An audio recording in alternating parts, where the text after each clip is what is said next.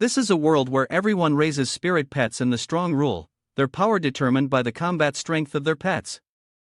Suddenly, this young man finds himself transported to this world of pets. Aside from inhabiting the body of a good-for-nothing, who harasses his younger sister, Suing considers himself lucky to own a pet store and eagerly follows directions to see what it's like. But upon arriving, he wasn't sure if shop was the right word, as it looked more like a junkyard. The outside was dilapidated and inside the pets were making a mess, creating a foul odor. Looking at this scene, Su Ping felt utterly hopeless. He thought he'd inherited some resources, but it turned out he was just cleaning up the mess left behind. As he was about to roll up his sleeves, someone kicked him hard from behind, sending him tumbling across the floor. "Who's there?" Suing growled, facing a man who looked like trouble. "Oh, have you already forgotten about your new customer? I've been waiting here for you for a week." Having no memory of this man, Suing assumed he was an enemy. But before he could respond, the man snarled again. 3 days. 3 whole days. I entrusted my windclaw to you, and you caged it with 10 lions. Do you know how brutal they are? Do you know what it's been through these past 3 days? After hearing this, Suing immediately understood the problem, and then he looked at the sickly windsickle, unable to help but lament that the original owner of this body was too immoral. Suing quickly tried to appease him. "I'm so sorry. I'll take care of your pet, and I won't charge you a dime." "As if I need your measly money." The man gritted his teeth and ordered his pet to attack. The creature, moments ago so weak, became incredibly ferocious at its master's command. Before Su Ping could fully grasp what was happening, the creature had circled behind him. Its tail, a sharp cold scythe, wrapped tightly around his neck. Feeling the coldness of the metal, Suing broke out in a cold sweat, cursing the original owner for being suicidal enough to provoke these people. "Let's talk this over. Can't we all just sit down and negotiate? How about this? I'll compensate you 3 times the amount." "Okay." Suing desperately tried to salvage the situation. "Ha! Make reparations. You turned my battle pet into a wet bear. How could you ever compensate for that?" The man retorted, his expression suddenly changing. "I've got it. I've suddenly thought of a great idea." He then ordered his dark sill to use its new move to blow away this pet store, restoring the prestige of his white dragon bloodline battle pet. Startled and helpless, Suing didn't know what to do as the Black Panther prepared to strike. Was he really going to lose everything? So soon after arriving as a transmigrator, there's no way he could be so useless as to not even have a battle pet. Just as he thought this, a dazzling light suddenly descended from the sky like lightning striking Suing. The delinquent and his windrock were both petrified, and at that moment, a virtual window appeared before Suing. "A suitable target has been found, commencing binding contract." Suing suspended. Finally settles. "That's right. You're a transmigrator. How could you not have a VIP system?" Then on the virtual window in front of him, a few lines of text appeared, binding him to the Roju store. Now, Suing was petrified. Why was the store being bound and not him? At first, Suing reacted that way because he thought he was bound to a useless system. But after the binding process was complete, the system announced that Suing was in a damage immune shop. So, at this moment, any attack is useless against him. Isn't that invincibility? Confused, Sup looked at his hands and muttered, "But isn't the shop supposed to be the target?" The system reading his thoughts replied, "Oops, forgot to mention. When the shop is bound, the owner is too." Su Ping was speechless. This system seemed rather unprofessional. With the completion of the system's binding process, space and time immediately returned to normal. The gangster and his dark wind wolf were no longer frozen, and the pet's attack was charging up again. But this time, Su Ping wouldn't stand idly by. Facing the pet's gaping maw, the simplest solution was to shut it. He moved like the wind, clamping its jaws shut. "You wanted to do what to my shop?" Suing glared, his voice cold. Hearing this, the dark wind wolf hound broke out in a cold sweat, able to only whimper pathetically. Swallow it. Suing spoke again. This time it's an order. And so the dark wind wolf, though humiliated, swallowed its attack and lay trembling on the ground, utterly defeated. Having dealt with the beast, Suing turned to its master, asking if he had any complaints about the shop's service.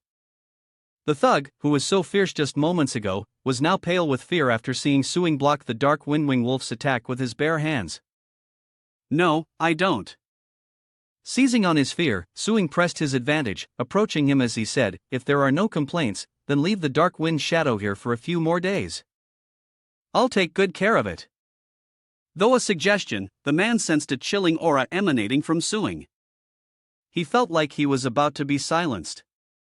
So without warning, both the dark windhound and its owner turned tail and fled. After they left, Suing received a new notification from the system stating that the store's danger had been resolved. So he received the authority to clean the store's state. Suing was very satisfied. It seemed that this system was quite delicate. He immediately used his authority and in an instant, his messy shop became spotless tidy and the floor was so clean you could see your reflection. Suing curiously began to wander around the shop to inspect it.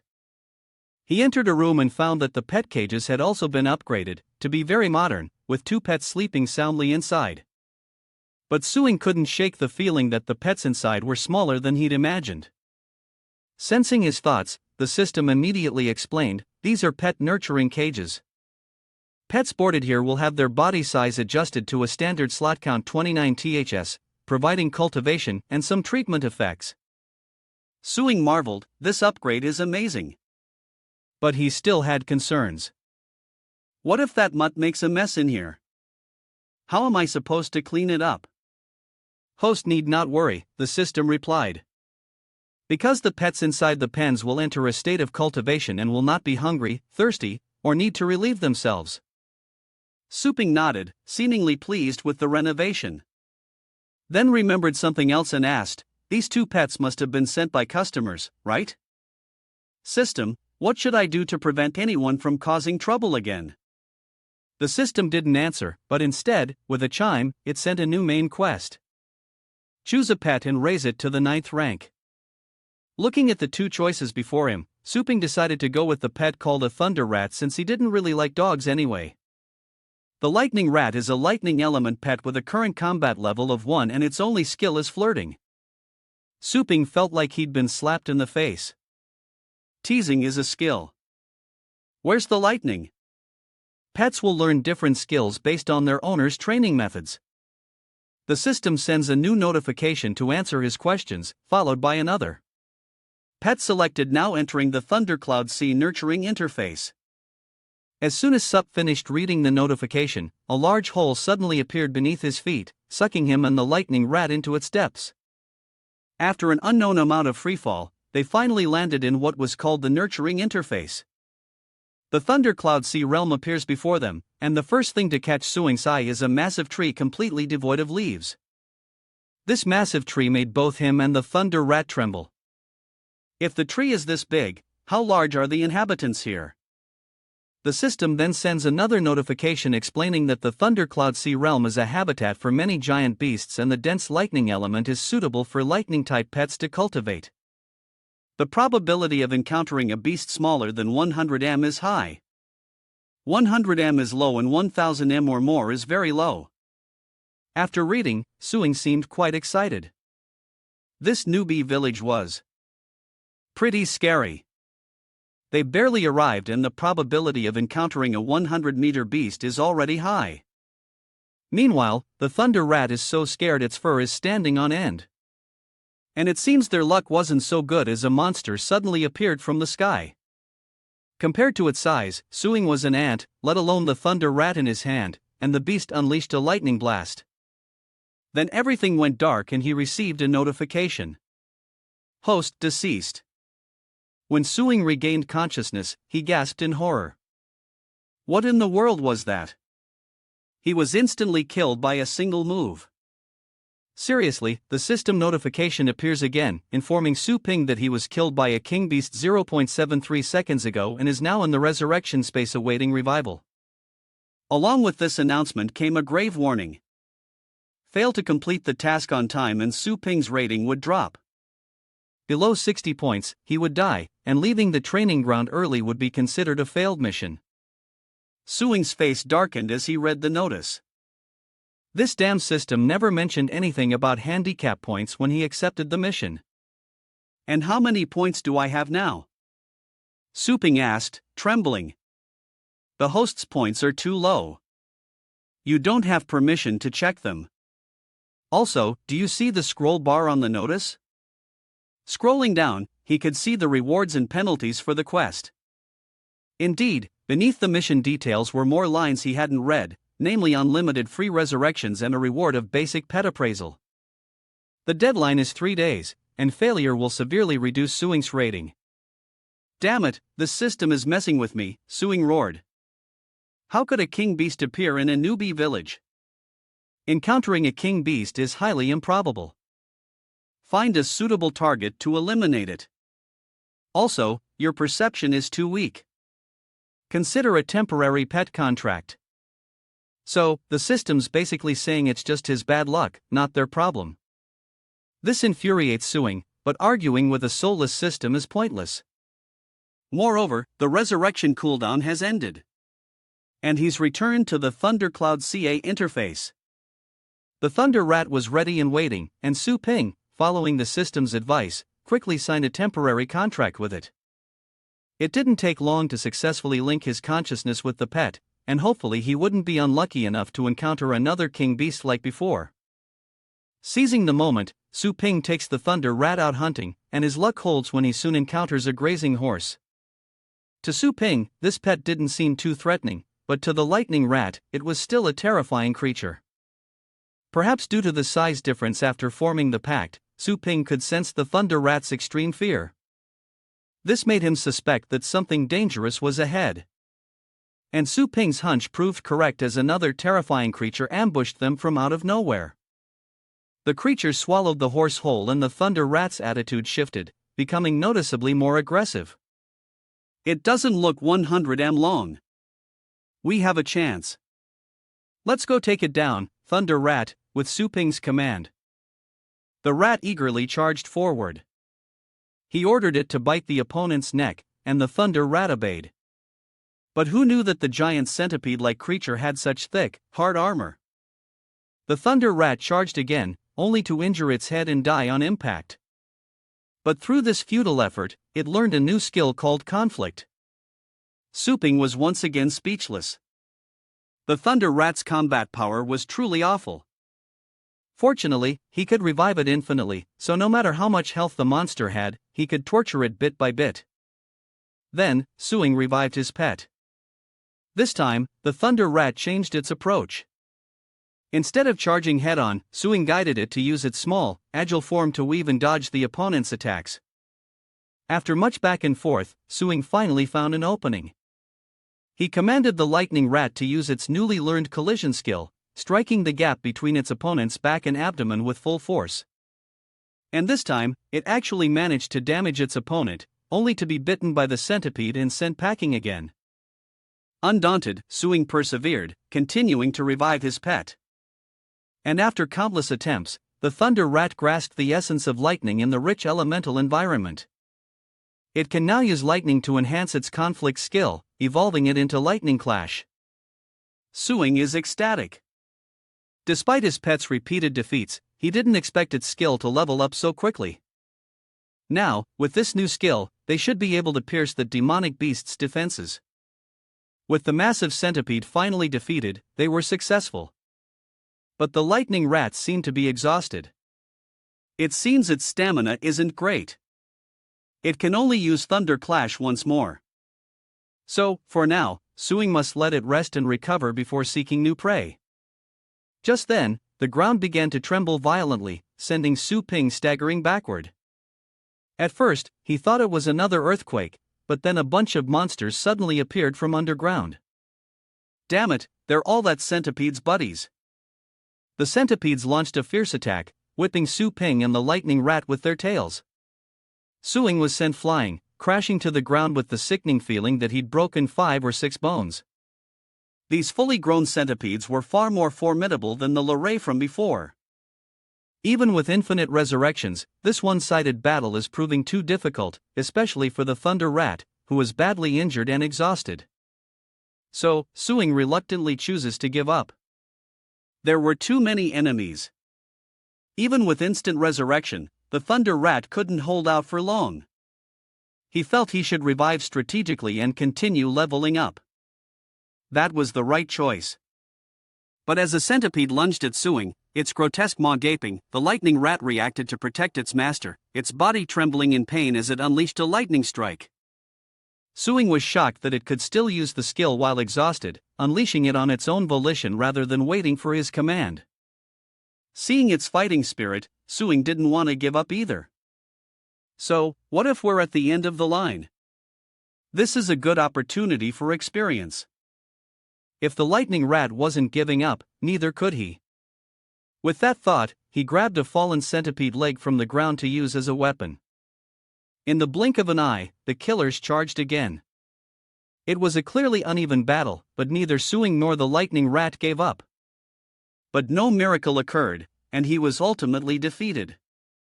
Both Su-ing and the lightning rat were randomly resurrected elsewhere, escaping the centipede's pursuit. Even after being resurrected, Su-ing was exhausted. As he pondered this, the system sent a notification explaining why. Even after being revived, Su Ping still bore a portion of the mental burden. His mental strength was too low, and being revived so many times in such a short period left him exhausted. The system advised him to focus on training his mental strength while improving his combat power. So that's the reason, Su-ing muttered, then plopped back down. Even the best wheels can't run on flat tires. Looks like he still needs to whip this body into shape before he could rest. Su Ping noticed the Thunder Rat standing up looking extremely tense. Hearing this, Su Ping stood up looking around. If the Thunder Rat was reacting like this, could there be an enemy nearby? It was then that Su-ing noticed strange-looking soil tendons all around them. And just as he did, the ground suddenly cracked open. Instinctively, Su-ing and the lightning rat tumbled backward. The beast that emerged was less than 10 m in size, but when it opened its mouth, it spat out a potent acid that could instantly dissolve flesh. Su-ing adjusted himself, then asked the lightning rat to go all out to show their opponent how much they'd grown. They struggled for a long time, taking down countless beasts, piling up their corpses, and Su-ing finally completed the mission. He and the lightning rat lay panting at the top of the mountain of source beasts' corpses. But what truly astonished Su-ing was that the lightning rat had just learned the legendary thunder-type ultimate skill, Flickering Thunder. Shadow Star techniques are divided into 6 ranks. Based on combat power, and the higher the rank, the greater the power of the technique. Among the myriad of techniques, some come from ancient times and are called ultimate techniques. These legendary secret techniques were thought to be lost only to be mastered by the most gifted astral pets. And this tiny lightning rat somehow managed to learn one. The lightning cloud sea contains highly pure lightning elements. And after countless attacks, the lightning rat has unlocked its potential and learned a unique skill. The system sends new notes to explain Su-ing's questions. Oh, so that's it. Alright, take me back now. I'm completely drained, Su-ing muttered weakly as the system initiated a shutdown, closing the nurturing interface. As Su-ing was about to be disconnected from the Thundercloud Sea realm, the temporary link between him and the lightning rat was also severed. Su-ing closed his eyes, utterly drained. Meanwhile, back in the real world, the final selection round for the Star Pet team is underway. An annual competition held at Phoenix Mountain Academy in Jiang City. The students in this competition all hope to become pet masters and join the earliest reclamation team. As in previous years, there are a few names that have garnered great expectations, such as Yo, Zhang Shuhan, and Zhang Xiao. Among the crowd that day was a red-haired girl sighing incessantly, Su Yenying, a third-year battle pet master from Phoenix Mountain Academy. Like many others, Su Yenying also hoped to achieve great things. But for some reason, she faced potential champions in the previous 2 rounds.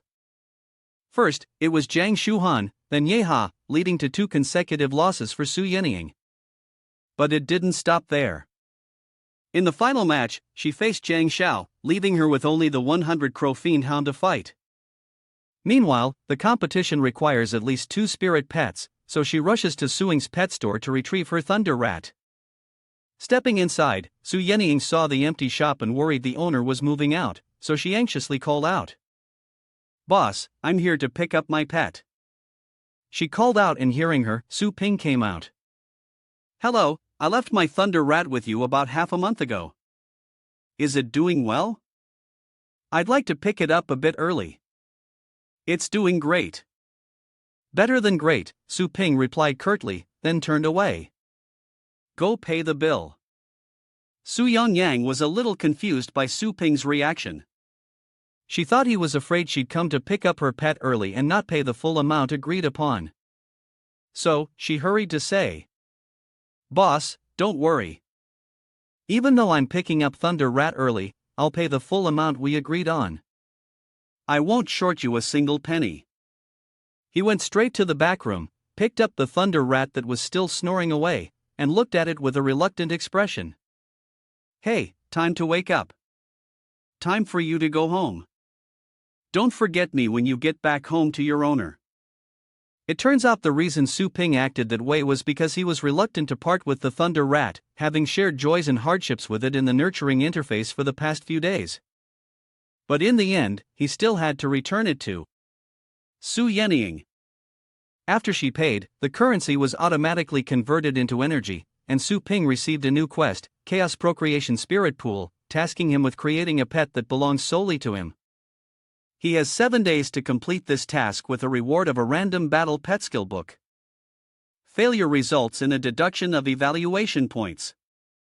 If his score doesn't meet the standard, Su Ying will be logged out of the survival server. The system also suggests he can buy an awakening solution in the store to become a pet warrior. Su Ying's heart skipped a beat. The thought of becoming a pet warrior filled him with excitement, and he immediately opened the system store interface. According to the system, this shop exists within his consciousness. He can access it at any time just by thinking about it.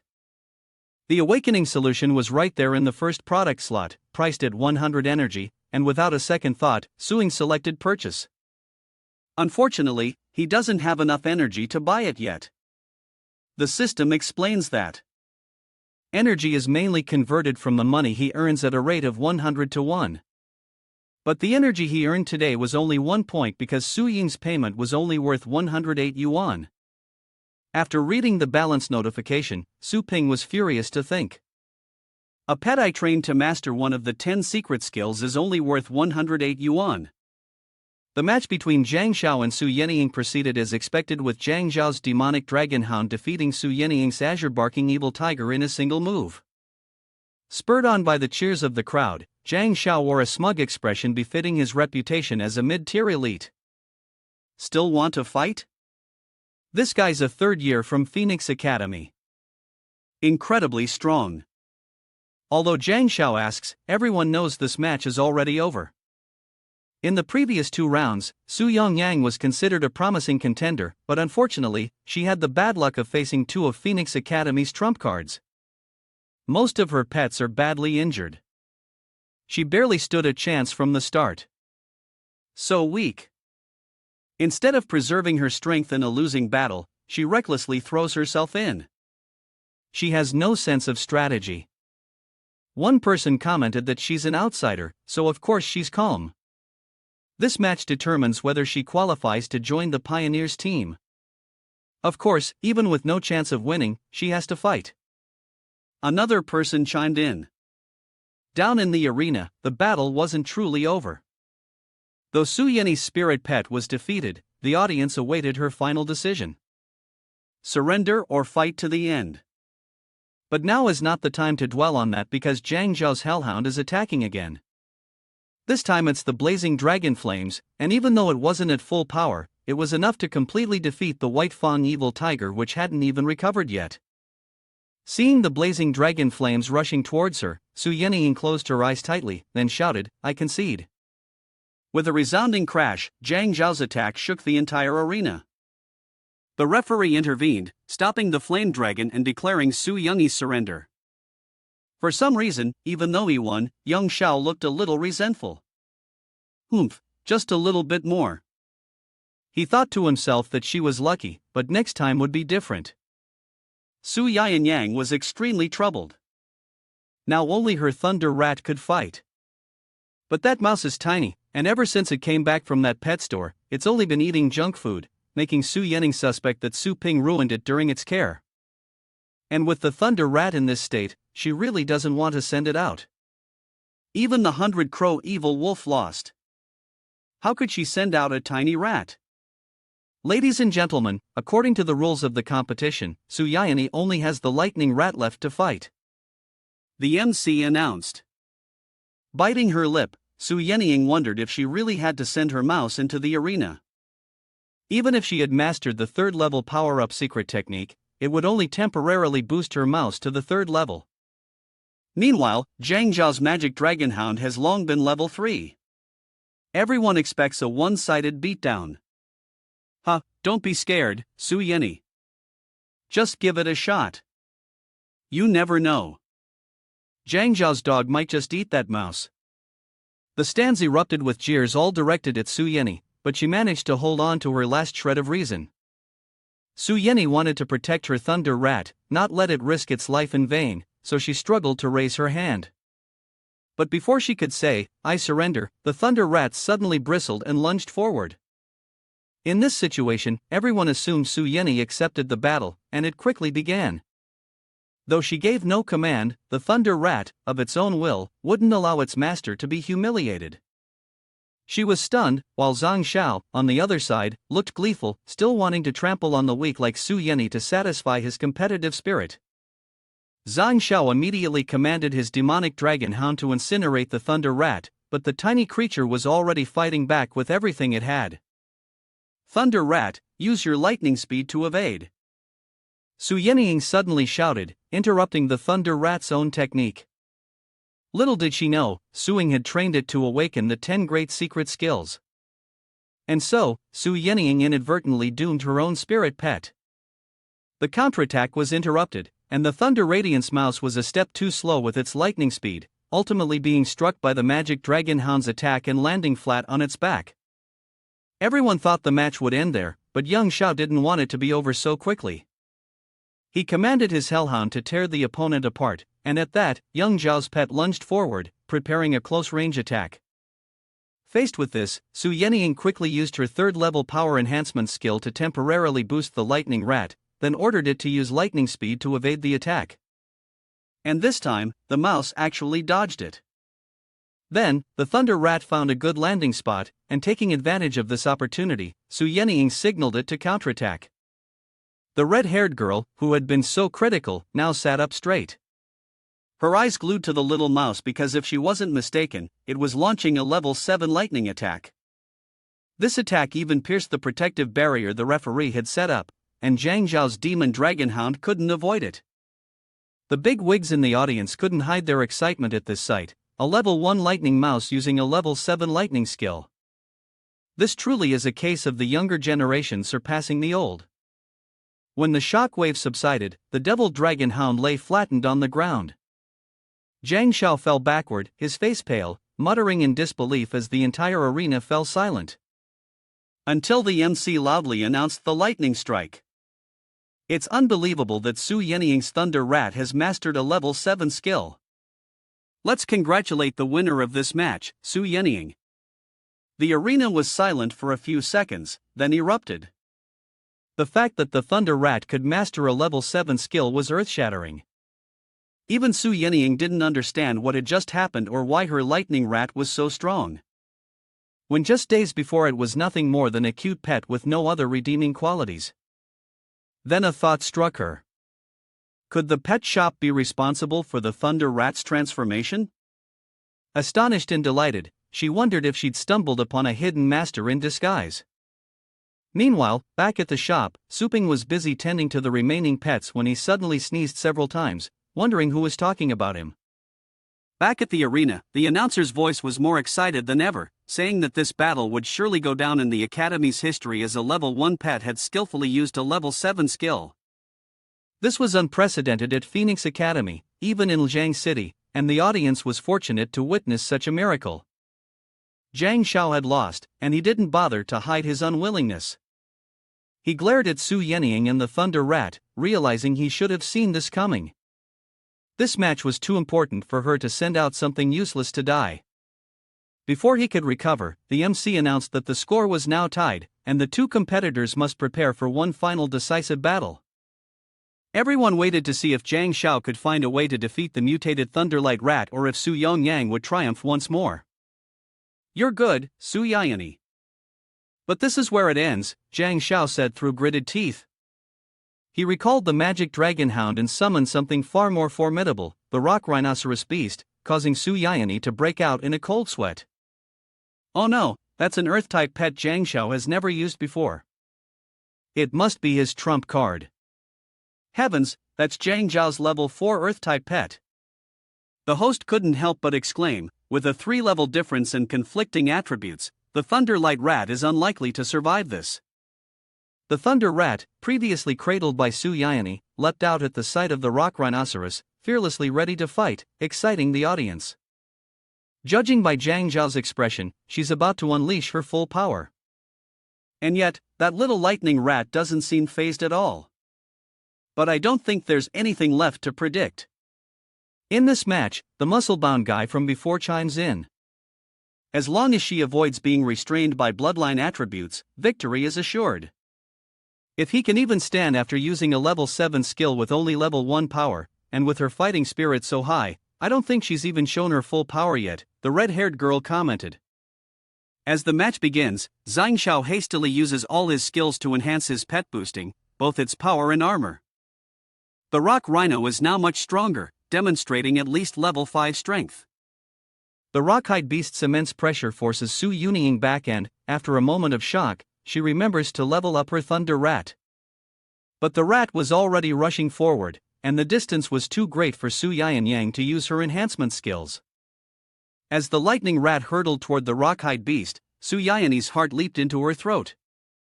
Everyone thought she'd made a fatal error by engaging the beast before empowering her pet. "Damn rat, let my rock rhino crush you," Zhang Xiao hissed. Under its control, the rock-hide beast raised its right leg high, then stomped down with force. Everyone thought the Thunder Rat would be crushed into a thin paste. But unbelievably, the Thunder Rat split into 2 bolts of lightning, dodging the rock-hide beast's stomp, Thunder Shadow image. The spectators stared in disbelief. How could this be? Their shock stemmed from the fact that Lightning Shadow Doppelganger was yet another 7th rank skill. This time, they no longer believed Su Yanying was lucky. Instead, they began to consider how to bring her into their own teams. Below the form. After dodging the attack with Thunder Shadow, the Lightning Rat didn't rush to attack the Rock Beast, but instead slipped past it and charged straight towards Zhang Xiao in the rear. All actions taken spontaneously, not directed by Su Yanying. It remembered Su Yanying's teaching, strike where the enemy is weakest and eliminate the weak to cripple their strength. Zhang Xiao never saw it coming. Seeing the Thunder Rat charging ferociously, he finally activated his Thirtle Star Shield skill, creating a barrier in front of him. But how could a Thirtle skill stand against the Thunder Rat's 7th level, Thunderclap? Zhang Xiao's Star Shield shattered before it could fully activate. The entire arena shook from the Thunder Rat's attack, and a massive crater appeared in the ground. Everyone held their breath, waiting to see if Zhang Xiao could retreat safely. And the answer is no, as Feng Xinyao is forced to intervene, grabbing Zhang Xiao with his feet and flying him to safety, while Zhang Xiao himself appears to have lost consciousness. And so, Su Yongyang wins the match, eliminating the Su Tartars, the tournament's number 1 seed, and advancing beyond the qualifiers. The crowd that once cheered for Zhang Xiao now roars Su Yanyang's name, their enthusiasm overwhelming her. Even after winning, Su Yanyang felt like she was still dreaming, as her Lightning Rat had learned 2 Tier 7 skills. After it used thunderous residual image, she was even more certain that this unexpected effect was due to that pet store. And that the owner was truly an unfathomable master. Meanwhile, back at Suping, he was completely unaware of the earth-shattering battle fought by the lightning rat he trained. All that occupied Suping's mind was the headache of earning 10,000 yuan in 7 days to complete his mission. Relying solely on pet-sitting income is impossible. He needs another way, but the system only allows the shop to offer 3 services: pet-sitting, rentals, and food sales. The first option, pet-sitting, only brings in 10 points per hour, as he only has 2 pets, and they're both worthless. The second option, pet rentals, is impossible since he doesn't own any suitable pets. Lastly, he could sell pet food, but he'd have to gather it himself from the training grounds and price it based on quality. Can pet food be gathered in all cultivation areas or only in dangerous areas like the Thundercloud Sea? Suping asked. The entire nurturing area has it. Thundercloud Sea realm is just one of countless high-level nurturing areas. Furthermore, the higher the level of the area, the greater the chance of collecting rare food, the system explained. To make matters worse, Suing realizes this training mission was issued 3 days ago, and he's wasted 3 days of gathering resources in a highly training area by focusing solely on training the lightning rat. This just won't do. Suing has made up his mind. He must become a battle pet master within 3 days.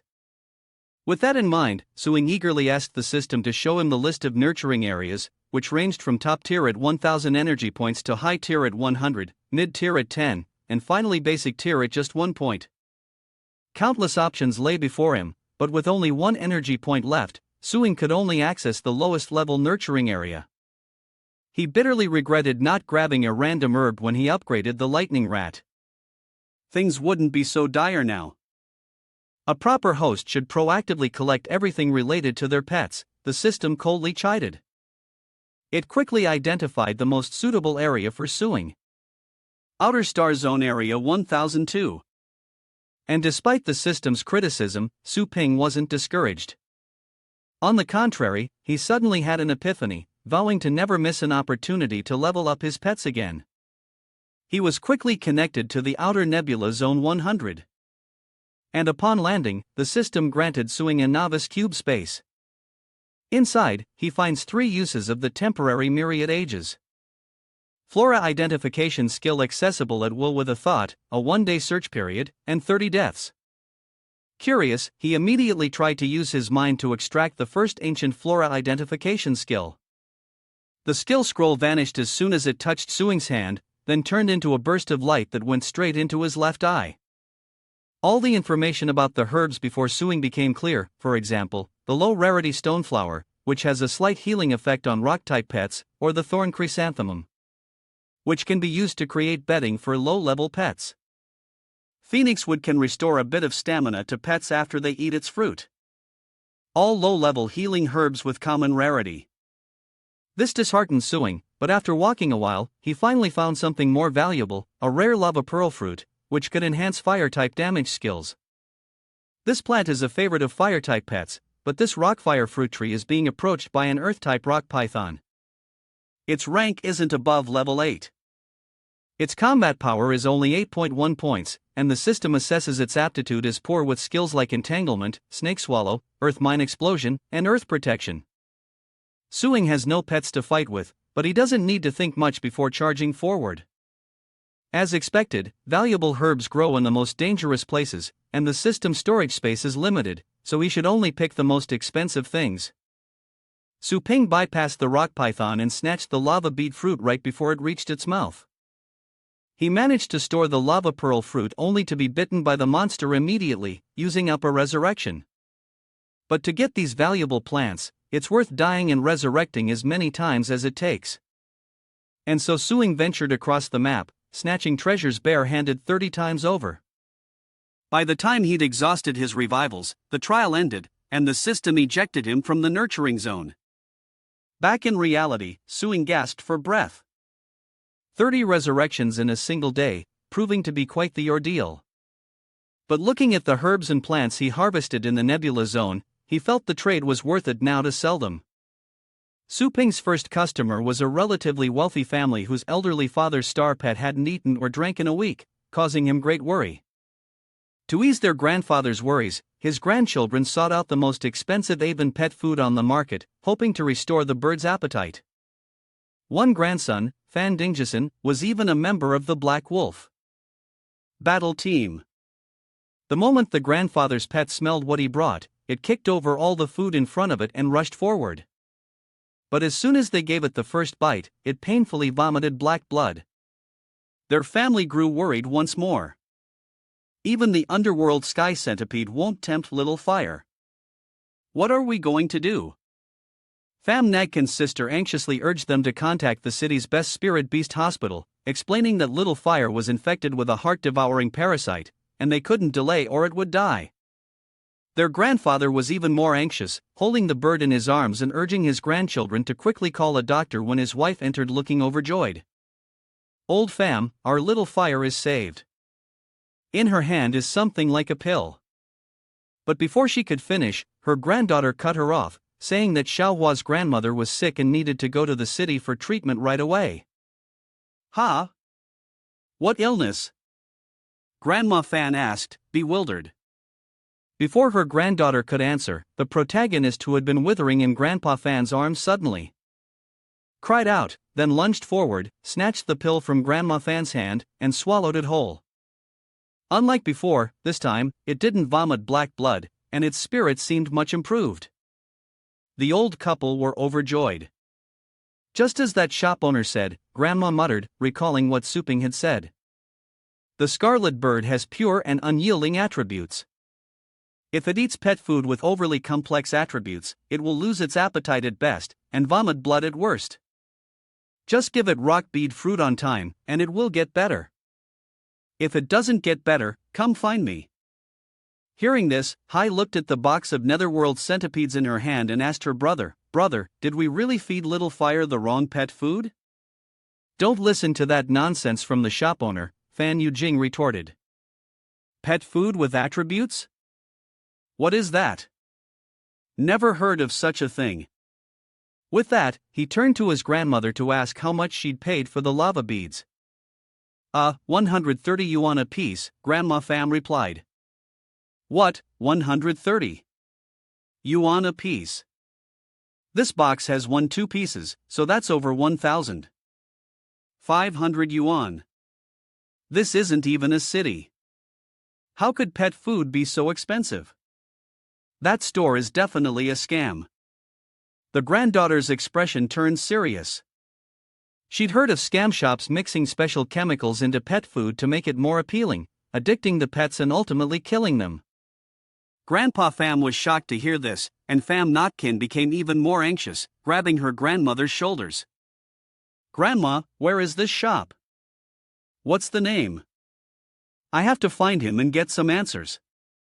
What was his name again?"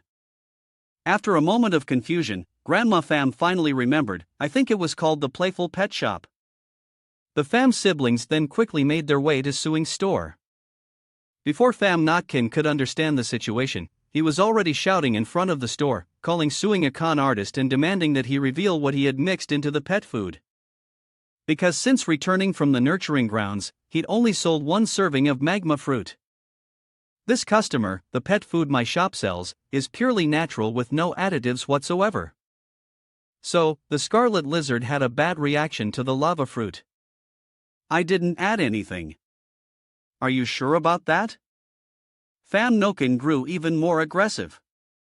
"If your products are fine, why is my picky pet suddenly eating them non-stop?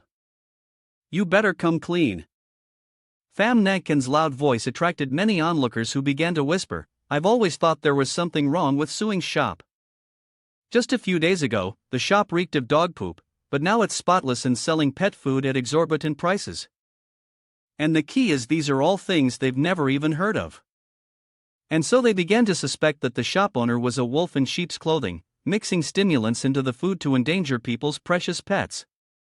Inside the Pham Nagkin, brothers were still arguing fiercely with Suing. "Let's not waste words with him, brother. Have your friend from the Pet Food Association come investigate this scam," the sister Hanho spoke up. Bin, who had been sitting quietly at the counter, suddenly stood up when he heard the word black, his face darkening as he asked, "You dare call this place black? Don't make accusations without proof. If you have a problem, show me the evidence." Panicked, Pham Ngoken's sister falls backward, completely overwhelmed by the sudden shift in Suing's demeanor. Seeing this, Pham Ngoken swung his hand and rushed forward. "How dare you touch my sister? Do you have a death wish?" With his overwhelming physique, the man aggressively choked Suing, who didn't even bother resisting. Suddenly, a great force acted on Pham Ngoken's hand as if each of his fingers were broken and deformed, causing immense pain. As for Suing, the current situation escalated, prompting the system to issue a new temporary quest. His pet shop has been unfairly smeared, and his mission is to prove its innocence, to prove that his pet food is safe, and to defend his honor. The penalty for failure is a deduction of 10 points, and even without the enticing reward. The punishment alone forces Su Ping to clarify the situation. Otherwise, he'd not only lose points, but also affect future customers. So, despite his anger, Su Ping forces himself to calm down and speak. "Everyone, please quiet down. I guarantee that our pet food is absolutely safe. If you all doubt us so much, then I'll just have to show you what we're capable of." The crowd erupted in scornful laughter. "Ha! Now he's going to show off his talent. He's finally showing his true colors. Yeah, you should just close up shop and get your act together." They started shouting, demanding, Su Ping, close the store, giving him a headache. Finally unable to take it anymore, Su Ping shouted, "Silence." The pressure he exerted was so great that the crowd actually fell silent, no one daring to utter a word. Then, Su Ping grabbed a jar full of azure fruits from the shelf and asked if anyone had a low-level water-type pet. Coincidentally, Fan Yujing's younger sister had a pet that fit the bill. At Su Ping's urging, she reluctantly summoned it. A first-level water-spraying beast with pathetic combat power, poor aptitude, and skills limited to water jets and cleansing bubbles. Carrying a blue origin fruit, Suing approached, leading Fan Yujing to believe he was trying to poison his pet. So, he anxiously blocked the way, but Suing simply ignored him. He crouched down to the water-spraying beast's eye level, saying, "This is a blue origin fruit. Feed it this and you'll know if my shop's food is low quality."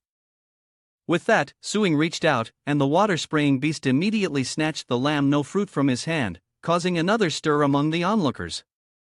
What's a lamb new in fruit? Has anyone ever heard of it? No, but it looks like a blue origin fruit from a transcendent pet store. It's just something to help pets with constipation. Ha ha. Not long after consuming the azure fruit, the water-spraying pet began to act strangely, alarming the Pham Kin brothers, who feared something was wrong. But when a dazzling blue light burst from the pet, they immediately changed their minds. The weakling had actually advanced to the second level, its combat power rising from level 1 to mid-level 1. Suing breathed a sigh of relief. He'd used appraisal to see that the azure origin fruit could level up low-level water pets. And now that he'd witnessed it, it seemed the information wasn't false. However, the water-spraying beast only gained 1 level, and its combat power only increased by 1 tier. Its aptitude is indeed worrying. When a pet's level increases, its battle power is also slightly supplemented. The smaller the increase, the worse the pet's aptitude. Pet bloodlines are also divided into classes, indicating the level of natural combat prowess a pet can achieve as it matures. For example, a third-class water-spraying beast will naturally grow to a third-class combat power upon reaching adulthood, even without focus training. However, further training is required to enhance its combat power beyond that. The crowd stared at the newly evolved water pet, their jaws dropping in astonishment. It really evolved. Is it that easy now? This scene left Fan Yujing speechless, his mind racing. Judging by the water beast's appearance, he was almost certain it had successfully leveled up. However, based on Pham Nin's knowledge, treasures that could help pets level up only appeared in the Federation's reclamation warehouse. If Suing really possessed such things, his background would be quite terrifying. It really leveled up. His sister crouched down, picked up her pet, and continued to question Su Ping with a suspicious tone. "You didn't secretly switch out my pet, did you?" Before Suing could answer, Fan Yujing rushed over, pressed his sister's head down in a 90 bow, and hurriedly apologized to Suing. "We apologize for our disrespect. Please forgive us." After a moment of silence, Suing coldly responded, 8,700 yuan for one. "I must be terrible at business." "Yes, yes." Fan Yujing quickly agreed, urging his sister to pay up a treasure that could help a pet ascend a rank. For only 8,700 was a steal. Not only Fan Yujing felt that way, but even Suing felt that the herbs he risked his life to harvest were being sold too cheaply. Shang Suing resorted to coaxing the Fan siblings into buying more herbs to make money, explaining that the sister's water-type beast had poor aptitude and needed the 7-colored Buddha heart leaf to improve. Furthermore, the crimson spirit sparrow needed to consume lava beads long-term to fully recover. "So, I recommend you buy more." Of course, though, he wanted to make money. Everything Suing said was true. And because it sounded so reasonable, Fan Yujing nodded furiously and urged his sister to pay. Seeing this, others were eager to buy as well. If it could really help their pets level up, the price wasn't too high. And so that day, Suing's shop, which had been suffering from a bad reputation, suddenly became incredibly popular. After a busy day, he earned 31,560 credits, which the system automatically converted into 315 energy points. Furthermore, having completed the temporary quest and cleared his shop's name, Su Ping received a reward, one chance to enter a cultivation area of any level within 5 days. But he wasn't thinking about that just yet. Because Su Ping now has enough money to buy the awakening solution. He quickly opens the store, spends 100 energy points to exchange for that tiny bottle of potion, and drinks it all in one gulp. The potion tasted like water, but after drinking it, Su Ping experienced an indescribable sensation. His entire body felt like it was about to explode. Though the sensation passed quickly, it was quite the experience, and now he has officially become a pet warrior. Just then a fly buzzed by, and incredibly Suing caught it with his bare hand. It seems this is a battle pet master's incredible reaction ability far beyond that of ordinary people. The system detecting that Suing has 215 energy points remaining suggests upgrading the Chaos Nurturing Pond. The Level 1 Chaos Nurturing Pond requires 10 energy points per use with a low chance of failure, a small chance of birthing a low-level blood beast, and an extremely small chance of birthing a mid-level blood beast. Meanwhile, upgrading the Chaotic Nurturing Pond to Level 2 requires 100 energy points, and has a low chance of failure, as well as a chance to produce low-level common bloodline pets, a small chance to produce mid-level common bloodline pets, and an extremely small chance to produce high-level common bloodline pets. Having read this, Suing knew exactly which one to choose. Why save 90 points just to pick level 1 when the best he could hope for was a mid-tier pet? So, Su Ping spends 100 points asking the system to create a level 2 Chaos Nurturing Pond for him. Success or failure is in this moment. Taking a deep breath, Su Ping pressed the incubation button, hoping to create a high-level pet on his first try. With a bang, a pillar of light shot down from the sky. The Chaos Nurturing Pond was shrouded in a smoky haze, and Suing's curiosity grew as his senses were temporarily dulled. What pet will he summon? Suing held his breath, waiting. But waiting for him was a little skeleton, a low-grade demon-type pet with poor aptitude and the lowest of its kind. Perhaps only the useless would be forced to keep it. Suing was speechless with anger. He spent 100 energy points to get this. Talk about bad luck. The first pet fostering mission is complete, and Suing receives a random pet master skill book as a reward.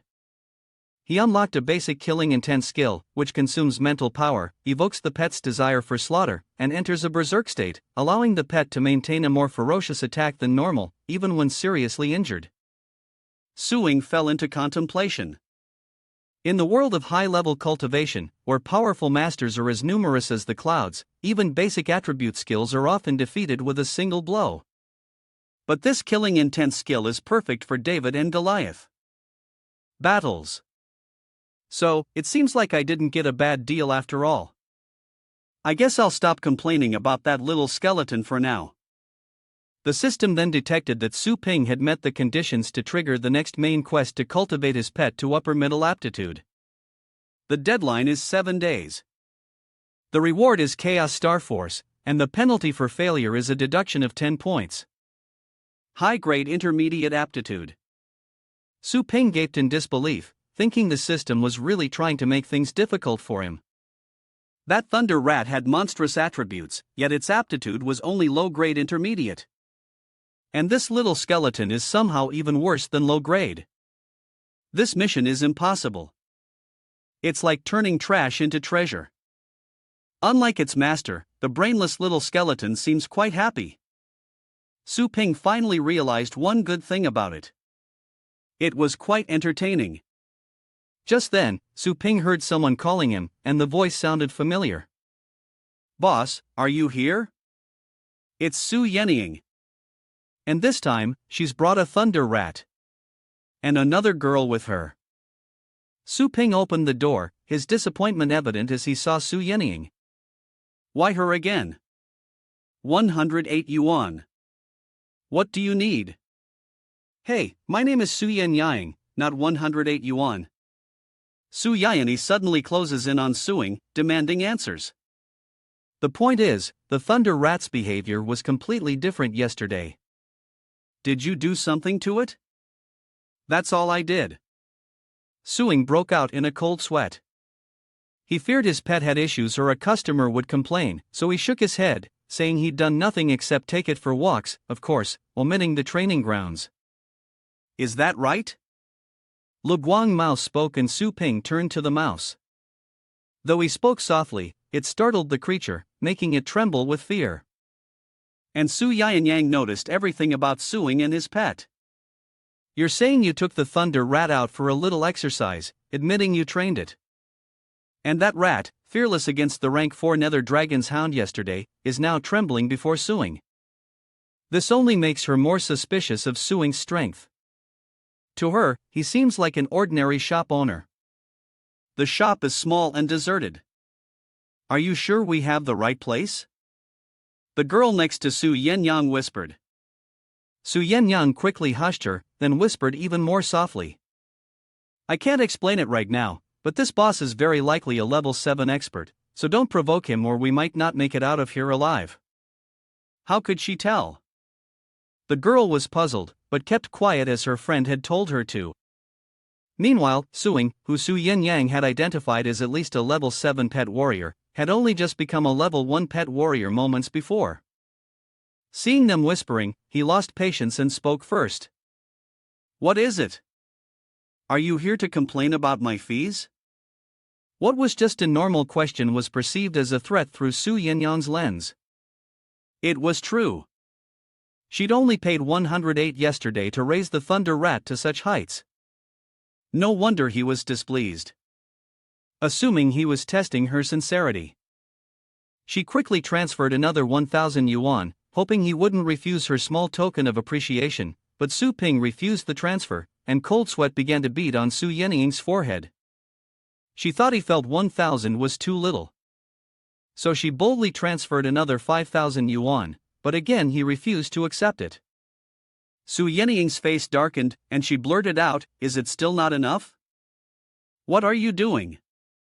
Why are you sending money like this?" Seeing this, her friend was puzzled. "Yue, help me out. This is really important to me." Realizing the situation, her friend immediately transferred more money to her. Because for Su Yenying, getting to know a hidden master like Su Ping was a rare opportunity.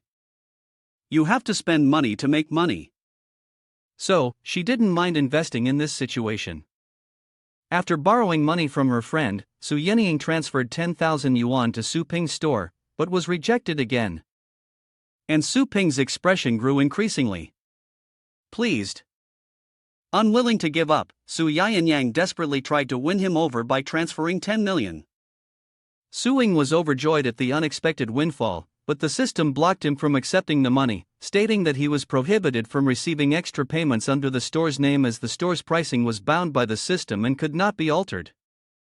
So, for the fourth time, Su Yang was rejected and she was on the verge of tears. We were blind. Name your price, Grade 1. Su Ping was furious, regretting the money, but had to act like a gentleman and replied, "Please don't. It's really not necessary. Just tell me what's wrong." Su Yang was moved to tears by his words, never expecting Su Ping to ask for nothing in return. She couldn't believe there was someone so young, talented, and selfless. Since Su Ping had said so, Su Yang decided to be honest. She explained that she had a competition in 3 days, but all her other pets were seriously injured. So, her last hope was this lightning rat. That's why she wanted Su Ping to train it for 3 more days. The opportunity couldn't have come at a better time.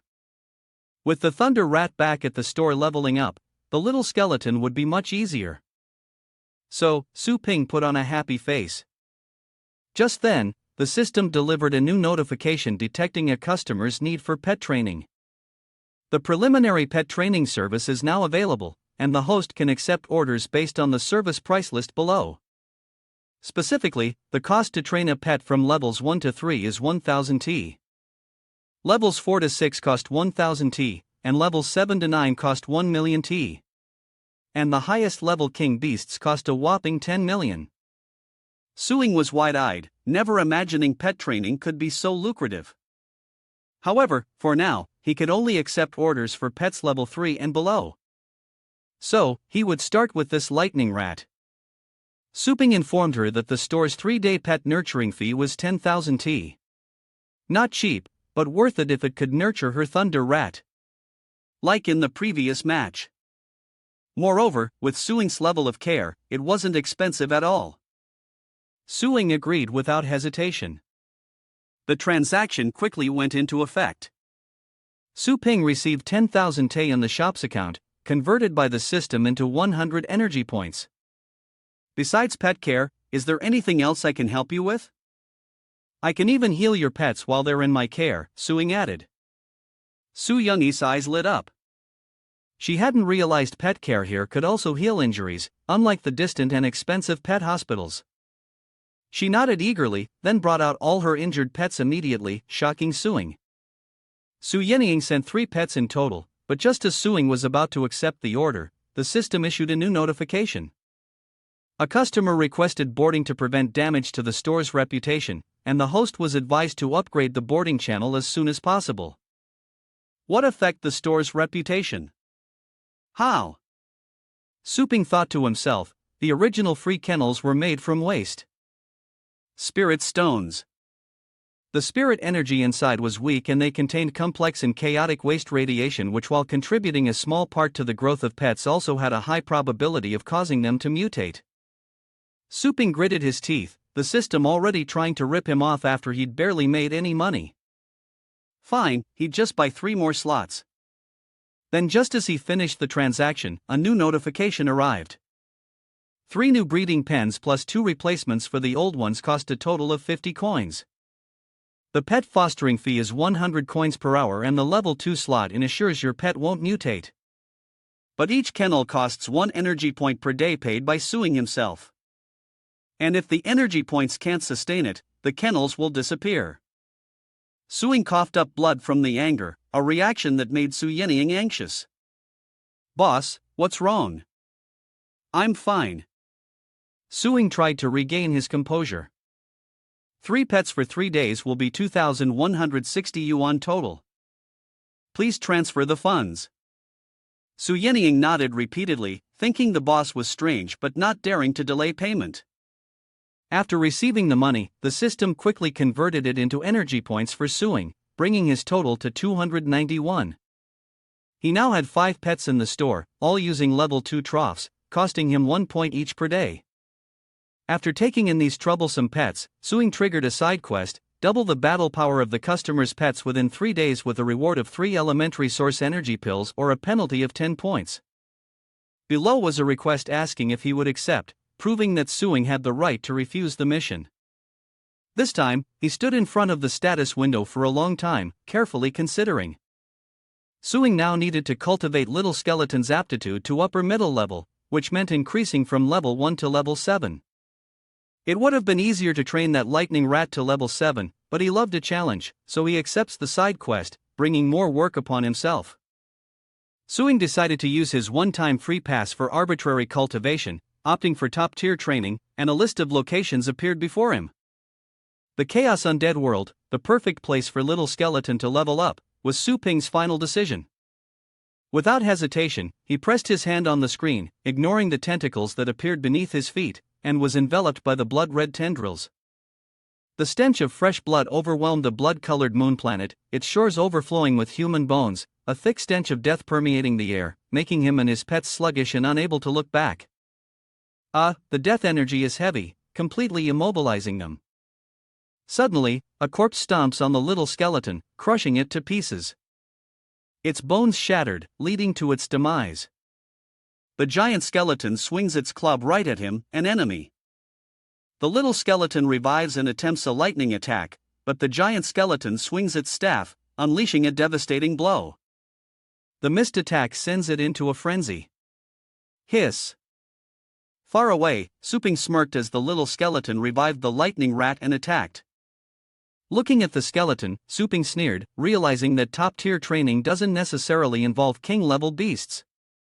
The monster attacking him is a 7th-ranked giant skeleton, a demon bat with poor aptitude, the reattachment skill, and the war howl.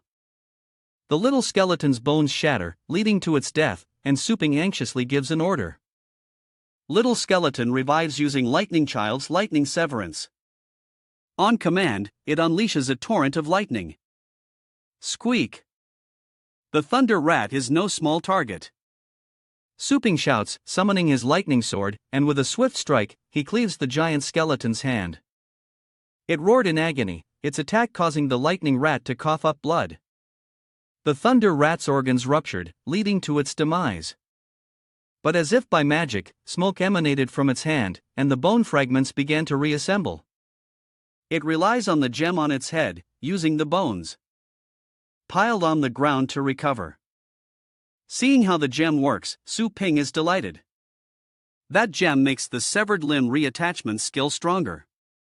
It seems to be a treasure. Once again, he commanded, and the lightning rat little skeleton was resurrected. Afraid of what happened before, the two clung tightly to his legs, and looking at them, Su Ping sighed in frustration. He teleports his hand.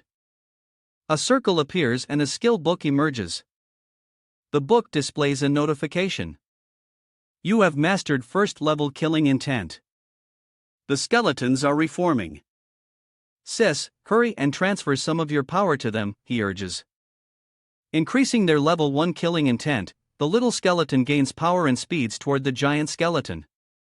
Seeing this, the competitive monster hastily strikes, causing the ground to collapse again.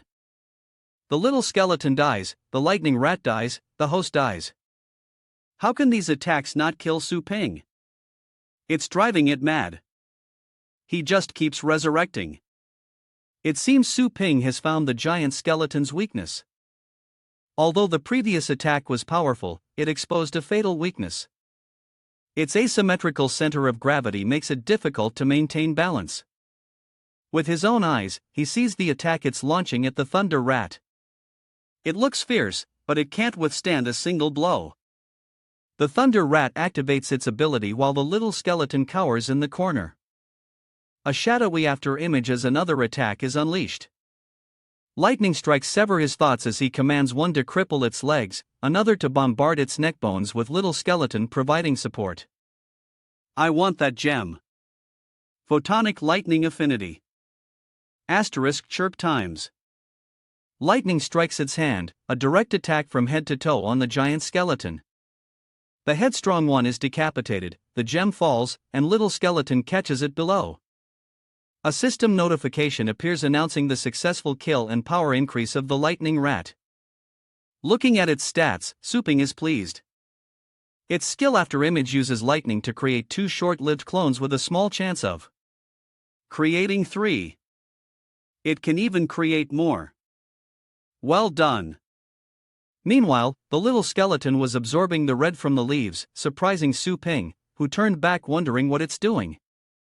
The system explained that this was a unique soul-sucking ability of a demon-type pet, allowing it to level up by absorbing the energy of its own kind. Moments later, the stone vanishes completely and the little skeleton is stronger than ever.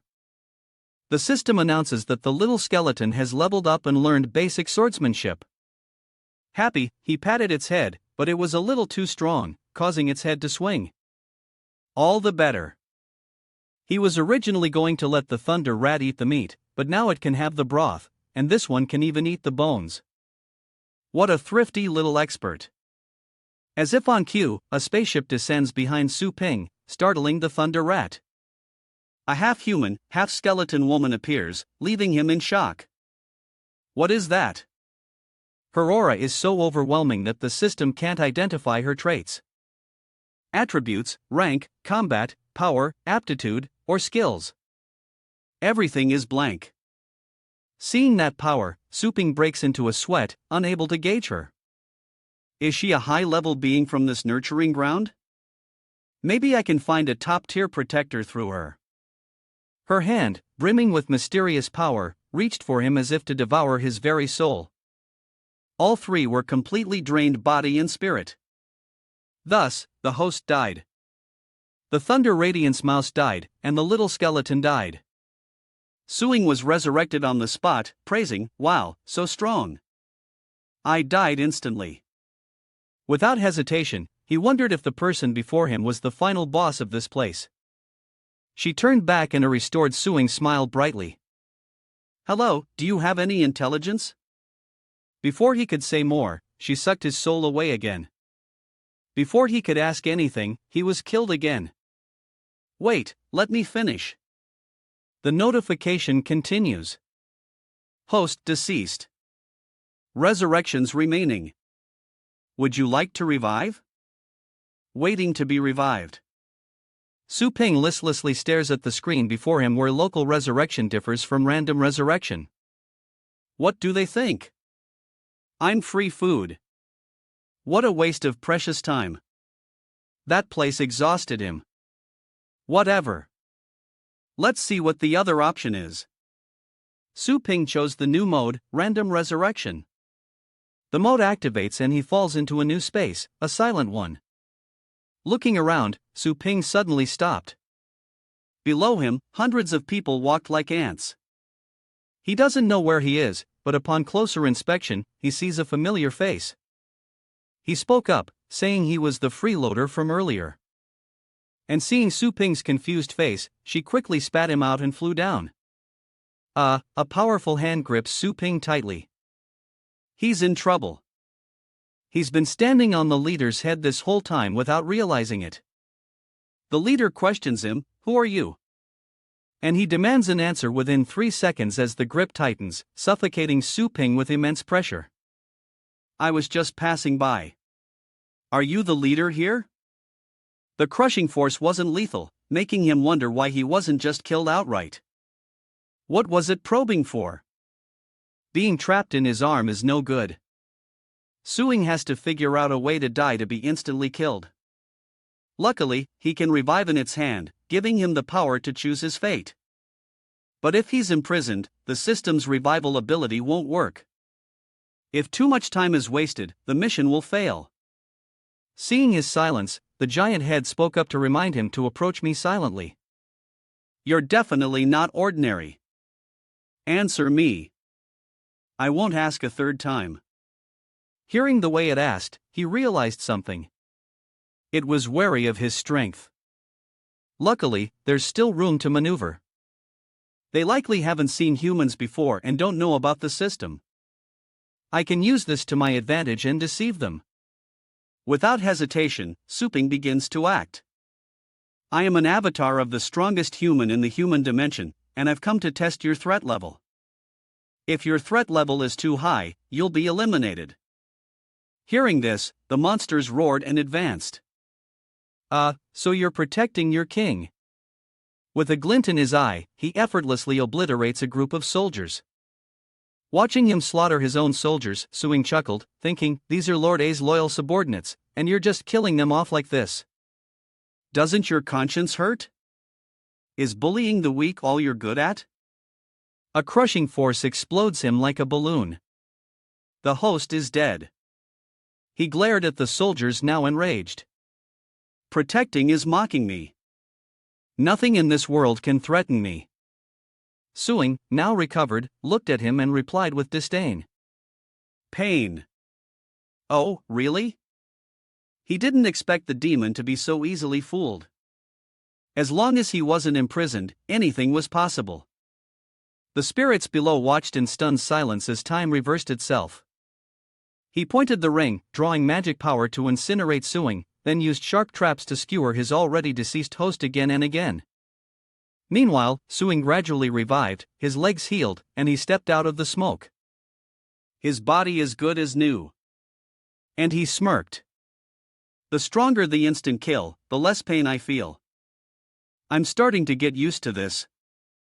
Seeing Su Ping resurrect again and again, the man's eyes turned bloodshot. To continuously reverse the flow of time in the underworld. Just what kind of terrifying being is this so-called intruder? The host has died. Resurrecting again, he sets his sights on the gem. That gem must be worth a fortune. He reaches for the ring containing the stone, determined to have it. Before vanishing completely, Su Ping snatched the gem, leaving the ring empty. He was shocked to realize that it was space-time teleportation. Enraged, he descends from his high position, roaring to think someone could wield two supreme laws simultaneously and that he would lose to him. The teleportation distance is within my search range. Who is it? Who could it be? The system announces a random resurrection selection. Back where he started, Su Ping breathed a sigh of relief. Did you think I'd just sit here and die? How naive. He acts tough, then runs away without a care. He raised his hand to revive the little skeleton, telling it to put down the stone and showing off, "Let me show you this treasure." Seeing the little skeleton happy, Suing grins widely like it. How could my pet only gnaw on bone fragments? He commanded it to absorb the stone, saying, the next battle would be its turn. Suddenly, a monster appeared out of nowhere, charging at them with a sinister look. But little skeleton acted first before it could even touch them. With lightning speed, it sliced through the basic swordsmanship monster. The system popped up announcing a successful kill. Battle power increased by 4, mission progress at 46%, 1 day remaining. The monster's head was severed, rolling towards another demon who stomped on it in a fit of rage, crushing it into pieces. This time it's an entire army of monsters, their bodies covered in deep purple wings spread wide and eyes gleaming with utter cruelty. Suing just smiled calmly and said softly to little skeleton, "Oh, so many experience points being delivered. Leave it to him." The little skeleton annihilated them in an instant. The system announces that little skeleton and lightning rat have reached level 6. Quest progress is at 94% and 14 minutes remain. Suing is exhausted from the relentless battle. These weaklings are too easy to defeat. But just then, a monster lying on the ground suddenly opened its eyes. Its cells multiplied endlessly, and it roared its body, rapidly regenerating like a cosmic black hole. It drew the corpses of nearby creatures toward itself, growing larger and larger as its missing parts were rapidly replaced.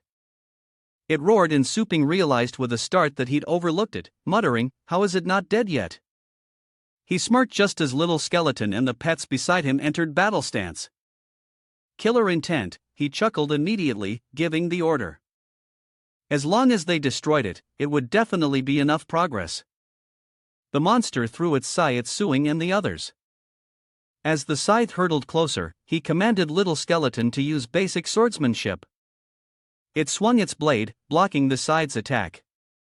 With its skills honed from recent battles, the young skeleton cleaved the scythe in two with lightning speed. The monster, now even more enraged, roared and glared at them, slamming its hands on the ground, instantly cracking the earth. Blue arms emerged writhing incessantly, trying to see Suing and his pets, hindering their movements. He exclaimed in shock, "What?" The system panel showed the quest progress at 94% with only 7 minutes left. time was running out.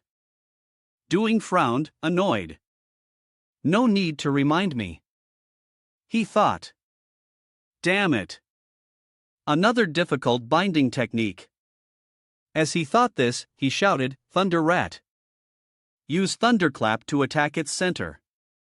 The Thunder Rat acknowledged the order. Chirp instantly blue electricity radiated around it.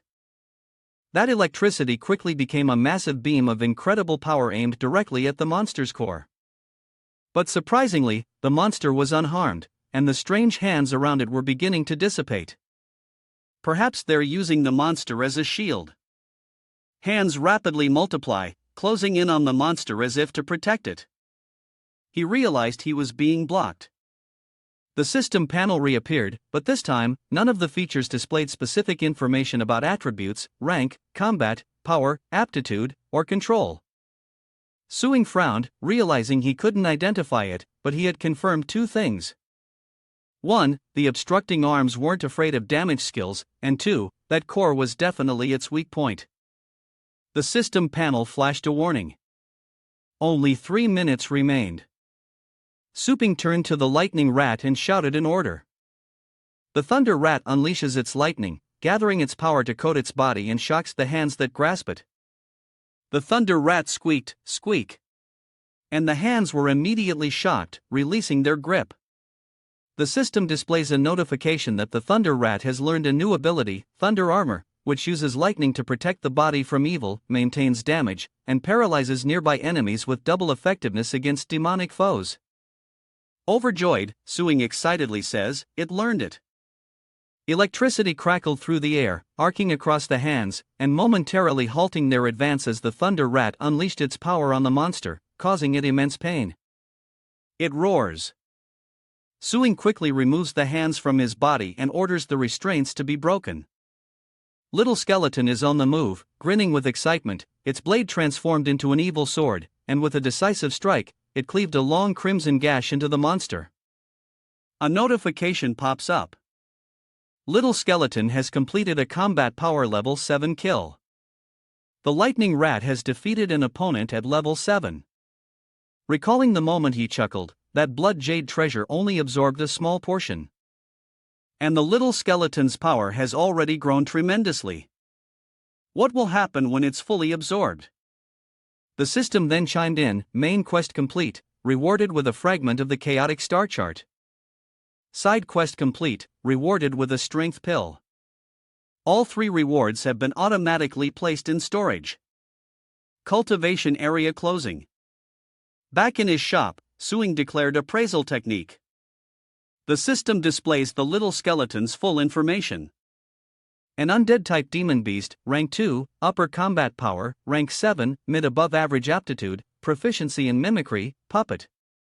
Undead enslavement, corpse howl, deathly roar, intermediate swordsmanship, fracture combo, and the lowest pet rank in the demon family. The king's talent is awakening. Suping stared at it, then spoke up in protest. Its rank is only 2. Its combat power is at best 7 and its aptitude is only above average. Hey system, are you sure you're not mistaken? The system responded, stating that the evaluation was based on a comparison of all data from the little skeletons beginning in Endless Chaos host. There is no need to doubt. From the beginning of Endless Chaos, Suing responded, recalling the image of the Bone King. Interesting. The system board displayed other information. The Dark Thunder Rat, a thunder-type pet of mid-tier rank 3, combat power of low-tier rank 7, above-average aptitude, mastering skills like 10 Directions, Thunder Prison, Multiple Thunder, Shadow Remnants, Thunder Severance, Thunder Flash, Lightning Armor, Necromantic Summons, and Death Ly Claws. Once a normal wild beast, now able to stand on its own. Suing smiled contentedly. Ha! Who knew a lightning-type pet could master necromantic skills? He wondered what his opponents would think if they saw it summon the undead. He glanced at his resting pets, his voice full of hope and anticipation. Suddenly, Suping retrieved an old scroll from his inventory, his face curious as he asked the system, "What is this chaos star chart?" The system responded, "This is an ancient and lost cultivation method that matches the host's level." It explained, "The chaotic star chart uses the body as a vast universe comparing stars to acupoints throughout the bones, a stark contrast to the commonly used astral cultivation." Realizing its potential, Suping asked with a smile, so I can cultivate too?" In another space, Suping sits cross-legged in meditation, enveloped in a soft light and the chaotic energy of the universe. He began to understand it, condensing star power into his core, increasing its mass. When using skills, he just needed to spin it, creating a vortex to release the star power within, thus affecting the outside world. This is the first-level chaotic star energy map, the starring realm. Su Ping thought to himself, focusing his eyes on the ball of light, condensing before him, condensing the vortex, and ultimately absorbing other star energy. Right. Quickly reached out, grabbing the small rays of light around him with the vision of a pet warrior. Wasn't catching these supposed to be simple? The strands of astral energy seemed caught but dissolved in his hand. He wondered, can't I catch them? These energies are passing right through me. So, Suing considered a different approach. In that case, what if I blocked the energy's path with my body? He thought, stepping in front of the floating orb. He looked at the ball of astral energy and happily said, "It worked as expected. I can only rely on astral energy to absorb astral energy." Suing suddenly remembered something and reached into his system space to retrieve a bottle. That's right. I have 3 bottles of power pills. I wonder how effective they are. Without much thought, he quickly poured 3 red pills into his palm. Unbeknownst to Su Ping, he brought the 3 pills to his mouth and quickly swallowed them. His entire body felt invigorated and the energy ball in front of him glowed brighter than usual, the core within him growing larger. The system displays a series of notifications congratulating the host on successfully entering the starring realm and unlocking the character panel. He looks at the system panel and exclaims in surprise, "My combat power has increased by 3 levels. Name Suprabute Human Level Initial Star Spring Realm Combat Power Mid-Tier Level 3. Rating Mastery of Killing Intent." Suddenly dissatisfied, Suping asks, "Hey system, the picture's nice, but why is the rating a question mark?" The system responds, "Your current strength does not grant you access to view this. Please upgrade your combat power." He chuckled to himself. He'd only taken 3 power source pills, and his combat power had already risen to the 3rd rank. Normal cultivation would have taken at least 4 or 5 years. Too powerful already? He excitedly asked the system, "System, are there any more strength pills missions?" The system prompt chimed. "This pill only works for levels 1 and 2. You've successfully reached level 3. So explore and cultivate on your own." Furthermore, although this universe was formed by the Chaos Star Chart, it was designed to mimic a real universe. The system issued a warning, adding, "Please be wary of stars larger than you to avoid being absorbed." Suing frowned and asked sternly, "What happens if I get sucked and interrupt my cultivation?" The system bluntly replies, "Destroying my astral spirit," causing Suing to react sharply. The system notified him with a first warning. Also, time moves the same in the chaotic star power universe as it does normally. "Pay attention to time management," Suping said, wearily, wiping away sweat. He said, "So, this is a place where opportunity and danger coexist." He thought to himself, "It's a world where the big fish eat the little fish." He calmly thought, "Maybe I can just avoid the big stars and absorb the smaller ones," he said softly. "Oh, that's less trouble than the self-cultivation area." Suddenly, a thought flashed through Suing's mind, taking him back to moments in the past. As he said somberly, "I'm just a little bored. I remember she was also a 3rd-rank battle pet warrior. You took a full-on punch from her back then." Suing wondered if he could take one of her punches now. As night fell, the towering buildings quickly lit up with twinkling lights. Qingru gently said, "Eat plenty. Don't go hungry." Suping wiped his mouth and replied, "Mom's cooking is amazing. I'm stuffed. Go back to your room." Qingru replied, "Why are you being so polite? you rascal. Go upstairs quietly. Your sister is in the training room. She's been competing these past few days. So don't disturb her. Tomorrow morning, I'll make your favorite cornbread. Remember to eat it before you go out. Su Ping turns back, smiling at Qing Ru. I know, Mom. He glanced at Qing Ru, bustling in the kitchen. Though not the original's birth mother, she seemed to treat him well. But she seems to treat the original owner quite well. At least I can feel the intimacy and warmth of a family, Suing said, wearily stretching his limbs. Su Lingyou is busy. Preparing for a competition seemingly on par with Su Yenying, he thought about sparring with her. He glanced at Ling Gui's room where the astral energy was gathering and thought, well, I'll just go back to my room and cultivate. So, Ping peeked through the crack in the door, reassuring himself. The astral energy is so dense. Big brother just observing his little sister's cultivation isn't peeping right. She's relaxing on her bed, but the surrounding astral energy is unceasingly gathering. He was astonished by the massive influx of astral energy. How could she absorb so much just by lying there? Based on his guess, the astral energy seemed to be drawn into her body by something. Unless this was a cultivation method taught by the Star Pet Academy. Suing reached out and gently touched the stream of astral energy. The astral energy in the real world is weaker and more evenly distributed than in the chaotic astral space. It seems the giant star has already absorbed the evenly distributed energy. He quickly sat down, cross-legged.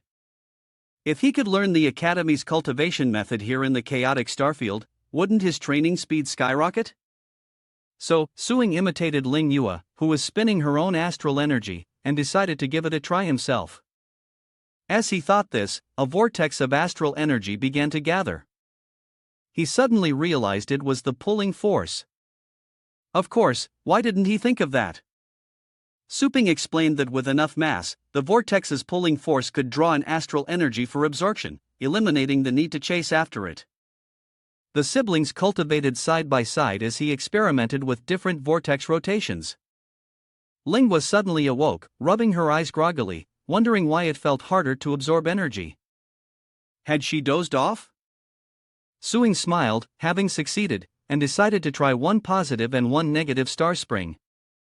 He raised both hands, and two balls of star power grew larger and larger. Lingwa was startled, feeling the energy being pulled away more and more. Confused, she asked, what is this feeling? She sensed the strange space around her. The astral energy had suddenly solidified, impossible to absorb. Why was there a sudden disruption in the flow of astral energy? Lingwa suddenly considered another possibility, exclaiming in shock, could there be a powerful expert passing by recently? The streams of astral energy continued to flow, converging towards Suing's room. Annoyed, Lingwa cried out, her face flushed with fatigue. Qing Ru, hearing the strange noise, asked worriedly, Yue, what's wrong? Embarrassed, Lingwa covered her face and stammered, Mom, I'm fine. Just cultivating. She steadied herself, frowning, as she wondered if this strange astral energy was unusual, but it definitely came from her good-for-nothing brother's room. Lingwa glared at the direction of the half-closed door as Suing, drenched in sweat, sighed in relief, gazing at the stabilized vortex of star power before him, and said with satisfaction, I've got a pretty good grasp of it. Inside the shop, there wasn't a soul in sight. In his shop, Su Ping was immersed in cultivation, surrounded by chaotic astral energy that he continuously absorbed. He couldn't help but sigh. This was too comfortable. The star power was gathering and being absorbed by him, and as long as he maintained a good distance, he wouldn't be sucked in. So, Su Ping realized he could cultivate even in his sleep. Suddenly, he sensed two people entering the store. Boss, we're here to pick up our pets. Su Ping muttered, I had to break from my cultivation and open my eyes to greet you because of your chest size. Oh, it's you too. Hearing Su Ping's muttering, Yenying and Ui blushed and quickly covered their chests. What size, oh boss? He quickly coughed, explaining, I meant your spiritual energy. Your spiritual energy is too weak. You need to cultivate harder, or how will you control stronger pets? Yening asked in surprise, a stronger pet? She wondered if the Thunder Rat had leveled up in just 3 days. Suping worried. Was it really okay to give a level 7 battle pet to the average level 3 academy? He said he'd get the pets, and a moment later, Suping handed over the Thunder Rat. Here you go. You paid last time. Ing took the Thunder Rat and softly thanked him. Okay, thank you. She wondered if the Thunder Rat's fur color had changed, and looking at the other pets, she realized they all seemed to be in low spirits. Only separated by a few days, and they weren't excited to see their owner. Are they missing this place? Suping waved his hand dismissively. Go on then, he said. Yening pondered. Leaving them for a few days had made them attached. Even with the emotional link from the astral contract, there was initially no real feeling between master and pet, just basic obedience. Once the contract was broken, there was no connection at all. Yue checked on the pets and couldn't help but sigh in amazement. Their wounds seemed to have healed completely, and their fur was brighter than ever. Ing was also impressed. This was truly a shop with heart. She sincerely thanked the owner for taking such good care of them. Or perhaps he could recommend some food for me. I pondered. Is this how you want to repay me? Fine, I'll spare you this time. Then he suggests, buy this. 1,200 per stock for Luong. Surprised, Yening replies that it's 1,200 for one. Sometime later, Yening arrives at an empty space and suggests, there's still some time before the match. I want to warm up first. Meanwhile, she wondered just how much stronger has the Thunderlight Mouse become. Seriously, she said, Yue, summon your strongest pet and don't hold back. Yue happily replies, oh, so confident are we? And with that, she chants an incantation, summoning her creature. With confidence, Yue warned, don't come crying to me if you get hurt. Yening analyzed, seriously, it's finally here. The Earth-type humanoid pet with Heil blood. Is Lua's most prized trump card. Though not yet fully grown, it already possesses level 5 combat power. She thinks to herself, I hope the lightning rat can withstand it. I just need to test the power of the lightning cut and lightning after image. Immediately, Yening gave the order. Go. The lightning rat, eyes gleaming, squealed, squeak. Instantly, the lightning rat sped up its attack on the Earth Treasury Arhat. Seeing this, Yue casually ordered Tong Tong to play with it a little. The Earth Treasury Arhat formed hand seals, unleashing a surge of energy as stone pillars erupted from the ground, targeting the Thunderlight Mouse, who skillfully dodged while closing in. Seeing this, the Earth Treasure Arhat quickly reacted, kicking apart the stone pillars to create sharp iron shards to attack the rat. Yening hurriedly commanded, Lightning Shadow Mirage. The Thunder Rat immediately obeyed, splitting into 3 clones, leaving Yue astonished that it could divide into 3 afterimages. Ing Yang was pleased to see so many lightning afterimages as the Thunder Rat's 3 clones bypassed the Earth Treasury Arhat and attacked. Yue quickly raised her shield, panicking. Ingy, is it going to fight Zhangzong? My shield is weak. Ingy reassured her, don't worry, I'm just having the lightning rats get close, not attack. She calculated that the Earth Treasure Arhat, a high-level bloodline pet, had extraordinary observational abilities, making this an excellent opportunity to test the Lightning Shadow Remnant. The Earthhide Arhat swiftly used its skill to intercept the lightning rat, striking the moment it approached. A loud crash echoed before Yue's barrier as the Earth Treasury Arhat caught the lightning rat. Both Yue and Ing Yang were astonished. Did he catch it? Suddenly, where did this lightning rat come from? It stepped on the Earth Treasury Arhat's face, and the clones vanished. The Earth Treasury Arhat had been completely fooled, and suddenly, the lightning rat unleashed a terrifying aura, causing the Arhat to tremble. The Earthstorm Mud Botic Sappa flees screaming while Yue is caught by surprise. What Tang Tang is scared just because he couldn't catch the real one? Knowing he couldn't win the Earth Store, Manhwa just wanted to protect Uua, ignoring her cries. Layers of rock and soil began to appear surrounding Uua and the Earth Store Manhwa, forming a closed wall. Uua, still confused, quickly reassured her pet Tang Tang, "I'm safe. Let me go." Yening was stunned. This is even seeing it with her own eyes. She couldn't believe it. A high bloodline Earth burrowing pangolin with a tribute advantage scared witless by a low bloodline lightning rat. Yin Yang clenches her fist, hardly believing how strong he is. Above the arena, the commentators begin with fiery passion as Phoenix Mountain Academy's annual direct voting system concludes. Now the official match begins and the commentators start their introductions from the left side of the arena. We have the dark horse of the south, Zui Yenying. The commentator turns to the other contestant, a veteran who made it into the top 10 last year. The one who sees through Lee has a cold face and a confident smile, explaining the rules as before. Each side will bring out 3 pets to fight. The first to eliminate all of their opponents' beasts wins. Begin. Before the commentators could finish, Lee summoned his creature. Come forth. From behind him emerged a beast. The aquatic stealth. Amidst the audience's chatter, Lee summons his creature. Look, he's using his summon right away. Isn't he afraid of being targeted? Yeah, how could last year's top 10 make such a basic mistake? Lee Guy is being too careless. Ingi began to analyze a water-type hidden beast, a mid-level water-type beast specializing in stealth and assassination, and she immediately summons, "Yes, let's go." Immediately, Luofang emerged through the gap as Yenyang declared, "Luofang attributes can only do so much. It all comes down to strength now." The commentators are still passionately commentating. Amazing. Amazing. Su sent out Luon with high-level bloodline first. For the hidden water beast with mid-level bloodline, this is indeed a strong enemy. How will Li respond? Suddenly, Li calmly raises his hand and declares, "I forfeit." Well, this is certainly unexpected. Ah, did I mishear or did Li just forfeit? Li replied with a dangerous look. That's right. I forfeit this round.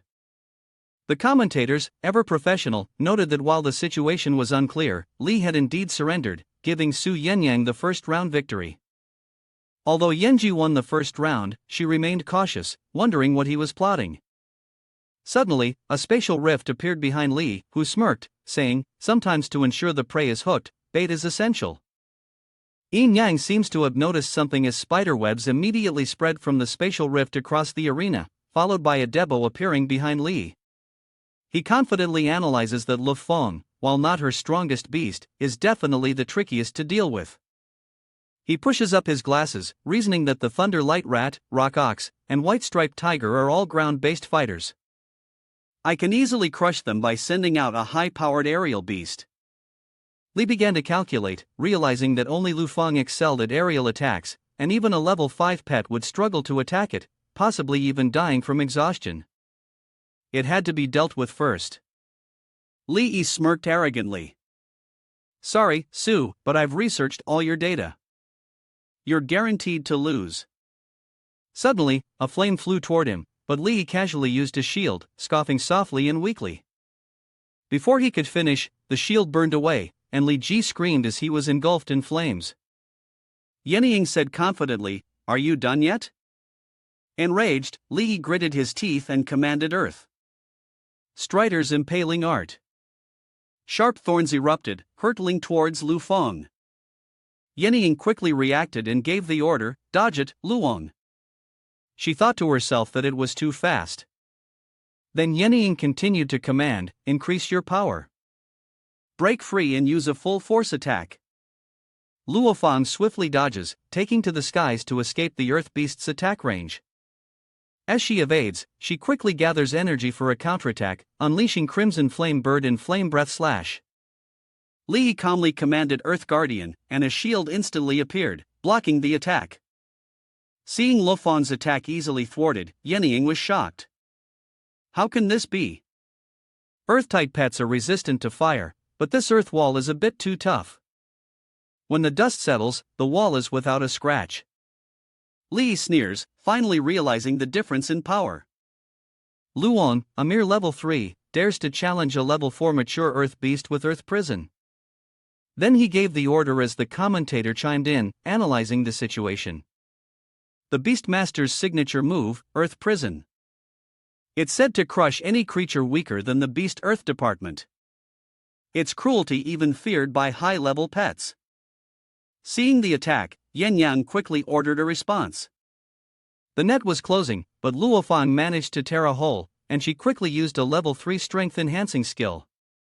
Despite her desperate attacks, Luo Fang couldn't escape the net, which was only tightening further. The commentator noted that even Luo Fang's attacks couldn't stop the Beast Earth Division's dungeon from constricting. It's hopeless. The Earth prison is so tight, even the battle pet master is in danger. The commentator notes that while surrender would be understandable, both Su and Yenying are persevering, as is Luo Fang. Phoenix struggles to break free, but the more it fights, the deeper the wounds become. It cries out in pain. Seeing Luo Fang injured, Yen Yang cried out in worry. Stop struggling, Luo Fang. You'll only hurt yourself more. Lai smugly comments, it's all going according to plan. Plan. Just give up and the pain will disappear. Seeing this, Yenying, though unwilling, couldn't bear to see Lufo injured and decided to concede. I concede. Before Yenying could concede, Lu Feng cried out, a fierce energy gathering in his mouth. Aimed and unleashed. The energy tears through the net, slicing through the defense, incapacitating the Earth Beast, leaving both Li and Yenying in shock. The judges recognize it and shout, a maximized plasma beam. Li stared in shock at the severed rock. As the voice echoed, the extreme ray of Su's Rockfang. He's mastered a high-level Tier 8 skill, disabling the Earth-type beast in one move. Seeing this, Nanfang was shocked and spoke cautiously. Is that possible? Though the Great Rock is classified as a Hyla bloodline, its innate talent actually ranks last among them, and its inherited skills don't include the extreme ray. Regardless, this Lufan actually did it. And most importantly, it's not even fully grown. Its potential is limitless. The vice principal of Phoenix Mountain Academy spoke up from behind. Don't forget, this young lady's lightning rodent also used lightning severance. Hearing this, Namong turned to him with interest. Vice Principal Dong, what's this young lady's name? How old is she? Suddenly, Fire Master's powerful hand gripped the front of his shirt. She lifted Bong Namong, revealing a cold, murderous face as she warned. Her name is Tu Yand, and I've already got my eye on her. You want to steal her away? His eyes trembled as he looked at Hooko and quickly explained. I was just asking. Meanwhile, the vice principal, unconcerned with their antics, thought to himself that a genius like her was a rare find. If she could join the pioneering team, achieve great feats, and bring glory, she would be an invaluable asset to the academy.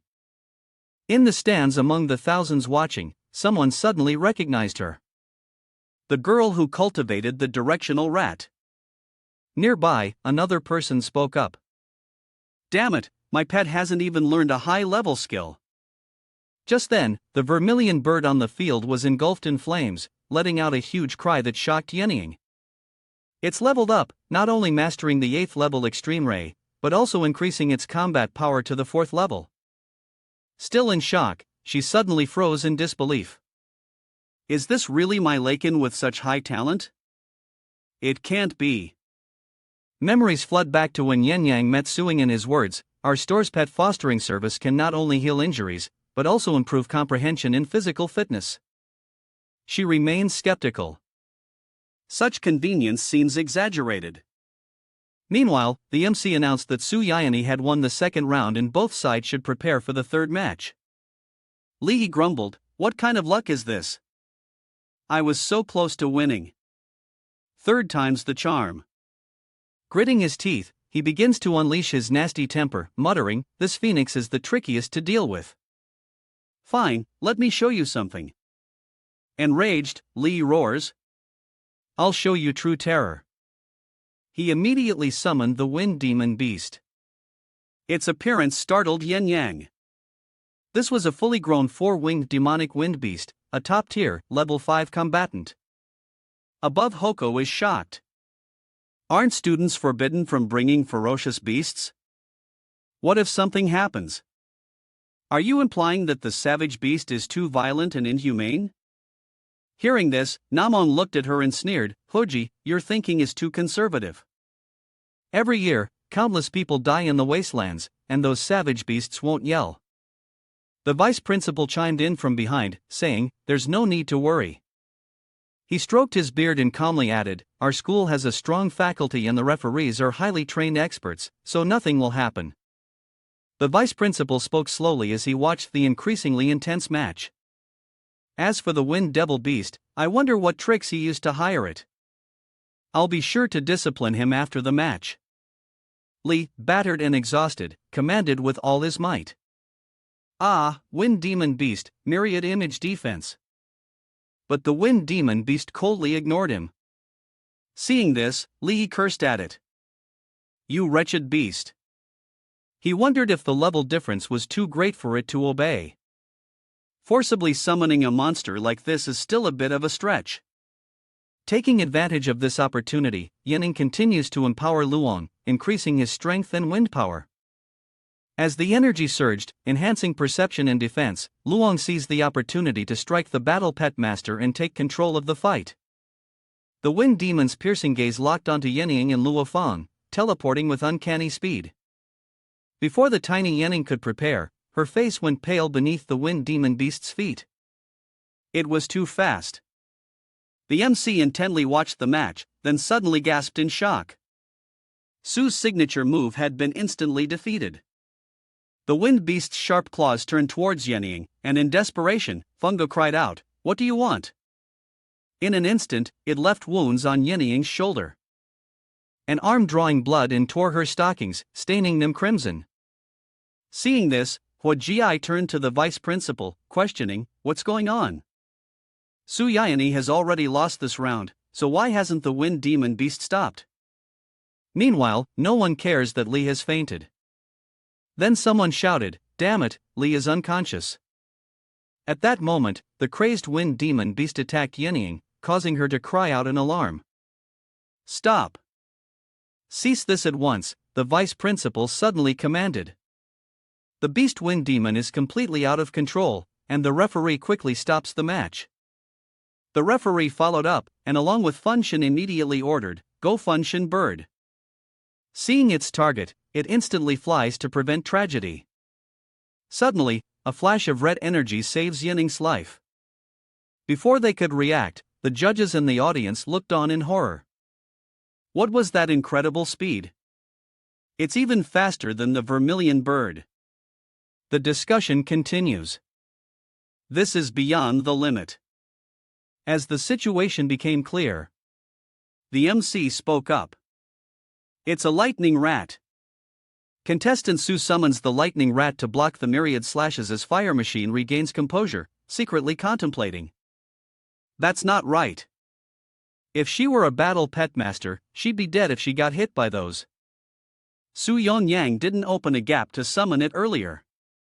The Thunderlight rat has been on the field since the beginning, but if that's the case, its ability to conceal its presence is incredible.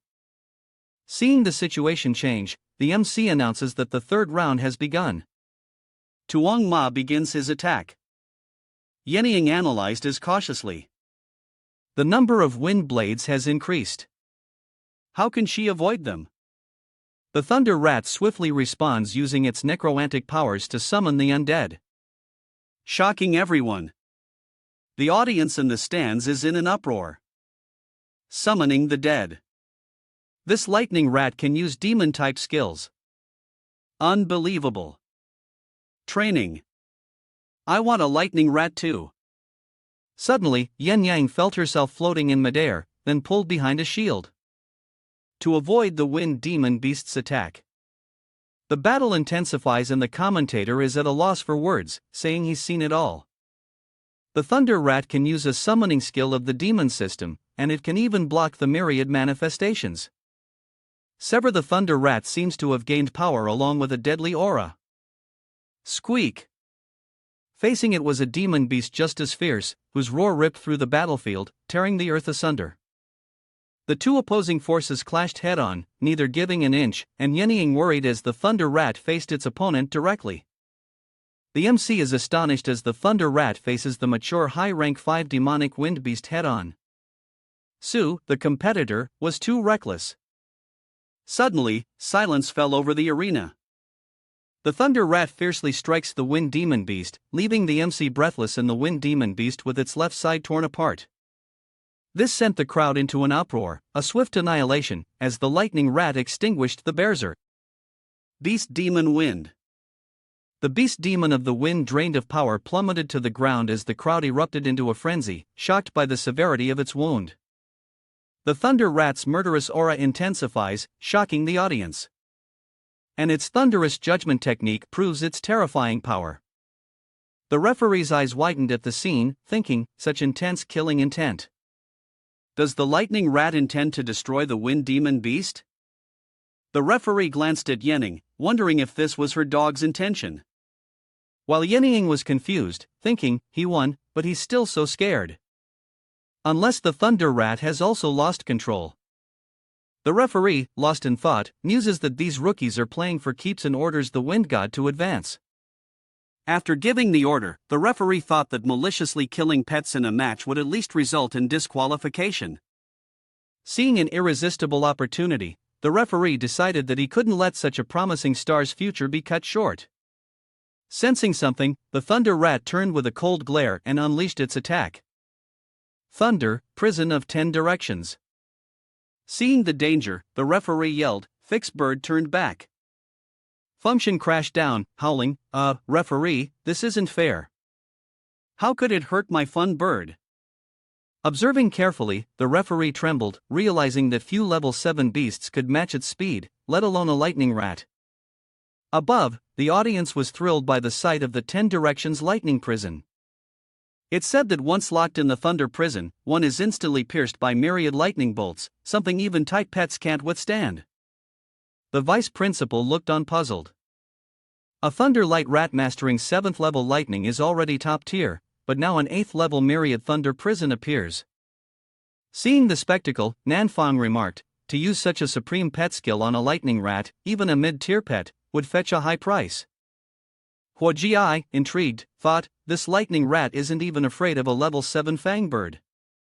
Quite brave, and then exclaimed, I'm really starting to like this newcomer. The wind god was now gradually recovering and in a terrible mood, making the referee above anxious.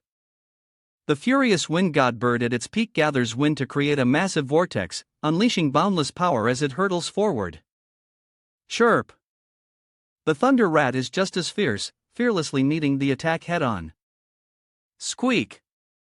The vortex grows, threatening to tear the arena apart. The referee quickly tries to regain control, but the situation is spiraling out of control. If the wind god bird fights the out-of-control thunder rat, its power will accumulate and the entire arena could be destroyed. She suddenly realizes something with delight. Thunder rat, you've learned another advanced pet skill. It turns back to Yenying with a bright smile. Squeak! She ran over to celebrate with the thunder light mouse. Squeak, squeak, my precious darling. Oh my god. The referee who had been watching was dumbfounded. How could the thunder rat not be out of control? The MC announces the results across all platforms. The winner is Tu Yan Din. Amidst the cheerful atmosphere, the MC added, congratulations on advancing to the next round. Elsewhere, Suing yawned wearily, stretching as he wondered, is that all it takes to be considered strong? The person on the screen began injecting their own astral energy into the scent cat, bypassing the meridians and its front legs to strengthen them. He watched intently and listened further. In this training method, the difficulty lies in being extremely familiar with the structure of the astral cat's body, otherwise the infused astral energy will be indigestible and counterproductive. The girl on the screen measures the cat's leg. Watch as the 12 cm ferret undergoes a transformation, its 4 legs growing by 2 cm. Moving on to another technique, the girl continues. The end result is a 1/5 increase in the attack power of the 4 legs, and the training time is only 3 months. As Su Ping watched the video, he realized how difficult it was to increase combat power in this world. No wonder Su Yang was so scared. Maybe he should make videos to attract customers, too. Outside the store, a sports car pulled up. Gakken stepped out, looked inside, and said, "Hey, boss. Long time no see." He scanned the shop, then remarked, "Looks like you've got some new stock." Hearing the voice, Suing looked up and immediately recognized him. "Oh, it's you. Is your hand all right?" he asked, radiating confidence. Boss, I bet you've never been to a city hospital, have you?"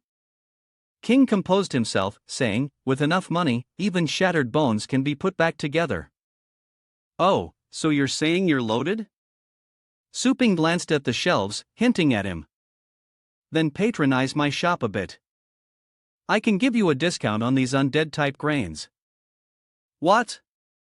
100 times more expensive than last time." Even his sister is shocked. "Brother, 1 grain of rice costs almost as much as your surgery. This deal's off, so if there's nothing else." "I'm heading back to train."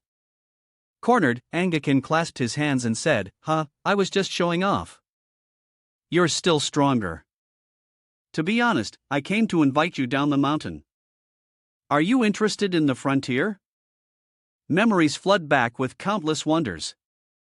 In the past, Blue Star was once a planet lacking resources. Until that day, a massive surge of energy would tear open space, forming a star rift, and a grand saga would continue to unfold.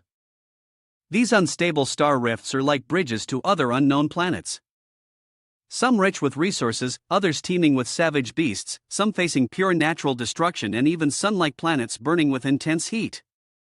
By harnessing the rifts, humanity plundered resources from other planets and prospered, building a powerful nation. But this golden age lasted only a few centuries, as infighting over high-quality rifts plunged humanity into endless war. This harsh reality plunged many into despair, reducing the human population by more than half. The world seemed to have exhausted its strength, with nearly 70% of the blue planet becoming barren and uninhabitable.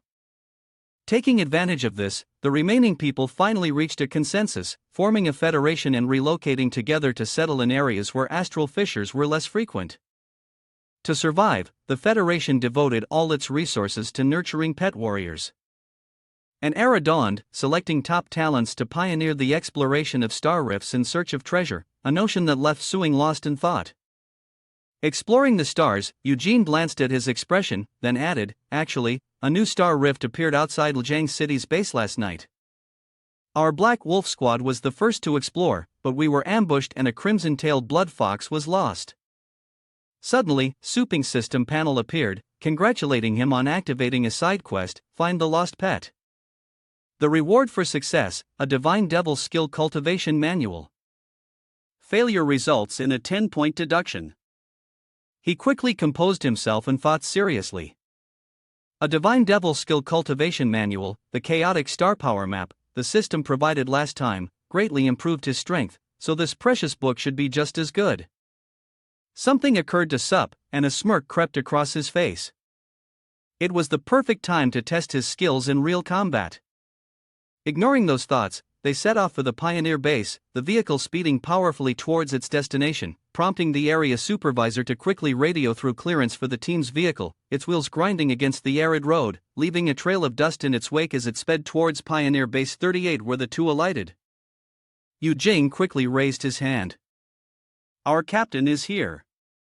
Gang Lai looked him up and down before speaking. "This brother must be the reclusive master you mentioned. May I ask your name?" Suing spoke calmly. "Suing, nothing special." Li Ying was intrigued. "We often hear Fan Yujing mention you. Meeting you today proves that. Heroes truly come from the youth. Brother Su, you're so young, barely 20, right?" Caught off guard, Su Ping replied, 18. As soon as he finished speaking, the three of them froze, wearing expressions of disbelief. Luing quickly composed himself and said, 18 years old. Aren't you even old enough to graduate as a pet warrior? Which academy are you from? Without missing a beat, Su Ping replied, I'm self-taught. Yu Jing was flustered and, at a loss for words, offered, Brother Su. This trip to the Starry Rift is extremely dangerous. Joining our team requires you to register your identity first. Also, to facilitate combat cooperation, we hope you'll allow us to familiarize ourselves with your pets. Su Ping chuckled, summoning his pets as he said, No problem, but I don't intend to join the pioneers. I'm just here to find the Blood Lake Flametail beast. Hearing this, Liang could no longer remain calm and spoke up to remind him, You're young, but your words are bold. Do you think the pioneers are so easily joined? Seeing the situation, Gang Lai intervened, saying, This is a guest invited by Little Fan. Show some respect. At that moment, a pair of murderous eyes appeared, and Su Ping's voice echoed, Come out. When summoned, the pet made a devastating entrance, shocking everyone present. Little skeleton. Suing then walked over, picked up its head, and took out the crimson stone. He clearly absorbed energy in the cultivation area for 7 or 8 days before leaving. This head is still so big, but it should be enough for the pioneer area. Stunned by his actions and words, Gang Li and Liang froze while Yu Jing looked on with curiosity. Hey, Boss Su, do you only have one pet? Suing replied, That's right, just one for now. Hearing his answer, he stammered in fear. Boss Su, you might not know how hot-tempered our captain and second in command are. If I really mess this up, I'm done for. I adjusted Little Skeleton's head and calmly said, Don't worry, I won't let you down. Suddenly, I commanded it to attack. Little Skeleton drew its sword, unleashing a flurry of strikes before stopping with a flourish. Witnessing this display, they were amazed by the speed, only catching the sword's retraction. Before they could process it, the areas the blade had touched were cleaved into pieces large and small, filling them with horror. Wow! As they entered the base, the system suddenly announced that they should step forward and enter their identity information. Su Ping followed the system's prompts as it scanned his face for identification, and once complete, a voice announced, Hello, Su Ping. The screen then displayed Sups, male, age 18, with a list of his schools, his pet warrior bloodline, no family, his parents' names, and his sister's name, followed by a notice that he was authorized to register as a temporary pioneer. Hearing this, he wondered if that was it. Jing looked at Su Ping's profile, a million questions arising in her mind. A normal high school student actually awakened on his own to become a battle pet warrior, and he's really only 18 years old. Liang noticed his expression and spoke up. Don't get too excited. Temporary pioneers can accumulate merits like anyone else during exploration. He stepped inside and added, but you won't receive the same special treatment as a full-fledged pioneer. If you do wrong outside, you'll be punished like anyone else.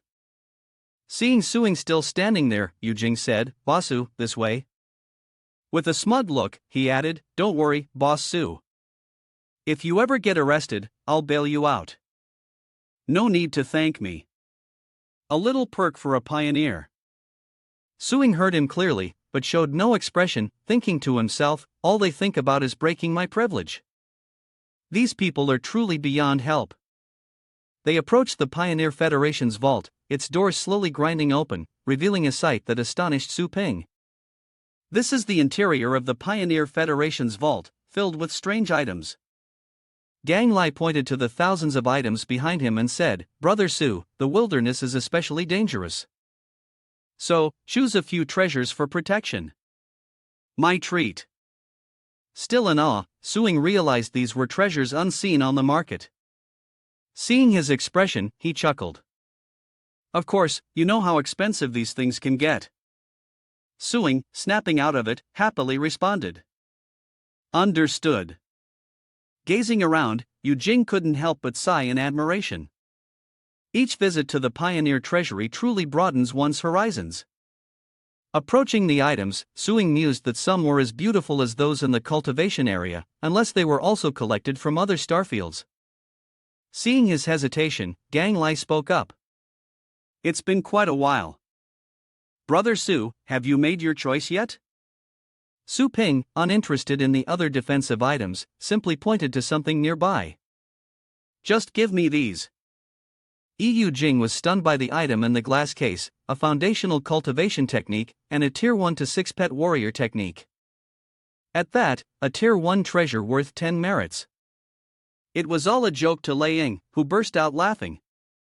Fam, not Chin, who did you invite? Ha ha. Gang Li couldn't help but burst out laughing as well. Ha ha. Enkin awkwardly interjected. Boss Su, we're heading into the wilderness. The captain's worried about you getting hurt, so he wants you to take some armor and weapons. Why did you choose a cultivation technique? Seeing his exaggerated reaction, he calmly replied, Before I succeed, I don't want to owe people too much. Don't worry, I'm confident. Kan Lai secretly observed Suing, realizing that choosing a cultivation technique is a long-term commitment, meaning this person is either foolish or extremely confident in his abilities. Hopefully, the latter. Receiving the item, he was puzzled by yet another thing. Gakken, seeing this, quickly explained, The captain gave this to you. It can block most attacks from 5th rank star pets. If our Black Wolf team fails again, we'll lose face. Suing's eyes deepened as he listened, and he responded, I see. A long time passes and the sky darkens. Venturing into the star rift, a desolate wasteland of scattered rocks. Su Ping paused, asking, How much do you know about this star rift? Gakken looked ahead and replied, The danger level is B, usually with demon-type beasts lurking, and no rare minerals have been discovered. Hearing this, he immediately thought, demon-type. Looks like we're in the right place. So, who replaced the other heavily injured person? They finally moved upwards, and he cautiously warned him that the other person was a ruthless assistant found by the second leader, and he absolutely must not provoke him. Suddenly, a giant bird's foot swooped down. The bird's foot landed right in front of Suing and you beasts, causing it to lose balance and Suing to fall off, exclaiming, Who is it? This way, murmured a playful voice, ignoring them. You guys are too slow. I was about to fall asleep waiting. Suddenly, the scenery fell silent as if merging into the darkness. Suing, having caught Yu Jing, spoke up. He caught him, then looked at him and continued to talk tough. Lucky I have a strong will. If I fell down there, even someone stronger than rank 6 would be crushed to pieces.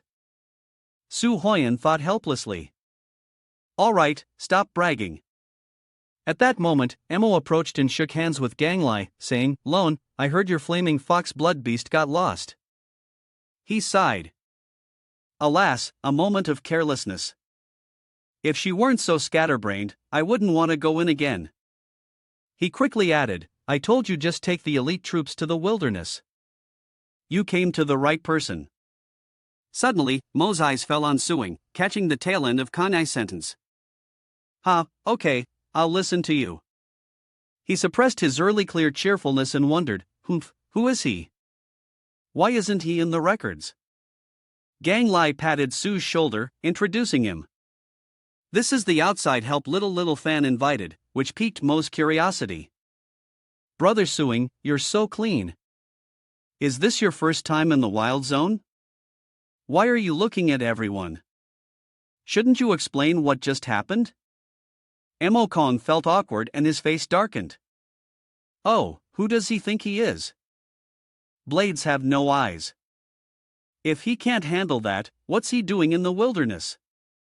Conley replied, Well, though Brother Suing isn't a proper pioneer, he understands star pet habits well and is strong enough to pass. He spoke with a mocking tone, seemingly unconvinced. HM. Good enough, is it? Then anyone can be a pioneer. Once we're in, everyone listens to me or don't blame me for being ruthless. Mo then glanced at Suing, thinking, You little punk. How dare you blare at me? Meanwhile, Gang Li continued to reassure him, oblivious to Suing's expression behind him. Don't worry, I brought him here, so I'll keep him in line. He hesitated, unaware of the murderous intent in Suing's eyes. What's with him? What's with that look? Su Ping's cold eyes reminded him of a corpse, and he questioned, is this really the first person to enter the wasteland?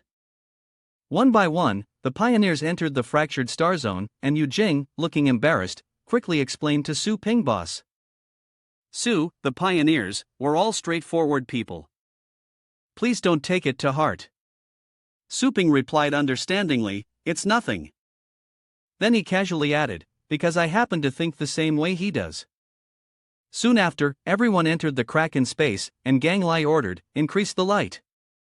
We're in another star system now, so stay close and watch out for savage beasts. Just then, Gang Li instructed, we need to get through that forest. As Li Yang scouted ahead, he quickly responded. Understood. The forest is shrouded in a dark, bloody mist, and strange astral pets lurk within.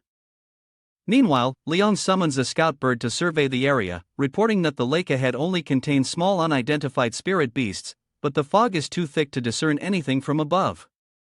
Is there a way around this area? Kan Li asked.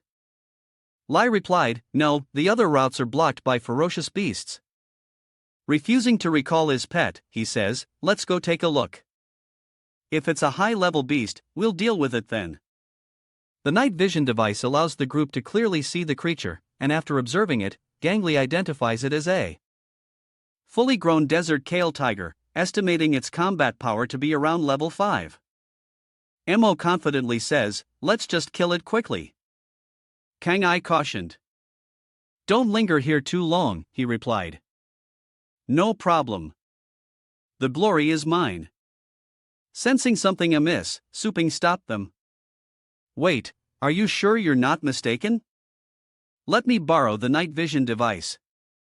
Lang asked coldly. What are you implying? Are you doubting our judgment? Suing calmly explained. The Malik lizard rarely drinks water, mainly relying on eating small insects for hydration. And everyone carefully sensed the surrounding temperature. Malik lizards wouldn't be active in this weather. Yu Jing agreed, stating that thorn lizards were tropical star pets and shouldn't be in such a cold, humid place. Could they be mistaken? Luing replied confidently. I definitely saw something that looked like a thorn lizard. Without checking, he carelessly declared, this is a desert lizard. Amateur command wasting time. Immediately, he ordered the ginseng chameleon to kill it, and it lunged at the tiger-tailed macaque, only for its outer skin to burn away, revealing a skeleton and writhing tentacles. Kang Ai quickly realized that the tiger-kale demon was already dead. It must have been disguised as one. As he finished speaking, the Chanam Koa dab bit down hard on the dead tiger-scale desert beast. Seeing this, Su Ping quickly reminded Lin Ma to immediately pull it back if he didn't want it to die. Mo angrily retorted, who do you think you are? When did it become your turn to order me around? Suddenly, a black liquid invaded the eyes of the thousand-a-day centipede. It screams in agony and thrashes about hiss. Gang Li quickly asks, Brother Su, you said earlier that I rarely encounter demonic pets. Could you explain that a bit? Su Ping explains, a fully grown soul beast has a battle power of level 7. They often disguise themselves as weak creatures to lure prey, and once inside the body, they quickly dissolve it from within. Hearing this, he replies, Brother Su, if it's level 7, let's take it on together. Suing declined, adding, no, the most terrifying thing about a soul beast isn't itself, but what it has a symbiotic relationship with. The blood soul beast. Hearing yet another unfamiliar name, Eugene asked in confusion, soul beasts, blood beasts.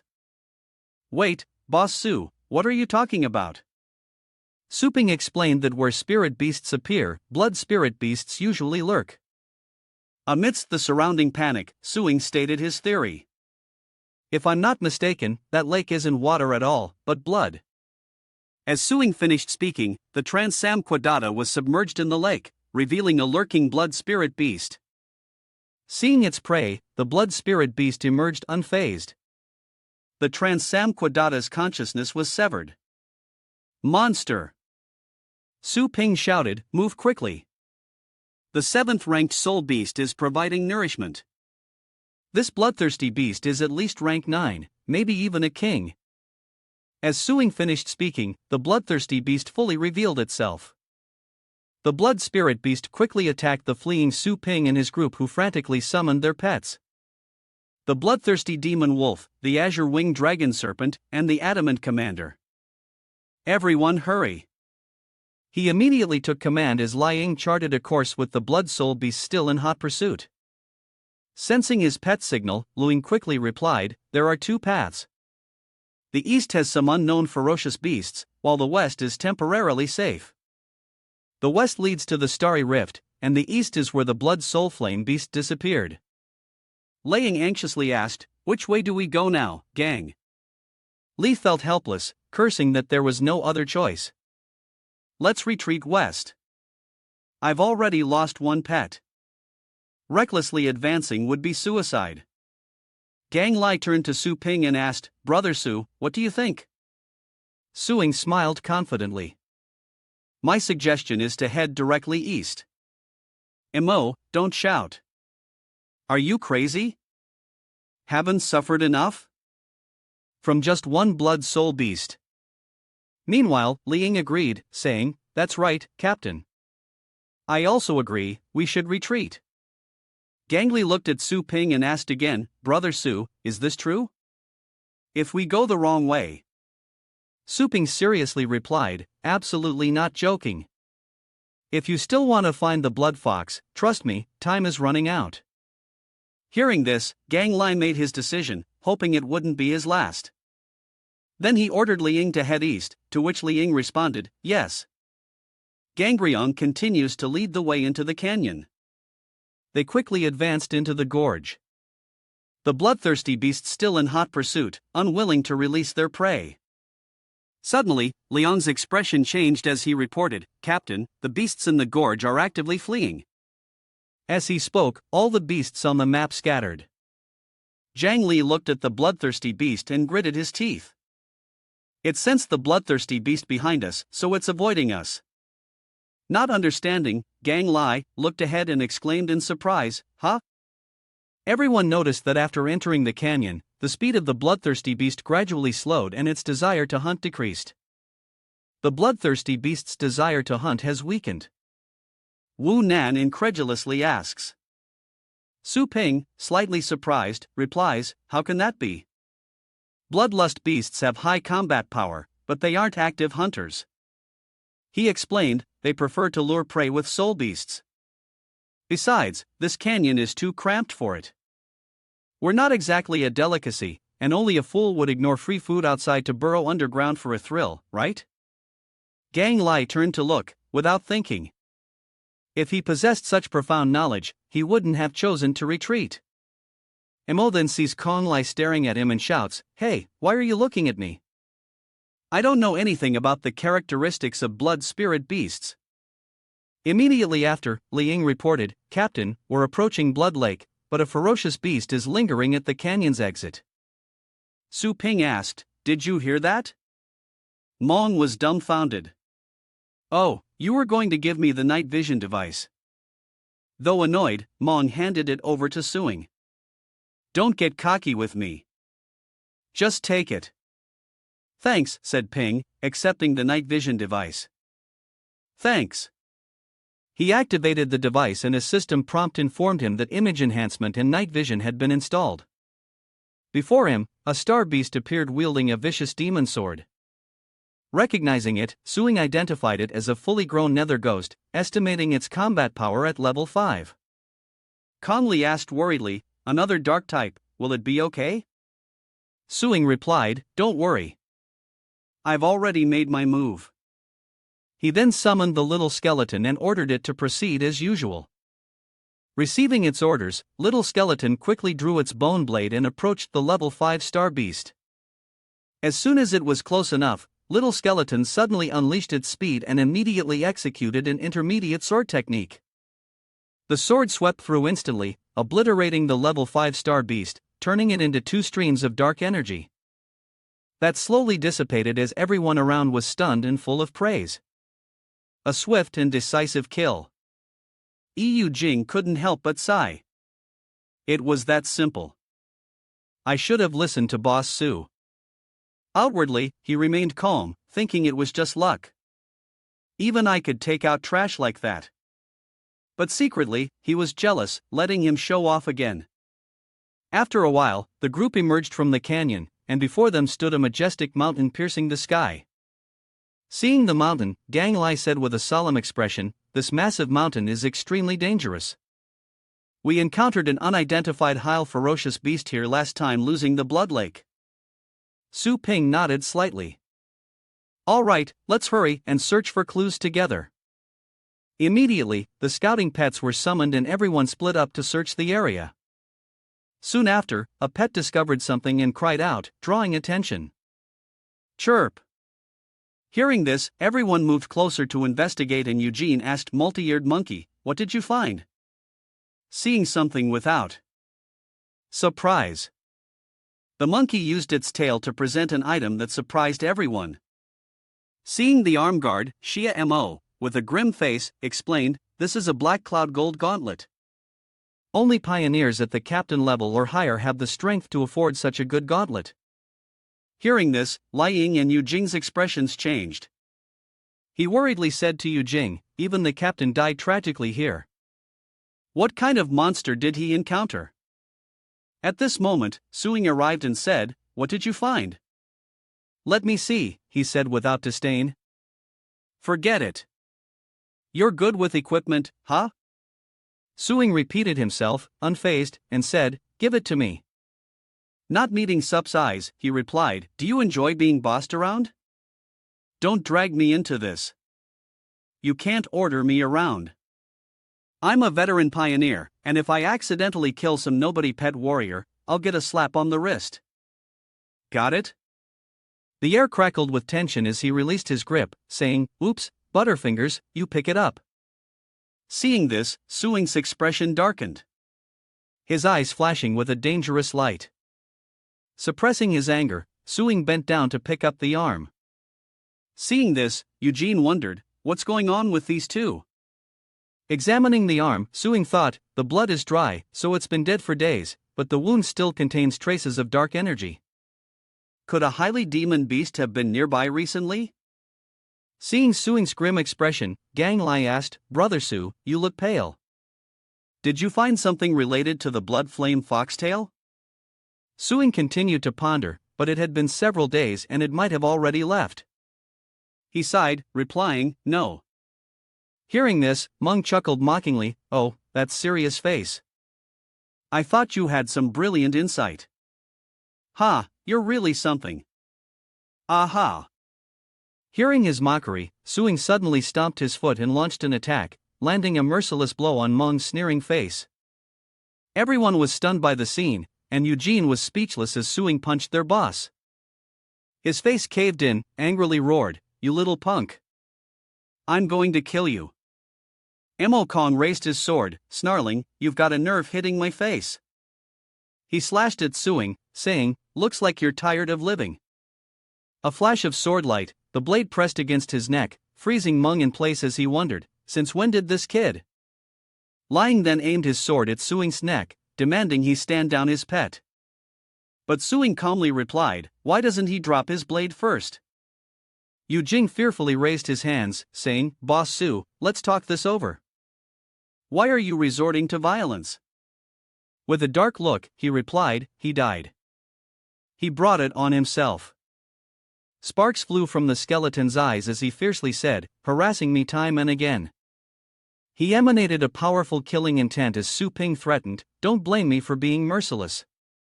Liang thought in fear, such a strong, murderous aura. Could he really be confident enough to kill everyone here without yelling? "Wu Jiangqingshi, don't think I won't dare touch you." Gangdi turned and said, "Brother Lin Su is in the wrong here. I apologize on his behalf." Liang added, "After this is over, I'll compensate you for the loss of the Trason cod." Do it for my sake and let's focus on completing the mission. That's right, Boss Sue. Infighting is a huge taboo in the wilderness. In the end, none of us will make it back, Yu Jing said in a flustered panic. Suing's face darkened as he replied, Is that so? I think those who disobey orders are just a hindrance. Less is more, as you might say. Hearing that, he frowned uncomfortably, his sword hand trembling. He lowered his sword and said, Humph, Su Ping, I'll remember this. I'll listen to you for now, but when we get back to base, you'll pay. Suing turned and said, I'll be directing the next operation. What do you think, Vice Captain? Hearing this, Luing thought to himself that this kid wouldn't get away unscathed if he made a move. Could he see that our only choice in this situation was to prioritize the big picture?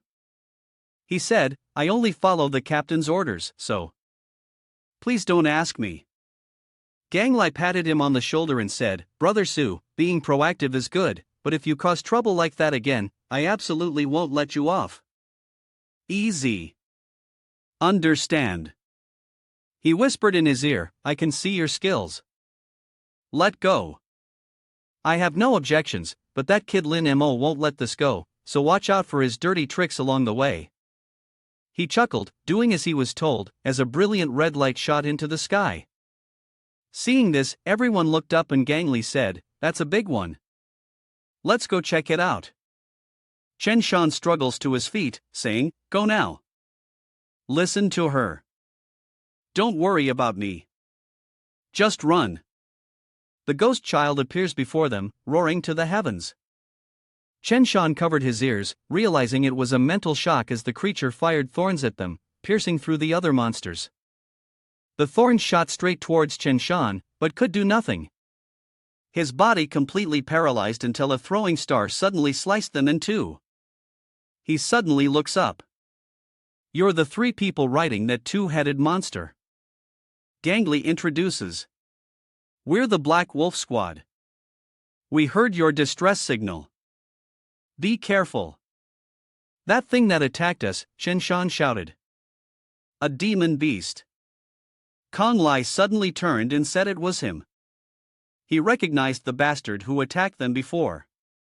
The three helped Chen Shan and Gay onto the pad as he urged everyone to hurry, reminding them to hold on tight. He warned them to be careful of the shaking, but Suing and Gay fell off the monster and she screamed. He sensed danger and turned startled. The demon child was about to stomp on them, but he didn't shout. Hurry, the demon child is stomping down. But they were pulled back onto the monster just in time. Luing says, Boss Su, hold on tight. He was annoyed that he couldn't take care of Suing. Suing turned and said, Vice Captain, find a level path. This will only slow us down. This kid was almost killed, yet he's completely unfazed. He figures the terrain doesn't affect the skeletal beasts, he responded. Gang Lai turned and said, We encountered many severed limbs and corpses of star pets along the way. Is your team down to just 2?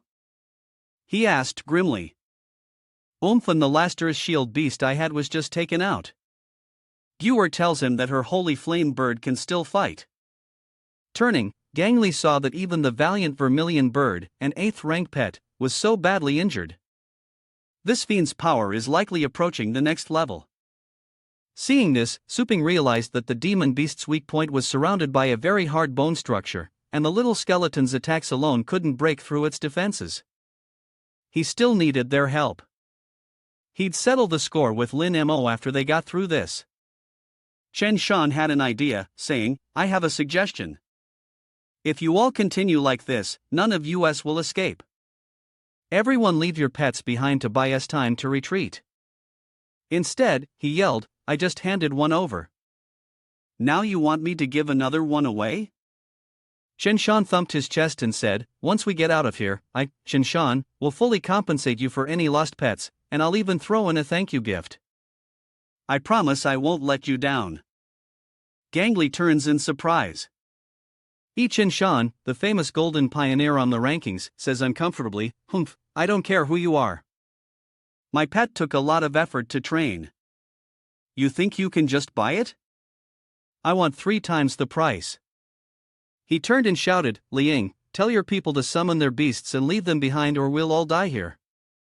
Liang turned and said, you all heard him right. To survive, everyone needs to contribute. The 3 of them frowned in surprise. And Yu Jing anxiously spoke. Yes. Juk turned in surprise. The sacred flame bird. Suing sighed in frustration. And jumped off the monster without hesitation, landing gracefully with the skeleton. The 2 stood tall before the demon as Jade Serenity cried out in shock, Boss Su, then die here alone.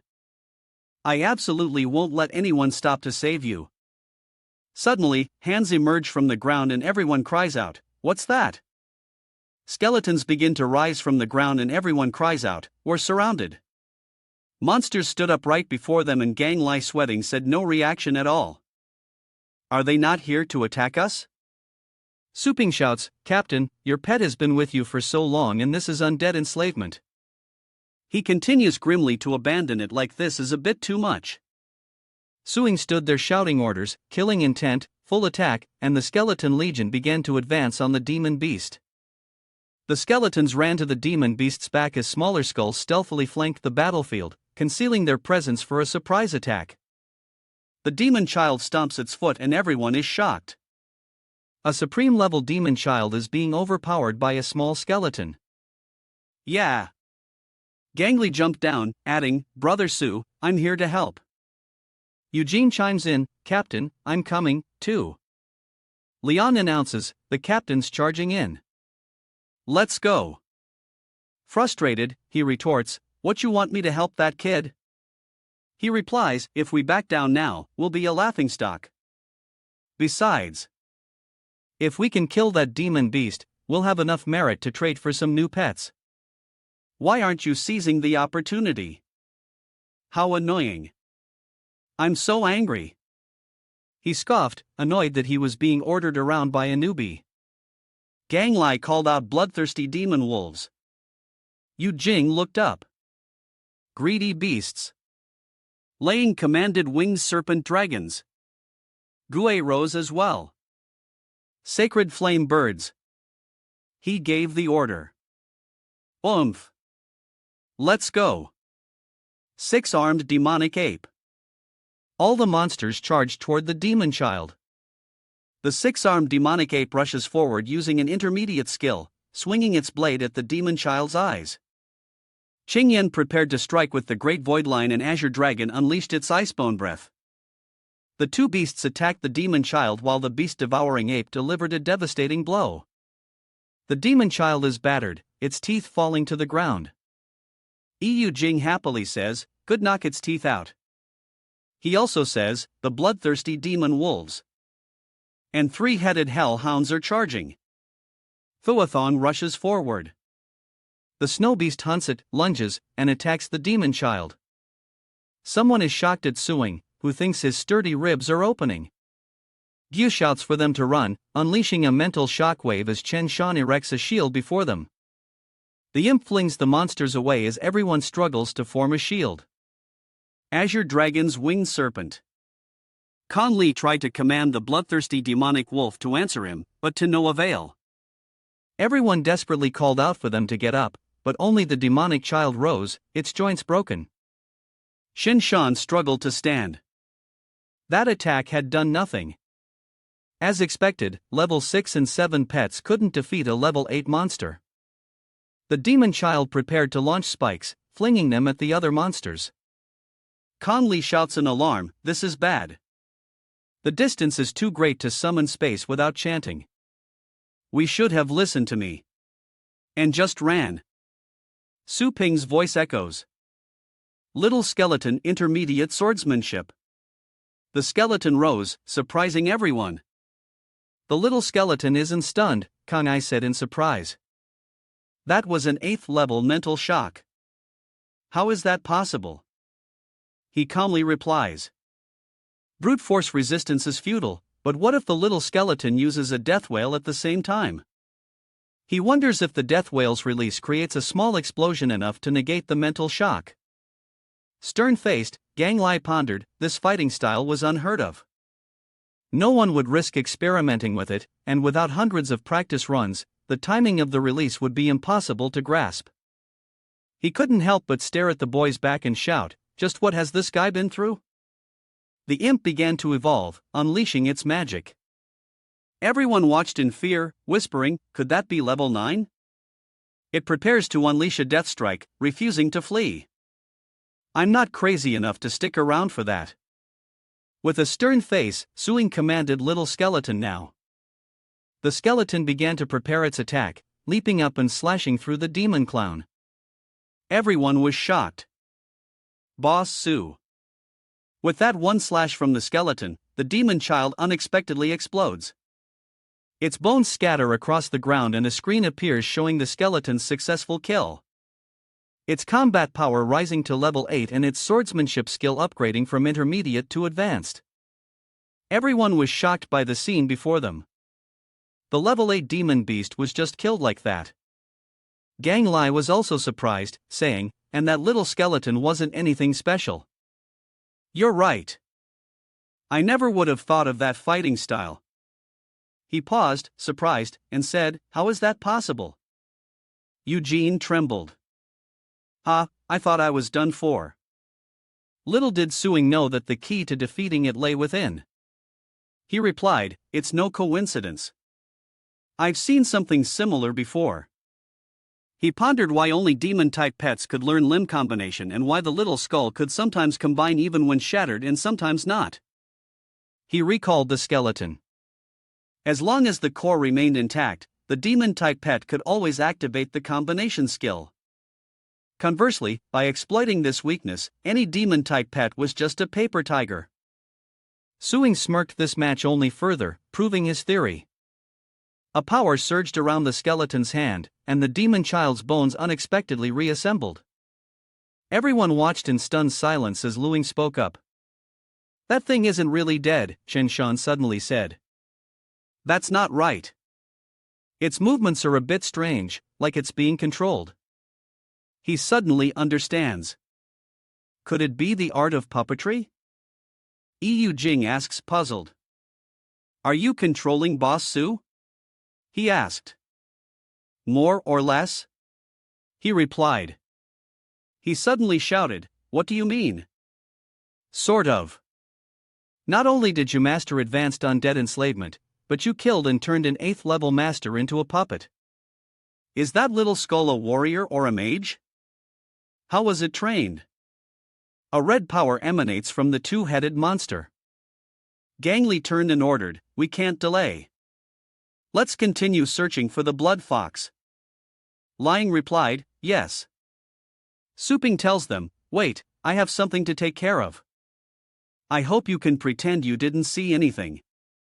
Hang Li steps forward, concerned. "Brother Su, please have mercy on us," Mo cried out furiously. "Hey, what do you think you're doing?"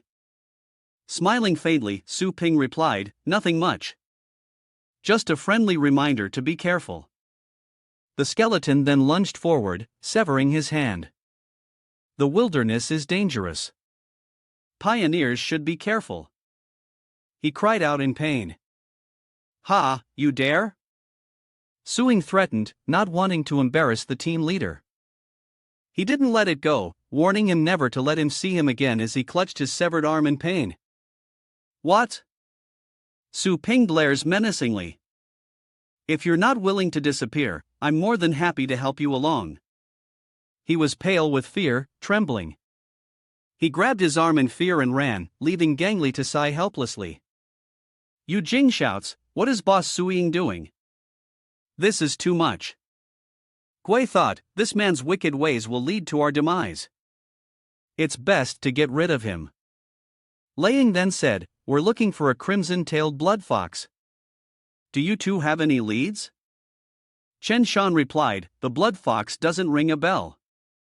She thought for a moment and said, I think I've seen its footprints before." He looked at the two of them, pleased. "Ha? Where?" Under a violet moon illuminating this mystical land, Su Ping and the skeleton sat atop the skeletal remains of the devil corpse when it suddenly spotted something leaping off and running away. Suing wondered what could be attracting the little skeleton in the cave, turning to Snowbrew and saying, "Lend me your signal gun for a moment." Suping takes the flare gun and fires it into the sky, illuminating everything, revealing a beast lying in wait, much to Con Lee's delight. "Found it." Everyone slid down the rock face. He patted the skeleton's head. "You made it too easy for me to find." Gang Lai turned back. "Mission complete. Let's prepare to return." He raised his hand. "Wait a bit. I'm curious."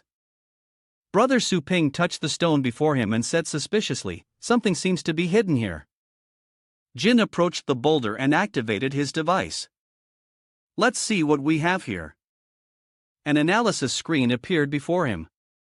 Unknown element content: 91.214% uranium, 2% gold, 2.902% silver, 1.123% iron, 3.231% nitrogen, 0.1% jade. Serene tells the others that no matches were found among known elements. "This is a mineral we've never seen before." Gang Lai responded, "Yeah, I know." Seeing their attitude, Suping asked him in surprise, "Hey, why aren't they reacting?" NKQ winked and explained, I forgot you're new here. If our exploration team could find a rare and useful mineral, we'd definitely strike it rich." He gestured with his hand. "But the odds of finding such a high grade ore in a silver rift that could lead to an entire starfield of the universe were like finding a needle in a haystack." Then Yujing shrugged, saying that with such precious exploration time, no one would be willing to waste it. So basically, all he has to do is report it when he gets back and the Federation government will send someone else to take samples. Suing smiled slightly. The little skull was so enthusiastic about this ore. It must be something special. Wouldn't he be the only one to benefit? Before this ore reaches the government, a notification appears. Quest complete. Reward Golden Crow Divine Demon Manual. Gua approached Suping saying, "Boss Su, this is my card. If you're interested, I hope you'll visit our academy. I wanted to introduce you to our school's headmaster." He took the business card a little helpless, thinking, even after transmigrating, I can't escape the fate of having to study. Suing waved goodbye, thinking, I'm more curious about the system's rewards. He then told Gay, sorry, I have things to do. We'll talk later. She called out in surprise. Wait. Watching him disappear, so decisive in his departure, Gu sighed, maybe I should have been more direct. And invited him to Phoenix Mountain as a guide. The next morning, as Suing wearily yawned, a sharp gaze was locked onto him. Lingua, arms crossed, stared at his face, a picture of accusatory anger. Up this early? You weren't up all night, were you? Suing replied wearily as he walked past her, oh, what a coincidence. You too. Lingua stuck her tongue out, teasing him. Who's being coincidental with you? You good for nothing? I always wake up early to exercise. Suing didn't bother arguing with her and wearily headed upstairs. How impressive. I'm proud of you. Hearing this, Lingua blushed and stomped her foot in annoyance, saying, Humph, who needs your pride? Suping lay in bed, scrolling through the system screen and pointed at something peculiar system. What exactly is this Golden Crow God and Devil body? The system explains that the Golden Crow God and Devil body is a secret body refinement technique of the Golden Crow race born from the sun's fiery energy. They are born with the power of mountains and rivers, and through cultivation, they can shatter the spirit of invincibility. In ancient times, they conquered over half the primordial universe. Wherever the Golden Crow went, all things returned to dust. Later generations called them gods and demons. Suing was caught off guard. Were they really that powerful? The system displays a warning. Cultivating the Golden Crow God and Demon body will continuously transform your body. A slow and arduous process requiring immense combat power and vast material. port, ultimately turning you from a human into Tanga, a world-ruling golden crow, god and demon. Suping anxiously looked at his hands, wondering if his body would turn into a monster. He thought to himself that it would be too much like a villain. Sensing his unease, the system explains, once you cultivate the golden crow body, it will be formed from pure energy, allowing you to retain your original form if you wish, and it won't affect your normal life. Suping muses, what normal life does such a thing even exist anymore? He recalled the events of the past. In this world, the weak have no dignity. Perhaps not being human is the only way to truly live like one. A determined look crossed his face as he said, "All right, I'll play by your rules." The delivery arrived and Suing told them, "Just leave it here. You can go." The delivery men replied, "Yes, sir." He sat down and clicked on the crate in front of him, remarking how convenient it was to have federal warehouse goods delivered right to his door. The container chimed recognition successful. Su Ping conjured a burst of power, having exchanged his merits from mining and beast slaying for a light uniform to wear. The primal armor has been activated. Its defense can be upgraded with astral energy to suit the wearer, resisting attacks from levels 1 to 7. Piece by piece, the armor envelopes him. Looking at the open crates, Suing said, "I've gathered enough materials to cultivate the first level of the Golden Crow Divine Demon Body, and it's much more effective than going to the cultivation area."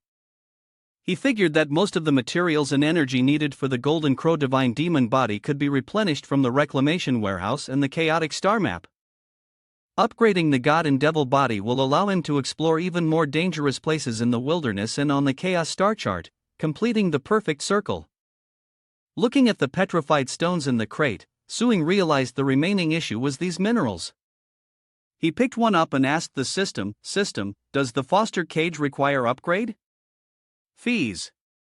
The system immediately replied, "That's right. Upgrading and maintaining the foster cage requires the host to pay energy points. So, what if I use these minerals to upgrade the pet pen? Would my materials reduce the upgrade fee?" His eyes darkened, of course, all for the sake of raising stronger pets. The system screen displayed that new permissions had been unlocked. Cage remodeling. After gathering the required materials, he only needs to pay 20% of the energy to upgrade the fosterage cage, and the completed cage will have new effects. 2 dark stone nurturing pen upgrades 200 over 98 dark stones, 70 over 0 pebbles, 30 over 0 giant beast bones, 1 over 0 wraith hearts, and 200 over 58 energy. This can significantly increase a pet's aptitude and combat power and add a bit of perception. Heals all non-life threatening injuries. Effectiveness is 50% for non-demon pets and 70% for demon pets. Suping was delighted. It really could be upgraded and with a high degree of freedom. He told the system that although the side effects were quite serious, the effects were so good. Touching the fossils, Suping realized these materials were quite easy to find at the wasteland base. He clicked his tongue, lamenting that the system only focused on cultivation, and soon the shop wouldn't be able to stay open. Meanwhile, Yening received a call from Suing, "Surprised the little naughty pet store, a master is reaching out to me." She answered, saying, "Boss, you called." Suing asks, "Are you satisfied with the training results of the lightning rat?" Nani happily replies, "Yes, yes. Extremely satisfied." Not knowing how to thank him, Suing said, "Actually, I need your help with something." She was a little surprised, thinking the boss actually needs my help. This is her chance, and she immediately agrees. "Boss, just name it. If it's within my power, I'll definitely help." He stated his request. "I want to film a short video with you." Yening was taken by surprise. Her face flushing red. Unwholesome thoughts suddenly filled her mind. Could this short video be? She stammered, blushing. "What are we filming it for?" Suping replied. "To become famous, of course. Are you coming or not?" Ing blushed, covering her watch. "Keep it down," Suing replied impatiently. "If you're not doing it, I'll find someone else." Her face flushed, and she finally replied, "Yes, I understand." Ing arrives, dressed in a somewhat revealing outfit. "Boss, I'm here," she says. Suing, sitting at his desk, replied, "Oh, you're here." Upon seeing her, he coughed slightly and said, "Ah, you look quite lovely today." Yin Yanging replied shyly, "Didn't you say you wanted to shoot a short video?" Suing calmly said, "Ah, as long as it doesn't affect your performance, quickly summon the Thunder Rat." Yin Yanging was taken aback and asked about the Thunder Rat. She covered her mouth in a fluster, saying, "Surely not with me. That's not realistic." Suing was a little confused by her words. "Why is that unrealistic?" "I just need to film you summoning the lightning rat and unleashing some lightning." Yin Yang felt a little awkward and asked, "Oh, is that all you need to film?" Suing replied, "What else would there be?" What else did she think I meant? Only this Thunder Rat can prove the results of my training. You didn't leave it behind, did you? Sweating, she quickly replied, "I brought it. I brought it." At that moment, the Thunder Rat poked its head out. Yen Yingru remembered something. "That's right, boss. Although our school's annual competition is over, there will be an exhibition match between the champion and the runner-up soon." She eagerly told him, "The ultimate champion, Yahoo, will fight a match with me." Suing pondered, "An exhibition match? If you come on stage with me, then." Yening continued, "The publicity will be amazing," he agreed. "So this champion Yao, you didn't win?" Yand explained. "That's right. Yahoo's 9-star Silver Serpent Thunder Dragon bloodline is just too strong, but I only expected to reach the top 20, so getting second place was beyond my expectations." Suing's face grew interested. "A rank 9 bloodline, huh? I didn't expect anyone in this academy to be able to defeat a Thunder Rat." He uttered those 3 intriguing words. The morning sky was clear, sunlight bathing the city in Funan Academy as everyone busily cared for their pets. Ing leads the way as Su Ping follows, observing the popularity of the Thunder Radiance beasts. During the annual competition, everyone saw the potential of the lightning beasts. Now Thunder Radiance beasts have become the star pets. "Shop owner Su, should we hand out flyers before the competition starts?" Su Ping glanced away and replied, "No need. These ordinary students only raise thunderclap beasts as a trend, hoping to achieve great things with small efforts." Su Ping brushed past Yenying, closing his eyes as he said, "Even after the trend fades, they'll still give up because of the price." Hearing this, she suddenly felt small, pointing to herself and muttering, "That's right. I haven't even paid back the money I borrowed from now yet. Will Yachin join the Thor royal family after graduation?" "Ha, what a stupid question. I heard the top teams have already sent him offers." "Wow, I'm so jealous." Ignoring the praise around him, Diaphanu Diapan's strength would have him on the first team in less than 6 months. "I think you could get in directly." Suddenly, Yahi broke away from the group of girls and walked towards Yenying, calling out, "Hey, wait a minute. I need to talk to you." Yenying stopped, curious. "What did you want?" Yahi replied, "Just wanted to thank you for the fight the other day. My Silver Serpent Thunder Beast broke its limits and finally reached level 7. Hearing this, Yenying closed her eyes and smiled. "Oh, really? Well, congratulations," she says. Su Ping glances at her, wondering if she's the one who defeated the Thunder Radiance Beast. Yihao leaned in close to Yenying, hand on his chest, and answered her question. "Oh, right. There's one more thing. During the match, I'd advise against using the Thunder Radiance Beast." "Why, you ask?" Yihao stands up straight, runs a hand through his hair, and says confidently, "My Silver Serpent Thunder Beast has inadvertently comprehended 7th level domain power, and it's not yet proficient at controlling it." "Ha, you know." Yening remains silent, eyes downcast, listening to Yahi ramble on. It would be embarrassing if her Thunder Radiance Beast's bloodline was suppressed. Suing turned his back to them, but his eyes flicked to her anyhow as he spoke. At least fighting Luo Fan would be worth watching. Hearing this, she replied, I know. Yihao turned to the girls and waved, see you at the competition. The girls there burst into laughter. Ha!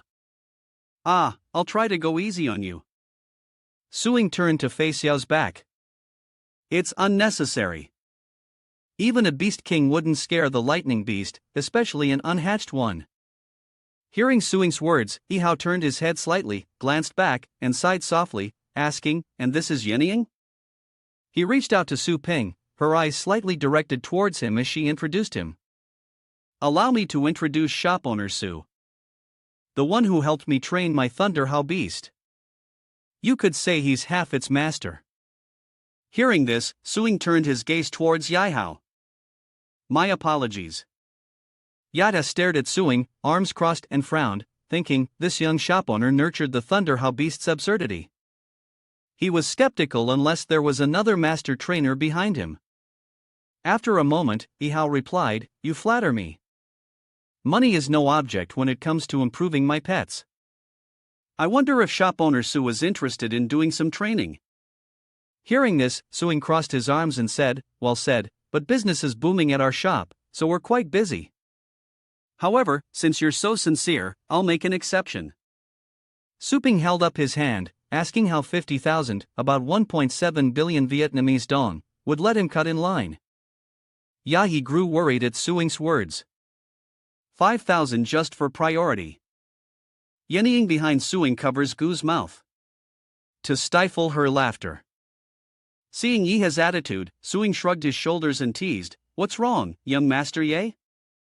You love pets like your own life, but you can't even spare 5,000. He was furious at Suing's words, glaring at him through gritted teeth in silence. He angrily retorted that money was no object as long as he had the skill. Suing met his gaze with unwavering resolve, of course, we'll meet again in the competition. Hearing Yaha's words, he thought, this handsome, rich kid is famous for spending money without blinking an eye. I've come to the right place. Meanwhile, a beast is suddenly struck by a blast of green energy, causing it to cry out, oh, what a beautiful counterattack. At the freshman competition, a boy commands his beast to attack, shouting, take him out. The beast, neither fast nor slow, growls as it charges toward Linghua and Snowball. Seeing this, Linghua raises her hand and a surge of power envelopes her in Snowball. A reckless kid. Second level acceleration. Snowball. Now having absorbed the power, Snowball became even more ferocious. Its fangs and claws growing longer. Snowball quickly charged towards the beast, dodging its attack and kicking it in the face. It unleashed its power into the beast's ferocious eyes. A surprise attack. Snowball soared into the sky, opening its mouth to incinerate the beast with flames. What a beautiful battle! The commentator exclaimed.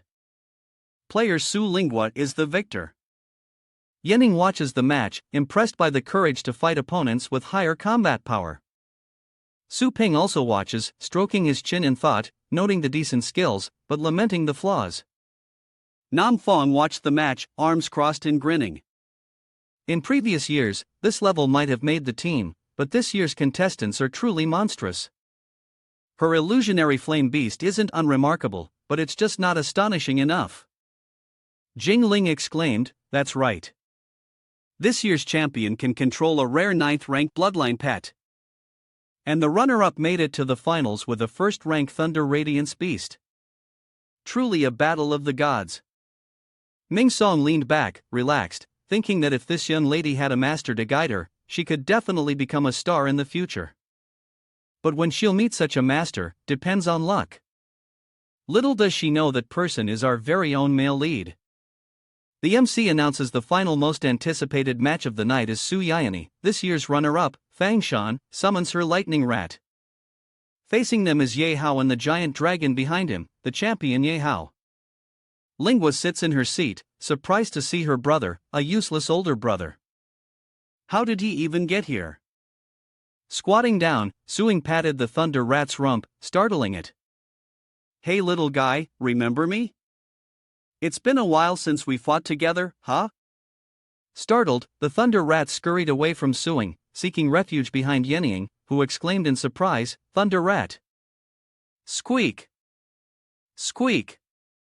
A student sitting in his chair stroked his chin and asked, "What's wrong with the Beast King?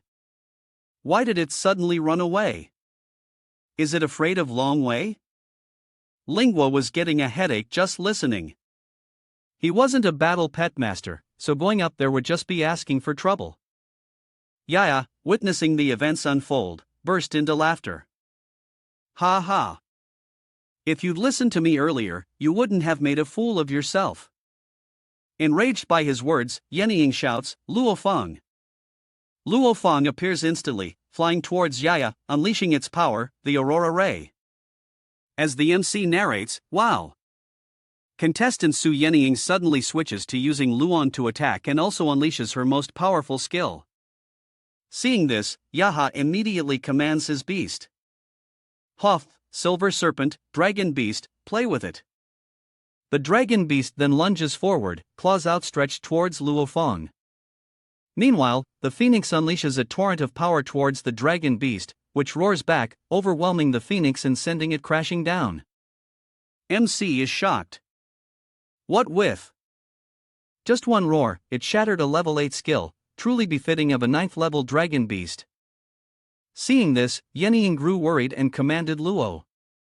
Luong tries again, absorbing its power upon hearing the command. Yihao raises his hand, his voice dripping with sarcasm, refusing to give up. "Just the right time for you to see the difference between us." The Silver Serpent Dragon Beast defends. Having absorbed enough power, Luong unleashed it upon the dragon beast. Was the Silver Serpent Thunder Dragon underestimating the incoming rays? Or is it the confidence of the strong? Despite such terrifying power, the dragon beast only suffered a small wound. It lowered its raised wings as a shield. Yan's face darkened immediately upon seeing this, her eyes widening. Despite her all-out attack, Luo Feng couldn't inflict any damage on the emperor. She despaired, clutching her head as the praise continued to pour in. Ah, how despairing! The more you try, the more bitter it becomes. This is the pressure of a rank 9 bloodline. The audience was stunned by the display, exclaiming, "Wow, so strong. Even an 8th level skill is like a tickle." The man in the chair witnesses everything. Realizing that even with an 8th level skill, the 5th level Fallen Phoenix is no match for the Silver Serpent Thunder Beast, whose heads begin to absorb power. Waiting for Yao's command to attack, the Silver Serpent Thunder Dragon Beast unleashes its power. "Show her what you can do." The dragon beast spews massive flames and freezing ice towards the fallen phoenix. Lava spews silver. Her wings create a storm, and ice freezes the sea. The MC excitedly says, the Silver Serpent Thunder Dragon Beast is using 3 fire skills at once. That ice control is too refined. Even though it wasn't intentional, the range is indeed vast. Surrounded by 2 powerful forces, Luo Feng panics, but Yening quickly reassures her. "Don't be afraid, Lu Feng. Increase your speed." Ying quickly used her power to create a shield as the flames rushed towards her. The MC is worried. Under duress, Su can only prioritize his own defense. Careless, she left an opening and Luo Feng was struck. He falls just like that. Luo Feng is actually hit by the wildly cast skill. Seeing this, Yenying rushes over and shouts, "Rock Pong." Everyone was scattering. This is the annual champion. The power of the king completely crushed them. Yen Yang collapses beside Luong as the Thunder Rat rushes over. This Silver Serpent Dragon Beast is far stronger than when we last fought. There's no way to win. I fear even the Thunder Rat. Seeing this, Yao sighs disappointed that Suing dares to charge such exorbitant fees for training such mediocre pets. Unable to stand idly by, Suing approached the dragon. A red aura of power and murderous intent enveloping him and the lightning rat. The lightning rat became ferocious. Its changed aura, surprising Yening. With a stern look, Suping commanded the lightning rat and annihilate it. Receiving its order, the thunder rat darted forward like lightning, instantly appearing before the dragon beast. Before the dragon beast could react, the thunder rat slashed a long gash across its abdomen, the void green claw, causing it to cry out in pain. The MC is thrilled. Wow, the Beast King has entered the arena. Ihao glanced back, annoyed, thinking it was even faster than the finals. The dragon beast struggles to heal its armor as the MC observes every detail. The Thunder Light Beast actually managed to tear the Silver Serpent Dragon Beast's chest armor and the resentment of the underworld. 6 suppressions suppressed the powerful recovery ability of the dragon bloodline. Ihao was intrigued, raising his hand to absorb power as he spoke. That's what I'm talking about. That's a victory worth savoring. Enhanced to level 4. Ihao commanded Silver Lightning Dragon Beast. Crush it. The lightning rat nimbly dodges the attack and Yening quickly creates a shield, but Su Ping remains standing. Yahoo intended to freeze the entire arena, a fatal move for star pets that couldn't fly. The thunder rat growled, eyeing the approaching ice. The MC watched closely with nowhere to run. Was this the end for the thunder rat? Yening has been frozen by the ice, and so has Su Ping. He turns to Gujiel and says, "Thunder rat, use the third combo I taught you." The weak point is the mouth. Suddenly, a cloud of dark smoke appears, unleashing a barrage of lightning bolts. The 10-direction thunder prison. What is the thunder rat planning? 2 more thunder rats emerge from the black smoke, growling as they charge forward, creating multiple thunderous afterimages. They rush toward their opponent, and it turns out the thunder beast wasn't frozen, having used the path opened by the lightning bolts. Seeing this, Ihao frowned and muttered, 3 of them. One must be the real one. He watched as one thunder beast scurried up the wall. Okay, even though it's unclear, target the rat protected by the lightning armor. Don't let it fool you. Attack it. Hearing the order, the dragon beast roared ice toward the lightning rat he was watching. The lightning rat is unharmed. Yiha's surprise was faint. Is the one attacking from the front the real one? He whips his head to the right, ordering the dragon beast, Thunder Serpent, Dragon Beast, that one's also a clone. Seeing Yaha's actions, Suing's face darkened. What an idiot, those 3 were just to distract you. Unexpectedly, the lightning rat bursts forth from behind the dragon beast, catching it completely off guard. Yiha glances back, his mouth agape in shock. What? There was a 4th one. The dragon beast cries out in pain as the lightning rat strikes its mouth, a detail the MC is quick to point out. The Thunder Serpent Dragon's only exposed area was struck by the Thunder Light Beast, leaving the audience speechless. The Beast King's eruption is too strong. How strange. I heard that YHA's Silver Serpent Thunder Dragon Beast has broken through to the 7th rank, but it can't beat the Thunder Light Beast. Yaha grits his teeth, wondering how this rat's fighting style can change so much. Could it be because of that man, the one Yening and Su Ping are talking to? Yiha clenched his fist, annoyed, thinking, damn it, if I lose now, won't it look like my championship was just luck? He waved his hand, ordering his dragon beast to breathe fire on Suing and Yening. The Silver Serpent Dragon opened its sharp jaws, ready to unleash fire on Yening and Suing. As the MC frantically narrated, the Silver Serpent Thunder Beast attacks the summoner directly, but half of Suing is frozen, leaving him unable to dodge. Su Ping can only watch and lament his predicament. The Thunder Rat flew in, creating a force to restrain the Dragon Beast. It opened its mouth, unleashing its power directly at the Dragon Beast's injured mouth, causing it immense pain. He tried to steal a chicken only to lose the bait.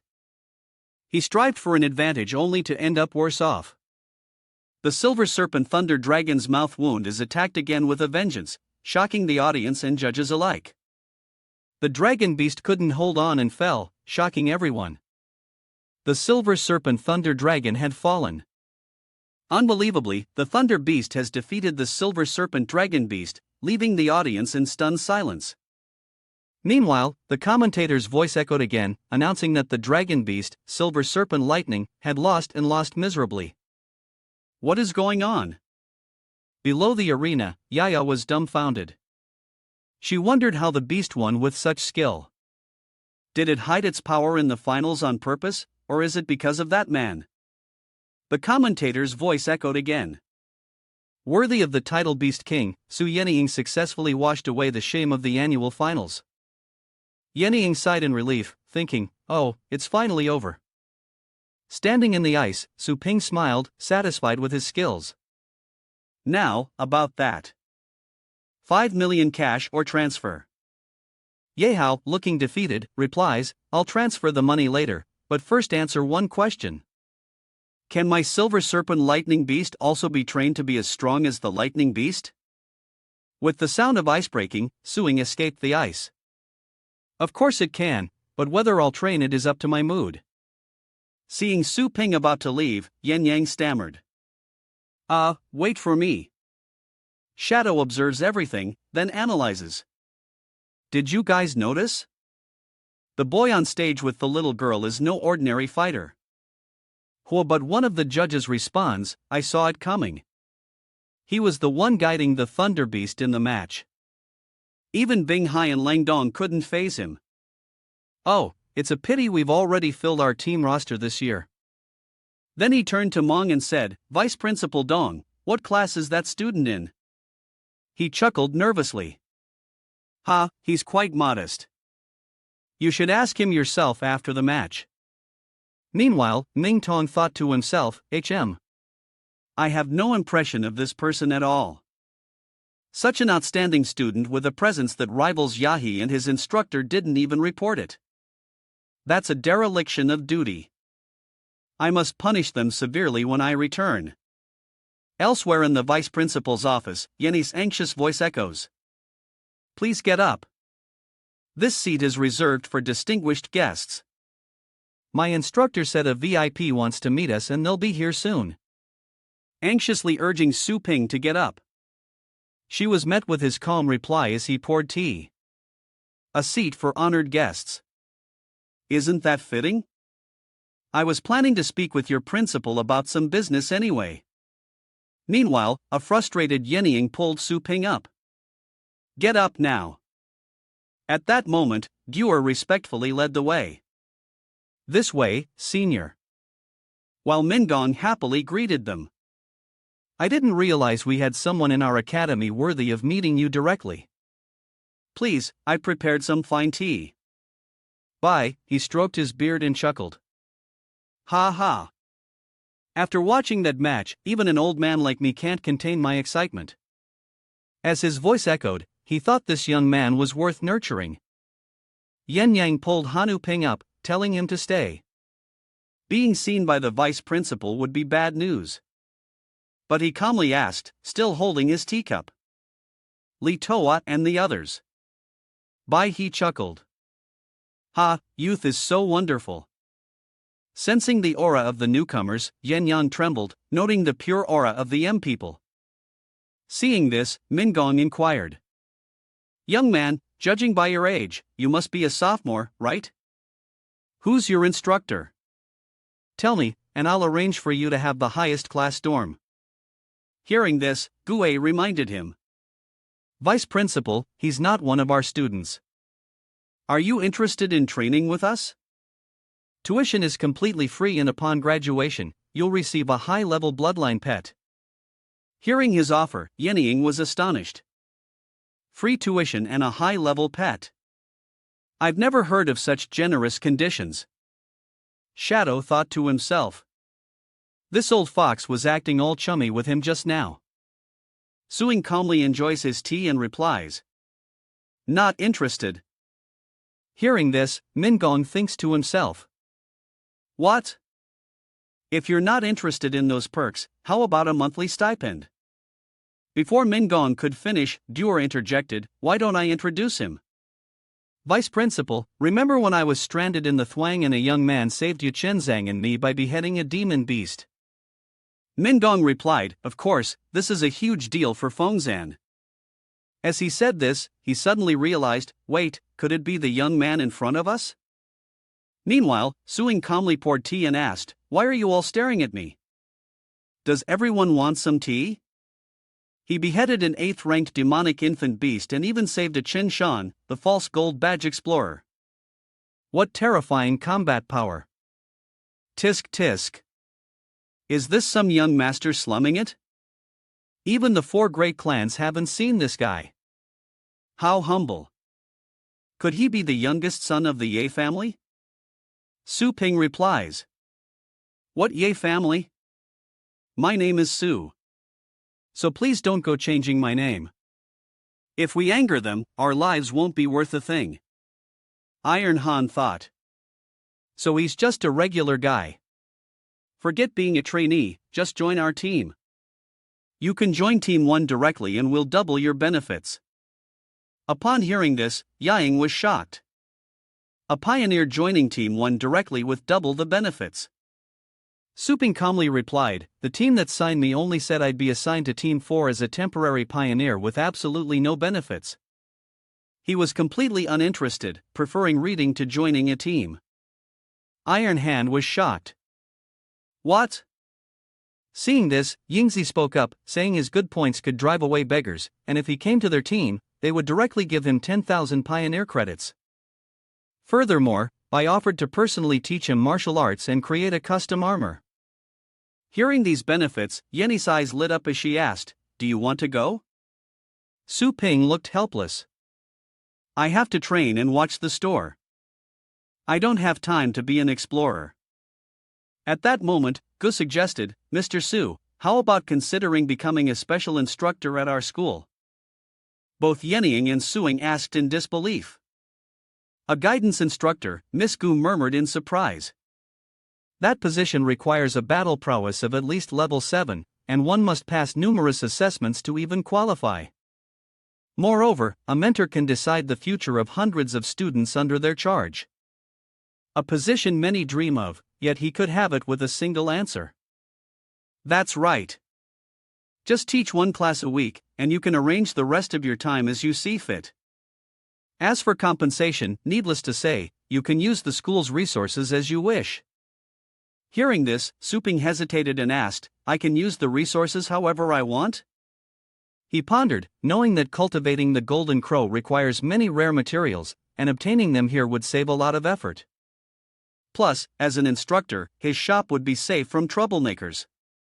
Truly, killing 2 birds with 1 stone, he smiled and agreed. With Suing's acceptance, the deal was sealed. And as Gui arranged the documents for him, the piles of files on the table left him dumbfounded. Gush smiled, explaining that becoming a mentor required passing a series of tests and comprehensive assessments of his physical qualities, combat skills, and teaching abilities. As long as you get an average of 60 on the written exams, it shouldn't be too difficult, Suing blankly replied. Should I just give up? Then Mingong patted his shoulder. Those standards are only for outsiders. Mr. Su can kill demon infant beasts in the wilderness, so there's no need to doubt his combat skills. As for teaching, I believe he can master it. After assisting and auditing a few classes, hearing this, Su Ping asked with a meaningful look. So what you're saying is he stroked his beard and replied, just pass a physical fitness test. Our education system needs to collect data on each teacher's strength so we can easily assign suitable students for you to teach. Hearing this, Suing understood their intention, thinking they clearly wanted to test his skills. This old fox, if he wasn't good enough, they'd cut his benefits, wouldn't they? He wants to see what I'm made of. Fine, tell me how this test works. Having achieved his goal, Mingong happily replied, please follow me. The testing ground elevated, revealing a massive machine. Mingong explained that enduring Ba attack alone for 1 minute would be considered a pass.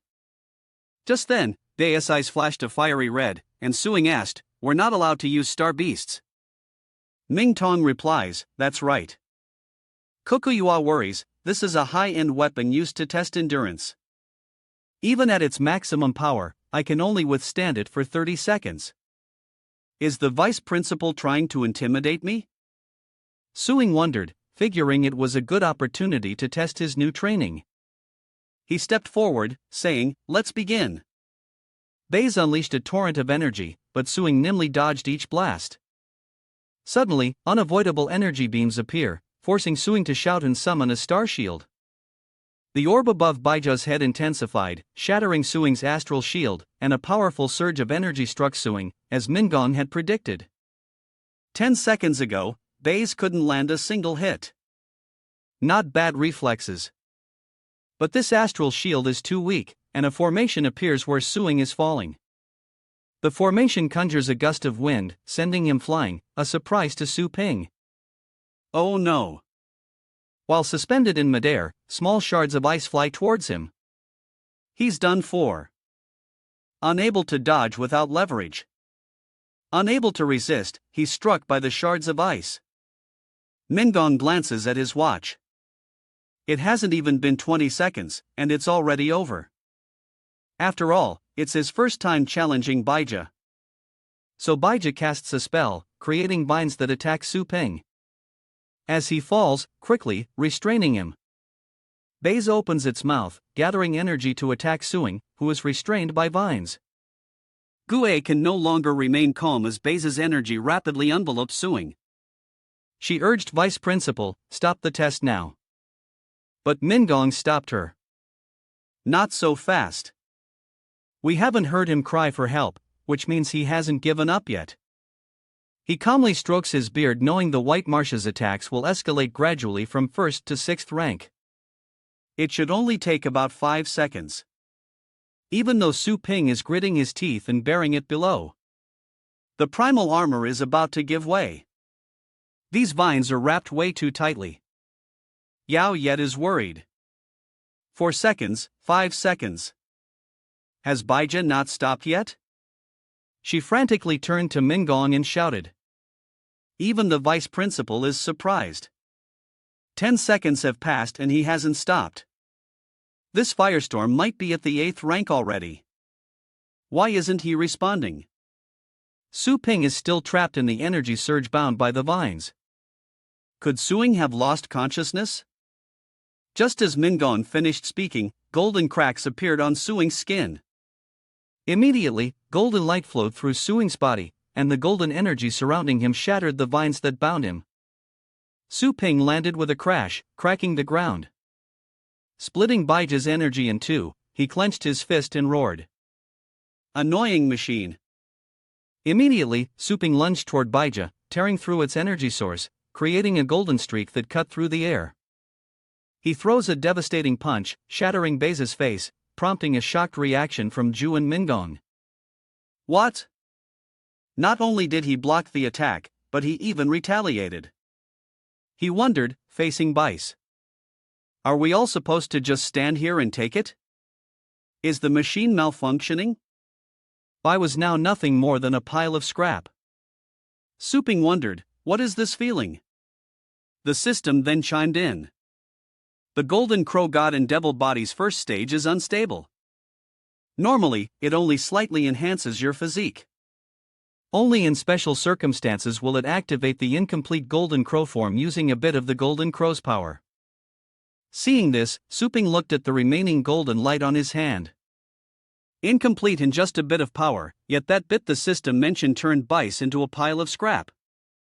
The White Marsh test results are in mid-tier 3rd stage spirit. Mid-tier 7th stage attack, low-tier 8th stage defense, resulting in a final combat rating of high-tier 7th stage. After the remnants of the battle settled, Mingong and Gush entered, and Suing lowered his voice to ask, "Is this enough to qualify?" Mingong clapped his hands in praise, "Spectacular. Truly spectacular, Mr. Su's abilities are more than enough to be a senior instructor." Hearing this, Gushi was stunned. A senior instructor. But Ming Tong continued, "Your electronic instructor card will be updated online tomorrow. Welcome to our Phoenix Mountain." Suing looked at him coldly, thinking to himself, Baija's strength was not something an ordinary person could withstand. Without the divine demon body, he would have been torn to shreds. Ah, this old fox. Mingong noticed his bad expression and spoke up. Ha! Instructor Su's complexion doesn't look too good. Is it because his clothes are torn? Su Ping decided to play dumb. Since the result wouldn't change much anyway and he was too lazy to argue. He turned to leave politely, saying, "If there's nothing else, I'll be going." Before he could answer, Min Gong offered, "Let me take you in a special vehicle." But Su Ping dismissed the idea, saying, "No need." Seeing this, he waved goodbye with a smile and reminded him, "Okay, remember to hold a class every week." Next to her in disbelief, Kokshuat says, "Attack and defense at level 7 or 8, but astral power only at level 3. It's too strange. How is this possible?" Mong slowly analyzes, saying that the only possibility is that he has mastered some kind of secret art but hasn't practiced it for long. He narrowed his eyes and added, "There must be a master guiding him. Try to win him over and get to know the master behind him. His shop likely holds clues, so first find a way to get its location." "Okay," Koktiyet replied happily, looking at Min Gong. Just then, Su Ping, who hadn't left yet, poked his head in and calmly said, "No need to go to all that trouble. I can just send you my location. Just introduce me to some rich students and we're good." His sudden voice startled the man. "Oh, Master Su hasn't left yet." Meanwhile, Suing returned home and his mother, seeing his disheveled state, panicked, "What happened to you? Are you hurt?" Su Ping quickly replied, "Mom, I'm fine." Seeing that there was nothing to worry about, she teased, "Oh my, when did our Ping get muscles? Let me get a good look at you." Seeing this, he could only awkwardly say, "Mom, please stop touching me. I'll change my clothes and explain everything later." Shinger, seeing Suing flee, called out, "You little rascal. What's there to be shy about? Have you forgotten who wet your pants when you were little?" Inside his room, he rushed to the closet to pick out an outfit. And as he changed, Su Ping glanced at the item on the floor, wondering if the primal armor had a warranty. Suddenly, Lingua bursts in, demanding, "Suing, you have astral power, don't you?" Su Ping, caught off guard, quickly admits it. "So, what if I do?" Before he could process, Lingua blushed at the sight before her. "You pervert. When did you awaken?" Framed so blatantly, Suing quickly retorted, "Who's the pervert?" "You're the one who barged in." Lingua waves her hands dismissively, turning away, telling her perverted brother to put some clothes on first. Seeing his sister's foolish actions, he wears a sinister expression, thinking. Barging into her brother's room and calling him by name. She's really asking for it. How can I be an older brother if I don't teach her a lesson? Don't you like looking with that? Su Ping immediately turned to face Lingua. Then feel free to look to your heart's content. Don't be shy. His movements were so swift that she screamed, "You pervert." Lingua, flustered and red-faced, throws a warning punch. "I'll have you know I just broke through to the 4th rank, so don't come any closer." Su Ping smirked, his eyes sharp as he thought, "Come on, I'm not the same as I was before." Suddenly, the sound of an egg cracking echoed unexpectedly. He was hit and quickly covered the attacked area. What was that for? Isn't my defense at the lower 8th rank? Suddenly, the system chimed in, stating that this was the data from when the host activated the incomplete Golden Crow form.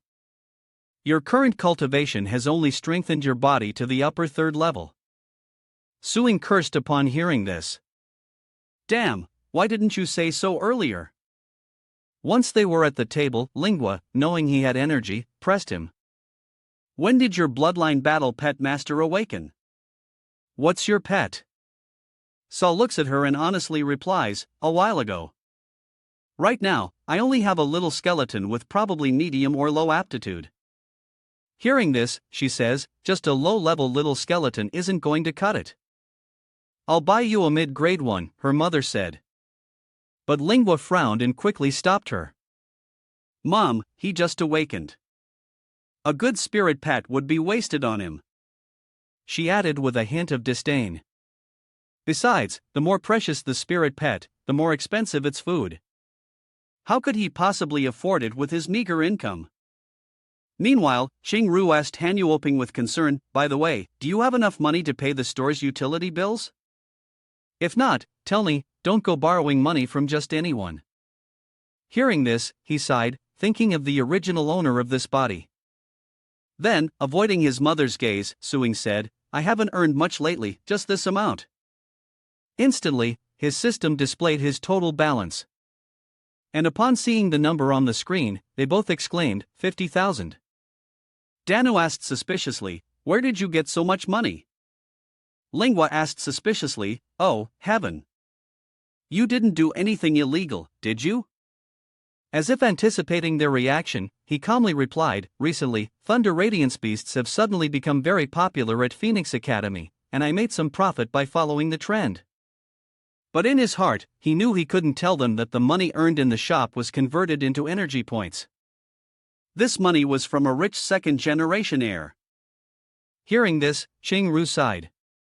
Well, I'm relieved. Ping is finally making something of himself. Lingua, you need to guide your brother more in the future. Lingua immediately retorted, Who wants to guide him? Just keep following behind me. Su Ping didn't hand over the pet, but said solemnly, Good girl. Please take care of me from now on. The next day, a girl walked into the store, looked at Su Ping, and said, Boss, I heard you're the one who trains Thunder Radiance Beasts. Is that right? Hearing the customer's question, Su Ping was overjoyed, thinking, as expected, business is booming. After becoming famous, he quickly put the thoughts aside and replied, Yes. Do you want to board them, train them, or just take a look at the pets? The girl picked up the box and examined it for a moment, then said softly, I want to train 4 of them to be as strong as that lightning beast. As soon as she finished speaking, he coughed. Ahem, is this customer really going all out? There are limits to training a thunder beast. We currently only offer standard training charged per session. The girl pondered limited. Can't that Thunder Radiance beast be replicated? After a pause, she asked, What's the effect of the standard training? Suing smiled innocently. Well, it's not as good as that other training, but it can still boost your pet's strength a bit. One low-level pet costs 10,000, and a mid-level one costs 100,000. The girl was stunned, her brow furrowed, finding his words unprofessional, and a thought sparked in her mind. It seems Su Yayani has taken all the good spots, or this shop is just using the Thunderbeast's name to scam people. Either way, it's not worth mentioning. And with that, the girl turned away, deciding to look elsewhere. Seeing this, Su Ping quickly spoke up. Wait a minute. Suddenly, the system chimes in, noting the customer's lingering doubts, the cancellation of the original order, and the resulting loss to the store. A special professional training session is granted to the host, piquing Su Ping's interest, and the system jumps to another piece of information. The professional training fee is 100 times higher than the normal training fee. The training period is 30 days, and here are the requirements. The pet's willpower must reach at least the intermediate level. The mission reward is 1 intermediate level essence pill and a randomly drawn divine demonic battle art. Failure to complete the mission will result in a 10-point deduction for the host, a cost Suing considers carefully. A mid-level essence pill and a demon god battle technique are both great items, but at 100 times the cost of normal training, will anyone really buy it? Suddenly, the girl turned back and said, Shopkeeper, is there anything else you want to say? Su Ping pierced her with a sharp gaze. So, you want to improve your pet's mood, but the training required to match the Thunder Radiance beast is too expensive for the average customer? The girl coldly replied, How much do you want? I have a little more. Suddenly, Suing offered a price that made her eyes widen. 1,103 million. She didn't believe him and chuckled inwardly. 1 million. Is this guy trying to scam me out of a fortune and run shop owner? Do you even rent this place? Seeing her expression, he added, Of course not. My shop is very reputable, so rest assured, I won't run away. If you don't believe me, you can check the Funshan Academy website. I'm Su Ping. Hearing Su Ping's words, she wondered if he was also a student at Funan Academy and immediately activated the system to search for his name. As the system loaded, she coldly said, Judging by your age, you must be a freshman or sophomore. If you try any tricks, don't blame me for making sure you never fit in at Funan Academy. Oh, the system's finished loading, displaying all the information about the guy in front of her. Looking at it, she cried out in shock. Fun Academy Combat Division. Specially appointed senior instructor. It has to be fake. Too young to be a senior instructor and the highest power value in the combat division. Seeing her reaction, Su Ping smiled. What's wrong, senior? Will I ever be able to live a normal life at Fong Sun Academy again? The girl stammered, embarrassed.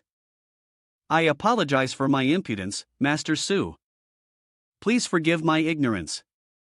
It seems being an instructor really does have its perks. With that, Su Ping spoke up. In the store, you can call me boss. If you want training, please come back when you're ready to pay.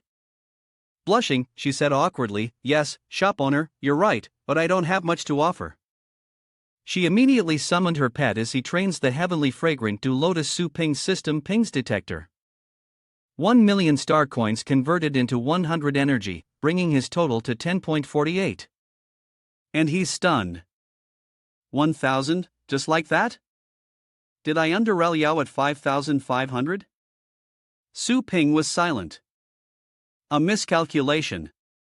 Seeing his unsightly expression, the girl asked, Instructor Su, shop owner? Su, you don't look so good. Am I not welcome? Please don't hold back. I'd like to offer you a gift after the training as a token of my gratitude. Resuming his cool demeanor, Su Ping secretly rejoiced, thinking, what a rich fat sheep heir. I mean customer whom I shouldn't overcharge. No more like I couldn't be happier to have you. He immediately put on a dignified air. Don't worry, I treat all my customers the same, and I need to start training. If there's nothing else, you can go home and come back next month. Seeing Su Ping like this surprised the girl. Not only did he not mind her previous offense, but he also completed the 7th level training in a short month. His generosity is truly exemplary. Ashamed, she lowered her head and sincerely thanked Instructor Su for his guidance. Suing's system then notified him of the upgrade fees and his remaining energy. And seeing how little he had, he despaired, thinking of 10,000. How should I spend this energy? Upgrade the spirit pool or the store? Then he seriously considered it again. A training pass to the Thundercloud Sea realm would cost a hefty 1,000 energy to mold it into the Thunder Radiance Beast. I'd need at least 2 runs, but I don't have enough energy to upgrade. This one chance for professional training requires careful consideration. The system then displays new information revealing the training space that can be provided after training. Unclaimed spirit pets can rest here without taking up a foster slot. Seeing the ambiguity, Su Ping ordered a detailed explanation. The system quickly explained everything. The basic doppelganger would mimic the host's actions, taking the pets into regular training. Each use of the elementary doppelganger requires 50% of the training revenue. He was shocked to hear. Damn, this avatar function is way too powerful. Even though each basic training session only yields 50% energy, as long as there's enough customer traffic, the training won't be interrupted. If he takes 10 orders a day, he can make his money back in just 20 days. Suing was lost in thought, unaware of the people outside his shop.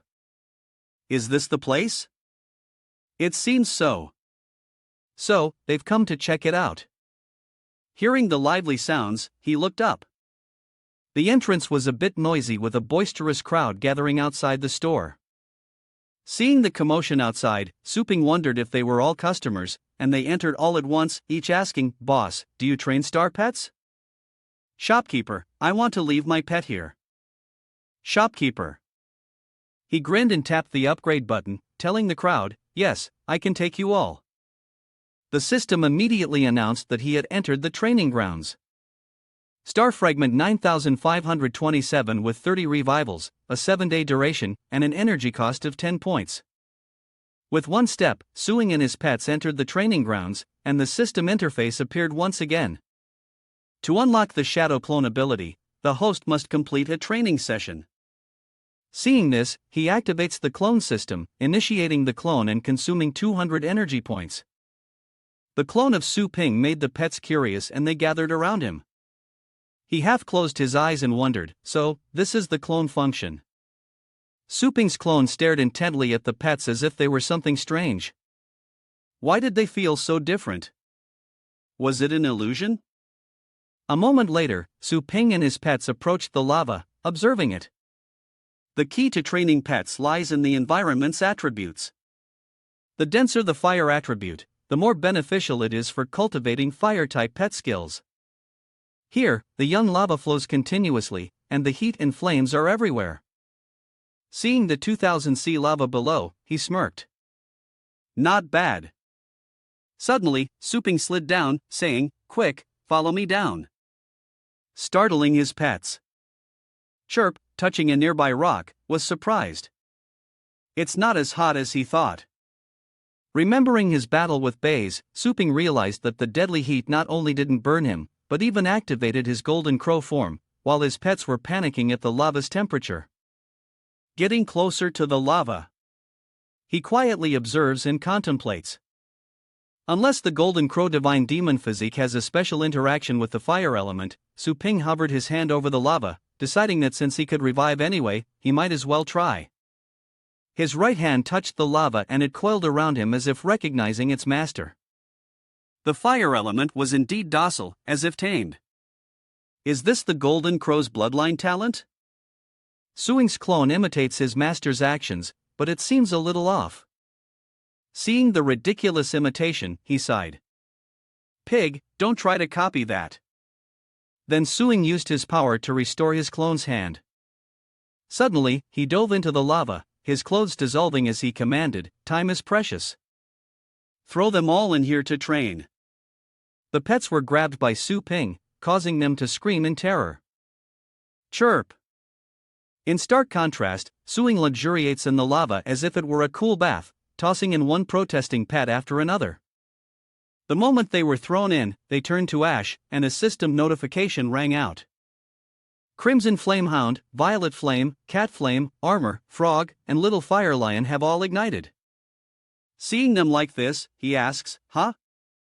Are you even fire-type star beasts anymore? Get it together and revive them again."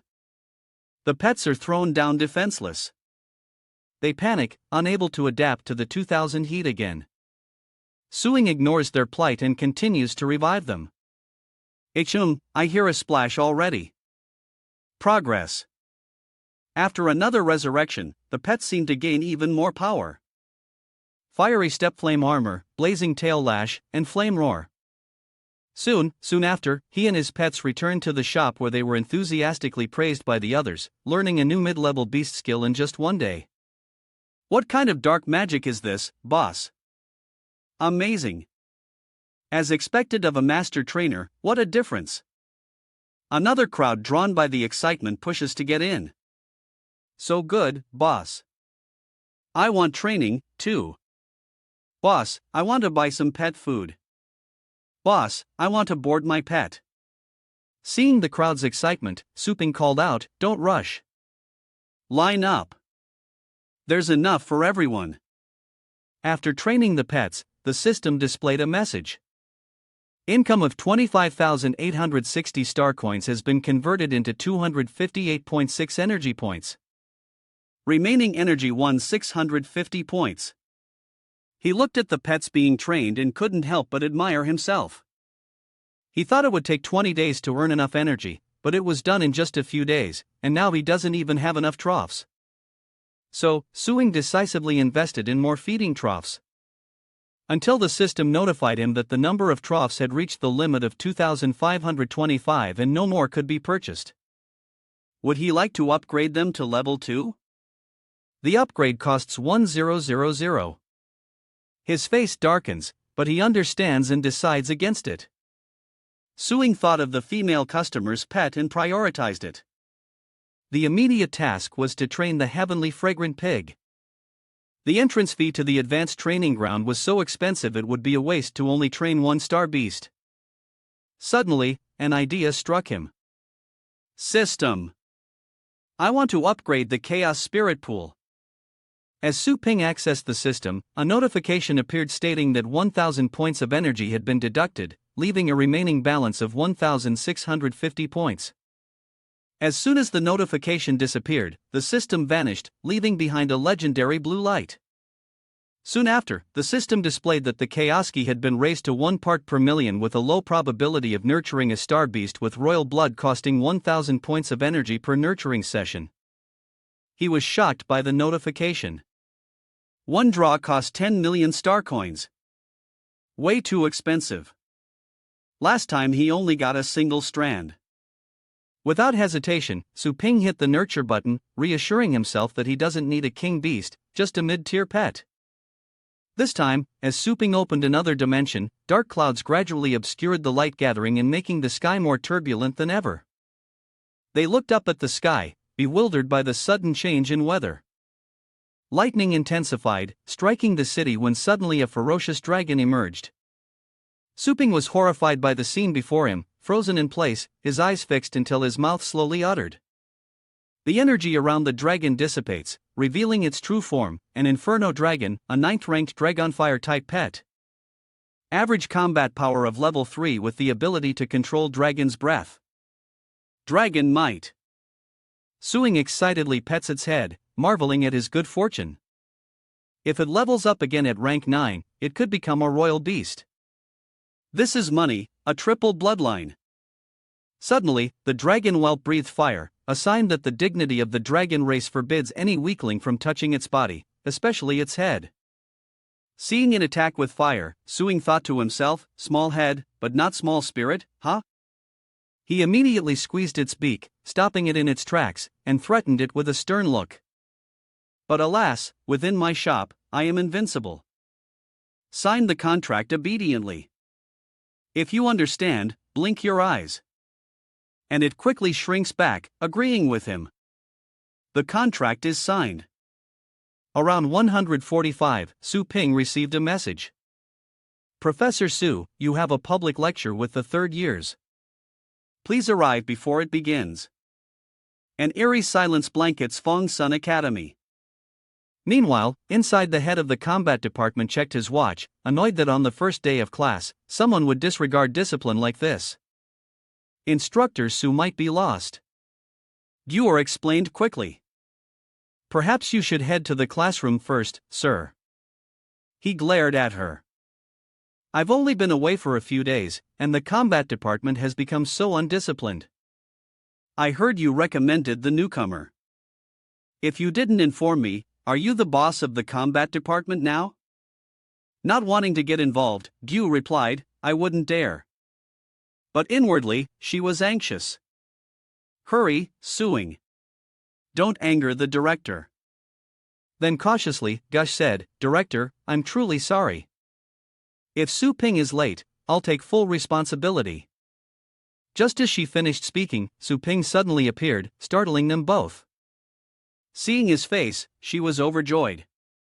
Su Ping, the director's eyes flashed over him, secretly assessing the newcomer.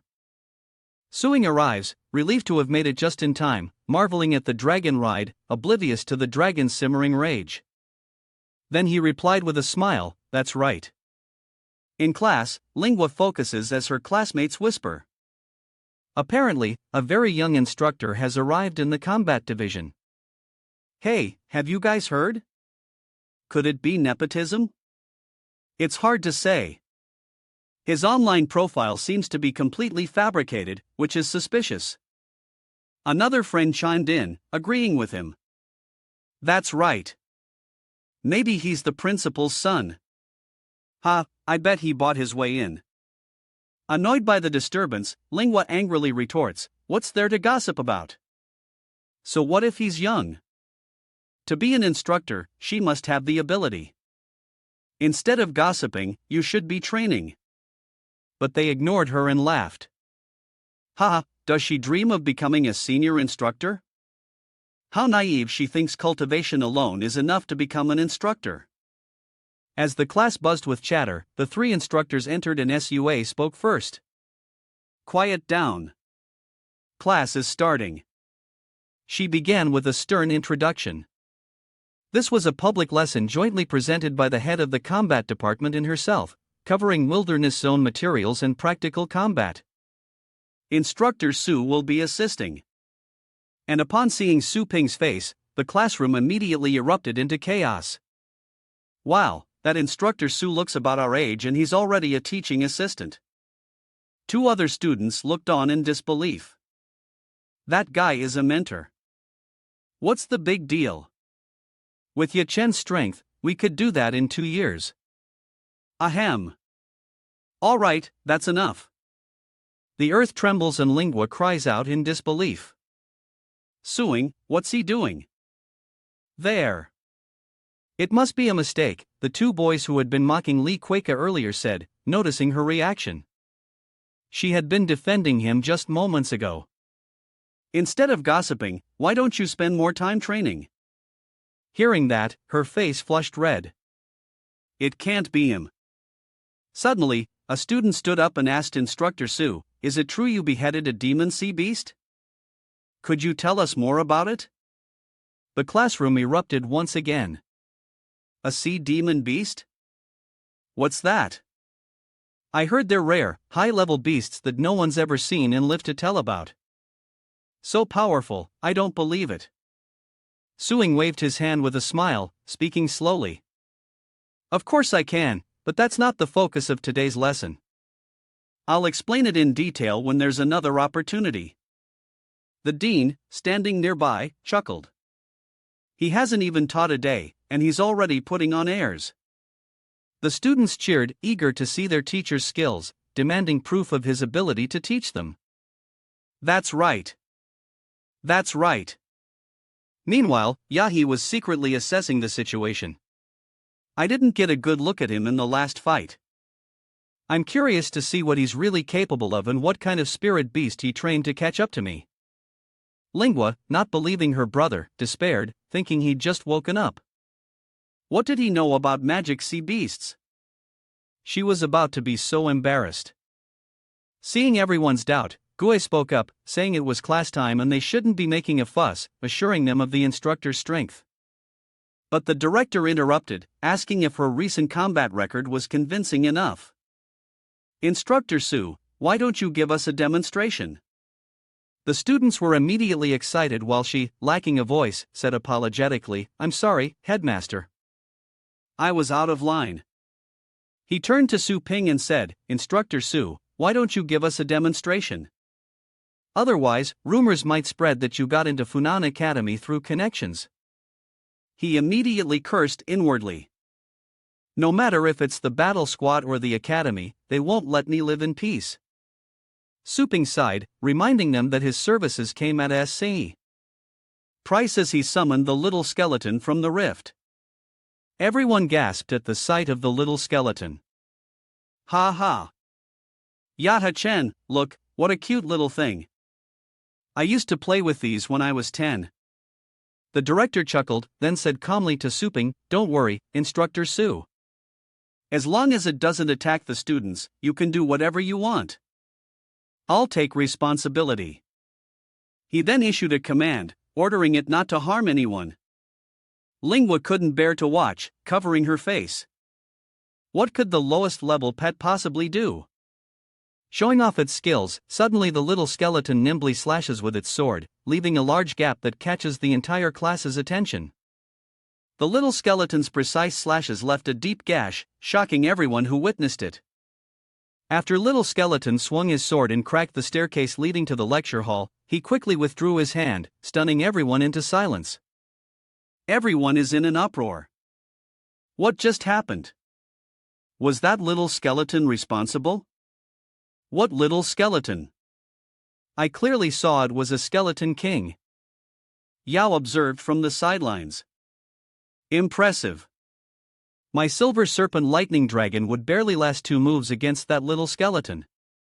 Lingua was equally surprised. Is this the power of a first-level skeleton? Wasn't he just awakened recently? Suing asked again, his face expressionless. Need I demonstrate again? The head of the combat division was sweating bullets. Are you kidding me? Ju Kei chuckled, adding, This classroom is built with special materials worth no less than 10 million, and its strength can withstand level 8 bombardment. Yet, it was damaged by the little skeleton's single strike. The blue light began to gather around the little skeleton, and Suing announced, "Anyone else disagree? Feel free to come up here and study with me."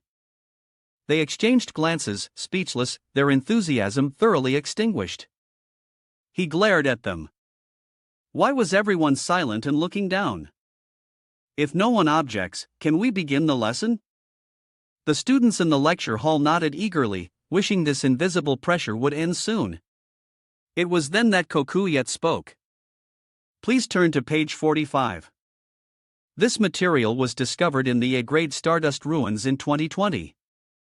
Everyone silently flipped open their books, and a student from a later class marveled at this. This was the quietest lecture I've ever attended. You could hear a pin drop, but no one was thinking or taking notes. One terrified student looked to his side. Everyone's attention had already been stolen by that deep tear. A clear case of killing the chicken to scare the monkey. After class, Mong drove Suing home. As he stepped out of the car, he turned and said, "For the vice principal to drive a professor home."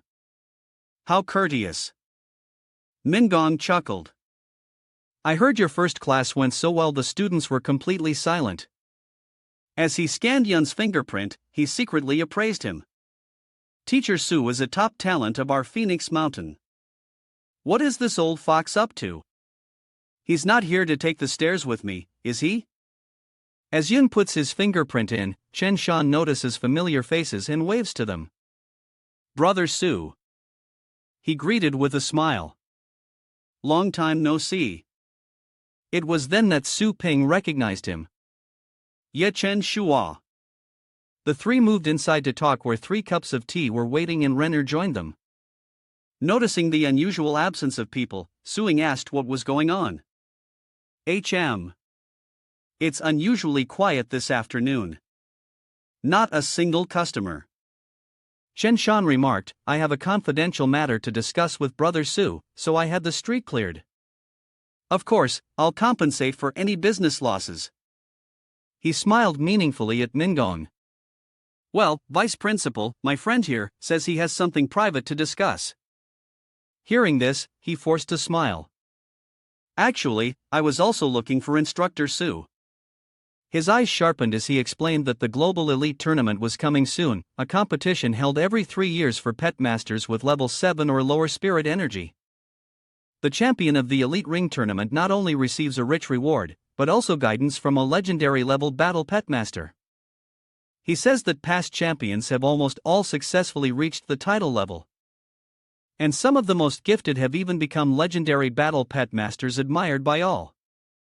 Protecting the safety of an entire continent, he spoke with excitement and pride. Mingong then made an enticing offer. "If Master Su agrees to participate, I can approve a 1-year leave of absence with continued salary and benefits, plus a bonus after the match." Suing refused immediately, saying he had no intention of competing. He was momentarily surprised. What? A pet warrior with no interest in the Elite League? He slightly opens his sharp pupils. "Becoming champion would mean the whole world knowing about me. I'd rather level up safely with the system." Hearing this, Chen Shan spoke up. "I originally intended to invite Brother Su to explore the secret realm, but unfortunately, he inadvertently participated in the Elite Circle competition, so that's just a plan now." Su Ping, now curious, asked, "What is this secret realm?" Mong spoke up, "You're talking about the 3 unique secret realms of Area A." Chen Shan asked in surprise. "The secret realms are supposed to be a secret to those below the Silver Bloom realm." "How do you know about them?" He stroked his beard and chuckled. "Ha ha. Before retiring, I was a semi-old pioneer after all." Meanwhile, he was growing increasingly impatient. "Stop with the riddles and just tell me." Chen Shan began to explain that the paths to the starspace rifts all lead to ordinary starfields. And even if treasures are discovered, they are only on the level of minerals or primitive creatures. As he spoke, he described the locations he mentioned to help him better understand the 3 Honkai Mountain star space rifts. Based on his experience and knowledge, he delved into the Whalebone River's secret realm, a demon god seed connected to a starfield that once spawned a civilization on par with or even surpassing Blue Star.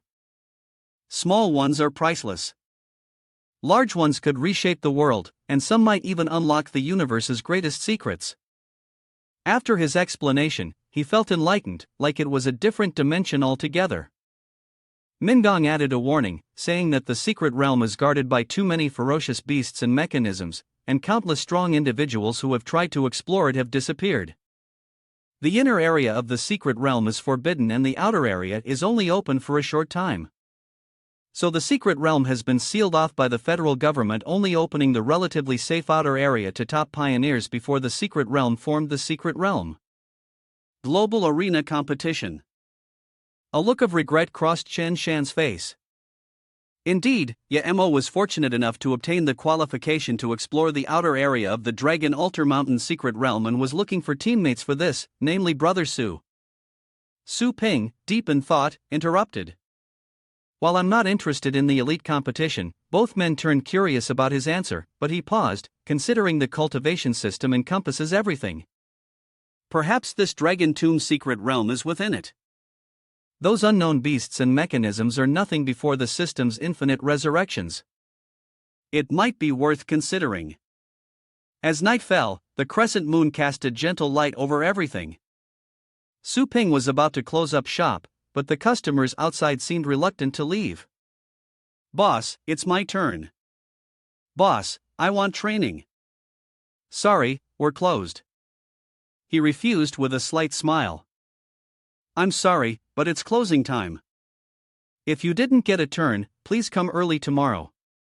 One customer even started to cry. How infuriating. If only I'd come a bit earlier. I'll wait right here at the entrance until dawn. No one's taking the first spot from me. The remaining customers were also quite agitated. Sigh. Guess I'll have to stay at a nearby hotel. Wait, I want to go too. Suing stretched a hint of fatigue in his voice. This sudden rush of customers is unusual and I haven't had time to cultivate during the day. He suddenly changed his expression and indifferently gave an order. The system opens the special training interface and Suing is immediately transported to another space. He requested a search for the Dragon Terrace Mountain secret realm, but the system announced that the search yielded no results. He replied, nothing. Then search for all advanced dragon-type special training. The system interface appeared again, displaying the Dragon Lord's illusory inheritance. Dragon King inheritance ground costs 2,000 energy, Su Ping muttered. A legacy illusion. He secretly assessed the dragon bones form, certain it was the real thing. So Supku inquired. How does this legacy secret realm differ from the special training grounds? The system interface displays more information. The illusory inheritance ground, as the name suggests, is an illusion. Aside from combat and cultivation, the host cannot take anything out of it. Su Ping stared at the illusory ticket, twice as expensive as the chaotic undead world or the thundercloud sea. What was the deal? The system displays another piece of information.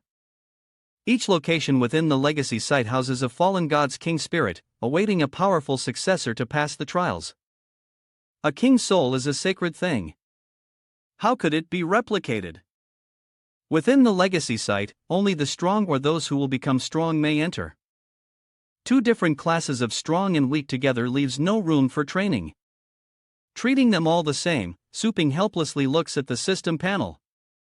A king's soul can't be replicated, but even replicating other treasures would be fine. Su Ping returned to the real world, opened the door, and a mysterious purple light filled his eyes. He murmured, it would be a waste to only bring the little skeleton. Inside the room, many demonic beasts were recuperating in glass cages, silent and still as if in a deep sleep. He approached a dog lying down. Hey, master, the dog's adoption time is over. Whether it was due to forgetfulness or not, Suing gently placed his hand on its forehead. A red light from his hand quickly vibrated into its forehead, and a red mark appeared. As if sensing him, it immediately woke up and stared at him. A system panel appeared, showing the contract is signed and displaying the Hellhound's information. Rank 1 battle type, battle power, rank 1 low. Potential skills include Steel Howl, Tear Thick Hide, and a loyal personality perfect for a beginner's battle pet. Suing pondered, realizing its master had unexpectedly passed away. He opened a spatial rift, turning back to the dog. "You've been freeloading for so long. You better behave from now on." It responded with a squeak. As the demonic beasts quickly followed him into another dimension, roaring in unison. Chirp chirp. Suping arrives in the secret realm and the system announces a deduction of 20,000 energy points. The host has connected to the illusionary realm of inheritance, the Dragon King's inheritance hall. Connection time 7 days, deaths allowed 10. Please explore on your own. Silently, he observed the secret realm, a place devoid of life filled only with fossilized cacti and withered roots. Suddenly, a strange golden light emanates from the cactus, and a majestic voice booms. "Have you come to face my trial of inheritance?" Suping and his demonic beasts resist the overwhelming power of the golden light, his face resolute and unwavering. As he finished speaking, deep cracks appeared in the ground, revealing an extraordinary, dazzling light. Suddenly, a towering pagoda emerged from the earth, a golden dragon coiling around it, radiating majesty. Suping stared in shock as the mysterious voice echoed once more. The 9th level of the 9-tiered dragon pillar is the highest, and reaching it means you've earned the right to be selected for inheritance. He gazed up at the towering pagoda, asking curiously, "Only the right to be chosen? How does one gain the right to inherit?" The dragon replied, "When I fell, my blood and flesh became the sky, and my scattered scales transformed into 109 continents of land. The dragon scale lands have been tainted by foul energy, spawning countless demons. I must purify them all to restore my king's soul. The dragon wreathed in ethereal energy emanates a powerful light, and those who reach the 9th level will face the final inheritance trial." He pondered those words, realizing that a being of that level wouldn't just hand out their inheritance. A complex trial was to be expected. He paused, then said, "It's just that your face reveals a faint helplessness about your fate. 109 dragon scales is a lot. How long will I have to fight alone?" The door opens, and Suing strides in confidently, while the other beasts, trembling with fear, hesitate to enter. Chirp, chirp. He looked around, wondering, are there no lights in here? Suddenly, a voice echoed throughout the tower. "Challengers must learn to fear. A dragon watches them from the shadows." It unleashed a technique to suppress Suing and the others with dragon might, causing their bodies to feel heavy, weighed down by an invisible pressure. He exclaimed in confusion. "Ugh, the pressure is immense." Suing's demonic beast howled, and he felt a strange oppressive force. "Moonchaser," he called out, sensing something was wrong. "Didn't the Moonchaser hound come in with me? Why is the sound coming from inside?" The chaotic sounds of the demonic beasts echoed from all directions, making it impossible to pinpoint their location. It stung. A statue. Suing was momentarily flustered. Everything was chaotic, and sounds came from different locations. Is this a ghost? Suing immediately pressed the watch on his wrist, and a flashlight panel appeared. He muttered suspiciously.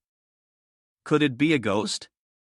As the flashlight illuminated the scene, he was astonished to see a colossal statue before him. Every detail exquisite, holding a sword in its hand, and he wondered, a statue?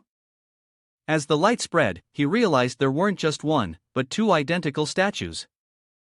And the pets, seemingly frightened by the tower's darkness, were frantically crashing into the walls, whimpering in pain. Ugh! Relieved. Suping sighed, his voice laced with helplessness. Realizing they were just bumping into walls, he approached the statue.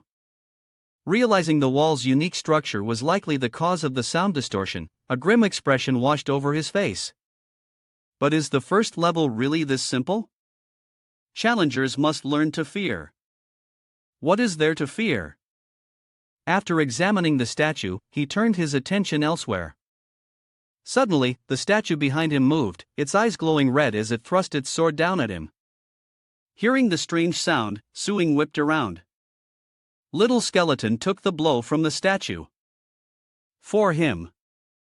He quickly became more alert. The guardian statue was alive, and if that was the case, so was another, but the statue's attack speed was too fast. It pierced his shoulder with its sword, and Suing fought through the pain. Ah, damn it. Fresh blood gushes from his body, splattering onto the statue's sword. The system notified him of his death, stating he had 9 resurrections remaining, offering on the spot or random revival.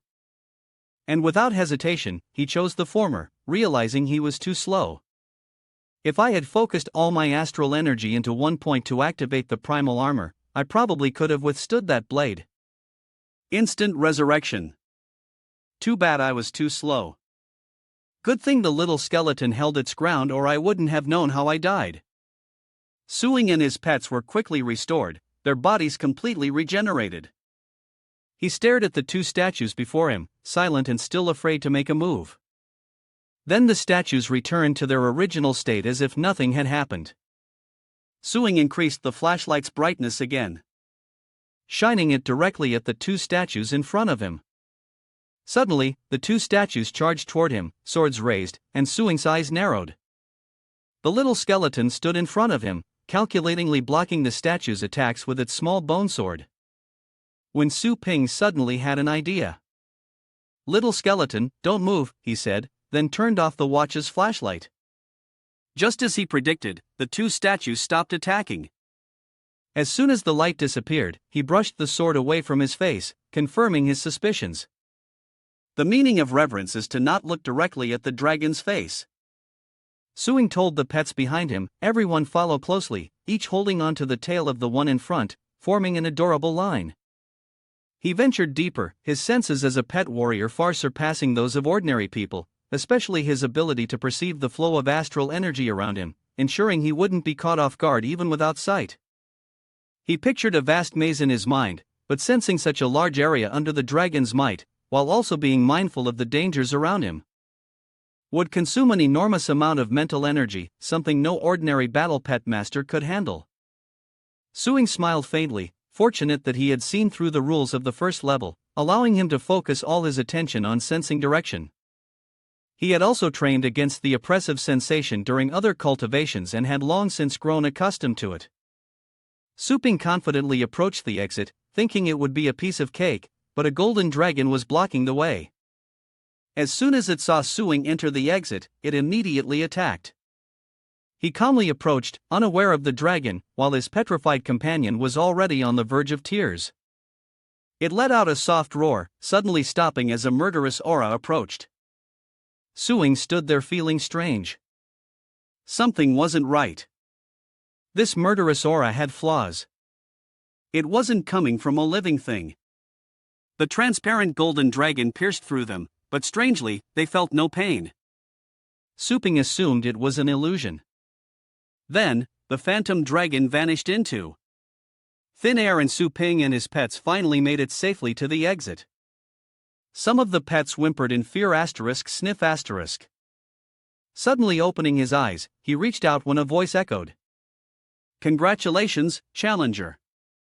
You have passed the first trial. Proceed to the second level." Cut to a shop where a burst of light emanates from within, shining through the cracks before fading away. Suing and his pets returned to the store through the spatial rift as system notifications popped up, announcing the pets' skills had greatly improved. They not only broke through, but also learned many new skills, and Suing breathed a sigh of relief. They reached the 8th floor of the Dragon Bone Tower in one go. Not bad. And the heavenly fragrant pig has been trained after going with me 2 or 3 times, he pondered. But the 9th floor guardian was level 9, and even the level 8 undead, despite having mastered the dragon slaying skill, was no match. The gap between level 8 and 9 was too great. So, it seemed he had to wait until the undead had fully absorbed the undead king's blood pearl before having a chance. By 600 a.m. the next morning, a large crowd of customers had gathered outside the store while Ling Yui peered at the shop from behind a wall. She pouted, annoyed that her good-for-no brother couldn't even withstand her level 4 punch. How could he be a senior instructor? There's definitely something fishy going on. Let's see how I expose you. Outside the shop, a crowd had been waiting since last night, practically fighting for a spot. Suping calmly hikes to the store as Ling Yui curiously appears. Useless brother, what's going on? It's still early. He used to lazily open up shop at 1:00 or 2:00 in the afternoon. The customers greeted him with smiles, saying, "Boss Su, you're finally here. Boss Su, can you train my pets today? I've been waiting for you." Does Boss Su still remember me? Ling Yui looked at them suspiciously. These people seem to trust my brother implicitly. Like he's some kind of messianic scam artist. He calmly walked his bike past them, but when he suggested they line up, they immediately formed a neat queue. Suddenly, Ihao appeared out of nowhere, saying to the customers in front, "Could you make way for a moment?" One customer asked, "Who is that?" Everyone tensed up at the sight of Ihao, stammering, "Yay! Yay! Haha, of course, please. Young Master Yay." Everyone quickly cleared the way, whispering amongst themselves as Ihao arrived, greeted by many. "Young Master Ye, greetings, young Master Ye." Ling Yuo was stunned. Isn't that Yeha, the annual champion? What business does the third year have with my useless brother? Could it be that my good-for-nothing brother somehow offended Yaha? Suping cast a doubtful glance his way. Ye is greeted with enthusiastic reverence. "Young Master Ye." He interrupts, asking what's going on, and Yahi raises his voice in warning. Does the esteemed one suffer from memory loss?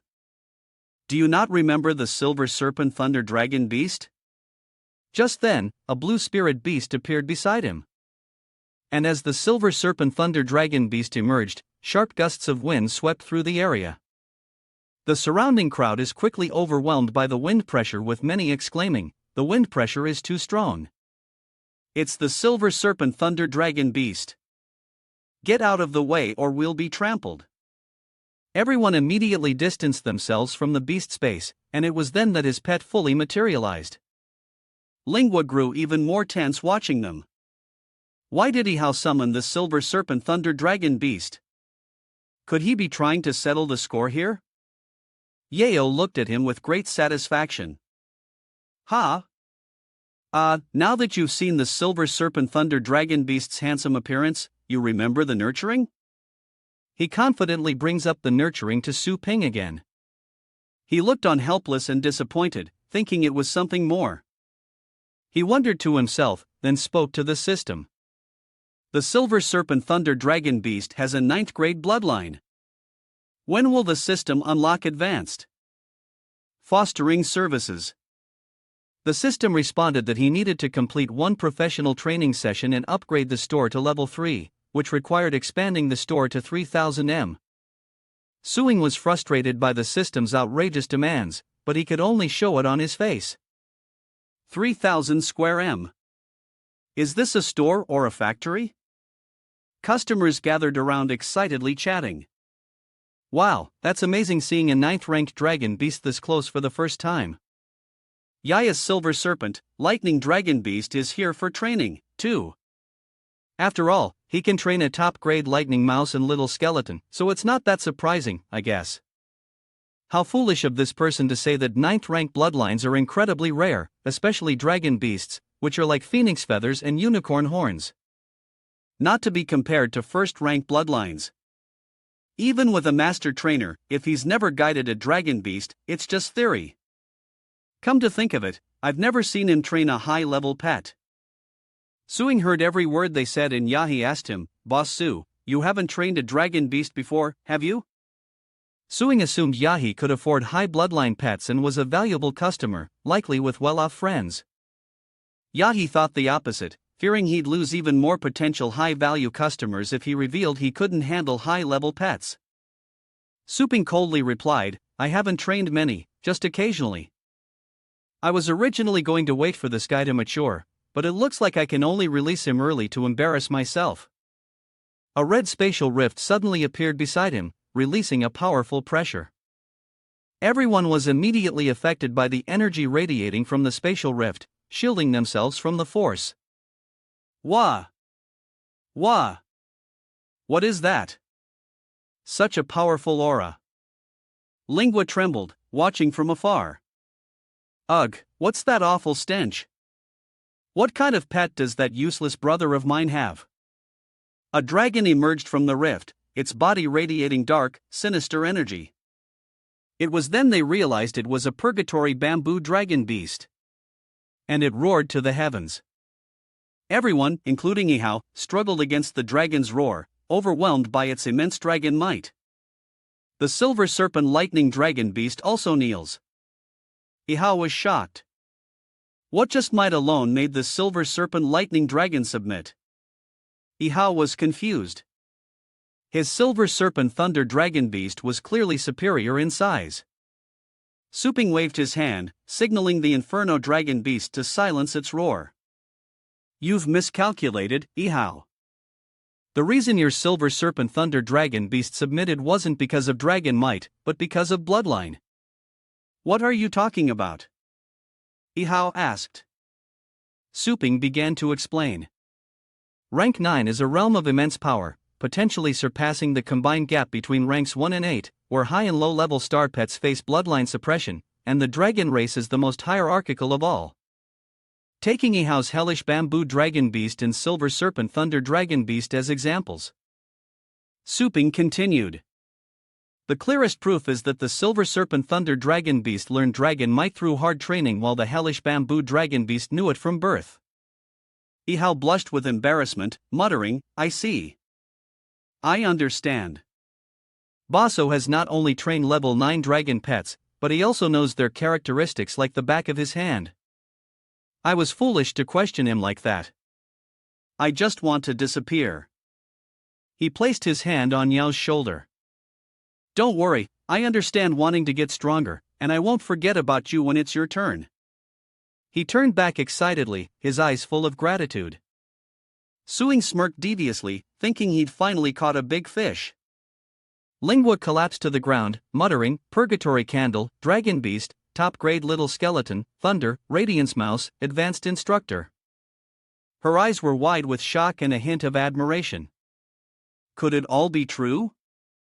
When did he become so powerful? Could it all be true? Despite Lingua's doubts, the shop was open and incredibly busy. Everyone is bringing their pets to him for training. When did he become so powerful? Please help me train my pets again, Boss Su. Me too, Boss Su. Me too, please. Su Ping grinned, turning his gaze to the 4 pets brought by the customers. No problem. Line up and pay. Oh, it's you again. Remember me? The pets, terrified at the sight of him, scrambled back into their spatial dimensions. Cut to nighttime, and the system displays a notification that the income has been converted into energy with 1,692 points remaining. He calculates that upgrading the store to level 3 requires 1,000 energy points, as well as completing professional training and expanding the store to 3,000 square meters. Although he doesn't have enough energy yet, he doesn't need to worry about customers. But if he wants to buy real estate, especially a store, even in the poorest part of town, it'll cost at least 4,500 per square meter. But if he successfully upgrades, not only will the store's earning potential increase several times over, but he can also use it as an excuse to bring his mother and Salingua to live with him. If that's the case, I can stay in the shop all day and be protected by the newly matured system. I don't want a game over so soon. Aside from being absurdly expensive, this deal is better than finding money falling from the sky. After much deliberation, he finally gave in, saying helplessly, But how am I supposed to make that much money? Suping thought out further. The frontier that's too dangerous. If it weren't for needing to exchange merit points for Golden Crow Fiend body cultivation materials, I wouldn't want to borrow money at all. Pledging the purgatory candle dragon beast should get me 1-0, but I can't train it until the debt is repaid. Pushing things too far isn't good either. Suddenly, an idea sparked in his mind and a sinister smile crept across his face. Is this high-ranking instructor status the only thing I can exploit? The scene shifts once again. In the Jiangbei City's uptown district, a bustling and modern place, Shu Kuang sits across from the official Jiang Pet Tutor website. It displays complete information on the ACE trainers and their hourly rates. He impatiently stares at the screen. Why doesn't this site have any online instructors for undead pets? Damn it, these small sites are all ads and scams. Shu Kuang sighed in frustration. Is it really this hard to train a low-profile pet? Suddenly, a message arrived for Shu Kuang from the master-level account, handsomest Long Jiang, saying, "Check this out." Cut to a car speeding down the road straight into the L Jiang Upper City base. Suing got out of the car, tapped his watch, and a notification chimed, "Payment successful, deducting 1.82 star coins." His eyes turned toward the central area. This was the upper district. Though profitable, the prices were high. As Su Ping approached, two hands suddenly reached out to stop him. The guard rapped his baton, sizing him up. "You're not from around here, are you?" "No loiterers allowed." He tapped a few buttons on his watch, ignoring them. "I'm a dedicated instructor here to tutor late at night. How could I be idle?" His message to that person appeared on the virtual screen. "All right, tonight, senior. Here's my location. Just tell the guards my name when you arrive." "I'll be waiting for you in the combat zone, senior." He sighed as he looked at the message. Ugh. Who needs to look so sickening? Suing said a few words to the guard. "I'm looking for Shu Kuang. Please lead the way." The guard realized he was speaking to a guest of his young master, Shu Kuang, and invited him this way. Meanwhile, Shu Kuang was training with a robot when an announcement declared the defense level had been raised to upper level 3. Shu Kuang complained. Not enough. An announcement sounded again. Defense level adjusted to advanced tier 4, executing martial arts. The robot suddenly increases its combat power, quickly charging towards Shu Kuang. He clenched his fist behind his back, slowly closed his eyes, and focused his power. When the moment was right, he unleashed a devastating blow, tearing the robot apart. The robot displays a system notification. Core functions lost, exceeding 80% operation, suspended. A guard enters, informing him, "Young Master Shu, your guest has arrived." Sweat soaked his shirt, a testament to his rigorous training. As he greeted Su Ping with a smile, "Oh, senior, you finally arrived." He looks around, assessing the area. Thinking this training ground of the rich isn't too different from Phoenix Mountain. Seeing this, the guard greeted Shu Kuang, not wanting to disturb his training.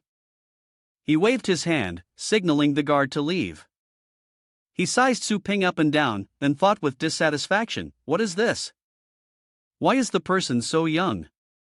Shu Kuang coldly asked him, "Are you an assistant or a student of L Jiang's #1 handsome man?" Suing calmly replied, "I am the handsomest in L Jiang." Doubt flickered across his face, quickly followed by a dark scowl. "You're the esteemed L Jiang's #1 handsome." Su Ping smiled. "Indeed, you must be Shu Kuang. Your profile says you specialize in the undead type. As it happens, I know a thing or two about undead pets, so I can give you some pointers." Shuang muttered, releasing his killing intent. "Guide me. This guy's aura is ordinary. I can sense his astral energy, but it's definitely not stronger than mine. He probably couldn't even beat me, and he's pretending to be someone important to teach me." He was so angry his face twisted. "To think I called this ordinary guy senior and sent him cute emojis. To think I, the great young Master Shu, was just fawning over this kind of person. How shameful." Suing, noticing something was off, asked, "What's wrong?" He gritted his teeth and replied, "I want to kill someone. Calmly, Suing put his hands in his pockets and asked, Shu Kuang, were you trying to probe my astral energy just now? Shu Kuang was shocked, never expecting Suing to know. How did he know? His astral energy is clearly inferior to mine. Yet, he sensed my probing. Suping chuckled.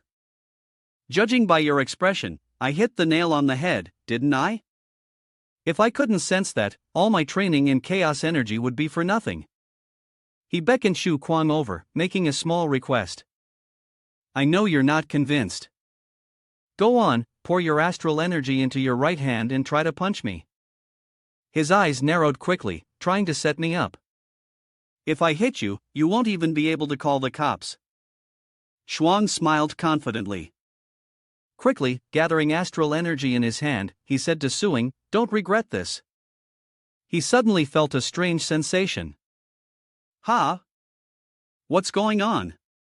Why is it harder to gather energy than before? Could it be that I overdid my warm-up and exhausted myself? Suing, on the other hand, wore a rare, sinister smile, as if he was up to something. Unseen by Shu Kuang, he had secretly gathered all his astral energy. He clenched his fist in anticipation. How did this happen? The astral energy seems to be stagnating, so close yet beyond my control. Feeling he'd gathered enough astral energy, Suing unleashed it with a wave of his hand, a golden light overwhelming his opponent as he quietly commanded, go. Caught off guard by the counterattack, Shu Kuang could only watch as it rapidly approached. Pushed back by Suing's astral energy attack, he cried out. Shu Kuang stared at him with a bizarre look, wondering what was going on. Only a master of astral power could influence the flow of astral energy in the surroundings. Reaching the 9th rank, they could control it to the extreme, manipulating objects from afar and even flying through the sky. Isn't this guy's astral power weaker than mine? But the strange flow of astral power within me must be caused by the person in front of me. Shu Kuang stood motionless, likely concealing his true power. Could there really be such a young, title-bearing powerhouse in this world? The thought made him inflate Sup's image tenfold. The more Shu Kuang thought, the more confused he became. Only level 9 powerhouses were worthy of a title, each representing absolute strength in a certain field. He respectfully asked Suing what his title was, secretly praising himself for being smart. Suping smiled and said, You're not worthy to ask my title. If you're not convinced, you can try again. Shuang immediately agreed. Very well. I await your guidance, senior. Instantly, 2 spatial rifts appeared beside him as if he were summoning pets.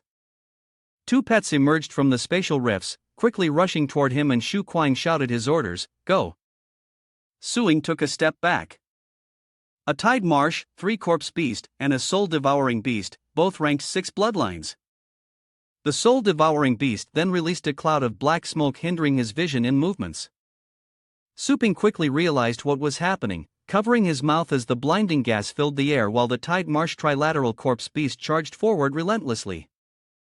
Suing swiftly dodged its attack. The Triatpa Fiend beast, its name, speaks to its ideal combat environment. If it initially had 6th rank power after being hindered by the hard gravel on the ground, its actual combat power could only reach the 5th rank at most. And he braced all his muscles to hold its hand firmly. In the Dragon King inheritance, constantly using the Golden Crow divine demon body to fight, he could steadily unleash 7 parts of the incomplete Golden Crow form power. My actual combat power is now at the mid-6th rank. With that thought, Suing mustered all his strength and hurled the pet away. Shu Kuang was stunned. With his jaw dropped, he watched as Su Ping hurled the Tide Marsh corpse beast into the lake, sending water splashing everywhere. It cried out in pain. Gh. Shu Kuang frowned, complaining, damn it, I was going to use the marsh Triant's soft thighs to cover my footsteps. Suing smiled, pointing out his flaws, saying the idea was good, but without avoiding the side effects, it was just theory. Meanwhile, the soul-devouring beast lurks in the black mist, awaiting its chance to strike. His eyes flash gold and his voice turns cold. Still hiding, let's see how I drag you out. He raised his hand, channeling astral energy. Since the Dragon King's roar can't be heard in this inheritance zone, I'll try amplifying my throat with spirit energy. Suddenly, a golden dragon phantom appears from within him. It lets out a deafening roar, unleashing a pressure that subdues the remaining pets. The Soul Eater screams, seemingly overwhelmed by a massive mental attack. Su Quang covered his ears, coughed uncomfortably, and exclaimed in shock, "Ugh, that was Dragon's roar." Both pets were instantly defeated, lying unconscious on the ground. Suping withdrew his hand, figuring these two pets were used to fighting weaker opponents and their masters had forgotten how to strategize.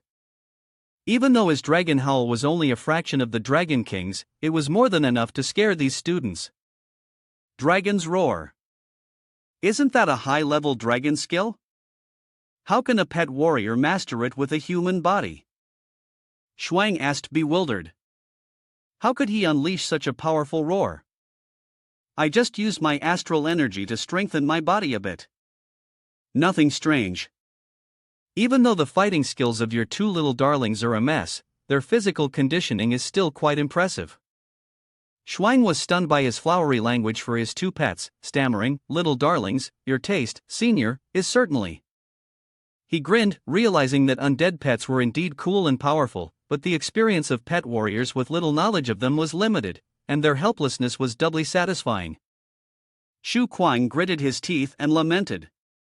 It's just that the process of cultivating undead pets is too difficult, not to mention being ostracized and despised by classmates. Even my instructors looked at me strangely. And to make matters worse, knowledge about undead pets is as rare as gold dust in the desert. Meeting you today, senior, I truly regret not meeting you sooner. Suping sighed helplessly. All right. All right. Stop. Stop. I see now that your past victories relied on crushing your opponents with your level, and you've become overly reliant on your star pet's advantages, paying too little attention to strategy. This move of yours works on lower or equal levels, but against a pro, its threat will be exposed due to your poor tactics. Shu Quang, surprised that he pointed out his shortcomings so quickly, asked, "So, senior, what do you think I should do now?" Suing took out a strange lotus flower, radiating a green light, and said, "This." Shu Quang exclaimed, "Don't tell me that's the legendary underworld bone lotus." Suing nodded, "That's right. This can greatly increase the comprehension of undead pets, and mastering enough new skills can support or change tactics. Of course, I'll also tutor you in leadership skills." He was already imagining it as a gift and gave a bright smile. Someone once offered 5 million for this on the market to feed their undead pet. Are you offering it to me as a gift? Thank you, senior. Suing cut off his naive thoughts. Thanks for nothing. Level 9 guidance is 1 million. And using the food will cost another 1.2 million. Oh, and the transport fee is 3.6 million. Pay first, service later. You're overwhelmed by the cost. Well, since you have good taste, I might sell you more undead pets later. Shu Quang carefully reconsidered his request. What, 1,200,000 for the bone lotus? Even with all the fees, it's still way below market price, and he's planning on a long-term supply. Where else am I going to find that? His face lit up, realizing he'd struck gold, and he eagerly replied, "Yes, senior." A long while later, Shu Quang saw him off to his car before leaving.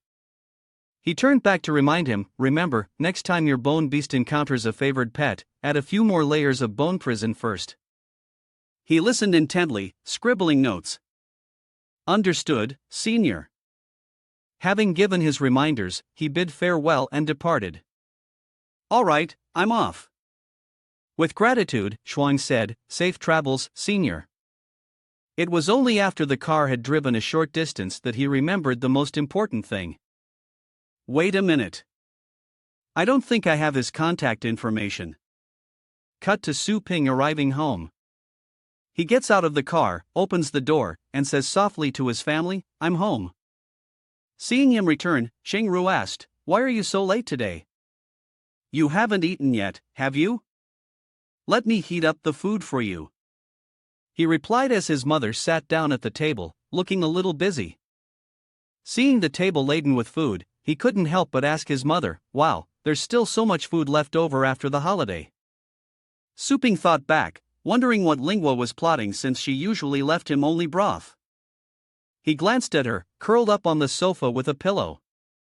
Only then did Su Ping smile contentedly, picking up his chopsticks and praising his sister in his heart. "Not bad." Hearing this, Lingua blushed even more, burying her face in her pillow, utterly embarrassed. Qing Ru ruffled her son's hair. "Of course, your mom's cooking is good, you little rascal."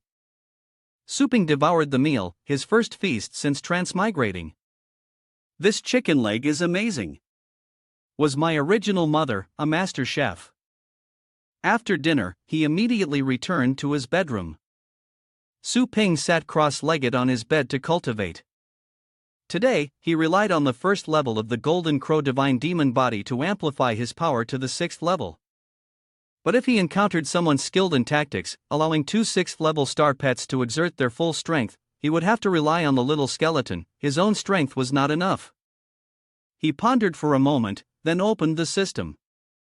He was currently stuck at the bottleneck of the 3rd-level upper rank and relying solely on cultivating the chaotic star energy. The diagram would probably take several weeks to break through to the 4th level, but it would be different if he could buy a source power pill from the system store. The system opened the store interface displaying the materials he needed to break through. Suping glanced around, reassessing his options. Indeed, the origin power pill wasn't so easy to come by. One refresh costs 100 energy. Let's do it. He immediately tapped. The refresh button and the system panel displayed different materials. The system displayed detailed information about the intermediate beast ring, and Su Ping, after reading it, thought not bad. Even if he didn't need to capture pets, the little skeleton had a 1 in 4 chance of defeating level 9 creatures. Truly a rule-based artifact, good to have as a backup. He thought, then immediately pressed the buy button. The intermediate beast set was now his. Seeing the system shift to other materials, Su Ping, confused, refreshed the page again. Scanning the shop interface, his eyes landed on an outrageously priced item, 5 million energy. What in the world is spirit control?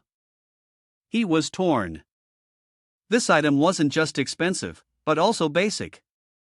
What if the ability was a scam and he was broke again? Basic Pet Warrior Skill Book, Spirit Control.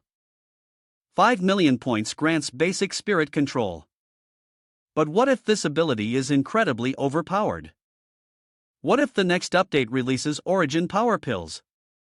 Hesitantly, Suping's hand hovered over the purchase button, unsure if he should spend so much.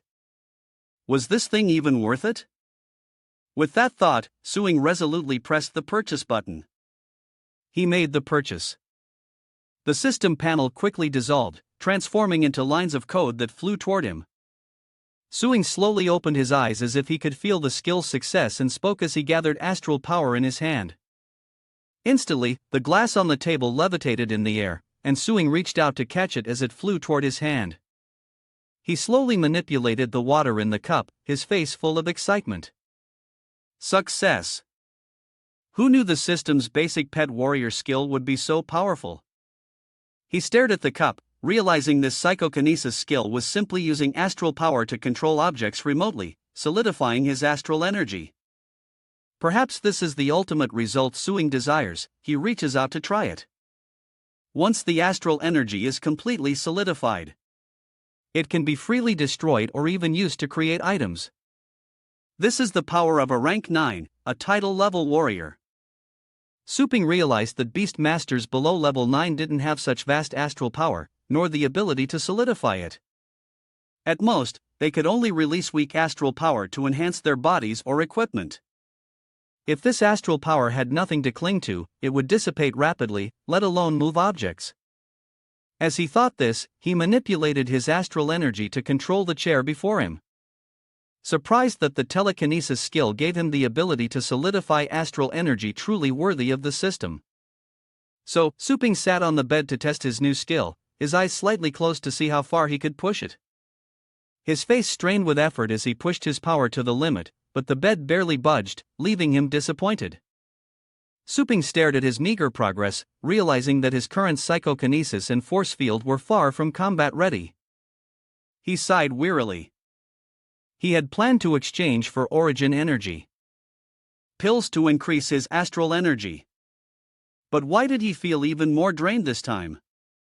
Sometime later, early one morning, a few days later, Suing was riding his bike down the street. His hands were already sweaty from exertion when a notification suddenly chimed from his watch. At 2 p.m., there's a symposium. Please arrive early. Without a word, Suing pedals faster, weaving through the cars on the road. A man in a car leaned out the window, wondering how that guy on the bike was faster than a car. His face was covered in sweat, but he couldn't hide the smile on his face. After mastering the power exertion technique, there's still plenty of room to improve my spirit control. Right now, my bike is surrounded and lifted off the ground by spirit energy. And the scene changes to another location. This is Phoenix Mountain Academy. Dian corners the students saying, "Hey, I heard you have a guy named Yao who's supposed to be a big deal, right? Who doesn't know you?" The students surrounded by Diane's group were frightened and stammered. "Of course, we know who you are.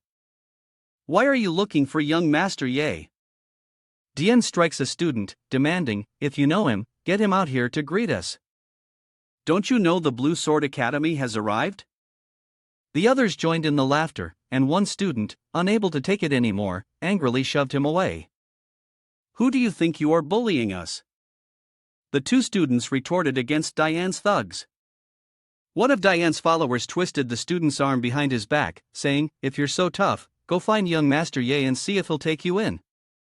Daring to fight back, it seems you need to be taught a lesson. He cried out in pain, letting out a sob as the man twisted his arm with a devious grin. He screamed in agony, "Hey, hey!" He released the student's arms, a sinister smile spreading across his face. "Ready to go find Yiha now?" The student cradled his broken arm, trembling as he said, I'll go." Suddenly, Dian spoke, stopping the two students. "Wait," he asked suspiciously. "What is it? Didn't you want me to find Yaya?" He crossed his arms and said, "One thing at a time. You just pushed me, didn't you? Don't think that's all there is to it." The group following him burst into laughter. "Ha, Dian, why are you bullying your junior disciples?" "Ha, junior disciples, more like the trash of Phoenix Mountain. Crawl, crawl. Now, hurry up and crawl." They forced the two to crawl between Diane's legs. They were filled with resentment. "You can hit me, but you can't insult Phoenix Mountain. We are not trash." One of them raised his fist to strike the two students. "Well, that's a strange request, but I'll indulge you." Just as the blow was about to land, a hand intervened, stopping the fight, and the attacker turned in surprise. Suing gripped his arm coldly, saying, "Let them go." The others turned to look at him. "Ha? Who do you think you are?" He tightened his grip. "A clear warning. I said, let them go." Suing released his grip, and the man quickly got up and backed away. The guy's arms swelled red with pain as Dian and the others surrounded him. "You dare lay a hand on one of Sword Blue?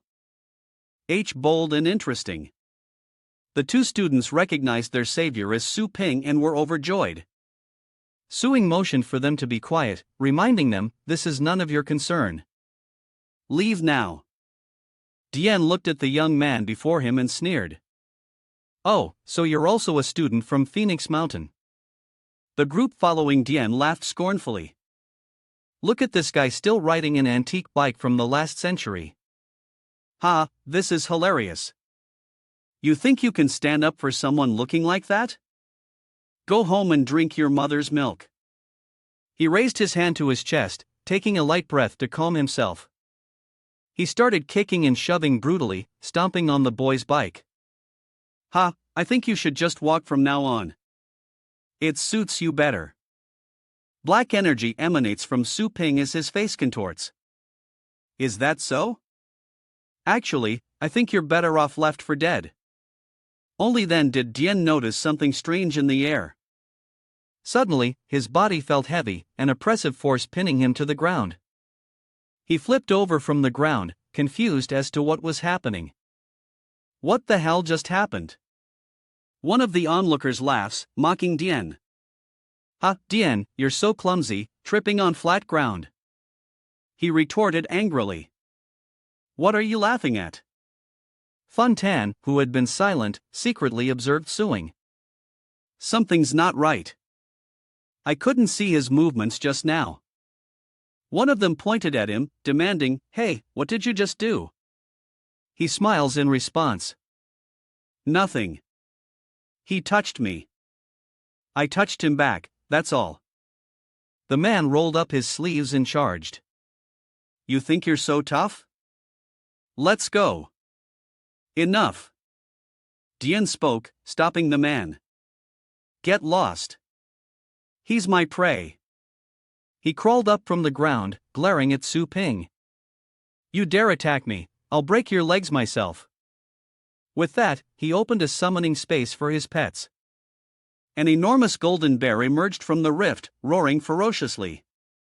He said, to actually force my trump card, the Terror Claw Golden Brute Bear, you deserve some praise. Dian burst out laughing, but you should still die. Ha ha. Su Ping looked at him with exasperation. How annoying.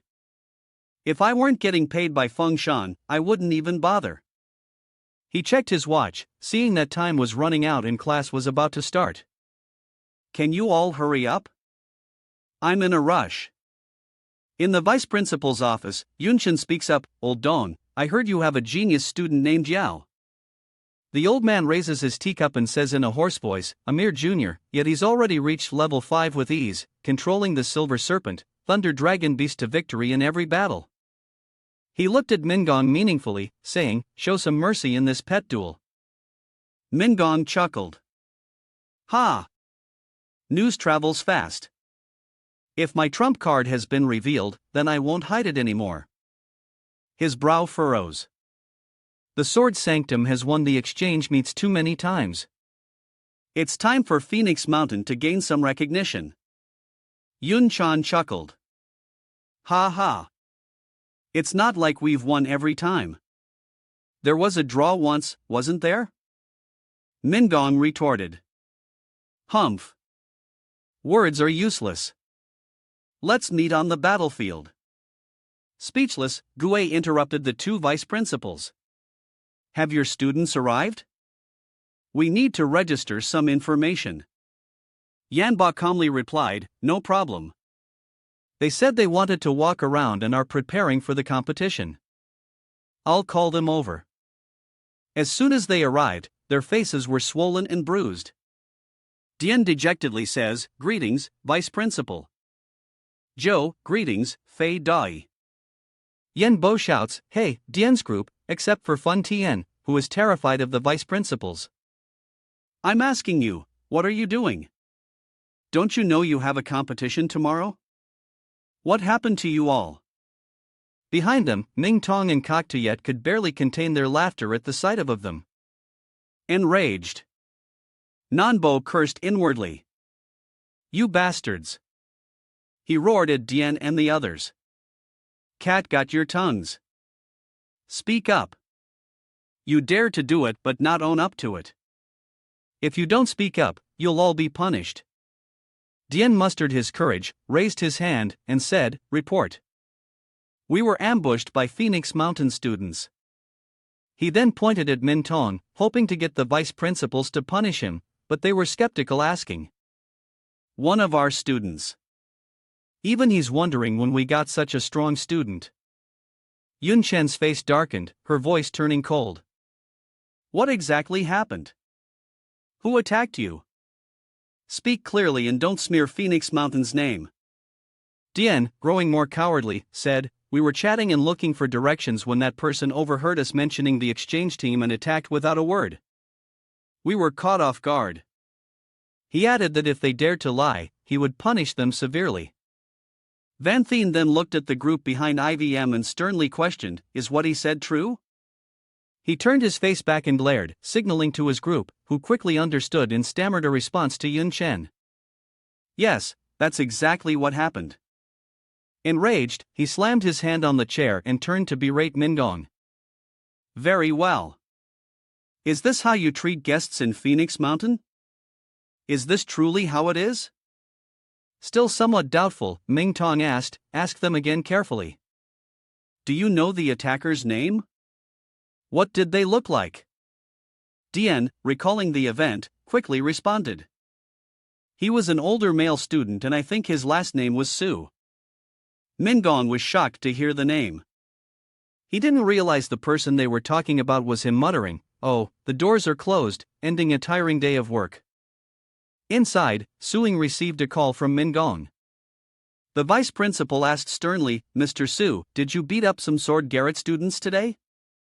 Suing casually replied, "Yes, what's the problem?" Mingong snapped back.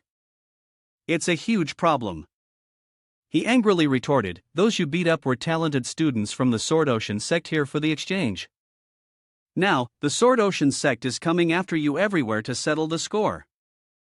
Suing, unconcerned, scratched his ear and said, "I just taught them a small lesson and I left them with all their limbs, didn't I? They dare come looking for me." Mingong listened silently as he explained that they had attacked first and two Fun Shan students could testify. With his resources, he should be able to find them, right? He replied, "I found those two people."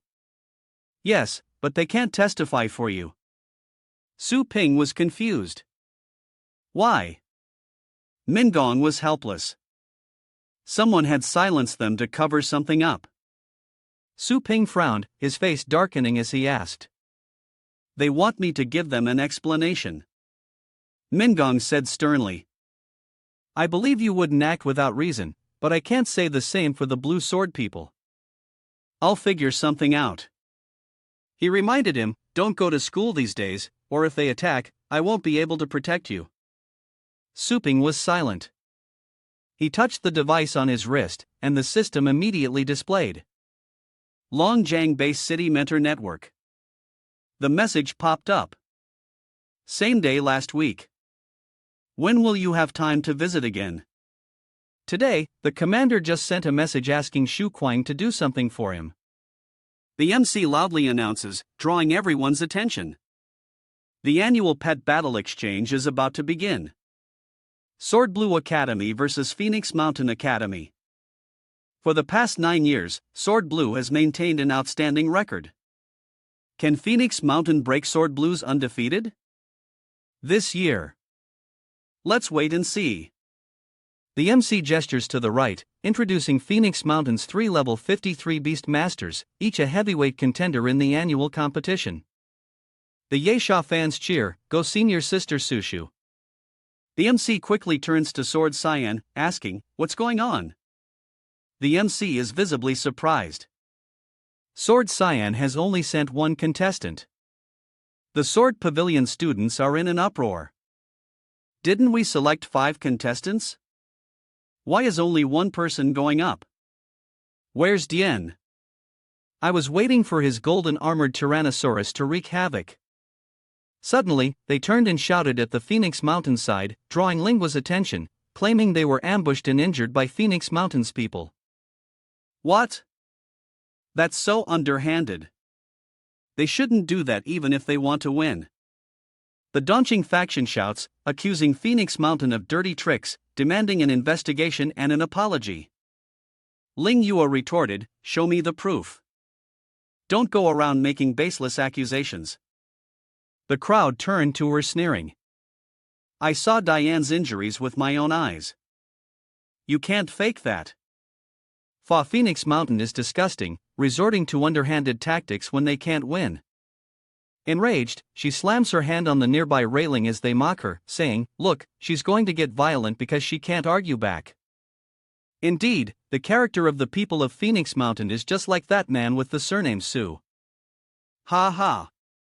Linghua was surprised to hear those words, the Su family. The unified voice rang out again, this time drawing the attention of the crowd below. Phoenix Mountain apologizes for its petty behavior. Yao steps forward attempting to mediate. Brother Luo, let's call off today's competition and welcome a rematch another day. Funny asked calmly, are you afraid? Yening immediately responded, don't get me wrong. It's not honorable to win by ganging up. Yahoo frowned. That's right. Don't refuse a toast only to be forced to drink a forfeit. I'm advising you to just go home. Fun chuckled. Ha, I don't think you guys understand the situation at all. He recalled Su Ping beating up John Lan's people. From the moment he attacked John Lan, you brushed past him without a second thought, trivializing him. The meaning of this match has shifted from victory or defeat. After this question, he immediately summons his pet. Yiho frowned, stunned by the sheer power, while Minggong was equally shocked. Was this a 9th level bloodline? The dark nether black dragon's Yun Tong coldly snorted. If you continue to protect him, don't blame us for being impolite. Yihao shouted to everyone. Don't underestimate them. Summon your main dragons. Fun glances over. You really think the 5 of you combined can beat me? Immediately, the dark nether black dragon charges forward. The only sounds left in the arena were the roars and challenges of the Phoenix Mountain Dragon Masters. The MC exclaimed in shock. Defeated in the blink of an eye. Phoenix Mountain has fallen. The difference in strength is too vast. The Phoenix Mountain students whispered, the gap is too big. Even Yahi Hao, that dark dragon's power must be in class. The Sword Guild is bullying us with force. The Dian crowd in the stands cheered. Well done, brother Fun. Tian, let them taste some pain and teach Phoenix Mountain the price of provoking us. Lingua covered her mouth in shock. This isn't a competition. It's a massacre. Yihao, covered in wounds, is tightly gripped by Fun Tin. Enough. I demand the referee stop the match immediately. Yun Tong stroked his beard, gloating. Useless. Have you forgotten? The referee is one of us. Let's see how long you can hold out. Mong turned, his voice strained. I told you the witnesses are still unconscious. Once they wake up, the truth will be revealed. Yanba scoffed. What good are those words? How long until they wake up? Mong felt the pressure. Their attackers had been thorough, and even in the best case, it could be 6 months. Yun Tong felt dizzy. Half a year. In half a year, the students will have all changed. You're just stalling for time. Yanba gave orders to his men. Give the function sect a little more to work with. I don't believe that old turtle from the Su family won't come out. Yo, trembling gripped his hand and growled. You can dream on if you think you can smear us with your lies. Lingua anxiously spoke into her device. They still won't stop. Her voice is worried. Where are you, brother? Meanwhile, Suing calmly reassured them. Don't worry, I figured it would turn out like this. I'm at the venue. He spoke from behind Minggong and Yun Tong. I just didn't expect the battle to be this disastrous. Mong turned to an alarm. Su Ping, what are you doing here? Didn't I tell you? Yun Tang stroked his chin and smirked. So, you're the Su brat. You've saved me a lot of trouble by coming here. Su Ping smirked back. Just came for a stroll. What do you want with me? Mong grits his teeth. Damn it. Didn't I tell you not to come? Su Ping glances down. I couldn't help it. My adorable little sister begged me to come. Tears streaming down her face. Ling Yue silently glances at him as Yanba reaches out saying, this is absurd. You dare act so brazen after injuring our students. Surrender now. Min's face darkens as he quickly grabs Yanba's hand. Yanba shouts, what's the meaning of this? You want to protect this kid? He calmly replies, "This is my territory, and I won't let you arrest anyone without solid evidence." Yanba frowned, yanking his hand away. Old man, I advise you to hand him over obediently. Otherwise, if I make a move, I'm afraid you won't get out of this unscathed. Suing raised his hand and said with a smile, "What if I was the one who beat them?" Your students weren't skilled enough and lost to me. Is there a problem with that? Angered, Yanba gritted his teeth. You, Mingong, quickly turned his head to cover his mouth and whispered, "Stop arguing. He's an 8th rank pet. You can't afford to provoke him." Suing chuckled, "Don't worry. I'll try to resolve this peacefully." Yuntong then spoke. After all, Dion and the others are top students in our academy. Even with a sneak attack, you wouldn't win without real strength. What grade are you in? Mingong stepped forward to answer. He's not a student, but a senior instructor. Hearing this, Yanba sneered. A senior instructor, huh? Someone so young is qualified to be your senior instructor. Yuntong's eyes gleamed with interest. Intriguing. A 4th level astral force is enough to be a high level master. If Phoenix Mountain isn't beyond saving, then you must have a special skill. But it seems he only managed to probe my astral power. He replied, "You don't need to know what I am. I'm here to demand an explanation." Yanba retorted, "What explanation could a pathetic level 4 mentor who can only resort to sneak attacks possibly offer?" And here I was trying to be serious. What a waste. Suping glanced over and proposed, "Let's make a bet. Do you believe I can do it?" And without compensation, you'll have them bowing their heads in apology, begging for our forgiveness. Yanba was furious. You milk-sniveling brat dares to spout nonsense here. Bullying our Azure Sword students is one thing, but daring to insult the vice principal and me. If you're so good, come down and fight me. I'll show you whether your mouth or my fists are stronger. Suing raised an eyebrow. No problem. Seeing this, Ming Song quickly stopped him. Suing, don't accept the challenge. You don't understand what a duel between instructors means for the Tumais, especially if you lose in front of so many students. His eyes suddenly hardened. I know that if Master Fun loses to Master Jian, Lon Fun Academy will publicly admit their inferiority and the losing master must resign. He snapped at him, saying that if he knew that, he shouldn't accept the challenge. The honor of the entire academy isn't something you alone can shoulder. If I lose, So Ping said, passing by him, his voice low. What if I lose? Is the honor you speak of being repeatedly beaten by Sword Indigo and refusing to admit it? There's no honor left to speak of. Yanba chuckled, pointing below. Ha, I thought you were going to try something clever, so it's just a last resort. Ha, I'll give you one last chance to fight somewhere else so the defeat won't be so crushing. Su Pingru emanates an immense pressure. No need. I accept the challenge.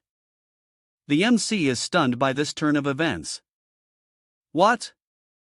Ladies and gentlemen, in an unprecedented turn of events, this exchange meeting will now feature a duel between masters. Fang Tian looks up in disdain, thinking that fool has a death wish, daring to accept the challenge. He'll soon learn the difference between a student and a master. Dian's side also laughed with excitement. He daring to fight old devil. Fei, you're dead meat. Instructor Fei, please teach him a lesson. The Sword Lamb students crossed their arms arrogant. How old is that young instructor? He looks our age. There's no way he can beat Master Fei who has decades of experience. I want to record this match for those who couldn't make it. Ling Yue clutched her head. Dizzy, this is bad. Why is my brother fighting a sword firmament instructor, the Phoenix Mountain? People were quickly moved away and an announcement rang out, asking the recently competing contestants to leave the way field. The MC raises his voice, stirring up the atmosphere as Senior Instructor Fie Yanba of Azure Sword faces off against Senior Instructor Su Ping of Phoenix Mountain. Please welcome the two contestants to the arena. Upon hearing this, Yanba Lin took a stance. Well, I'll go first then. And with that, he leaped forward, looking like nothing so much as a frog. Landing with a thud, the MC cheers wildly. What power! No surprise from an 8th rank battle petmaster. Even a simple jump is devastating. The MC turns to the next challenger. Please welcome Instructor Su Ping. Where is Instructor Su Ping? As Su Ping floats high above, the MC stammers, Su Ping is flying above the arena. Unbelievable. He's riding the wind. Has he reached level 9, a titled rank? Su Ping calmly looked down as both Yun Tong and Mingong exclaimed in shock. What? Stealing a title? He gently descended. Yanba couldn't believe his eyes. How could such a young powerhouse be at the titled level? Wasn't he only at the 4th rank of astral energy? Meanwhile, Funjan was just as shocked. Dian didn't fall because he was too slow to react, but because controlling astral energy attacks requires no movement at all. Lingua pinches her cheek. Her brother is a titled expert. Ouch. Yihao glanced over, his voice trembling. Instructor Su, I'm counting on you. Dian and the others gaped in astonishment. How can this be? How is this possible? No way, this can't be happening. How could Mount Phoenix hide someone like this? Su Ping gestured politely to Yanba, please begin. He's an 8th rank battle pet master, fight a master. The MC continues to stir up the atmosphere as the 12 masters summon their star pets for the first battle. Yanba glanced over, calculating that no matter what, a 200-year-old kid with at most a decade of cultivation must have focused solely on cultivating star power to be able to fly. In that case, combat skills would definitely be a weak point, and there's no way he could match his own decades of combat experience. Thinking this, he lowered himself and shouted at the boy, come on. He summoned his violet shadow demon fox, which roared loudly. Yanba ordered them to take care of him, and the Phoenix Mountain students panicked at the sight of the 8th level violet shadow demon fox. Look, the number of tails on that shadow demon fox. Its combat power has reached the peak of level 8. That boy clenched his fist and closed his eyes. Damn it! Lu Finkian's 7th level Dark Underworld Black Dragon was already a problem. Now there's an 8th level Shadow Demon Fox. Even though level 7 and 8 are only one realm apart, their power is worlds apart. Especially since the Violet Shadow Demon Fox is the most ferocious beast in the lightning system. The Dian crowd laughed proudly. Ha ha! See how powerful we are? We Sword Nam aren't pushovers. Su Ping cast a cold glance. Level 8 battle power, huh? He smirked and summoned his own. How coincidental. Yanba stared in stunned silence at the creature Su Ping had just summoned. Meanwhile, Su Ping calmly reveals that he also has a level 8 pet. Yanba gasps in astonishment, a hellfire nether dragon. And then his pet roars, the dragon's might. The roar stuns the Azure Sword Academy students. The dragon's might is immense. I can feel it even through the barrier. So, Suing's main pet is a purgatory candle dragon. Is it? No wonder this kid dared to be so arrogant. This is one of the top dragons. I was worried for nothing. He reached out his hand, ordering the energy barrier to be adjusted to the maximum level and activated a secondary energy barrier. Barriers are quickly erected as Su Ping smiles faintly. Then, I won't hold back either. Don't get too excited, Yanba frowned, reminding him. Even if your Purgatory Candle Dragon is rare, I can tell its current combat power is only around lower rank 8. Low level challenging high level who will fall is not yet certain. With that, he unleashed a surge of power, amplifying his strength to the 8th rank. The pets have also been empowered. The MC's voice echoed as the Dark Shadow Enchantress resisted the Dragon Might suppression. With the enhancement of the 8th level of power, the Dark Shadow Demon Fox has likely entered the 9th level. Seeing Su Ping's calm demeanor, the MC can't help but be surprised. Is Su Ping not planning to enhance his Inferno Dragon? Is he really making it fight a 2-on-1? Su Ping smirks. This is nothing far from a 2-on-1 fight. Yanba's face contorts with rage. He's underestimating me. The eightfold lightning strike erupts from the shadow demon fox's tail, unleashing a surge of power. It roared, and Dupas, holding his shoulder, frowned in surprise. Eightfold. The Thunderlight Rat's lightning strike of just onefold already had destructive power. Yet the Violet Shadow Demon Fox can unleash eightfold at once. Is this the power of level 8? The Violet Shadow Demon Fox's power surges towards Suing. The Purple Shadow Demonic Fox's lightning attack cuts off all of Suing's escape routes. How will instructor Su Ping respond? His pet roars, shattering the incoming power. Yanba continued his orders. Take this next move of mine, Shadow Demon Fox.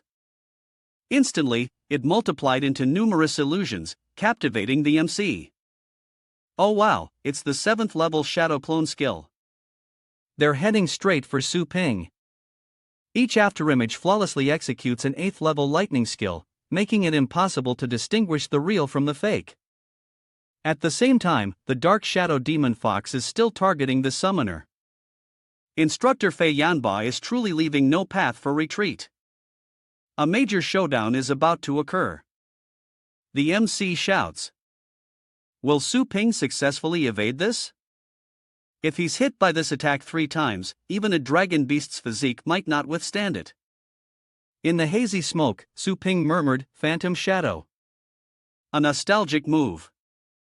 He chuckled softly, but unfortunately, the Phantom Shadow's level was still insufficient. The Death Shadow's roar echoes as the Purgatory Candle Dragon clamps down on its neck. The MC is stunned. Its true form was exposed in an instant. Yanba waves his hand. How can this be? Shadow Enchantress, escape quickly. It immediately retaliates with a thunderous blast. Su Ping turns to see the Hell Dragon struck and the MC cries out, fearing the worst from the level 7 thunder blasts at point-blank range. The Dai family laughed triumphantly. Blow the dragon's mouth to bits, daring to compare yourself to Instructor Fei. You're still too green. Let it learn a lesson. Ming slams the table in anger. Their combat experience is too different. Su Ping shouldn't have accepted the challenge. Yun Tong glanced over, hearing the distinct sound of every thunderous blast hitting its mark. This match is decided. Suddenly, Suing's voice rang out. Who said that? Yen Bo was stunned. What? The Violet Shadow Demon Fox is still firmly in the clutches of the Hell Prison Green Dragon. The MC's eyes widened as he shouted in disbelief. After enduring so many lightning cannons, the Hell Prison Green Dragon only suffered a few cracks, while the Violet Shadow Demon Fox was on the verge of death from its own attack. The armor around the Hell Bamboo Dragon cracks, and Young Bao is stunned. These are high-level defense skills of the rock and plant types, rock armor and vine armor. The armor shatters into pieces. The MC stares in disbelief. The Purgatory Candle Dragon is truly unpredictable. Its already tough dragon body is further protected by rock and vine armor, leaving it completely unscathed. Yanba clenched his fists and shouted, shameless. Forcing a top-tier dragon beast to learn so many defensive skills is a disgrace. What happened to the pride of the dragon race? Suing chuckled. You speak of the dragon race's pride. Images of being attacked by its own kind, crushed by stronger dragons. Even the top-tier dragon beast, humbled by fear, could only bow its head and learn defensive skills so that now in its majesty, it could bite Zhang's neck because no one wants to die, right? The MC immediately announced that Instructor Suing had won the first match, and the Phoenix Mountain students cheered with joy. Dian gritted his teeth in anger. Damn it! Mingong patted his chest, relieved. Yun Tang gritted his teeth in silence as Yanba warned, Su Ping, don't celebrate too soon. This is just my secondary pet. If your main pet is a 9th-ranked dragon, I won't hold back. With that, he summoned the abyss serpent, loudly ordering it to crush the dragon. The Phoenix Mountain students were instantly terrified. A 9th-grade bloodline, the abyss serpent. Dian smirks confidently. The Elder FA's abyss serpent has a combat power of level 9. Even that purgatory candle dragon beast is no match. The person next to him agreed. And besides, the hell bamboo dragon beast had already expended a lot of energy in the previous battle, so this time victory was assured. Su Ping smirked, waving his hand. Did I ever say the Inferno Dragon was my main pet? He shouted, summoning. As the MC rubbed his chin thoughtfully, watching closely. What a tiny summoning rift. Is it an agility-type pet? A foot emerged from the rift and a skeletal pet stepped out. The Sword Alliance shivers, huddling together. Isn't that the little skeleton? Why summon such a weak spirit pet? Did they summon the wrong one? It's so cold. What's going on? Lingua shivers, confused. Ha! That skeleton's form is so strange. I've never seen one like it. Yanba laughed derisively. I've seen plenty of mutated pets from the radiation zone. You're telling me this is your main pet? Ha, I can let you summon again. Noticing the change in his pet, he paused, stunned, thinking for decades he had only felt the killing desire of the abyss serpent. Why do I sense fear from it now? Where is this fear coming from? He glanced at little skeleton, and in an instant, it rushed forward, passing right through Yanba as he stood there, stunned. His eyes widened as he turned. So fast. Since when? Yanba looked up at the blade that had just sliced through the deep of abyss serpent's neck, its blood pouring down on him. He could only stand there frozen as MC gaped in disbelief. The level 9 abyss serpent was instantly killed. Is this for real? Just what is the true extent of this little skeleton's power? The deep abyss serpent's blood splatters on the gaping crowd as Su Ping summons a shield to protect them. He reminded Yanba kneeling on the ground to quickly recall his pet for treatment. Yanba clenched his fist in resentment. How could this be my 9th-rank abyss serpent so easily defeated by a low-level skeleton? I don't believe it. He stared at him intently, demanding. What exactly is it? Su Ping smirked. Want to know? He said mockingly, turning his head. But I have no obligation to tell you. The Phoenix Mountainside cheered wildly. He won, instructoring actually won. After 10 years, he finally won once. The Sword Lamb side gritted their teeth as they heard the cheers. Master Suing is amazing. What a beautiful victory. De stood up abruptly, pointing, wait, don't let him leave. He's the one who injured our Sword Lamb exchange team members. And now he's severely injured our master's star pet. He needs to explain clearly. Don't even think about leaving. The Sword Guild Academy immediately voiced their support. That's right.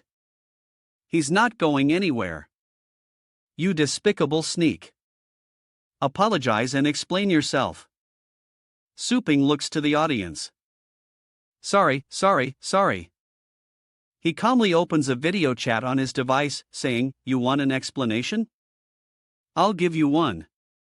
Suing turned to the host and said, Please connect me to the big screen. The host smiled. No problem.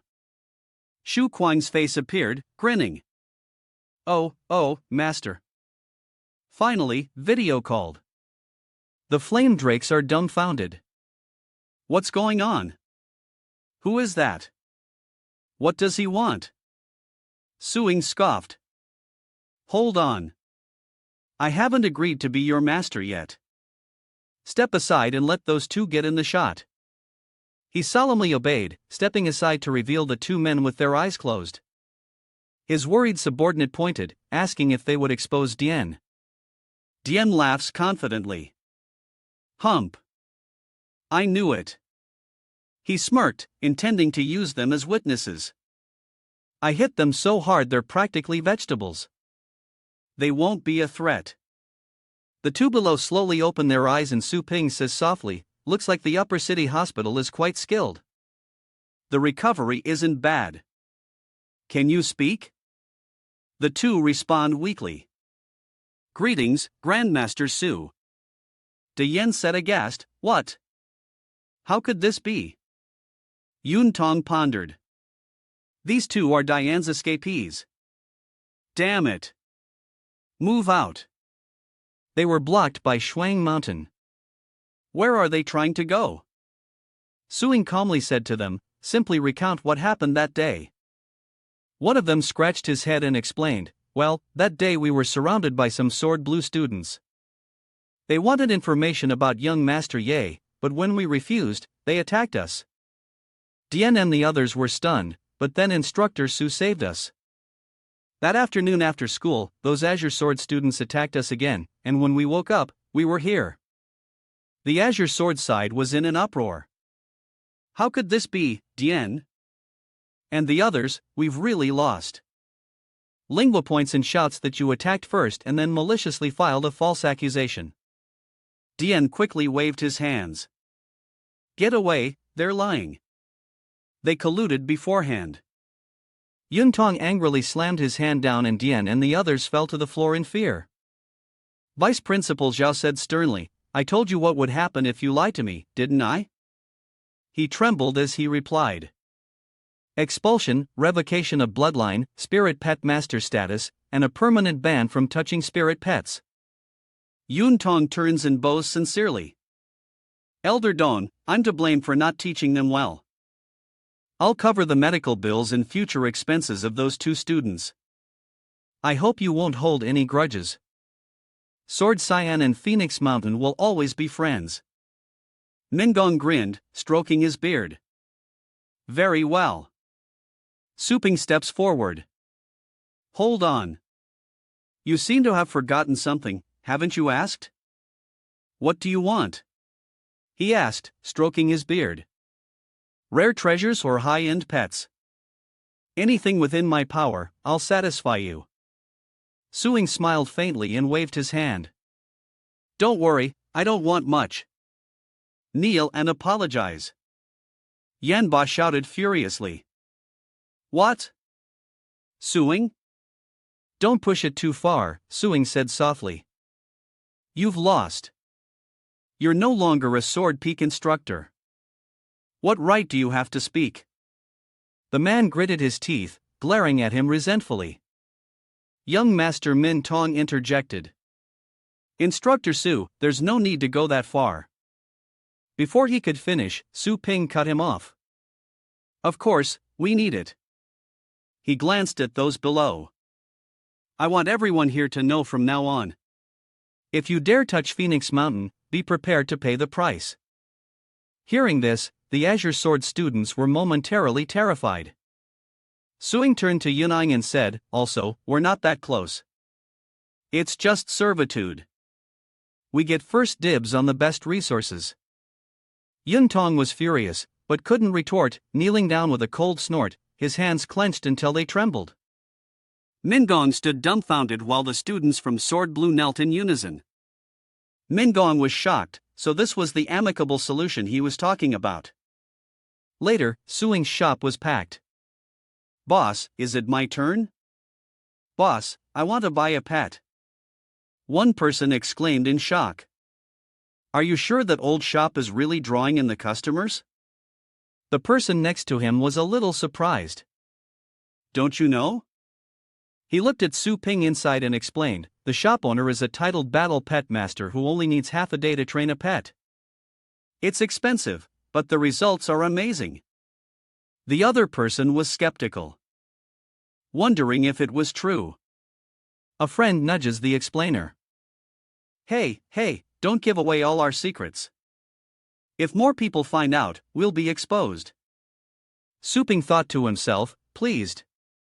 He held an exhibition match and smoothed things over unexpectedly, gaining fame and boosting business at the shop. He pointed to the sign in his hand, calling the next person. Lingua pushed her friend aside and peeked out. Line up. Don't push.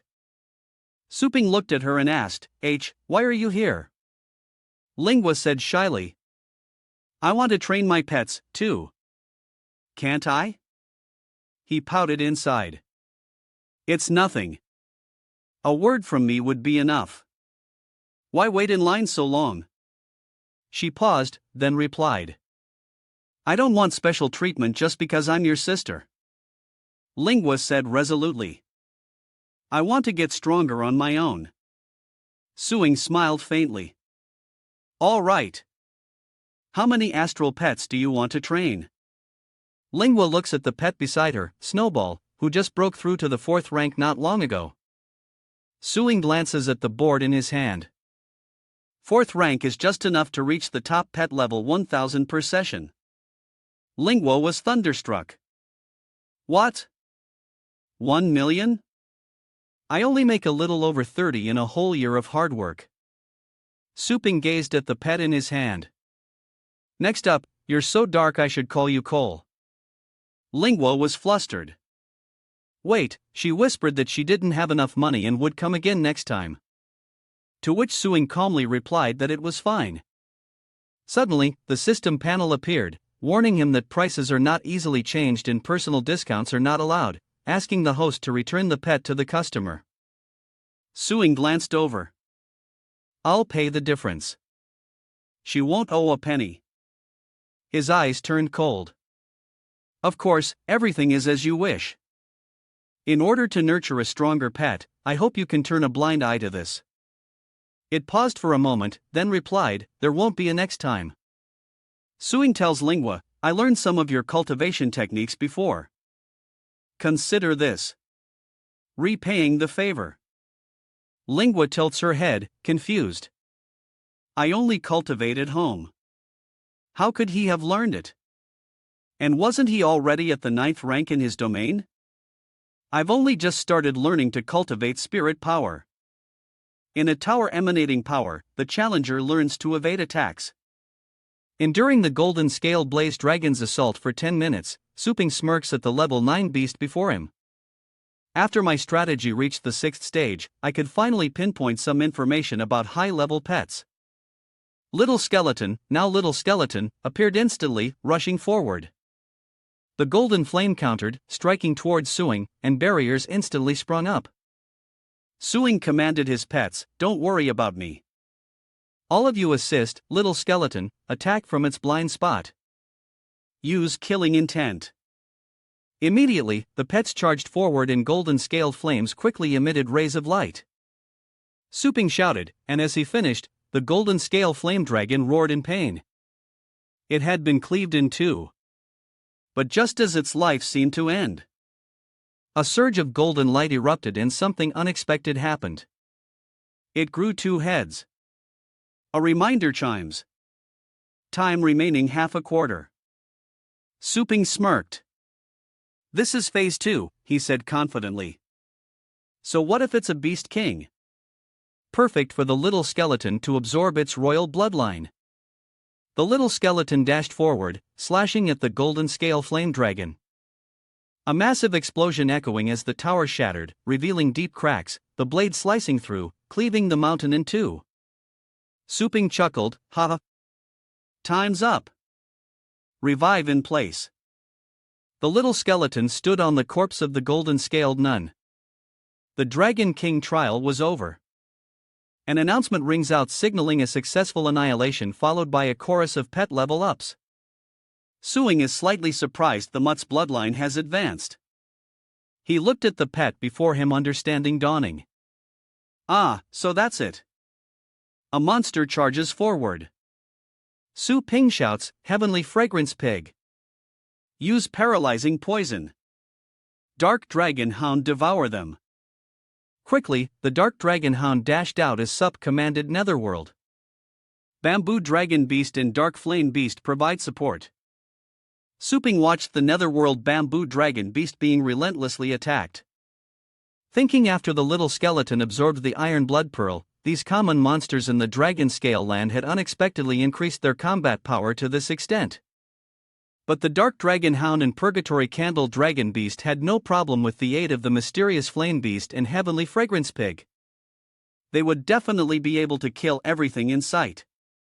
Suping grinned and shouted, "Purgatory Candle Dragon Beast Dark Dragon Hound finished them off with that." Two powerful strikes landed and the Dark Dragon Hound's level up notification chime gently stroked its head saying perfect. I was just looking for a scent tester, now I'll know the best ingredients just by having you take a sniff. The notification of the Purgatory Candle Dragon's level up also rang out, but he stroked his chin and thought, another turtle retreat. Did you die so much you devolved from a dragon to a turtle? The Schwan Beast and Heavenly Fragrance Pig also leveled up. He looked at the two pets before him. One a level 8 fire type with the strongest area of effect attack and the other a level 8 mental type with the most vicious single target attack. Not bad. A system notification indicates that the Dragon King inheritance exploration is over and returning. The next morning, the store is as bustling as ever. Boss, am I next? Boss, I want to buy pet food. Boss. Lingua held her pet in her arms, astonished. So fast. The girl next to her was the same. Wasn't it supposed to take a month? Suing didn't even glance secretly, marveling. How could it not be fast with a 2000 energy Dragon King inheritance ticket? Besides, I need to quickly increase my strength since the secret realm is opening soon.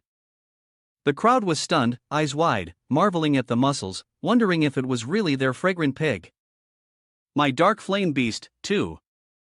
Where did all these muscles come from? Suping happily held the sign in his hand. Next. If you don't believe it, try it yourselves. The crowd behind them was eager to push the two girls out. Don't bother trying. Let's hurry and get our treatment. Right.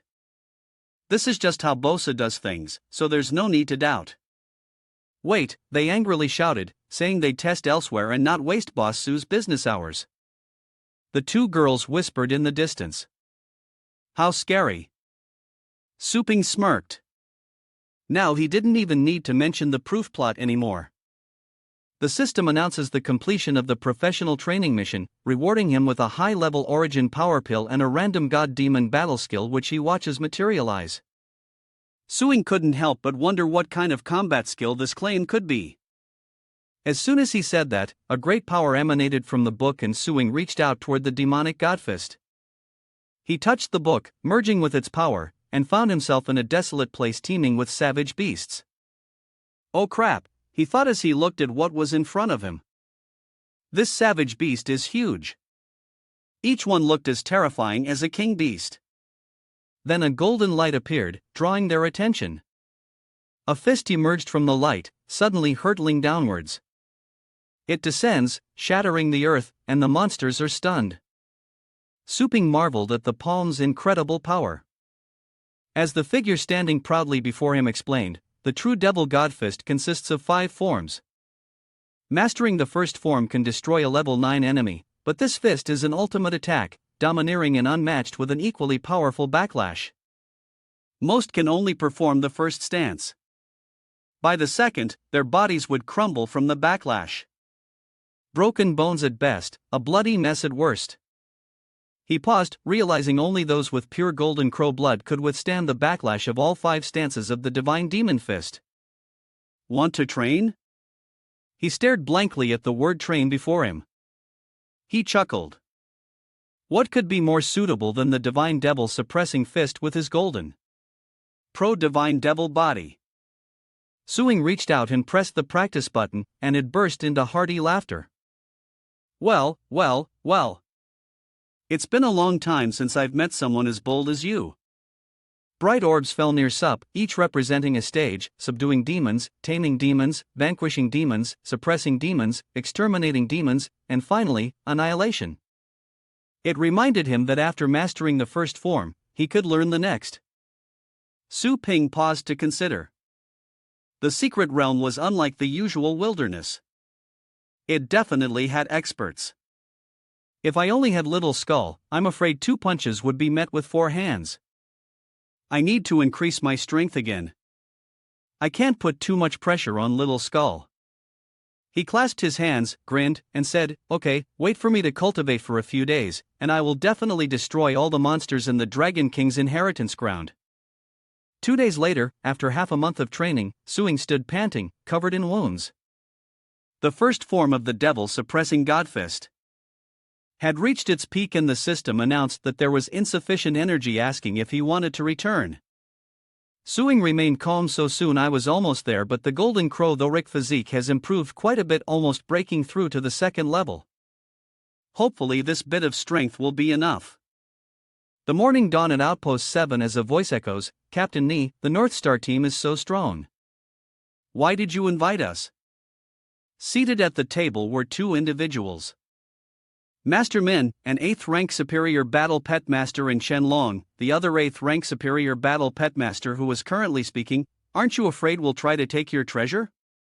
Across from Beacon, someone chuckled, "Strong, huh? I won't lie. We're here because we've got our eyes on a certain treasure."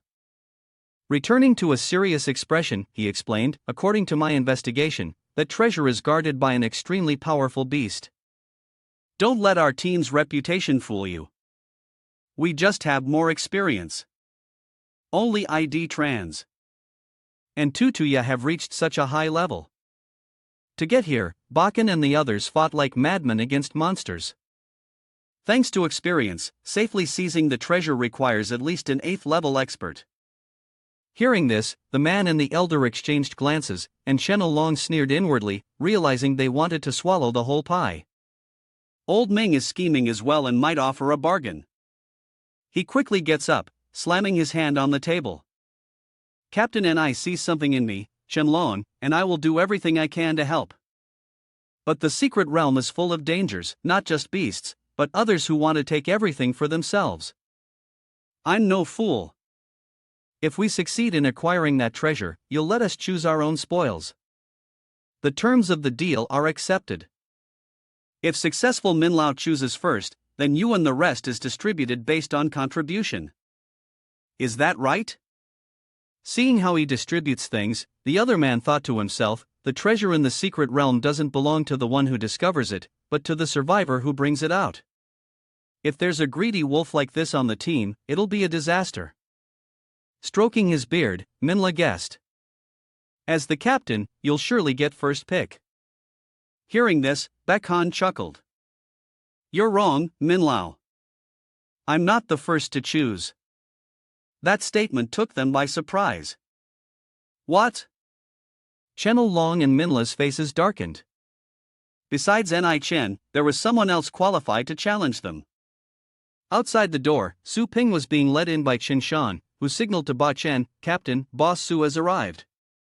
Elder Ming and Chen Long turned around and he asked, "Who is that next to Su?" Chen Shan observed and replied, "Such a weak energy reaction.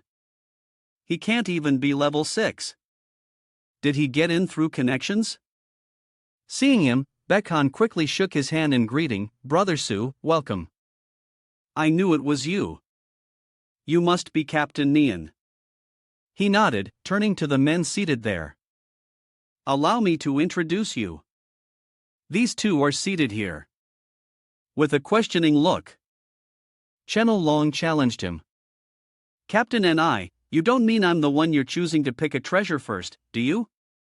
Brother Su saved Xiaoai's life and killed an upper-level rank 8 demonic bone beast. Surely he won't refuse the first pick." Seeing his sincerity, Su Ping was ready. He would accept the offer. They were stunned. An 8th grade high-level demon bone beast defeated by someone so young. Seeing their silence, he spoke up. "What's wrong? Do you two have any objections regarding the order of choosing treasures?" Elder Man replied with praise. "A young man with such impressive achievements is certainly worthy of competing with us. Not only that, but he's also the benefactor of the Chen clan." At dawn, the 6 of them were climbing towards the entrance of Dragon Terrace Mountain, the secret realm of the Dragon Ascension platform. The leader, Ba Chanying, turned back to ask Su. "Ping brother, Su Denlong, the platform is quite high, so the air is extremely thin. If you feel uncomfortable, tell me and we will slow down." But you calmly reply that climbing stairs isn't tiring. It just takes too long and you could fly to the Dragon Ascension platform. Suing's words irked Qianlong, who retorted, Hey, don't say nonsense.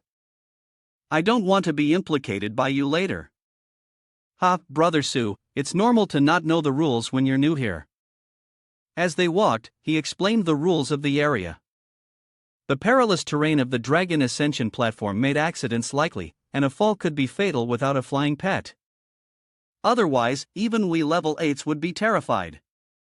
Which is why there's an unwritten rule in the Yuhuang ruins. No fighting or summoning pets on the Dragon Ascension platform. He added that anyone who violated the rules would be isolated by the other teams or even reported all for the safety of the experts. He finished by glancing at him, suggesting he should restrain himself. Suddenly, in the distance, a man and a woman were locked in fierce combat. Two young masters from the Zhang and Tong families North Star immediately recognized. Their actions made Suing suspicious, weren't they? Told not to fight here, he quickly explained. The rules are only for ordinary people like us. Those powerful families don't care, and even the management turns a blind eye. The sheer power shifts the rocks. Northstar guesses that the Zhang family must be trying to seize the Dragon Bone Heavenly Bridge's top spot from the Tong family. Stones rained down as someone cried out, We're caught in this. But a voice reassured, Relax, even if others fear. Qianlong and Ming Lao behind you were sneering. These slow-falling rocks couldn't possibly hit us. Without a word, Su Ping darts forward, startling Bi Chen. Su Ping unleashes his power, punching the rocks to pieces so they can escape. Shattered rocks flew as Sup shouted, but could the others avoid them? Seeing him act, he followed suit. All right, let's go. Baekhan, Chen, Shan, and Gue also put their strength into helping him break the rocks. Soon, rocks rained down on the four of them, and looking at Suing, Chen, Long and Old Ming were impressed. His judgment and leadership skills were so strong. He had boosted the team's morale in an instant. At the summit of Dragon Ascension platform, the crowd was dense. Below the path, someone shouted in order, Clear the way. A beautiful young woman arrives, flanked by two old men, one of whom announces that their young miss wishes to challenge the Dragon Bone trial for the 6th time. Her arrival stunned everyone. It was the Tang family. And it wasn't just her. The two elders also amazed the crowd. Look, those two masters on the right are upper rank level 8 track phone, and on the left is middle rank level 9. Hiu Fong Fong Ma. The girl they're escorting is upper rank, level 9, Duang Nu Yen, the young master of the Duang family. Everyone murmured about the legendary twin peaks of the Tang family, and that was the young master of the Tang family, who had already passed the Dragon Bone trial 5 times. Ru Yen begins to speak. How many times has the secret realm even opened? It's terrifying. The number 1 spot on the Dragon Bone heavenly ranking will belong to our Tang family. I would hope you all don't waste your efforts. You think you can just say that? It was none other than Zhang Xuan, an 8th grade intermediate who crossed his arms and looked at her. It just so happens I've passed the 5th Dragon Bone and I was looking to challenge the 6th. The young master of the Zhang family, Zhang Xuan, has arrived. Seeing someone challenge her, Ru Yen responds with her power. This should be interesting. The Zhang family is probably the only one qualified to challenge the Tong family. Xiaowen isn't backing down either, saying their fight on the mountain was just child's play with no victor decided. And so they charged at each other. As Yen looked at him wanting to continue, he didn't hesitate to mock her. Woman, I was going easy on you earlier. Don't get the wrong idea. Someone shouts that enough is enough and action speaks louder than words. Above a figure watches, pleased. That man is the Blade Master. And with the Long Mountain Mystic Realm now open, he permits battle. Hearing this, the crowd below argues, urging each other to hurry in before angering him. With the Sword Saint's command, we must enter. But before they could, a ray of light froze their path. Standing before them, Feng Jun, his face flushed with anger, spoke up. I haven't given the order to move, and I warn you. Don't you dare take another step forward. Suddenly, footsteps echoed on the ice. It's our main character, Su Ping. He walks on unconcerned, infuriating Feng Jun, who calls out from behind, "Who is that?" And he dares to cross the line and come in. Seeing his arrogance, Xiaopeng, disheveled, gathers his energy and shouts, "Do you want to die?" With a powerful push, he sends a cracking blow towards Su Ping, but he remains calm, watching as a force descends from above, striking Feng Jun and stunning the onlookers. The force of the blade splits the stone between them. As chaos erupts, the Saber Sovereign has intervened. In the air, the Saber Sovereign calmly raises his hand, offering a reminder. Settle your personal grudges privately, but not here. Seeing him, he bowed respectfully. Thank you, Senior. Su Ping was full of praise. His swordsmanship was truly formidable. Possessing such powerful combat skills without even using star pets. Ignoring him, the Bladem replied, "No need to thank me. I don't care about ants being crushed. I only deal with those who violate the rules. Besides, could an ant's attack really hurt you?" Hearing this, Su Ping turned away, a smile on his draconic lips. The Dragon Mountain platform had opened, and a beam of light shot continuously up the steps. It was Feng Jun and Xiaoong, both furious that someone dared disrespect the Tong family. "Don't run!" The two of them charged straight into that tiny gap. Blocked by the fissure, they could only watch from the outside. How dreadful! That young man openly disrespected the Tang family. If not for the intervention of the Bladem, he would have been torn to pieces. What luck daring to offend the Tang family?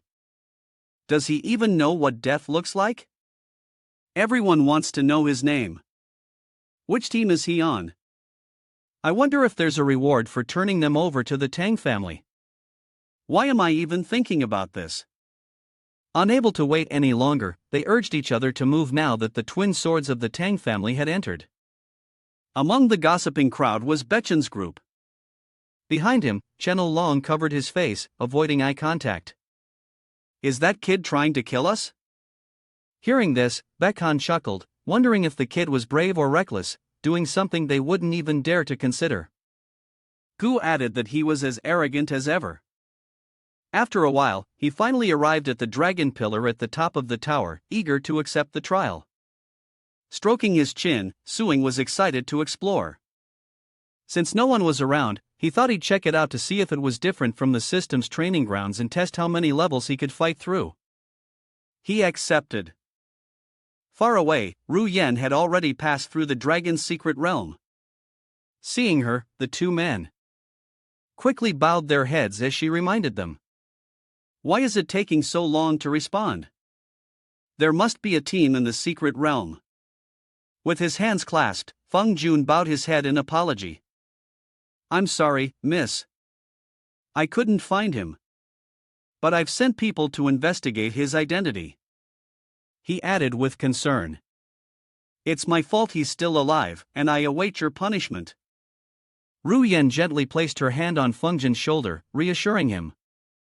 For 4 years, only the Tong and Zhang families have passed the 5th level of the Dragon Bone Tower, making us the top Dragon Bone heavenly ranking. She continued, last year, the Lu and Ye families who were second only passed the 3rd level. This Dragon Bone heavenly bridgeboard is a symbol of our Tang family strength.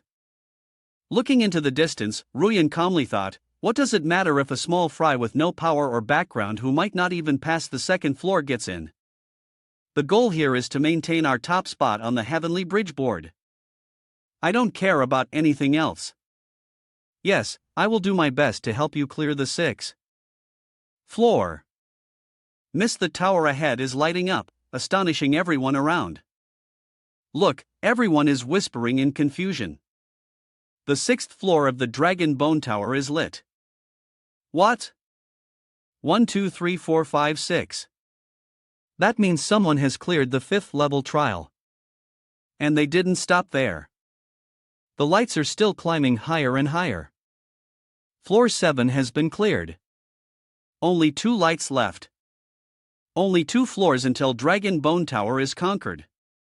And now the light on floor 8 is lit.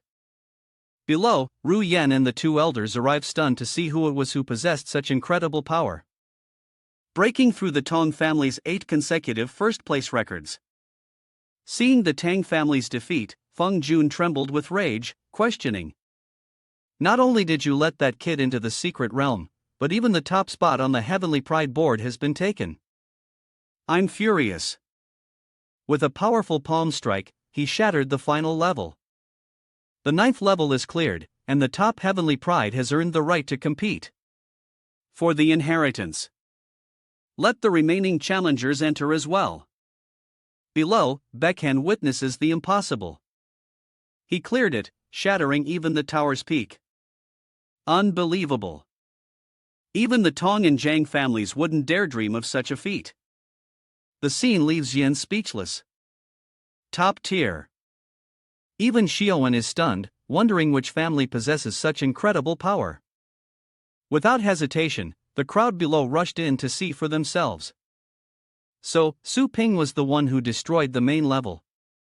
Is this the legendary demon-oppressing divine general? Wielding immense power, he smirks, wiping out every boss with a single move, barely even using his second stage, utterly dominant. With the job done and the spoils checked, he prepares to rejoin the group. The system's training ground being what it is. With others drawn into the Dragon Bone Tower, now's the perfect time to seize the treasure. While the others are distracted, Suing slips away. Although we came to seize treasure and didn't intend to enter the Dragon Bone Tower, witnessing someone easily pass through 9 levels. Well, I feel a strange sensation. Speaking from behind him, he said, "Captain, should we make our move?" Chen Long was startled and looked at Su Ping while Baekhan happily ran over to him. "It's good to have you back. Where did you go, Brother Su? We were just about to go look for you." Su Ping made up an excuse. "Just warming up. While the others are in the Dragon Bone Tower, let's go too." Hearing this, Chen Shan and Gua were shocked. A warm-up Brother Su must have a reason for rushing into the secret realm first. Could he be the one who broke through the Dragon Bone Tower? Instead of rejoicing, Chen Long criticized him for doing as he pleased just because the captain favored him. It was truly irritating. Rubbing his beard, Old Ming advised, "Don't rush. We'll find a chance to threaten him later and show him who's in charge of this team." The North Star team has arrived at Longland Continent Area 92, a mountain full of rocks. The North Star team begins assigning tasks. Old Ming takes the ground. Little Shui. The air, and with a wave, she summons her spirit beasts. "Come forth, Holy Leaf Bird," and Old Ming is doing the same as her. "No problem. Thanks to that person's Hellfire Eye, Dark Beast." Like them, Suing summons another spirit beast. "Let's see what you can do, Dark Dragon Hound." Seeing this, the old man is furious. "Little brother, why summon a 7th-rank Dark Dragon Hound? You can't be serious when we have 9th-rank Hellfire Dark Beasts scouting the ground." Ignoring Old Ming, Yu Ping stroked his pet, the Dark Dragon Hound. "See if those guys are close by." Chen smirked, advising, "You should still recall it. Your Dark Dragon Hound is too large for reconnaissance, and this is a secret realm, not a common wilderness. Bringing a 6th-rank pet here is a joke." The Dark Dragon Hound suddenly growls, and having received a signal, he reports, "I knew it. Captain, enemies are approaching." Startled, Chan asks what Elder Ming doesn't believe there are enemies. He commanded Hellfire Eye Dark Beast Earth Listening Technique. Watching his spirit beast at work, Beechin anxiously asked, "Well, who is it?" Old Ming glanced at him. "There are no enemies, just spouting nonsense." Behind them, Kuktu had yet arrived reporting. "Captain, my sacred flame bird hasn't detected anything unusual either." Tran Long seized the opportunity to look at him scornfully, turning to Bin. "Were you just trying to make an impression? Who would believe you?" Just as he said this, a horde of serpentine beasts attacked from afar. 2 of the summoned beasts suddenly shrieked, startling Gush and Old Ming. A swarm of wind-ripping mans, greenleaf birds, hellfire eyes, and shadow beasts descended upon them like a swarm of ants, leaving the group in shock. They're too close. When did they get here? Northchen observed and shouted. Damn it! The scale of this horde is no less than level 9. There's no escape. He has no choice but to fight. The entire army prepares for battle as a new spirit beast appears. The demonic fiend beast, a rank 9 bloodline with lower rank 9 combat power. Below Chen ordered Chen Long, use the great earth dragon to protect the battle pet masters. He then gave further instructions. The remaining battle pets will fight alongside my demonic fiend beast. Everyone complied. Yes, one by one, the spirit beasts began to reveal themselves. The fallen Jade Sacred Flame Condor, an 8th grade bloodline with mid-level 8th grade combat power. Chenlong's Great Earth Giant Dragon, an 8th grade bloodline with low-level 8th grade combat power. Old Ming's Flame Guard, a 9th grade bloodline with low-level 9th grade combat power. And Den Shan's Armored Scale Spear, an 8th grade bloodline with high-level 8th grade combat power. Following orders, the Great Earth Dragon lifted a boulder, forming a quadruple earth shield for everyone to stand on. Once Suing's group was safely inside, they began their defense. Suddenly, Gusha remembered something. Suda's dark dragon hound hadn't entered yet. Looking back at her, Chen Long reassured her, saying, "There's nothing to fear. With 2 rank 9 powerhouses outside. As long as the dark dragon hound isn't as reckless as its master, it should be fine." Still, she couldn't shake her unease. "No, there are too many wind wings. We can't escape them." "Hurry and recall it," he explained, sounding annoyed. Easier said than done. What if opening the vault lets those chaotic bat people fly in? And is a level 7 pet really worth risking our lives? Chen Shan, standing nearby, immediately spoke up in defense, saying the dark dragon hound was the first to detect the danger. He added resolutely, "Besides, Boss Su is our benefactor and my armored scale beast will protect us. Please open the protective grounds." Suping looked at the people before him and gratefully replied, "There's no need. I appreciate the thought." He calmly reassured them, "Don't worry, my dog is just a mutt with limited combat power." Turning to Chen Long, he chuckled. "If we take out the leader, the rest will scatter. Why not team up and take a gamble?" This statement clearly annoyed him. Old Ming steadied Chen Long by the shoulder, reminding him he's all talk. A level 7 Dark Dragon Hound only has the combat power of a high level 7. Against a flock of level 9, he'd be dust in the wind. He agreed, hoping it would discourage him. With that, he summoned his spirit beast, the Netherfire Shadow Beast, which materialized from its cloaked form with a growl. Gokul observes that it's a stealth-based beast skill as a clear barrier gradually appears within the Earth's protection. Seeing their confusion, Elder Ming admits, "That's right. I've cloaked the Earth Vault protection so we can observe the battlefield. The scene outside is chaotic with Betchen's magical beasts eliminating those who fall behind." All the remaining spirit beasts also launched a fierce attack while inside. Gyu searched for his own spirit beast. HYMPH. Where is the Dark Dragon Hound? Could it already be torn to shreds? Chen Shan quickly retorted. That's not it. In the distance, a glimmer flickers amidst. Fallen. He asks her, "Look, do you see a light within their ranks?" Brushing her hair back, she stared in disbelief at Gao Shuer. It was him. It was none other than the Dark Dragon Hound still alive and fighting the bats. She wondered how so that light was a protective barrier. The 5 were left speechless. Gue was stunned, marveling at how a level 7 spirit beast could frolic among a pack of level 9 windwing beasts. Chen Long added that he claimed it only had a little combat power, but the leader of the fallen is already here. An 8th level superior windwing swift mane leader curls its claw and tail, attacking the Dark Dragon Hound. A powerful strike shatters the earth and everyone watches with concern. The dark dragon hound surprisingly remains unharmed within its protective barrier. Its defense is incredible, even tougher than my great earth extremity dragon. The dark hound dragon braces itself, targeting the leader's back. A sharp claw strikes, tearing a shallow gash in the windwing azure steed's hide. Inside, Channel Long underestimated its abilities, thinking a single blow only scratched the surface. So, all the dark dragon hound is good for is defense. So, that's why it's so tough. At least my great earth dragon has some offensive skills. Unexpectedly, the wind-winged swift horse roared its eyes wide. It plummeted from the sky, green liquid spilling from its mouth as its body trembled, turned purple, and foamed at the mouth, emitting guttural sounds. Yes, Old Ming shouted in alarm. Poison. Shen Long was shocked.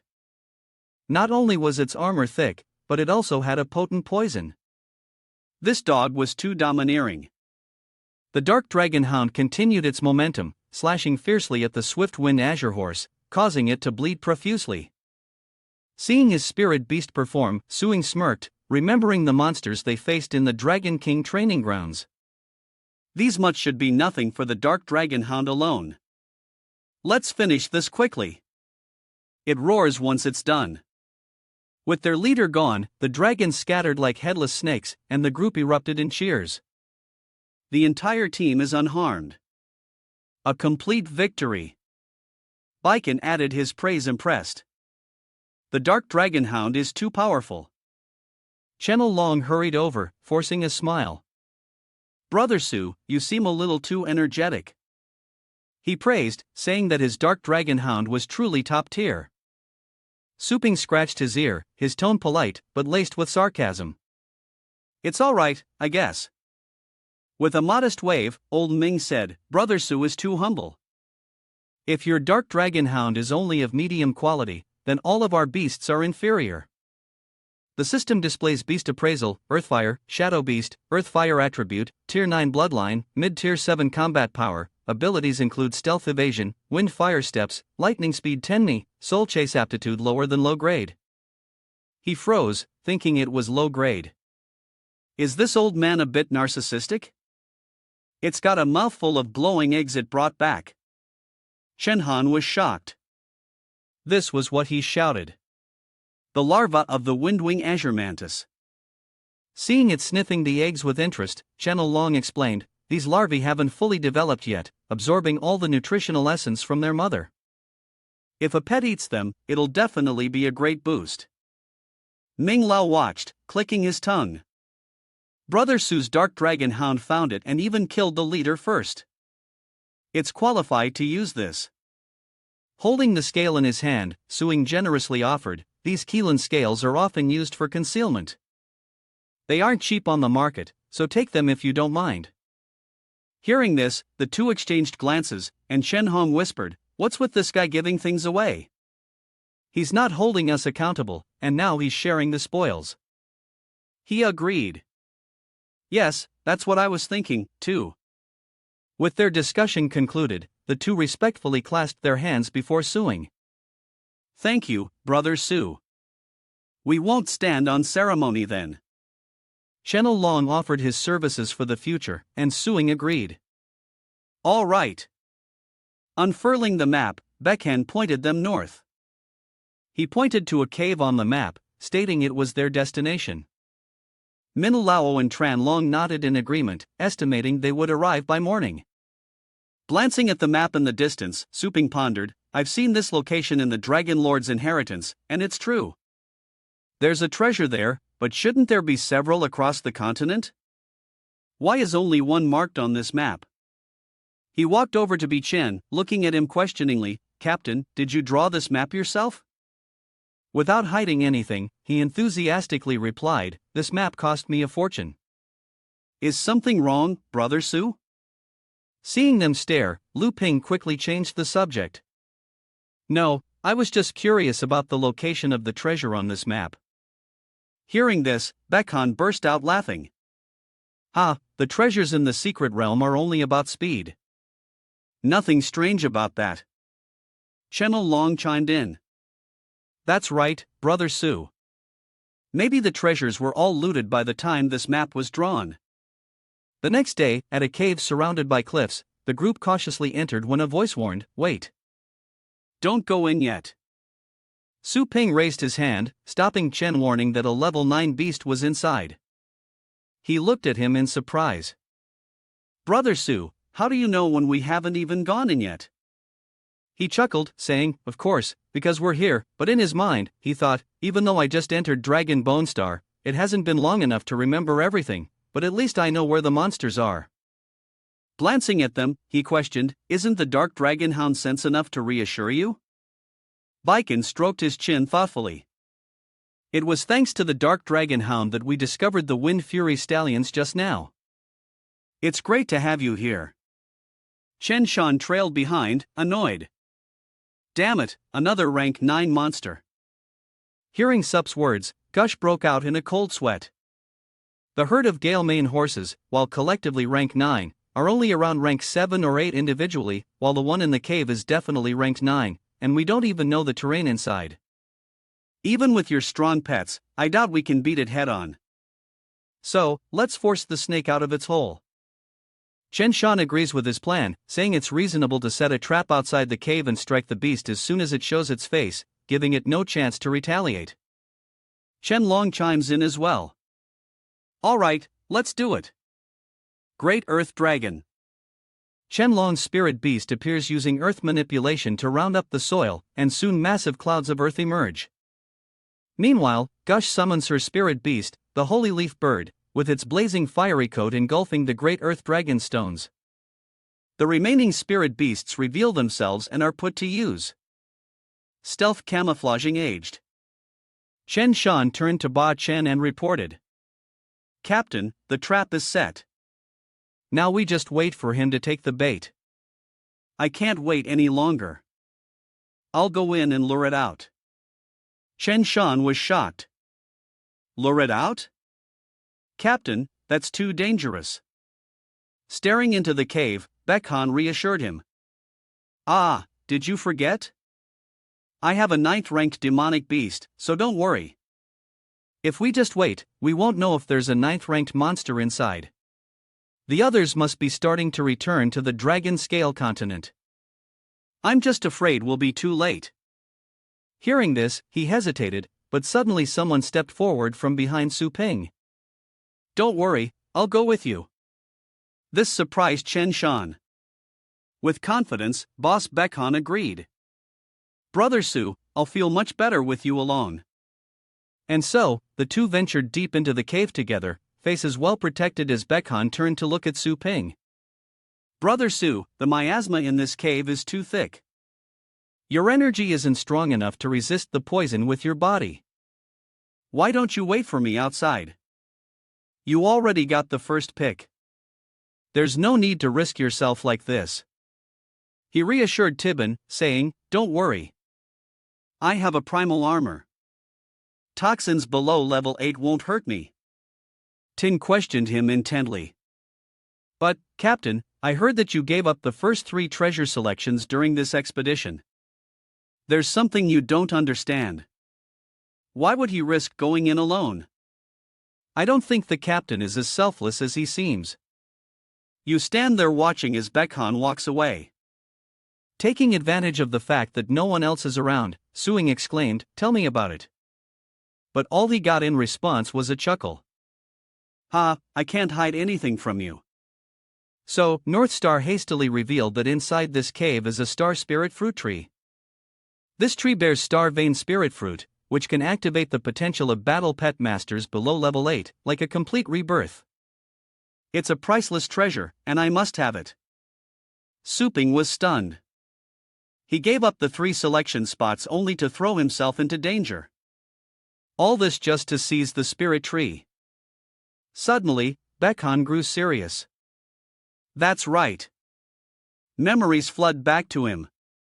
A girl lies in a hospital bed, and the brother warns him that some secrets are better left unasked. Bi Chen was even more determined. He had to obtain this spiritual tree. His eyes blazing, he issued a warning. If you want it too, I won't hold back. even if you're a benefactor of Chen Shan and Xiaoyi. So, he wants the spirit cloud fruit. It's similar to the system's original force pills, but he only wants such a common treasure. But it seems very important to him. Looks like this Ni-chan fellow isn't bad. He doesn't want anything too valuable, so I'll give him a hand. He said, I have no interest in that fruit, but I want to remind you that the monster inside is a rank 9 upper dragon type called the Flame Scale Blood Flood Dragon, and it's extremely cunning, specializing in mental attacks. If you go in there to get the fruit, you'll most likely die. His information sent a shiver down the man's spine.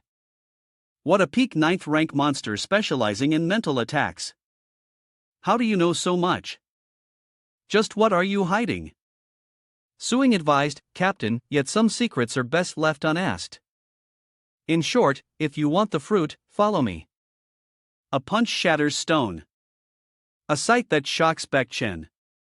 What? So this is the treasure you were looking for, the soul-stabilizing lamp? Suing explains its use. It can resist most mental attacks, leaving him stunned. He asks, how did you know the soul-suppressing lamp was hidden here? Looking at the scene, Suing mused. Of course, I've been here before. Such a powerful treasure can only be used in the Dragon King's inheritance ground and can't be taken away. He turned to him and replied briefly secretly. Holding the lamp in his hand, Suing signaled, let's go. With this lamp, we can get the fruit now. Suddenly, the ground shakes, confusing them both. Observing the event, Su Ping shouts, no, it doesn't seem to be attacking us. Before the cave entrance, a colossal dragon beast appears, and someone shouts, they're in danger. A dragon surrounds the entrance to the ferocious beast's lair. Chenel Long stood atop the beast, his eyes burning red. He knew this was their chance and shouted, Earth Giant Rockfall. Die. Old Ming commanded. And Lin Weiren struck the final blow. The Earth Giant hurled fire-covered rocks at the dragon, and before it could react, Lin Weiren continued his assault. A direct strike to the eye sends it screeching in agony. Blood gushing forth, and with a final fatal blow, Liam cuts it in two. Blood splatters everywhere as its severed head screams in agony. Inside the cave, Baekhan and Su Ping emerge, but they are too late. They were surrounded by a sea of red as the four outside gleefully reported to Chenel Long, Captain, we succeeded. Jushu waved her hand. Look, we killed it. The scene before him made him frown. Damn, was he too late? Standing to the side, Baekhan stammered. What? What are you doing? So, all the magical beasts are dead. Chenel Long was confused and quickly asked C. What are you saying? Not us, too? It was all caused by the jewel on the dragon's head, killing all the level 9 monsters. Its mouth opens wide, unleashing a torrent of magic from the orb. A magic that turns everyone into puppets except for the captain who stands within the protective barrier. North God cursed. Damn it, it's sorcery. Daring to make my subordinates kill each other. Su Ping commanded the soul lantern, shouting. Appeared demon beasts. At the same time, he reminded him, don't leave the soul lantern's barrier or we'll end up like them. Hearing this, Baekhan agreed. Suddenly, the Leon Guard acted, swinging its weapon at the four, but Northstar's demonic beast intervened, protecting them. Raising the lamp, he urged the captain to expand the soul gene lamp while he had the chance. The hook god received the order, and so the protective circle expands as the four clutch their heads in pain. Ah, my head hurts so much. What's going on? And our combat pets, Old Ming, cursed in anger. Damn you, you wretched beast. As Baekhan jumped down from above, he asked, are you all right? Don't stay within the soul lantern's protective range, Su Ping said, raising the lantern high. Everyone pours energy into the soul-suppressing lamp to expand the protective barrier, hoping to break through the mystic arts, and they all agree. In the distance, a monster with a poisonous pointed tail watches him. Meanwhile, Chen Long noticed something and shouted, "This doesn't look good." Outside the barrier, the demonic beasts of the Northern Star resist, and inside, he warns Su, his brother, to be careful. A sharp spike hurtles towards them, and Chen Long quickly steps in to defend Su Ping. The star shield Su Ping panics, and Chen Long steps in. Everyone quickly activates their shields for protection as Baekhan shouts out, "Protect the Soul Lantern." Catch him! He angrily roared, "Who is it? Show yourselves now." A group of people watched from afar. Ha ha! The destructive power of the star gathered. ING Thorn is pretty good, isn't it? The newcomers were none other than Kit Thaw, the vice captain of the Poison Evil Squad, and Thursday Kitch Hyde, both level 8 fighters. He smirked, "Sorry, but the boss gave us orders." Fatally wounded by the thorns, Baekhan trembled. "I can't let you kill Yuan Lin Blood Jiao." Upon closer inspection, it's the Poison Evil Squad. We have no grievances with you. Why are you plotting against us? Kicha tapped his forehead and smirked. A setup. Ha ha. About to die and still clueless. How pathetic. He quickly brings up the past, wondering how they got that map. His words left him stunned. That map. Remembering the map, Baekhan realizes where they intentionally led to the Crimson Scale Blood Python from the start. Knowing he understands the villain, reveals his hand, laughing that it's too late now. Keith slowly explains just how valuable the Secret Realm treasure map is, saying it's not something you can just buy with money and that they should just accept their fate as bait for the criminal inflamed blood serpent. Not wanting to say more, Suing grimly summons. Skeletal remains appear and GK sneers. HYMPH, what do you think you're doing? Your team will be devoured before you even get to fight me. Suing waves his hand, ordering the intermediate beast pet to unleash a beam of light upon the dragon. Chains erupt, ensnaring the beast amidst its roaring cries, leaving Keitha in stunned disbelief. What is that thing? I can't believe it caught him. He cried out in alarm as the massive 9th level flamescale blood flood dragon was ensnared by inescapable chains. It vanished in the blink of an eye, much to the relief of the wounded cocktail blood drake. Kiktha, wide-eyed with shock, hovered in the air, bewildered. Are you all just going to stand there or are you going to try and stop us? Everyone turned to look at him. One of them, seemingly knowledgeable, recognized aerial flight. The Mac God squad actually had someone at level 9. The others were shocked. So young and nothing like the intel suggested. Damn it. They'd messed with a big shot. He glanced at his subordinates, urging them on, asking what they were afraid of. Continuing his arrogance, asking what would happen if he stole the title. Doesn't he only have one skeleton? Attack him. He ordered the monsters. Annihilate him. Still arrogant, he refused to believe it, pointing at Su Ping. He insists he can handle it alone and his cronies echo his sentiment. The captain cheered him on, but these would be his final words as a blade severed his head. The one who struck was none other than Suing, who also annihilated the demonic scorpions, now to another scene. Badly wounded Chen lay on the ground, gasping. How are the others? His voice trembled as he spoke of Elder Ming and Chen Long. Chen Shan assessed the situation and reported back, but things hadn't improved. Baiken, his mouth full of blood, struggled to call out a name. Brother Su, hearing someone call out to him, he immediately responded, "I'm on it." With that, Su Ping shot down towards the others. Suing glanced at Baekhan, leaving the rest to him, his expression turning ominous. As Suing's memories flooded back to when they fled the cave, he overthought things, confessing a bad feeling.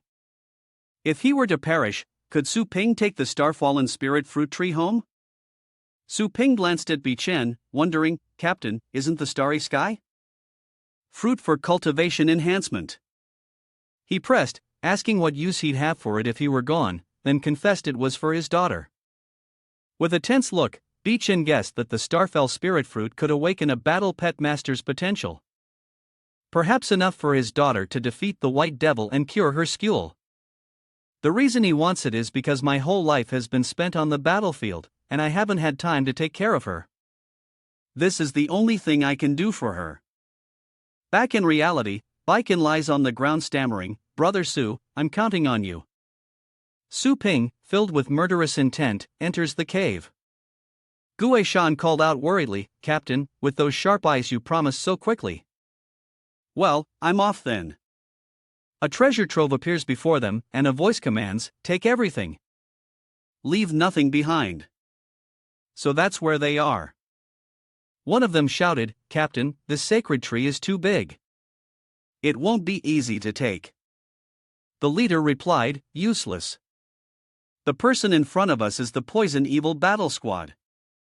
Captain, an upper tier level 8 fighter. He's playing dumb, asking the obvious, pluck the fruit and chop down the tree. If we can't have it, no one can." A lackey grabbed an axe, chuckling, "He's right, Captain." Suddenly, a shining projectile pierced his neck, and the henchman fell dead on the spot. The surrounding men looked around in confusion. Who did they suspect had the people from the North Star arrived? Kneeling before the body, Luan refuses to believe it. The Crimson Scale Blood Serpent outside is said to be a mid-level 9 with its partner to boot. Only the North Star team could handle that. He seems a bit worried looking at the wounds. This kind of damage a level 9 master. Lethan's eyes darted around. Which expert has taken a liking to the treasure here? Come out and let's talk. We're willing to share half. 2 more died before his eyes and the remaining assassins huddled together in fear. Who is it? Show yourself. What good is assassination? With a vacant stare and a flick of his wrist, 5 more are sent to their doom. Seeing Saplu, Fawn shouted, "I found you." He arrogantly challenged him, refusing the easy path and choosing the hard one. He then commanded his beasts to attack, but suddenly Luan froze. Little Skeleton had slashed his beast. The unexpected turn of events made him tremble and fall to his knees. My 2 rank 9 lower-ass battle pets were killed in an instant. Realizing Sup was no ordinary man, he turned pale and begged for mercy. "Please spare me, master. I'll give you all the treasures. Please, I beg you." As the ice dissipated, Suing appeared and Luan asked, "Aren't you here for the treasure? Did you come to kill us?" Not wanting to die at the hands of a stranger, Luan sought information. "Tell me your name so I at least know who I'm dying to." Sup, cold as ice, shot him through the head, sending him to the afterlife. His face was blank as he thought. Those I've marked for death won't get a chance to resist. You're better off dying in confusion. After dealing with Lethan's group, he piled them up, waved his hand to summon a spirit beast, and burned them to ashes. Leaving no trace, Su Ping headed towards the glowing tree, releasing his demonic power. He reflected on the treasures he'd collected, realizing that they were already being targeted. It was fortunate that the Chunlong Association had saved their lives. Now that the struggle for the royal domain has intensified, we must adapt quickly. We're heading back to the 7th Stone Wilderness building. He asked, "What are you planning to do next?" With a hand on her wound, Gui replied, "We have to go back and bury our captain." As Chen Shan bandaged his leg, he reminded Su Ping about Ming Lao and Shenlong, his face full of gratitude. "Boss Su, we owe you again," he sighed. "I really didn't want you to see me like this. I didn't expect so many casualties this time. I'm afraid we can't continue exploring." Chen Shan hurriedly asked, "Boss Su, do you want to come back with us?" He flatly refused. "No, let's part ways here. I still have some things to take care of." Su Ping pointed to the tree and instructed, "Take good care of this tree. And give its fruit to the captain's daughter." Seeing that he didn't take the treasure, Chen Shan was shocked. "Boss Su, this is the legendary Starfall Spirit Tree. You really don't need it. And wait, how did you know the captain has a daughter?" Su Ping avoids a direct answer, telling them not to question it and asking if they can fulfill the captain's wish. "Leave it to us," they said in unison, putting his mind at ease. "Okay." Pointing to the remaining items, Su Ping divided them up, saying the rest could be sold for a good price, and the money would be split between them and used as compensation for the families of the deceased. His actions brought tears to Gushi's eyes. "Mr. Su, are you really not taking any of these treasures?" He puts on an act. "Yeah. The captain and Shenlong sacrificed themselves to give us a chance to live." Little did they know, he had already secured the most important treasure. Now he would collect the rest, trading the useless items for a bit of humanity. Suddenly, the system announced that anyone leaving the mechanical and electrical facility with treasures must enter the security checkpoint. Any unchecked treasures will not be allowed to be taken. Seeing that Qin Shan was a little tired, she quickly asked Han, "Are you okay?" Seeing the two about to leave, he suggested that I see them off. In the security checkpoint, a group began inspecting their treasures on the conveyor belt. Ferocious Beast Crystal Data Entry Successful Treasure Level 6. Heaven's Authority Battle Method Data Entry Successful Treasure Level 8. Mysterious Bronze Treasure Blade Data Entry Successful Treasure Level 7. The Haoqi Exorcism Talisman Treasure Level 6. Data Entry Successful. Windwing Azure Main Scale Treasure Level 7 Data Entry Successful. Far away Chaining Huan and Fun listen wearily to the system. Report Bloody Rock Poison successfully logged a Level 5 treasure. Dark Knight Beast Fong Data Entry Successful Treasure Level 6. Rainbow Stone Data Entry Successful Treasure Level 6. One of them even yawns widely. He wondered where those three people came from. Chen Shan gestured for him to be quiet and explained that they were sent by Anjin to monitor the scene and were considered important figures here. The one in the middle is a level 9 master flanked by two peak level 8s. Another item is checked and the Starfall Spirit Tree is successfully logged as a level 9 treasure. Theo is stunned by the sight of the Starfall Spirit Tree as Tran Nan excitedly replies, "Wow, that's pretty lucky." Sitting in the middle, Wham reminds them, "Keep it orderly." He quickly apologizes. "Ha, I understand." Chen Yang negotiated with a dangerous look. "This isn't bad. How much?" "Name your price." Chen Shan waved his hand, stopping him. "Sorry, but this isn't for sale. We could negotiate if it were anything else." Seeing his stubbornness, Fong immediately kicked him. "What is this garbage? Get lost." 5 million. Both reach for the fruit on the tree. "Just one fruit and we can advance again."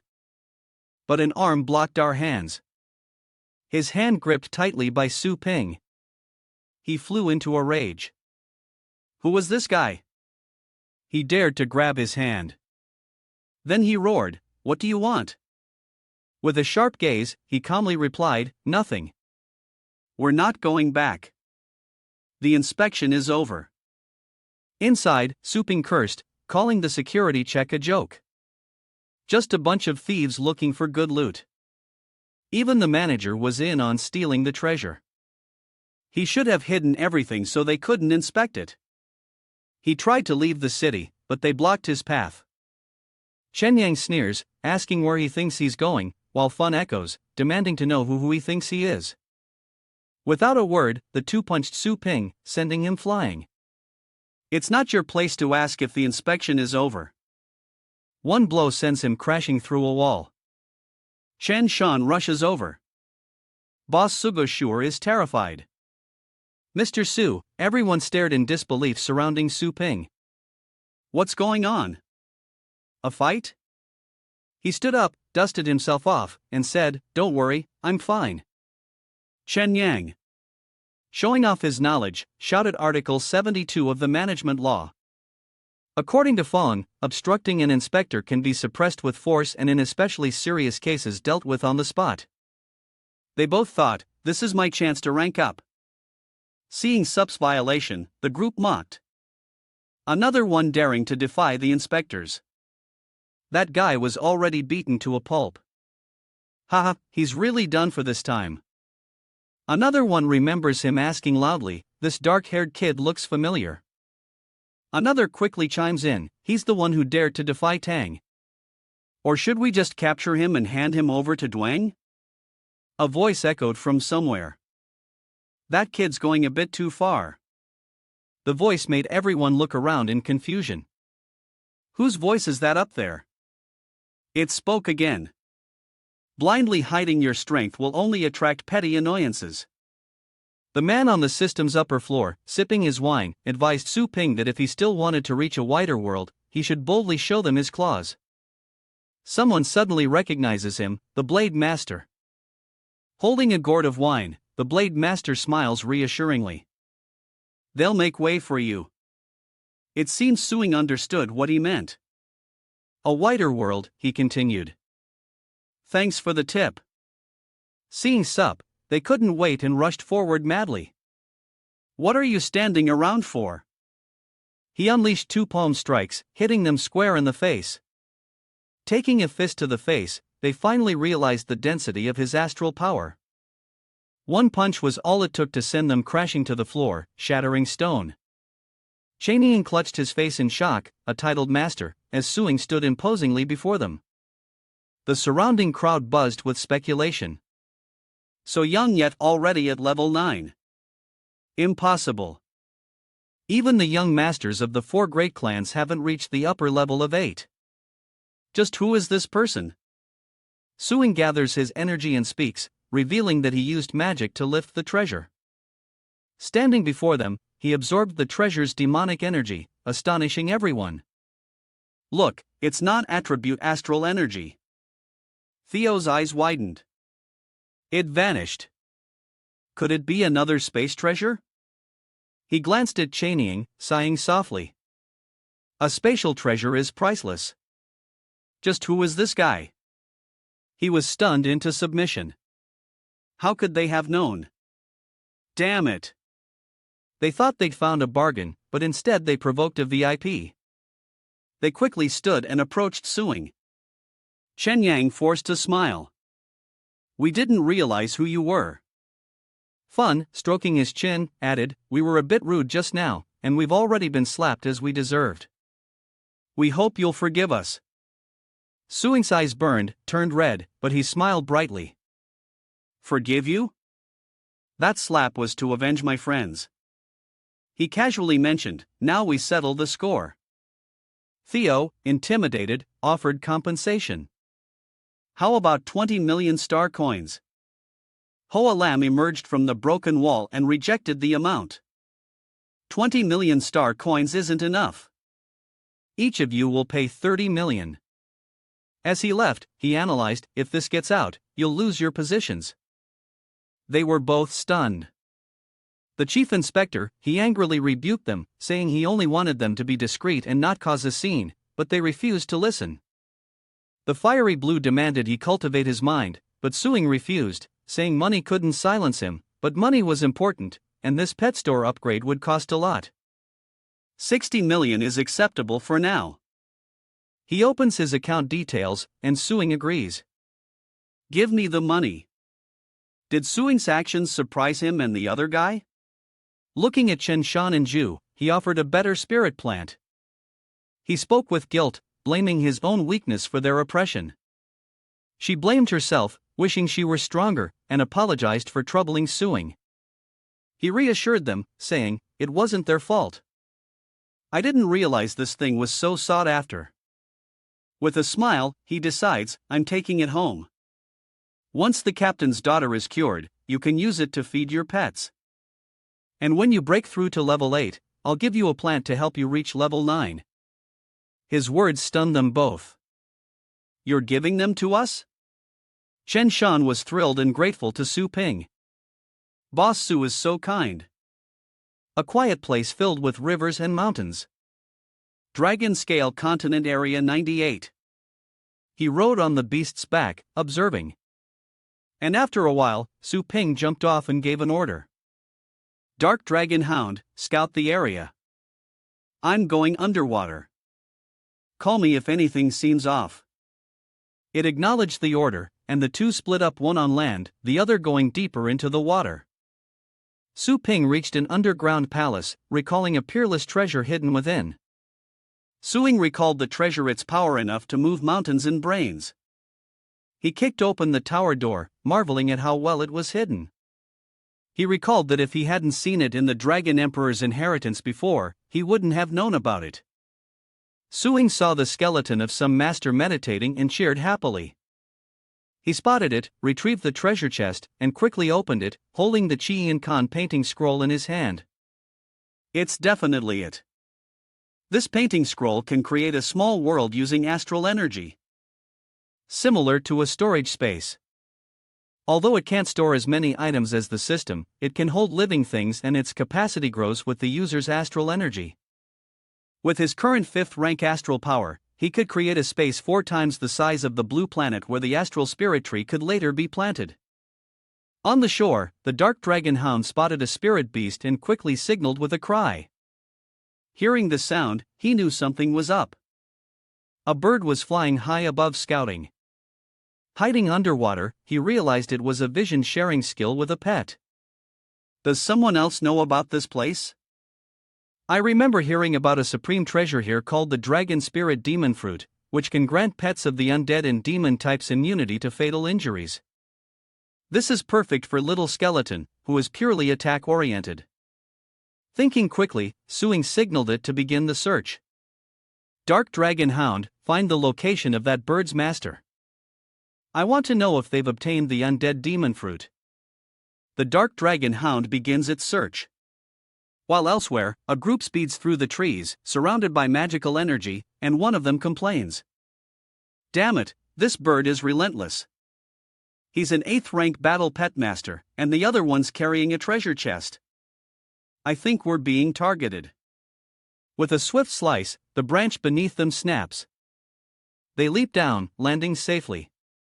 It's none other than Feng Jun and his spirit beast. Why, the rush, gentlemen. Looks like you've stumbled upon some treasure, huh? They recognize the figure before them as being from the Tang family. Feng is terrified, asking what they want. From afar, Ruyan approaches, saying if they know where of the Tang family, they should hand over what they have. She lightly gathers her energy. I didn't want to have to deal with you.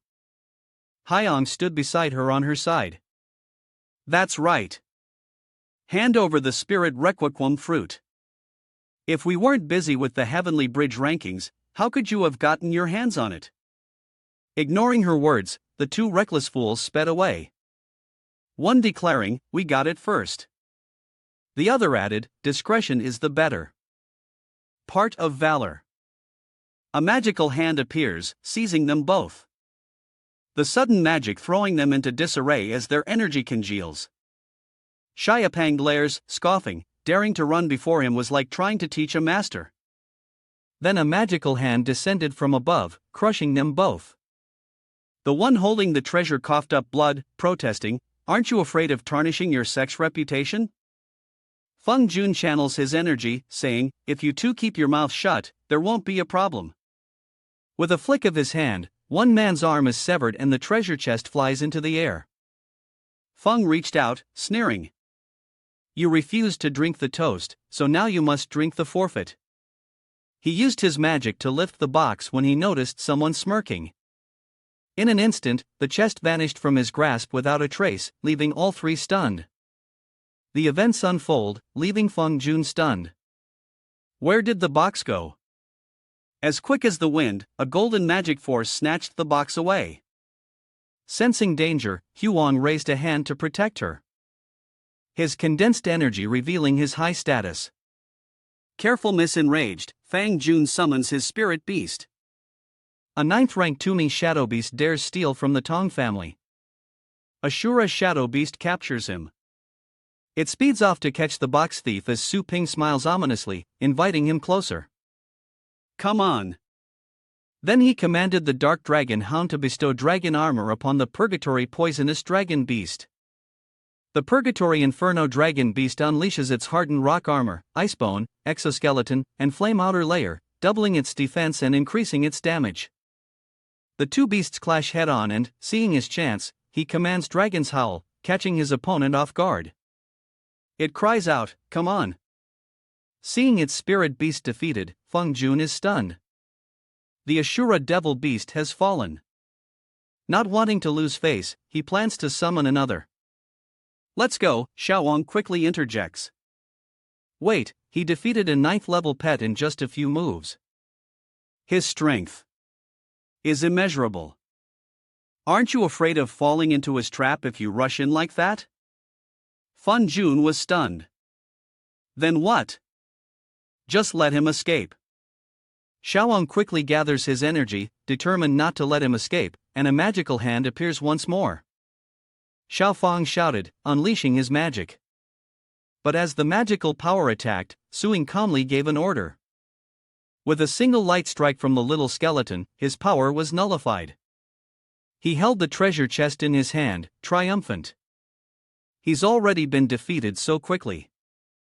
Using this item would be a waste. His words made Feng Jun grit his teeth in anger, his eyes clouded over. To reach this level of sorcery so young, he must be eliminated. Unable to swallow his anger, Feng Jun summons a horde of spirit beasts. You dared kill my pet at Dinglong platform. There's nowhere left to run. The Stormwind, Triant, and Helgaruda beast enter the fray, while a tiny skeleton suddenly appears, unleashing a necromantic flash of light, its eyes burning with murderous intent. And a single slash of advanced swordsmanship sends a wave of power across Feng Jun's face. Seeing the danger, Haiyang embraced Nu Yen and dove to the ground. Miss, be careful. A single slash has engulfed the forest. Trees are being sliced apart, and she wonders if she's being deceived, trembling in shock. Such powerful attacks, it's hard to believe a little skeleton could do this. Enraged, Haiyang unleashes his energy, transforming it into thousands of swords, screaming, "You dare attack the young lady? Die!" Hoping unleashes his ultimate technique, the myriad swords of spiritual energy as the protagonist scoffs and focuses power into his fist. I didn't get to experience that move at the Dragon Ascension platform. Let's see if this brat can defeat me. A demonic figure materializes and Xiaowang is stunned. What bizarre fist technique is that? He's stuttering of all things. With a gentle push, Suing's divine power nullifies his demonic energy. And though Xiaopang unleashes 9 layers of star shields, he's ultimately impaled. Xiaopang coughs up blood and Yang worries. Realizing Suing's power is unfathomable, he summons a spirit beast to protect her, then signals the Dragon Bamboo King to flee with the young lady. But how could Su Ping let them escape so easily? With a flick of his wrist, he commands his own spirit beast to bring her back. The dark dragon hound obeyed, rushing towards Shirao, who scoffed. The battle isn't over, and you dare be distracted by other matters while facing me. Watching Shirao Fang turn into purple mist, Su Ping realized a secret escape technique. He had become a soul-snatching demon right before his eyes. Like smoke protected in the beast's mouth, he was stunned. Soul possession, sacrificing one's own body to seize another's, was a desperate last resort. He had driven old Fang to this point. Hyunfang, now a skeletal smoke figure, screams that he'll take Suing's life. Su Ping commands his 3 pets to attack, but Hyunfang mocks them as their attacks pass right through him. Ha ha! You think physical attacks can stop me? You can only blame yourself for going against the Tang family. His eyes widened, mouth agape as he desperately tried to envelop him, even if it meant being shattered to pieces. He'd take him down with him. He roared, growing larger than before. Xiaowang held up the lamp, creating a shield, leaving the man stunned. Why can't I get through? Hufang looked utterly bewildered. Could it be that upon seeing the treasure in his hand, Xiaowang recognized the secret treasure of spiritual defense, and he flew into a rage? Damn it, I must kill you. A glowing magic emanates from Hoof. Spirit beast. As it opens its mouth to release Nu Y, she senses something is wrong. What's going on? So, the Dragon Bamboo King of Old Fun wants to devour me. A request has been made. Get me out of here quickly. Suddenly, a streak of purple light flashed before him, blasting away earth and stone. Suing sneered. So, you've finally shown yourself, little missy. Ru Yen. Riding on the back of the fallen Wing King who's fighting a mid-level 9th rank holds the tail of Xiaowang's spirit beast. Enraged, she warns, don't call me young mistress. You're not worthy. Suddenly, she stopped, her face covered in anxious sweat. She could no longer sense Elder Fun's presence. A dark premonition washes over her as she stares blankly at the scene before her. Even the 9th level Fan Lao of 9 territories is gone. Who are you, and why are you hunting the Tang family? Not letting her speak further, Suing retorted, what about you? Glancing at the 2 corpses at their feet, he asked why they had killed them. Stunned, she slowly explained. The strong prey on the weak. It's only natural. Or do you see us as nothing more than those pet warrior butchers? Without hesitation, Suing smirked and replied, that's right. You're just bait waiting for me to tear you apart. Suddenly, her spirit beast cried out, turning to stare at Suping in disbelief. He could block the 9th rank fallen Wing King. She asked, her voice full of resentment, what he wanted, saying that her family would agree to any request if he would just let her go. He was delighted to hear this. If she wanted to live, she had to show some sincerity. He looked up at her, wildered spirit beast. What are you planning? Suing smiled slightly, urging her on. What are you waiting for? Sever your contract with it. She asked, confused. Sever the bond, her thoughts clouded. If a battle pet master breaks their oath with their battle pet, they'll enter a weakened state. Does he want to kill me that badly? Realizing this, she subtly stepped back, her face cold as she agreed, fine, I'll break the oath. But behind his back, she was already summoning her power, and suddenly, she shouted, summoning the fallen Wing King Wind Spirit Wolf. She commanded it to kill him, but before it could attack, Shiako severed its arm. The scene seemed to enrage Yenishir. How detestable. Suing brings out the painting of judgment, saying, if that's what she wants, he'll lend a hand. Shalu's blade struck the spirit beasts, severing them in 2. The scroll of the universe unfurls, and with a command, Ruyan is completely absorbed into it. Moments later, she fell into another dimension, realizing she was inside a spatial artifact. His face appears in the sky, clicking his tongue. This scroll is quite vast, isn't it? Nuyen collapses to the ground. Stunned. Why don't you just kill me? Suping sneered. Even dying has its price, he added. But I have to gain something before I kill you. After staring at him, she was stunned. That mark on your head. It's the mark of inheritance. Ru Yen smiles knowingly, so it was you who broke through the 9 levels. Ha ha. Suping quickly covered the mark on his forehead, laughing awkwardly, ha, is it that ugly? Ru Yen gently wiped away a tear and said slowly, you're about to die, and you still don't know. You're about to become a legend, sacrificing yourself for this subcontinent. His confusion led him to ask her to speak. Plainly, but with a gentle smile, she replied, you're going to die anyway, so why bother? He chuckled softly in response to threaten me while in my grasp. If you don't talk, I'll kill you in a most abstract way, and your image will be spread across the continents. I know you're a reasonable person. That attitude made Ruan blush as she shouted. You greedy devil, Suing says with that same strange smile. You forced my hand. You will be hunted by a legendary level battle pet master, a celestial god. This dragon bone tower inheritance was originally meant for his granddaughter, so all prior inheritors were eliminated. Seeing her words, he retorted.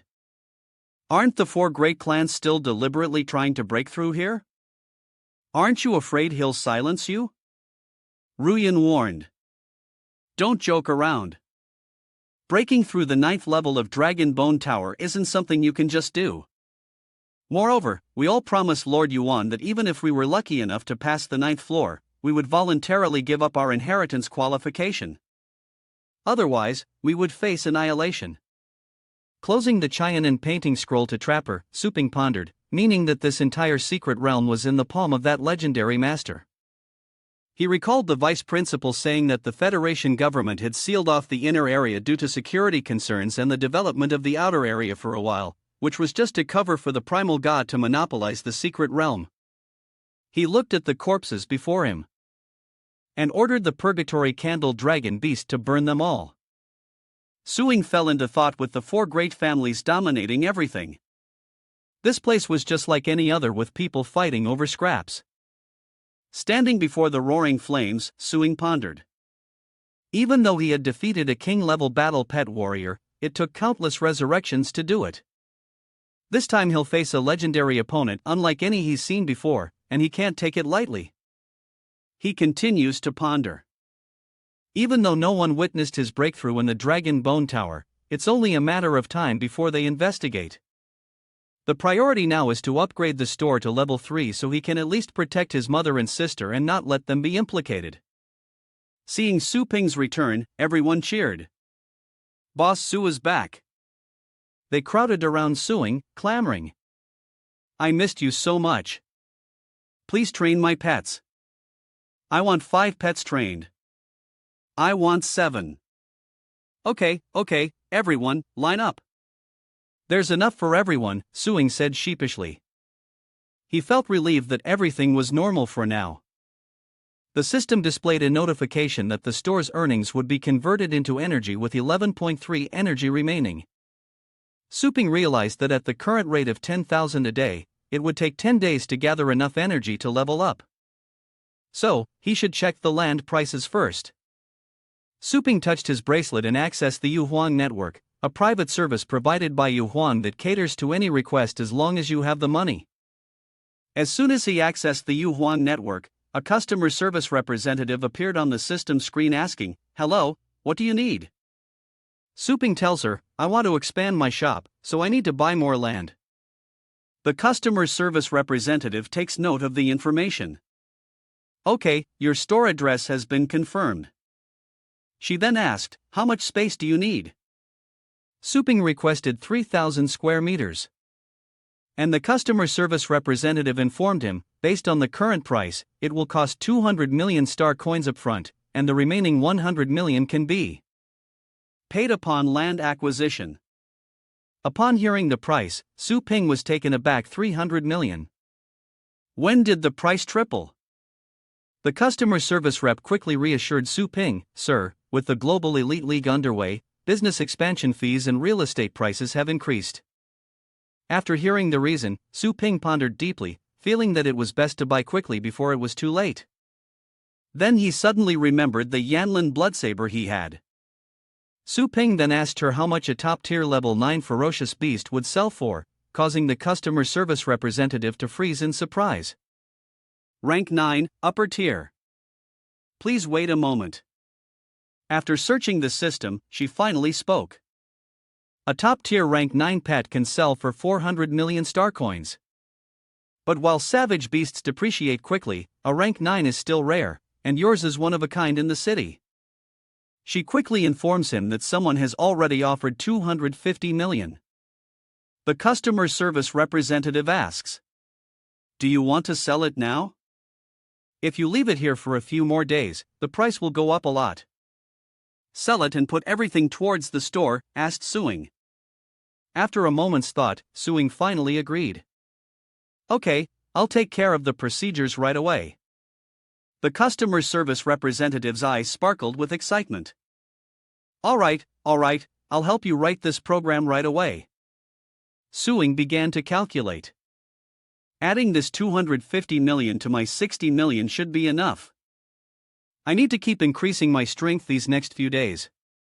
He then called upon the system to find a way to increase his strength, asking if there was a training method harder than the Dragon King's inheritance. The system listed secret realms that could enhance his power. God-level training grounds cost 100,000 energy, while demigod-level training grounds cost 10,000. The She Divine realm cost 10 million energy, and since he only recovered 10% energy after the novice stage, he couldn't afford it. Su-ping pondered, placing his hand on the demigod burial ground. Realizing it wasn't a bad option.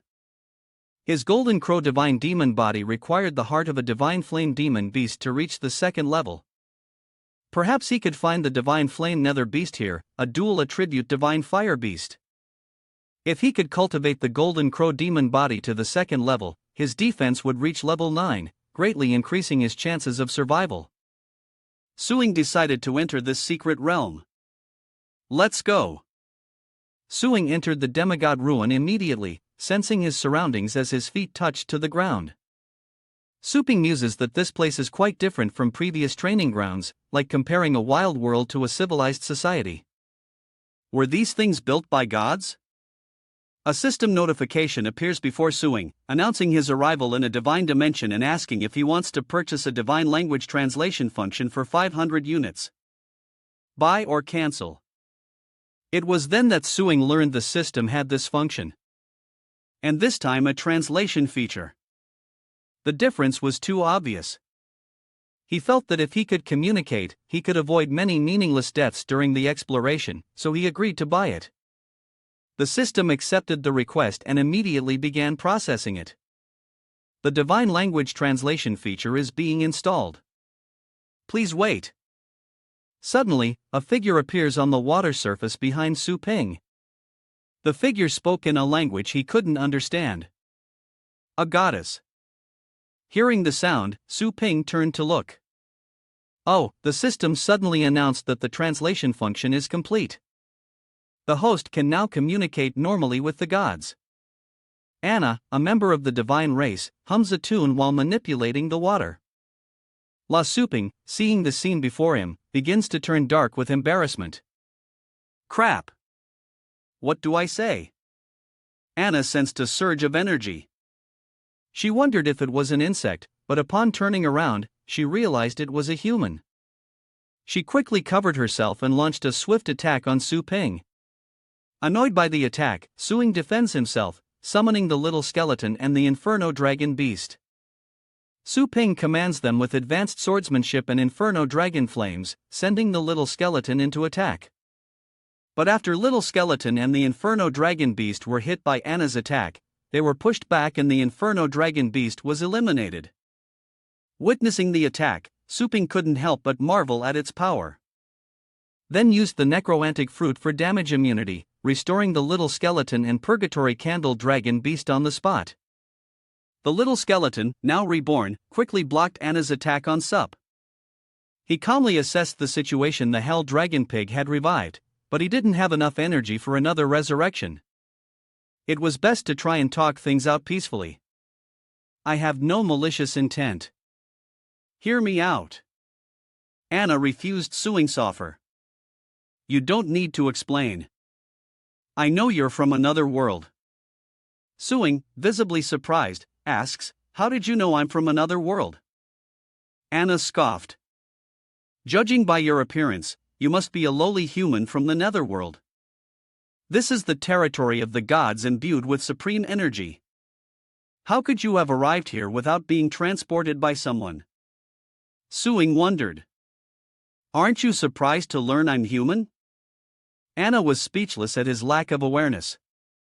It's not surprising to find humans here, especially those born of gods and humans. Which star cluster are you from that even we don't know about? Su-ping realized something. So that's it. I didn't expect humans to have reached this place. Then she wondered, but how have I never heard of this? Before Anna stared intently at Su-ping. Even though this guy is only an apprentice, the pets he uses are all ocean realm and he can restore them at any time.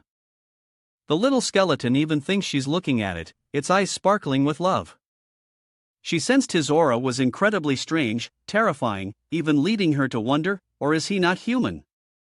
Or does he have some powerful force backing him? Anna finally stops holding back. Ready to deliver a decisive blow. Enough. She asked Su-ping what he wants to do in the central divine territory. With that, Anna's appearance changed, her white robes and angelic wings transforming her into an executioner, descending from the heavens. And she demanded to know who was backing him. Summon me here for your god, Suing replied calmly. Ha! The central divine territory. He even double-checked with her, asking if this is definitely the demigod fallen land. Anna, stunned by Suing's knowledge, launched a fatal attack, leaving him and the little skeleton in tatters. The system notified him that he was dead. So, Suing escaped the secret realm, clutching his chest in pain. Ha! She's supposed to be a demigod, but she looks so unwilling to accept her fate, Suing thought. Never mind. The goal this time was to improve his strength. He didn't care about her anymore. He had to get there quickly to see. Before Suing could even set foot in the secret realm, the system kept popping up notifications. Deducting 500 energy points. Deducting 535 energy points. As soon as he landed, Suping sensed something was wrong. Why was the ground sinking beneath him? As Sup looked up, he realized he was inside a giant mouth surrounded by the sharp teeth of some monstrous beast. A mouth suddenly opens, engulfing Suing, followed by a cage of sharp bones closing in around him. It thought it was about to have a feast, but he escaped at the last moment. Suping unleashed his demon pup-pressing divine palm. A colossal fist slamming into the creature's maw, shattering its razor-sharp teeth into fragments. It roared in agony as Sup looked down upon it, asking, "You wanted to devour me?" Using his appraisal skill, he discovers it's a star-rank evil corpse with unknown abilities, a combat power of upper-tier rank 9, and transcendent potential worthy of a god race territory. He then summoned the little skeleton, the purgatory candle, dragon beast, and the dark dragon hound, ordering them to kill. He commanded the dark dragon hound to protect the purgatory candle dragon beast, which would assist the little skeleton's purgatory dragon prison. Throughout the battle, Suing oversaw issuing commands and directing attacks with the Inferno Dragon Beast, leading the charge, and the skeletal dragon following close behind. The little skeleton used Hell Bamboo Dragon Slash, causing the beast to roar in pain. But Suing felt it wasn't enough. He then commanded the little skeleton, and as the dark dragon hound charged, the little skeleton roared as if to obey. The little skeleton approached the monster, its eyes suddenly glowing with petrification, freezing it in place. Then its body shattered like stone, and the dark dragon hound perished. But Suing was quick-witted, using his experience from the previous battle to boost his critical defense with the undead enchant fruit. Suing was thrilled.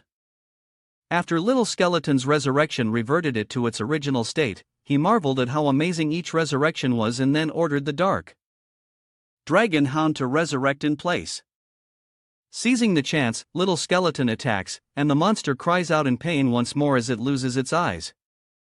Suing orders everyone to deliver the final blow. He also rushes in, unleashing a barrage of attacks, ordering the Hell Candle Dragon Beast to incinerate it. Suping steps forward, landing a punch to its head, empowered by Hellfire.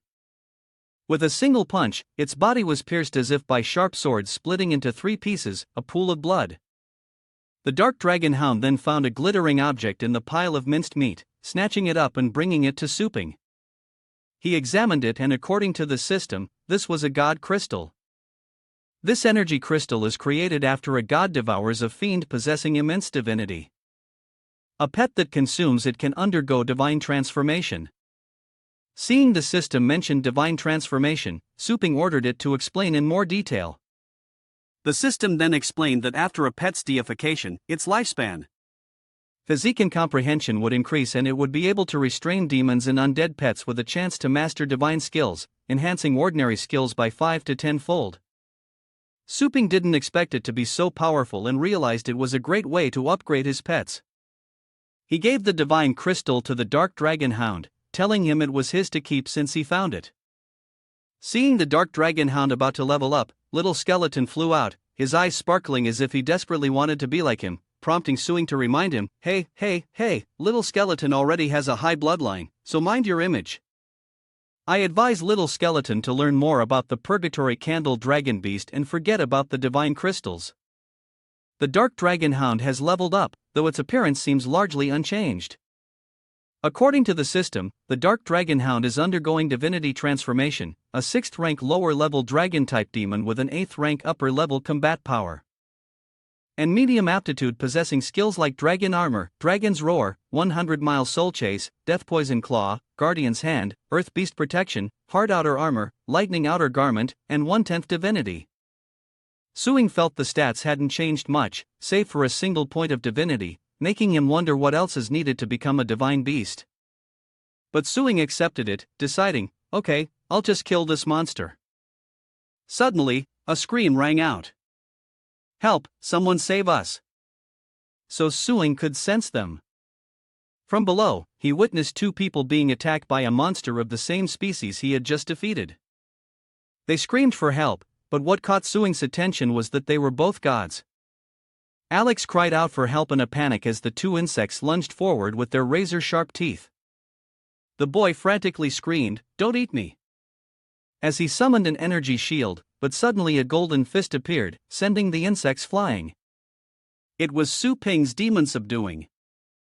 After the attack, Su Ping appeared standing atop his pet, observing as it flapped its wings, creating gusts of wind that shocked Alex and Joe.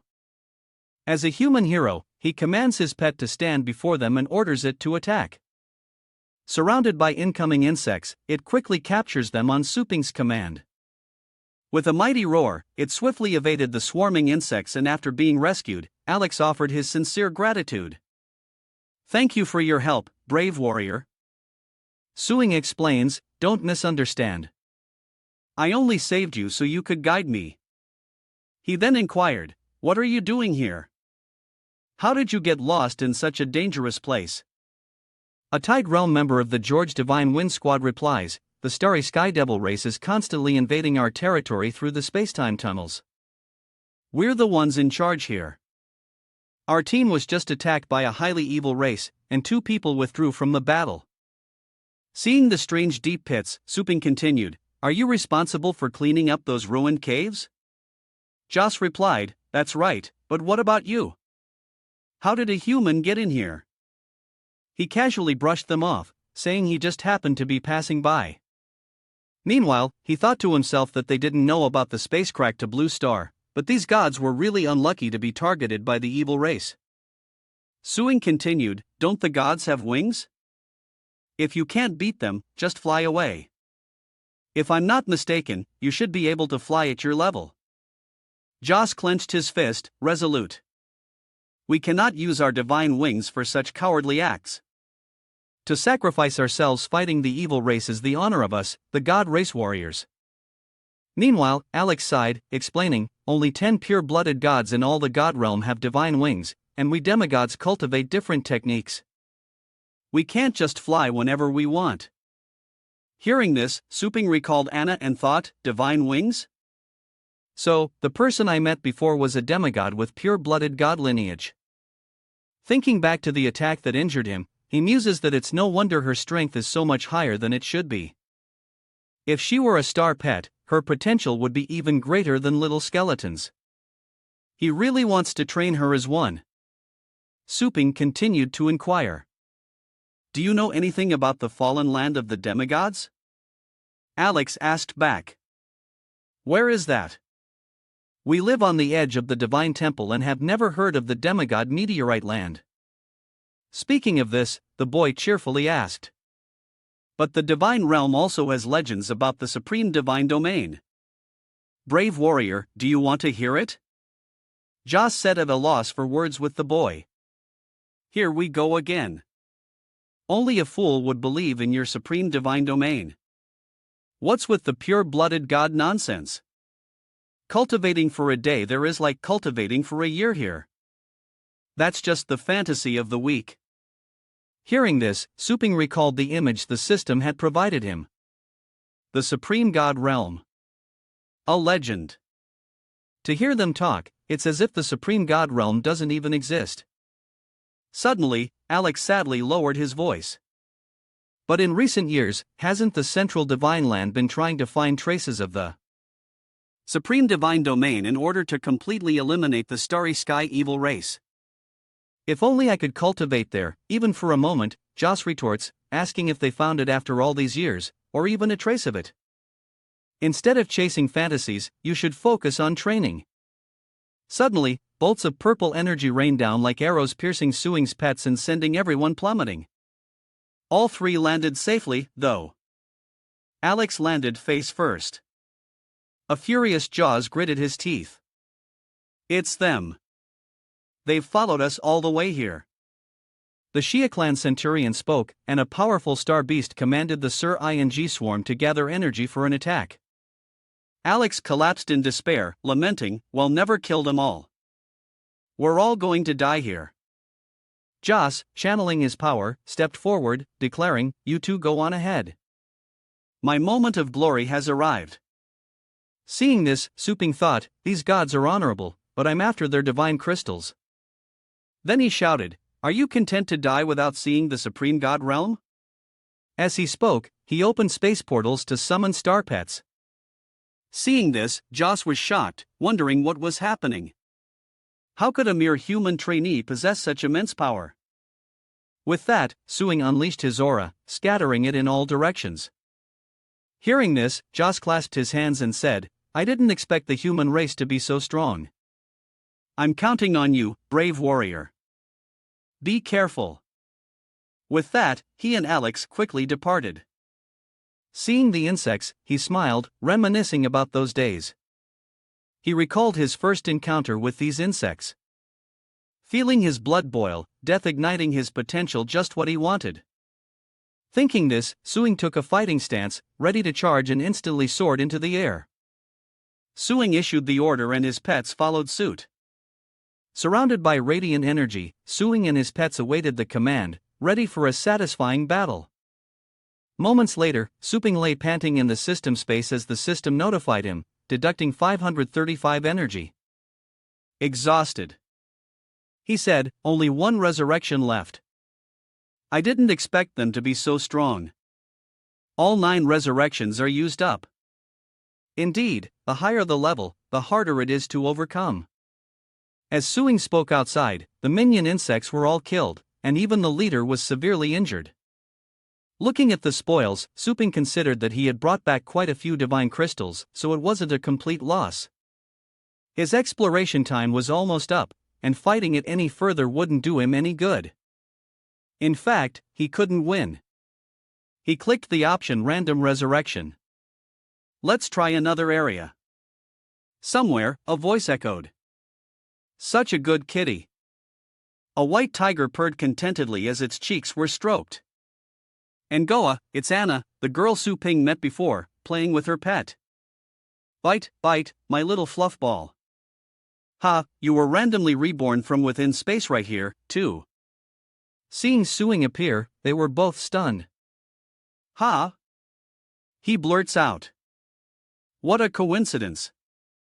Anna, wielding her divine power, grits her teeth. And angrily shouts, "You shameless human." Immediately, her divine wings and spear reappeared, and she thrust the spear at Suing's neck, demanding, "Why do you keep chasing after me? What do you want?" Her pets also entered battle mode, growling menacingly.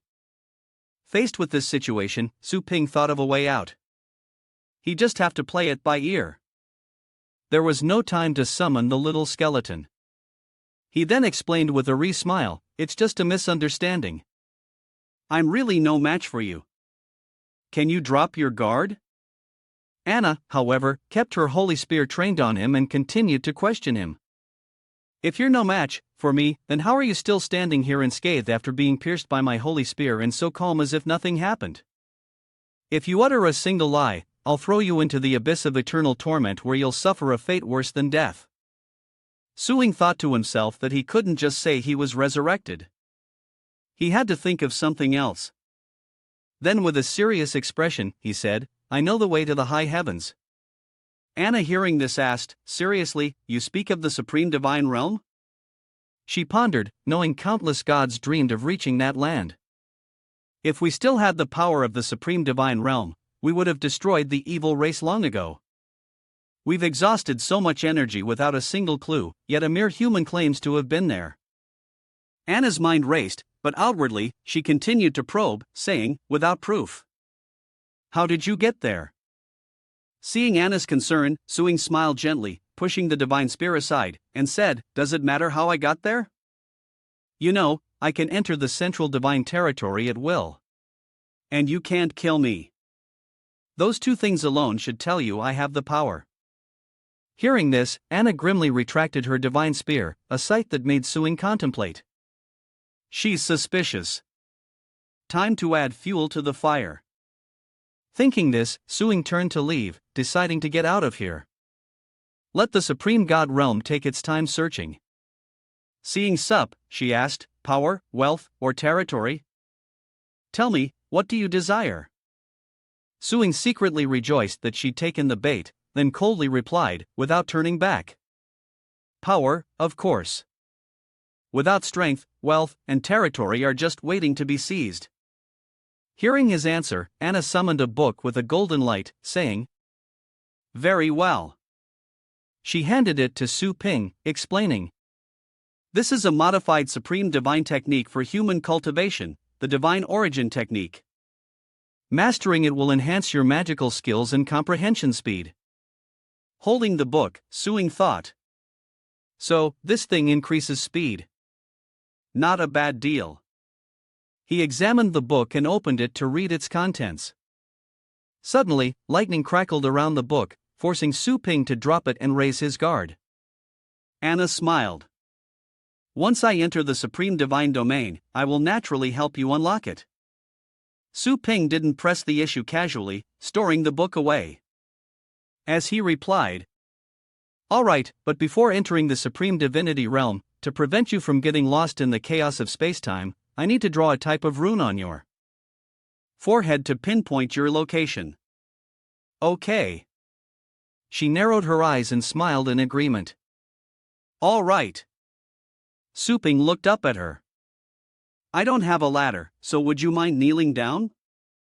Anna sits directly in front of Suing and says, "Draw it."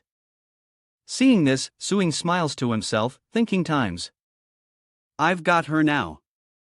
Can the system control her with a pet contract asterisk?" The system screen confirmed the bond was complete. The pet contract could be used on anything, even a goddess. After he cast the contract on her forehead, a mark also appeared on Anna. Sensing the mark, she mused, "This human is losing a pet contract." "It seems I underestimated you." She smiled sinisterly, reaching behind her to form a seal opposite to Su Ping's. "Watch me reverse your spell and give you a taste of your own medicine," he cried, completing the oath. Red chains emerged behind him, lashing out at Anna. Suddenly, the chains were blocked by a halo of light, and Anna exclaimed that the oath had been reversed. Immediately, the situation reversed, and golden chains appeared behind Anna. He lunges towards Su Ping, who cries out in shock. "This oath can be reversed," Anna replies confidently. "Once you become my pet, you'll spill all your secrets." As the chains closed in, everything froze in midair. Sensing something, she felt her scalp tingle and exclaimed, "Time has stopped." The chains of the contract shattered in midair. At the same time, a pair of eyes appeared in the void, their presence both hidden and revealed, shocking Anna. "Ha! What is this?" Suddenly, she felt an immense pressure, and before she could react, it pinned her to the ground, causing her to cry out in surprise. His eyes opened, revealing 6 pupils like the starry sky. Anna lay paralyzed on the ground, shocked. How could those eyes suppress me? It was the power hidden in her bloodline, an incredibly terrifying existence. After time reverted, the surrounding space gradually returned to normal. Surprised to see Anna before him, Suing wondered what happened. He thought he'd been hit by her reversal. But in the blink of an eye, she was the one being suppressed. Then he noticed something and asked the system. A system notification appeared stating that the system hadn't acted. The goddess's power had triggered the defensive barrier, resulting in a backlash. Seeing this, Su Ping was astonished. A backlash unbelievable. It seems the pet oath system won't work. Is there another way to subdue her? The system suggests a contract for those with high intelligence. A contract appears in Suping's hand, and he thinks, I thought I could only subdue her, but I can sign a contract. That makes sense. Thinking this, Suping approached Anna and showed her the contract, clearing his throat as he said, Ahem, that was just a little test. Congratulations on passing. Now for the real show. Read it. An employment contract. The contract reads, Pet Store Employment Agreement. Clause 1, protect the owner's safety and obey their orders. Article 2, maintain the shop's reputation. Article 3, take opportunities to promote the shop employee benefits. A 7-day trip and a 1-year term. Suing added, see, outstanding employees also get a 7-day trip. I'm not lying to you. Looking at the words on the oath, Anna was shocked. She sensed an overbearing aura within it. Once signed, both parties would be bound and unable to disobey. With a frustrated look, Anna questioned, but why must I be your slave for a year? Suing calmly replied, enough with the formalities. I'm heading back. Miss this chance, and there won't be another. Anna pondered, this human is cunning and deceitful. Not a word he says can be trusted, but the power or behind him is worth believing in. Then she made her decision. For the future of my race, I'm willing to try, but if you dare go back on your word, you'll pay tenfold. With that, she signed the oath in her own blood. Employee Anna signed. After Anna signed, her information appeared. Employee Anna, pure-blooded goddess title, God battle power God realm. Employee points 100-200. Points for excellent employee below 60 transformation into a pet. Suing was surprised he could see other people's points. This shop's power is immense. What exactly are true gods in God Ascension realm? In response to his question, the system explained that above the tidal void and fate states on Blue Star are 2 major realms. The God and celestial God states reserved for those capable of manipulating the universe. Stunned, Suping realized just how powerful she was. No wonder his pets couldn't do anything to her. So that's how vast the difference in levels is. Good thing this system can make such a powerful expert suffer a backlash. Just how profound is its power and what exactly is its origin? The system scoffed. HM. Only now do you realize you should respect me. The time to bind the demigod is almost up. Is Suing helpless? When did this system get a meme update? As the familiar sensation of spatial transference appeared, Anna asked about the pet store. This is your territory, Suping replied. More or less. Looking at Anna's size, he wondered. And your body? Anna disdainfully replied. My true form is incompatible with your world, so it has been altered. Any objections? Suing asked with a strange look on his face. No, I just want to know why a little girl. In my world, exploiting children is against the law. Anna doesn't care. She's lived for tens of thousands of years. Suing turned away and said, never mind. Just prepare yourselves. The shop is about to open. And Anna asks the customer in surprise. It was then she said, sensed something was amiss. Anna noticed several suspicious individuals outside the shop. Surprised, Suing turns.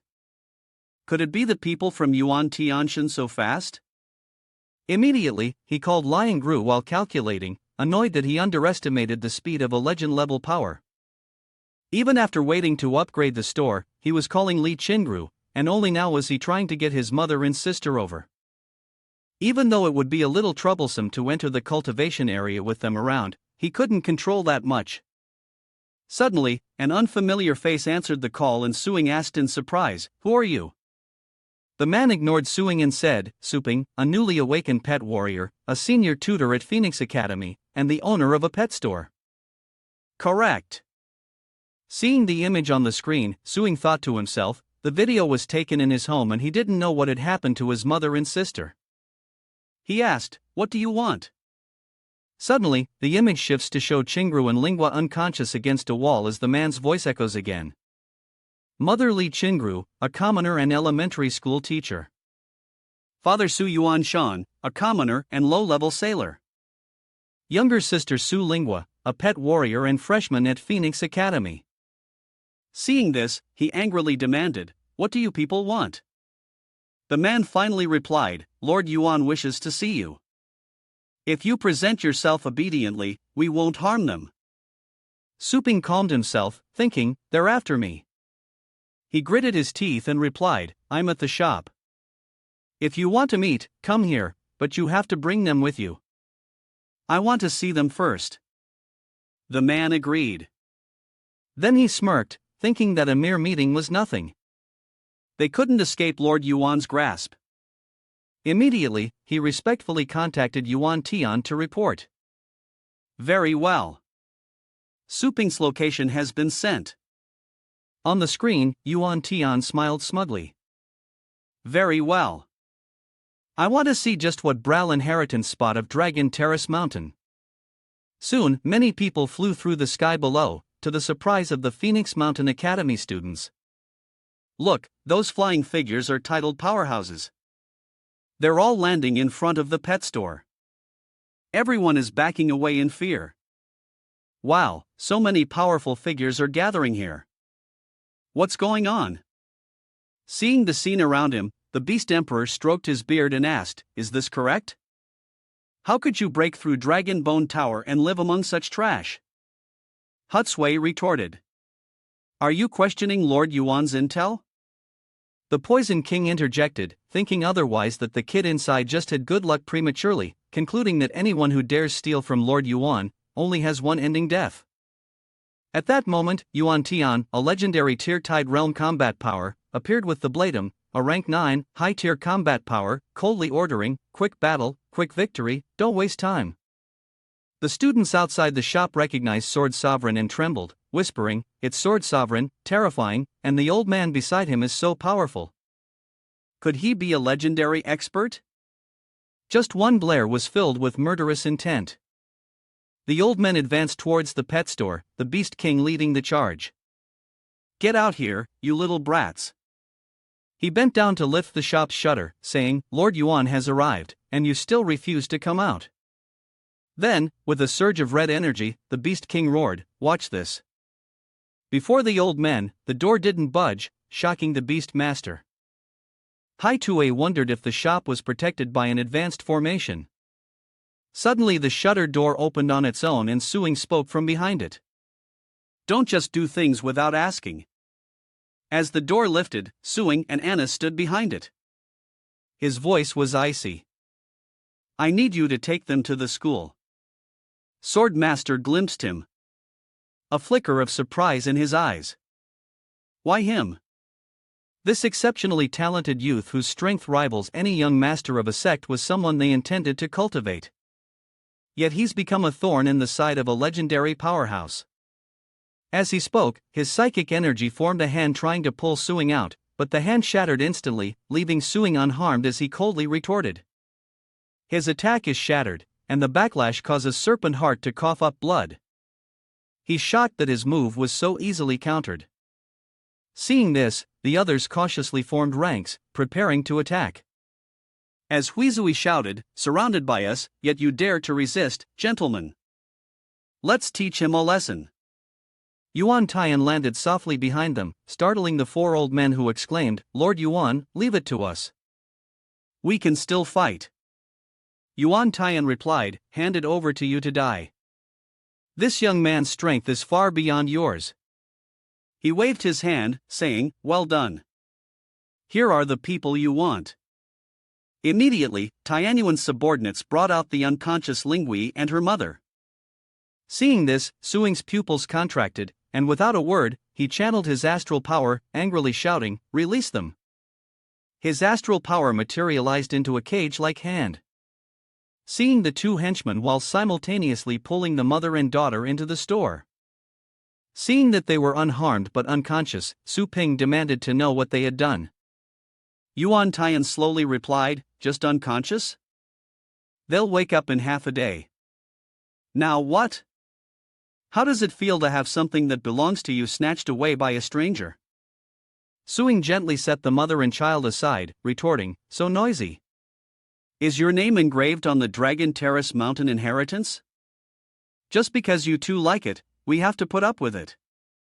Seeing this, the Beast Emperor angrily pointed and shouted, "Hey, how dare you speak to Lord Yuan with such an attitude?"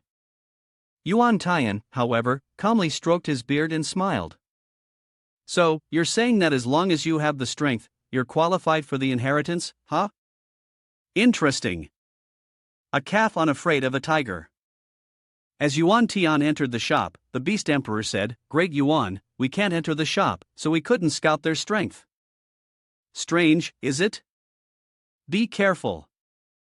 There are hidden masters inside." With a glint in his eye, energy swirling around him, Yuan Tian confidently replied, "I am a legendary battle pet master. What can a mere city do to stop me?"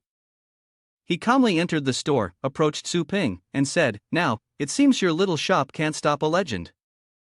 Before everyone's eyes, Yuan Tian said, "If you're as sensible as the four great families, I won't make things difficult for you. In fact, I can even take you back for training." Hearing this, the old folks were in an uproar. Master Yuan actually wants to recruit that kid. To be so young and already a titled battle pet warrior, it's truly enviable, Dao Sun thought to himself. Courtesy before force, that's always been Lord Yuan's style. On the surface, he seems amicable, but his aura is relentlessly oppressive, something even the four great clans couldn't refuse. As Dao pondered this, Yuan Tian, using his aura to pressure those around him, said, "The resources in the secret realm are wasted if left there. Only when gathered in the hands of the elite can their full power be unleashed." Su Ping scoffed inwardly. "The elite, you've already decided on, right?" He then coldly replied, "I hate people who act like everything belongs to them and nobody else can touch it." "And if someone manages to snatch it, hunt them down," Yuan Tan retorted, unleashing his astral energy. "Ridiculous. If they have the ability, of course, they should be hunted down. It's laughable that you brats are even on my level," he roared as his astral energy transformed into a colossal sword. "I'll ask you one last time. Submit or die?" He calmly replied, his face cold. "The answer will always be the same." Hearing this, Yuan waved his hand and said, "Very well then, die." As his arm fell, the giant's sword attacked. Su Ping and Anna quickly stood in front of him, calmly extending a hand towards the giant sword. Instantly, an unseen force shattered the giant sword of Yuan's astral power in midair, leaving the old men outside the shop wide-eyed and murmuring in astonishment. Even a 9th rank warrior would be wary of Master Yuan's attack. Yet that child stopped it with one hand. Unless she's a star rank legend, a legendary level being in a backwater place like Lijiang. Inside the shop, Yuan was floored by the revelation. "Ha! How is that possible? Impressive hidden power. I almost missed it. You must be his master." As if understanding each other, Su Ping and Anna ignored Yuan Tian's question, who questioned, "I didn't tell you to act." Anna retorted. "Rule number 1, protect the store." Anna continued, "If I had defended just now, according to the rules, you'd have to give me points to upgrade me to an elite employee. If you don't follow the rules, I'll be penalized." Seeing that she was being ignored, Yuan Tian was furious. And despite Yuan Tian's anger, Han Guang shot out in all directions. Anna continued, "Were you trying to get me penalized just now, childish?" Suing replied helplessly. "Ha, that's great." At the same time, his anger reached its breaking point. Immediately, Yuan Tian attacked, shouting, "How dare you ignore me, old fool!"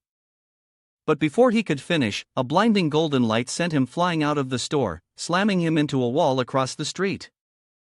The attack left him flattened and unable to stand, leaving the swordmaster speechless, and the old men finally reacted, turning and shouting. "Lord Yuan." Anna steps forward coldly, saying, "Dare to interrupt me? Do you have a death wish?" Seeing this, Su Ping quickly reminds her, "This isn't the wilderness. Don't kill anyone. Those kids are my acquaintances. Leave them be." The rest is up to you. She channeled her energy, asking if losing a limb or two was acceptable. As golden light emanated around her, she activates her powerful energy, declaring that controlling her strength to avoid killing them will be difficult. As the two transform into demon-like figures, causing panic. Devils are devils indeed. If their employees are this strong, how terrifying must the owner be? I never imagined such a powerful being existed on Blue Star. Meanwhile, Yuan-Ti chanted a dark incantation to create a heavy shield, and a portal opened at his command. Come forth, my strongest minion. Yuan-Ti merged from the gate, the shadow underworld beast behind him. The king beast with the power of the tide wields various weapons. He shouts, "It's not over yet." Shadow Nether King Beast Combine. The king beast's body began to break apart into fragments, which immediately merged with Yuan-Tian's body. Seeing this, Suping rubbed his chin in surprise. So, there's a fusion mode. Wow, I didn't expect that. He couldn't help but praise Yuan-Tian's void state battle power after the fusion, his eyes emitting purple light as he shouted, "Blue Star, legendary pet warrior, Yuan Tianshan, at your service." Seeing this, the old men began to discuss it amongst themselves, as only a legendary could fuse. And it was the first time they'd seen Lord Yuan like this. This is terrifying. His combat power broke through another realm after merging. This is no longer a place for us. Run or we'll all die. The Sword Saint hurriedly warned Lord Yuan. Please calm down. If two legendary ranks fight here, this city will be destroyed. Yuan Tian sneered in the sky. Fight here? How laughable. They're no better than rats stealing scraps. He exploded with speed, appearing behind Anna. Raising his spear high. Boast all you want, one strike is all it takes to send you to hell. As Yuan-Ti spoke, he swung his spear down, but Anna casually caught it with one hand without even turning around. She crushed the spear in her hand, her eyes showing disdain as she said, "Is that all? Is that all you've got?" Yuan Tian was losing his composure. What Anna conjures a divine spear instantly piercing through the body of the fused one. Anna said calmly, "Divine spear, a sacrifice for you." With that, divine light erupted, and Yuan-Ti cried out in pain, "Ah!" Super Ping quickly reminded her, "Hey, don't kill him." Anna withdrew the divine spear from Yuan Tan, who was kneeling on the ground, and replied, "Don't worry. It only burns his primordial spirit. It'll take at least 35 years to recover his cultivation." The old men and swordmaster who were watching were extremely surprised. He lost in one move. With a sinister smile, he beckoned them closer. Come over here if you're still standing. A moment later, Lingua awoke from her coma. Sitting right there, Suing asked, "You're awake. Do you feel any discomfort?" Lingua replied, her head a little fuzzy, and asked, "What happened to my mother?" Sitting across from her, Suing replied, "She probably just fell asleep from exhaustion." Suddenly, the Beast King appeared, startling her. "Ah, hello, Miss Su." Lingua cried out in alarm. "Ah, who are you people?" The old man respectfully greeted Miss Su. "You can call me Little Moo, and I'm Little Chin, Little Lu, and Little Tong." Lingua was stunned, then turned to Su Ping and asked, "No. Away. What are they doing? Why are they in my house? What are you up to now?" Su Ping casually replied, "Did I capture him?" "No, these are the tutors I hired." Lingua said with a helpless expression, "You just said you caught him. What more is there to learn? I'm already in the top 10. Do you think I'm stupid?" Su Ping replied, "But are you number 1? He gestured towards the old men, adding, "And the Elite League is about to begin, so they'll be teaching at the academy during this time." Lingua's eyes drooped as she turned to them. "So, may I ask what you will be teaching?" The Poison King respectfully clasped his hands. "I am Shalu, the Poison King, and I can teach you how to use and neutralize level 9 poisons." Kakui added.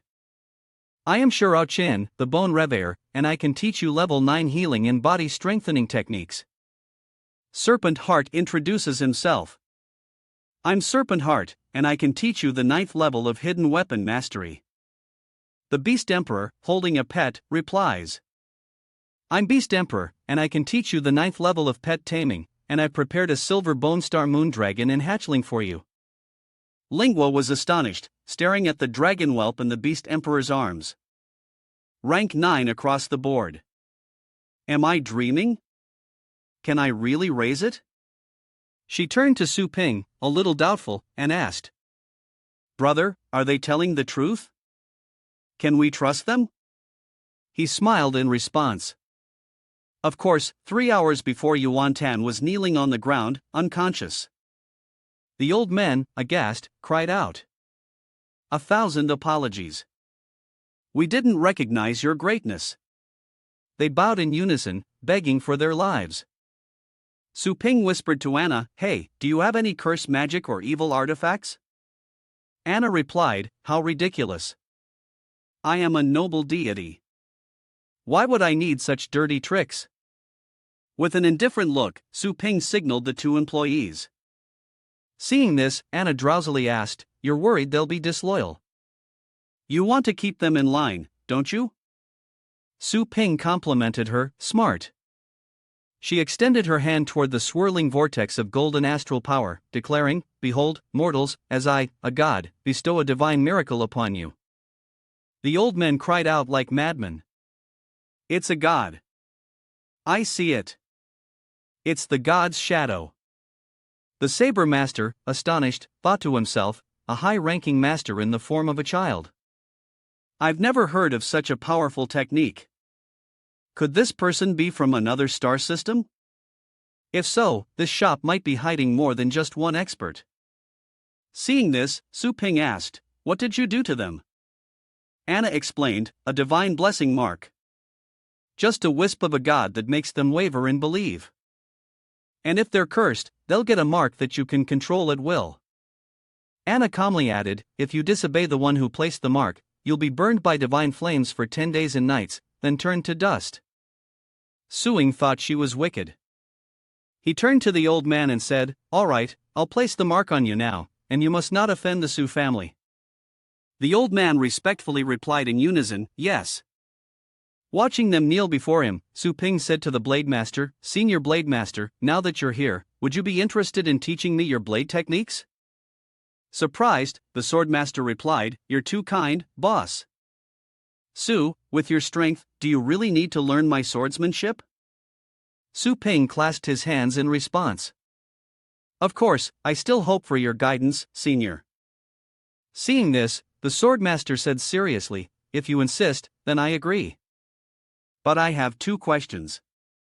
1. The destructive power of my swordsmanship is extremely great, requiring a suitable training ground. 2. Looking at Su Ping, he added, You really want to learn? From what I can see, your combat style mainly uses fists, right? Su Ping smiled and said, Don't worry about that. Leave me your contact information and I'll call you in a few days after I've made preparations. Back in the present, Suing tells Lingua, You keep up with your studies. I have to get back to the shop. Just then, a message notification rings. On the screen, a figure appeared with a message, Mr. Su, the location you requested with the person selling the Yenlin Blood Flood Dragon is ready. Are you available now? He praised their professionalism, noting their efficiency. He then thought about the trading store. 10 days later, Suing was closing up when the system notified him that it had received conversion energy, leaving him with 125348 energy. Seeing this, Su Ping thought to himself and opened the upgrade interface, calculating that unlocking level 3 would allow him to nurture pets to the 7th rank, and accepting orders from rich clients like Ihao for 1 million each would surely increase his income. With that in mind, he was overjoyed, smiling unconsciously, thinking that selling pet functions would make it more and more like an upgraded pet store. The system then notified him that 1,000 energy had been deducted, leaving 25,348 energy, which had been converted into the store, totaling 3,078 M, and the surrounding streets would also be included in the protection range. The system asked, "Do you want to divide the area?" Note that after division, different areas will automatically generate vitality loads. Suping smiled, thinking, it even has this function. Then I can save even more on cultivation equipment. He circled an area on the system, ensuring a place for his mother and sister, designating 300 for their residence. Immediately, the system issued a notification. Done. And the objects quickly materialized. Anam uses that this mysterious force is creating objects, but not ordinary ones. Something more permanent. Even our high gods couldn't achieve this level. Where does this power truly come from? Meanwhile, Suping continued to designate areas within the system, allocating the remaining space for a reception area and workspace. The system chimed again, confirming the creation of objects, and Suping considered further allocating 1/5 of the remaining space to a feeding area. The system confirmed, and the items materialized one after another, so he decided to make the entire remaining area into a nurturing ground and laboratory. The system chimed, confirming the task was complete, and announced the division of zones was finalized. The system notes that the pet pen limit will increase the number of pets from 25 to 50. So, Suping immediately buys 25 second-level pet pens. A notification rings out deducting 2500 energy, leaving 348. He asks the system what permissions he now has. The system replied, "You can use the breeding pens, the cultivation space, the cultivation clone function, and 1 hour per week to enter the cultivation hall with the shop owner." Would you like to arrange that? Suing smiled, thinking, that's enough to keep the shop running. Sometime later, Lang Nuet was amazed by all this, asking her mother, "Is this for real?" Her mother was also surprised, standing before a grand store much larger than before, flanked by 2 dragon statues. Stunned, Lingwa asked, "Did you move everything here?" Suping emerged from the shop, cheerfully, greeting them. "You've arrived. Did you bring everything?" They respectfully replied, "Boss, as you instructed, we've brought everything here. Nothing remains. We'll take our leave." Suping gestured. "Okay, go ahead. Bring the stuff inside." Lingwa pointed disgruntled. "Brother, the teachers took everything from our house. What about my school stuff?" Suping's mother chimes in. "That's right, Ping. How did our shop turn into this?" Su Ping pointed towards the shop and replied with a smile, "I'll arrange a leave of absence from school. Now, let's go inside." Inside the store, trainees bustled about. "I want to train 3 pets." "Beautiful. Anna, can I get your number?" Anna coldly replies, "Don't cut inline insects, and you shouldn't call customers that." Anna, in her shop uniform, drew many gazes, but to her, they were all just worms. "With so many customers, where are you going?" Suing turned and waved goodbye, telling her to watch the store while he took care of something. Reaching the pool, Ling Yua looked delighted. "Wow, there's even a private pool here." Suing replied smugly. "And there's more." Suing leads Lingwa to her new room, saying, "This will be your new room. What do you all think?" Xingru sits on the cushion, finding it incredibly comfortable, much softer than her bed at home. Lingwa added, "Yeah, the old bed was really hard." She worriedly asked Ping, "This room must have cost a fortune, right?" He replies, "The money all comes from taking care of our VIP customers." Suping continues. They were very satisfied with the last pet training session, so this amount of money is nothing to them. "Now, we can rest easy here, and I'll hire a maid if we need one." Xingru politely declined. "No need. I've been idle since I retired, so I can use the time to do some housework. We don't need to hire a maid." Lingwa scoffed. "And who was that gentle beauty standing in the shop earlier?" Suing helplessly replies that the gentle woman is a new employee unable to speak as he recalls the earlier scene. She nudges him, saying she understands and asks if he's invited her to eat. Suing was stunned. "Mom, please don't joke around like that. A moment later, Anna politely greeted at the table. Hello, Aunt.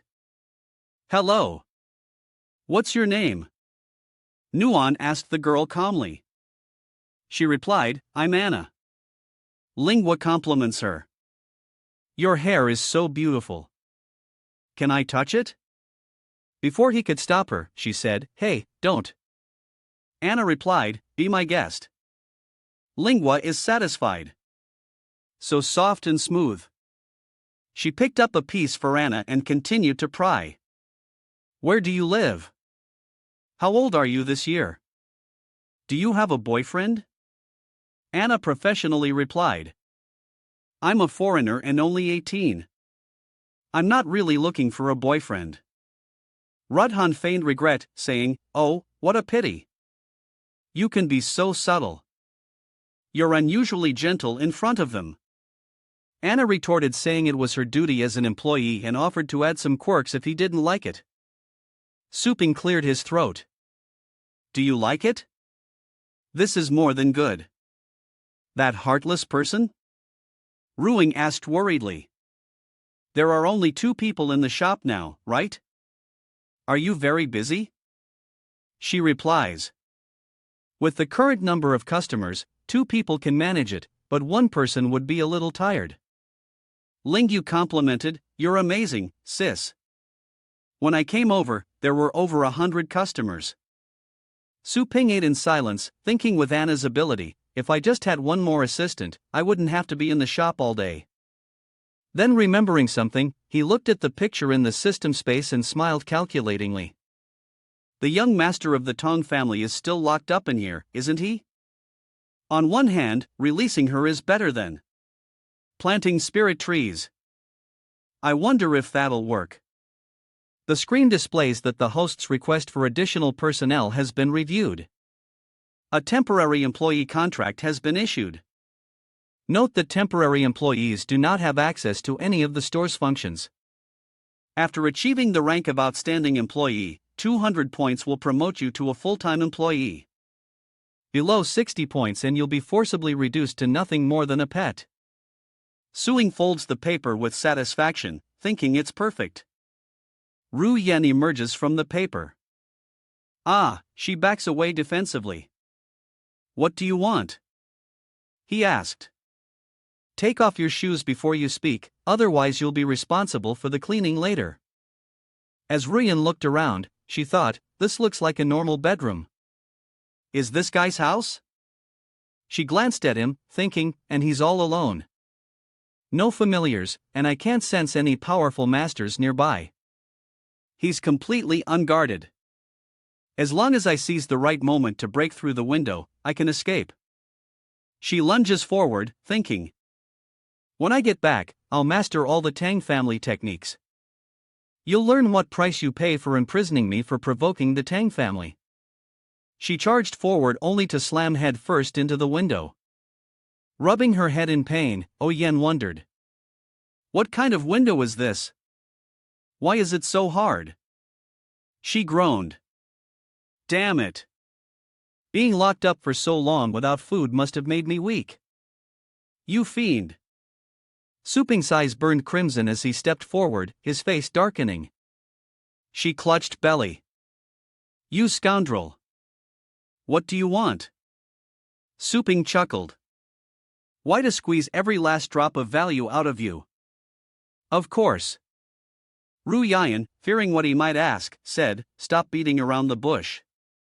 Suping held out a large hand in front of her, and she quickly covered her face.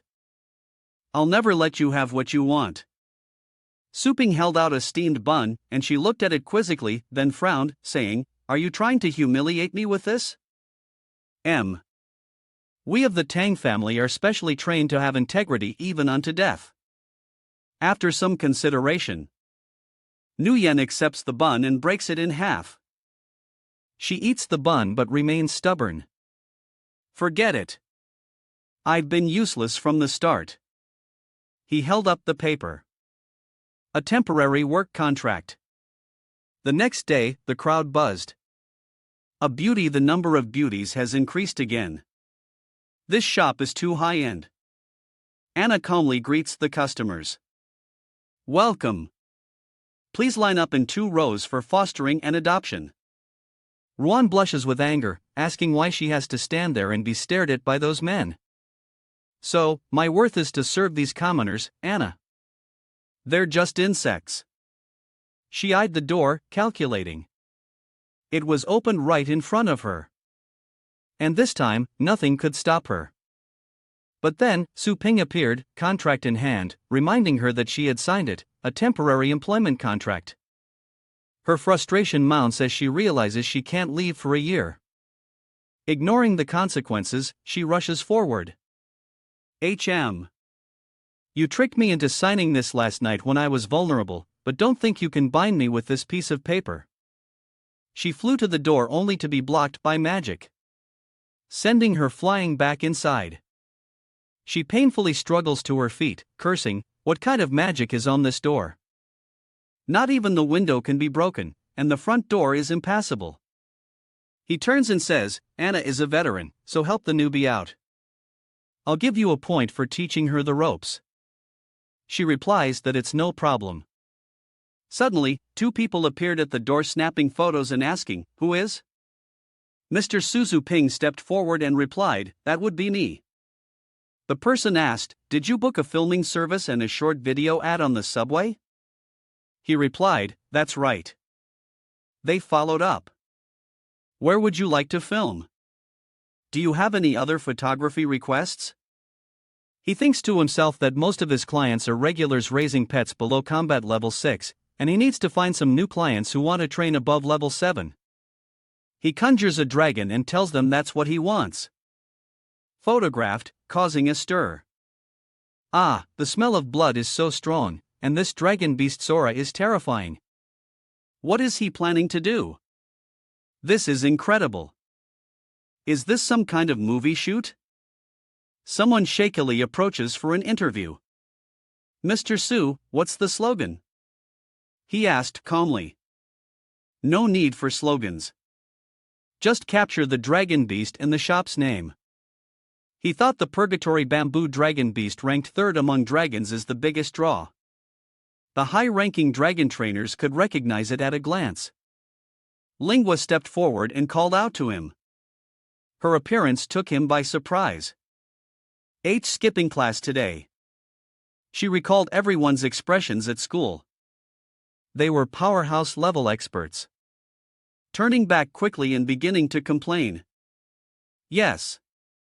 But they always follow me, even waiting in front of the restroom. Their auras are so strong. My teachers and classmates were scared to death. Su Ping laughed heartily, leaving her wondering. He's still laughing. What exactly is going on? He quickly reassures his sister. Don't worry, they mean no harm. I asked them to protect you. Ru Yan watched them leave, puzzled. Is that Senior Serpent Heart?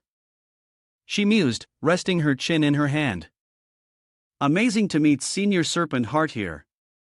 Su Ping, you think I can't contact my family? If my tool hadn't been taken, you wouldn't have beaten old Fong. You're only 8th in my Tong family. Meanwhile, Serpent Heart was a master ranked 3rd. His hidden weapons capable of killing from 100 miles away. Ru Yan used telepathy. Serpent Heart, is that you? I am Yanni. So, Serpent Heart recognized the telepathic energy. The voice replied telepathically, Young mistress, why are you here?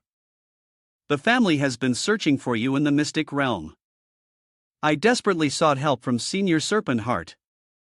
It's a long story, but I've been imprisoned here by a villain. Please save me. Serpent Heart blankly pointed at him. What? You were captured by him, too. Startled, she and Suing turned to see a dangerous look on his face, which made her panic.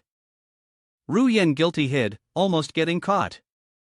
She peeks out, wondering what the elder meant, as Su Ping instructs the two to be careful not to disturb it, even during the day within the academy.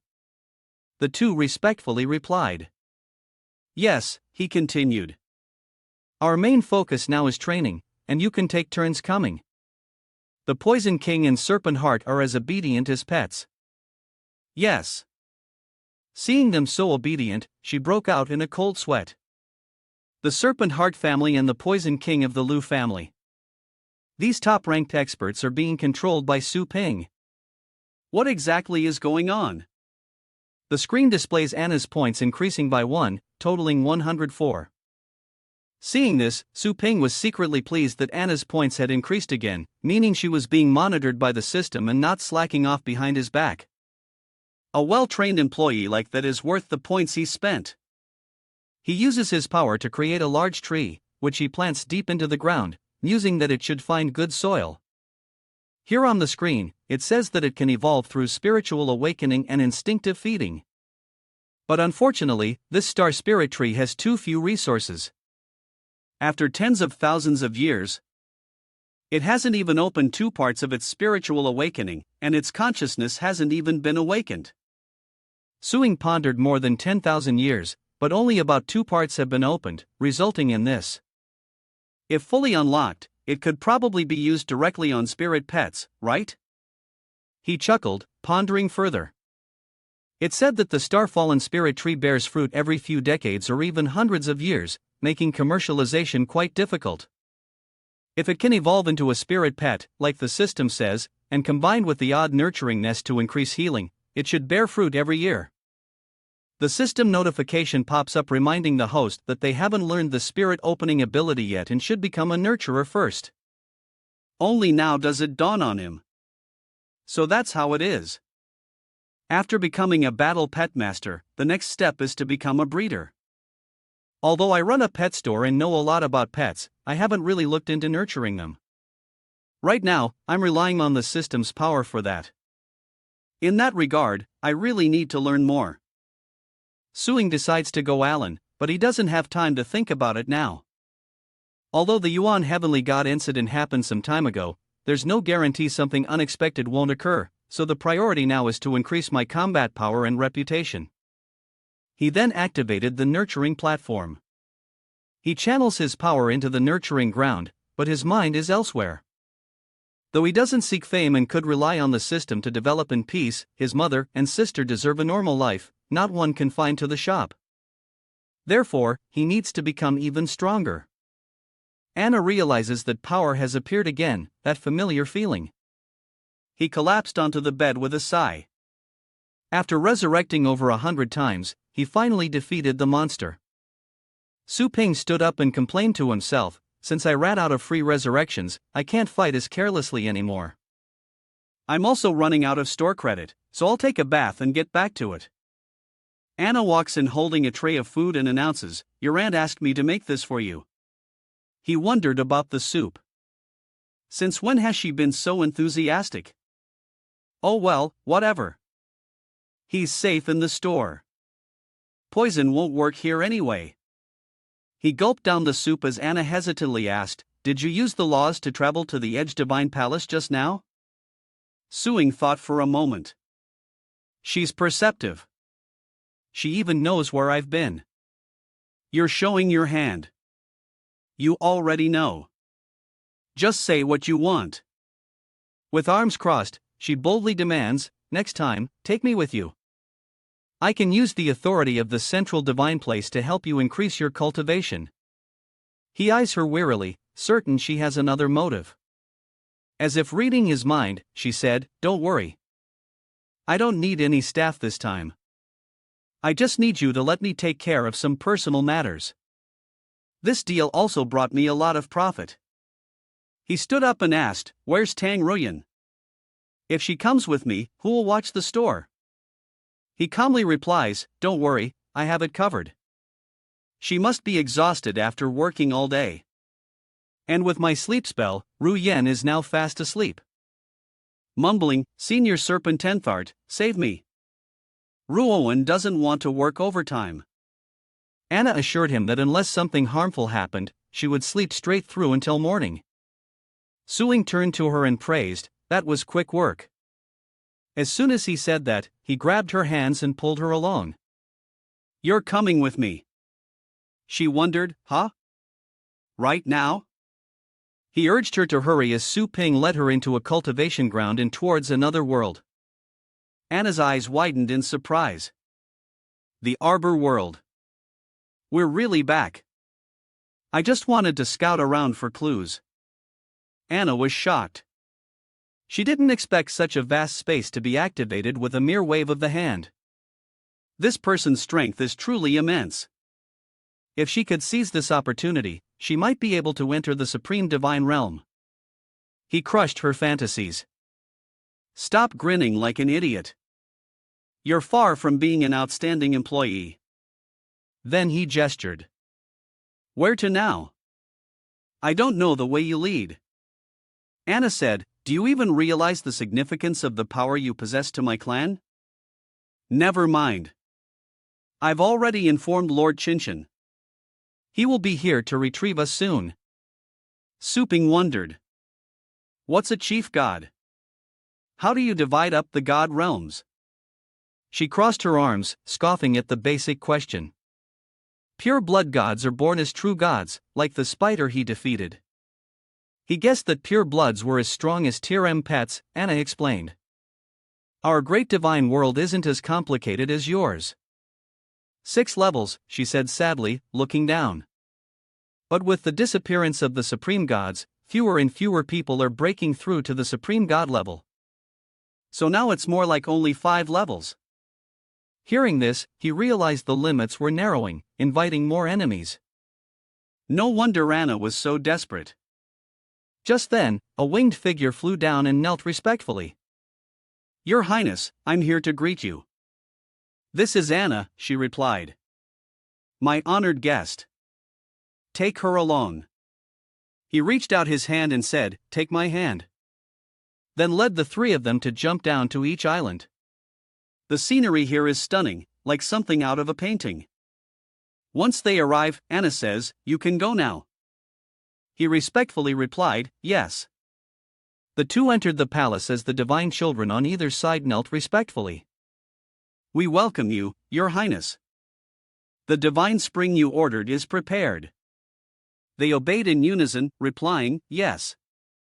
Seeing this, Suing thought to himself, so, the divine spring is ready. One must cleanse before leveling up. The 2 entered the room where giants were chained up. You can probably guess what happens next.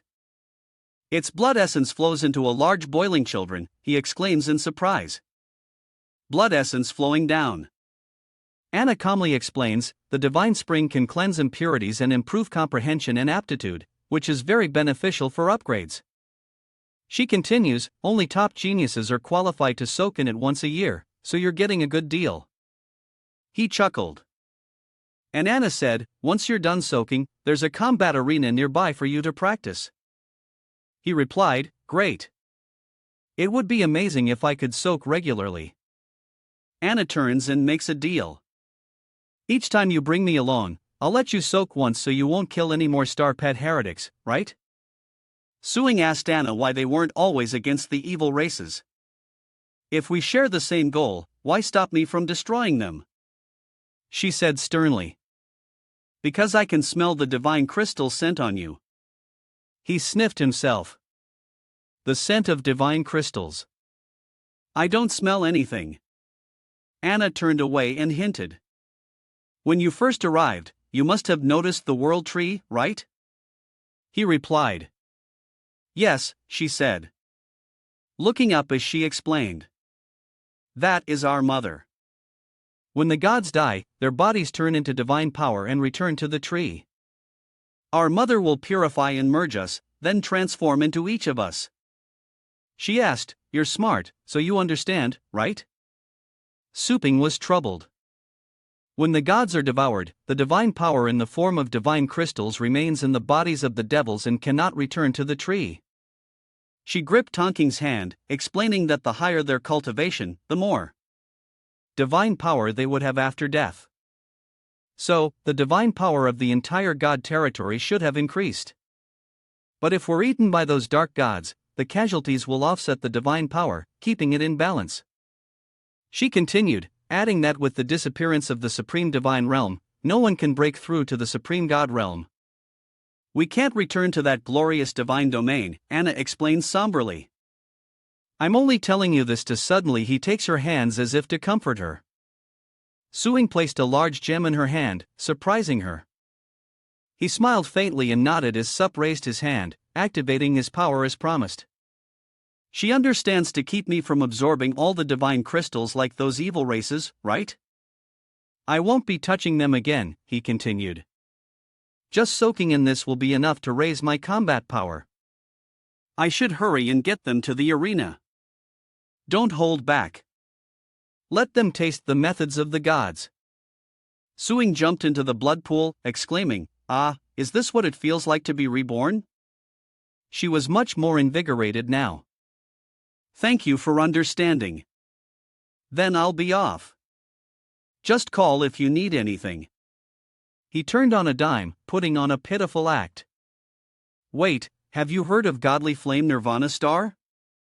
I couldn't find it on Blue Planet, so I'll help you out. It's the inner core of a true god realm. Godly Flame Extreme Fire Beast. It's rare, but if you need it, I'll find it for you.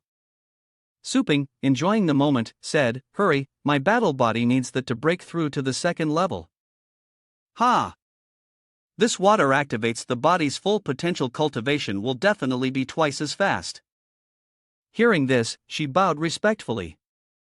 Anna commanded, "The arena is that way. Follow me." The thought of her recent windfall made her eyes sparkle. She couldn't believe he'd found so much after fighting for only half a day. Even true god warriors couldn't earn this much in days, yet he gave it all to her without hesitation. It seems he has the potential to work for free. To restore my clan to prosperity, I must maintain a good relationship with him. Suing activated the space, which contained many gems. He immediately thought that this pile must be secretly eaten somewhere. A while later, the two began their return to the original space and Suing felt power surging through him. Excellent. The Golden Crow Divine Demon body has broken through the second level. He rubbed his hands together and summoned Tong Ruyen to prepare. After how much I spent on advertising yesterday, the store will be packed today, so let's get ready to work. She replied affirmatively. Ling Yue arrived at the shop and saw him sitting alone by the door. A solitary figure. She happily ran towards him. "Brother, is today the day?" He pointed to the system screen and said, "Can't you see I'm working? Why are you still here?" Lingua sat down and looked. "It's not like we're the same. We're already out of school, and tonight there's a lecture by Professor Poison King." The screen displayed before them revealed the top 10 pet shops, and she was furious that they would resort to such tactics to attract customers. They have over a dozen branches in the city. Even if they have to pay compensation, they'll still make a fortune. Suing suddenly laughed. She turned to him puzzled. "What's so funny?" He teased, saying he found her earlier appearance quite cute, causing Langniet to blush with embarrassment. "What nonsense are you talking about? I just feel like it's not fair to me at all." Feeling a bit embarrassed, she justified herself, saying she just couldn't stand the injustice. Su Ping continued with a heavy expression. He agreed it wasn't fair, but their methods were more complex than that. They even hired last season's champion as their spokesperson. That's the real key to attracting customers. Most customers will easily be drawn in and they'll likely take over the entire city's market. We can't let that happen. We have to play their game. Suping suddenly had an idea to go big or go home. They should aim for the champion. Breaking news. Little Peach brings the championship to the city and the outstanding pet store makes it into the city's top 10. Everyone whispered to each other that Little Peach was already being nominated and for the championship no less. After all, Exceptional had so many people and only 3 nomination slots. It would be better to try the luck with Little Peach. Yes, there are too many people at Exceptional. Even if I compete, it won't be my turn. Someone slams the table in anger, wondering where this rundown shop came from. they stand up complaining about the audacity of nominating them for first place. This is clearly a provocation. Director Liu, I'll go teach them a lesson. Mr. Liu, should we offer more slots to retain customers? Liu Yan raised her hand and said. Everyone sit down. Why bother with a bunch of clowns? So, they want to be famous. Use PR to force them to reveal their nominee, then leak it. He smirked cruelly and continued. Give me malicious publicity about their store and the nominee's abilities. The more exaggerated and offensive, the better. So, they go from red to black and become a target. They laughed, marveling, Master Liu is truly brilliant. We won't have to lift a finger. Once that person fails, that shop will naturally collapse. This is a case of the higher they climb, the harder they fall. It seems Director Liu wants to ensure they have nowhere to stand in Longjiang in the future. Ha ha. Back at the Zhou estate, they're talking about this, too. How interesting. How very interesting. This little peach pet store came out of nowhere, yet they dared to nominate a champion. The Zhou family elders are chatting and exaggerating, saying they heard rumors online that the owner claims to train pets to Tier 1 in a single day. My subordinates hold countless titles and could kill a legendary level with a single. Tian Xiao stroked his beard and said gravely, this little peach store is really reckless, daring to compete for business with the Liu family, showing no regard for the four great families. Zhuji added, we've been fighting the Liu family for years, so we can use this opportunity to weaken their power and pull them down from the ranks of the four great families. At the same time, shouts erupted from the Liu family's residence. Who opened this arrogant little peach shop, and what's their background? Someone knelt and respectfully reporting the shop owner's surname as Su, a senior instructor at Phoenix Mountain Academy with no special background. The elders of the Liu family said to each other, Su isn't one of us. The Muan and Liu families aren't small families like Ye Zhao. A man approached Tanzhong and whispered, Patriarch, I heard that Lord Yuan went there, then had to be carried back and hasn't left his residence since. He asked, are you talking about the legendary Master Yuan? Is this true? He continued saying that all witnesses to the legendary Capiara's disgrace had been secretly dealt with. If the Poison King hadn't personally carried him back, I wouldn't have known a thing. The celestial sect leader sternly warned, this must not be revealed. Before we know the truth about that, little Peach, don't provoke him. Let's observe quietly for now. Days later, in front of Beast Cub Shop, the screen displays the elite round recommending a champion, and the top spender is someone no one expected. What a champion recommendation! Shu Quan, a third-year war pet, suddenly spoke up. Master, you're not joking, are you? He said, seriously, do I look like I'm joking? He questioned.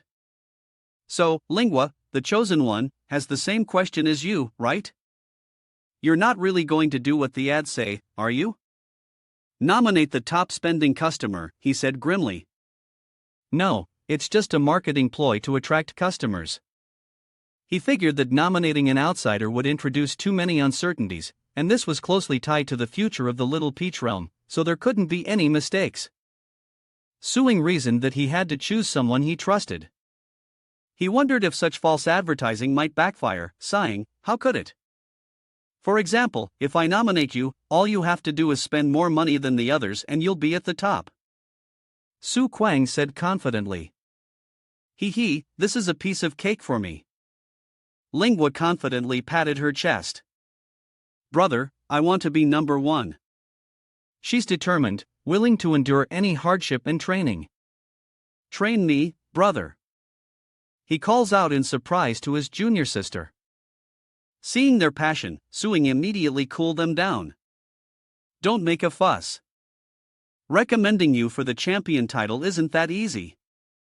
You have Old Shu's teachings plus the Silver Frost Star Moondragon. As long as she takes it one step at a time, making the top 10 shouldn't be a problem. She suddenly realized something. For me, a top 10 finish isn't enough.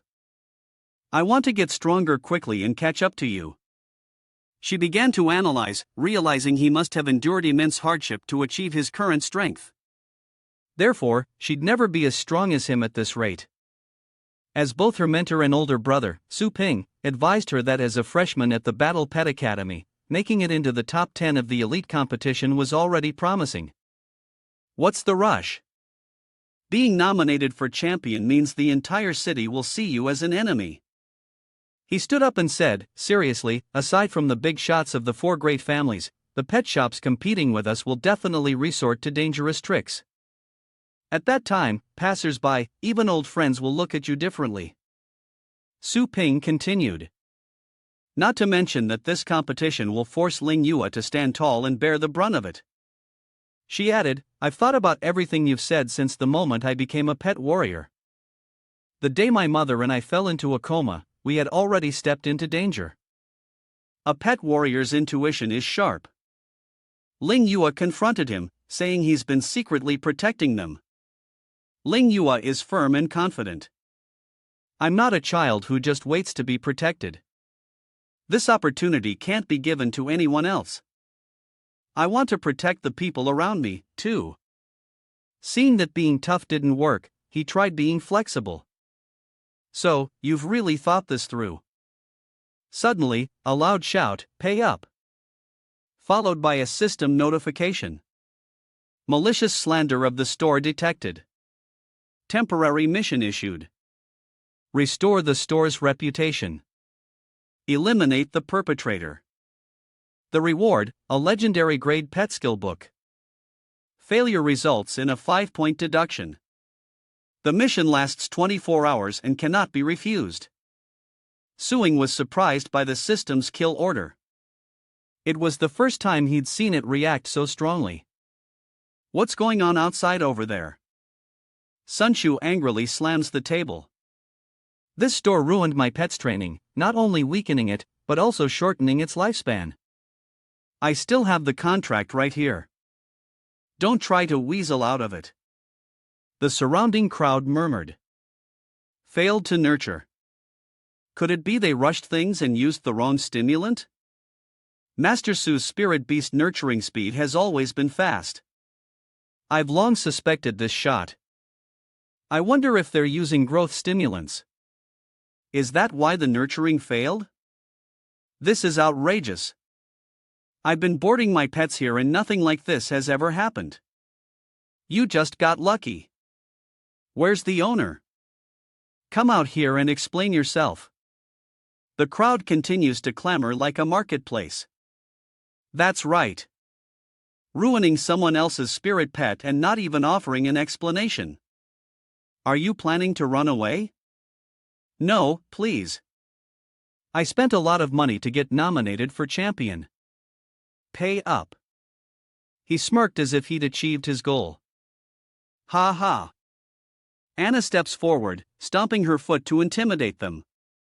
She explodes with power, silencing them as they fall to the ground.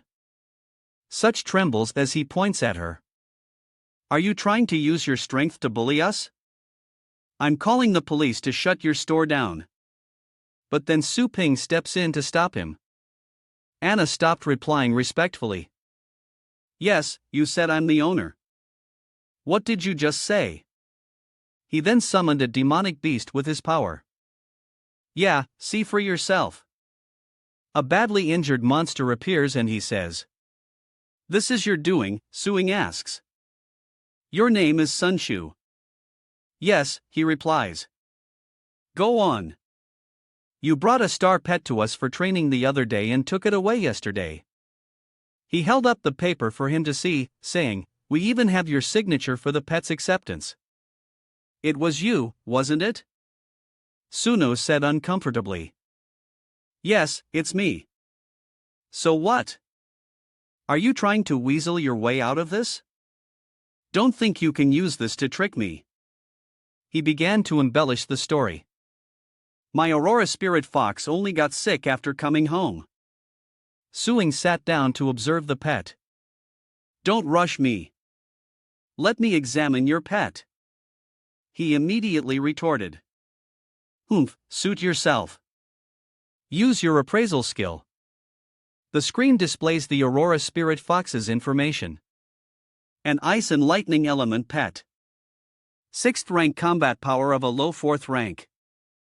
Poor aptitude mastering skills like Aurora Ray, Lightning Ball, Thunder Armor, and Ice Drill. Its nature is docile and extremely easy to tame, and it's one of the few fox breeds known for its loyalty and protection of its master. He realizes that, as the man said, its combat power has decreased significantly. But these spots don't look like an illness, but rather like poisoning. Suping turned to Anna, asking if she knew any healing techniques. She nodded a little. Such continued to chirp. I've already taken it to a pet hospital in the city. Don't pretend you can do anything. The doctor said it's a mutation caused by reckless training and drug abuse. Don't talk about healing. You won't even live long enough to finish that sentence, Anna says, slapping him across the face. Quiet. Move aside. He clutches his face and says, "You dare hit me." Anna begins to use healing magic. The Aurora Spirit Fox begins to awaken. Oh, the Aurora Spirit Fox stands up to let her pet it, and everyone is amazed. It's incredible. Just moments ago, the Aurora Spirit Fox was so weak, and now it's standing.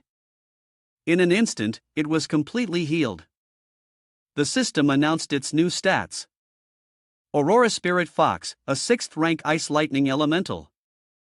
Pet with a mid-7th rank combat power and low-tier aptitude, possesses the skills Aurora Ray, Thunder Armor, and Ice Drill.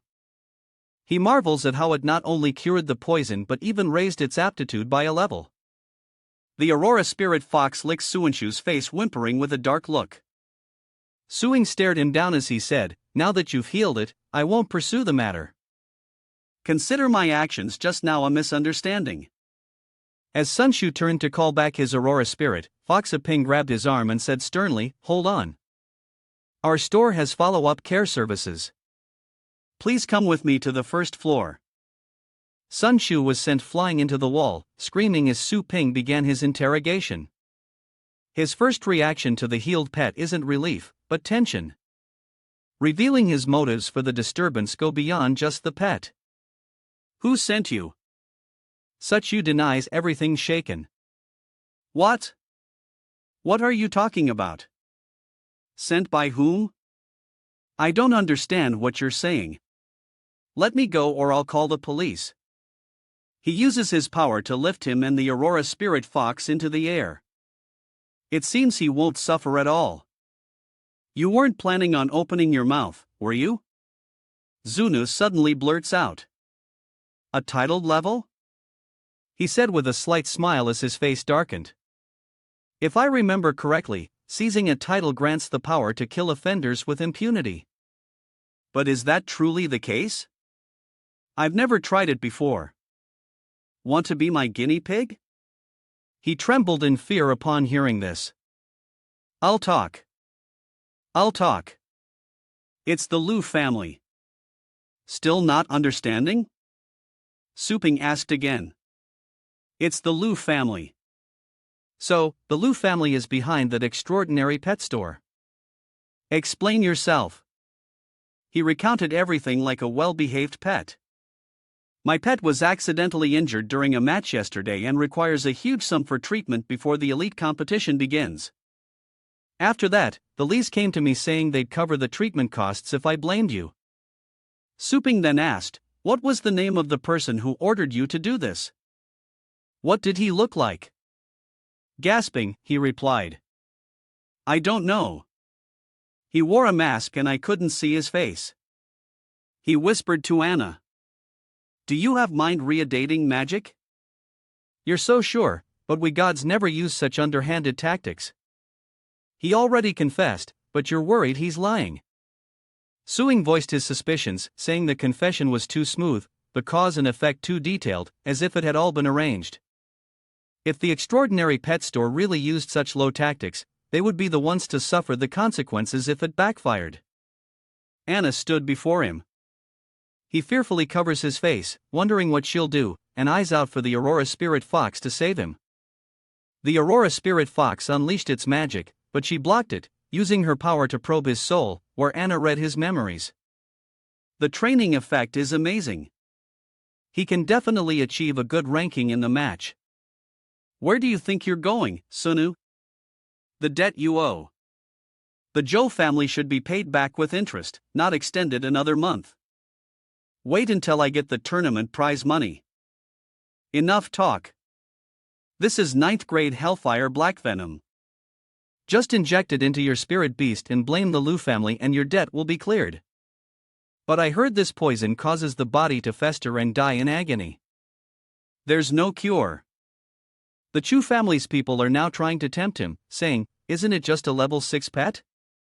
If you successfully frame him, I'll reward you with an 8th rank bloodline pet. Rank 8. I'm so sorry, Aurora Spirit Fox.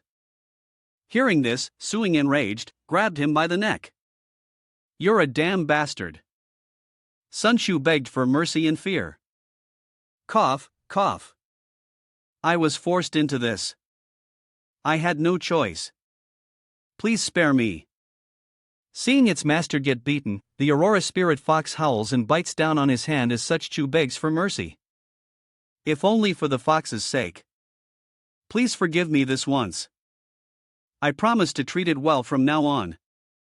It needs me. He calls out to Xiao Anna as Suing commands. Give her 2 points to sever their contract. For me. She uses her power to conjure a weapon in response. Yes. The Aurora Spirit Fox is biting down hard on his hand. As if realizing something, it releases his arm and he struggles to reclaim his pet. The Aurora Spirit Fox turns back, but Suing, with a temper hotter than 90 proof alcohol, scoffs, I am your master. Come back here now. You were never worthy of being its master, scum. Chu was trembling in fear, crying out in protest. Boss Su, please don't kill me. He pulls him up into the sky. Killing you would only dirty my hands. With his power, he sent them soaring into the sky. Seeing this, everyone pointed and said, look, it's Su Ping flying towards the mastermind with his 3 pets. Honored, sir, may we ask your name and what brings you to the Zhou residence? He coldly commanded them, summon your clan leader. The owner of the Little Peach shop has come to visit. The subordinates respectfully replied, esteemed one, please wait. We have already reported to the clan leader. Please wait a moment. With a stern look, Su Ping said, I don't have that much patience. And with that, he commanded the Inferno Dragon. It roared to life and took flight. Roar! The dragon beast flew straight toward the barrier they had created. The Zhao Royal Army Xuanwu Subduing Formation, one of the 4 great formations of the Zhao clan, formed by 32 Ho Kings of battle prowess, level 8 and above. It can withstand attacks from level 9 elites. A shout suddenly rang out, and the enemy retreated. Seeing them play deaf, Suing reiterated, I want to see your clan leader. Do you hear me? No appointment, not even a titled rank can get you in here. He was beyond annoyed at being ignored. If you refuse to answer, then I'll just have to knock. So, Suing unleashes his magic, casting the second move of the demon, subduing Divine Fist, creating a golden energy that radiates deadly power. Next, he unleashes the subjugation, and the energy instantly transforms into a demonic shadow that hurtles straight into the formation. They are shocked, wondering what kind of fist technique that is. This is no ordinary aura of a titled being. Wang Jun gathers his strength. Everyone brace yourselves. Rotten fake slash. He struggles to create a barrier, but he's just a titled rank. He shouldn't be able to break the Xuanwu, subduing tiger formation with one move. As soon as he said that, the people behind him vomited blood. The Wang clan struggles. How can this be? His power shows no sign of waning. Does he intend to level the Zhu clan? From where did these two come from? The king respectfully greeted them. Guardian as Guangzuo and Zhouji channeled their power, saying, better to die with honor than live in shame. Keep using your power. The Xuanwu bursting strike shatters the formation. He remains kneeling, thanking the protectors for their intervention. Tian Shao rebukes. The Zhou Wang Jun is formed from the elite disciples of the Zhou family. The minimum requirement for selection is a 7th level battle. Pet Master. Since when have they become so incompetent? He continues, they can't even stop a young titled rank and I have to resort to using my left and right protectors. He bowed respectfully, saying, it was his incompetence that allowed the theft and asked the clan leader to allow him to redeem himself by repelling the thief. Suing and his pet landed asking, you're the Chu clan leader. Let's settle accounts right now. Then this is easily resolved. Your people plotted against my shop. Hand them over. Guangzhou angrily raised his hand. Such audacity. You trespass on my estate. Make baseless accusations. And now dare to order the clan leader around. Zuji chimed in, annoyed that Suing dared to come alone and demand people. He summoned a 9th rank intermediate chaotic nightmare beast and yelled that Suing was seeking death. Then he ordered the entire Chu royal army to mobilize, leaving no trace of him. Suing scoffed at them. What good would more of this rotten trash do? Guangzhou smirked, preparing his attack. A frog in a well, he sneered. Let me broaden your horizons. He commanded from the formation. Everyone respectfully acknowledged the order. And they began to form ranks, each taking their position as streams of blue light gradually formed into a dragon's head. The image becomes clearer, revealing a blue dragon wielding a sword inscribed with ancient text in the sky. Azure Dragon Immortal Execution Formation. Suing smirked. So, it's a dragon after all. Clan Chief Zhou, are you sure you want to continue harboring this criminal? Tian Sha said aloofly, stroking his beard. Still arrogant when death is at your doorstep. Begging for mercy now would be too late. But little do they know what I'm secretly planning. The gap within level 9 is immense, comparable to the difference between level 1 and 9. To a high rank 9, a low level rank 9 is like a rank 3 challenging a rank 9. He analyzes with experience, guessing Su Ping's combat power is at most high rank 9. While the Azure Dragon Immortal Execution Formation, Su Ping steals his thunder, reaching the peak of level 9, a half step to the titled rank, perhaps even rivaling the Swordmaster. He summons his pets, the Purgatory Candle, Dragon Beast, and the Dark Dragon Hound. On Su Ping's command, they burst forth with incredible speed, ready to unleash their full power. Sun Shu trembled in fear, crying out for help. Zok was caught off guard, unable to speak. What? The Azure Dragon's attack, equivalent to a peak level 9 strike, has been blocked.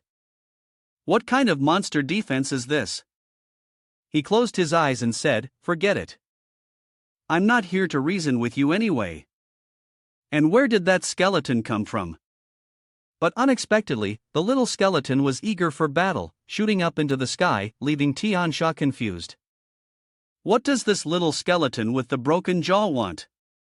He doesn't have to wait long to find out. It raised its sword to unleash Dragon Slayer. Tian Sha was stunned. Dragon Slayer, no. That's an extremely rare dragon slaying technique. He was wary. This skeleton was not to be underestimated, so he raised his hand, conjuring the vermilion bird molten fire armor, but the skeleton's Dragon Slayer pierced through it, shattering it into pieces. Suing is smug, only now remembering the broadcast. Too late.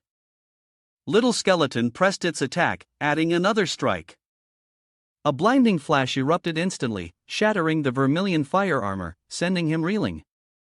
He exclaimed in disbelief. One strike finished it. Guangzhou, now injured anxiously, asked Big Brother, are you alright? Zhu Ji, standing nearby angrily thought, damn it, I only wanted to lure that small shop into stabbing Lu in the back. How did I bring disaster upon myself? I clearly erased the key memories of everyone involved, and there's no video evidence. How did he find out? Standing high above, Suing calmly asks, I'll ask one more time. Are you still going to protect them? The Tiansha clan leader, now surrendering, gives the order. Hand them over. Bring those people here. His face darkened and Tiansha felt helpless, thinking, borrow a knife to kill someone.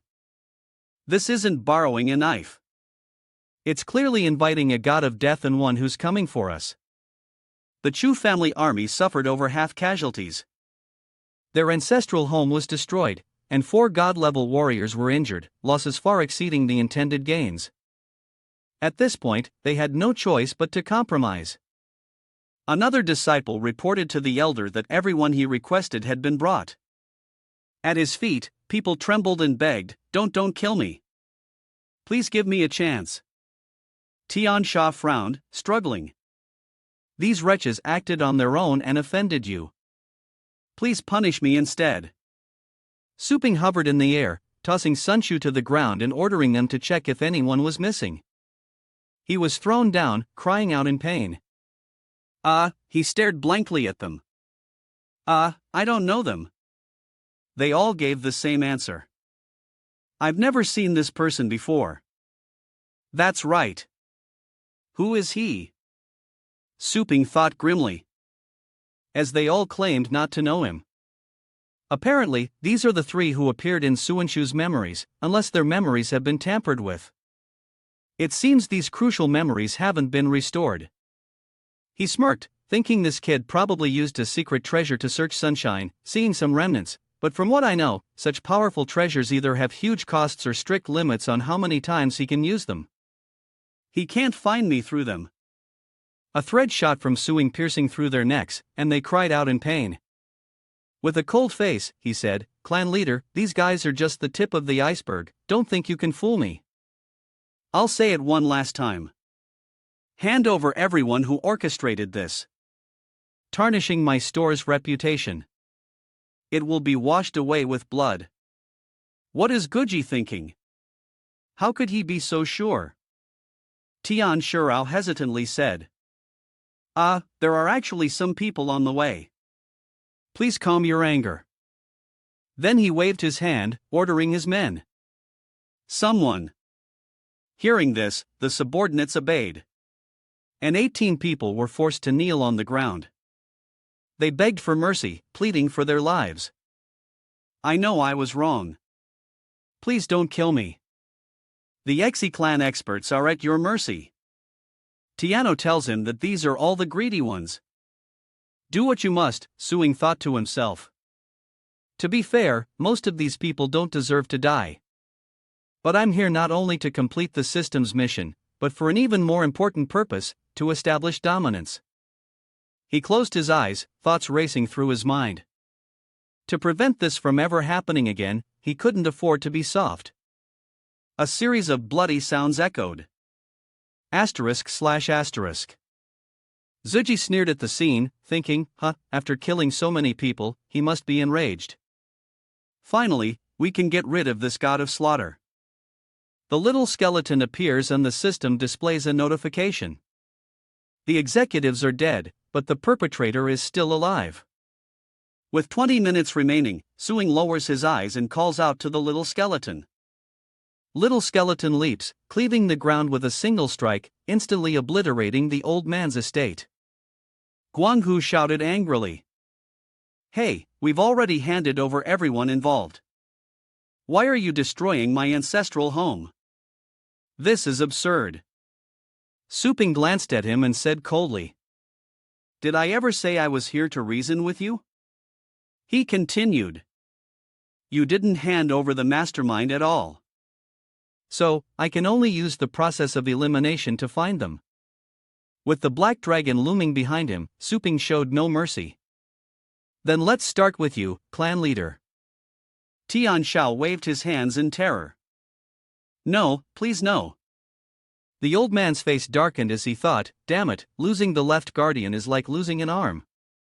And now to protect that arm, my whole body is paralyzed. Tian Shao said softly. Guji stepped forward. Guji was stunned by the command. Suping glanced at him, his voice icy. You're the culprit. Anything you want to say? The man laughed in anger. Ha ha. Who would have thought that trying to smear a small shop would bring such a disaster upon the entire family? Choji pointed at Sun Shu, angrily, shouting, I dedicated my entire life to the Chu family, and I considered myself without fault. If it weren't for you, my perfect plan would never have been exposed. He raised his hand, ready to strike, and roared, even if I die, you're coming with me. Ki lunged at Tonkeo, stabbing him in the chest, and blood splattered everywhere. Tadolo mercilessly struck from behind, and Chuki cried out in pain. Ugh, Suing said coldly. Purgatory candle dragon beast, burn it all. A flame erupted, incinerating Guji as he cried out in agony. Guangzhou and the others thought in fear how terrifying they were lucky not to be involved.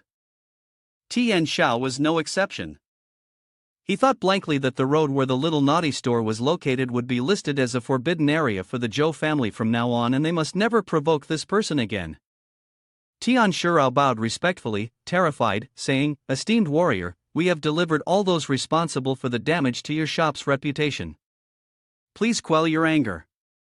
Suping, arms crossed, replied with dissatisfaction. It's not over yet. I've only dealt with the evildoers, but the lingering effects on the shop remain. The Zhou family had to issue a city-wide apology, admitting everything, clearing my shop's name, and compensating for the morning's delay. The old man cautiously agreed to his demands. Of course, this old one will personally handle the apology announcement. Inwardly fuming, he realized the rumors were true. The pet shop owner was indeed a legendary fist and a titled foot. Whoever started those rumors would pay. Tian Sha anxiously asked what compensation he was looking for. Money, property, or treasures? Suping smiled, raising a finger. I want just one set of heavenly treasures for nurturing battle pet warriors. His eyes flickered. The level at which you're raising your young master. Tian Sha was stunned and asked, What? He thought to himself, the young master is the family's primary successor, and to cultivate his aptitude to surpass the previous patriarch requires the best resources the family controls. He couldn't agree. He wanted them to hand over these resources. Wouldn't that mean the Zhu family would be unable to develop for a generation? Is he treating us like pigs? Suing smirked and said, You could say that, but there's something you're not considering. He calmly replied that even if it were a pig, he could ensure it became the clan leader. Those below retorted, How dare you compare our clan leader to a pig? Warriors may die, but they will not be humiliated. If you want to fight, we will accompany you.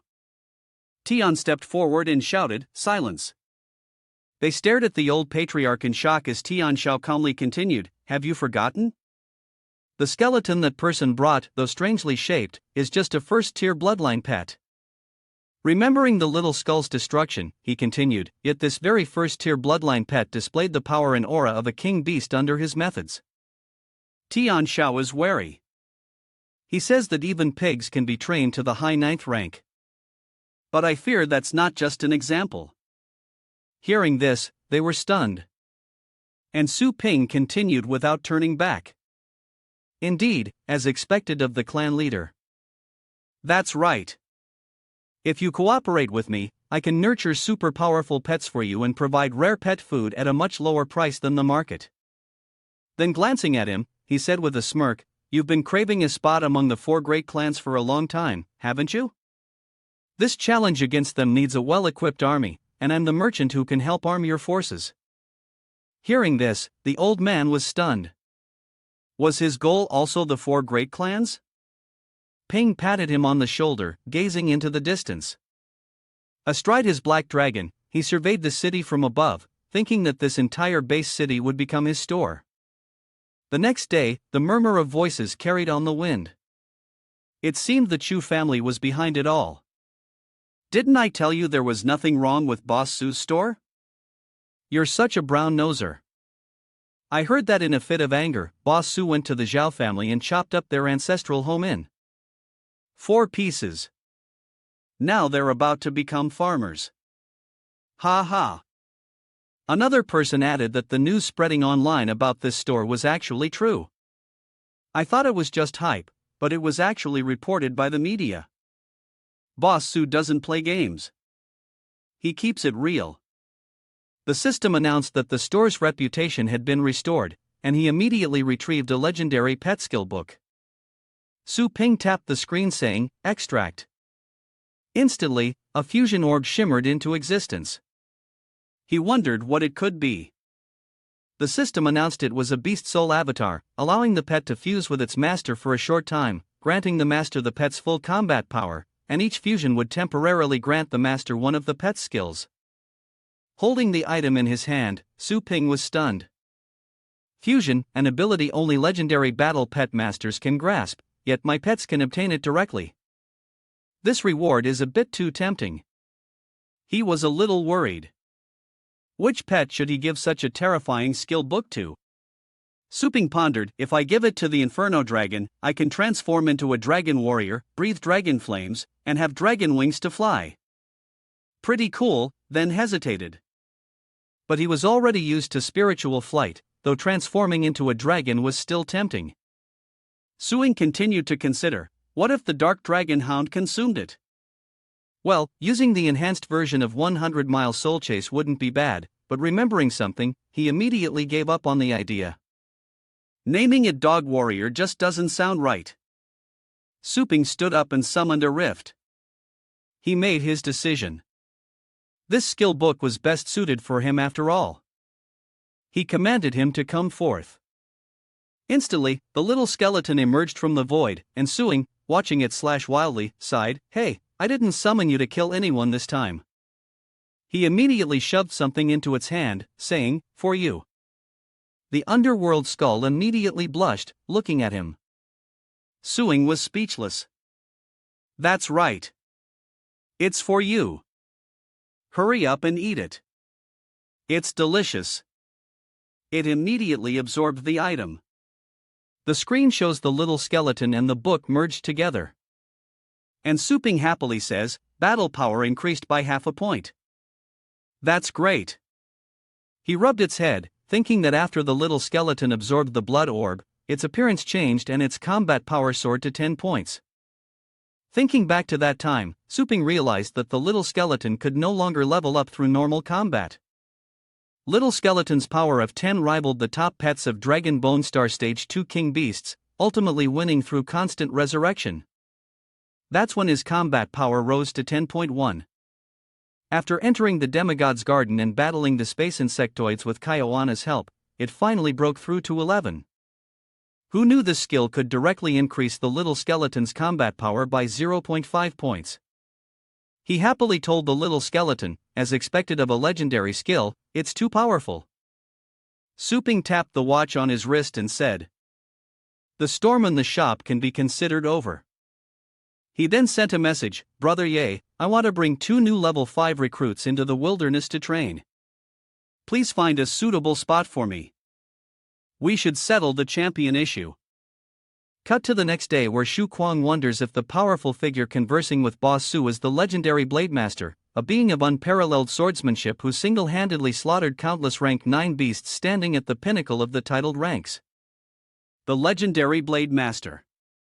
Su Ping respectfully greeted the esteemed Blade Master and gestured, "This way, please."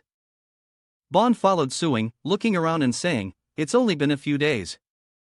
Boss Su, and your shop has a new vibrant look that I almost didn't recognize. You must have prepared well to learn the sword techniques since you summoned me."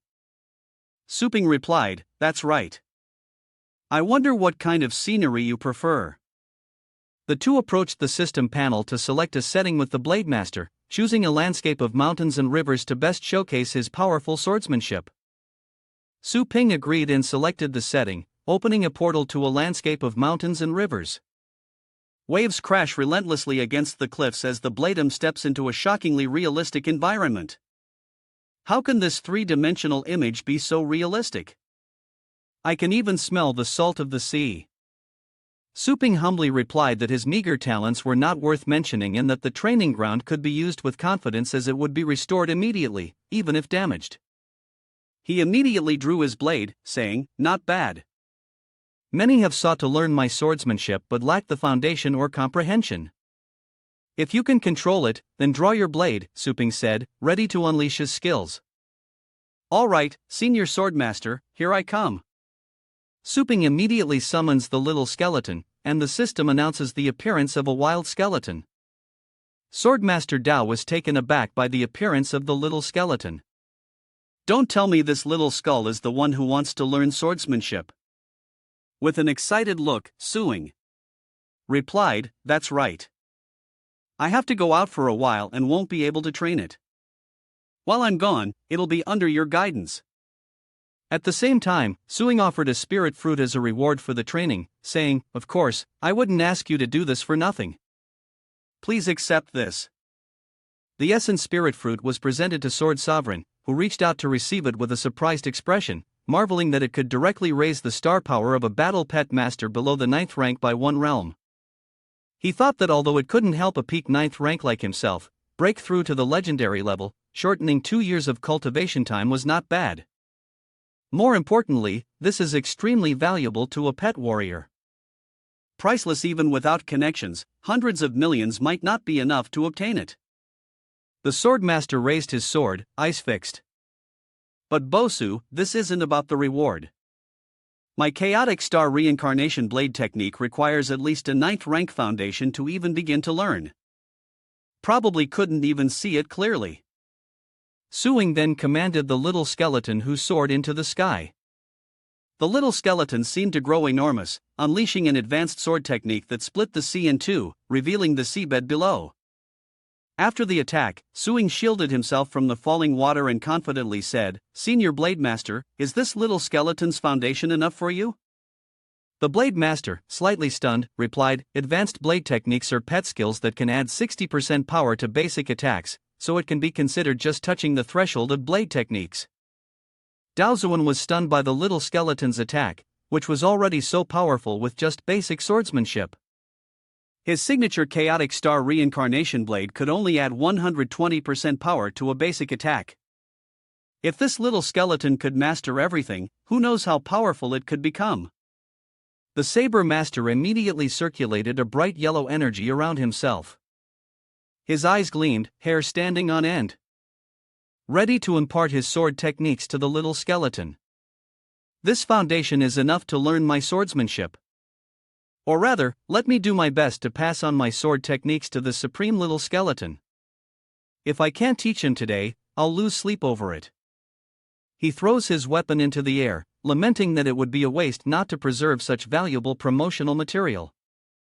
The blade and little skeleton clashed, unleashing a fierce energy as black lightning crackled around them, and the blade swords glowed and danced. Seeing this, Ping grabbed his camera and told Tong Ruyan to quickly take some photos of them practicing with their blades to make posters for the shop. Then Su Ping pointed and called out to Su Lingui and Shu Kuang, Master, let's go explore. Everything's been arranged at the shop. Let's set off. Su Ping drove his thorn-covered vehicle as Shu Kuang exclaimed to Lingua, Tisk tisk. This is a war chariot. I heard my sister mention before that ordinary pioneers can't afford this kind of car. You have to be at least a silver medal rank to be eligible to buy one. No wonder Master rides this kind of car. It's extremely prestigious to go to the wilderness areas. As Suing drives, he explains that he's had a suitable area recommended for them. I didn't expect him to be so considerate, even down to the car and everyone's pioneer licenses. Ha Kuang's eyes lit up with excitement as he said they'd be picking out battle armor at the reclamation base warehouse. Battle armor. Lingua immediately asked Suing where he had gone yesterday. She was a little worried. She'd heard online that he'd had a conflict with someone. Was he hurt? Su Ping replied that it was just a major power called the Zhou family. They tried to provoke us into attacking the Liu family, hoping to swoop in afterward. So, I reasoned with them by slaughtering the executives and their subordinates. Shu Kuang and Lingyu's faces darkened, sweat beading on their faces. He killed them. The Zhou family is a prominent clan in our city, and he just wiped them out. She wondered if it was related to recommending her. To which Su Ping replied reassuringly, Silly, there's no avoiding conflict. As we grow stronger, clashes with the old guard are inevitable. It's inevitable and not your fault, so don't feel responsible. This was my plan all along, and I never intended to involve you. Shu Kuang then asked innocently, so, Master was originally aiming for first place himself. He raised a hand to his forehead, looking weary. I own the shop. Winning myself isn't as appealing as training someone else to win. Besides, the best thing about winning is just some guidance for a battle pet master to reach the legendary level. For everyone else, it's a huge opportunity, but for me, it's not even enough to fill a tooth. Shu Kuang scratched his head, embarrassed. Of course, with Master's strength, he's more than qualified for the King's League. In a B-grade wilderness zone with a 4.3% development rate, a 7th-rank lower-tier hellhound is devouring a person amidst a pile of bloody corpses. On a rocky outcrop, Lingyu and Shu Kuang lay in wait. She said anxiously, we're just going to keep waiting like this. Shu Kuang replies, it's fine. His phantom beast unleashes a powerful blast from its mouth, targeting the monster. Dark Flame Art. The monster retaliates angrily, unleashing sharp spikes. The attack hits the illusionary flame beast, its form fading away. And then another monster, covered in tentacles and impaled with crosses, appears, charging forward. Startled, the phantom flame beast leaps into the air, unleashing a tentacle that wraps tightly around the demon. Hound's leg. Seizing the opportunity, Lingyu commands the illusory flame beast to unleash fire upon the monster, which howls in agony. The monster, now covered in wounds from the last attack, is enraged, its eyes bloodshot, and it screams as the spikes on its body shoot toward them, leaping towards Lingyu and Shu Kuang. Lingyu unleashes her skills, battle-ready, and lays out their strategy. We almost had it back there. It's badly wounded. Next attack, you defend and I'll strike. Lingua summons forth the Silver Bone Star Moondragon. She rushes to block the monster's attack, summoning a dragon from the gate behind her to retaliate. A 4th-stage power-enhanced Sharp Claw. The powerful attack strikes the monster's head, sending it flying. Shuang happily says, great, it's finally over. But Lingua, still focused, realizes something. Another level 6 mace-headed monster attacks Shu Kuang. Fortunately, Lingua noticed just in time and helped him avoid the monster's attack. However, the blow struck Lingua, injuring her back, and Shu Kuang frantically summoned his magic beast, Little Martial Ant Soul-Devouring Beast. The Soul Devourer unleashes a cloud of dark energy concealing the battlefield. As Shu Kuang pulls Lingua from the smoke, emerging from the smoke, a long gash is visible on her back, and he asks Han, thank you for that. That beast seems to be poisonous. Little nun, are you all right? Lingua casts a full body restoration, emitting a green energy. Didn't you save me, too? We're even. Master Hu and Master Wang taught me advanced healing and detoxification techniques. This small wound can be healed by stimulating spiritual energy, and your back wound will gradually recover. Your amazing junior sister, Ha Kuang, exclaimed humorously. Lingua replied with a tired, cold expression, don't call me nun anymore. It makes me feel ancient. Just then, he realized the ferocious beast was calling for its comrades. Oh no, that beast is calling for its comrades. The residual aura isn't enough to hide us. They won't find our trail. We still have the advantage. Meanwhile, above them, Suing watched their battle, realizing he'd underestimated his sister, thinking she'd cry and beg to go home after a little hardship in the wild. Meanwhile, Shu Kuang and Lingyu continued to coordinate their attacks. Shu Kuang, ordering them to maintain the mist so the swamp beasts could work with my phantom flame beasts to charge forward. Lingua agrees to maintain the barrier with her soul-devouring beast, surprising Su Ping with her abilities.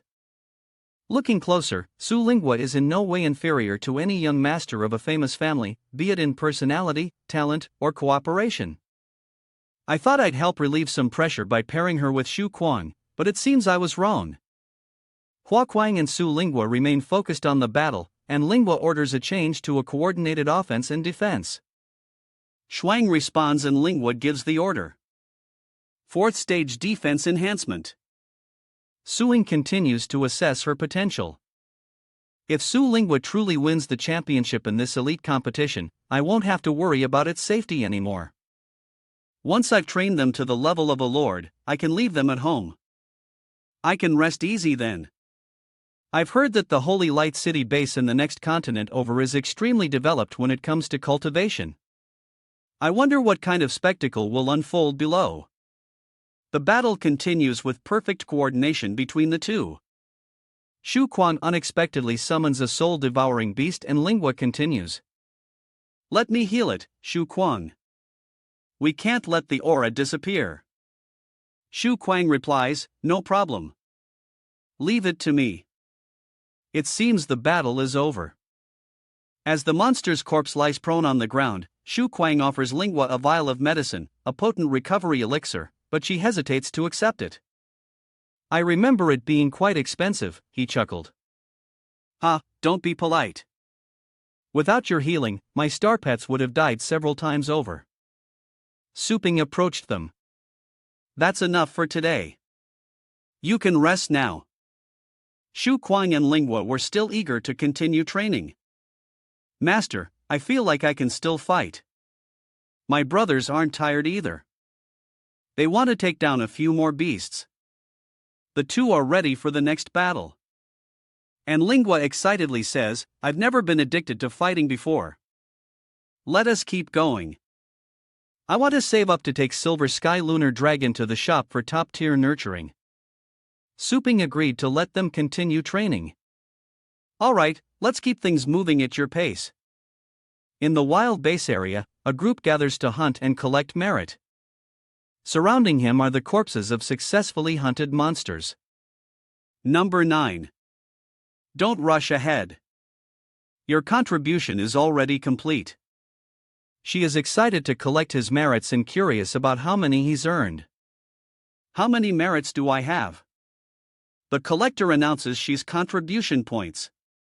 1 registration, a total of 1,280 points. He's stunned, unable to believe he earned so few points after hunting so many beasts. What? I killed so many beasts and that's all the points I get? The collector then explained the merit point system to Ziho. Merit is based on the value of the hunted beasts.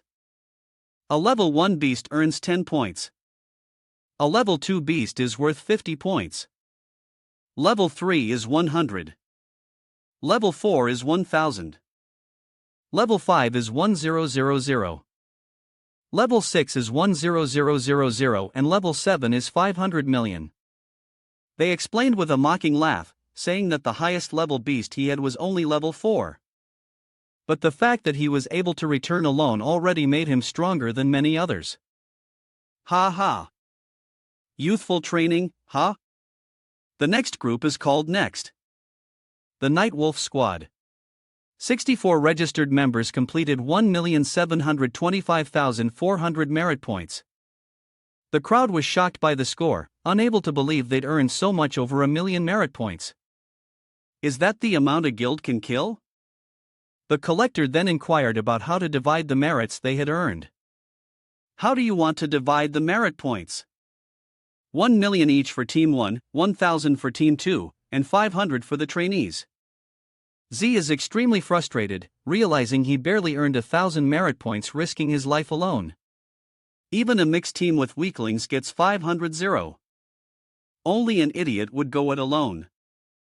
I want to join a team, too. The merit collector calls the next person to tally their points. They eliminated the magical beasts. Next up, 91, 92, 93. Their registration number is for 3 people. After seeing the score on the screen, the collector was stunned, sweat rolling down his cheeks, unable to believe the number. It turns out that Su Ping's group with a mountain of demon beast corpses earned an incredible 2,560,720 points with just 3 people. Meanwhile, Nightwolves and Shihao are stunned by the sheer number of points Su Ping's team has amassed, over 2 million split between just 3 people.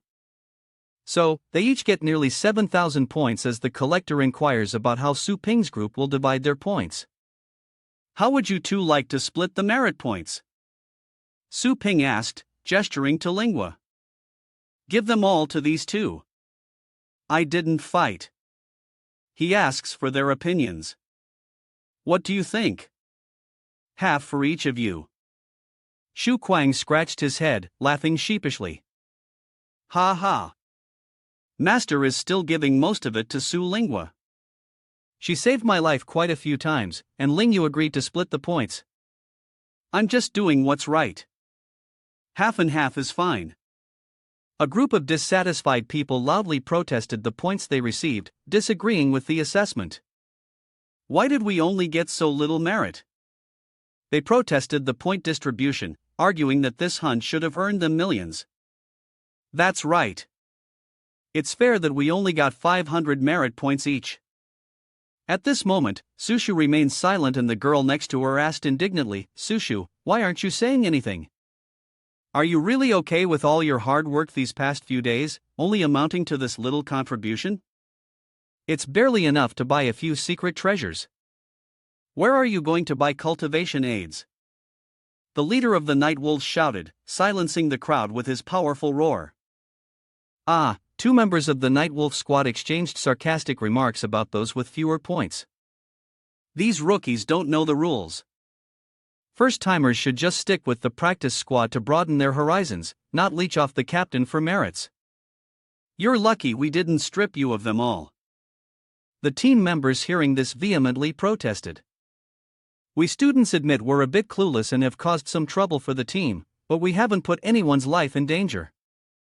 And the 8th rank Inferno, Dragon Elephant, was killed by senior sister Sue's lightning hand. How can you divide that equally? That's right.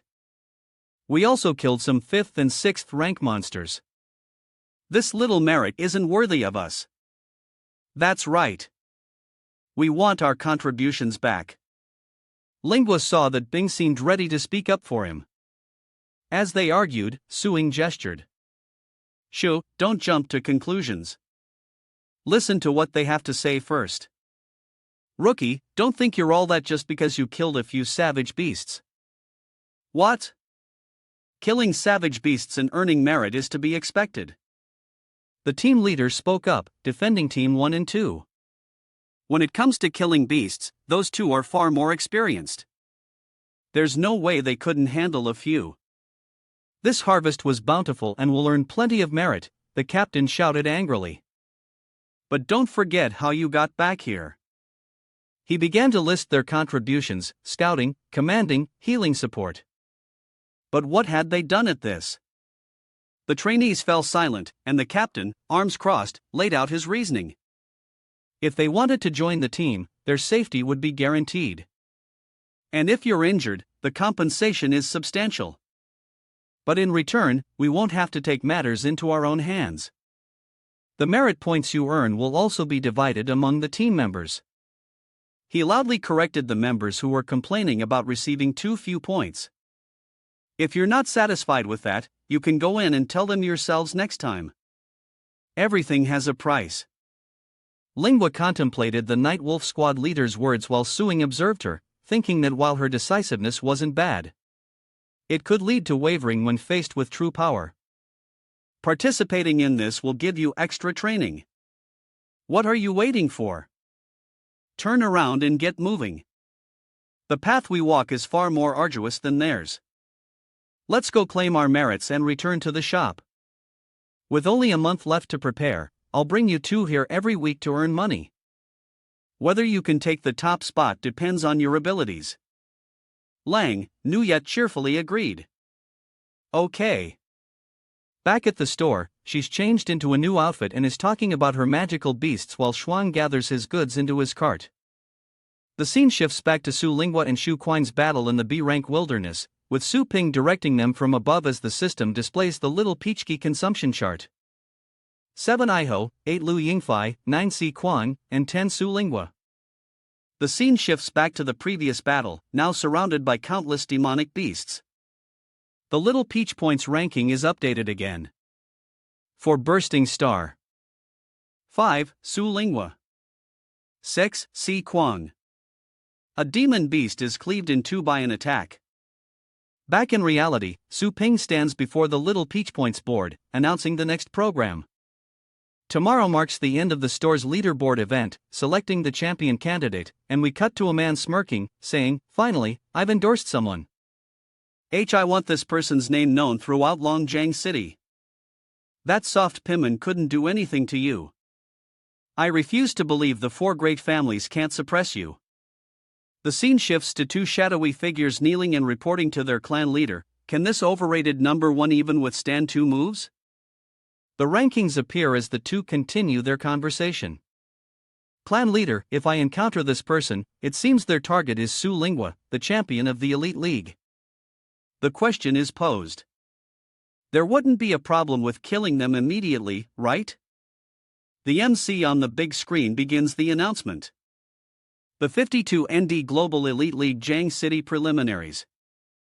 Cut to the arena as the referee's command echoes. The preliminary round officially begins as the audience roars with anticipation. Get out there already. I'm done waiting. Yeah, let's see some blood. The MC, sensing the audience's excitement, immediately agrees to start the matches, inviting the competitors to the stage. The MC explains to the audience that due to the large number of participants, the preliminary round will consist of 30 matches held simultaneously. The first contestant to step forward is Su Lingyu, a battle pet master from Phoenix Mountain Academy, followed by the other contestants from Sword Peak Academy. Luo Qin Tian, a disciple of the Tong family, a disciple of the Gu family. The MC estimates that the number of participants today is up to 1,000. Without hesitation, he immediately opens the gate, activating the energy on the screen. Next, the theme of this round is announced. A command rings out, a container is opened, and a swarm of insects escapes. According to the MC, the theme of this round is to fight against the poisonous bees. The contestants begin to recognize the insects. A contestant speaks up, identifying them as the unpredictable, vicious, and deadly level 5 devil butterfly bees. The MC, hearing the contestants' detailed explanation, confirms it without hesitation. That's right. The theme is surviving a swarm of bees whose venom can paralyze them for 6 hours. The contestants who saw the venomous bees immediately ran away. One man ran and cried, 6 hours? How could they survive that long against level 5 devil butterfly? Others voiced their discontent, saying this was too much. Even with the death waivers, the remaining players grew even more frantic. This isn't a competition. It's a death sentence for the remaining 1-0 players. He panics and cries out for his mother. "Mom, I won't be home for the holidays." The MC, seeing the players fleeing in droves, began to urge them on. "Summon your beasts, contestants." Dong Ming, the vice principal of Fun Shan, is also watching this selection round. Observing and stroking his beard, he exuded confidence, thinking this competition was far more challenging than before. But for his Luo Qinten, it was just a walk in the park. The vice principal glared at Fun Zhou Chan, who was sitting in the same row as him, and exclaimed that Yahi Hao, whom he had carefully cultivated, was also quite good. Min Gong, though pleased, tried not to show it calmly, replying, "Not bad." But Su Lingwa's supervisor, Su's younger sister, is the main focus of today's competition. Su Ping is caught between these two men. He just wanted to know why they were here. And Yun Qian turned to explain. After their last exchange, Suing's heroic spirit lingered in the hearts of all the teachers and students of the sword school. Their admiration for you is as vast as the ocean. He even tried to recruit you, asking if you'd like to be a gold-level instructor at their school. How much is Phoenix Mountain offering? We'll give you 5 times that. Hearing those words, Min Gong flew into a rage, confronting him directly, trying to steal from me right in front of my face. Do you have a death wish? Union wouldn't back down either. With Teacher Su's immense power, wouldn't being an advisor be beneath him? He immediately retorted, "Don't talk nonsense." I had my eye on him first. Caught in the middle and unable to communicate, he minimized his presence and could only sigh helplessly. Oh, I almost forgot I was still a teacher. After the war of words ended, Suing spoke up, albeit with a hint of guilt. I've been quite busy lately, so I haven't been lecturing. I also often exploit the school's connections to find training materials, so choosing me as a teacher doesn't seem appropriate. Mingong insisted, with me around, who would dare bother you? He began to explain why they couldn't let Su Ping leave. Mr. Su, I heard you were suppressed by a man surnamed Zhou. With your combat power, even if you don't teach, you'd still be a great asset to our Phoenix Mountain. Besides, many students trained at your shop have reported significant progress with their pets, making it easier for our teachers to meet their KPIs. After laying out all the reasons he was determined to keep him, so he planned to nominate him as the director of their cultivation department in Phoenix Mountain. Although it's a new department, you'll have access to half the school's resources, and you won't need to attend regular classes. Just focus on nurturing the school's pets. What does Director Su think? After hearing such benefits, Suing might want to reconsider his initial intentions. I don't want to hear anything unrelated to the competition right now. We'll talk later. That sly old fox is willing to give up half the school's rights just to recruit Su Ping. Does he have any morals? I should have made my move first. Back in the arena, the MC asks, are the contestants ready? Will you forfeit or will our lovely staff escort you off the field when you're incapacitated? And a reminder, anyone harming the flora will be disqualified. Receiving no forfeits, the MC announces. Then let the competition officially begin. These venomous bees attack with their sharp toxin-filled stingers and every hit causes serious wounds. They cried out in pain. Even the MC is surprised by how quickly the match is progressing. Eliminations are already happening. It seems this competition is full of dramatic twists and turns with eliminations happening left and right. The eliminated are carried out by medical staff one after another as the MC notices another unlucky contestant targeted by the swarm. They swarm towards her with incredible speed, but she narrowly avoids them. It's none other than contestant Ling Yue, leaving the host in utter disbelief. It's rare to see a competitor dodge the venomous bees, but she's avoiding them with nimble footwork. She observed the swarm and pondered. If they weren't controlled by a summoner, why weren't the wildflowers being attacked?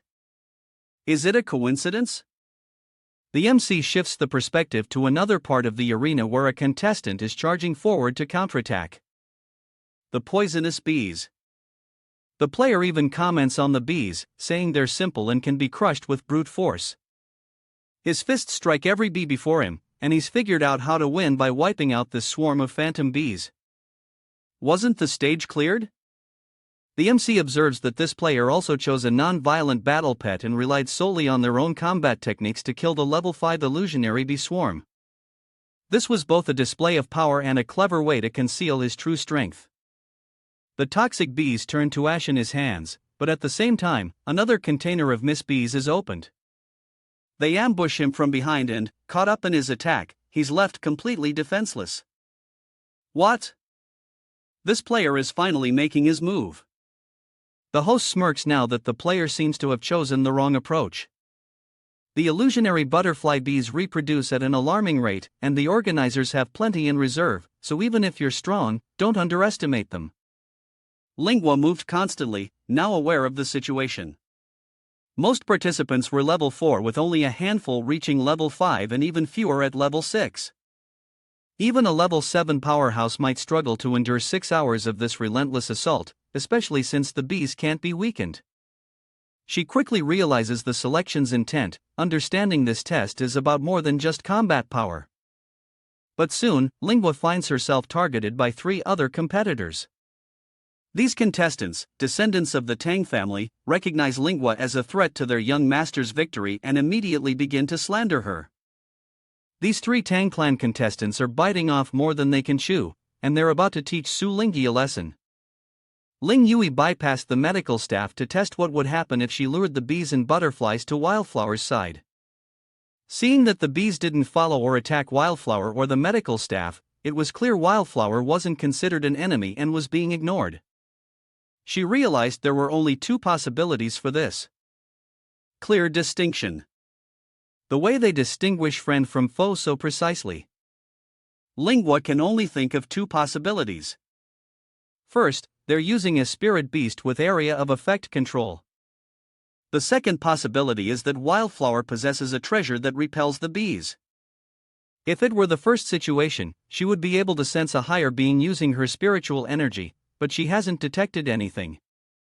While Lingua was lost in thought, the three Tang clan members seized the opportunity to ambush her, launching hidden weapons as she remained completely unaware.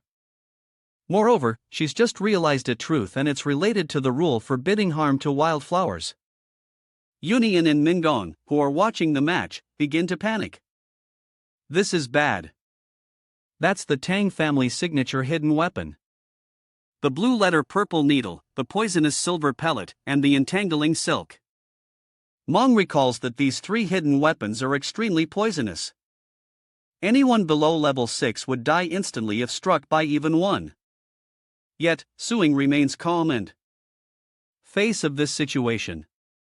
Without even looking back, Lingua effortlessly dodges the attacks, turning to assess the situation and counter all of them. Lingua takes a stance, raising her leg high, directly countering the self-proclaimed descendants of the Tong family with their own secret serpent heart technique, deflecting their hidden weapons right back at them. None could retaliate. They couldn't even keep up with Lingua's reflexes until the hidden weapons ended them, leaving them stunned. What? How does she know that move? They're done for. Get the medicine quick. The MC is constantly updating the situation. It seems the Tong family's three seeded players have been stung by the bees, failing in the preliminary round. A sudden defeat, indeed, a pity.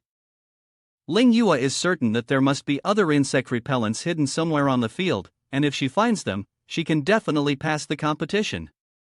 The venomous bees ferociously flew toward their prey, but finally, a contestant summoned a flame armor toad.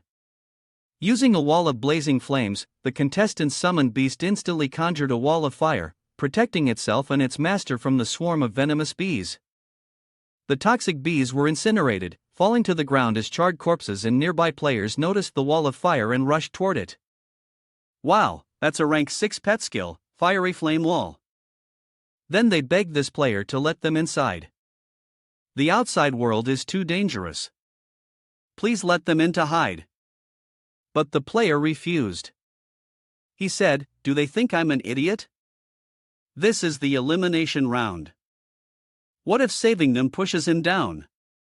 The players outside continued to desperately call for help. They promised to pay him after the exam and guaranteed not to stab him in the back, much to the delight of the players trapped inside the firewall. He felt fortunate that he had always persisted in training with Suing, otherwise he would have been in a miserable state. Just then, the sharp-eyed Lingua noticed the tail of a bee glowing. That's when she pieced it all together. She had searched the entire arena and couldn't find the insect repellent treasure. Lingua finally deduces that it must be hidden among the bees, and if she wears the illusion butterfly armor, she can sense it with her astral power. Lingua begins to sense the differences between the bees, one being relatively bulky and the other being relatively large. Finally, Lingua was able to find it. She put all her strength into her feet, using her 5th rank power to increase her speed and catch the bee. With incredible speed, Lingua lunges toward the poisonous bee she discovered, snatching its wings with her bare hands. Got you. She snaps off its wings, revealing a glittering golden object where the tail meets the body, the very thing she was searching for.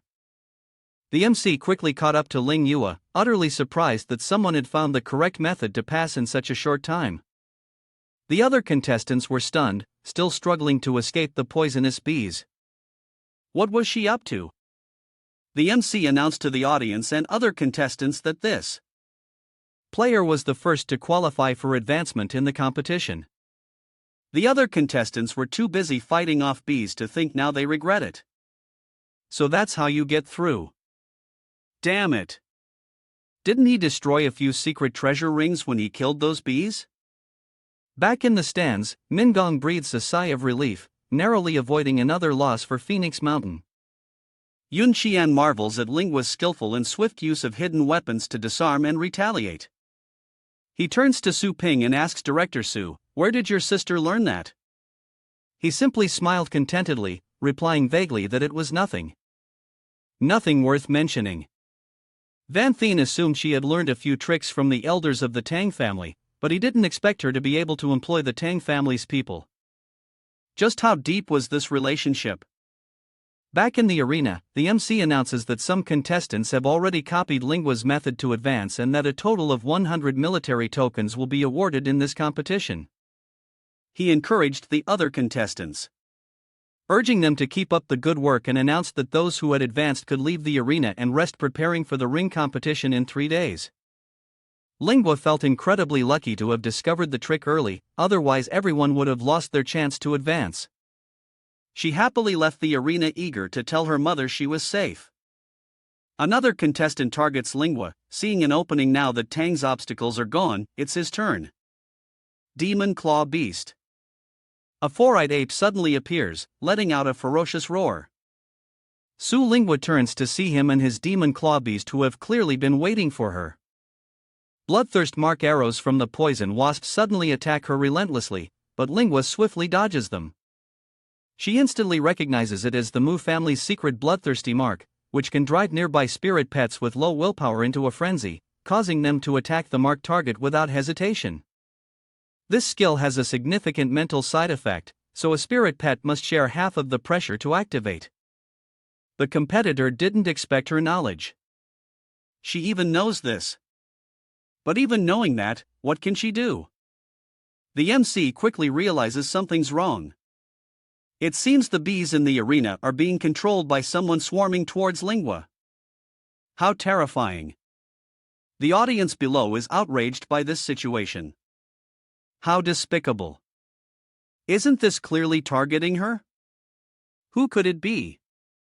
The audience is furious and will likely give him a low popularity vote. The MC Lang explains, while there's no rule against attacking other players, they can condemn him on moral grounds. The contestants smirked. So, what if it's underhanded? Can nobility feed you? Victory is the only way, and he believes this number will be enough to corner Linghua. The poisonous bees swarm her as he boldly declares that this year's elite competition champion will belong to the Mu family. Linghua finally opens a rift, no longer able to yield. Come on out. The MC is getting excited as the situation heats up. Linghua has finally made an opening to summon the Mu family's fighter forces, Ling Yua's pet, out, but she's completely surrounded. How will she retaliate? A fire dragon appears, unleashing a blazing inferno. Linghua and her pet move forward, and the MC is stunned to see her pet unleash the most powerful level 8 fire type area of effect skill, Fire Dragon Blast. The spirit beast displaying this highly skilled ability is Lang Ninette's Mirage Beast. A beast with only a 3rd level bloodline, yet it has mastered an 8th level skill. Truly the best of the best. Now he understands why she hit it so well. Her trump card is such a monstrous battle pet. Despite this, he remained confident in his abilities, but the illusionary butterfly storm on the field was endless. He wondered how long she could last with such a high-cost level 8 skill before capturing the beast. But before he could react, his entire body was swarmed by venomous snakes and panic quickly set in. Snakes, where did all these snakes come from? He still stubbornly commands his pet claw. Demon beast, get rid of these snakes. These are no ordinary snakes. It's an attack from Linghua's illusion beast, the dream-devouring serpent. The competitor grows more frantic. His snake completely out of control. What can he do? He can't even move. He didn't notice Linghua quickly approaching, appearing before him. That's because when a spirit pet helps its master share mental pressure, their vigilance decreases, making them extremely easy to approach. She swiftly takes his secret treasure ring, officially stripping him of his upgrade rights. He trembles, powerless to stop her. Wait, hold on. Linghua commands the illusion beast using kill to counter ill. The poisonous bees he controlled turned on him, swarming his body in a black cloud. Linghua proudly tells him it was her brother who taught her that. Moments later, he lay defeated on the ground. The Mu family's lineage eliminated, and the onlookers were stunned by her ruthless efficiency, wondering just how terrifying this woman was. Upon seeing this, Funyun was shocked. Was this the strength of the champion preserved by Arju's pet store? He recalled the comments, the new store was the only true god. Other pet stores are just trash trying to stir up arguments. A series of praises. It seems the rumors on the internet are like a low-level war of shills. Mingong and Union cheered as they watched the battle. Amazing. Simply amazing. Director Su, congratulations to your sister on her successful promotion. But when they turned back, Suing, who had been sitting in the chair, had long since vanished. Ha! Where did he go? Meanwhile, the lights above flicker, obscuring her face as Lingua slowly enters another area, the lights flashing erratically. But then, another sound suddenly cuts through the silence, and she quickly turns around. Is the circuit broken? Elsewhere, blood splatters and bodies litter the ground. The man chuckled. That unlucky Ling Yue. Wiping the blood from his knife, he said, daring to steal the champion from the four great families' elite tournament. How does the boss plan to deal with her?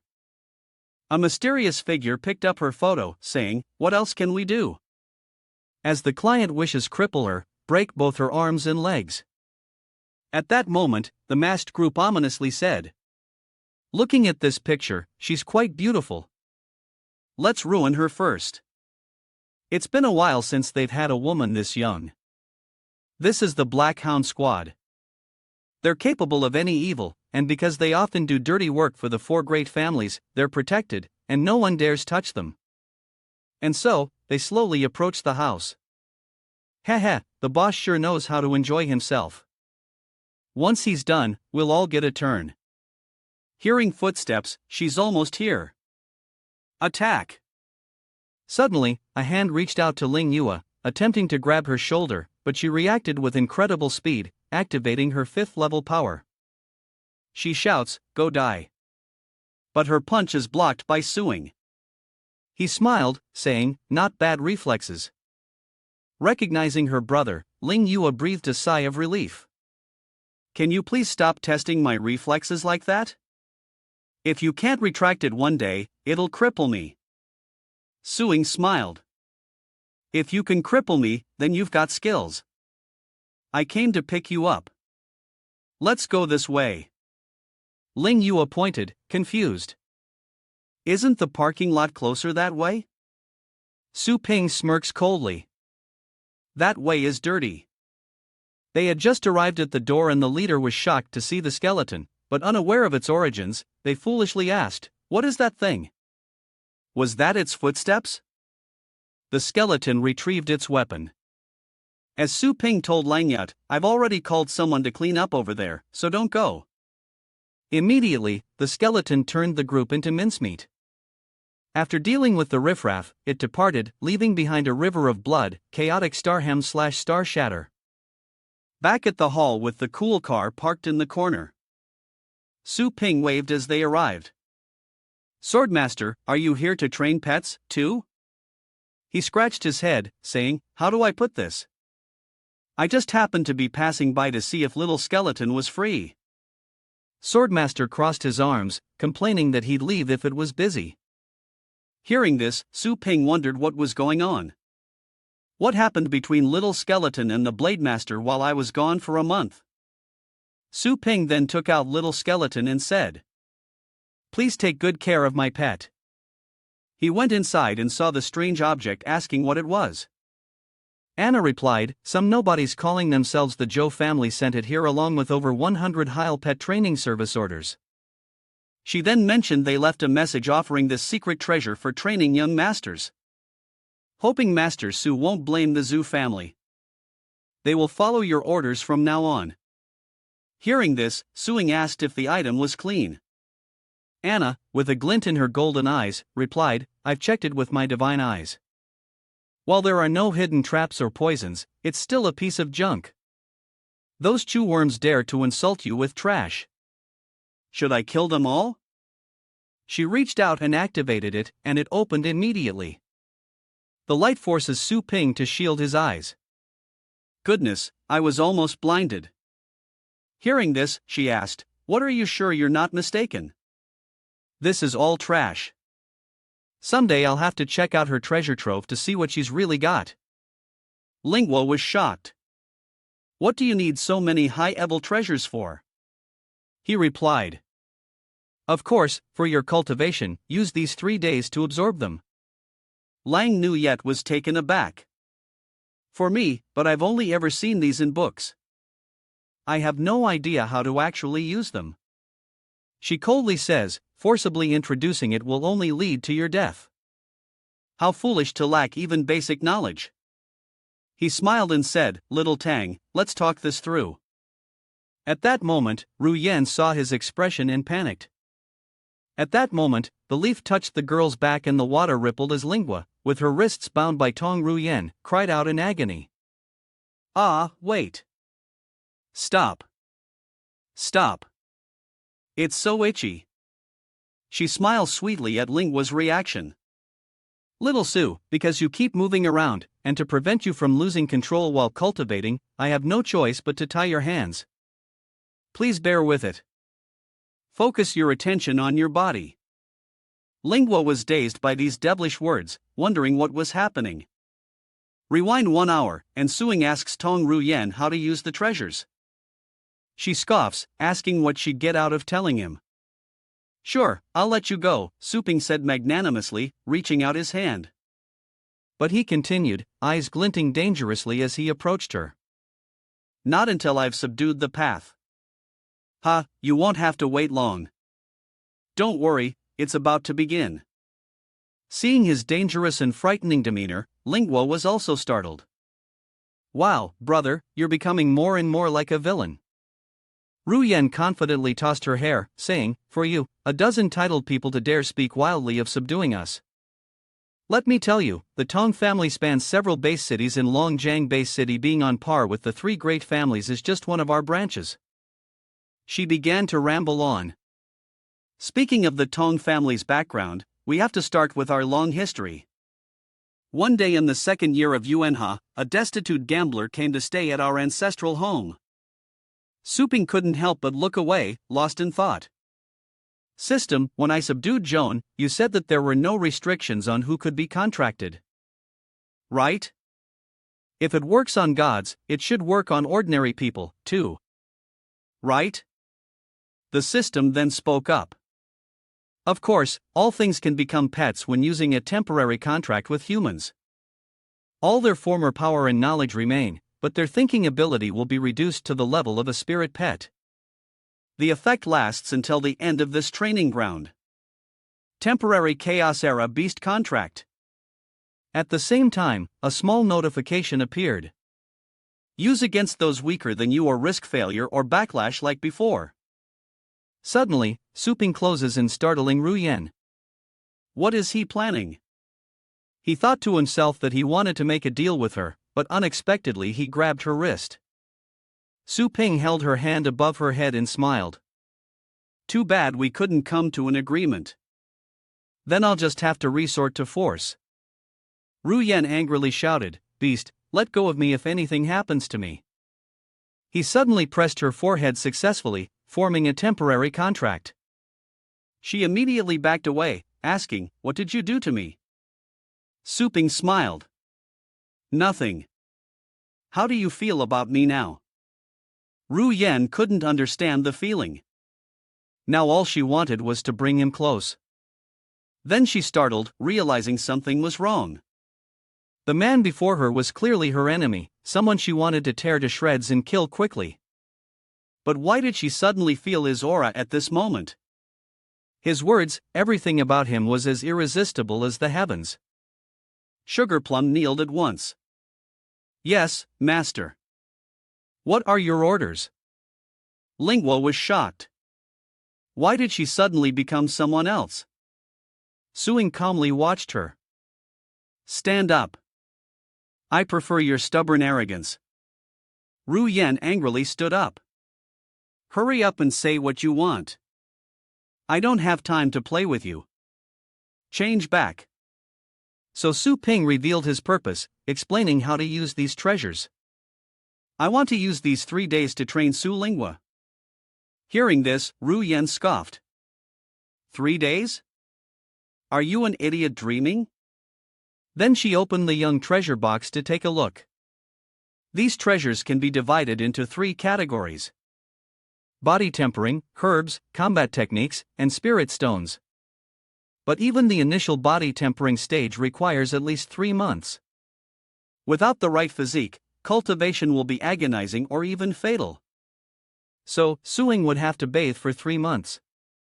Suddenly, it hits him. Since they've signed a pet contract, can't he bring her into the nurturing grounds? 1 hour inside is 3 days outside. So, these 3 days of vacation could become 72 days of training, enough to complete the initial body refinement. He immediately turned to Bang Yua and told her to close her eyes. Confused, she asked, "What are you going to do?" Suing confidently said, "Would I ever hurt you?" Lang Nu yet responded. Suing touched Lingua's forehead, saying, "I'm going to take you somewhere nice." She closed her eyes and asked obediently, "You're not lying to me, are you?" The temporary contract was a success. Suing replied, "You can rest extremely assured." What bliss! Back to the present, and Lingua is laughing uncontrollably. Oh, it's so itchy. I'm going to die. Meanwhile, he was training slower than expected, but with rest days after each trial, he should be able to absorb all these treasures before the finals. The Chaos Star chart is being cultivated while screams of agony echo in the distance. Ah, save me. Ruyan chimed in. Little Su, don't resist. This is washing your meridians and cleansing your marrow, improving her physique. Lingua cried out. But I'm ticklish. He immediately reminded her. Don't get distracted. Just soak in the medicinal bath obediently. Isn't this better than risking your life in the wastelands? Many would kill to be in your place. Tears well up in Lingua's eyes. Wah, please just let me go back to the wastelands. Sometime later, at the Mu family, a report comes in that the Black Hound squad has been attacked. The man sitting above asks, what was the result? The subordinate replied, total annihilation, but the target, Su Lingua, is unharmed. This news ignited their fury. What? The entire team is dead. Who dealt with the black dogs? Could it have been Su Lingyu? He stammered. That can't be confirmed at the moment. The cameras and other data were destroyed by the Blackhound squad, the old man asked grimly. Where are the bodies? Can we determine the weapon or technique used from the wounds? The subordinate anxiously replied, We're terribly sorry, but there were no bodies at the scene. The Blackhound team was as if they had fallen into a juicer, reduced to nothing but blood. It seems a master of the fun title level helped being able to kill an entire team of level 8 experts, leaving only a pool of blood. Bihai pondered that if they couldn't get the job done outside, they'd have to take care of her inside before she could reach the finals and hinder their young master. Immediately, he called out, someone, a group of people suddenly appeared. We await your orders, clan leader and elders, his eyes gleaming gold, he declared. The reward, a fully grown Inferno Star Hell Dragon, plus 2 7th grade secret treasures. The Chin family quickly received their orders. Complete the mission at all costs. Then came the Tang family, roaring with fury, swearing to cut her down and use her blood to display their clan's power. The MC asks how the preliminary round contestants have rested these past 3 days. As airships float over the arena, where a 5-person free-for-all is about to begin to the cheers of the crowd, he begins to explain the rules of the match as it commences. The first round tested the speed and observation skills of the competitors, but this match will test their combat strength and ability to assess the situation. The 5-person team battle will be held within the confines of the arena. Each person is allowed a maximum of 2 arcane artifacts. Surrendering, losing consciousness, or falling out of the arena will result in elimination. Only one of the 5 can advance, and a reminder, destroying the arena is also a foul. Choose your attacks wisely. The battle rosters for each arena have been announced. Contestants, please proceed to the waiting area and line up in order. So, who will be the last one standing? First group of contestants, please enter the arena. The 5-person free-for-all battle is now officially underway. From the stands, Mingong observes, these contestants have impressive auras. This should be interesting. Union, sitting nearby, spoke up. Did you guys hear? People from Starry Sky have come to our city. Meanwhile, Suing was sitting between them. Mingong was stunned by what he said.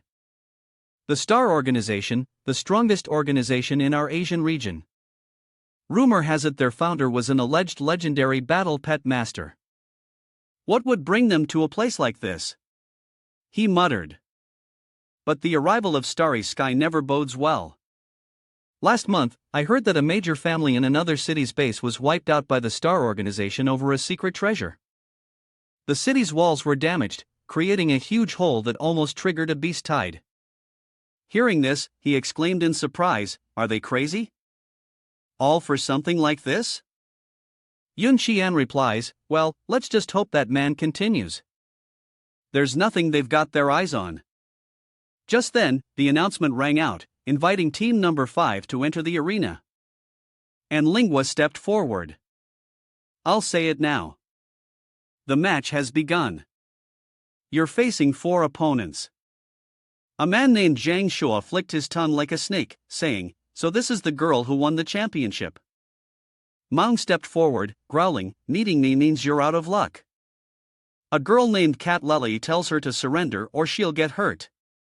Lingua replies fearlessly, "We will see." Suddenly, Tu Zhang appears tearfully saying, "Sister, their eyes are so scary." Helpless, Lingua says, "There's nothing to be afraid of. They're not after you. Besides, we're opponents. Don't call me so affectionately." The boy, wiping his teary eyes, tells her, "But they want to team up and defeat you, and I'll be next."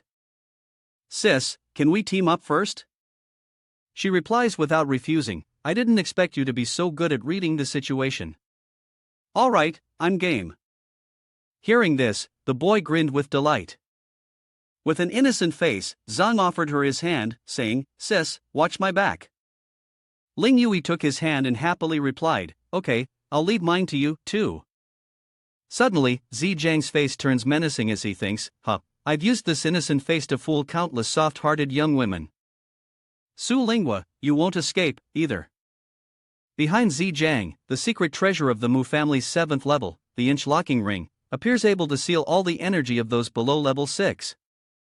Impossible to break on your own, and activated by direct contact. The moment Lang Nuyet's hand touched him, Shi Zhang lunged forward, thinking he'd won. Now that he had her hand, she couldn't summon her battle pet. A normal girl like her would only be humiliated on this stage. Suddenly, he froze, then collapsed to the ground, dropping the artifact, which skittered across the arena floor. The MC exclaimed, "What's happening on the stage? Why did contestant Yu Shi Zhang suddenly fall?" Everyone else is just as surprised. Lingua picked up the item. Zi Zhang, unwilling to accept defeat, struggled to get up from the ground, trembling as he said, "It's paralysis poison." "You dared to poison me." She winks victoriously at him, saying, "You grabbed it yourself, didn't you? I'll be taking this." Maung then spoke up. "How are you so sure he's an enemy? What if you poisoned the wrong person and lost an ally?" Lingua pulled the boy up from the ground and calmly said, "Poison the wrong person? How could I? He's like me. We're both from the Mu family." Zi Zhang trembled. "What?" She continued. "And there are 2 more of you from left to right, Shin and Tong families." "Am I right?" They were both surprised, thinking, how did she know? Lingua tossed the boy off the stage and calmly said, "From the moment you stepped into this arena, your every step and breath revealed your identities." After throwing the boy, Lingua opened a portal and coldly continued, "My brother said, show no mercy to anyone from the 4 great families. Zhang Shua angrily retorts. Damn it. Do you think my combat techniques are as obvious as a radish? The Lei siblings grew impatient. Enough talk. Let's take her down together. She's no match for the three of us. Their spirit beasts charged forward on command. The sonic devil bees tear it to shreds. The sandstorm thunderclap turns to him and says, Hey, Mu family, why don't you switch out your battle pet? Under orders, Ma Zhang retorts. Don't order me around. In the blink of an eye, the Mu family has unexpectedly lost one of its own. Who knows what other trump cards the Su family has up their sleeves? I can't afford to attack blindly. She angrily retorts. You bastard. You dare use us as stepping stones? Mao retorted. Instead of arguing with us, why don't you command your spirit pets? They're falling behind. Gle immediately turned around, shocked, and asked. What did you say? They've only exchanged a few blows, yet the Sonic Demon Bee and Gale Wolf are already overwhelmed. Lingua's spirit beasts are clearly gaining the upper hand. Restless, Gali pulled out a small object and said, Damn it, I have to use the family secret treasure. Hey, you Tang guys, hurry up and use your methods to deal with her. Otherwise, we'll both be hurt, and it'll be even easier for the Mu family. What she's holding is a 6th grade Lu family secret medicine that enhances strength for 10 minutes, capable of subduing ferocious beasts of the 6th grade or higher. Zhang Shua replied, No need to tell me. Immediately, a snake crawled out of his mouth. A 6th grade Tang family secret treasure, a puppet snake that moves quickly but doesn't sense spiritual energy. Automatically attacking enemies, its venom capable of killing 6th grade powerhouses. They ordered it surrounded, and spirit beasts swarmed the snowball. The Mu clan's secret beast spirit technique. Pulling something from her neck, Lingua whispered, Aren't you ashamed of bullying the weak? Instantly transforming with beast blood resonance, her determination was unwavering. Lingua says, Snowball, let's go together. Suddenly, the snowball before them vanishes, and Cut Lightning exclaims that it was an illusion. Suddenly, Lingua and Snowball descend from above. Cutley quickly orders, Forget the illusion beast in the sky. Take her out directly. Lingua dodges blow after blow, sneering at their slow, contemptuous attacks. Then, Lingua flew past them with a large dark flame-infused slash. Glay, stunned below, said, What bizarre combat technique makes a person so agile and ferocious like a wild beast? Damn it, we can't even hit her. Zhang Shua was equally surprised, saying, Her physique is terrifying. She's holding her own in a head-on fight with a rank 6 battle pet. Jalet angrily retorted, Don't get cocky. You're no match for my strength. Zhang Shua, cover me and take one of my arrows. Meanwhile, Ma Jiang, watching the scene unfold, remarked, The battle technique that Sufalo is using isn't what I thought. If I'm not mistaken, that's the pet control tactic. Only the Mu family heads direct. Descendants are qualified to learn. Zhang Shua commanded his spirit beast. Sonic Demon winds circle around her blind spot. Normal pet warriors command their star pets through verbal orders with a synchronization rate of about 40% to 60%. But on the stage, veteran pet warriors and their star pets can understand each other with a single thought or glance after a long period of cooperation. Yun Qian tells Suing that his sister is more than capable of taking on 2 opponents at once, proving that women are just as strong as men and that her synchronization rate is approaching 90%. But commands are still just commands, and in theory the highest synchronization rate is 100%. Only our MU family's unique pet control technique can allow the minds of star pets and battle pet masters to see through each other, thinking what the other thinks. The highest synchronization rate can reach 200%. Lingua commanded Snowball to stay back and throw hidden weapons, which was incredibly annoying.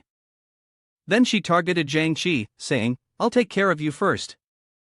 He cried out in fear. Oh no, a giant claw suddenly appeared before her. Ling Yui quickly jumped away to dodge the blow. That's a dragon beast. All right. It seems the competitor, Maun, who's been observing for so long, has finally made his move. That's a Hellfire Nether Dragon ranked 15th among dragons. A low-level rank 8 fighter. The Infernal Abyss Dragon unleashes its dragon might. The dragon beast opens its maw, and Lingua cries out as she collapses. Seeing Snowball still standing. Maun says, "Ha, a mystical beast isn't afraid of dragon might. The shop that trained it really has some skill, but you yourself are affected enough by the dragon might." He continues, "Because of your unstable mind, you can't maintain the beast blood resonance." In the stands, Union laments, "What a pity if not for the Mu family's interference." Mingong sitting nearby replies, "Suing was able to take down 2 members of the Tong family. But to let an outside family member use a nature 8th rank 15th place dragon beast, only the Mu family, who won the last championship, has such resources at this moment." July said, "Without that weird battle tactic, let's see how arrogant you can be." Jiang Shi, bruised and battered, angrily cursed. "You be daring to hurt me this badly. I'll make you pay." The MC announces that Zhang Shi and Gle are closing in on Su Lingua, who is suppressed by dragon might. Is Su Lingua about to be the second one eliminated? Lingua was a little embarrassed, saying, "With such an overbearing dragon beast hiding until the end, it seems the winner of this match is already decided." He laughed. "Ha, looks like you know what's good for you." Lingua continued lamenting the efforts of the Tong and Qin families. All that work, the secret treasures spent, only for someone else to reap the rewards. "What nonsense are you spouting?" "You wench," Maung growled, his voice laced with malice as the 2 behind him stared at her in shock. She stood up and calmly replied, "Isn't that true of the Tang and Qin families? I've already exhausted more than half of my strength in the previous battle. If the 3 of you join forces to defeat the Mu family now, it will be perfectly reasonable for you to defeat any family later." Ling Yua's words were half persuasion, half threat.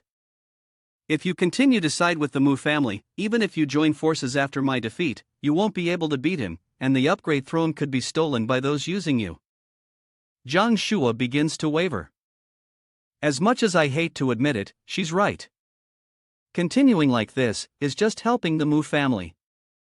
"Let's team up and weaken them first." Jilling intervened. "Hold on."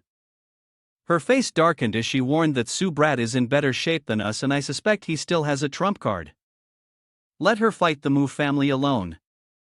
Well, rest and recover here, waiting for the Mu family to finish her off. Then we'll fight the Mu family and let them taste what it's like to be a stepping stone. Hearing their words, Maung was furious. "What did you say? Think I can't take you down first?" Cutting Spirit and Zhang Shua sat down to use basic recovery magic as she threatened them. "If you dare come at us, we'll deal with you alongside the Su family.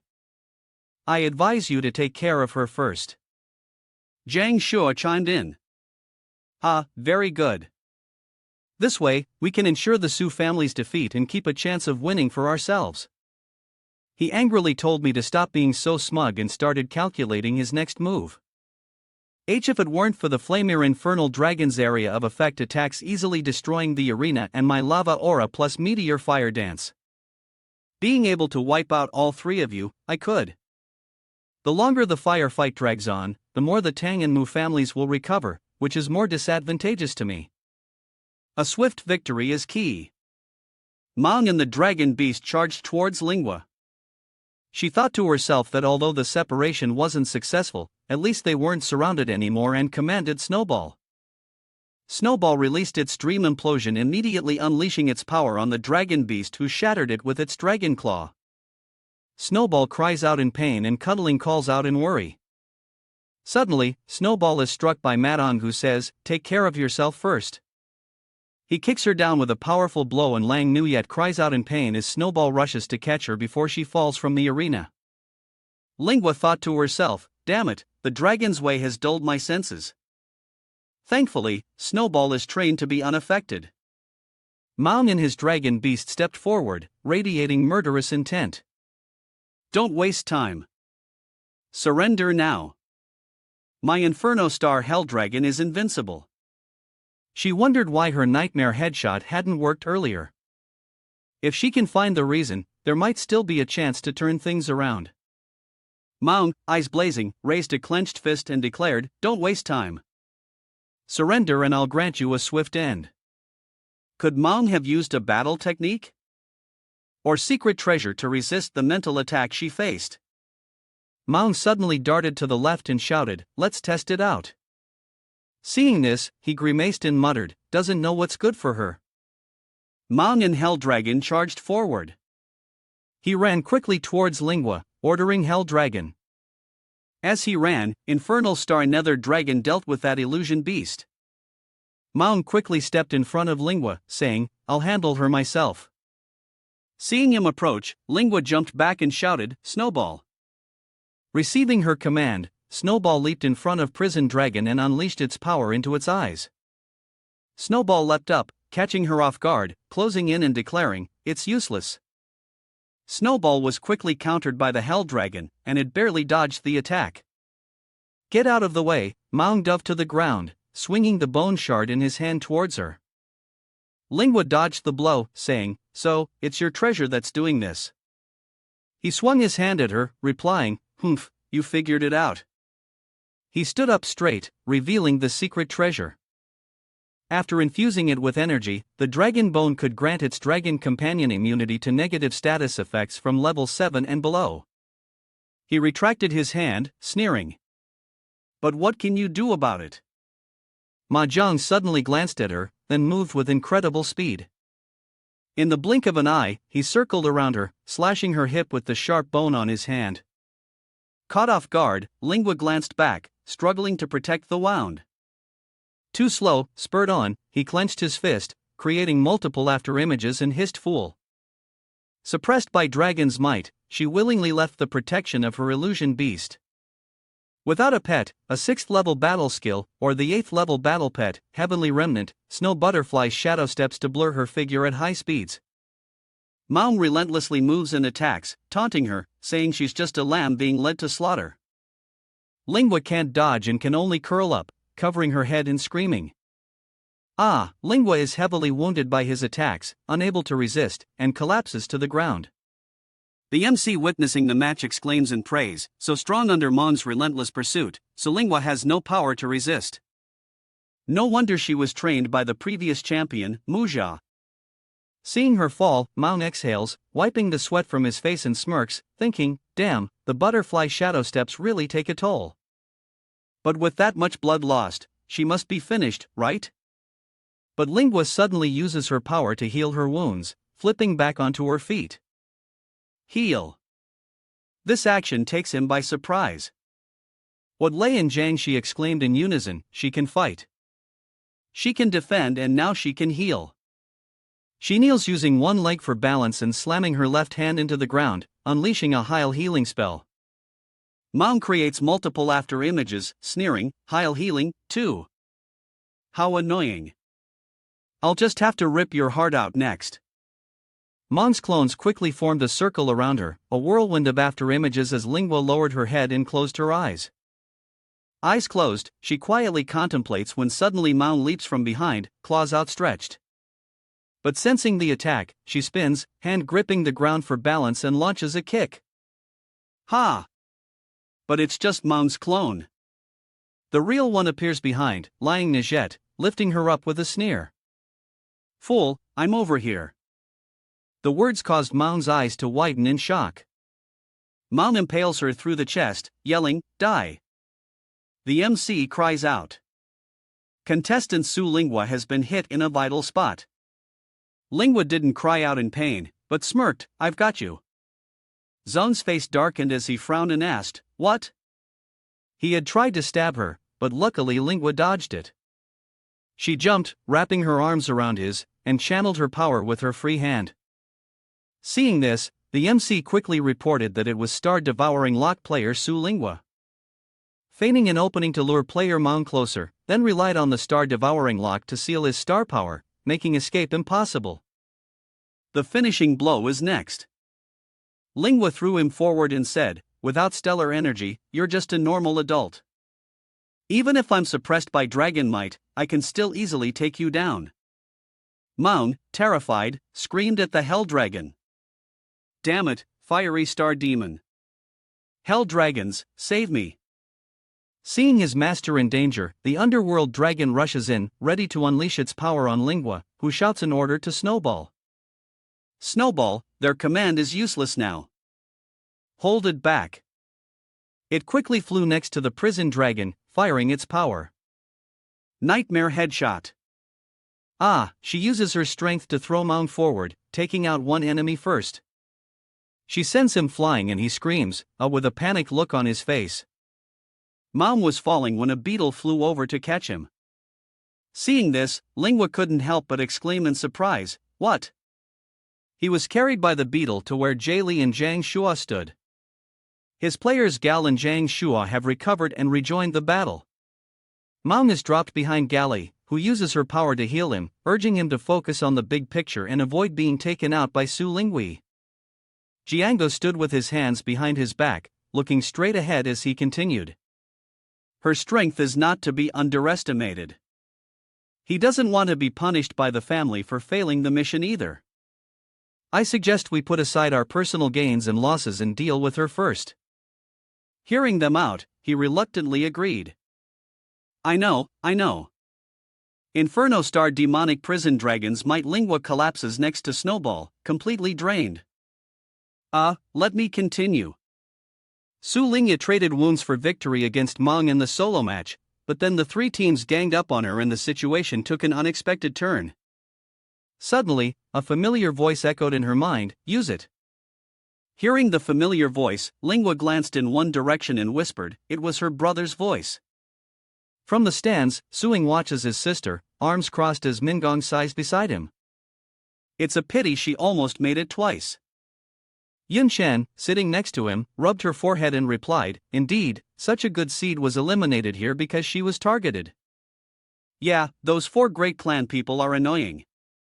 Suing's expression turned serious, his eyes glowing gold as he stared at his sister, thinking, don't hold back. Use your trump card. Hearing her brother's words, Lingua lowered her gaze and replied, yes. Ha ha. You can't accept it, can you? Regretting it already. They taunt as they charge toward her. If you want to regret something, regret becoming enemies of our family.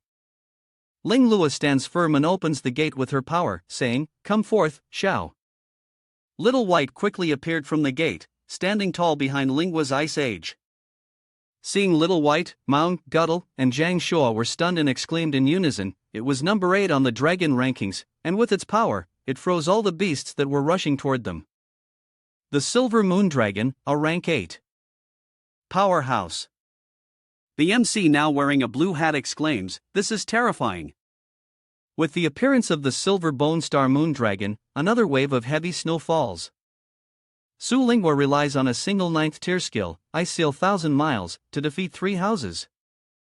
Lingua stood tall, her opponents frozen before her as the MC continued to praise the devastating Ice Seal.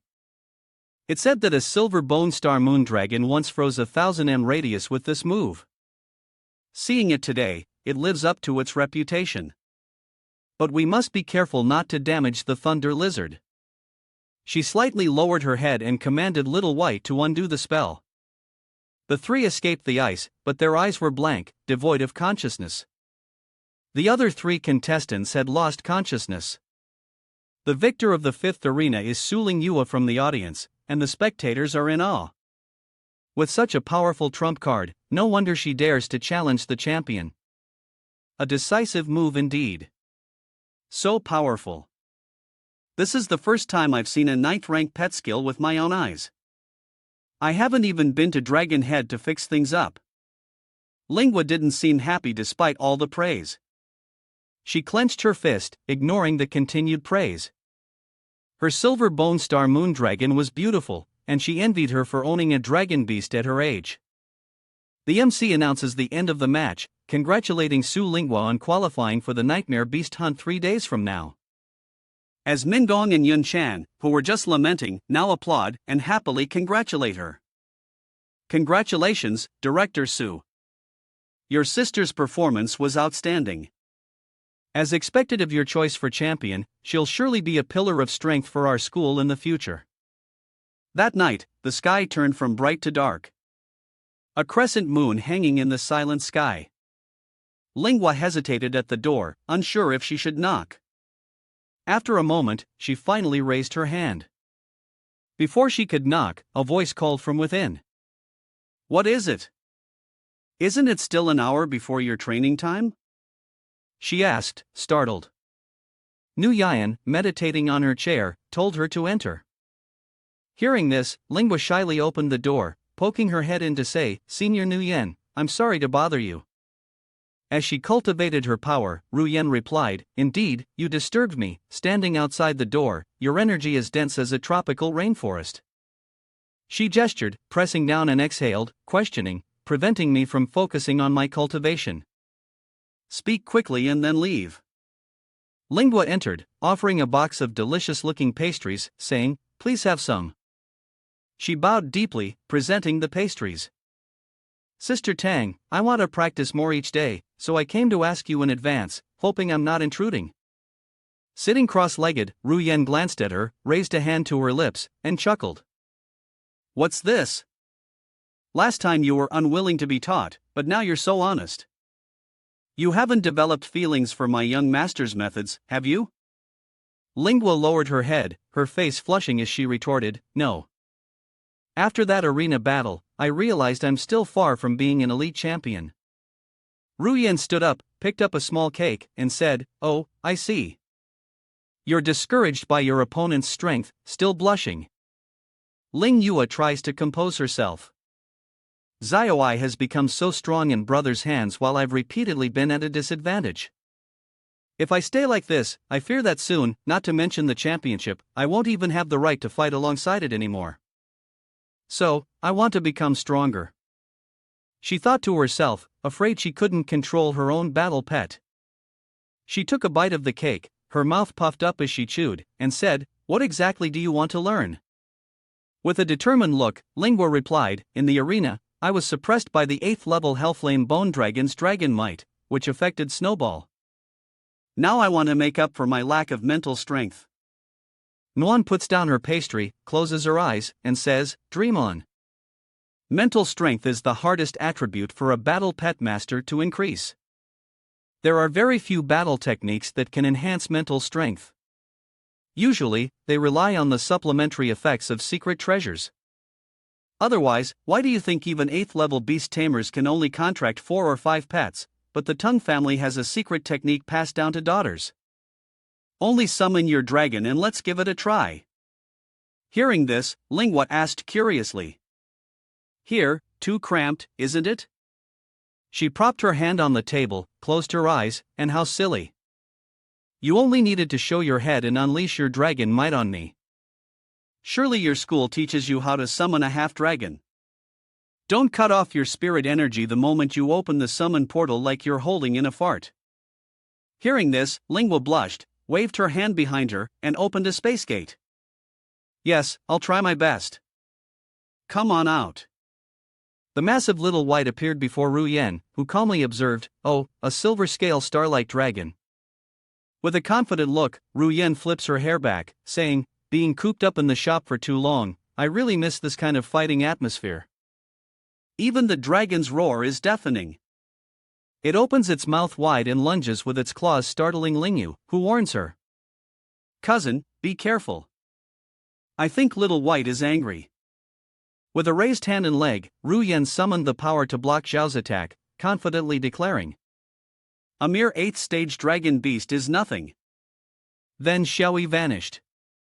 With admiration in her eyes, Lingua clasped her hands together and showered her with praise. That was amazing. You blocked Little White's attack. With her hands behind her back, Ru Yan calmly says. This secret technique not only provides physical defense, far surpassing others of the same level, but also equal mental defense. She closes her eyes and continues. While it may not completely satisfy your needs, it will at least prevent you from being passive when fighting dragon beasts in the future. It's 100 times better than that half-baked body training technique you learned from the Zhou family. Linghua's eyes lit up as she eagerly looked at her big sister, Tang. I want to learn it. With her arms crossed, Ru Yen tilted her head and said, Your grandma here likes savory food, so you know what to do, right? Linghua eagerly agreed. I'll bring you delicious food every day to show my respect. Ru Yen opened one eye and smiled to herself. Ha, silly girl. I'm not just giving this away. The immovable glazed body is a battle technique only the young masters of my clan can cultivate. If you use it in battle, our clan will recognize it. Then someone will come to save me, and I'll have a kid following me around, buying me good food. What a perfect way to kill two birds with one stone. Oh. That damn suing made me eat canned food every day, but finally I can improve my meals. Standing outside with his arms crossed, Suping had heard everything and chuckled. How interesting. He used his power to create a soundproof barrier next to the elders. I've used my astral power to create a soundproof barrier. Continue your report. All of them clasped their hands in unison, bowing in response. Yes. The Beast King said respectfully, Our clan leader is extremely dissatisfied with the results of the arena. Battle has punished 2 outer disciples and considers you are the 4th threat.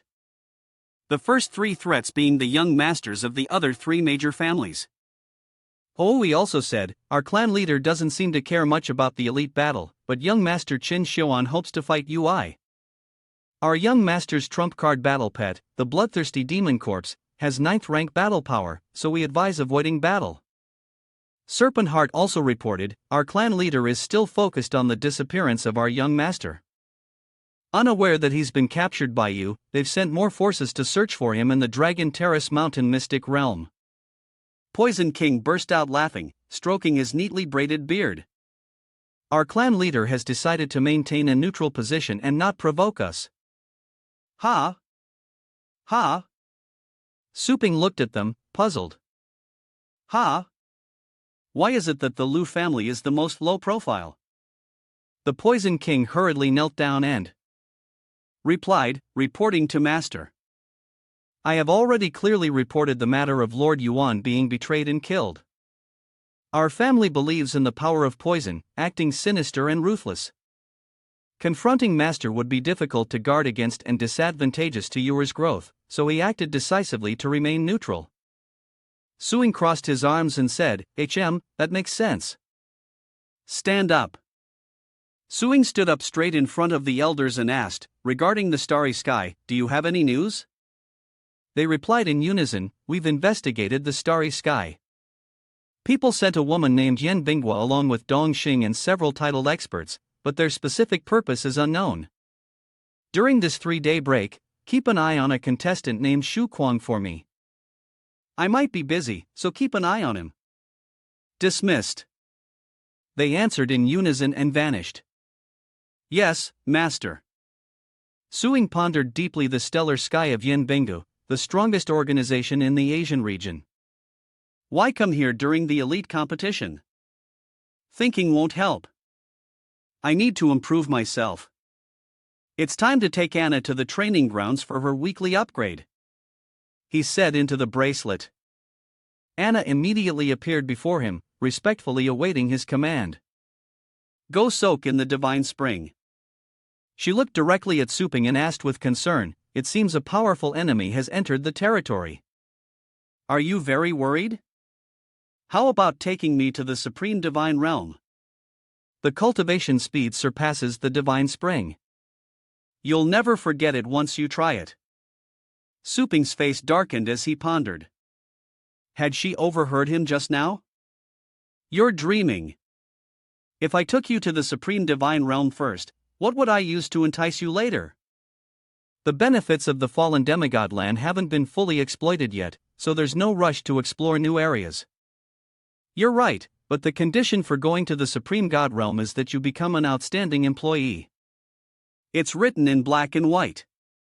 I can't violate the star contract, can I? Tell me, what suggestions do you have for increasing combat power? Anna's eyes narrowed so he didn't fall for the bait. Oh well, there will be other opportunities. She then smiled and said, "If you want a massive boost in a short amount of time, I have a method that's perfect for you." He responded, "Oh, tell me about it." Anna said gravely, "Multiple heavenly tribulations." The sky grew ominous as clouds gathered into a swirling vortex.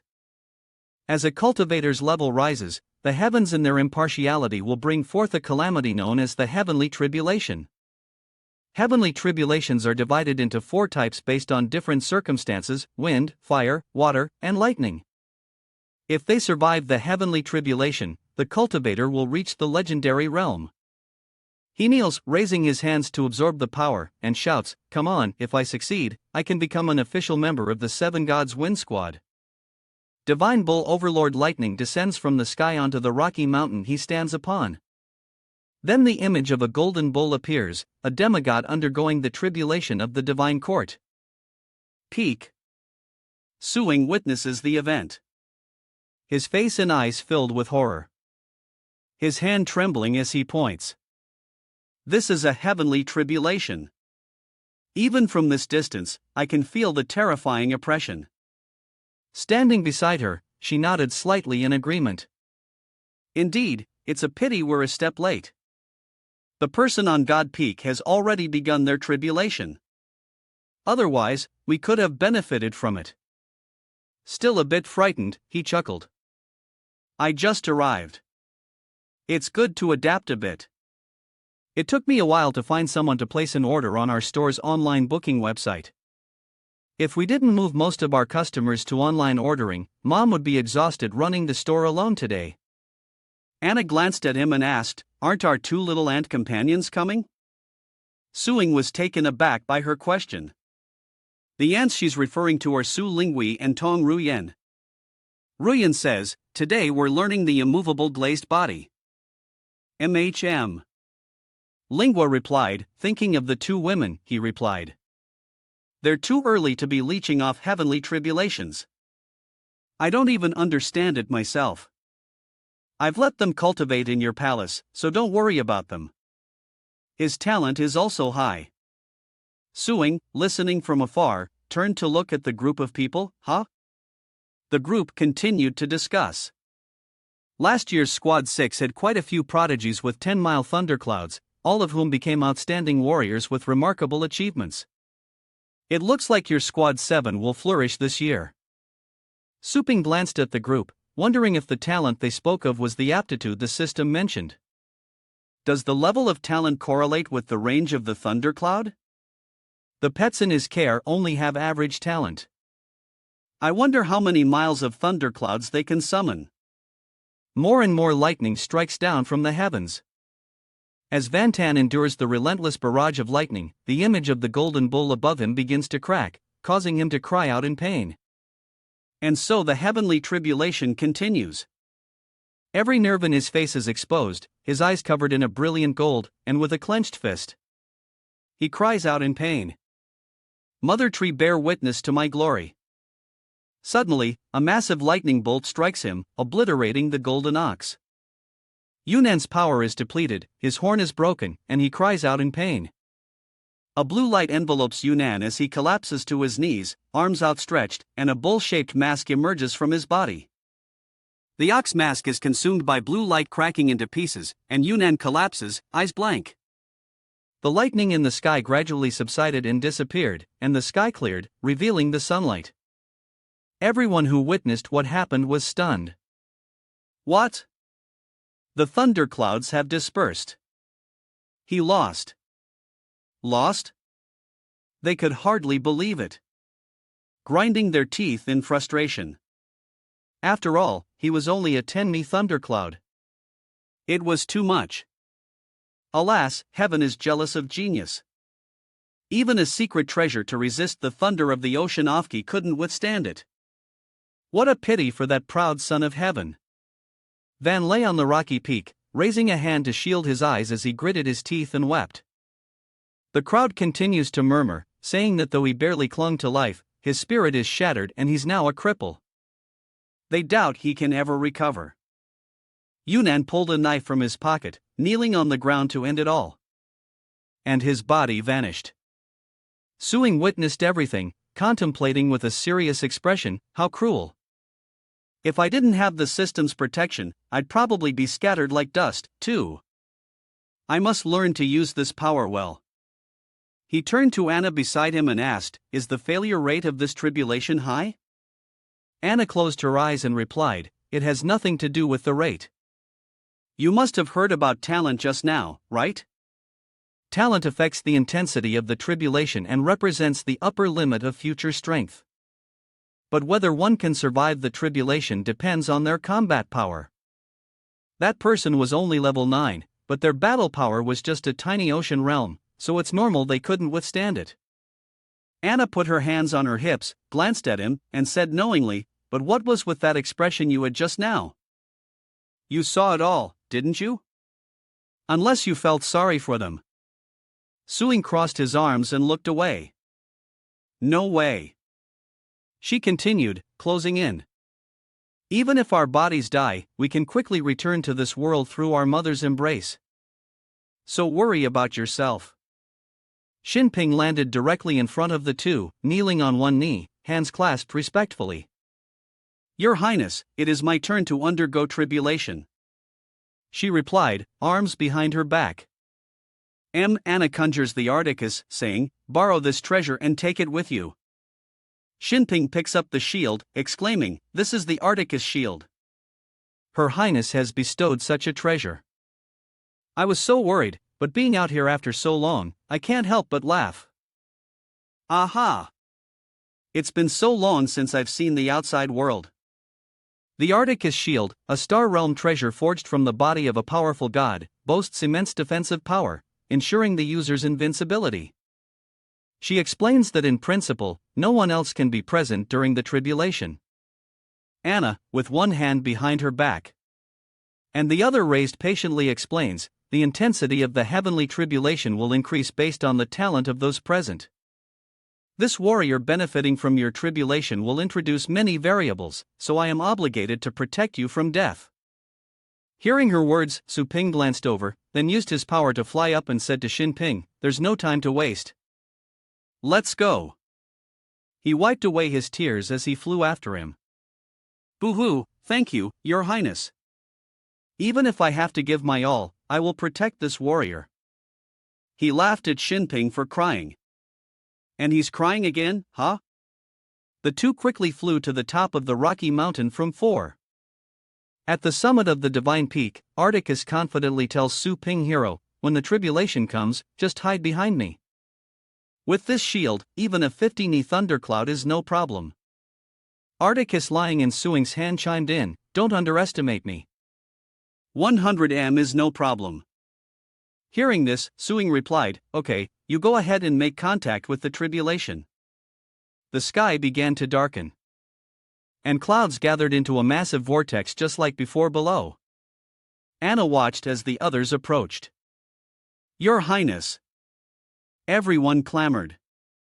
"Why let a mere 6th-level mortal piggyback on our tribulation? The lightning tribulation has 9 layers. His mortal body won't even survive the first. Will that even temper him?"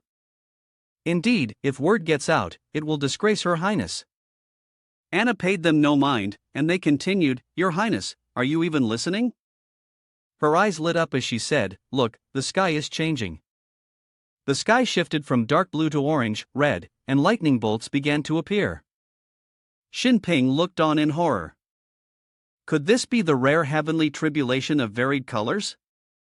Suing turned to him, confused. "What about the varied colors?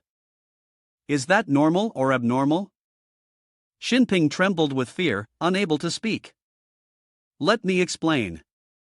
A heterochromatic thunder tribulation has only appeared a few times in the last 100 years.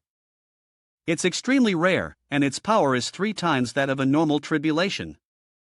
Everyone below looked up in alarm. "There's a level 9 and a level 6 up there. Why would they attract a tribulation of colored lightning? Could it be because of His Highness's Atticus shield?"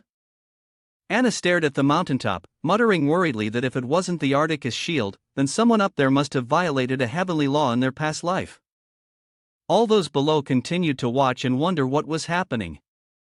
3 me, 5 me, 7 me, almost the intensity of a normal 21 heavenly tribulation. Shinping put Articus over his head as a shield, irritating him. Shinping, you need to deal with this little bit of talent.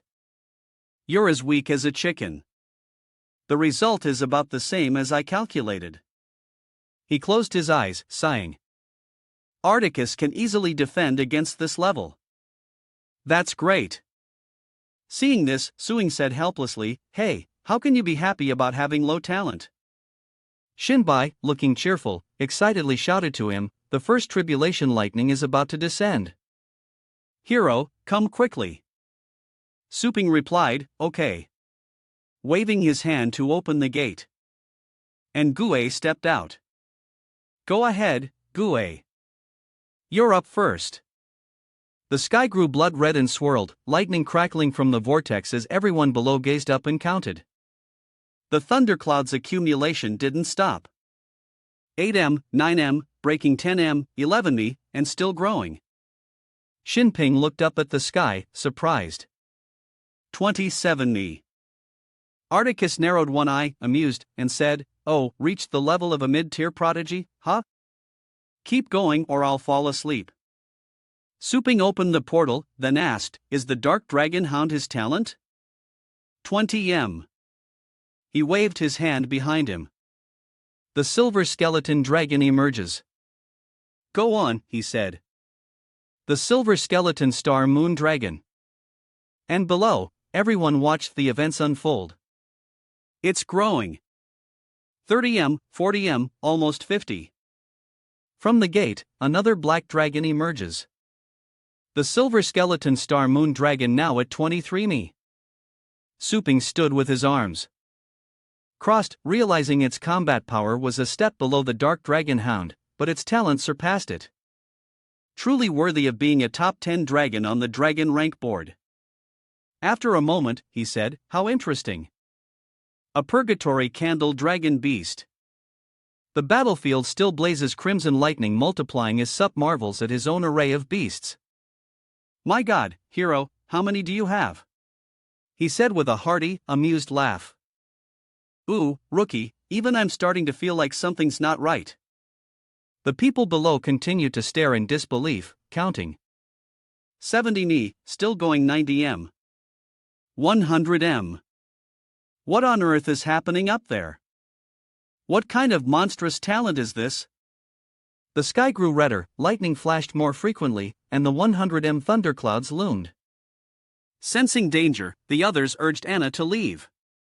Your Highness, we must ascend the mountain quickly or we'll be caught in the crossfire of this 100-mile thundercloud. But she remained steadfast, her eyes fixed, replying, you may leave. I've weathered far worse tribulations than this. Anna looked at the sky, her anxiety growing. Chai only wanted to take this opportunity to probe the secrets behind Su Ping. How did he manage to create such a battle? Suddenly, Anna raised her hand to the sky, using her power to create a small vortex from which a golden object emerged. To protect her master during his tribulation, she has no choice but to offer up her true divine artifact. She launches the object and its power toward the summit where Su Ping and the others stand shouting, those on the summit receive this treasure. Shinping quickly caught it, exclaiming, this is Her Highness' treasure. Suping approached, still holding the portal open. Anna had a backup plan after all. In that case, I have nothing to worry about. He chuckled, let's go little skeleton. The people below, scattering and looking back, cried, what's going on? Is it the person on the mountain undergoing tribulation, or is it us? In short, the sky is growing redder and the thunder has begun to fall. The tribulation's radius is 200 We can't stay in this 100 radius of the divine court peak. Shinping was terrified, his eyes wide, his jaw dropped. 200 is one thing, but a tribulation of different colors. I've never seen anything like it. Seeing this, Articus was sweating as well, chuckling in response. Ha ha. To be honest, I've never seen anything like it either. I can't wait for glory anymore. Shinping's jaw dropped even further as he heard those words. Ha? Massive arrow-shaped bolts of lightning are hurtling towards Shinping and Articus. He held Articus up as a shield, eyes closed. The other hand holding the treasure Anna had just given him, saying, "Brave warriors, quickly hide behind me. Mother Tree, please witness my honor." Suing's 4 beasts just released flew over, creating a solid shield to block the thunder. But the lightning was too strong, shattering the beast's shield and striking them down one by one, obliterating them. Little Skeleton activated its undead demon fruit, avoiding a fatal blow. Little Skeleton suffers another fatal blow. Its entire astral spirit destroyed. Purgatory Candle Dragon Beast's entire astral spirit is destroyed, as is Silver Bone, Star Moon Dragon, and Dark Dragon Hound. Shinping, worried, used his shield to protect himself, and said to Warrior, "All of your pets." Suping smiled calmly and said, "It's just their souls that were destroyed." He then commanded his beasts to revive on the spot. The 4 beasts quickly resurrected, gradually regaining their strength. With his hands in his pockets, he said, "Just take the hits. They're the pros. You just focus on staying alive and leave the rest to me." Shinping was stunned, thinking, amazing. He reversed life and death in the blink of an eye. He turned to Su Ping and said not to underestimate it. There are 9 levels of thunder tribulation in total, and that was only the first level. Each level is more destructive than the last. This time, it's no ordinary lightning. They've transformed into crimson snakes hurtling down as the second layer of the multicolored thunder tribulation descends. Su Ping and his beast's eyes turning red soar upward, roaring. The skeletal reaper flew forward, its scythe cleaving a serpent in 2, causing it to explode. It absorbed the power of the black smoke emanating from it, activated the undead enchant fruit, and avoided a fatal blow as the black dragon breathed fire on the snakes. Surrounded by flames in midair, Su Ping turned back to warn, "These monsters explode when killed. Keep your distance." Shinping sees something, his eyes widening as he shouts worriedly, "Warrior, be careful. The next lightning tribble is coming and it will only get faster." On the 3rd level, wolves begin to appear and rush towards the aberrant lightning tribulation. In the 3rd level, Suping throws a punch and shouts, "Just in time, demon subduing fist." Obliterating the wolves with each blow, he shouts, "Exercise." As the 4th level appears, a silver bone dragon annihilated by the tribulation. Shinping cheers him on. And Suing throws a punch, yelling, "Resurrection." On the spot. Let's go. This time, not only is the silver bone dragon destroyed, but so are the black dragon and little skeleton. The purgatory candle dragon, beast, dark dragon hound, and little skeleton all had their primordial spirits destroyed. Suing swung his fist at the dragon and shouted, "Resurrect." The 5th level brought a giant elephant, and this time, Suping was struck as well. The 5th level of the aberrant celestial tribulation, lightning, the host's entire spirit, was extinguished. He continuously shouted commands, resurrecting them on the spot. But the beasts he revived were repeatedly killed, dying again and again as he progressed through the 6th, 7th, and 8th levels. Revive, death, revive. Suing's words echoed as his beasts were resurrected, only to be destroyed again. Dead, revive in place, dead. Suping shouted wearily, "Revive in place." Seeing this, he anxiously asked, "Warrior, are you all right?" He knelt on one knee, panting, "I've resurrected so many times, my mental strength is almost at its limit." "What level is this now?" Shinping replied, "This is the final level." A horned man appeared. Heterochromatic heavenly tribulation. Level 9. His massive hand struck down towards Suing. He struggled to say, "Damn it. I'm completely out of mental strength to revive. Is this where it ends?" Suddenly, Shinbai shouted, "Warrior, just a little more. Don't give up and take it." Shini threw the treasure to him, and he reached out to catch it. This is the secret treasure Anna provided, constantly supplying him with energy and power. The prism of emotional energy, a mystical treasure of godlike power forged from the inner core of an ancient demon, greatly increases the user's energy limit and provides a constant supply of power. Absorbing a massive amount of power and mental energy from the treasure, Suing cried out, "Ah, endless energy and mental power are surging forth. Let's fight." So Ping thought, his face resolute, as powerful energy enveloped him. This treasure is terrifying. If I keep enhancing the core in this prism, my golden bird's body and demon suppressing fist will reach another level. He then shouted, "Little skeleton, soul fusion." The little skeleton's body dissolved into black mist. In an instant, Suing absorbed the dark energy, creating a spectacular sight. With the fusion complete, the system immediately displayed Little Skeleton's skills. This is Little Skeleton, who has a total of 9 skills, including Beast, Soul, Possession, Puppet Art, and so on. Suddenly, the system rings with a side notification: you can temporarily acquire a pet fusion skill. These 2 skills will be twice as strong as before. Suing was overjoyed. In the previous battle, it was kill or be killed, and his combat insights were limited. But the prism core could provide endless energy. If I combine the golden bird's flesh with limb reconstruction, wouldn't it become an unkillable cockroach? At the same time, he decisively taps the screen. To savor the tribulation's baptism, I must enhance the quality of each fate. Limb reconstitution instantly merged into beast soul possession, a power type, and Suing's body is now tall, armored, and powerful. Suddenly, a massive hand hurtled toward him, triggering a swift reaction from his pets. The hand's oppressive force pushed against gravity, threatening to throw him back, but he managed to regain control. Ruing watched it vanish, sighing in relief.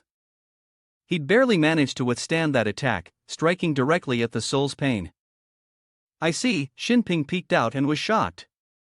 "How terrifying. He's actively engaging with the heavenly tribulation." Articus, witnessing this, spoke up. "It's so tempting. Even I want to get involved." Suddenly, he flew into the air towards Suing, shouting, "Suing, you stay here. I'm going to." The sudden action left him stunned, not understanding what was happening. Suddenly, it pressed against Suing's chest, and at the same time, it used the shield to equip Suing, protecting AI and greatly increasing his defense. Then Articus said firmly, "I'll protect you, so fight without worry." Seeing this, Suing smiled and thought, as expected, "I don't feel any pain anymore." He replied, "All right, watch me counterattack. Heavenly tribulation, prepare to be devoured." Suping immediately unleashed the third move of the divine devil suppressing fist, Devil Suppression. In a flash, the opponent crushed the demon suppressor's hand, catching him off guard. Even the demon suppressor couldn't withstand it. But without panic, Suing calmly strategized with the prism core. "If one punch doesn't work, 100 will." He yelled again. The demon suppressor instantly recovered, unleashing a flurry of blows. Seeing that the attack speed wasn't enough, Suing commanded more. And upon hearing this, it frantically punched every part of its opponent, each powerful blow, causing it to disintegrate. But this wasn't enough. So Suing shouted again. Continuing on, the demon queller suddenly lands a punch to his opponent's face, seemingly triggering its rage.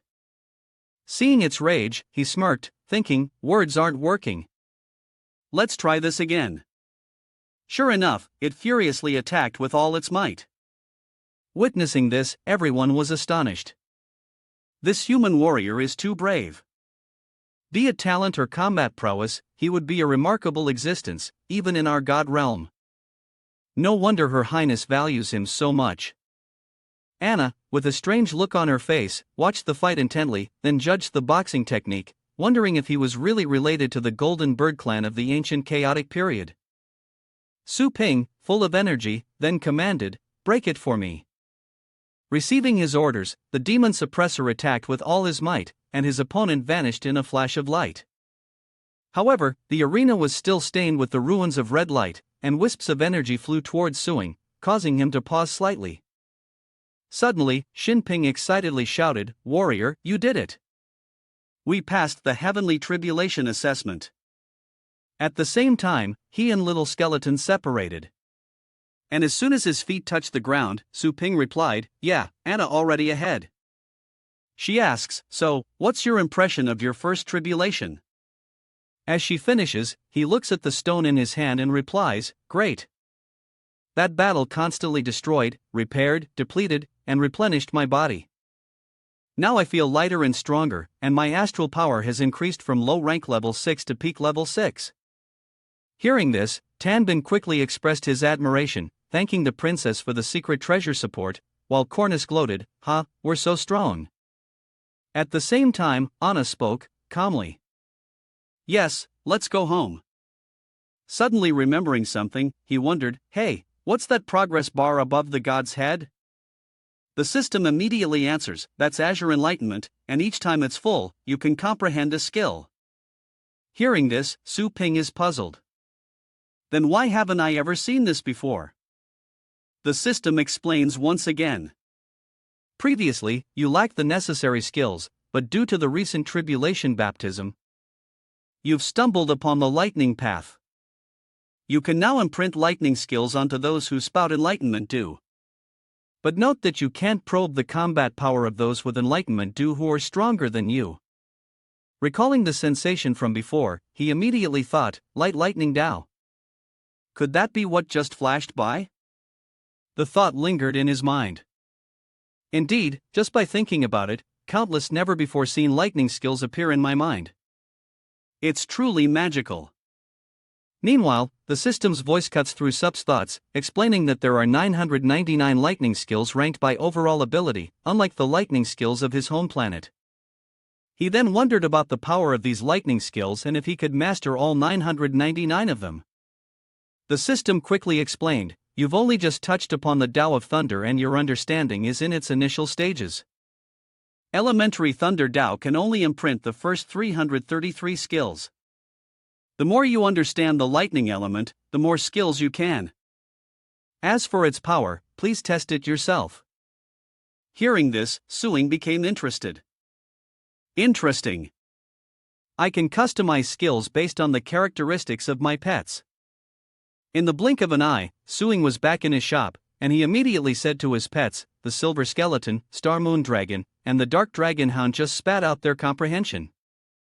"I'll test it out on you two first." The pets looked at Suing dumbfounded. He then stroked his pet, noting its high defense, but need for additional abilities. This skill is well suited for tank-type pets, so he imprints the 773 Thunderous Path Thunderous Howl Killing Domain. Thunderous Slaughter Domain is a skill that obliterates all enemies within a 10-meter radius with the power of Divine Thunder. Then Suing touched the remaining pet. The Silver Lunar Star Dragon has more AoE skills, so it needs a high single-target burst skill. Engrave 689, the Lightning Path Divine Lightning Piercing Arrow. Function Thunder Arrows Direct.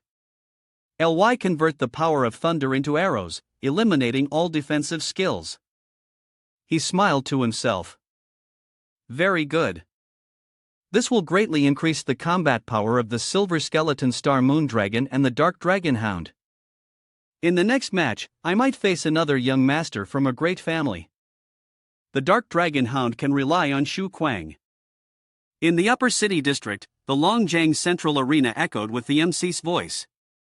In this city, 1,000 contestants have passed the final screening of the group arena.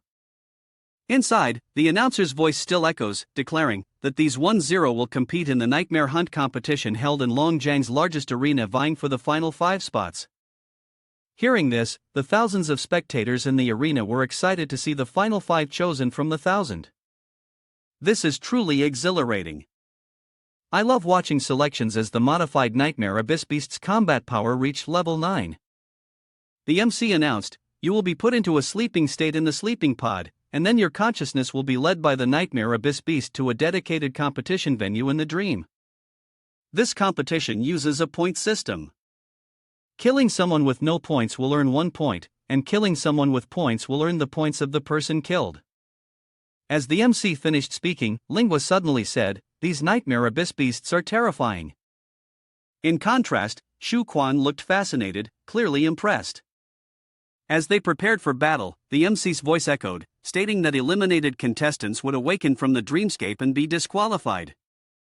When the time is up, the 5 highest scoring contestants will advance to the finals. Lingua gives a thumbs up, indicating she's ready as the MC announces the competition time, 5 hours, with each contestant allowed to use only one secret treasure, no stronger than their own battle prowess. Suping watched with amusement, noting that to prevent camping, those with over 100 points would be highlighted for viewers. Meanwhile, Ling Yua closed her eyes seeking her own advantage. Releasing the sleeping gas, I wish you all pleasant dreams. Guided into the dreamscape, thousands of contestants begin to float towards their destination. Meanwhile, Min Gong, seeing Su Ping empty-handed, approached him, saying, "Director Su, the contestants are all in the dream now. We need these to observe the match." He turned around surprised. "Oh, what a coincidence you're here, too." What Min Gong gave Su Ping were special glasses for the nightmare competition made with biotechnology, allowing free observation anywhere in the dreamscape. Meanwhile, he returned to his seat, saying, hey, yes, what a coincidence." Though smiling, he thought about how much money he'd spent to buy a ticket with a seat next to this familiar-looking sup. As Lingua landed, she heard the announcement that the nightmare hunt had officially begun. She glanced around thinking, a forest terrain, huh? First, she'll need to scout ahead. Then, she activates her serpent heart secret art, summoning a 6th rank puppet owl, undetectable by psychic power, to scout a 20 m radius. Lingua quickly gave the order to scout the area for other competitors. The owl immediately took flight and soon spotted a fight nearby. Lingua spots them, saying, "They've been found." The battle is between a steel-toothed beast and a red-maned fire bear. Both sides followed orders. The beast bit through its throat and the crimson-maned bear burned it to a crisp. Suddenly, a scope appears in the distance, also aimed at the battle. It turns out to be a contestant using a level 6 biotech beast gun, muttering, "You two idiots making such a ruckus are just live bait for hunters." As if falling from the sky, Lingyu faced him and calmly asked, "Spying on someone?" Her sudden appearance startled him, his eyes wide with panic. Before he could speak, she jumped, throwing Guiying off balance and taking out 3 more. With that done, Lingua bounced back to her perch on the branch. Hey, her total points are increasing. Lingua watched and marveled. Had this person already killed 5 people so quickly? Impressive. A voice booms out full of fighting spirit. It's not over yet. Taste this. She begins to climb higher for a better view. Hearing that, Lingua decided to wait for others to fight it out, then swoop in like a fisherman to reap the rewards. Safe, effective, and once she has 100 points, she can use her brother's prized pet for a head-on assault. Suddenly, 5 pillars of light appear, startling her, signaling that Mian has reached 104 points. The host is astonished, exclaiming that it's only been an hour since the start of the match, while Shirao Tian isn't far behind with 105. The MC continues to marvel as contestants rapidly accumulate 100 points. While Qingfang with a hunter's bloodlust reaches 101 and Long Tian hits 102. It's estimated that over half the contestants have already been eliminated. Shuwen has also just reached 100 points, surprising the MC. Truly a scion of a great clan. From above, we see the 5 pillars of light appear simultaneously. Seeing this, the MC suddenly realizes something. Their positions form a pentagon. Could it be the old rule? Su Ping overhearing this is confused. What old rule? Min Gong chuckled. Those young masters of the great families had already discussed it beforehand. He explains that they meet in the center of the map and then fight their way out, ensuring they avoid eliminating each other before the finals while also taking out the lesser-known competitors. He understood and for a moment didn't know how to react before finally speaking. So, doesn't that mean they're monopolizing the top 5 spots? They're not giving anyone else a chance. Hearing Sup's words, Min Gong immediately burst out laughing.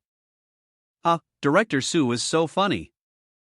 Who in our city would dare compete with the great families besides you? he added, changing the subject. Why haven't we seen the young mistress of the Tong family this year? Behind Xing Fong, two useless talking heads suddenly spoke up. The Yue family's sword is truly something. No one can withstand a single strike. At this rate, the match will be over soon. The Yue family is impressive. Unable to bear it any longer, he coldly replied, "Spare me the pleasantries." Xingfang's total score continues to rise as he turns and says, "I guarantee you'll be in the top 10 just for buying 10 extraordinary slots in the beast shop. Remember, without our family's protection, you're nothing."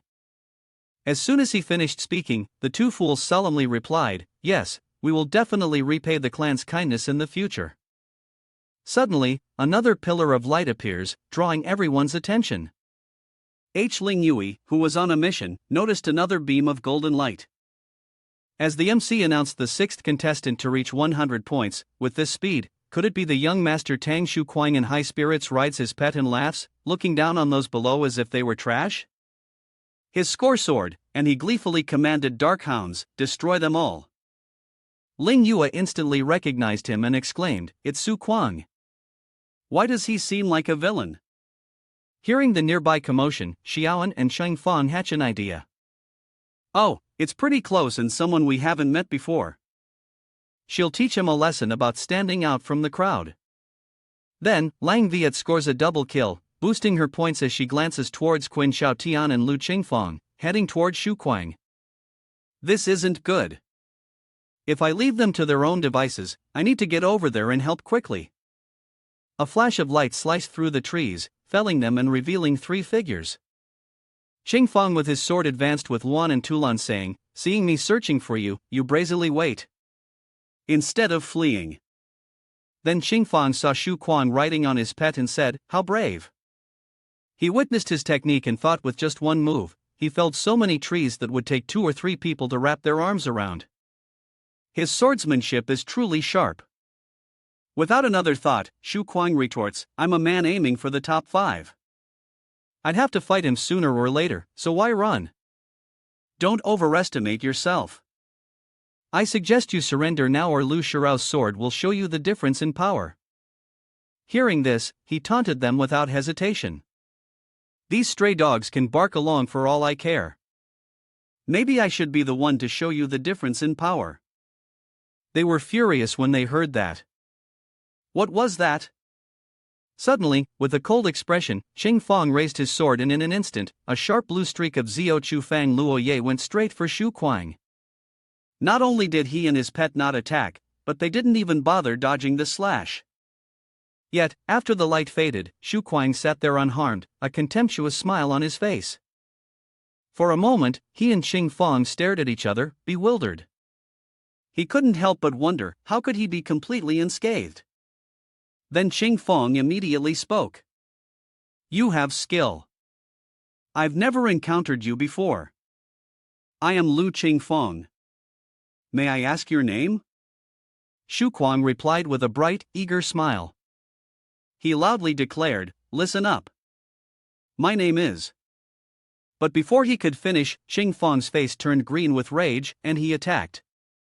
He immediately and skillfully used wind and rain, his slashes rapidly assaulting Shu Kuang.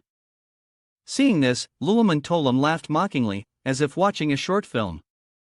"Ha, what an idiot daring to provoke young Master Lu. This is your end." However, even after that powerful gust, Shu Kuang's voice still echoed in their ears. "My name is Shu Kuang." Before they could celebrate, their hopes were dashed. "What?" He casually crossed his arms, looking at the small fries, and said, "Could you at least wait until I'm done talking before attacking? Is sneak attacking all you can do?" You know, Qing Fang questions his sword. Shocked that Shu Kuang is unharmed by his attacks. The audience was in an uproar, shocked that Lu Zhao's sword technique was so easily brushed aside. Where did this Su Kuang come from? Dark hellhounds are usually only 2 or 3 meters tall, right? But that dark hellhound has to be at least 5 meters tall. How was it raised? Did he give it growth hormones? As Minong watched the battle, a thought flashed through his mind. Why does that name Shu Kuang sound so familiar? Looks like his brain's working overtime. Suddenly, a memory surfaces. A young man smiling.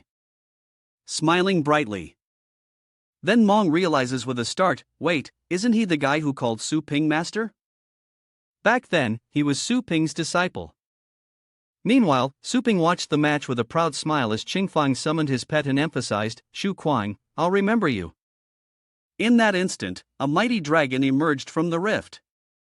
Using this momentum, he boasted, as the first to witness my pet on the battlefield. You should feel honored. Is that young Master Lu's royal pet? With one glance, Lu Lam recognized the nether dark dragon ranked 5th among dragons. The vice principal watching from outside was equally tense, recalling how Lu Fangjian had used a similar dark nether black dragon to eliminate 5 top students during an exchange with the Blue Sword Academy. But this dark abyss black dragon of Lu Qingfang's is on another level compared to Lu Fangqian's, a magnificent roaring azure dragon, simply a creature of unimaginable terror. Under this intense pressure, Shu Kuang struggles to resist. With the might of the dragon, Qing Fang executes a few basic sword maneuvers, then stops staring at him with sharp eyes. How does it feel to have your bloodline suppressed? Let's see if you can withstand this strike of mine. Suddenly, a foot appeared in midair, and instead of landing, it struck him squarely in the face. Then, she and her pet turned back around, and Qing Fang seemed to realize something was up. You're suing. Lingua, exuding confidence, landed gracefully and.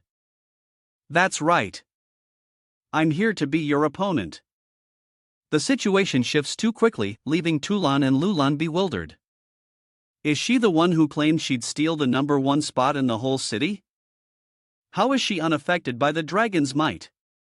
A voice suddenly echoed. The technique you used just now, was that the immovable crystal body? Sheng and Lingua both turned, and the latter asked, how did you know? Just then, Xiaoan slowly approached, saying, after all, I fought the young master of the Tang family before, so of course I'd recognize it. His words sent Qing Fang into thought. I heard the immovable crystal body is a secret art only the young master is allowed to learn. How does Su Lingua know it? Wait a minute. I don't recall seeing the Tang family's young master at this elite competition. Unless. Qing Fang smirks as if realizing something interesting. No wonder my father was so serious about the little naughty pet store. And no wonder little naughty dares to call itself #1. Crazy. This is too crazy. The Tong family's young master is in their hands. Seeing his expression, Xiaoan said coldly, what are you laughing at? Qing Fang looked up and said, nothing. I just heard that Brother Qin hopes to compete with Su Lingyue. Shall I help you with that? As he spoke, he thought to himself that if the Qin family incurred the wrath of the Little Peach faction, they would suffer greatly, allowing the Lu family to seize the opportunity to crush them. Suddenly, Shu Kuang shouted, Lu Qingfang, Grandpa Shu, was just saying he wanted to fight you a few rounds. Ling Yui turned and told Shu Kuang, I'll take Qin Shaotian. You be careful. At the same time, Xiaoan began to use his abilities, saying, very well, let me see just what the strength of someone who claims they'll win the championship is. From the rift, he roared, summoning 2 colossal beasts. Appear Earth, Giant Dragon, Thunderfire, Hand Dragon, Beast. And with that, Xiaoan's 2 pets appeared beside him, sparking a frenzy of discussion about the Earth, Giant Dragon, Iron Wall. Shang Tong and the Thunderfire Dragon Beast, ranked 7th among dragons. 2 dragon beasts are such a luxury. Owning one is like an ordinary person owning an airplane. Qin Xiaoan practically has both a plane and a yacht. Undaunted Xiaoyan stares at Lingua, exposing her secret. Su Lingua, I know you have a dragon beast. Don't hide it. Summon it now. Hearing this, Qing frowned again. The phantom flame beast alone couldn't handle a dragon beast. Lingua didn't bother hiding it and decisively summoned her pet. Unleash Little White. The 4 beasts roared, facing off and intimidating each other. Witnessing this, Tolam and Luklam stammered in shock. 4 dragon beasts. Even my father wouldn't buy me one. Meanwhile, Fanfong abandons his nonchalant attitude and unleashes an 8th level dragon skill, asking as the energy gathers. Shu Kuang, do you dare face this attack? Unafraid, Shu Kuang and his pet advance. Bring it on, Dark Dragon Hound. Instantly, the opposing energies clashed as fierce rivals. And Qingfeng, seeing Shu Kuang's persistence, gritted his teeth, thinking, the nether flame breath is a terrifying bone-piercing dragon skill. Can this daredevil really withstand it? Shu Kuang then commented on his technique. Lu Qingfeng. This level of attack isn't even enough to pluck a tail feather from your dark dragon hound. These words seemed to provoke Qingfeng, who angrily mocked him. The dark nether dragon restrained the dark dragon hound. The summoner himself was the breakthrough point. Flying through the air towards Shuang, Qingfeng threatened, "You're under dragon pressure. How do you think you'll escape?" Seeing the imminent danger, Shu Kuang didn't even try to dodge, instead shoving his face right into the attack. Shu Kuang vows to never blink or he'll change his name. A powerful energy emanates from him as he strikes, shattering his opponent's sword. Before Qingfeng could understand what was happening, he was horrified. Their two pets were still facing off. The Dark Dragon Hound has been buffed with Divine Protection, Hard Shield Armor, Storm Lightning Armor, and Dragon Blood Battle Armor for Shu Kuang, who swiftly punches him in his ugly face. How's that for tough? Fang didn't even have time to react to that bitter pill. The voice echoed. So, you're only tough on your own turf, huh? He mustered all his strength and punched him away, sending him spinning into oblivion before crashing to the ground. Fanfeng's soul must have already flown to meet his ancestors. Seeing his pathetic state, Shu Kuang taunted him saying, "Well done. Got any more tricks? Bring them on." With great effort, Qingfeng slowly spoke. The competition's highest restriction only allows participants to bring a level 6 treasure sword. If I had used my normal Jinla sword earlier, your head would already be on the ground, he managed to say, struggling. The Dark Abyss Black Dragon, his pet, received the command and immediately obeyed. It rushed to its master and coiled around Qingfeng, who quickly climbed onto its back. As Shu Kuang watched on, running away already, Tun Feng, hearing this, flew into the sky with his pet and quietly warned, "Don't celebrate too soon." He immediately empowered his pet and activated the Death Incarnation technique. Feng's face thunderous as he roared, "You're courting death. If you're so brave, try taking this move of mine. My Earth Dragon can take your place." Lingua attacked relentlessly, replying coldly, "Think about it. Your two dragons can barely handle themselves. They're about to become ice sculptures." She attacks Shiraotiani, who immediately blocks, laughing as he says, "I think your dragon beasts will become food for mine first." The audience excitedly discusses the fight, impressed by the power. Su Lingyue and Qin Shaotian fought fiercely. A match of equals to duel a young master of a prestigious clan is in some ways remarkable. If it were me, I'd be dead in 2 moves. Look, the death energy is almost fully charged. A third of the island will likely be vaporized. In the sky, Qingfeng sends a ball of energy towards Shu Kuang and shouts, "Die all of you." He quickly jumped onto his pet's back and unleashed an attack. The Dark Dragon Hound responding in kind. The pet immediately obeyed the command. It then soared up to meet his violet energy, and Shu Kuang shouted, "Domain expansion." Immediately, the thunderous onslaught domain appeared, unleashing an overwhelming power. The two opposing energies clash violently, shaking everything around them. But Shu Kuang's power proves too great, overwhelming Qingfeng's and leaving only his energy in the sky. The spectators are in disbelief. What? The annihilation of death has vanished. Devoured by Shu Kuang's dark hellhounds unleashed domain. This is strange. He turned to dust the moment he entered that domain. I've never seen such a terrifying domain skill before. Back to the match, Shu Kuang looked directly at him and said, "The beast that my master raised. Of course, you've never seen it before. Qingfang frowned, his voice low. Master, who are you? Hearing his trembling voice, he calmly reminded him, remember this. Suddenly, Shu Kuang commanded an attack on Qingfang's pet, and a voice echoed.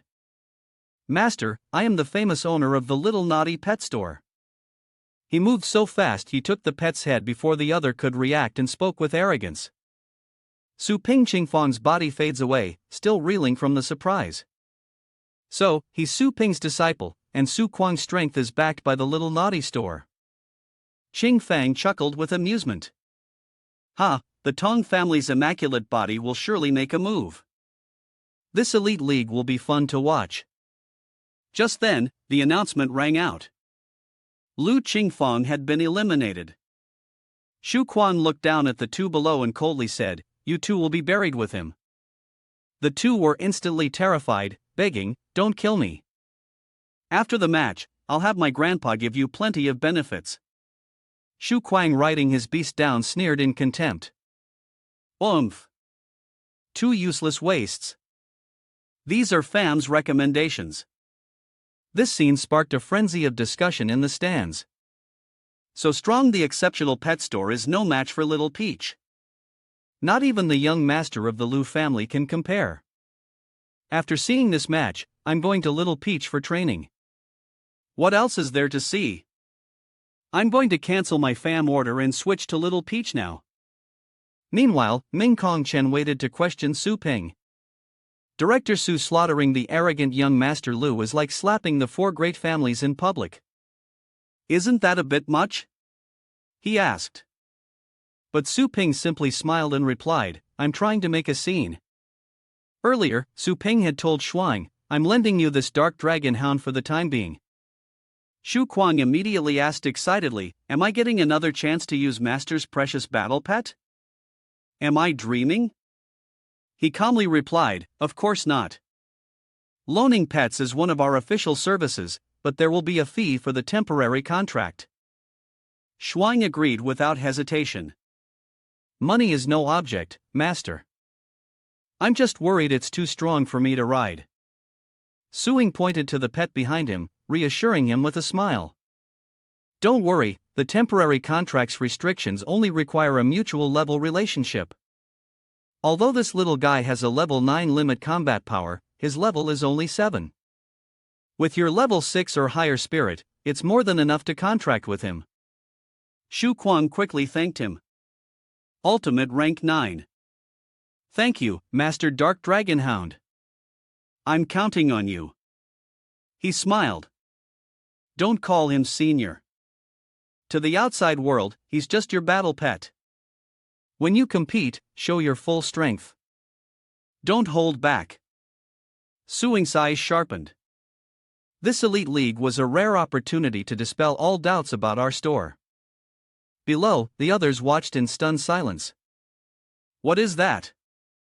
Before them appears a blue beast, like an ancient divine creature, a dragon with enormous wings. A hand of spirit energy descends. And the skill activates, sealing the Thunder Edge coin. It's time for the four great families' control over LJ Jiang to change. The referee quickly assessed the situation, focusing on Xiaowen's pet skills, and a never-before-seen lightning skill emerged. Xiaowen couldn't help but worry the oppressive feeling was too intense. Here it comes. Appear. And then before their very eyes, a monster emerges. A lesser rank 9 guardian spirit beast. Next up is the Blood Fiend. The commentator immediately chimes in. It's a Blood Fiend.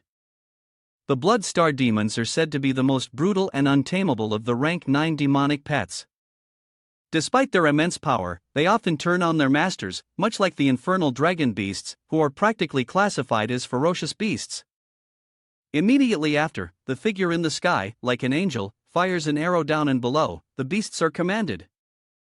Thunderfire Dragon, Beast Natural Protector, and Great Earth Dragon. Next up are Dragon Blood Battle Armor.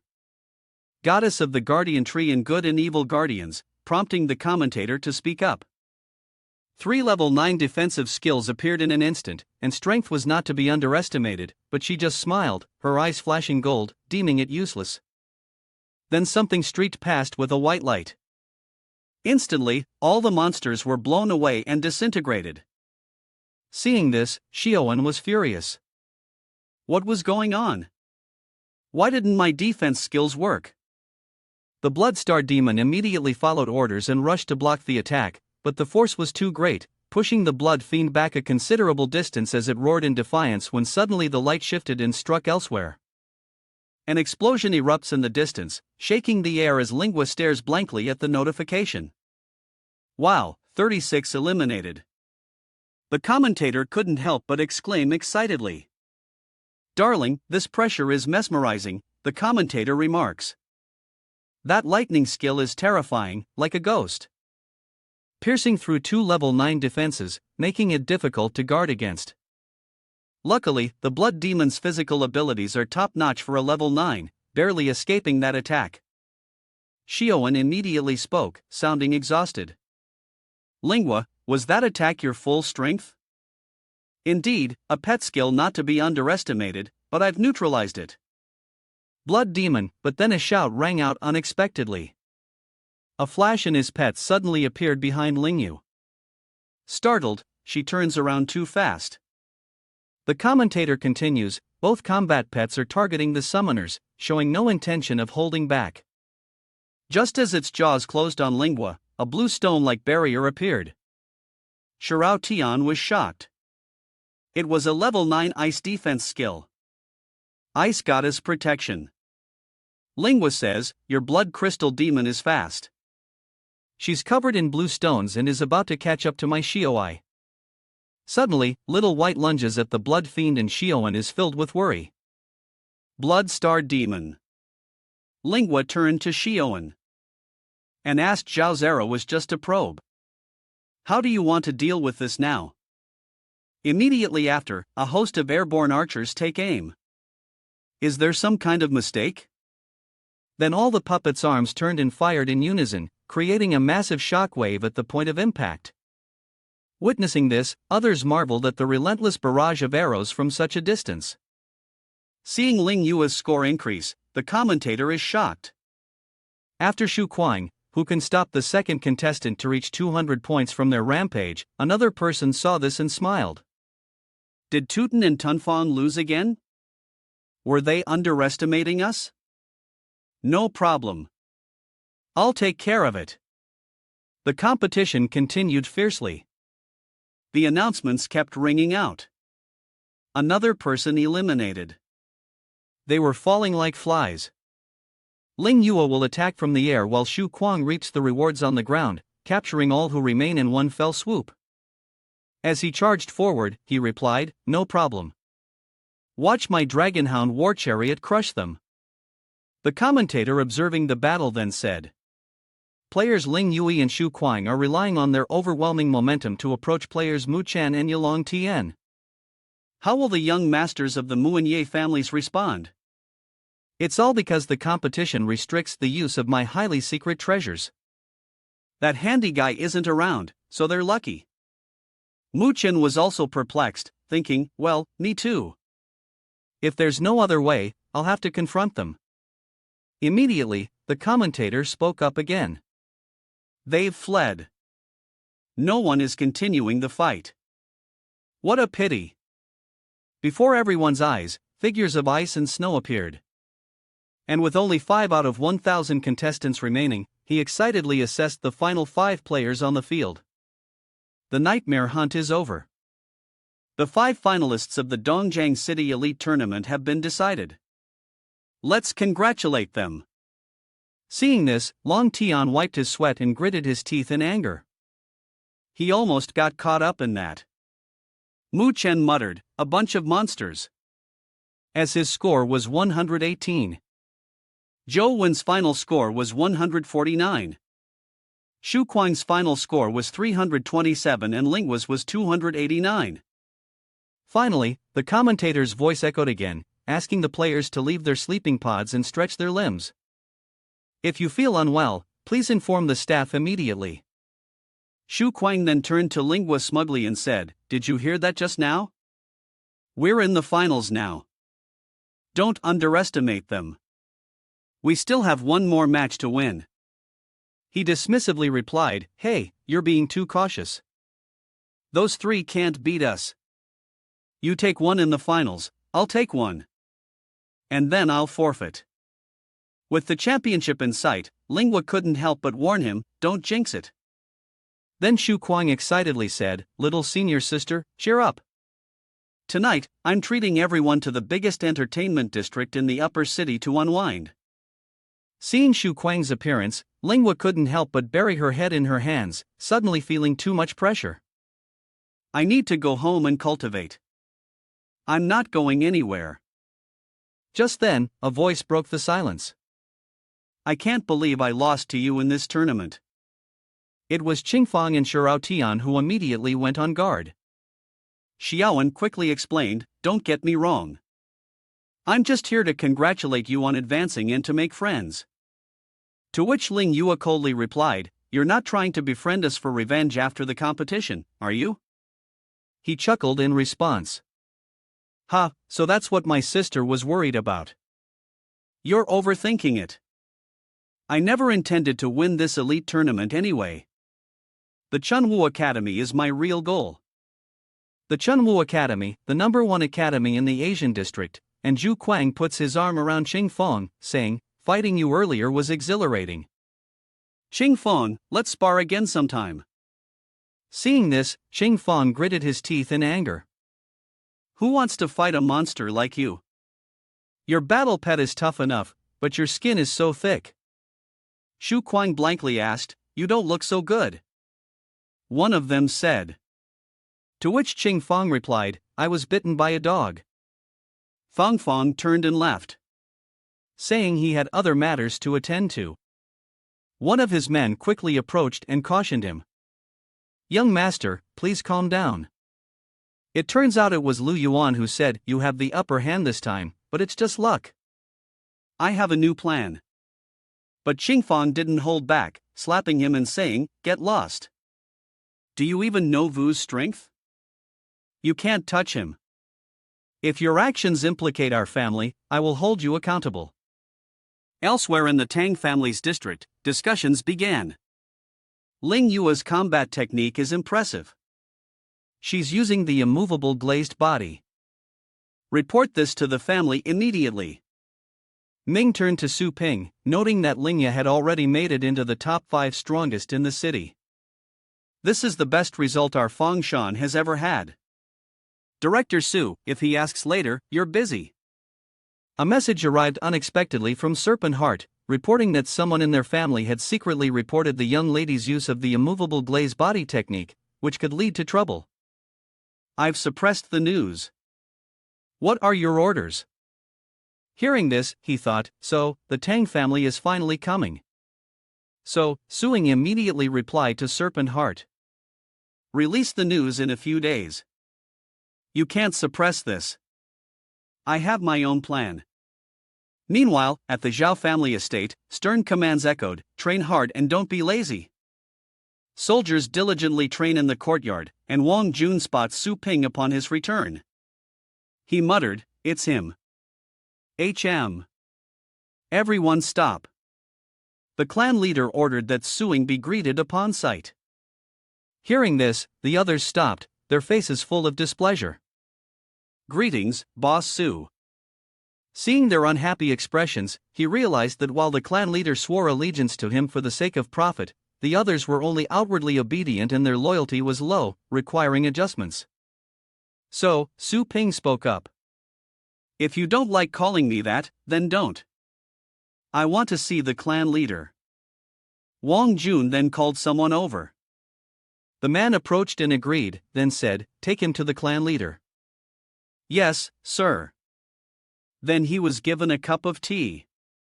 And the two began to talk. "Busy as you are, Boss Su, what brings you to our humble abode today?" Su Ping, sitting across from the clan leader, asked, "Some time ago, you placed over 100 highly pet training orders. How effective was it?" Tian Shao immediately replied, "The training is very effective. It's like our pets are standing among chickens after returning from your esteemed establishment." Hearing this, he was puzzled. If that was the case, why couldn't he see any improvement in Zhou Wangjun's training earlier?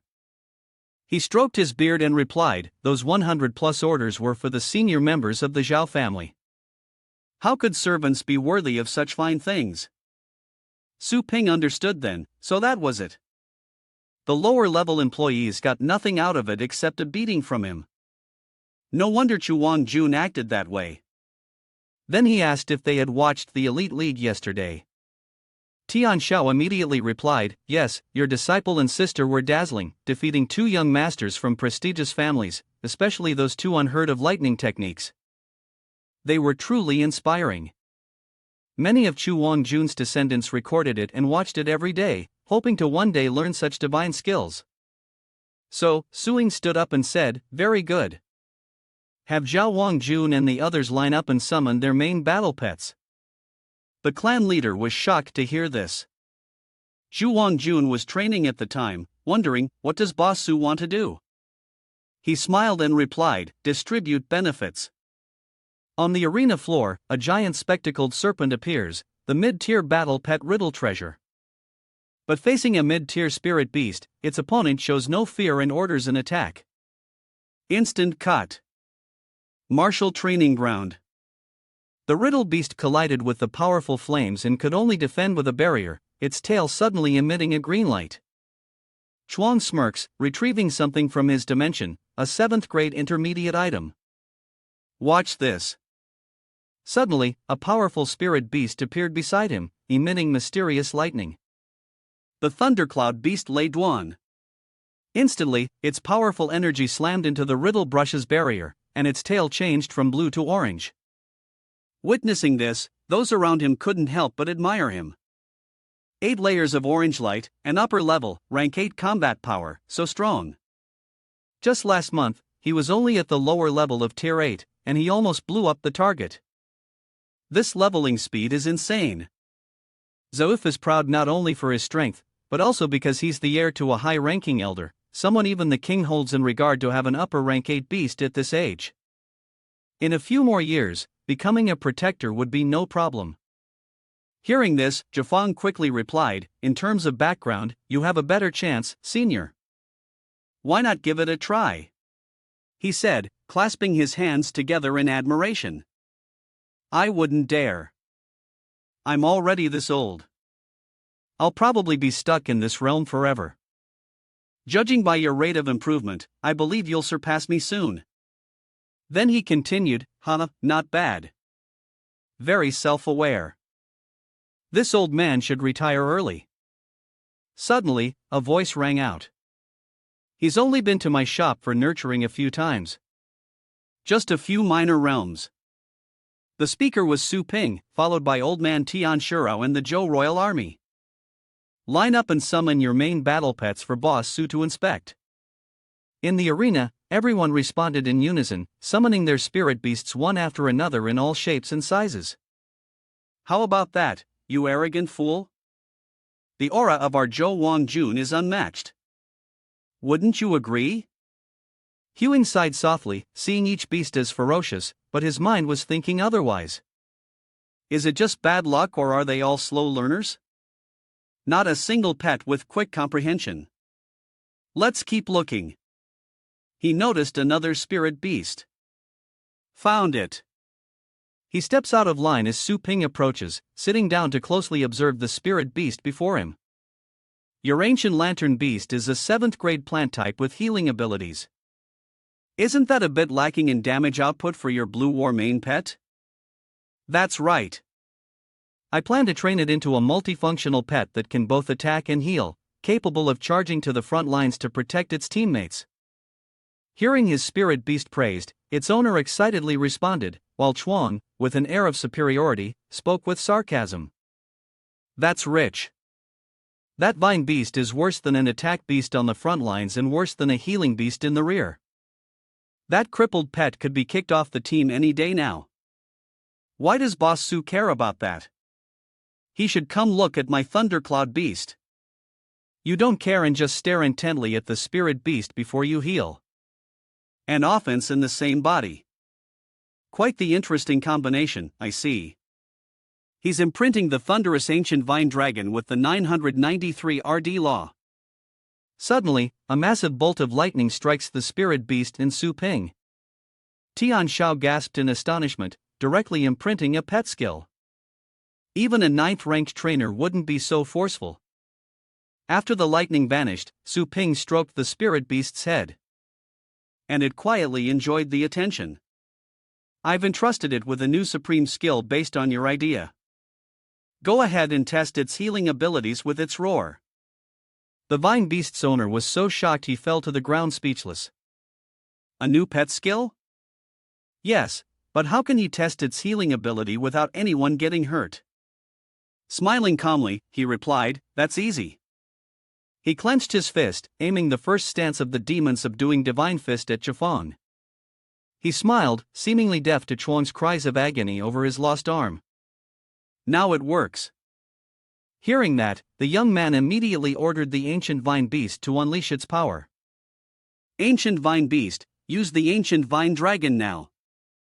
A powerful strike as accumulated spirit energy forms a dragon's head aimed directly at Chuang, who cries out, "Isn't this obliteration?"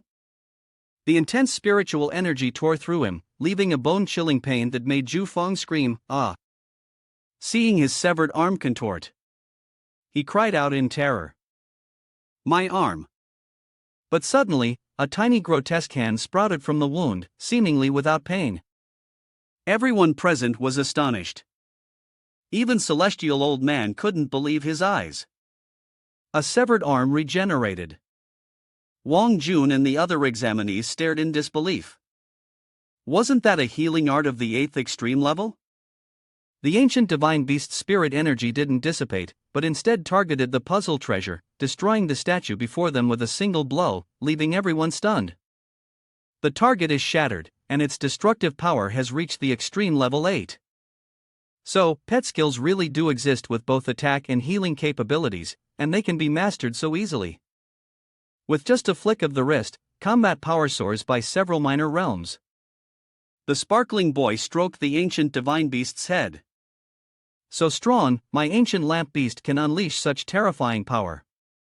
Su Ping chuckled inwardly, but didn't fully heal the dislocated arm. Then he said, "According to my teachings, it still hasn't unleashed its full power. Your ancient lamp beast needs more practice." As soon as he spoke, everyone fell into their own thoughts. Such a terrifying skill taught on the spot like that. He's so generous. Following him will bring good things. I regret not being nicer to him earlier. Is it too late to make amends? Is he going to hold a grudge? No matter. We can't miss this chance. In less than 5 seconds, every contestant knelt down respectfully, chanting in unison. The entire Zhou royal army swore to follow Boss Su to the death. Seeing this, he didn't seem surprised by the result and simply replied, "Very good."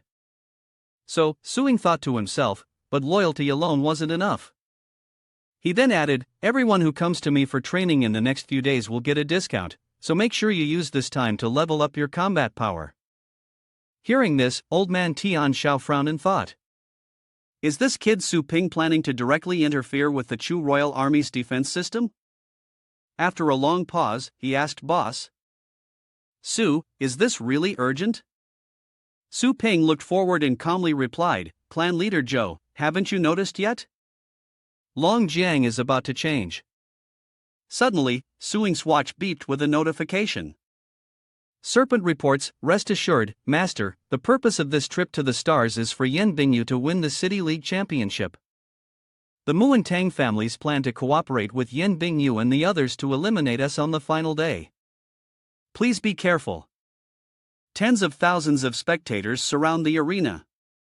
The MC excitedly announces the finals of the City Elite Tournament, clearly introducing the competition. Today, the champion will be decided, the player who will represent our Longjiang stronghold city in the global competition. Suddenly, the audience noticed something strange and couldn't help but say to those around them, "Look, someone's sitting on that high tower." 7 chairs overlook the arena, 6 of which are occupied by silent figures. Important figures, no doubt, but who is the empty seat reserved for? One by one, the heads of the Jiang branch clans arrive. Longhan looks bored to be sitting here. Damn it, making me participate in this pointless competition. The person next to him replied, Brother Tang, don't be impatient. If you stir up the finals, that great man won't be able to sit still. That man is Mui Hai, head of the Mu family. Chindu Huan, head of the Qin family, gazes down and says, Is that the girl who defeated my son? The Lu clan leader, Lu Tianzong, also seems intrigued by the tournament. Just what kind of strength does this Yu possess? I'll see for myself next year. Booming. The Ye family head observes with his arms crossed, it seems something terrible will happen today. The Shu family head, Tian Shaoxi, chuckles softly as the sound of metal clashing against the ground echoes throughout the follow arena. Surrounded by elite guards, one of them spoke softly, Thank you for your patience. The light revealed a young woman leading the guards. It was Yen Binjia, and she calmly gave the signal. Let the competition begin. Mingong sitting next to Suing couldn't help but wonder, who is that girl? Suing muttered with a frown. So, it's her, the host's voice continued. Allow me to introduce her. He was surprised to see Bingwa sitting in the center of the special seats on par with the heads of the great clans, followed by the organizer's introduction. The one seated in the center is Nian Bang Najet. Miss Nahan is directly participating in our city's finals by virtue of being a member of the Starry Sky organization. The audience immediately buzzed with discussion.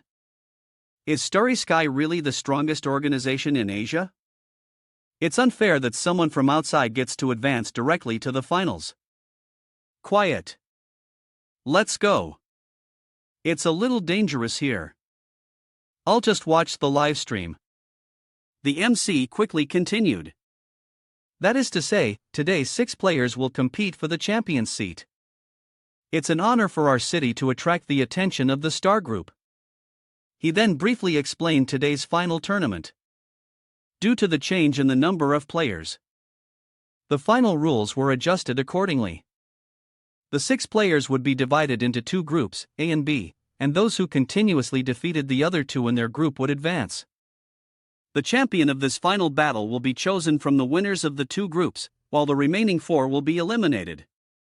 Hearing this, Lingua and Shu Quan looked visibly worried. Split into groups like this, wouldn't we? The results are in. Team A consists of Bing Yui, Long Tian, and Myun, while Team B is comprised of Lingua, Shu Quang, and Joan. Looking at the board, Shu Quang pondered. Before even reaching the finals, they were already tearing each other apart. Yet, the elders wore sinister smiles at this outcome. Alright, let's begin with the first showdown of Group A, Binyua vs Mu Chen.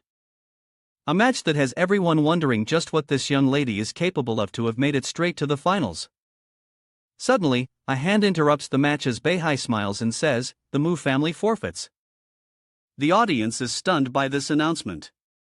The previous champion of the Mu family has forfeited their chance to defend their title.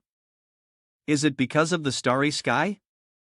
Even the great families don't dare to oppose the Starry Sky. Our city's only promotion spot is about to be snatched away by outsiders. Vu relied on her and became the dark horse. Even Su Ping couldn't help but gasp in surprise. Mingong sat to the side and asked, although the government hasn't announced it, Director Su, you must know the rules right. Then he slowly explained to Suing, the Elite League, the King's League, all sorts of large and small talent selection mechanism are opportunities for individuals to advance, but for the entire city, it's a chance to seize resources from the Blue Star Alliance. A city that doesn't cultivate strong individuals won't be valued by the Federation. If an outsider snatches the Elite League's champion title, our city's progress will stagnate or even regress for years to come. Usually, these great families flex their muscles, but they become spineless dogs at the sight of. Starry Sky, Director Su, you must win the championship. After hearing that, Su Ping fell silent, then continued toward the arena. The Mu family concedes, making Bingwa the victor of the first match and setting up a second match between her and Yalong Tian.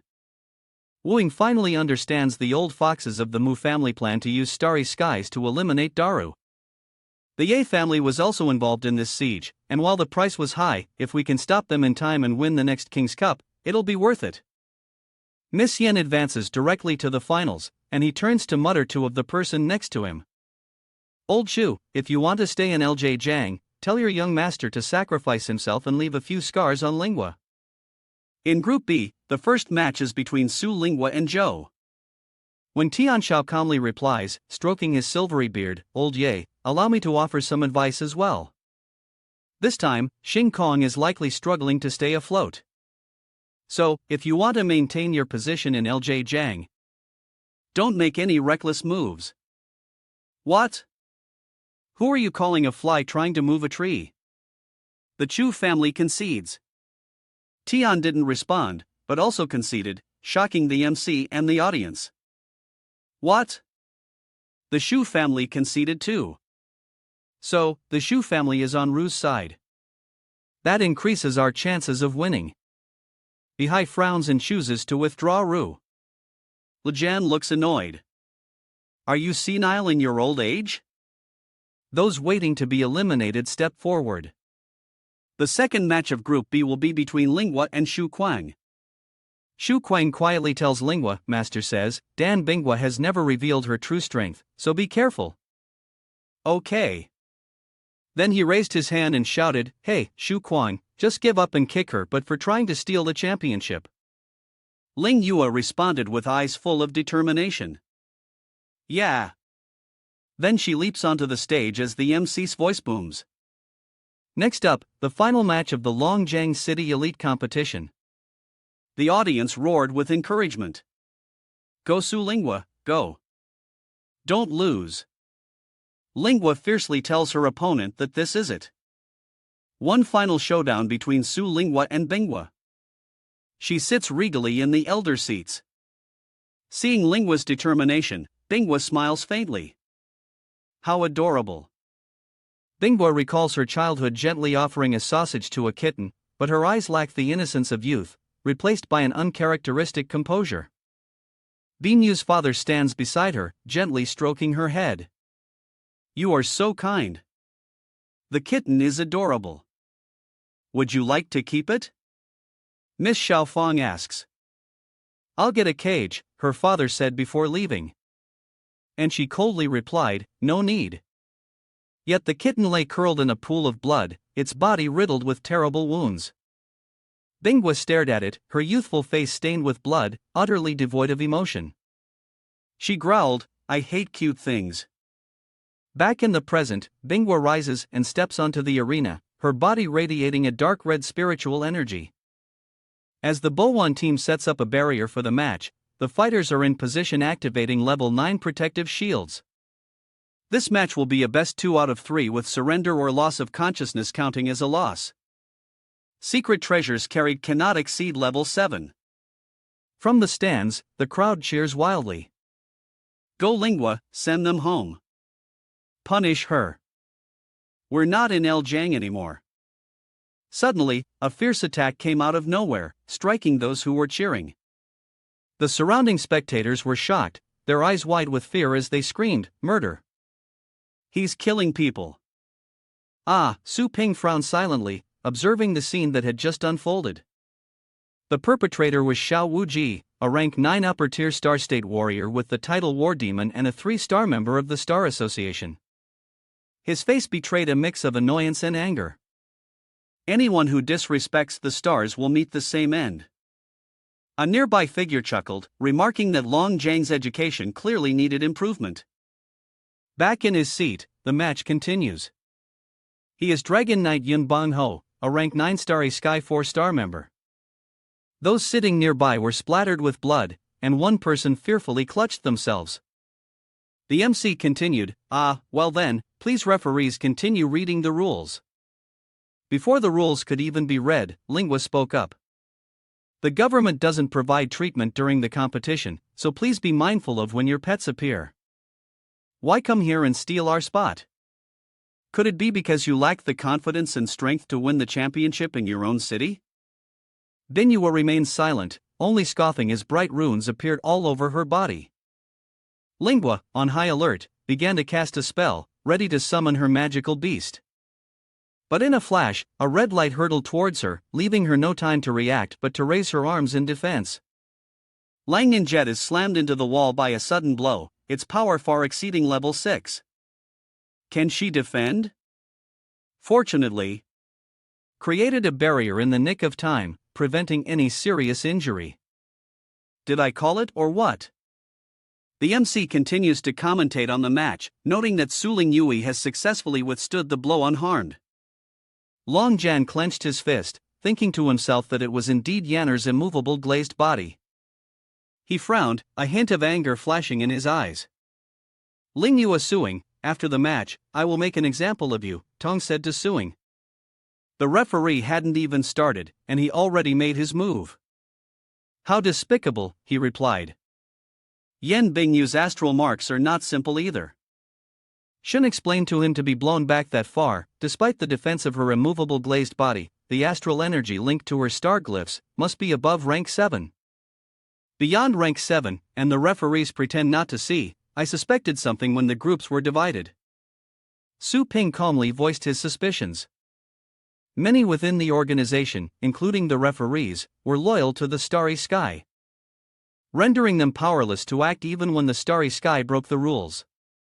He couldn't believe his ears, asking incredulously, they're all in on it, so is there even a point in fighting? Of course there is. Su Ping was silent, his resolve clear. That's exactly why they needed to win.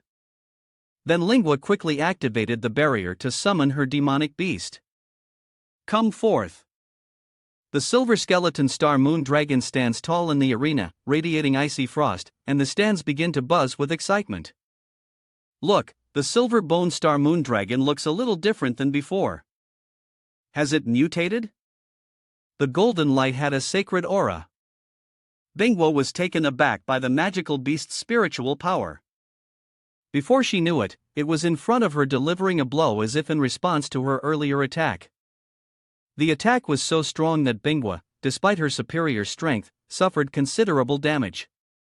The two members of Starry Sky frowned, thinking, just relying on physical strength, she suppressed a young lady with a Li grade level 8 star pattern. This silver moon star dragon is no ordinary beast. Xiang quickly bring the sword to Lady Baya. As the sword was drawn, a flash of light erupted, blinding the audience. That's blinding. What was that just now? Inside the barrier, Bingwa calls out, Shurao, deal with her. The sword strikes the barrier repeatedly, then pierces right through what seemed impenetrable. Bingwa effortlessly caught the sword, unleashing an arc of spiritual energy towards the silver bone star moon dragon. The MC continued, not only did Miss Tan's sword easily break through the 9th grade protective barrier, but it also injured the silver bone star moon dragon. Truly terrifying, Minung exclaimed in disbelief. That's a 9th grade secret treasure sword. The Chishin is said to cut iron like mud and has slain countless beasts of the same rank. But isn't that sword a family heirloom from a stronghold city? How did it end up in her hands? Fun Shao sneered. Humph. Forcing our young Mises Chi-Yin out of its sheath means you have some skill, but it ends here. The audience was outraged, criticizing the organizers. This is too much. Using a level 9 treasure in a level 6 match is against the rules. That's right. The elite tournament is about comparing battle pets, not magical artifacts, Wuji said emotionlessly.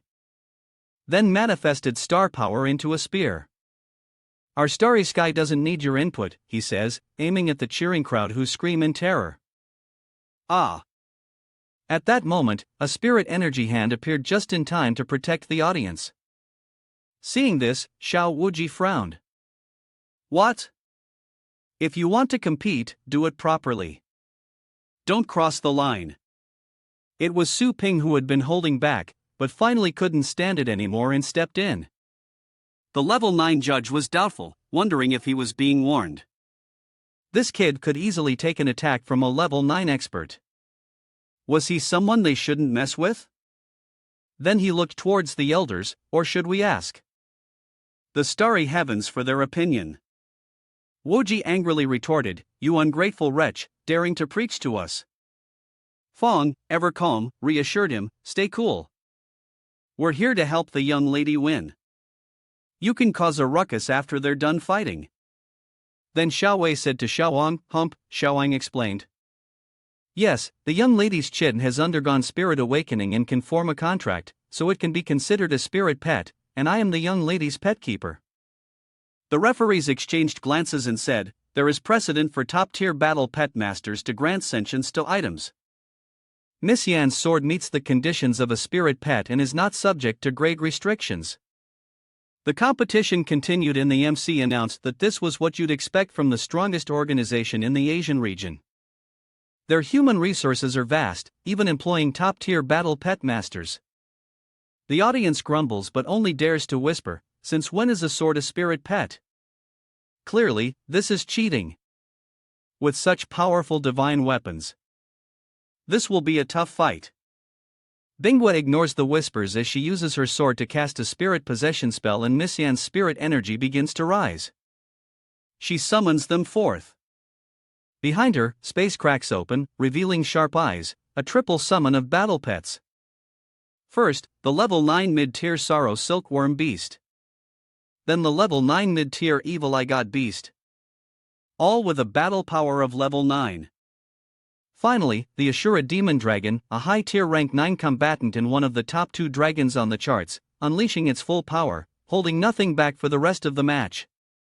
Terrifying spirit beasts appear before Lingua, who touches the string around her neck and says, "Little White, let's go." The moment the seal was broken, Lingua's irises turned black, her pupils became dragon-like blue, and 2 horns sprouted from her head as the Ashura dragon gathered a dark magic orb in its mouth. The silver bone star moon dragon also exhales freezing spiritual energy, and the 2 demonic beasts clash in a battle where neither yields. The sorrowful needle spinner beast and the evil-eyed Cthulhu also charged forward, but Lingua showed no fear, only contempt seeing their openings. Without hesitation, she unleashed the lunar talon. The 2 mid-tier level 9 beasts cried out in pain. As expected of the Mu family's unique pet control technique, the idea emerges, reaching the destination before it even sets out and then continues to be used. As the 4 phantom archers of the wind god lightning arrows appeared, aiming at the 2 magical beasts, Suling Yui chose to sacrifice a finger to save the hand. Unleashing her ultimate move. The arrows flew like lightning, but a beam of red light descended from the sky, shattering Lingua's arrows, even surprising her. The MC is stunned. What's going on? Su Lingua's ultimate move has been blocked. Binyu, who had been silent all along, finally spoke.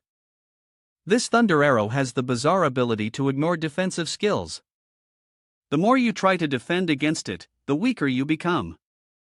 If she hadn't revealed it in the previous match, it would be hard to imagine using an attack to destroy each of them on the first encounter. Her face reveals a murderous glint. A sneak attack is still a sneak attack, so don't expect it to work every time. With that, Binghua and her magical beast charge forward together. The direct assault from Miss Yen is here, but Lingua, now alert after taking that first hit, managed to block her attack, and the 2 are now exchanging blows. Their beasts are locked in a fierce battle as well. Evenly matched, Binghua slashes at Lingua, who narrowly dodges, causing Binghua to scoff. The MC senses something amiss as the close-quarters combat continues. Under the sword's relentless pressure, Su Lingua retreats, widening the gap between herself and her summoned beast.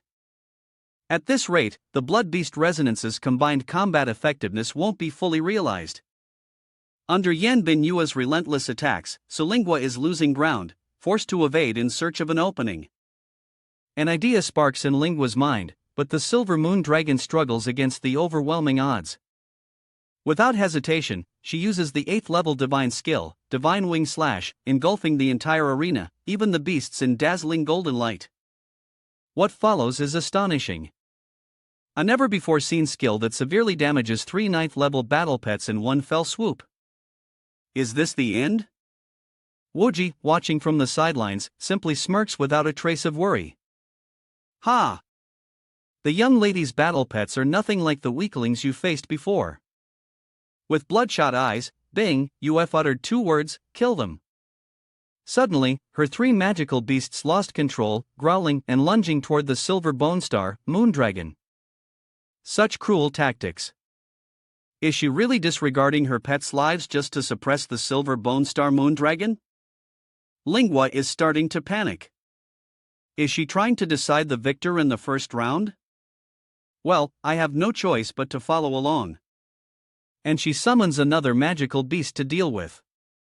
With me. Go, Snowhound. Bingyu's battle pet is weakening.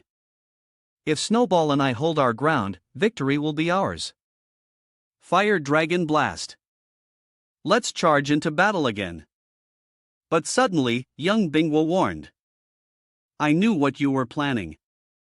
The Fire Dragon Blast unleashed by the illusion beast is just an illusion. It won't hurt me. Lingua's eyes widened in disbelief.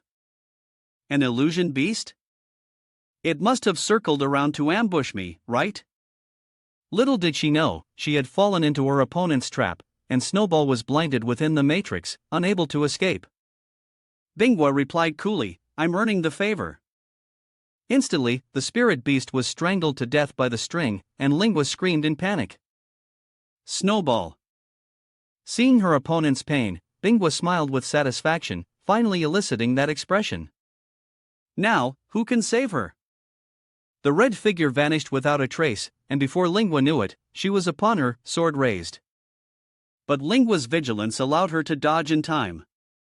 The MC comments on the quick burst of speed. Can Su Lingua avoid it? A cloud of dust erupts within the arena. In a desperate move, Lingua uses a special technique to minimize the damage, which the MC calls the Frozen Guardian, who once blocked a fatal blow from the Blood Fiend Ape. Perfect timing. Langwet grits her teeth, realizing this separation puts her at a disadvantage. She tenses knowing Ice Moon is stronger. Only Little White can match her. Suddenly, Lingua's beast roars, lunging to attack, creating an opening for its master. She couldn't waste this precious opportunity. One of her two pets had already been eliminated by Bingwa. But hearing its master's will, the silver bone star Moondragon turns away, ignoring its opponent. The Wind God lightning arrows and the silver bone star Moondragon rush forward, targeting Bingwa, who glances back at Lingua. Bingwa used Blink to move behind them, saying, Your Ice Egg Guardian Goddess may be impenetrable, but each Wind God lightning arrow can pierce any defense. Her voice dripped with disdain, turning the tables. What now?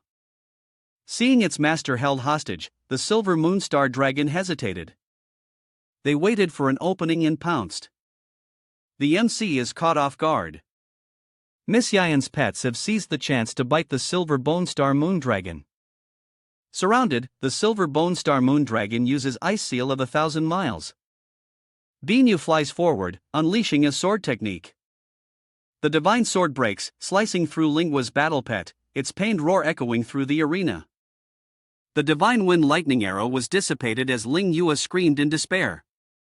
Suddenly, tentacles emerged from Zaioi, aiming straight for her, and before Lingua could surrender, they clamped down on her mouth. The MC announces Sulingu's two pets are severely injured, and Sulingu herself is restrained. Will she lose this match? The referee ignores the match and turns to Starry Sky while Wuji gestures for them to stand down. And security makes an announcement. Su Lingua hasn't surrendered. She can still fight. Let the match continue. The audience is outraged, shouting that she already gave up, but they silenced her. That's right. It's deceitful bullying others too much. Wuji didn't bother attacking like before. He just stood with his arms crossed, saying arrogantly, What about it?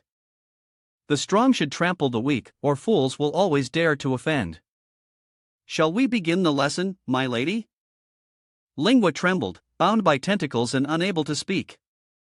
From the stands, voices trembled in broad daylight. What are they trying to do?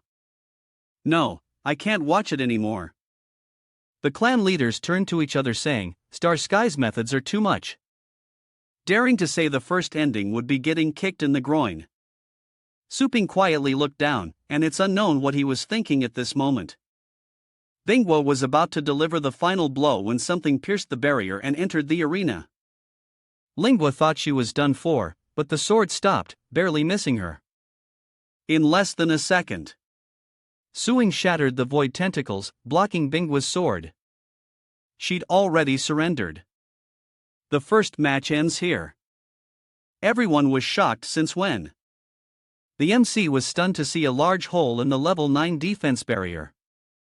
Suping then glanced at the security team, who, still not having announced the results, awkwardly declared, "ASU Lingua loses the first round." Lingua was a little nervous seeing the power of the person before her. What's going on? He looks like an ordinary pet warrior, but I sense an immense terrifying power within him. I feel like I can see all of his strength. Fun and Wuji glared at the uninvited guest on the stage, saying, "So, this is the person behind Tao Ping. Not bad, but the arena is for contestants. You've injured our young lady's pet and interfered with the referee's decision." Then he stood up, his face no longer smiling, but filled with murderous intent. Is this some kind of power play?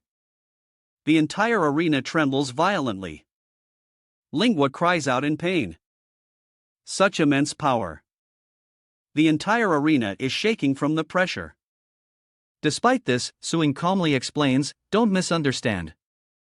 I'm just an ordinary shop owner here to gift a pet to this young lady." Suddenly, she's startled by the battle. Pet Su Ping brought. It's just a skeleton. Is this going too far? Little skeleton Bach frowns, complaining that he's obstructing the referee and having his pets participate in the competition. His voice echoed through the arena. Don't think we'll just sit back and watch. The three of them stood tall. Suing coldly replied, "Our shop has always offered pet rentals. This little skeleton is mine, but I rented it to her before the match. I'm just responsible for bringing it here." Then Su Ping quietly handed her a glowing charm. He coldly retorted, "Don't your geniuses also have people bring pets to the arena?" Meanwhile, she held the shining gold in her hand. The martial fanatic grew fierce and unreasonable, while Feng Xiao calmly asked how Su Ping would compensate for the injuries to their young mistresses. Pets. Su Ping points at his opponents and their pets, suggesting they withdraw since their pets are no longer able to fight.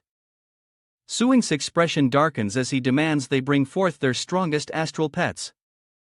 Quantity be damned. He wants a crushing victory. The elders immediately tense. Is he really that arrogant? Does he even know what he's saying? Fighting against star pets with unlimited numbers. Having a slight advantage has gone to their heads, hasn't it? Looks like we don't have to lift a finger. That kid's a goner. They underestimated Suing's words. Ha, what a joke. These two summon countless pets at once. The audience senses something is wrong. The atmosphere is dangerous. This battle is terrifying. And with that, pets began pouring out of the rifts, each one radiating a terrifying bloodlust. The spectators gasp, knowing they could easily crush the defensive barrier. Could each of them be approaching the limit of rank 9? They look at Ping like he's easy prey. This competition has changed. It's now a simple display of force. Lingua expressed her gratitude, saying, "Thank you, Uncle Yun. Uncle Xiao is helping us. Yuer will not fail to meet expectations, spilling the invaders' blood and crushing their bones to dust." Seeing this, Lingua is quite worried. Are their 5 battle pets stronger than the Ashura demon dragon? Suing was fearless. Only then was he worthy of a fight, using that temporary contract to sign with the little skeleton. Hearing this, she was confused. The little skeleton is too far ahead of me. If I force a contract, I'm afraid it will suddenly kneel to the ground. Suing didn't explain further, just telling her to trust him as he helped her up.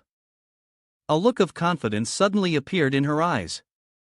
Lingua held its small battle card hand, feeling neither warmth nor coldness as she entered another dimension. These are the consciousnesses of the Silver Bone Star Moon Dragon and the Illusory Flame Beast. Good, they're weak, but still alive. I'll heal them when I get the chance. But as she gazed into the silent void, she found it strange that she couldn't see the little skeleton's consciousness. Suddenly, the little skeleton appeared in a form that was not so little. Turning back, she tells herself that this is her brother's subjugation beast, and Lua realizes that little skeleton is incredibly powerful. Alright, next is the second round of the finals. If Sulingwa loses this match, Miss Yen will directly win the championship of the city's elite competition. Even so, she was still a little worried as Yen Bingu's pets were all extremely powerful. Looking at such formidable opponents, Lingwa wondered, can I really win? Suping reassured her. Don't worry, just give the orders. Little skeleton can handle the rest. The fierce battle cry signals the start of the match. Bingwa can't wait any longer. Let's go tear them apart with all your might.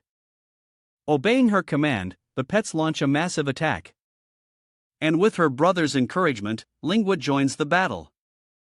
Little skeleton, I'm counting on you. Small in size, but not in power. Using its undead flash, it pierces the opponent's head.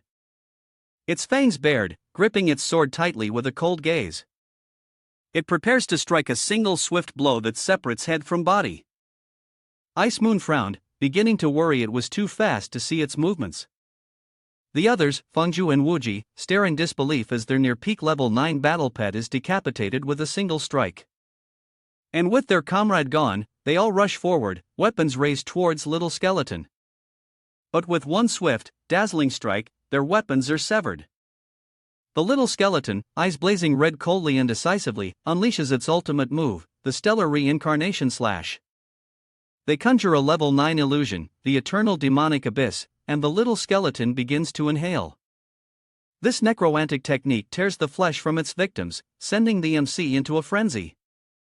A level 9 battle pet killed with a single roar. Just what is this skeleton? Bingo couldn't believe her eyes. But before she could react, the little skeleton was right behind her, breaking her into a cold sweat. Fun Xiao and Wuji cried out in alarm, "Young miss, wait no," but with little resistance, the little skeleton shattered her sword and wounded her shoulder. Bingwa's eyes widened, for in the natural world, danger comes in two forms. The first, a bright warning to those nearby. The second kind is the disappearance of one's very being, blending into the surroundings as one. Suping seemed to know she'd noticed something strange. Bingyue anxiously glanced back, but this little skeleton was neither. She couldn't understand why she couldn't see it clearly, like a pure blackness that suddenly appeared impossible to predict. The tiny skeleton was lightning fast, appearing before Bingyue and defeating her with a single blow. Its attack leaving her like cracked stone. Though occupied, Lingwa can't help but watch. That protective treasure is too powerful. It allowed Little White to enter a desperate situation, and now there's no resistance. The elders grew restless. What the Starry Sky people are nothing more than cannon fodder. Have we overestimated their strength? Or perhaps Suing's true strength far exceeds our imagination. Just as Poison King said, it seems what happened to Lord Yuan is indeed true. Only Tian Shao happily strokes his beard, chuckling. Wu Ying turns to old Ju, saying he knew Suing's strength from the start. How could he have seen it? Did this old man almost risk his life to get here? Little skeleton shows no mercy to Jade Flower, grabbing Ice Moon by the hair. Seeing this, the two subordinates hastily pleaded. Spare them. We surrender. We surrender. They begged, saying they wanted to talk things over, but they surrendered. The host is shocked. This is too exaggerated. I can't believe my eyes. He beheaded 5 rank 9 pets in such a short time. Miss Yan's side concedes, but would Su Ping really let it go that easily? What happened to their unyielding spirit? He stated sternly that he no longer needed the championship, shocking the elders with his arrogance. Is this kid crazy? At this point, who even cares about the championship? Not to mention, Yen Bingyue, the one from the Starry Sky, possesses an unyielding spirit. Funju hastily heals Bingwa, giving up. We forfeit the championship. Just don't hurt our young lady and well forget the past. But no matter how hard he tries, the wound won't heal. It's spreading and the dark energy is too strong. This is corpse poison. Suing retorted, you said you wouldn't hold it against me, so if I'm not mistaken, you're implying that I'm the one at fault, but you're the ones about to die, so you've decided to generously forgive me. His expression betrayed his words as Wuji threatened, cure us now or your city will pay the price for our demise. Funcho thought they still had the upper hand. If we go down, we're taking you with us. We're Star Zone people. You can't afford to offend us. Suing wouldn't even deign to listen to such words. Those on the losing side sure do talk big, still not knowing their place, even after falling into someone else's hands. Keeping you alive would only cause trouble later. And with that, the little skeleton took Wuji's arm. He clutched his wound in agony. How dare you? The little skeleton turns its attention to Fun Xiao, declaring death to anyone who dares attack them as something catches Su Ping's eye. Unbeknownst to him, countless figures had appeared in the sky. A sudden army of 9th-rank powerhouses. Was King Ping leading this imposing force with the King Slayer order aimed at him? Fun Xiao immediately snitched. That's him, suing. Aren't you supposed to be strong? You're as good as dead. Suing remained indifferent. King killing decree, never heard of it. Who are you? The elders, on the other hand, were extremely worried as the king's slaying decree was only used when a king-level beast threat appeared in the city. As far as they know, once this order is issued, the Star Skies Demon Subjugation Division will dispatch 30 level 9 powerhouses, 10 of whom will enter to eliminate the king-level beast. The Starry Sky Organization's greatest weapon. Lord Terminator removes his cloak, ordering bystanders to clear out as terrified onlookers scramble on the ground. Ah, but if they really fight, I don't want to die. This small Eljang city will soon be reduced to ruins anyway. Running is useless. Lingua worries about the city and those mad men, thinking she must get her mother out, but Suing reassures her. Don't worry, your mother has been taken to a safe place. Ha! So, Qingru was leisurely spending time with Anna. The Silver's direct battle has been interrupted. Could she be in danger? Those insects are all the same. No matter how many there are. Would you like more tea, madam? Not to mention wanting to kill a king. These people aren't qualified, but I'm more concerned with how cute little skeleton looks when it's angry. Wuji grits through the pain to speak to a legend realm like that. You're asking for death, you insolent fool. He roars, people of Longjiang, hear me. Assist in pinpointing the enemy's location and you will be rewarded. Disobey and you will be deemed a traitor. Long Jin receives the signal and immediately rises. No words are needed. Su Ping dared to steal my beloved daughter and the entire Tang family wants to devour him alive. The Flying Feather Army answers the call and a legion immediately appears. What thousands of rank 8 Violet Thunder beasts have appeared outside in an instant.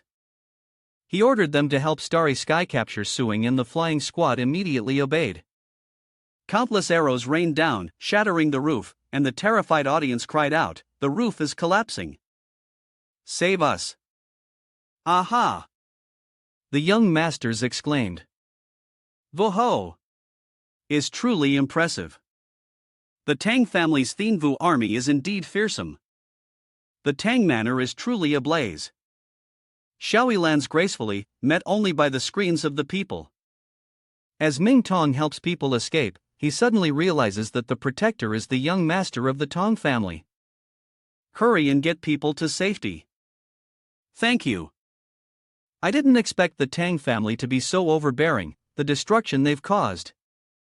Long Jan hovered in the air, declaring, Suing, you've been targeted by my Flying Feather Army. Surrender now. Fangzhou asks the remaining patriarchs, what about the rest of you? Tong Hon's neutrality is a deception. Clinging to the status quo will be seen as resisting the starry sky. Tian Shaoang hastily stood up, declaring he was naturally on Suing's side and that the others should take their time to consider. The four elders were now in a terrible bind, unsure whether to side with Suing or help Xingkong. Neither side is someone we can afford to offend. If we choose the losing side, we'll surely face retribution. This isn't a matter of personal grievances anymore, but a major issue concerning the survival of our entire family. But those recent events have given them pause. Su Ping's demonstrated power easily suppressed 5 peak 9th rank battle pets. And though his true strength is unknown, his opponent has repeatedly resolved crises involving king beasts in the citadel. The 40 powerhouses backed by the King Trial Order possess at least 20 times the current strength undeniable power. Moreover, we've hindered him before creating an adversarial relationship. So even helping Su Ping now wouldn't yield much benefit afterward. After all, Xingkong promised a great reward. And that's all they needed to hear. The four of them stood up in unison, their choice now clear, and young Shaoyan called out from below. Father, hearing the familiar voice, Du Hong looked down and told his son Tuan, "It's too dangerous here. Later, we'll join forces with Ting Kong to fight Suing." "You should leave now." Fuyan tried to dissuade him. "Father, can you please reconsider?" "What do you mean?" He explained. "The star cluster doesn't care about our lives. Even if we win, what then? Do you want to side with Su Ping? This isn't a game. Shirao Tian understands the stakes." "Father, please understand the resources Starry Sky requires increase every year. Today they take 5 cities, tomorrow 10. Only then will we have one night of peace. Gaining trust isn't like adding fuel to a fire. As long as there's fuel, the fire will burn." But Dawn doesn't see it that way. The might of the Executioner King's decree is unstoppable. Now is not the time for heroics. Only battle will reveal Ro's true strength. He must be incredibly powerful. His eyes shone with determination. "Father, please trust my judgment." It seems Shirao Tian is truly betting everything on him. Su Ping might actually be able to overthrow the Star Zone's control to subvert everything. Starry Sky. I don't see him anywhere, they're back. And the Qin family isn't here. Could it be Wuji covered his face? Of a babe in arms still wet behind the ears can be forgiven for spouting nonsense. But you're the head of a clan. Has your brain rotted away, too? Chindu Huang had arrived beside Suing and his son. Lijian sneered. "At your age, you're still so impulsive. Stop ruining my plans." Arrows fly as Du Hong sheds his cloak. "I truly have grown old. My spirit dulled by the family business, keeping me silent about the Starry Sky's actions. But my title is Wrath God, and my power suddenly erupts. The arrows aimed at me are shattered into 100 pieces. I will never bow down to anyone." Indeed, old ginger is spicier. The soldiers suffered heavy losses, and the Flying Feather Army was pushed back. Wuing and Tianzong didn't expect Hong Gong to be so domineering. They didn't expect the rage god of the Qin family, who had been silent for so many years, to have not only maintained his strength, but increased it. Longhan orders the Flying Feather Army to regroup, declaring that no one has ever gained an advantage over the Tang family's elite, not even the Wrath God. I happily tagged along. But Su Ping stopped him, saying, "Senior Wrath God, these small fries aren't worth your time. Shu Wang Army go." An inexplicable force sends the Flying Feather Legion plummeting from the sky. And LJ turns back in disbelief. What? Chu Wangjun has arrived just in time. And everyone is full of energy. Shu Quan leads the army to surround the entire arena, making sure they don't escape. You seem quite pleased. It's finally our turn, Master. Can we handle what the heavens have ordained? Lijian scoffs. Shu Wangjun. Is that all? Aren't they just a bunch of useless Chu family trash? How could they possibly stand against my Tang family's peak rank? 8. Flying Feather Army. So, it turns out Suing put a lot of effort into training beforehand. Follow me. Pay the training fees here and quickly increase your comprehension. Understood. Lightning Imprint. Did you remind him what our shop does? Shu Kuang didn't leave a name. Shu Kuang immediately directs everyone. Yes. Anti-air squad, prepare yourselves. It's Chain Lightning Destruction. Chain Lightning Destruction is a lightning technique ranked 982 ND. When lightning strikes, it automatically chains to nearby enemies, dealing the same level of damage, chaining up to 12 people, and the Flying Feather Army falls like flies. The Heavenly Sect and Martial League couldn't believe their eyes. Is this for real? How is this possible? The Tang family's lightning barriers spanning several cities were crushed by the Chu family, newly subdued by Suing. The Flying Feather Legion cried out, "Scatter!" Won't cluster together. There's nowhere to hide. Few remain, but their uses are endless. Shu Kuang directs the troops well, prioritizing defense while the anti-air squadron continues its assault, targeting the living targets in the sky. Longhan is furious. How infuriating. His Flying Feather Army was known for its stealth and agility. How can the Zhou family army's lightning techniques automatically seek out enemies? How could we be countered so perfectly? He gritted his teeth, glaring at Su Ping. Did he know I was hiding the Flying Feather Army before this happened? Damn it. If we keep fighting, we'll be wiped out before we even scratch. Su Ping. The Tang family's feather troops have never suffered such a loss. Feather troops retreat. Shu Kuang realizes they're trying to escape. The enemy's morale is low. Annihilate them. Not a single feather must be spared. And incubate any eggs you find. King Ping calls in the coordinates to Hunter. 33:22 minutes north. Latitude 120:16 minutes 24 seconds east longitude. The spacecraft outside immediately receives the signal, and after only a few short seconds with fuel sufficient, they prepare to fire. Even as far away as he and Krat were, Suing could feel a streak of light tearing through the sky, plummeting towards the ground aimed directly at Zhou Wangjun. The pets and everyone else tried to escape, but it was no use.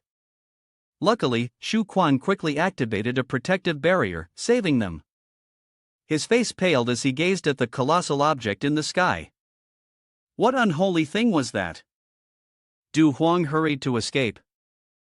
That's the Starry Sky Organization's massive weapon, a 1,000-ton heavy particle cannon in the sky. That sky hunting elder thinks he made the right choice and is showing off. You really think you can escape Blue Star? Indeed, siding with the cosmos was the right choice. Annihilate them. The battleships outside are preparing to fire again. Zhou Wangjun is terrified and flees in disarray. Here it comes again. This time we're done for. Suddenly, wings appear. It's Xulong arriving just in time to protect everyone. A purgatory Zhuang beast. Its massive body and impenetrable hide keep everyone safe, leaving the elders in disbelief. What? It rises, roars to the heavens, and creates a protective circle. Thanks to the 9th-ranked divine skill, Divine Imprint Jade Wall. Everyone was safe and the shield automatically expanded its range. Su Ping found it amusing to scare the Purgatory Candle Dragon Beast into revealing its trump card. They're right about that. Fengda and Wuji were stunned. That's our line. Even the most savage 9th-rank beasts have been obliterated by the Sky Hunt cannon. So, how can any pets withstand it? King Ping seems intrigued.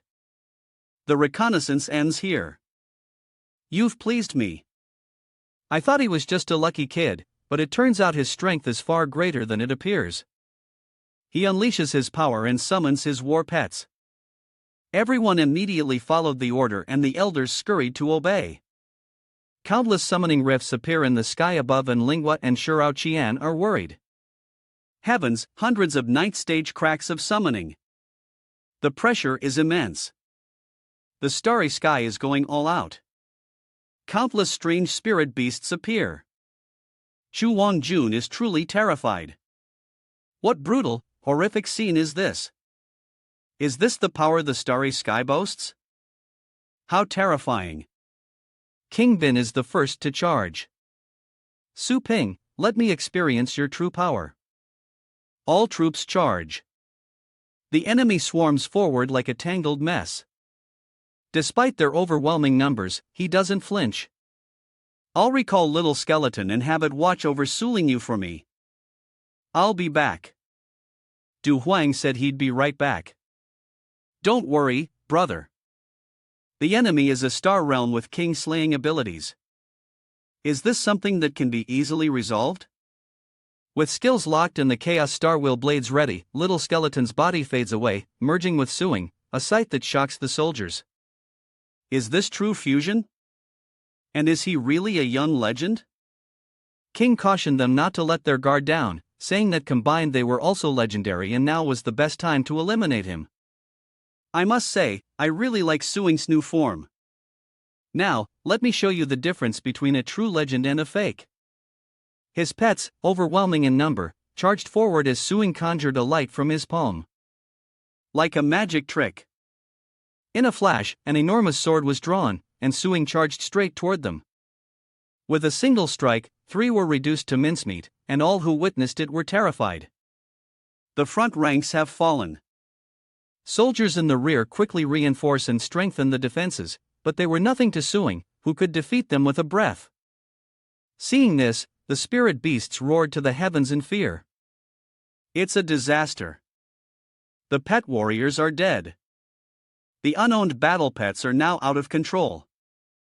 Take out the ones attacking indiscriminately. Before they could think, Suing appeared behind them instantly and effortlessly, defeating them all. Now they're starting to panic after breaking through the front lines. That kid is challenging the pet warriors. Someone keep an eye on that cunning kid. Without its master, Malay's battle pet is wreaking havoc and he's nowhere to be seen. Du Huang is overjoyed, saying, "That's right. Keep fighting like this." The biggest difference between legendary battle pets and king beasts is tactics.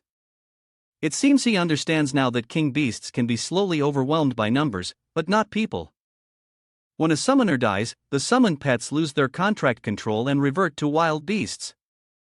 If that's the case, their numerical advantage will become a disadvantage. And most importantly, Suing is a legendary powerhouse. Du Huanghan proudly gives his son a thumbs up. Xiuan, well done, though I didn't understand much of it. Unable to make progress, they changed their target. Damn it, Suing is too tough to crack. Let's take you down first. Those bastards bully the weak. Kill them. Lingua retreated anxiously. It's not good. Those 9th-ranked powerhouses are coming.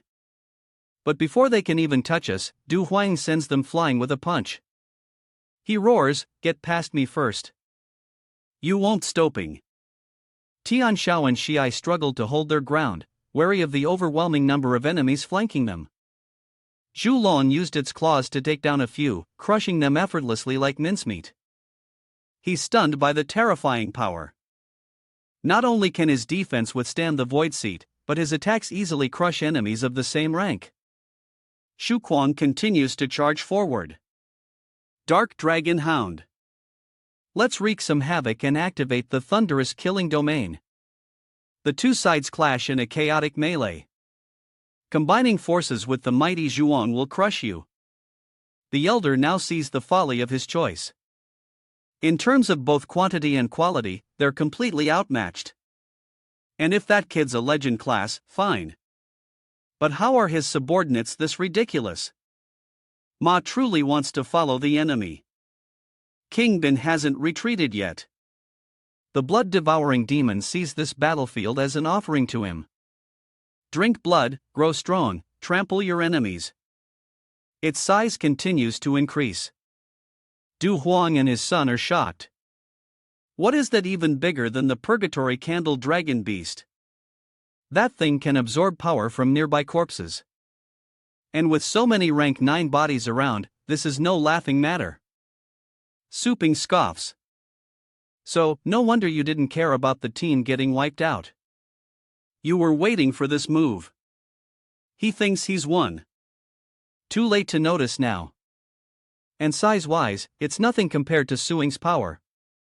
I've never feared anyone when it comes to size. He gains momentum and takes flight with the second move of the demon subduing divine fist. As the familiar figure of Golden Coat appears behind Su Ping, he's shocked. What strange formation is that? Kim Dion's punch has cost his opponent an arm. Xiaoying healed Binghua, bringing her back to consciousness.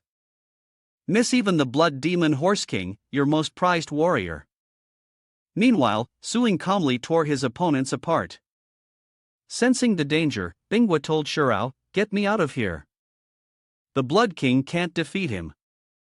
She tells Xiaoyang, "We must endure, bide our time, and return one day to exact our revenge."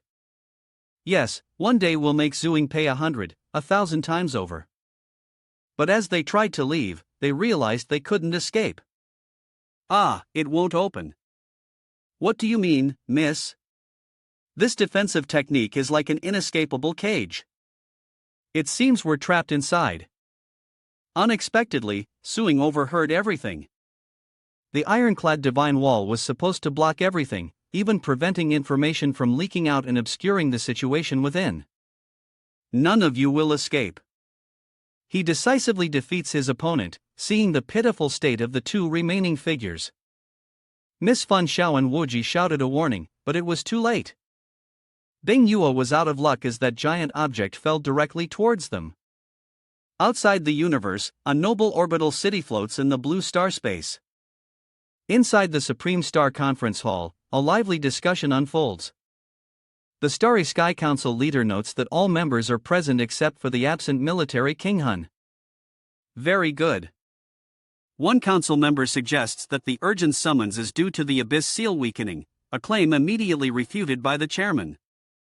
No, it's more serious than that. Dragon Knight and War Demon were escorting a flourishing star to Longbin for training when someone far stronger tried to kill them, so they sent a distress signal. Another council member retorted, Longjiang is just a small border region, so who could possibly be stronger than Dragon Knight and War Demon? He admits that's true, so I've approved the Qi King's order for King Ping to lead a team to resolve this. Although nurturing a prime star to standard is resource intensive, it doesn't warrant assembling all council members. It's easy for Legend to just point at the screen, but take a look at this. A truly gruesome scene, terrifying to behold. Even King Piong and the elders have been captured. The corpses of spirit beasts are piled into a mountain upon which sits a familiar figure. Seeing this horrific scene, the council members could no longer sit still. What? Xian was captured alive and his army was almost completely annihilated. Who is responsible? The one who did this is named Su Ping. He zooms in and the legend points to him. This young man, the files have been sent to your communicators. A council member tracked down his records. Su Ping, age 18, a postnatal awakener, once displayed void state power in Blue-Green City and owns a pet store. Wait, he's already a titled battle pet warrior at such a young age. The legendary felt the same way indeed. It's strange. I wanted to see his skills, but a secret method veiled them, making it impossible to observe the scene in detail. Right. How could we possibly see through our Suing? They exchanged puzzled glances, interpreting his words as a deliberate concealment of power. The legend was silent. No, I suspect he has a legend-level backer. Everyone immediately retorted, there's no way it's a legend. How could a backwater city like that one I wouldn't visit unless it was resource-rich possibly have a legend backing it? He revealed that according to his intelligence network, Yuan Tianquan's right-hand man, the Blade Master was close to Su Ping, even brazenly displaying a photo with the Bladem in his store. The others wondered if this was the Blade Master known as the strongest below the legendary rank. Indeed, without a close relationship, daring to use the Bladem's name to make money would likely result in a corpse in the streets the next day. But some agreed, finding it reasonable, suggesting the relationship between Yuan Tianchen and Suping was significant. Okay, let's assume for now that Yuan Tianchen saved Suping, but there's a more pressing matter, Speaker. Now that the Peace King is in Suping's hands, what should we do? Should we gather troops from elsewhere? He believed it was unnecessary. Even though our astral legend rank had fallen, we could, based on our connections, power, and the strength of the King Trial Order, divide into legend organizations. The primordial infighting among legend ranks would only benefit organizations on other continents, which was a major taboo. Surely, Primordial knew this, which is why he didn't kill Suping, leaving room for negotiation. The legendary thought seriously, adding that our prosperity is on record. If we continue to make a fuss, the government will have to rectify things. How can we bear such humiliation? Don't let a junior affect the image of our star zone. He ordered the information suppressed just like before and announced that a beast tide had attacked the competition and that Starry Sky had intervened in time to help, but some officials and civilians were unfortunately killed. Then subordinates immediately complied. Should they apologize to Primordial God or suing to beg them to release the king? Legend was displeased. Apologize for killing a main force of mine. No matter what, that's too much. Why be so cowardly? I'll handle this personally. We are still the top organization in this sector. Don't even mention Su Ping. Even a celestial would show us respect. Let's see if that legendary can keep up that tone later. Shu Kuang saw Bingwa's corpse under the rubble. How cruel to be crushed into paste like this. He announced that the master hadn't found any survivors. Suping saw the spaceship's new guests had arrived. Time to greet them. Yes, surround them. They immediately obey the order. The mighty legend descends, ordering the ignorant juniors and all non-void level experts to step aside. He stroked his silvery beard, saying he was here to negotiate. Seeing the legend Kingping and the elders were immediately overjoyed. The council elder is the Star Zone's reinforcement come to save us. Suing only glanced at them with indifference. Tian Xiao and Du Huan used their astral energy to silence them. Have we allowed you to speak yet? The lackey immediately chimed in. Hey, don't go too far. What do you want? The legend wants to negotiate with Shuang. Our subordinates were ignorant and have offended you. Young man, can you show some mercy? Shu Quan was furious underground. Who is that old geyser calling young man coming here to cause trouble and acting so smug? I'll knock out all his dentures. You hear me? The council member is displeased. Ha! Little devil. How dare you speak to the council chairman like that? Never mind. Don't get angry with the younger generation. His appearance is completely different from his heart. I sense neither a celestial nor a blade sovereign here. Have all their backers retreated? HYMPH. I sense neither a celestial nor a blade sovereign here. The legendary being continued. You killed my crab army.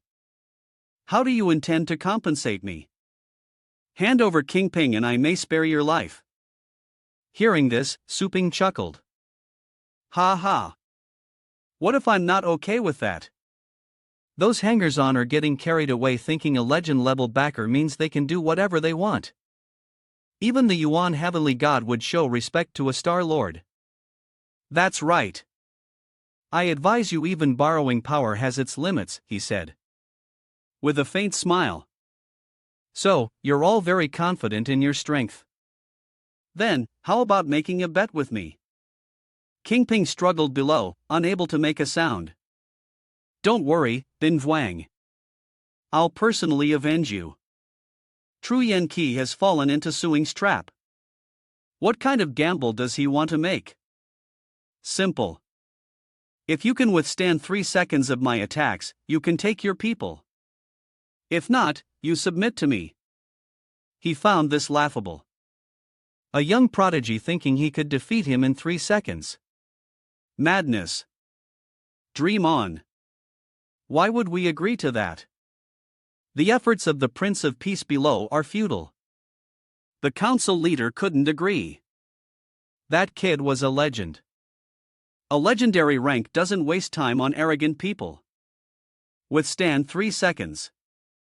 Those were your words. If I were to defend with all my might, how would you respond? Su Ping asked, looking at their numbers. Is that all you've got? He scoffed. Is that all? These 5 are all top-tier dragon beasts with ultimate 9th rank bloodlines, each having undergone countless trials capable of shaking mountains and seas. Why isn't he afraid of me? Does he even feel something? In contrast to the legend, Suing only reveals a slight opening. Su Ping scoffed, a smirk playing on his lips, infuriating the legend, who couldn't believe he was being dismissed so casually by the council elder. He landed like a streak of light, obliterating everything around him. Talk about aging like fine wine. Let me show you what I was like 70 years ago. Brat, if you dare try to trick me with words, then prepare to face the wrath of a Star Lord. The council members rejoice for this forbidden technique. Sacrifice his lifespan to enhance the body. It seems the chief elder is finally getting serious. King Ping wanted to stop him, but his mouth was chained shut. Su Ping and the little skeleton began to fuse. No problem. He'd make sure the old man was convinced with a beast soul fusion. The legendary figure was stunned by the sight the system displayed. Soul Pet Restoration Puppet Technique. Corpse Red. Chaotic Star Reincarnation Blade. Undead Enslavement Limb Reorganization. Undead Blink Corpse. Poison and Dragon Slaughter. It gives him 2 options. 1. He can temporarily acquire a skill possessed by the fused pet. 2. The skill's power is doubled from the start. He looks at them hesitant, wondering which one to choose. Suing noticed the soul fusion skill. If he chose it, wouldn't he be able to fuse with a combat pet? He pondered, realizing that choosing the beast soul blessing would double the skills initially. Effect, meaning that after merging, in addition to temporarily gaining the battle power of the little skeleton, he could also gain double the battle power of another pet. And conveniently, there's a good punching bag to test it on. This big shot has come all this way. It would be rude not to try it out. Without hesitation, Suing made his choice. The system notified him that the skill beast soul possession had been selected and prompted him to fuse with a second battle pet. Suing now looks like a villain, and sure enough, it's working. Purgatory Candle Dragon Beast scales fly off and merge with Suing's skin. Image is now that of a true heartthrob. This is a special kind of beast soul possession. The council members are shocked. A double fusion. How is that possible? That's not a technique someone who just entered the legendary realm could master. Not only the enemy, but our side is stunned. Unless Suing's cultivation is already at the 2nd level of the legendary realm, the Void Cave realm, he soars into the sky. Though his wings are mere bones, Su Ping signals ready to make his move. The legend's dragons instantly formed a 9-layered dragon shield, and it was then that he sensed something was wrong. Could it be that he has no connection to the origin god? Su Ping himself is only a legendary, yet he's mastered the 2nd stage of void territory fusion. Su Ping's attack was like a mixed bag of tricks, a subduing devil bright dragon fist. The legends suddenly couldn't move, and with one punch, the dragons from before were reduced to skeletons. He fell to the ground, still unable to comprehend. How could this be? Realizing the dire situation, he finally spoke. Supreme Su, I concede. Please show mercy. Disappointed Su Ping retracted his fist. He gave up that easily. The sight of what he left on the ground was horrifying, and the Prince of Peace cried out in alarm. Elder Patriarch Legend lay motionless on the ground, his hair gradually changing color as his body aged. Suing remarked, I only needed 1.83 seconds. I didn't even get to show off. Want to try again? Legend had lost his imposing figure again. If I hadn't surrendered early, I'd have been utterly destroyed. No one could last more than 3 seconds against a void state expert. No, it's fine. I played and I lost. He's completely convinced now. You're the new master of the stars, the strongest organization in all of the Asian region. Shu Kuang and Lingua were overjoyed praising their master. Hail to the Star Lord. The elders don't know how to face you now. Everyone passed by Suing's store. This is the one. I heard this is the best training in the city. I'll give it a try. In today's news, Yan Bingwa forfeits her rights and Su Lingua wins the Elite League Championship. During the monster wave attack, many staff members, including contestant Yan Pinghua, were injured, but the Star Organization repelled the wave. The Yuba Pet Store sponsorship of the champion was a success, boosting its reputation and making it the hottest pet store in Dragon City. Ruan and Anna stood at the front desk. How can we help you? I want to foster 3 pets. Train 6. And also, what's your number?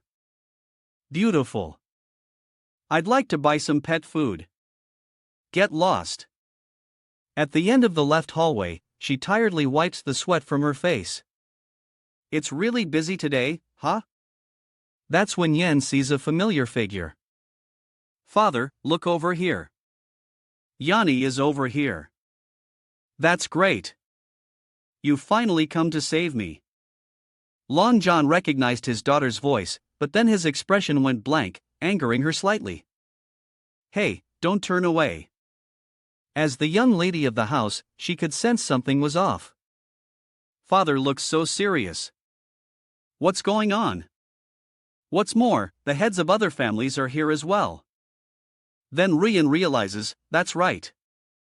It's a joint subjugation. Her father must have summoned the other families to besiege Suing. She rejoices as Su Ping is finally about to fall, and it's time for him to know the power of her father's battle team. The customer blushed. I'm training 3 rank 2 pets. My sister is a huge fan. Could I get a handshake? She beams and extends her hand. I'll make your day. The delighted customer replied, thank you. Vowing not to wash his hand for a month. Ruyan then turned to the next person, prompting Anna to ask her about it. She seems particularly cheerful today. Ruan proudly proclaims, Hump, I'll let you in on a secret. My father has united the major families to negotiate with Suing. This young lady will soon be free. Then she offered, since we're both in the same boat, suffering under Suing, if I manage to escape, I'll take you with me, Anna. With that, Ruyan suddenly turned to look at the door behind her, muttering, they're slow. How long have they been in there? With no response, that door hasn't moved a bit. Unable to contain her curiosity, Ruyan peeked through the door, wondering what they were talking about. Long Jan watched Suing put on the cloak and said respectfully, Boss Su, I don't know if you're satisfied. Suing replied indifferently, it's all right. It'll always be more effective, worn than my soul-suppressing lamp. Stunned, Ruyan gaped at the scene before her, the Xuanwu armor. Isn't that the Tang family's heirloom? Why is my father offering it to someone else? And that's not all. The table is full of treasures. She glanced at the pile of treasures on the table and marveled, detecting movement outside. Xu Yinchi demanded, who's there? Show yourself. He then tightened his grip on Nu Yen, pulling her in, causing her to scream. Ah! Nu Yen's body collapsed onto the cold ground. Truan Kai withdrew his hand and glared at her. How dare you? Nu Yen sat up while she looked up at them. What's going on? They looked at her with sharp eyes, their imposing aura suddenly unleashed. Eavesdropping on secrets of the fungo? She trembled, breaking out in a cold sweat. Wasn't their enemy, Suing? Suing calmly looked at her and gave an order. Is it diabetes? How convenient that I'm thirsty. She hastily replied, "Oh, right," he reminded Ruan. "Since you're here, you're all guests." "Bring water for everyone," she reluctantly replied. Nu Yan quickly offered tea to the legendary figure, inviting the old master to drink. He wondered to himself. So Suing couldn't fault her for eavesdropping. Legend mused. Could it be that these treasures weren't worthy of his attention, not considered secrets at all? Or is it that she's the most trusted servant of Suing? If it's the former, then fine, but if it's the latter, hurting her would be troublesome.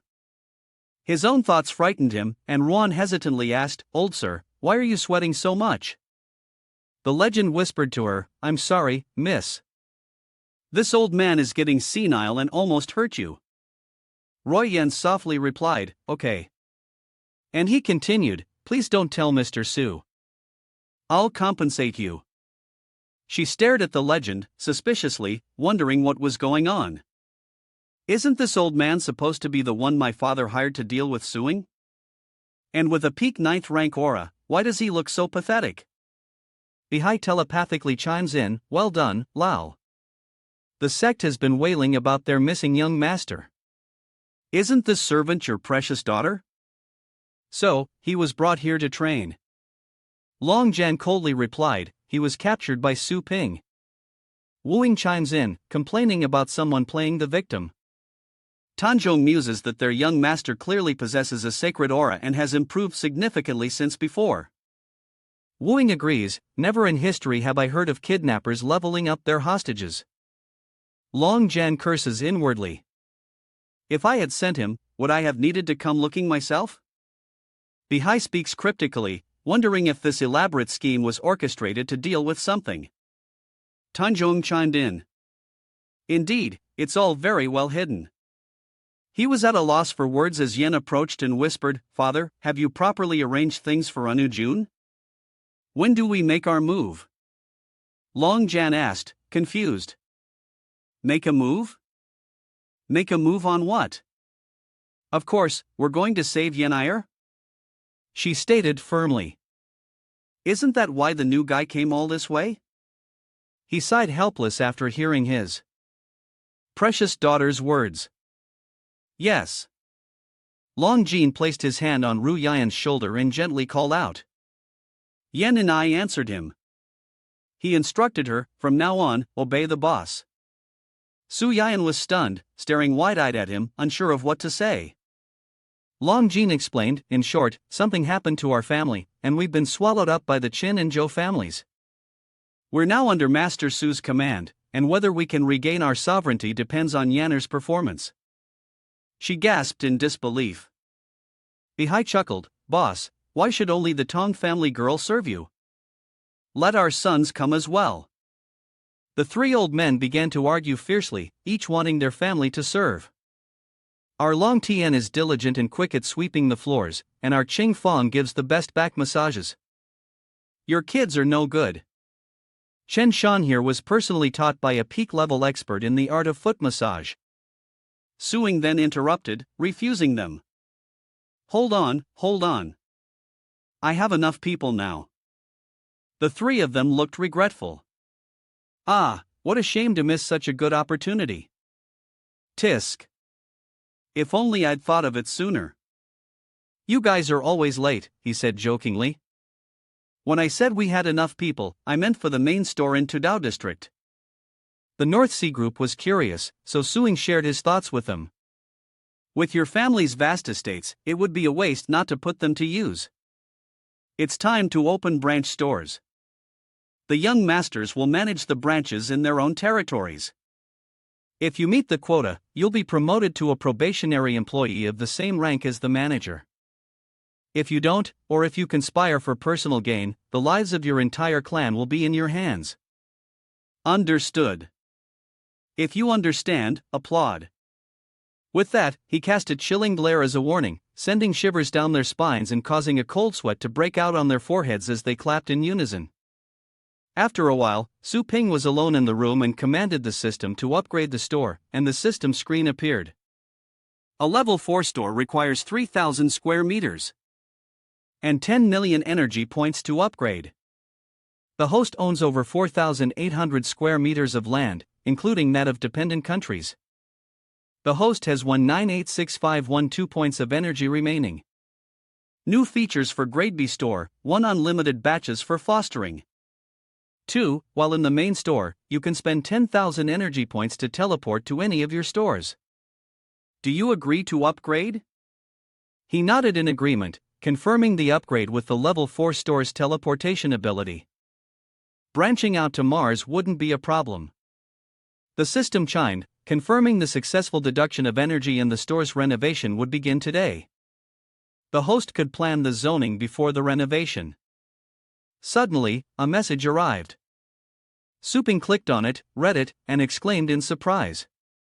The Dragon King's inheritance has finally begun, and a virtual map appears before Suing. The marked area will be renovated into a new store. Assign the area. He quietly pondered this as the branch staff hadn't yet used their nurturing privileges. Then let's add a few more feeding troughs. Pets that need nurturing can be sent back to headquarters for training through the transport dormitory conference and reception functions. The remaining pet food area remained unchanged. After a while, the system panel displayed a new notification. With the branch planned, he dismissed the system and quietly stepped out the door with a few things to take care of before heading to the secret realm. As Suing stepped outside, he was met by Lingua and the others. She spoke up. Brother Anna said, "You were looking for us." "Yes, I have to leave home for a while." "Would you all like to go to the wilderness to train?" he asked. "If we're going, I'll take everyone," Shuko Kwang eagerly replied. "Great, I want to go. After my last trip to the wasteland with my master, the school's combat course materials seem outdated and simplistic." He praised Suing, proving his vision was improving and that this elite tournament was worth it. "What about you, Su Lingo?" She looked at him with determination. "I want to go, too," Ling Yui sadly recalled. "I completely lost in the finals if it weren't for your little skeleton." Before she could finish, Suing stepped forward to comfort his sister. "Don't underestimate yourself. The Starry Sky people used a lot of tricks." He recalled the match between the two of them. It seemed like a personal contest between her and Yen Bing Yui, but it was actually a clash between the powers behind them. Lingua looked up and asked, "Do you think I would have won if I fought someone else?" He smiled reassuringly. "Of course, I have absolute faith in you." With that, a treasure appeared in his hand, and Su Ping presented the 2 treasures, saying, "These 2 secret treasures are for you both." He presented it to Lingua, saying, "The primal armor's defense will fluctuate and increase with your cultivation, making it perfect for your immovable glazed body." She politely replied, "Thank you." He then turned to Shu Kuang, hinting, "Your mental defense is weak. This soul lantern can make up for your shortcomings." His tone brightened. "Wow, thank you, Master. I don't have to worry about that annoying dragon's might anymore." He added that treasures are ultimately external, and one's own cultivation must not be neglected. Suping instructed Anna, "I won't be here for a few days. Anna, remember to bring the branch's pets to headquarters for nurturing every day, and keep an eye on those major families. Punish the lazy ones. I've given you the store's new authority." She nodded in response. "Okay." Cut to Outpost 7, where on a beautiful day, a pet is being thoroughly exploited. "Move that person over here and hang the claws up." "Did you save the fur and shorten the bone saw?" Chen Shan issued his orders. "Move the drill over here. This size won't work. The quality of this 9th grade monster we hunted isn't bad. Don't waste it." "Yes, sir." Lingua was impressed as soon as she arrived, noting how professional the team was. Shu Kuang agreed, saying they'd never seen a beast so large before. He smiled in greeting, "Brother Ye, it's been a while." He casually wiped the blood from his hand and inquired, "Boss Su, you've arrived. Are these the 2 youngsters you mentioned before?" Su Ping replied, "That's right, Su Lingua Shu Kuang. This is the current captain of the Northern Star Team, Ye Chen-shan. You'll be training with him from now on.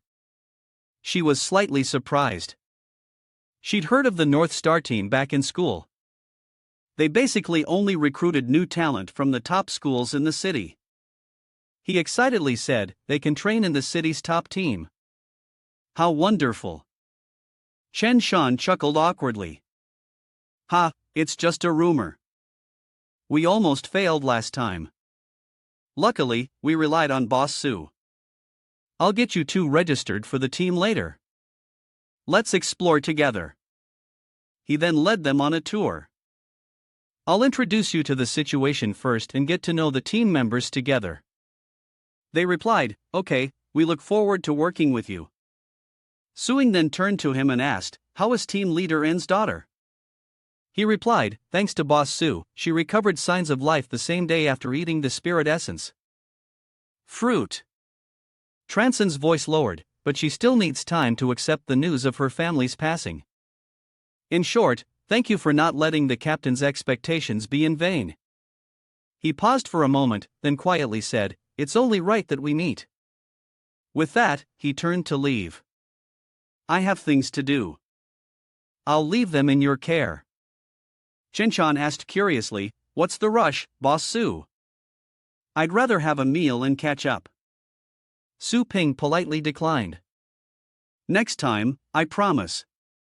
Su will do his best to guide the people of Boss Su. Suing turned and left, still feeling guilty about the past. His brow furrowed as he thought, if only he had been stronger, then perhaps that outcome could have been avoided. The Dragon Lord's inheritance. It must be ours.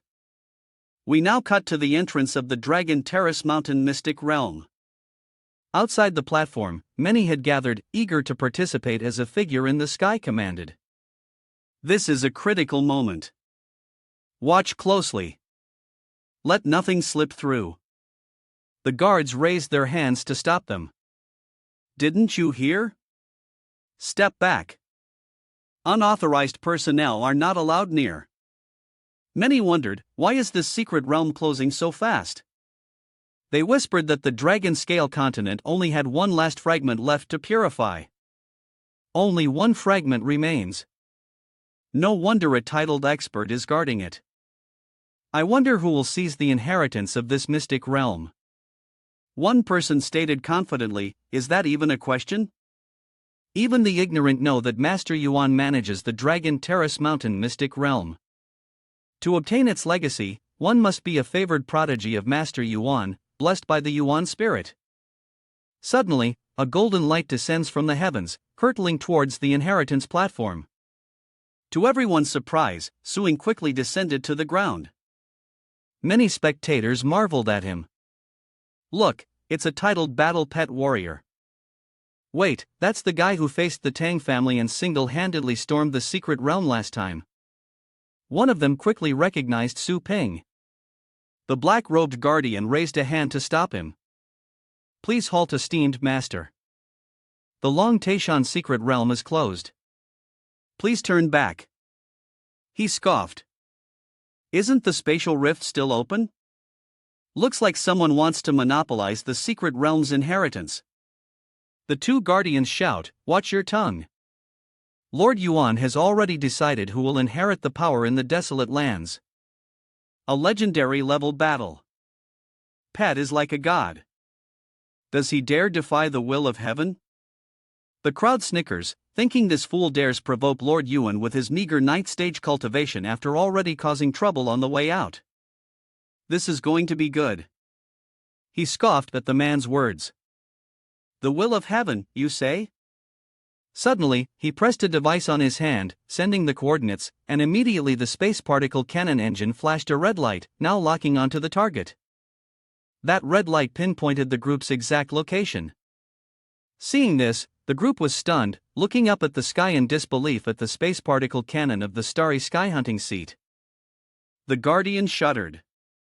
How could he mobilize the hunting seat without the Aura King's command?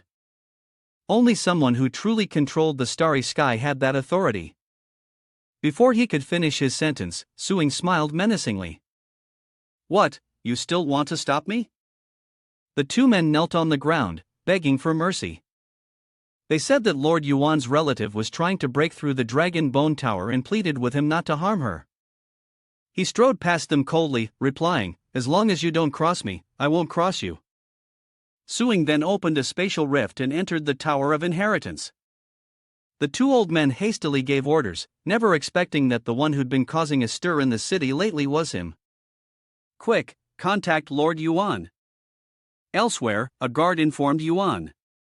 Lord Yuan received a report from the title-ranked guards at the Dragon Serpentine Mountain Mystic Realm. He angrily scolded, "I'm tormented all day by the divine fire of the residual wound on my chest. I barely suppressed it, and you dare disturb my closed-door cultivation to refine my core? You have some nerve." The guard fearfully lowered her head. "I wouldn't dare," he roared. "What is it? If it's trivial, I'll let you taste this pain, too." She then makes a call. Another guard nervously reported. "It's Master Yuan. That man, Su Ping.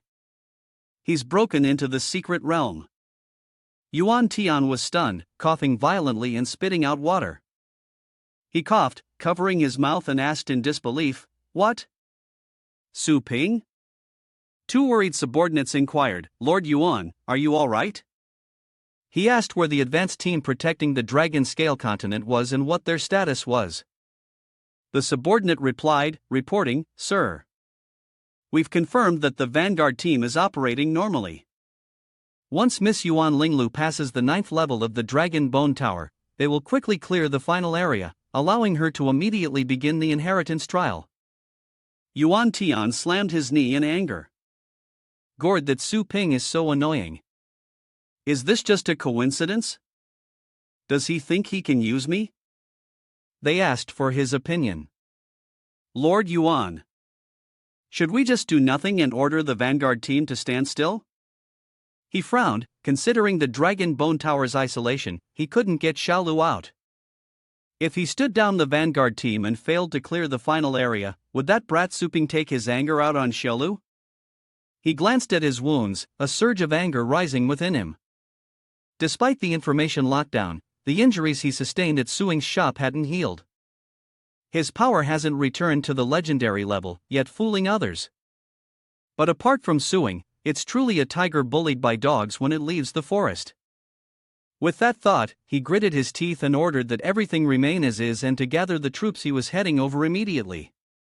Suing quickly channeled his astral energy and rushed toward the tower entrance, his feet landing on the ground before a closed door, a dragon mark suddenly appearing on his forehead. He was surprised. "Ha!" The door opened and the tower immediately revealed itself. Suing wondered. The door opened by itself. Suddenly, a majestic voice echoed. "Successor candidate, you have passed the 9-level test. Waste no time and proceed directly to the top floor."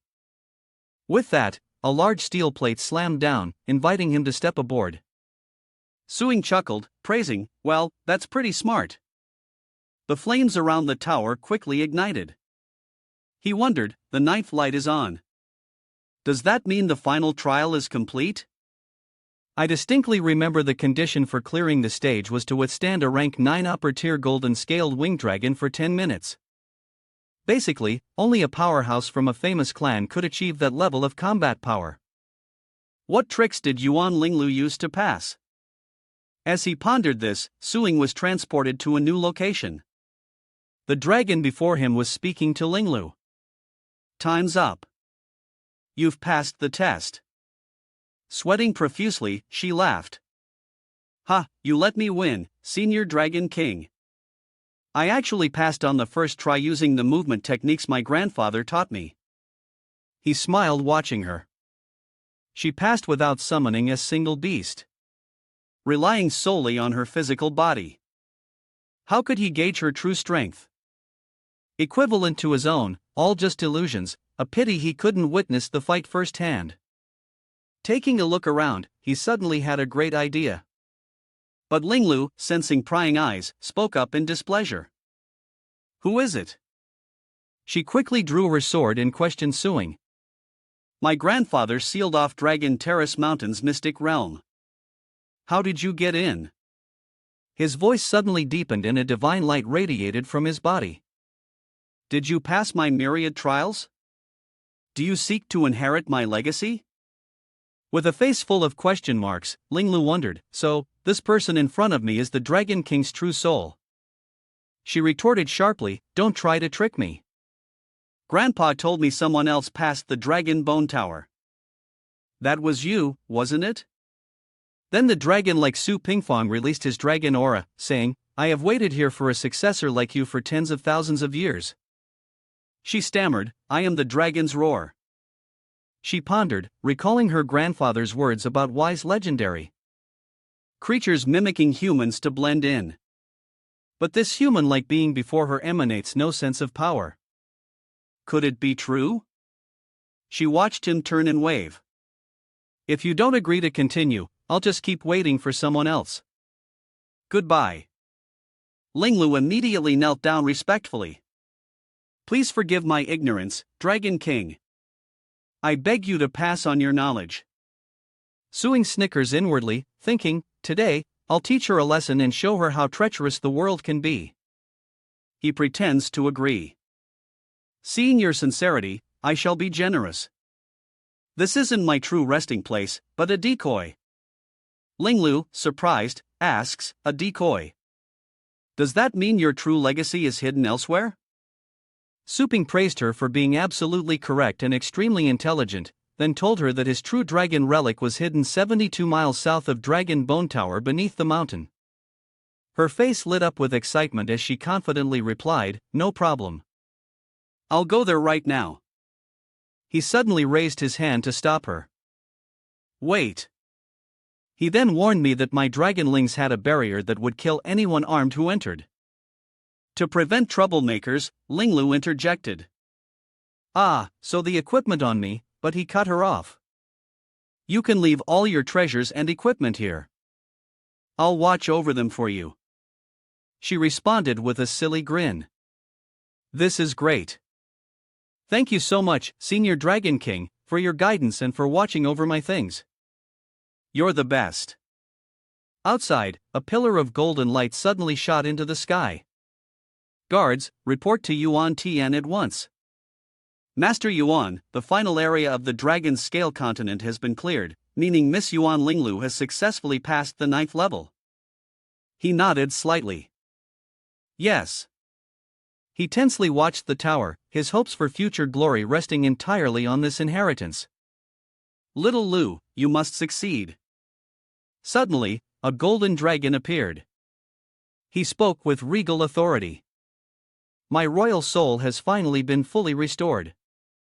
You, the inheritor, I have waited here for tens of thousands of years. The Dragon King looked at them both and said, seeing Linglu removing her equipment. He helplessly asked, What? What are you doing? With a flushed face, Linglu asked in mortified accusation. You dared to deceive me?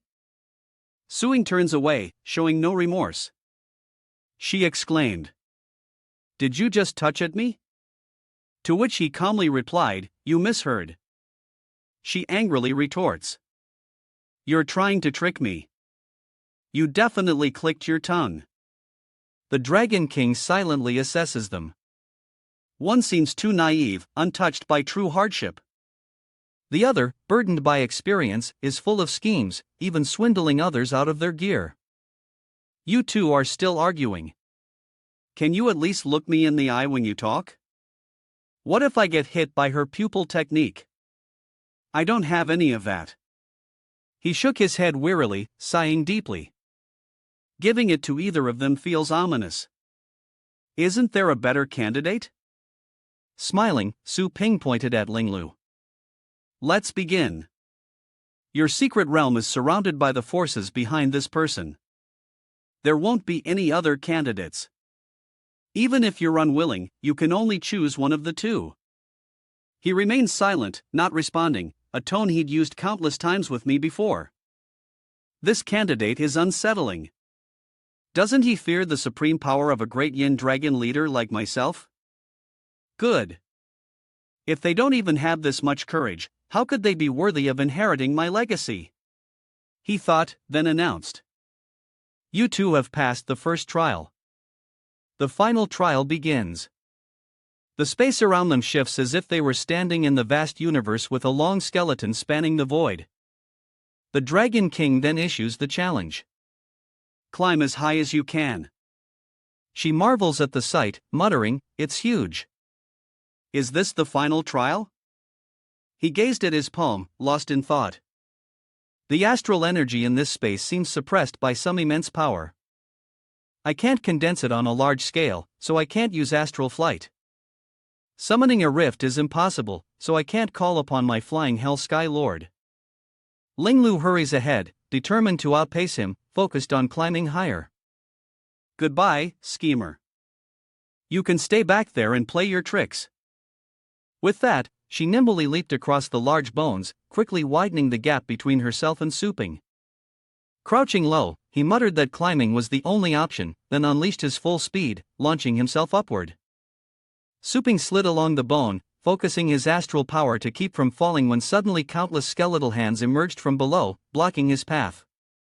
He unleashed a flurry of blows, shattering them to pieces. But more skeletons emerged from the ground, relentlessly attacking. Suping pondered, facing the ever-sprouting bones, the black tortoise armor's automatic evasion was useless. Suping sighed and closed his eyes, his body surging with waves of astral energy. And as he opened his eyes wide, the aura within him exploded. He roared, "Fall back!" He glanced at them, realizing they retreated after being roared at by a dragon. It was indeed an illusion, but the realism was countless times greater than the illusions in the Dragon Bone Tower. He stared intently at them as they continued to emerge. So, that's how it is. These illusions are too real. Triggering his instincts to defend himself and attack.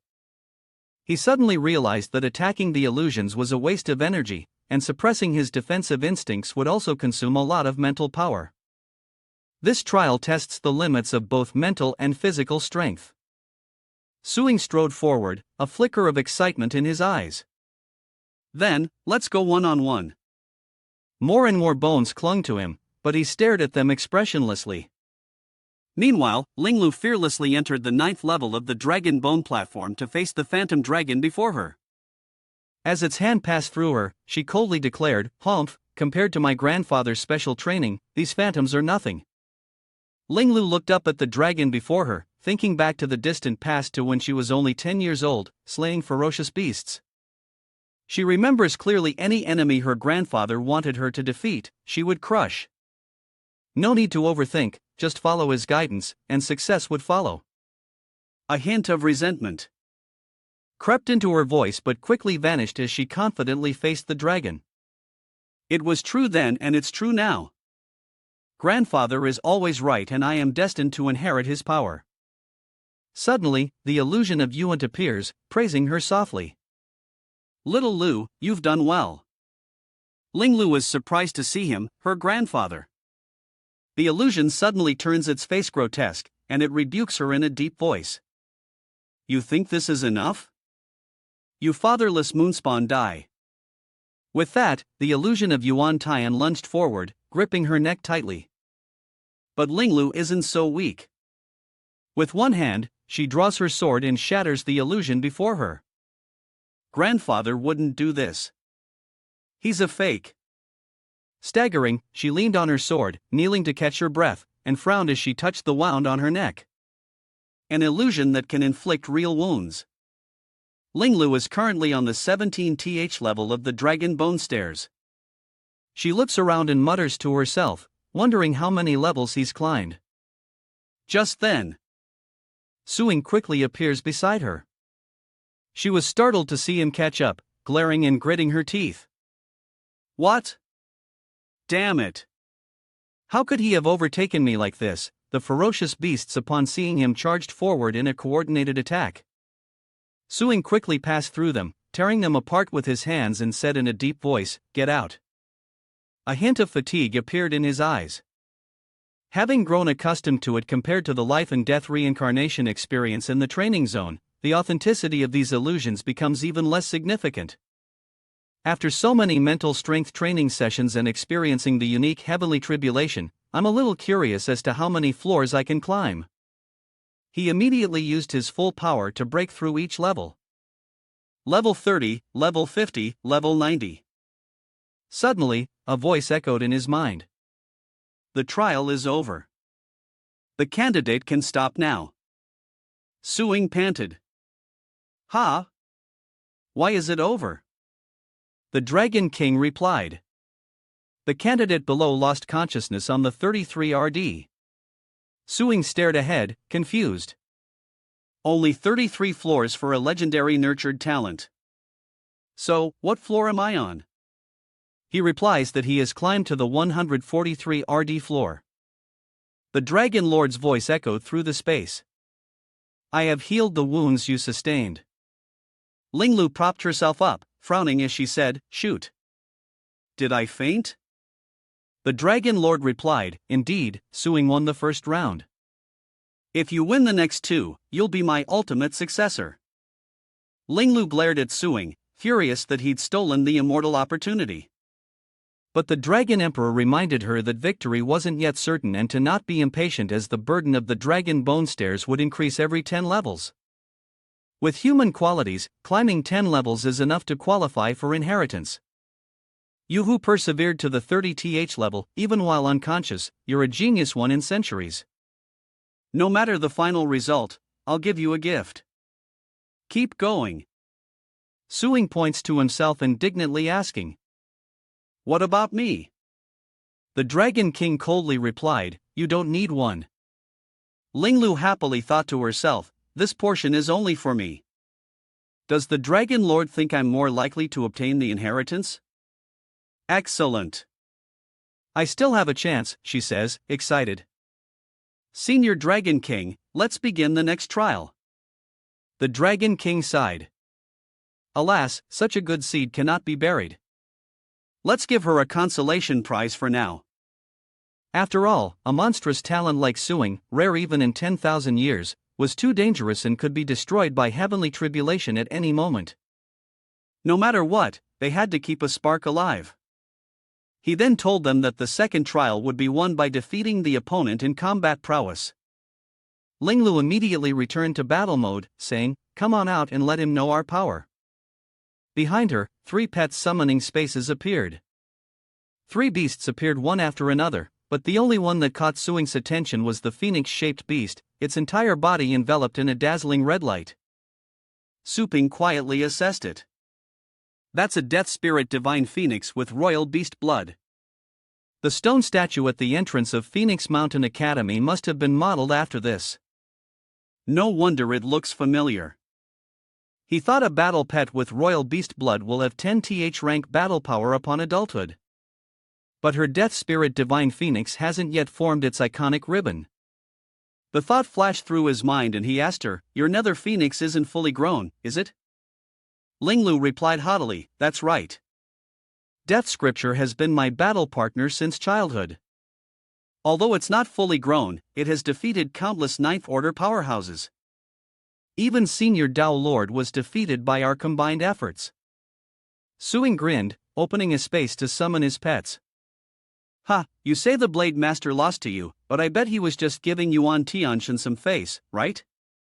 With a frown, Linglu questioned him, what did you say? As the Dragon Hound emerged, Suing calmly replied, if you don't believe me, try it. The Dragon Lord eyed his pet. A dog, albeit one with a trace of dragon blood. She was skeptical, but this dark hound of Suing lacked the ferocity and unrefined aura of a typical beast. Could it have survived a heavenly tribulation? Linglu charged forward, shouting orders to her pets. Green Bean Masked Tortoise Wind, Thorn Wind, Spirit Enhancement. Quack, Purple Rat, let's go. The undead Divine Phoenix unleashed the first attack. Its Phoenix Divine Flame gathering power within its maw. The attack erupted violently, becoming a long beam of light aimed directly at Suing. Linglu said, I see it's an illusion. But as soon as she spoke, she charged at Suping's Hellhound, which kicked her in the face before she could react. Linlu quickly retreated, using her flexibility to somersault away from the hellhound. Groaning in frustration, she touched her swollen face, realizing it wasn't an illusion. Did it really withstand the phoenix god flame with brute force? Su Ping smiled and said, "Is this all your power? It seems like I haven't put in any effort at all. As if I'm just waiting to play with a little girl." Provoked, Linglu ordered the undead divine phoenix to unleash its inherited skill, igniting its entire body as she shouted, "Imperial Nirvana!" It transformed into a massive flame, its heat palpable in the air. Su Ping remained calm, observing before quietly remarking, "The scale of the flames is greater this time." Linglu drew her sword, absorbing the flames around her. Not quite mastered, but enough to defeat his dark dragon hound. The blade turned gold, and she grimaced in pain, sweat beading on her brow. HM. Linglu leaped into the air, shouting, "I'll have to use this move. Taste the sword technique I fused with the Bloodline King Beast's inherited skill. Radiant Zenith Slash." With that, she slashed down at the spot where the hellhound was standing as Su Ping smiled, complimenting her. That was quite a sight. I take back my underestimation as a sign of respect. I'll have the Dark Dragon Hound take you on. Full power. With that, the hellhound lunges forward, unleashing its thunderous killing domain, dragon armor, wind protection, earth protection, solid shell, and lightning cloak. As the sword's attack came down, the hellhound was enveloped in a protective layer. Linglu's eyes turned completely gold and her grip tightened. She cried out, and outside the tower, the sky began to darken. From the tower's peak, a black aura emanates, carrying immense pressure. Below, the crowd watches intently, their hushed whispers filled with tension, noting the tower's overwhelming power. They praise her, saying she's worthy of being Master Yuan's granddaughter with combat power rivaling a true title-class battle pet master. If she obtains the Dragon King's inheritance, wouldn't she step directly into the legendary realm? Yuan Tian overheard everyone's comments and his face quickly darkened as the clash of power continued. Long Yen holds against her attack, but its shield shatters layer by layer. Now it has only one layer left. As if it's giving this battle everything it has. Linglu furrowed her brow, pouring all her power into this final move and shouted, "Hey, hey!" The Longhound's barrier finally shatters, but unexpectedly so does Linglu's sword. She says with regret, "What? I was so close. Was it still too much?" Suing remained unmoved, staring at her without expression. The Dragon King announced, "Suing wins the second round of refinement." Linglu slumped down and her pets rushed to comfort her as he declared, "Suing has won 2 matches and will be my successor. Do you concede?" With those words, the Dragon King used his power to heal her, restoring her to her former state. Hearing the Dragon King's words, the resentment in her heart only grew and tears streamed down, soaking her skirt. With a face of accusation, Linglu sobbed, "I actually lost to this villain and couldn't even touch him." The more Linglu cried, the more ashamed she felt, her voice choked with emotion. "Grandfather, I've let you down." Without another word, she raised her sword to her neck, intending to end it all. But Suing's face darkened, his eyes devoid of emotion as he silently mocked her. So easily discouraged, seeing Linglu's actions reminded him of Yunnan, who had also done something foolish out of his own despair. Suing closed his eyes and sighed, noting that she was still in possession of all her limbs. He suddenly rushed towards Linglu, kicking her in the stomach to stop her suicide attempt. Caught off guard, Linglu was sent flying, spinning through the air. She clutched her side, still aching from the kick, and protested, "Hey, what do you think you're doing?" Seeing this, the Dragon King felt helpless. He had just healed her. Suing nonchalantly replied, "It's nothing. I just swore to make good use of my power." She growled. "Ha, how incomprehensible," Su Ping said calmly. "Let's put it this way. I run a pet store, and I despise your act of abandoning your pet. Besides, your sudden death is a small matter. What if the undead divine phoenix becomes dispirited and turns into a ferocious beast attacking other areas?" Linglu said through gritted teeth, what did you say? Suping acted as if nothing had happened, telling her to level up if she wasn't convinced, adding that his pet store's training services were top-notch and always available. The Dragon King was rather helpless at their cat and dog fight, and Linglu remained stubborn. He scoffs, saying only a dog would seek his training as the Dragon King interrupts their bickering. Enough talk. These 3 drops are crystallized dragon blood.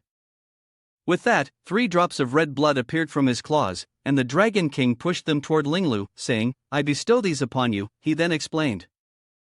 This dragon blood has 3 uses. First, it will shock Wang Tua, helping you escape. Secondly, it can improve your physique. Thirdly, it can replace some rare cultivation resources. Linglu clasped her hands in front of her chest in gratitude. Understood. Thank you, Senior Dragon King. I won't let you down. The Dragon King waved, signaling Linglu to leave. Yes, the true inheritance begins now. You may leave. She turned her determined gaze towards Suing. Suing, just you wait, not 5 years, but 3, and I'll surpass you. He smiled, welcoming the challenge as the Dragon King reminded Suing. Suing prepared to receive my legacy. The surrounding space instantly shattered. Suing immediately turned serious. If the Dragon King's small gift was already this impressive, how amazing would the true inheritance be? The space twisted, bathed in golden light. You said, this is my original dragon soul. World. Suping looked around, then sighed in amazement. They say dragons love collecting treasures, and the Dragon King's legacy certainly lives up to the legend. He gazed at the glittering objects, the power of the 8th family, even the king-level beasts emanating from these treasures, frontal assault treasures, stealth attacks, defense cultivation mounts, and many things with unknown uses. Everything was there. Surprisingly, there were countless treasures here. To which the Dragon King added, these trinkets are insignificant. Take them if you like, as they'll only turn to dust after the inheritance ends. Surprised by his nonchalant attitude, Suping asked curiously, what, all these treasures aren't the real inheritance? Then I won't hold back. He summoned the Chaos Scroll from his system space, and with a shout, it instantly absorbed all the treasures in the area. The scroll swept back and forth, devouring every treasure in its path, as Suping excitedly urged, take it all. Take it all. The scroll swept over the precious objects, seemingly without end, until it reached the coffin and stopped as if blocked by an unseen force. He wondered, it's strange. Why can't I collect the ancient coffin in the middle? Without much thought, Suping moved on. Never mind, Senior Dragon King.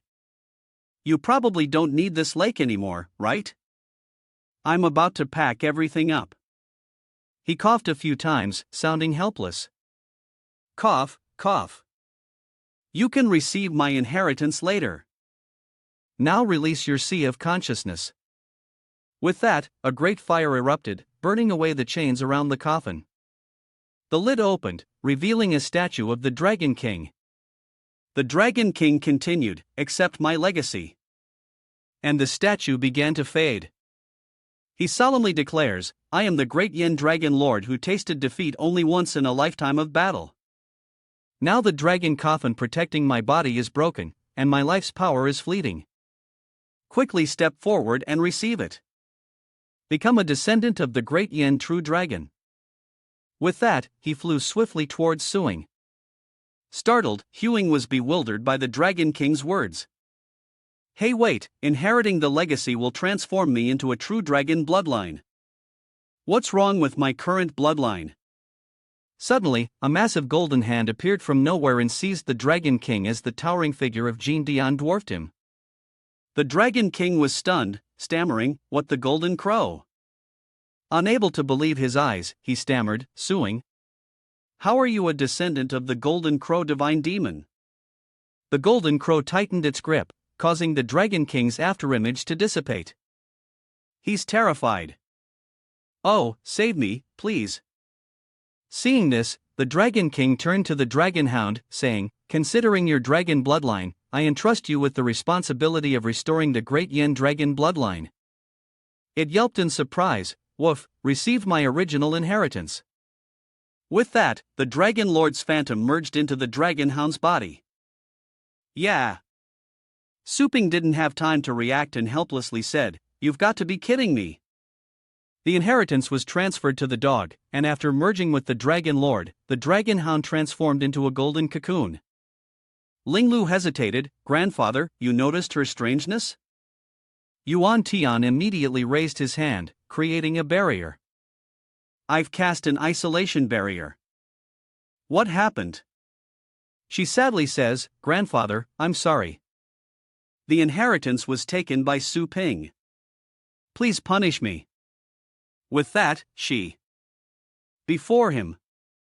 Yuan Tian frowned, unsure how to comfort his granddaughter.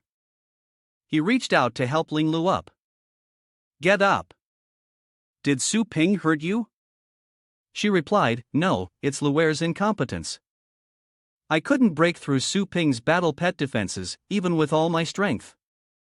Yuan Tian thought to himself, although the government reported that the beast-tide attack during the elite competition had caused a loss of manpower for the Star Zone, the truth reported by his subordinates was that Su Ping, without the blonde girl, had crushed the allied forces of the four great families in the Star Zone, becoming the de facto power holder. Indeed, his strength had surpassed that of a normal rank 9 title. Linglu suddenly remembered something. "That's right, Grandpa. Where are the 3 treasures that the Dragon King Sr. gave me that you hid?" She only learned the bad things. She smiled, showing off to her grandfather. "Look, Grandpa, this is a Dragon King blood essence.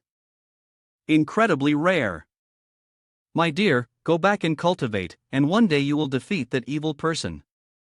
Yuan Tian mused that little Lu used to lose her temper when things didn't go her way. But after facing that monster, suing, she's learned to be calm.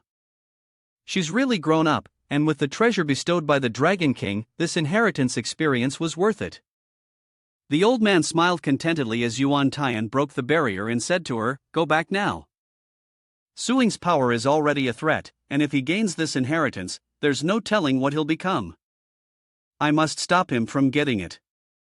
Linglu anxiously reminded him, "Yes, please be careful, Grandpa," he commanded sternly. Someone inside the tower, the Dark Dragon Hound is still undergoing the Dragon Lord's inheritance, but Suing suddenly notices something happening outside. What's going on at the base of the tower? The Dark Dragon Hound has been inside for half a day, and its consciousness is deeply asleep with no reaction at all. Unsure if the inheritance would be successful, he sat down, determined to wait, no matter if it emerged as a dog or a dragon. Suddenly, Su Ping noticed the blades of grass around the cocoon. "Ha! When did all this grass grow?" He wondered if something was nourishing it. Perhaps the concentrated dragon essence within the cocoon seeping out through the astral energy. "If I could cultivate in there, the results would be amazing. I need to sneak in." He closed his eyes and began to cultivate. About 7 days later, those who had entered the tower rushed out in a panic, their faces filled with terror. "Ah, help me. Dragon, don't eat me." Someone reported. "Sir, the dragon tower is covered in an extremely savage dragon soul.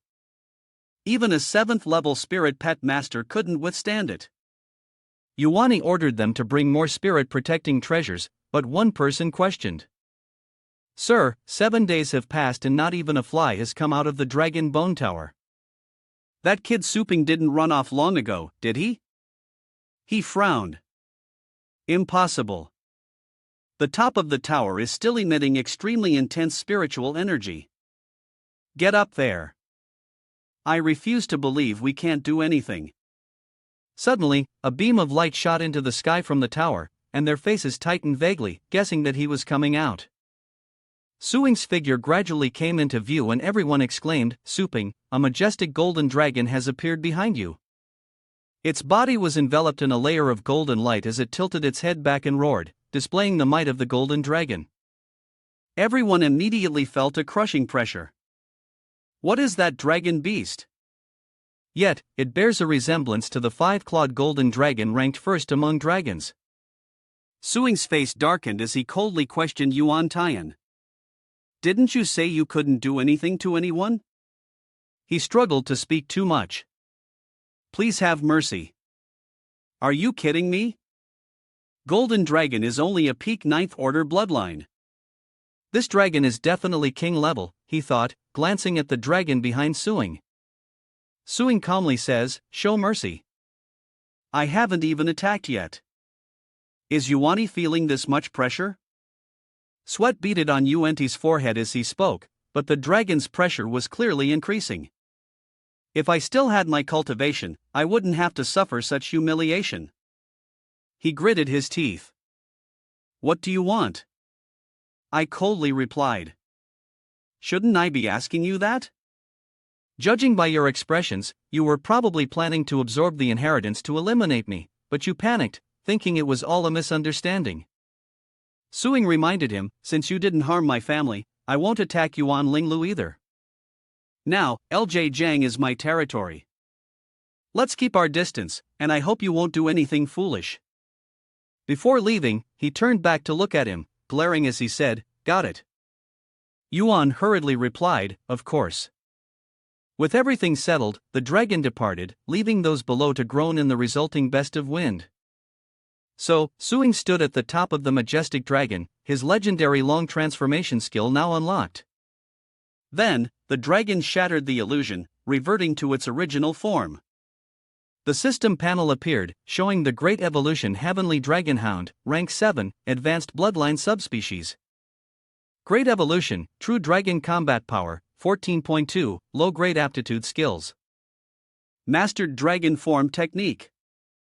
Great Evolution Golden Dragon Might Thunderous Murderous Domain Dragon Armor. Dragon Roar 100M Soul Chase Death Poison / Winds Protection. Great Evolution Protection Hard Shell Thunderous Skin. Suping stared grimly at the information, recalling the Dragon King's words. To prevent the Dragon Hound's realm from becoming too high for you to control, I used 3 seals to suppress 9/10 of its power.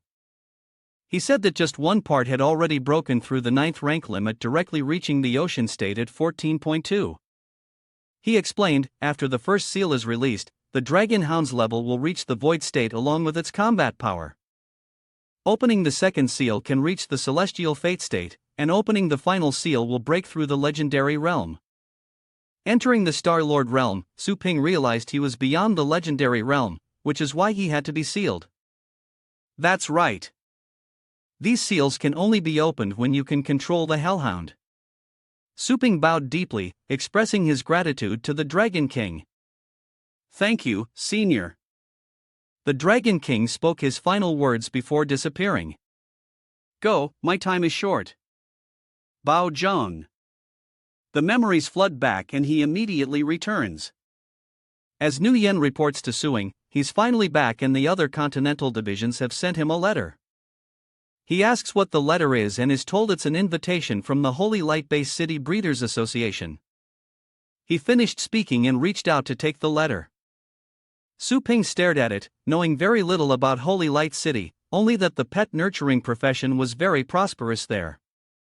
So he sought advice from someone more experienced. He sent the message, Chief Elder, are you free for a consultation? Suddenly, a large machine appeared from the sky, hurtling towards the ground. It rapidly decelerated, landing gently on the ground. Wow, a zero-gravity landing. Amazing! Onlookers exclaimed. Su Ping said helplessly. Did you have to make such a big deal out of it? The legend said respect. Fully.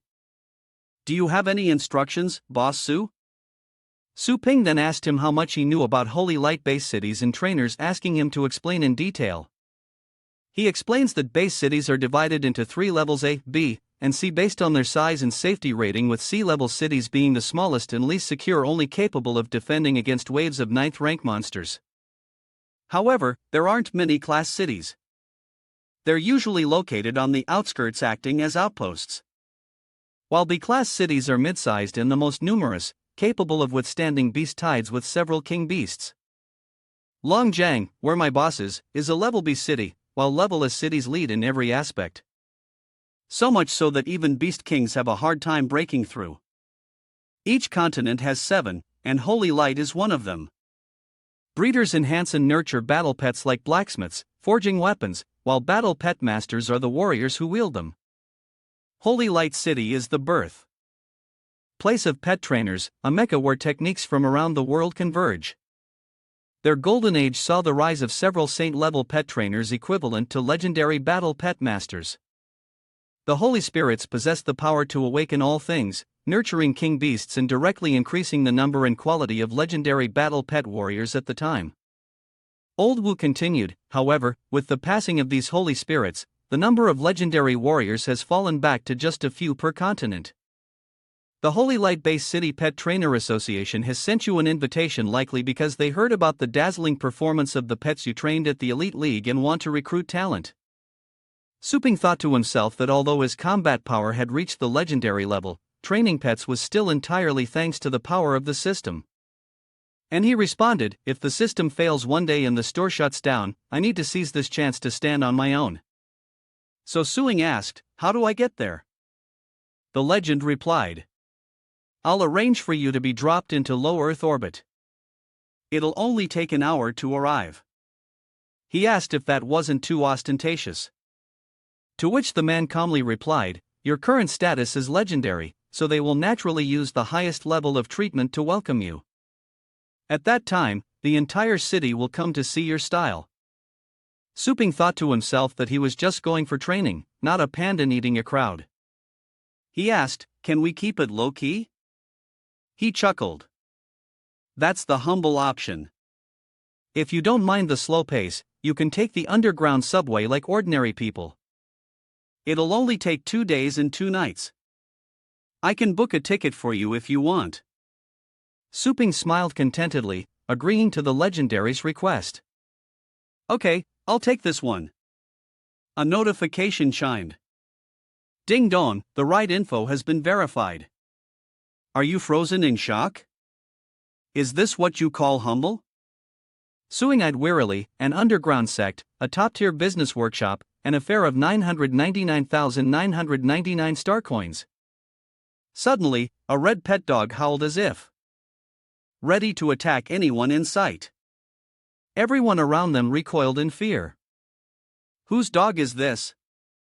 And why isn't it on a leash? It seems to be going crazy. Help! Lin suddenly points at the girl.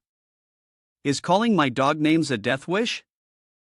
Suping glances at it, hearing that the charmed Shadow Scarlet Flood Dragon's physique makes it irritable when it consumes too much sugar. Summoning such an uncontrollable pet. Is he trying to poison someone? Suddenly, the dog lunged at a customer who cried out in surprise. No, stop it.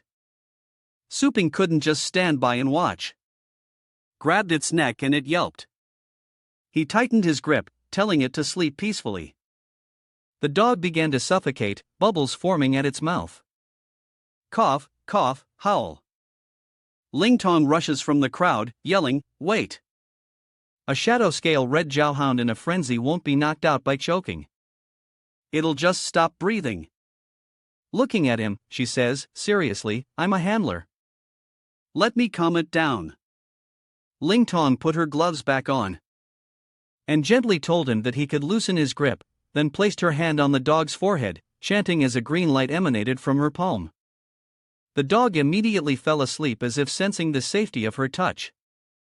Ling Tong gently stroked it. Sleep now. Sleep, good boy. Suping marvels at her ability to lull the extremely violent shadow scale Crimson Zhaohound to sleep in an instant. Ling Tong smiles. Impressive, right? These are spirit-gathering gloves used by professional trainers. They precisely control spirit energy to enhance the sleeping effect. Thank you for helping me subdue it. Lin Xiong who confronts her. What have you done to my dog? She responds that she used force taming to put it to sleep and it will wake up in half a day, so he doesn't need to worry. He angrily replies that his dog never wakes up once it lies down, so how can he not worry? If something's wrong with it, how will you compensate me? The spirit child was flustered, asking him to calm down. The shadow scale crimson hound simply consumed. Too much energy. He retorted. I don't care. Just wake it up now. It's not ready to wake up yet, she says as Su Ping grabs his arm, noticing his rough behavior. He twisted the man's arm back, coldly, ordering, recall your pet. Ah, it hurts. It hurts. Let go. His face darkened as he glared at him. Apologize, then get lost. Lin collapsed to the ground, his face drenched in sweat. Those eyes are scary. He suppressed his anger and stammered. I'm sorry. Everyone's probably cursing me under their breath. It's immoral to not control your dog in public. An announcement ring is out. Ding dong reminder, Tao and Gam is accelerating. Please return to your rooms. Identity verified. Sleep well. A staff member approached him with a plate of cake, saying, Sir, your strawberry shortcake. Cake Up Ping wondered. I didn't order anything. You must have the wrong room. She pointed to another room, smiling. Miss Zhang ordered it for you. Ling Tong leaned out, waving and smiling. Thank you for earlier. Su Ping nodded politely. Perfect timing. I'm starving. Thanks. Suddenly, a deafening crash rocked the entire ship. The attendant stared at the ceiling in horror, stammering, the entire ceiling is warped. What's outside the ship? Passengers began to panic, realizing they were under attack. Despite her fear, the attendant reassured everyone. Please don't panic. There's an armed team of 8th rank battle pet warriors on board. They'll take care of the beasts. Ignoring the tremors, Suing carefully opened the door to his room, thinking, can't even eat in peace. What kind of godlike physique is this? I can sense so many pets charging and attacking outside the train. These are 7th rank rock shell beasts and this battle is extremely unfavorable for humanity. They're about to break through the train. He takes in everything happening outside, including the rank 900 clawed black poison dragon. A pet warrior spoke up. Damn it. Why does it have to be a 9th rank ferocious beast? This is going to be difficult. I'll distract it. You guys rescue the injured staff and reinforced the passenger compartment. They responded, yes, Captain. Su Ping leaped from the room and joined the battle on the train. The battle pet warriors and their pets turned their attention to him as he waved his hand, urging, it's dangerous here. What are you doing? Get back. Before they could finish speaking, Suing annihilated the pet in front of them, shocking everyone. The pet warriors cried out in disbelief as Su Ping glared at the remaining beasts, radiating a murderous aura. They froze, drenched in sweat, too terrified to move. In an instant, the remaining beasts scattered, fleeing the train. The pet warrior thanked him, marveling at how easily he had resolved the situation. Thank you for your help, Master, he replied politely. It was nothing. Is your high-speed rail usually this dangerous? He chuckled nervously. It's usually quite safe. We only see level 6 or 7 rock-type beasts. A level 9 black poison centipede dragon like that wouldn't normally appear this deep underground. Suing wondered about the norm. That pet master explained, that's right. The deeper underground, the fewer prey it can catch. The 9-rank black poison 100 claw dragon is strong enough to roam the surface. If even it's been driven down here, something even more dangerous must be up there. He then returned to his room to finish the cake Ling Tong had given him, pondering the idea of an even more dangerous existence. L. Zhang's current level of protection is clearly insufficient. He decides to contact the government and sign a contract to train their pets, increasing the city's safety and expanding his market, especially since something that scares 9th-ranked beasts has appeared outside the walls. Zhang needs to be at least a grade A base city to be considered safe. Ling Tong was surprised. What a coincidence. Are you from Holy Light Base City? Suping casually replied, I'm just here for work. Do you know how to get to the pet association? She chuckled. Ha, you're funny. What breeder doesn't know the breeder association? Follow me to Teenal Long Academy. They finally arrived. The guard outside says, please present your school badge or pet tamer certificate. Ling Tong says, I'm a trainer from this school. Let us in. The guard stops. Suping, hold on. Where's your certification? He pulls out a letter and asks, if I don't have certification, will this work? The guard immediately recognizes the invitation from the Cultivationist Association. Esteemed guest, please come in. Lindong gazed at him with admiration. Anyone who receives an invitation from the Trainer Association is influential in the training world. Could he actually be a hidden training grandmaster in the city? He retorts. Talk less, observe more. I wouldn't say I know training inside and out. I'm a complete amateur otherwise. Why wouldn't I even have a certificate? She said, puffing out her cheeks in disbelief. Someone who's just dabbling can get invited by the Nurturer Association. Believe it or not, it's up to you. Ling Tong suggested they leave as there happened to be an exhibition match at the arena and he asked if Suing wanted to watch. Suing was immediately excited. All right, I'm eager to learn more. A voice echoed. All right, the two competitors have chosen their beasts, a forest ape and a gray windbird. Suing was curious. Do pet trainers also bring their own combat pets to the arena? It's quite similar to a battle between pet warriors. Ling Tong quickly added, those aren't pets. They're wild beasts that haven't been contracted. The first test for the pet breeders is their taming ability, seeing who can tame a pet to hold food in its mouth for 5 minutes without swallowing. Next, they'll compete in enhancement abilities using special training resources on the field to temporarily enhance a part of the pet, like in the match below. Then, they battle and the two beasts quickly charge at each other. The referee comments, it's too fast. The forest ape can't keep up with the gray windbird's attacks at all. Strengthening the gray windbird's feathers was a smart choice. The forest ape is on the defensive. The blue beast battered by the bird's relentless attacks. The referee's voice intensifies. Is this attack aimed at a vital point about to end it all? Suddenly, sharp thorns erupted from the forest boar's back, its newly enhanced area. It pierces the bird, and the referee shouts, excellent. Suddenly, thorny spikes erupted from the forest ape's back, piercing the gray windfing. Realized that these battles, seemingly about the beasts themselves, were actually about who could unlock their potential and exploit their strengths and weaknesses. Recognizing her, Fang asked Shirajong, when did you get back? Ling Tong greeted him. Hello instructor. I just got back, he said with a smile. Well, watching matches to broaden your horizons is good, but if you still can't pass your thesis, graduation will be in jeopardy. With that, Iliang sneered. So, what if you watch more matches, Zhang Lingtong? Last time, it wasn't some pushover. You couldn't even pass beast taming, right?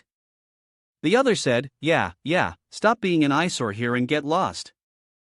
Ling Tong weakly responded, yes. Yan laughed even harder.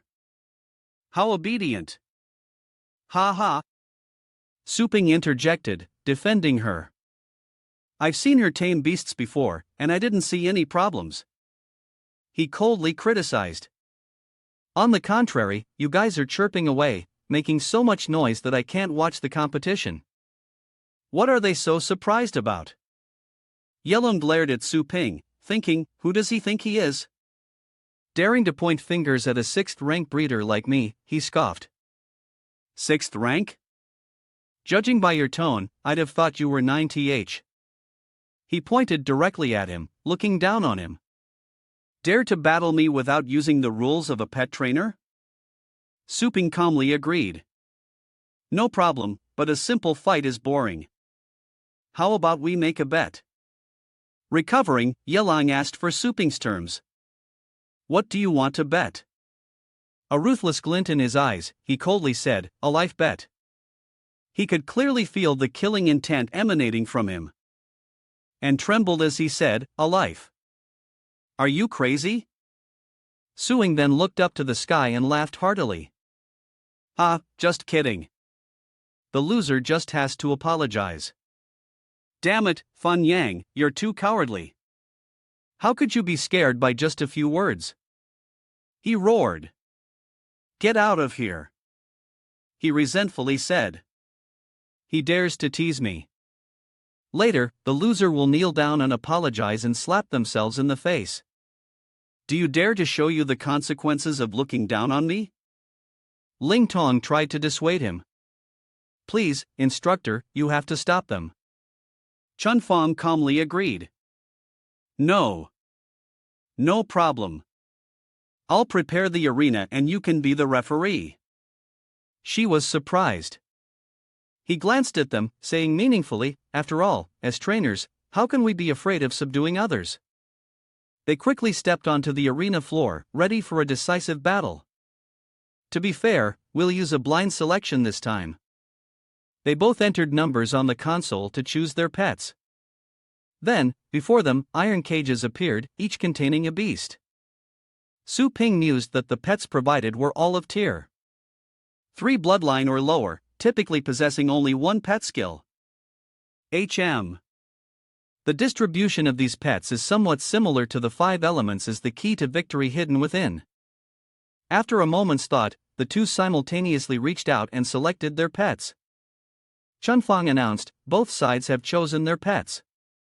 Suing chose the lightning armor bug with its metal exoskeleton, and Yelong chose the firehound with its fiery bite. Ling Tong frowned, noting that both pets were known for their ferocity. Difficult to tame, but the thunderstorm armor beetle's metallic exoskeleton is completely defenseless. Yang laughed. Nice. What an unfortunate, regretful expression. Can the match begin? Suing urged the referee, adding that this first stage was about taming. Chun Fong explained the rules. Before your pets or their favorite foods, the first to tame their pet to hold the food in its mouth for 5 minutes without eating wins. Ling Tong thought for a moment. There are 2 methods of taming. The first method involves teaching the pet through reward and punishment. So, they learn that holding the food without eating will get them even more. She remains lost in thought. The second method bypasses learning, relying on mental energy to directly command the pet to hold the food, implanting the order into its sea of consciousness. Is he hesitating, trying to decide which method to use? Yelong smiled confidently. After all that, all talk and no action. What a layman. With my precise control of spirit energy, the implantation is nearly complete. Shunfong announces the time, and the thunder beetle begins to take the bait. The countdown begins and a wave of murderous intent emanates from him, terrifying the beast. The thunderstorm beetle is suppressed. Yang protests, "Master, isn't that cheating?" There's no rule against it, he says. Though no one usually tries to tame a beast with sheer intimidation, he warns that the thunderstorm beetle has passed the taming phase. And Fan Yang only needs to lose the beast battle to fail, he muttered resentfully.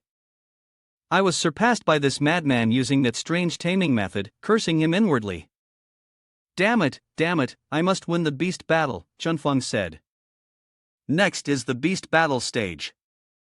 Both contestants, please select enhancement materials for your pets. The strengthening time is 3 hours, and he quickly chooses dragon breath grass, but no matter how hard the metal is, it will only become pressed iron before the flame. Yelong takes a large amount of dragon breath grass, thinking that he must maximize the fire attribute of the firehound. He glared at Suing, knowing that even though the lightning storm beetle could metallize itself to increase its defense, he still wouldn't lose.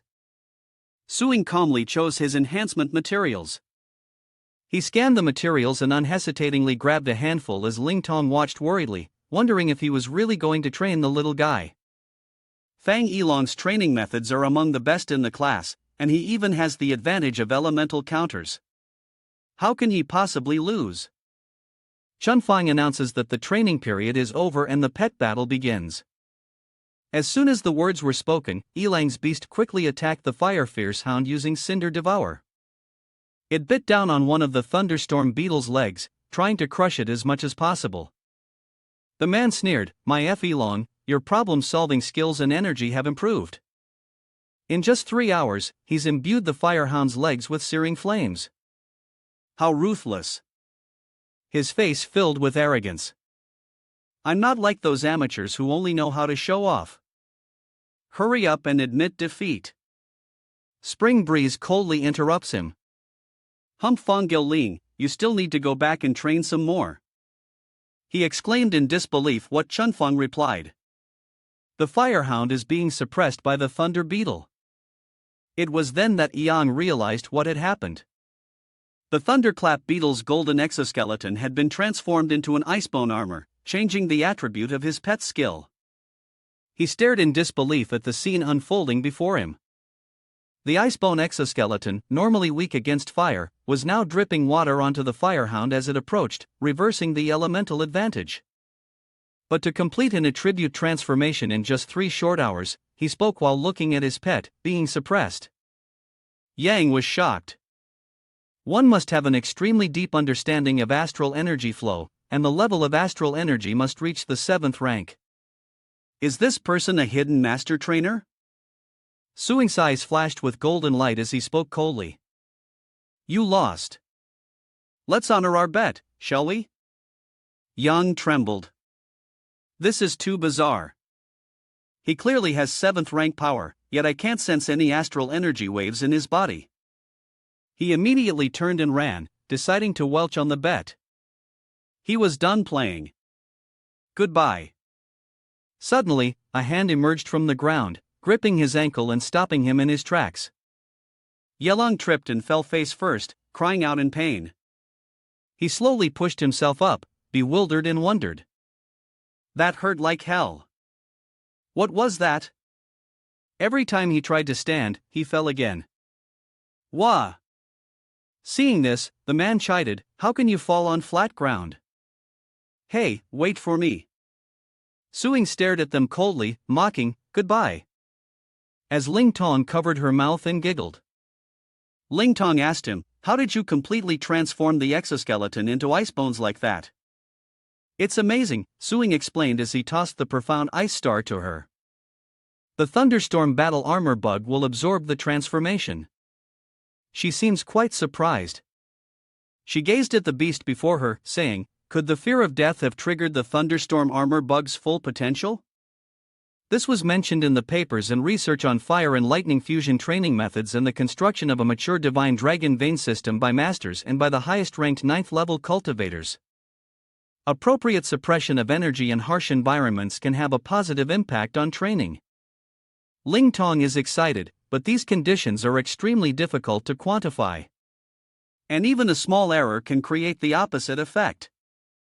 Almost no one agrees to spend time researching it, but someone has already done it. I must quickly record this exciting news. She pondered for a moment, then asked, "Suping, is your training method reliable?" Ling Tong explained seriously that after fighting the firehound, the melted ice bones quickly returned to their original state. This wasn't just surface-level elemental enhancement.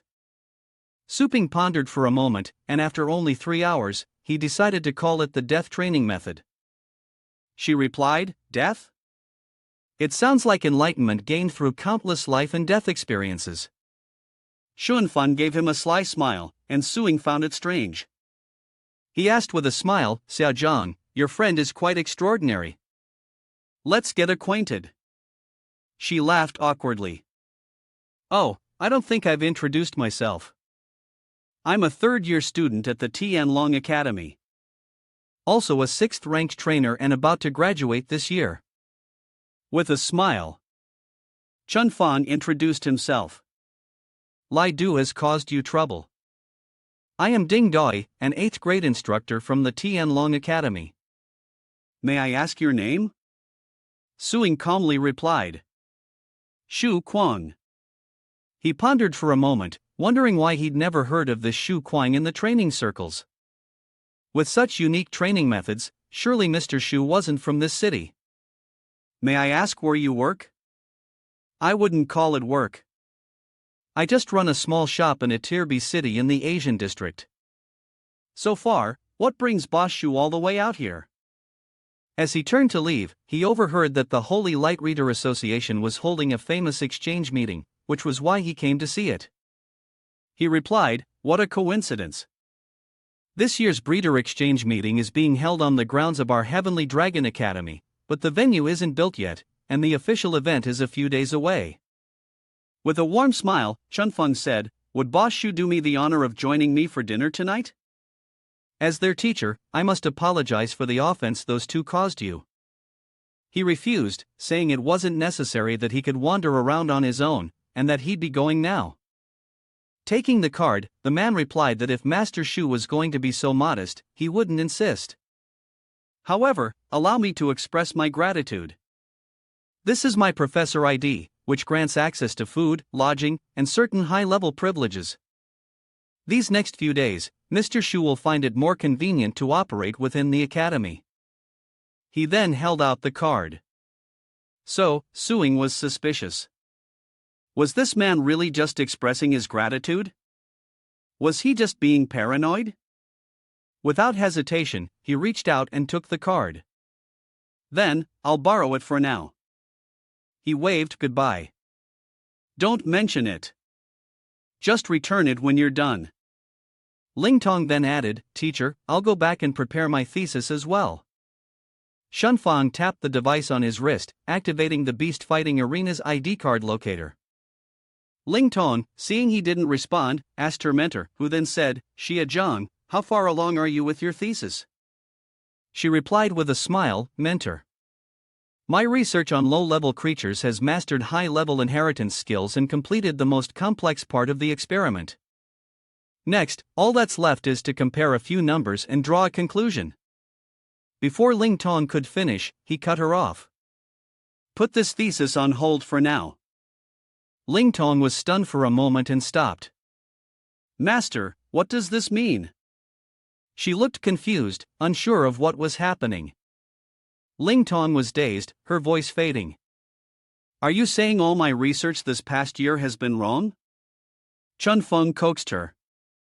"Not wrong, but you're a smart kid. Adjust your direction now and you'll still have time next year.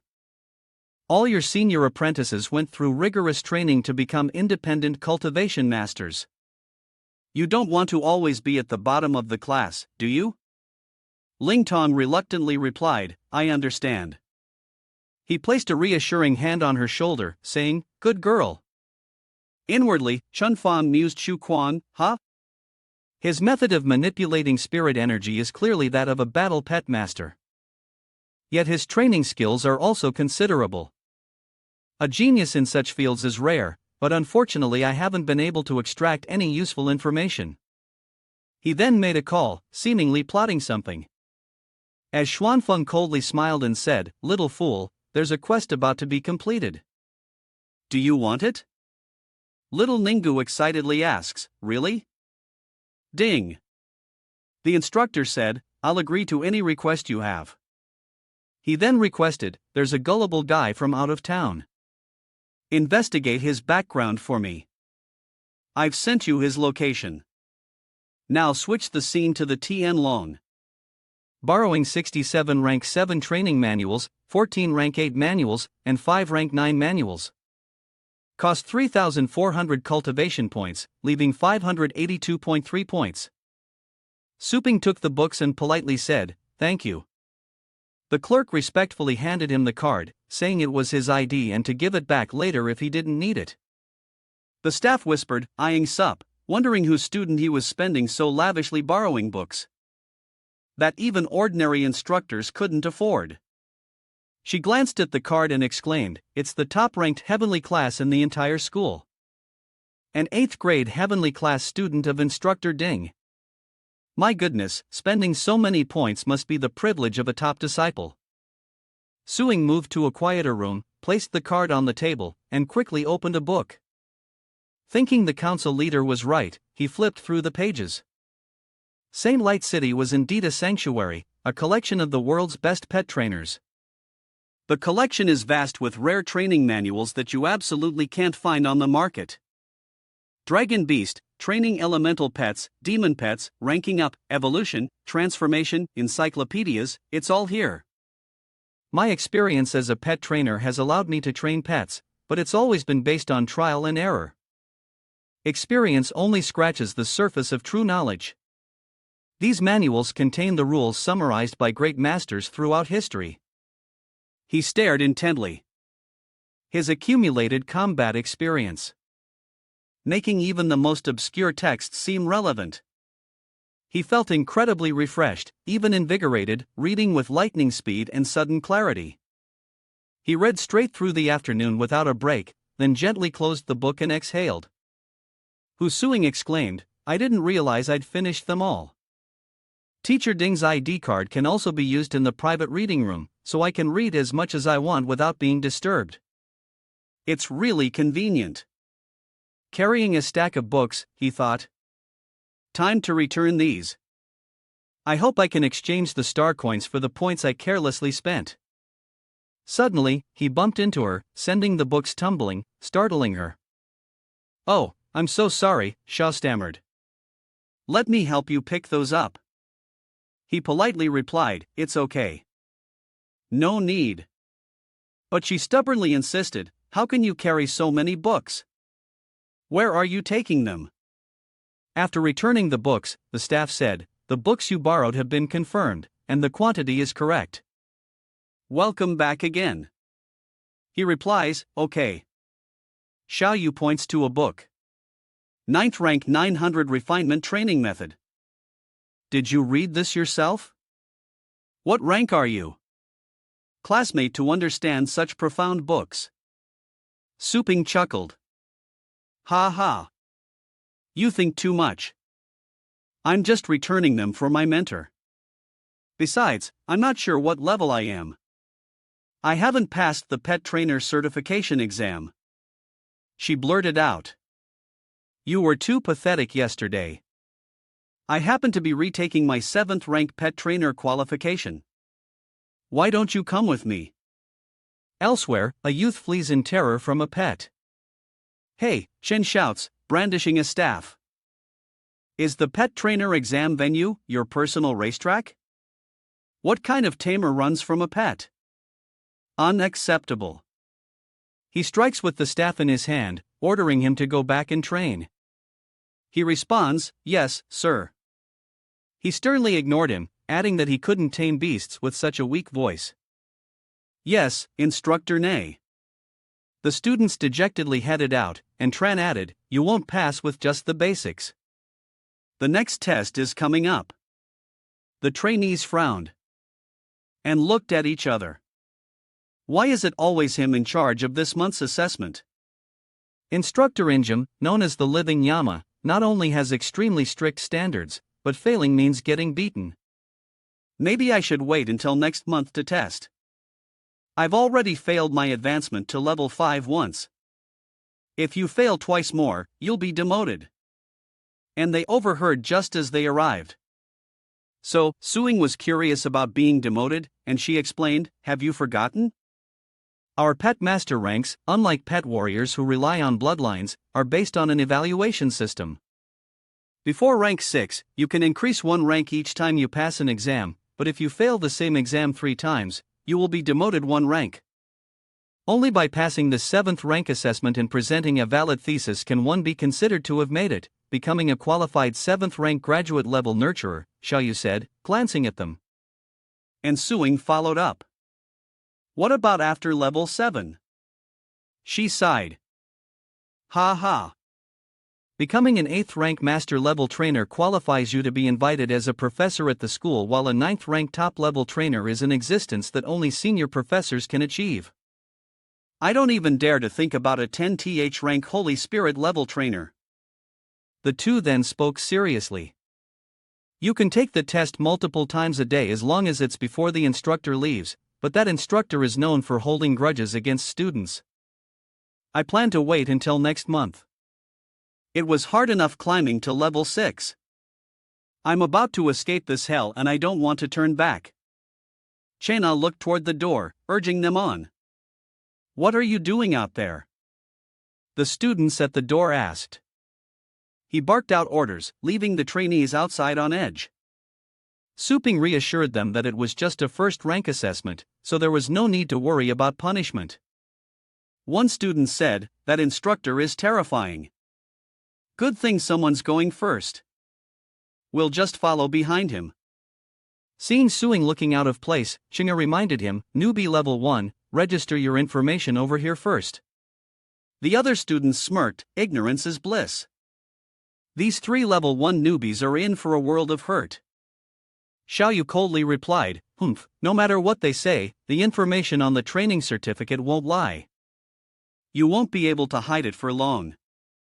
She then unleashed her enhanced vision skill, and everything became clear.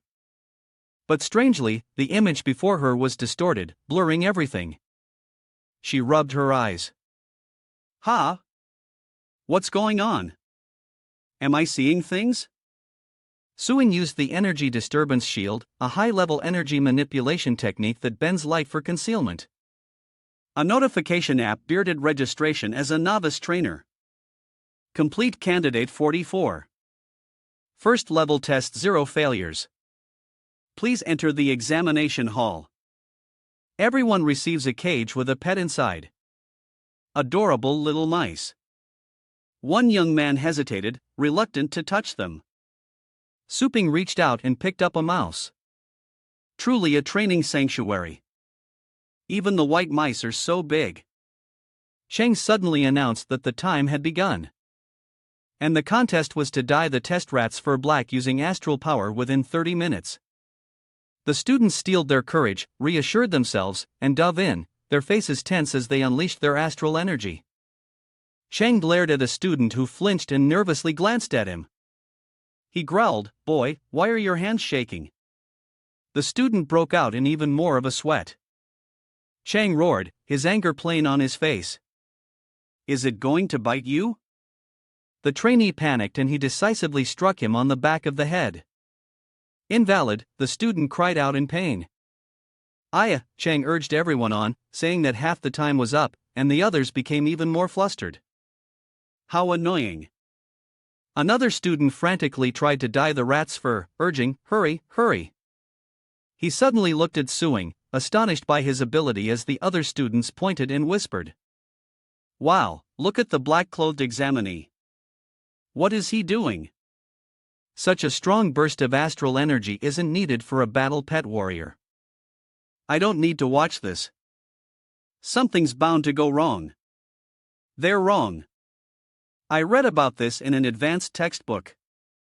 The key to dyeing with astral energy lies in the precise control required to stimulate pigment cells. Whether through nurturing or stimulation, only the time and difficulty differ. Suping's eyes quickly turned gold as he adjusted his astral energy towards the mouse. And as the smoke cleared, the mouse emerged with a unique new look. It squeaked cheap. The student was dumbfounded. He'd not only dyed the fur in minutes, but grown it, too. Chenga silently assessed it. Its entire body glossy and radiant without a single mixed hair, yet it could be dyed so completely. He reached out to touch the mouse but was suddenly stopped by an electric force. Chenga was even more astonished. There was more to this colorful fur than met the eye. Pay attention. Number 44 isn't using the surface-level hair method of pigment cell stimulation. He changed the rat's properties from the bottom up using elemental fixation, which in turn affected the color of the fur on the surface. It's still weak, but it's definitely become a multi-elemental test subject. The students were astonished. Multi-layered attribute alteration completed without resources. This isn't just exceeding the first level. It's insane. Chunga looks at Suping. Is this student a recent transfer? I don't think I've seen him before. Could he be a prodigy secretly trained by some old monster? It's been a long time since I've seen a student who satisfies me so much. He smiled with satisfaction. Number 44. You've passed the previous test, completing all pre-rank 6 exam points with flying colors. Next, I've decided to make an exception and have you proceed directly to the 7th level test. Is this a mistake? A 7th level test. If he passes, he could graduate immediately. Chena said, the level 7 test involves a mysterious iron cage rising from the arena floor. He's asking me to tame this thing and then strengthen it. A 7th rank blood missed nether half a day to tame it. Do you dare to try? The students were shocked. The blood mist nether is a 7th rank evil spirit with both demonic and psychic affinities, making it extremely unpredictable, cruel, and adept at eroding the human spirit. Failure to tame it can result in brain damage or even madness. To ask a novice to tame this is like sentencing them to death. Without hesitation, Suping accepted the challenge confidently, stating, I won't need half a day. 5 hours will suffice. The pet inside the cage roared as if everyone in sight was its enemy. The student stepped back, complaining. The stench of blood is overwhelming. What level of monster is this? How will he handle this? She wondered, watching Su Ping in the cage. He calmly stared at it, showing no fear. Come on. The beast lashed out with its claws, unleashing its first attack. Father of evil. In an instant, Su Ping flawlessly dodged the creature's attack. It immediately launched a relentless assault, but he showed no sign of retaliation, simply evading its advances. Suddenly, Suing stomped the ground, leaping high in front of the pet, then stomping on its head, probing to see if it knew the Thunder Dao. Suing then pressed his hand to the creature's forehead, rapidly casting a skill. In a flash, the image of a fierce god of death appeared behind him, radiating deadly killing intent. The pet stared at Suing, sweat pouring down its face, seemingly terrified of what was about to happen. It immediately turned to flee, clutching its staff and wailing. It's subdued now for the strengthening. With that, he glanced at the shelf of ingredients beside him. Suing glanced at the ingredients and thought to himself that the 9 refinements record had a method for upgrading demon pets from rank 9 bloodlines and below. He could take this opportunity to try out the newly learned training method in preparation for Little Skeleton's future upgrade, as blood mist specters were extremely afraid of thunder and lightning. I'll enhance this weakness. He then waved his hand, fusing the 2 ingredients first. Using his astral power to refine and merge the soul-gathering grass and thunder passage orchid. Instantly, the materials in his hand fused together, emitting mysterious golden lightning from their core, and with a flick of his wrist, Suing hurled the mixture at the pet. With a cry, the compound melted into the creature, its body erupting in streams of purple and blue, undergoing a transformation. Sho watched his actions in astonishment, predicting that this light must be a sign of evolution. The pet was still evolving, its body now blurred in the smoke. Suing raised his hand, adjusting his astral energy to control the nurturing process as Chinga secretly assessed him. Such a calm and natural demeanor coupled with such fluid techniques, it was clear he had a master backing him. The pet is nearing the final stage of its evolution, each part gradually emerging. It has completely transformed into a thunder colossus specter. Its body is no longer blood red, but has transformed into a dark blue with golden veins, leaving the students in disbelief. The blood mist specter's appearance has changed. What evolution path is this? Its already ferocious appearance now carries a hint of majesty. Suing points and says, during the previous advanced training, I added some insights into the lightning element. So, the demon's bloodline has been suppressed. It's now developed some resistance to divine and lightning attacks, but the downside is it's become more hot-tempered than before. With that, the pet beast tilted its head back, ready to burst out of the cage, and with a swipe of its claws, the bars were instantly bent out of shape. The students, terrified by its power, quickly fled. Its destructive force was immense. The fur was crackling. Chinga quickly puts on his gloves, preparing to stop it. The blood mist specter has evolved, its combat power increasing along with its level. Before it could struggle free, it bent the iron bars into a large opening, finally escaping. The creature spotted Chinga and reached out to grab him, sending Chinga into a panic. He frowned, realizing he was in trouble. He quickly gathers inner strength in his palm. his voice now terrifying. Insolent. You want another taste of thunderous power? Su Ping was even colder. A hint of murderous intent in his eyes. The petrified beast remembered that terrifying moment. It submits, kneeling at his feet. Its massive body trembling before this terrifying human. The students turn away, sighing in relief. He controlled it. Phew, that was close. Calmly stepping out of the cage, Su Ping looked at Chinga and asked, "Well, does that mean I passed the test?" He thought to himself, the task was just to strengthen a pet. But this person went a step further. First perfectly advancing the blood mist nether spirit and then taming two beasts perfectly. This is far more than just passing. Thinking this, Chena looked at him with admiration. Your abilities show promise even for a top-tier rank 9 trainer. The students were stunned to reach the pinnacle of a level 9 breeder. What an extraordinary sight to think someone went from level 1 to level 9 in a day. Just who is this examinee? From afar, Bao watched with satisfaction, chuckling. Ah, spectacular, he praised. What a beautiful and delightful training session. Xiaoyu recognizes the perfect crystal clear energy of Vice President Bai of the Cultivator Association. Chena sees him and respectfully greets the Vice President, who ignores him and calls for suing. Follow me, Shen was astonished. Could this young man be Vice President Bai's disciple? Moving to a quieter location, White Elder said, "Please remove your mask, esteemed guest from the Purple Dragon River." He chuckled. Don't be surprised. There are only a handful of young strangers with your skills, so you're quite easy to recognize. The trainer of Little Skeleton Dark Dragon Hound and Silver Bone Star Moondragon, the owner of the store, Su Ping. Su Ping coldly asked, "A very thorough investigation, what do you want with me?" His face turned serious as he asked, "Have you ever heard of the Four Kings, Old Bai?" Then explained to Suing. The Four Kings or the Four Great King Beasts are the most powerful culprits in Blue Star's history. Good and evil abyss masters 7 sins and other shore. They understand human speech, are extremely cunning, have destroyed countless city fortresses, flattened high city walls, and have enough blood on their hands to submerge mountains and rivers. They are the number 1 mortal enemy of the Blue Star human race. He said, then looked at him. Each of the Four Kings possesses strength no less than the Celestial Destiny Realm.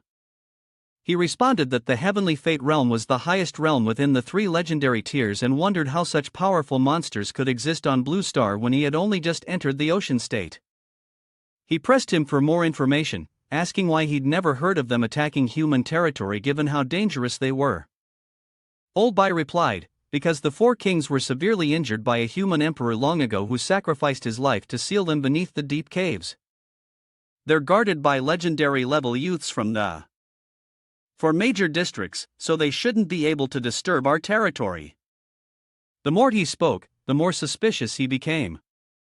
Had the deep abyss already fallen? He denies it, saying that if it had fallen, all of Blue Star's base cities would be on level 1 battle readiness. His voice drops. The problem is that everything's normal with the deep caves, but the wilderness areas are detecting abnormal beast migrations. Then, Suing suddenly remembered the anomaly he encountered on the way here, the one that almost destroyed the train. Bao's face darkened. Was the safety of the people already threatened? It seemed the security of some case cities needed to be reinforced. I suspect there's more to these anomalies than meets the eye, which is why I'm using the Tamer Convention to distribute hero invitations and gather experts to prepare a countermeasure. You ask, curious. Your Pet Tamer Association sure does meddle in a lot, he said. Bao affirmed. Of course, you must have felt it during the exam. Cultivators value the manipulation of objects more than beast tamers. Studying every move to fight enemies, which is decision-making and the use of power. After all, as nurturers, we are the ones who bestow power. You seem quite doubtful. So why not send people to investigate the wilderness directly, he said. As soon as the situation was discovered, I ordered the major base cities to send reclamation teams to investigate. But the wilderness is vast and savage beasts roam everywhere, so results won't come quickly. Do you have any leads on this? Suping looked at him and said, there are too few clues at the moment. I'm stumped. Rather than racking my brains here, I might as well seize the time to improve my combat power. I want to learn the soul awakening skill of the trainers. But why can't I find it even after searching the entire Tanlon library? Haha, young man, you are indeed promising. Spirit opening is a secret technique that only top-notch rank 9 trainers can learn at the headquarters of the Trainer Association. Of course, you won't find it in the Academy's library. He looked at him, unsure of what he meant. So, are you saying I have the qualifications of a genius? He praised his potential, saying that based on his strength alone, he definitely had it and was very likely to become the second person in history to master both combat pets, nurturing, as well as the one to reach both the legendary and sacred spirit levels. Suping was taken aback by the story and asked the second person. So, the first was Bao replied correct. The only person in history to reach both the legendary and saintly spirit ranks was the great human emperor who single-handedly fought the 4 kings. He was excited facing the 4 kings alone. He urged the old man, then there's no time to lose. Let me learn spirit opening. He waved his hand in refusal, saying, no, you're only a 6th rank breeder right now. According to the rules, if you want to reach the 7th rank besides the exam, you also need to write a 5,000-word thesis. To reach the 8th rank, you need 2 papers. And for the 9th rank, you need 3. Suing was already tired just hearing that and forced to smile. You think so highly of me, can't you just bend the rules a little? Suping relented, thinking that once he became humanity's light, writing these things would be a breeze. But Bilal refused outright. No, the more critical the moment, the more we must adhere to the rules. If all superiors were to rule by force, the weak would have no room to survive, and the whole world would descend into chaos, let alone the light of humanity. Suping had no choice but to give up. This old fossil was indeed persistent with his principles. Fighting was one thing, but sitting down to eat something. At this rate, it would take forever to write 7 essays. Suddenly, he remembered someone. Trung Lingling Tong was good at this. He'd go find her for help. Meanwhile, in a dark room devoid of light, crumpled papers littered the floor. Dizzy, Zhang Ling Tong clutches her head, surrounded by untouched stacks of books, frantically writing, then crossing out her work in frustration. Despair fills Zhang Ling Tong's face. It's no use. There aren't enough real-world examples, and she can't complete the topic based on her own experience alone. Elsewhere, Chun Feng rudely rests his feet on a female student. I've accepted your wine, aged 20 years. A truly mellow brew. You have a refined palate indeed.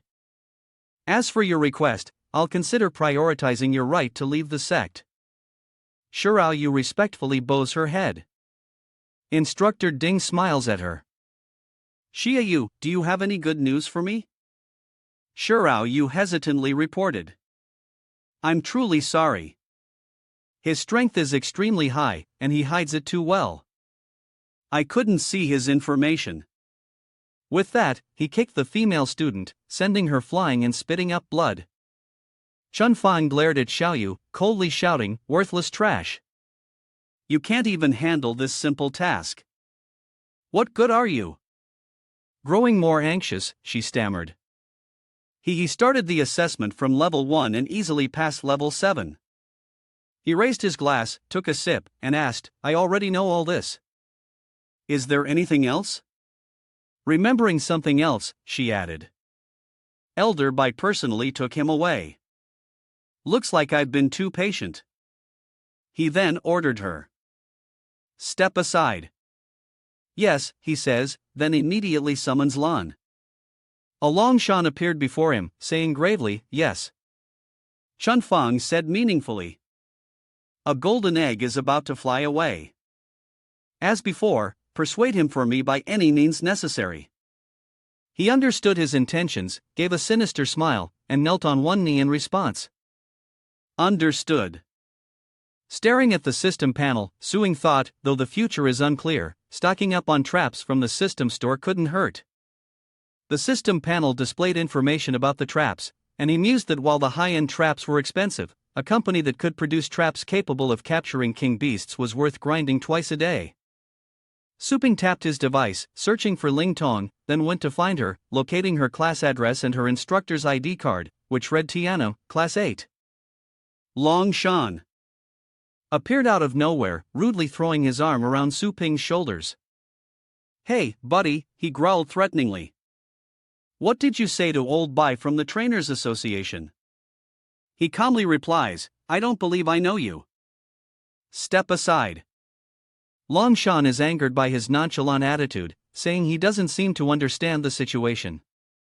As onlookers begin to whisper, "Look at that muscular guy. His astral energy is off the charts. A titled expert. That skinny dude is in trouble. He's messed with a titled expert." But just as Long Shan was most vulnerable, Suping wrestled him to the ground. His face froze as Suping's grip warped the earth beneath him, creating a crater perfectly fitted to his oversized body. He was stunned, not understanding what was happening, and couldn't react in time, leaving everyone else dumbfounded.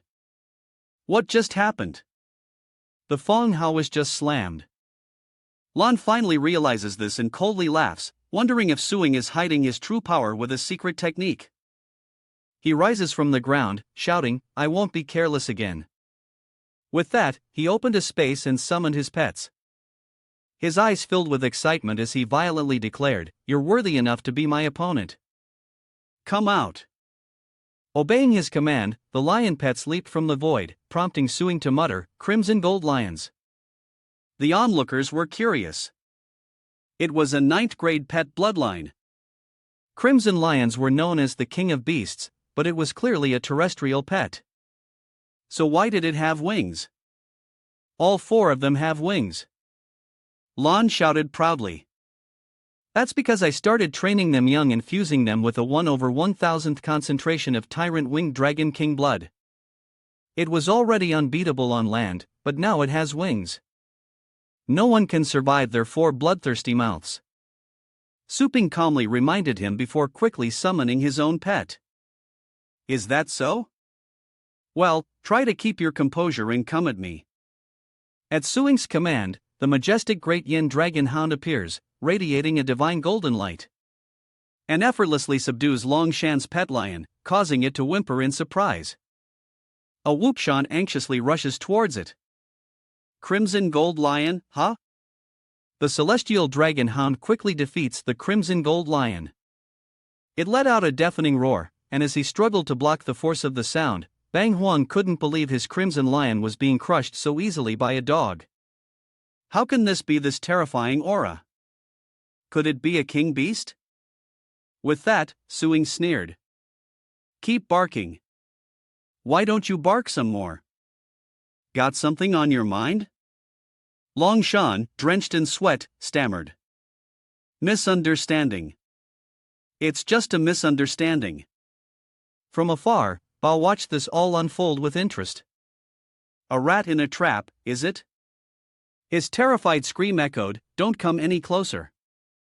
Cut to classroom 8 of the teacher's specialized experimental building, where a 5th-level wild beast, a dragon-type goblin, is locked in an iron cage. The students immediately reported to Xuanfeng, "The beasts for tomorrow's assessment have arrived." He nodded in response. Okay. He opened a strange purple vial, drew out the liquid with a syringe, and injected it into the dragon hatchling, who cried out in protest. As the liquid flowed through its body, the creature became even more ferocious. A deafening roar echoes through the room. As Long Shan slowly enters, recognizing him, he asked Lord Master, "Why so soon this time? How did it go with the golden egg?" As Long Shan stepped through the door, he collapsed, eyes rolling back, foaming at the mouth as if poisoned. Ping declared, "The golden egg was looking for you." Seeing him arrive, Chunfeng glanced at him silently, then abruptly shifted from hostility to his usual harmless, harmonious smile. "We meet again, Boss Shu," Chunfeng asked softly. "How have you been these past 2 days?" But behind his back, his hands were already making mysterious movements. Realizing his intentions, Suing pinched the surveillance device to pieces. And calmly replied, "Apart from being monitored, everything's fine. I wonder how your students would feel seeing their instructor tamper with the beasts used for the exam." He then looked at the pitiful beast screaming in agony. Xuanfang found it all ridiculous, bursting into laughter. "Tricks! Ha ha!" He suddenly lifted his foot and kicked the male student next to him in the stomach. The student cried out in pain. Without pause, he turned and slapped the female student as if it were the most natural thing in the world. Chunfeng feigned concern. "I've set a bad example. What should I do?" The two students knelt down, eager to please. "We'll take care of it for you, instructor." Seeing his inhumane treatment of the students, Suing's eyes flashed with malice as Xuanfang softly asked, "Will you blame me?"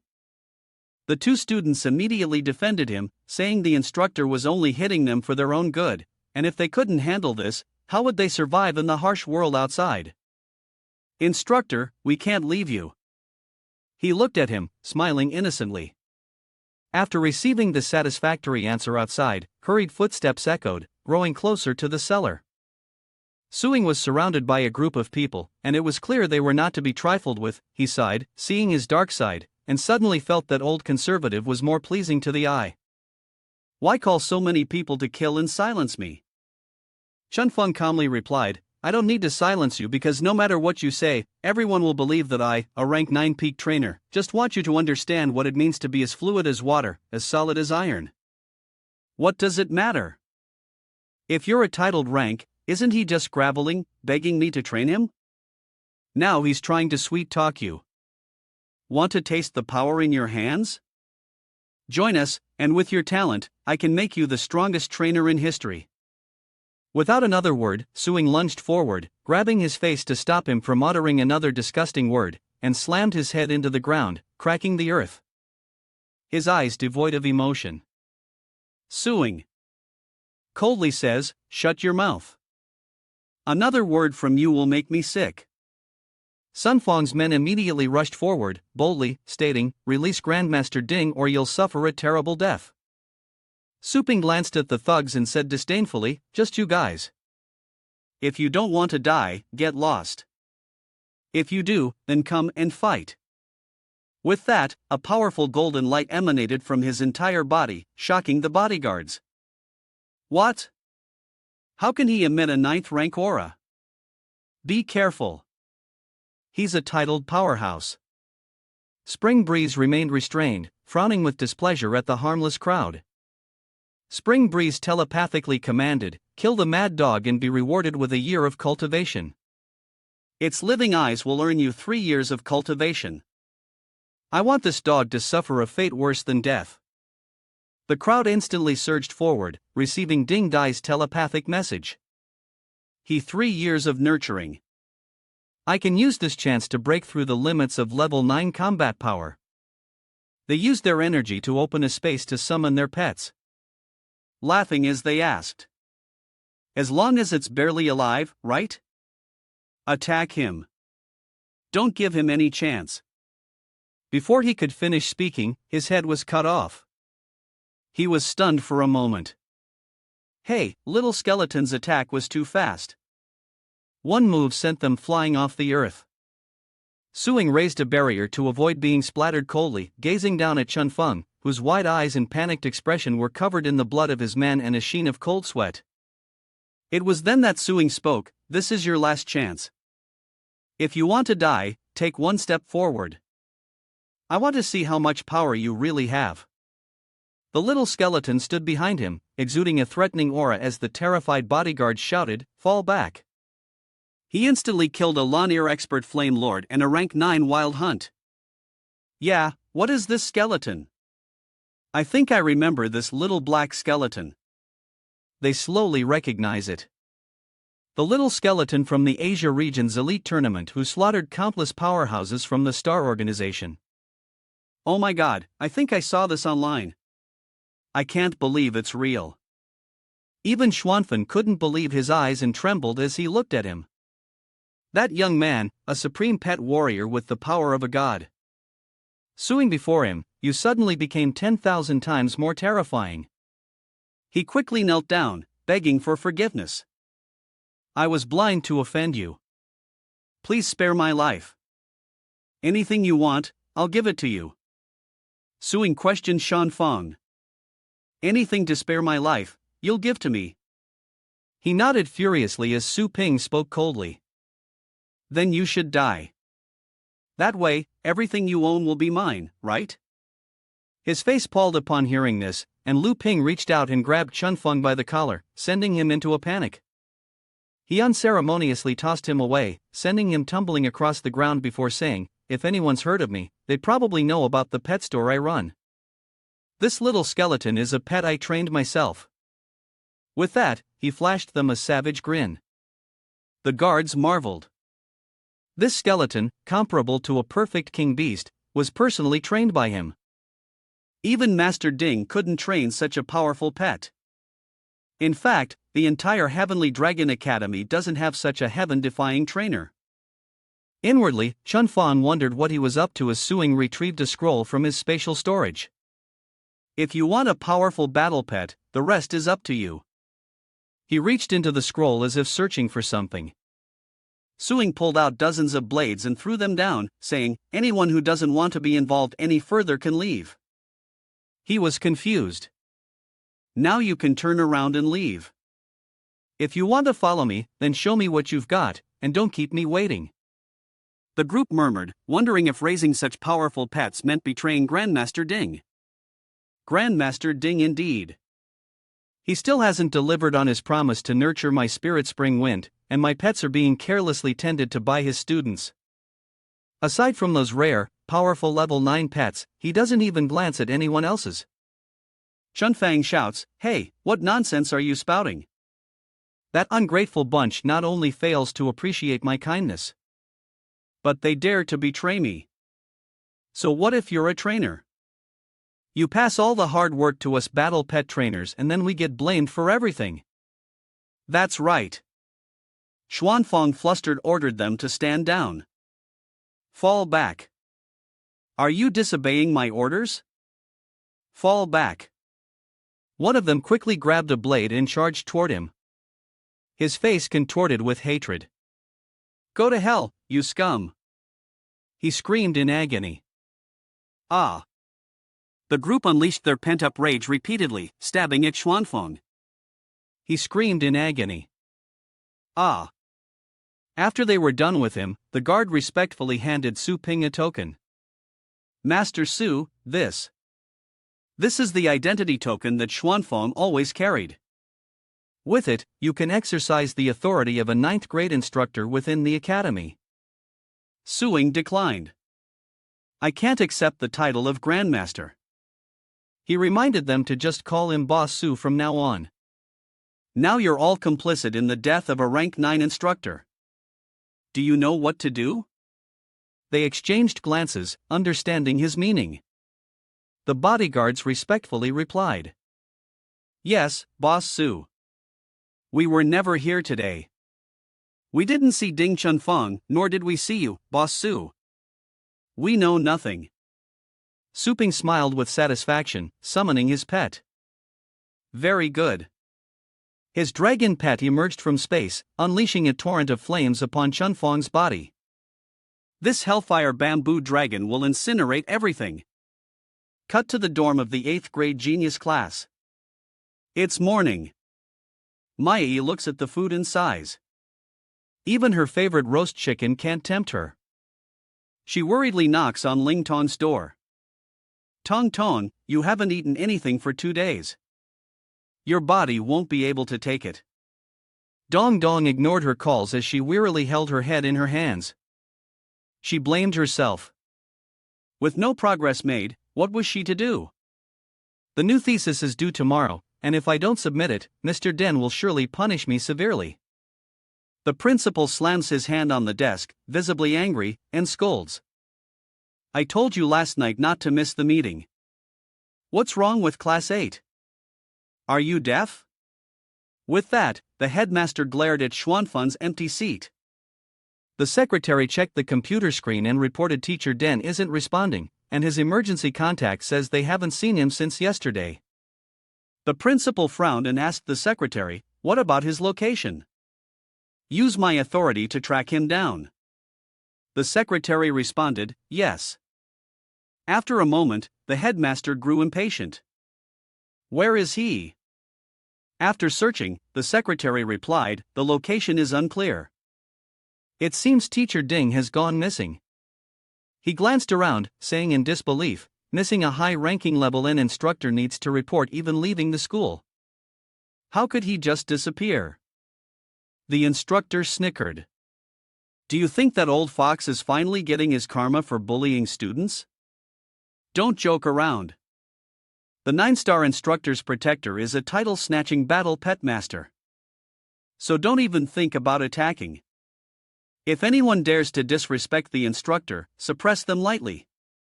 Kill them on the spot if necessary. Who would dare attack a 9th grade instructor?" The headmaster immediately used his spiritual power to cast a search spell. A monster-catching matrix appears and he manipulates his fingers to search for Xuan Fong through it. The compass spins around for a while as if it's lost and can't find him. The head's eyes widened in surprise. "I can't sense his presence within a million miles." He immediately called out, "Guards!" A group of men in black quickly knelt down and respectfully said, "At your service." The principal gritted his teeth and ordered, "Someone dared to kidnap 9th level trainer Dining Xuan Fong in broad daylight. Investigate everyone he's been in contact with recently. To openly oppose our Heavenly Dragon Academy is unforgivable. Kill anyone who obstructs you." The men in black replied in unison. "Understood." Suddenly his watch beeped. "HM. It's Vice President B from the Trainers Association." He answers the call. "Quiet. I need to take an important call." The principal respectfully greeted him. "Greetings, Elder. By what brings you here?" He reminded them of the strange disappearances that had occurred that day, advising them not to investigate. He was confused. "Don't investigate." Then he wondered, what could it be? That Ding Chun offended a big shot like Elder Bach, who could shut down the school with a single word. The principal bowed his head and replied, following Elder Bach's advice, "Please forgive him. Ding Chun Fong must have had a death wish to offend you. That petty Ding has been bullying students and crushing potential. I should thank you for cleaning house for me." He sternly questioned him. "If you were so aware of his actions, why wasn't he disciplined?" The principal hesitated at a loss for words. He lowered his head in apology, admitting that Elder Bei was right to reprimand him. "Those high-ranking 9th stage trainers have become complacent over time. From today on, I will tighten discipline within the academy." He reprimanded them. "You better remember your words or I won't be able to protect you if something happens in the future." The headmaster hesitated in response. "Huh? Yes, a storm is coming and protecting the seeds is the responsibility of seniors like you. Don't forget what you said." Old Bei ended the call saying, "Understood." Cut to outside the academy where students are gathered in front of a notice board. The notice states that Ding Xianfun, the instructor of Heaven Class 8, has retired early and the students will be re-evaluated during a teacher exchange. Those with excellent results will be placed in the other 7 Heaven-ranked classes, while those who perform poorly will be demoted to the Earth-ranked classes. The assessment registration is at the Tianlong Library. Students who don't register by the deadline will be considered dropouts. One student happily says, "Great, no more reading, idiot. You have to pass the exam to continue studying. If you fail, you'll be stuck in the bottom-tier Earth class." They gossiped, saying, "Earth class students have to clean up after the school's wild pets.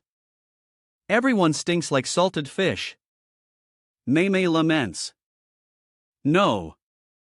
After all the hardship to get into the celestial class, it would be terrible to fall out." Ling Tong wondered, "What's going on?" Yellow looked at her and smirked, "So, the scaredy cat is here, too."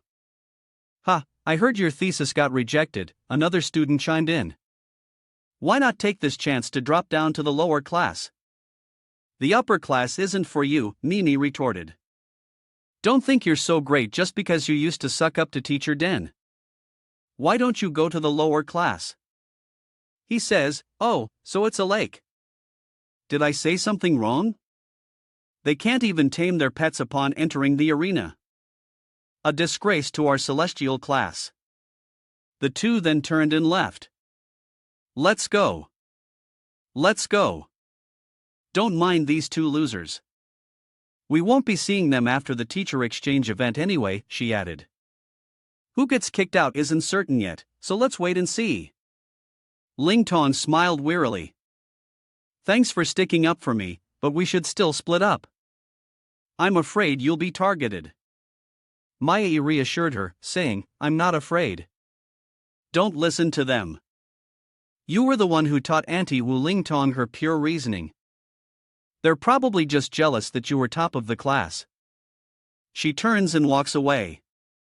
That was back when we first enrolled. Now I feel like I can't do anything. Just let me have some peace and quiet. Suddenly, Mimi reached out and grabbed her waist. Ling Tong was startled, realizing she'd said she'd take the class placement exam first.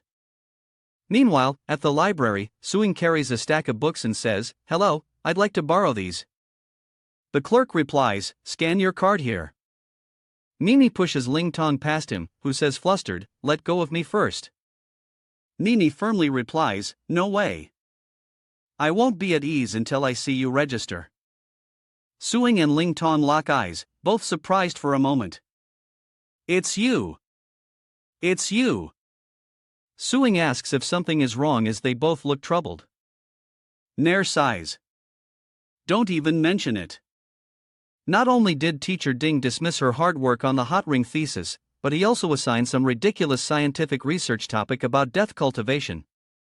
Tell me, she asked angrily. Who would be unlucky enough to take on this so-called death cultivation project? That's just wishful thinking, he agreed. Yes, how could there be such an absurd theory? There's no way, Ling Tong said, stifling a laugh as Mai suspiciously asked, did I say something strange? So, Suing offered a suggestion regarding the passage. I'm looking for a scholar with plenty of writing experience who doesn't mind collaborating. Do either of you know someone like that? Ling Tong sadly declined. I'd love to collaborate with you on nurturing, but we're about to be split into classes. He looked puzzled and questioned her. Class division? The two explained the situation to Su Ping, who thought to himself, how strange killing a 9th-ranked trainer didn't cause a stir throughout the school, but they take it for granted. Could someone have intervened to suppress this? Suing asked if they didn't find it strange that their instructor suddenly retired amidst the class division, but Mei Mei replied that the school said it was due to a conduct issue and the trainer association was investigating. He immediately thought of Old Bai from the Pet Association. So that's how it was. He could rest assured that everything would be as if it never happened. Su Ping then asked, Is this class placement test very difficult? Ling Tong replied dejectedly. Actually, the top class already had a placement test, but out of 100 people, only 30 were chosen by teachers from other classes. The rest were pushed down to the second-tier class for all sorts of reasons. Mei Mei placed her hand on her shoulder, reassuring her, You have to have faith in yourself. We'll definitely pass. The more she spoke, the more disappointed Ling Tong became in herself, feeling like she couldn't do anything right. Remembering Chuanfan's recruitment tactics, Su Ping figured this girl wasn't too far gone and asked Mei Mei, What's the Earth class like? She replied, I used to be in the Earth class where living conditions were rough and we often had to do hard labor. The school euphemistically called it training. Most importantly, one instructor guides thousands of students, so you barely get any personal attention or training in a year. If it weren't for money, I'd still be shoveling dung in the lower class. Ling Tong added, Actually, I only taught you some mediocre cultivation techniques. The important thing is that you're talented, which is why you got into the heaven class. Mimi lamented, Everyone in the lower class wants to get into the upper class, but how many are lucky enough to be guided? After a moment's thought, Suing asked, after you two register, could you take me to the lower class to have a look? Nini grew even more curious, wondering why he wanted to go there.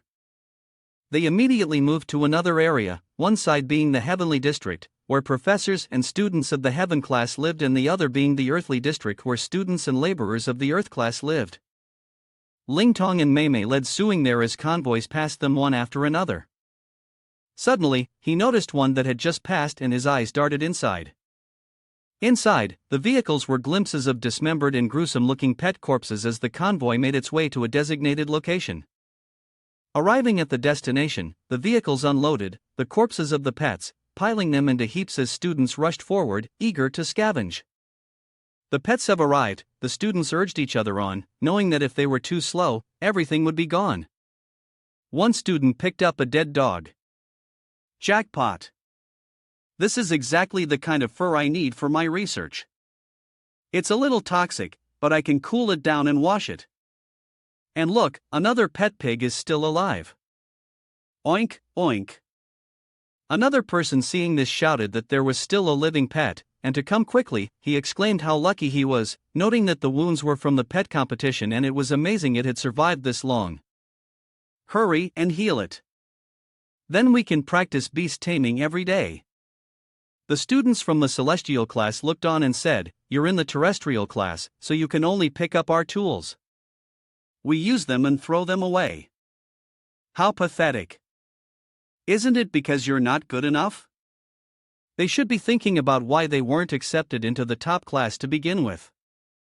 We're the pitiful ones unable to eat or sleep, running so far just to earn a few credits. Mai turned to Su Ping and asked, why are you spacing out? Didn't you want to come here? He replied, it's okay. Let's keep going. I'll catch up. Ling Tong sensed his thoughts and hesitated. Do you care about those things? Suing replied, considering the scale of the Heavenly Dragon Academy. We're already a top-tier academy. Perhaps we shouldn't let so many students linger in this state. Has it always been like this? She replied, I don't know. It was like this when I got here, she paused, then added, come to think of it, Dong Dong used to stay and teach us some breeding techniques and pet terms every time you brought your pets. Thanks to that, we were able to advance to the upper class. Suddenly, a badly injured man appeared out of nowhere and shouted, a student is kicking him repeatedly, sneering, scream louder, he brother Shirao, this guy's really stubborn. Fun who walked over, raising his stick to strike him. Step aside. This kicking and punching is no fun. Ling Tong and Mei Mei watched in shock, exclaiming, what are they doing? Are they trying to kill someone? He swung his hand down, a cruel smile on his face. But before the stick could hit the student, it vanished. Fong was stunned for a moment, then turned to Suing and asked, who are you? You dare interrupt my pleasure? He calmly replied, just a passerby. Is it fun to bully the defenseless? The two of them laughed at his words. Bullying? Ha ha. Fun who grabbed the student's hair and pulled him up. You idiot. This guy is doing it completely willingly. Why butt in blindly? The student pleaded. They promised to teach me cultivation techniques and the class promotion test later. I'm just one step away from the heavenly class. Please just leave. He sneered at Su Ping. A little bit of resources can make you powerful in the earthly class. You've never experienced that, have you? Ling Tong was stunned. This was too much. This couldn't be happening. Mei Mei cursed the turtle inwardly. Wasn't it afraid of retaliation? I doubt he could teach anything worthwhile. Su Ping casually tossed the stick aside and asked for her opinion. If you think it's too much, then you teach the true art of nurturing. How about it? Ling Tong is confused. What you said isn't wrong. The student threatened him, saying, what are you talking about? Are you trying to cause trouble? Our Xiao Fong is a representative of the 4th grade's nurturing class, so you better know your place. Su Ping smiled confidently at them. Then let's make a bet and see what happens. If we win, we're taking him. Fun, who was starting to get annoyed. But what if you lose? Don't think you can just walk away and take it. Place. Are you sure? Ling Tong and Mai hesitantly advised Su Ping. That bet is a death trap for Class 4. This bet is too risky, she said fearfully. I can't win. Mai also advised against it as Dong Dong was in no condition to compete. Why don't you just apologize and we'll go back and prepare for the placement test? Fong Hu mocked. Oh, who do we have here if it isn't the 8th grade dogs in mourning? The rude student said. You guys made me lose money. You think you can just leave? Su Ping reassures Ling Tong. Trust me, these guys are no match for you and isn't saving people what you want to do. He then glanced down at the pitiful student and for a moment, Ling Tong hesitated, unsure of what to do. He nodded, offering her a silent reassurance, and Ling Tong closed her eyes, seemingly resolved. With a determined grip, she told him, I understand. I will compete. Follow me. I know a good spot. With that, Suing and the others followed Feng Hu to a strange alley. Ling Tong and Mei Mei looked around nervously. Met by the glares of the crowd in cages full of ferocious, seemingly stray pets, the two girls held hands tightly the whole way, their anxiety palpable. But Suing unleashed his killing intent, reassuring them. Don't worry, no one here can touch you, too. Just focus on the competition. Okay? They entered an arena, and Fun Hu said, same old rules, taming versus battling. He said with a sneer that subduing wild. Pets and defeating the opponent's pets in battle would count as a win. Best 2 out of 3 rounds wins the match. Ling Tong confidently replied, okay. As if she knew Su Ping would always ensure her safety, the beasts were brought out one by one, their ferocity barely contained within their cages. Ling Tong recoiled in fear at the sight of them, realizing how difficult they would be to tame. He smirked. This is the most chaotic and dangerous underground arena in the district. Don't expect to find gentle pets down here. These delicate flowers are about to be scared out of their wits, aren't they? Ling Tong quickly gasped for breath, likely from the stress and fear, as she recalled the time a bear pet attacked her arm, leaving it bloody. Thinking back to that moment, Ling Tong instinctively gripped the arm that had been injured. The audience cursed in dissatisfaction. Get off the stage, you weakling. Don't just stand there like a log. Worried, Mimi says, this is bad. Dong Dong has been through too much. We shouldn't have let her up there. But Su Ping disagrees. No, she's trying to overcome it. She frowned at him. He was just a stranger she met on the train with no real understanding of her situation. He suddenly asked her, have you ever heard the story of the jar and the fish? Confused, Mei Mei asks, what are you talking about? Su Ping explains that someone once trapped a fish in a clear jar. The fish couldn't see the glass, only wanting to swim out, but after countless bloody attempts, it failed. The fish was forced to believe that the world outside the jar was fake, that it couldn't be reached. The fish lived its entire life in that tank. The story ends, and a confused Mei Mei asks, huh? What are you trying to say? If we lose, we'll get beaten.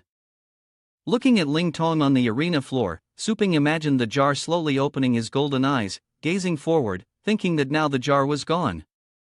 All that was left was to take that one step out. Ling Tong silently confronts his mental crisis, imagining the fish as himself finally free from the jar. Fun Hu and Mei Mei stared at her for a moment, their eyes widening. Surprise! Ling Tong puts on her gloves, her aura blazing with the might of the dragon behind her. Let's begin.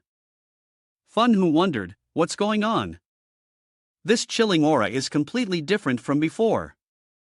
He smugly says, wipe that grin off your face. Let's see how I beat you. They both reach out to their pets and shout in unison, beast training. His eyes flashed with arrogance. Most wild pets used for taming in the region have been eliminated from the heavenly district. These have been tamed or cultivated many times. These old pets have grown accustomed to beast taming and nurturing techniques. Only commoners from the lower district know this. You can't win against me. Suddenly, Ling Tong announced, I've completed beast taming. Fun Who asks in surprise, what? How is that possible? How could you know how to deal with old things? Nini leaned over, smiling. Why not? Every time Dong Dong transports pets, she teaches us beast terms. It's great. The old Dong Dong is back. Fun Who nodded to his companion and said, I've also mastered beast control. Next is cultivation. Understanding his intent, the student pressed a blue button on the arena floor, and immediately the barrier surrounding the arena crackled with electricity. Suing realized the arena's railings had been quietly electrified. Contact during battle would mean certain defeat.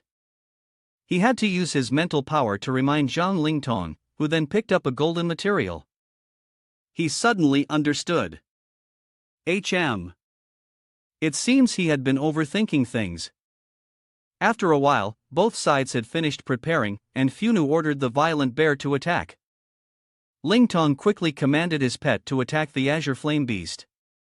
The Funghus Beast charges towards the Azure Mania Beast. Lightning flashes and it cries out. Suddenly, his pet unleashed bolts of electricity during the attack, surprising Meimei. Electricity? He chuckled confidently. My violent ape has partially transformed its body into a lightning element. Electricity will only cause minor injuries. Yeah, you're done for. Maya berates him. How despicable using Angian. Suping calmly replies, don't speak too soon. Lightning isn't the only thing that can resist electricity. Suddenly, armor enveloped Lingtong's pet, an unexpected rock armor that grounded the electric attack. It swung its claws at his pet. Rock-shattering claw.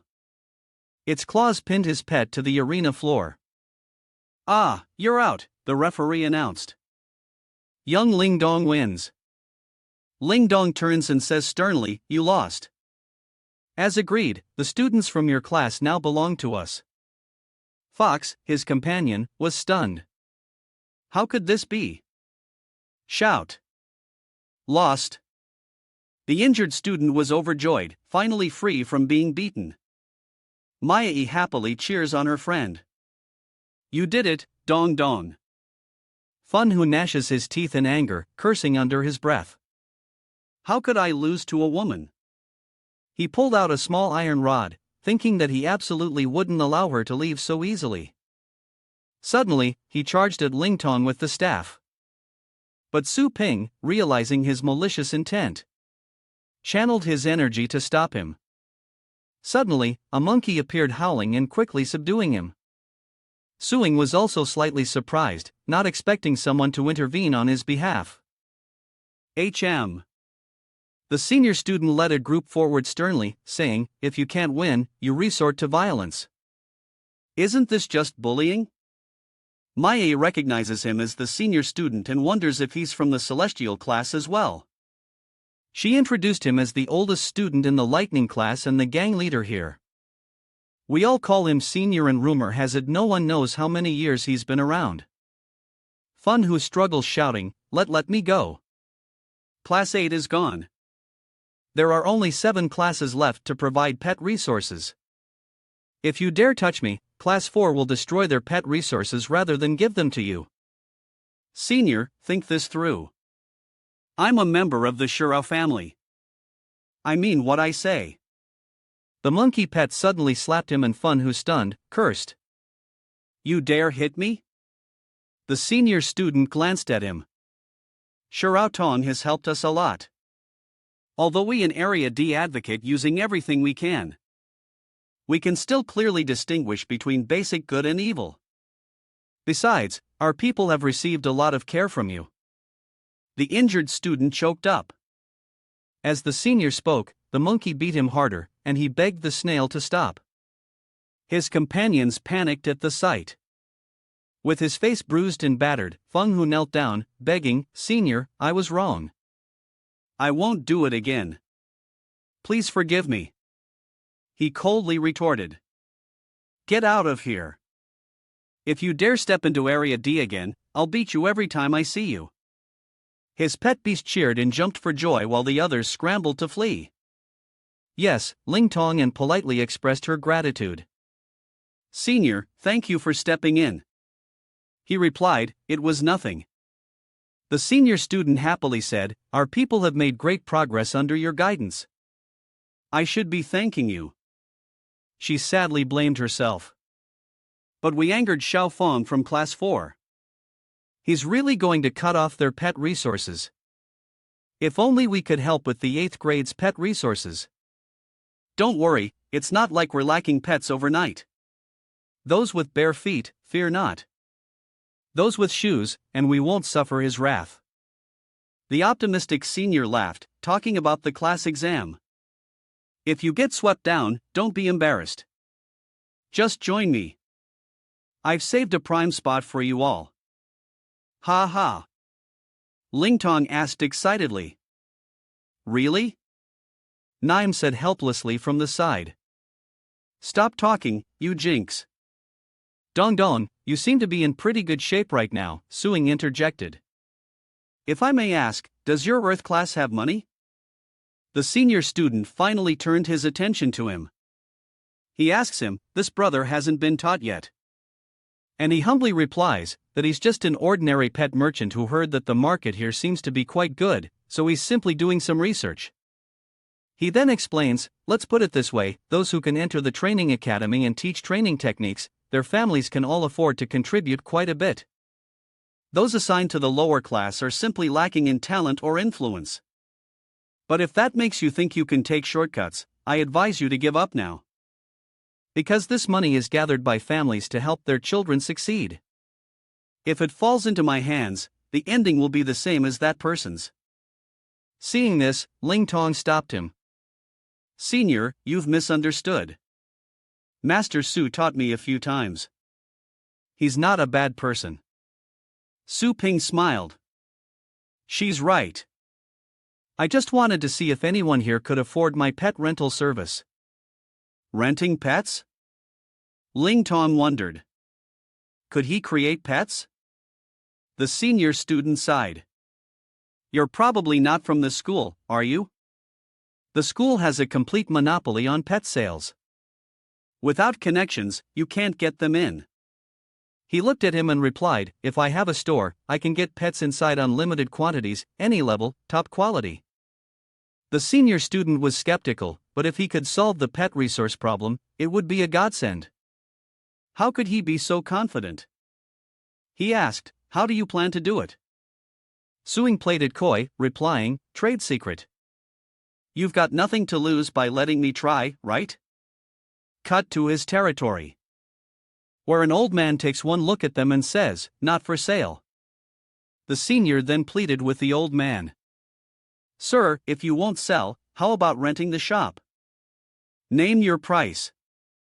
But the old man was firm, refusing to rent it, either saying it was a family heirloom passed down from his grandfather. Suing looked at him dejected. This was supposed to be a prime business district. Wasn't he the gang leader here? Why wasn't he more effective? He scratched his head, explaining, "Well, even gang leaders can't bully the elderly." He made a call to a legend and ordered, "Let me try. Chairman, do my work for me." It was quickly done, and the old man respected why replied, "Yes." A towering skyscraper quickly appeared on the device's screen. Suping bargains with the old man. "This is a top-tier store in Holy Light City's urban district. An entire building for a year. That's enough to feed me for generations. Are you sure you want to trade?" The old man was stunned, then excitedly jumped up from his seat. "What trade?" "Trade. I'll trade. If you're offering a trade, sign this contract." The senior beside him was equally astonished, thinking, "What incredible power. Can you really make that much money in the pet business?" And what does he plan to do in this tiny place? Suing thought to himself that once the contract was signed, the store would be his system. I want to add this store to the pet law branch system. Then he activated the chaos spirit pool of the Azure Flood Dragon, his smile, revealing his inner thoughts. Cut to the 4th grade instructor's office where Hachi asked Fungu, who inflicted these wounds on you? He recounts with resentment, reporting to the instructor that it was the students from the Earth class who have no regard for the law and bully others, which he finds strange. Someone from the Earth class, why would they attack you? He shamelessly replied, I don't know. I was just passing through the Earth class area when I was suddenly attacked and they said they'd beat me every time they saw me. Master, you must avenge me. Hachi thought to himself. Would this young master have been beaten like this if he hadn't caused trouble, but the Shura family is a major power in the city after all? If he swallows his anger, no prestigious family will want to be his disciple. Punishing those dogs and cats in the Earth sector isn't a big deal anyway. With that thought, he reassured Fenghu, rest assured, I will severely punish those from the Earth district tomorrow and avenge you. He chuckled inwardly, grateful for his master's concern, promising a generous gift of gratitude later. He replied, yes, you're dismissed. Immediately, Fenghu exited the room and he initiated a call. Instantly, a group of people appeared on the screen saying in unison, Old Shi, why have you called us? Hachi indifferently announced, our Class 4 will be in charge of handling the school's discarded pets for the next 6 months. Meanwhile, convoys carrying the useless pets were en route to the gathering point, quickly unloading the dead or worthless creatures. They were piled high, reeking with a foul stench. Soon after, the bear familiars unleashed great flames, incinerating all the discarded pets. A student breaks free from the guards, watching helplessly as his pet is dragged away, crying out, Miss Lichu, what right do you have to take my pet? Old Lei kneels on the ground, pleading, Master Su of the 4th Heaven class, quickly tell your people to stop. The Breeder Association competition is about to begin, and the association will select outstanding students to join and train them. What you're doing is no different than burning someone's exam a month before the college entrance exam with an emotionless face. Hachi questioned him. You injured my student and you still expect results. What about Fenghu's injuries? Fenghu chimed in. That's right. Your student maliciously injured me. This isn't over until he pays for what he's done. Confused, he muttered, my student injured you. Old Lely, annoyed, turned to the 2 students beside him and ordered, who was it? Bring him out here to pay for what he's done. The Leans shook their heads. We don't know, teacher. We don't know who it was, Feng angrily accuses. Don't play dumb with me. It was your senior who did it. Growing impatient, he grabbed the student's collar, threatening that if he didn't reveal the culprit, he would take his place and see how long he could endure. Just then, the senior student arrived, carrying boxes, wondering why everyone was there. Don't you have class? He snapped. How dare you lay a hand on a student from the Heaven class? They've brought a master to demand justice. Quickly apologize, or we'll all have our futures ruined because of you, a student warned him. Senior, run. They're here for revenge, Fenghu grinned. So you finally showed your face. I want you to learn the consequences of offending me. Yet he remained calm, not even uttering a single curse. Xiaopang is truly despicable. With that, he ordered his men to attack. Attack! Don't let him escape. But no matter how many there were, the senior took them down with ease. He retorts, dream on. The remaining bodyguards disregard everything and charge at him. Where do you think you're going? The dean drops the cardboard box he was holding. Unexpectedly, there were pets among them and he smirked, giving the order. Go bite them, they screamed. Fang stared in disbelief, seeing the pets in the box, and even Lei was surprised, asking where he got them. 3 of them, no less. The senior student smiled, telling him that times have changed and they no longer need to read their faces as they now have high-quality pet resources. He thought he was talking nonsense and said with disbelief, "What did you say?" Was old Lully truly shocked by the news he brought? Cut to a scene at Commercial Street where Su Ping is opening a store.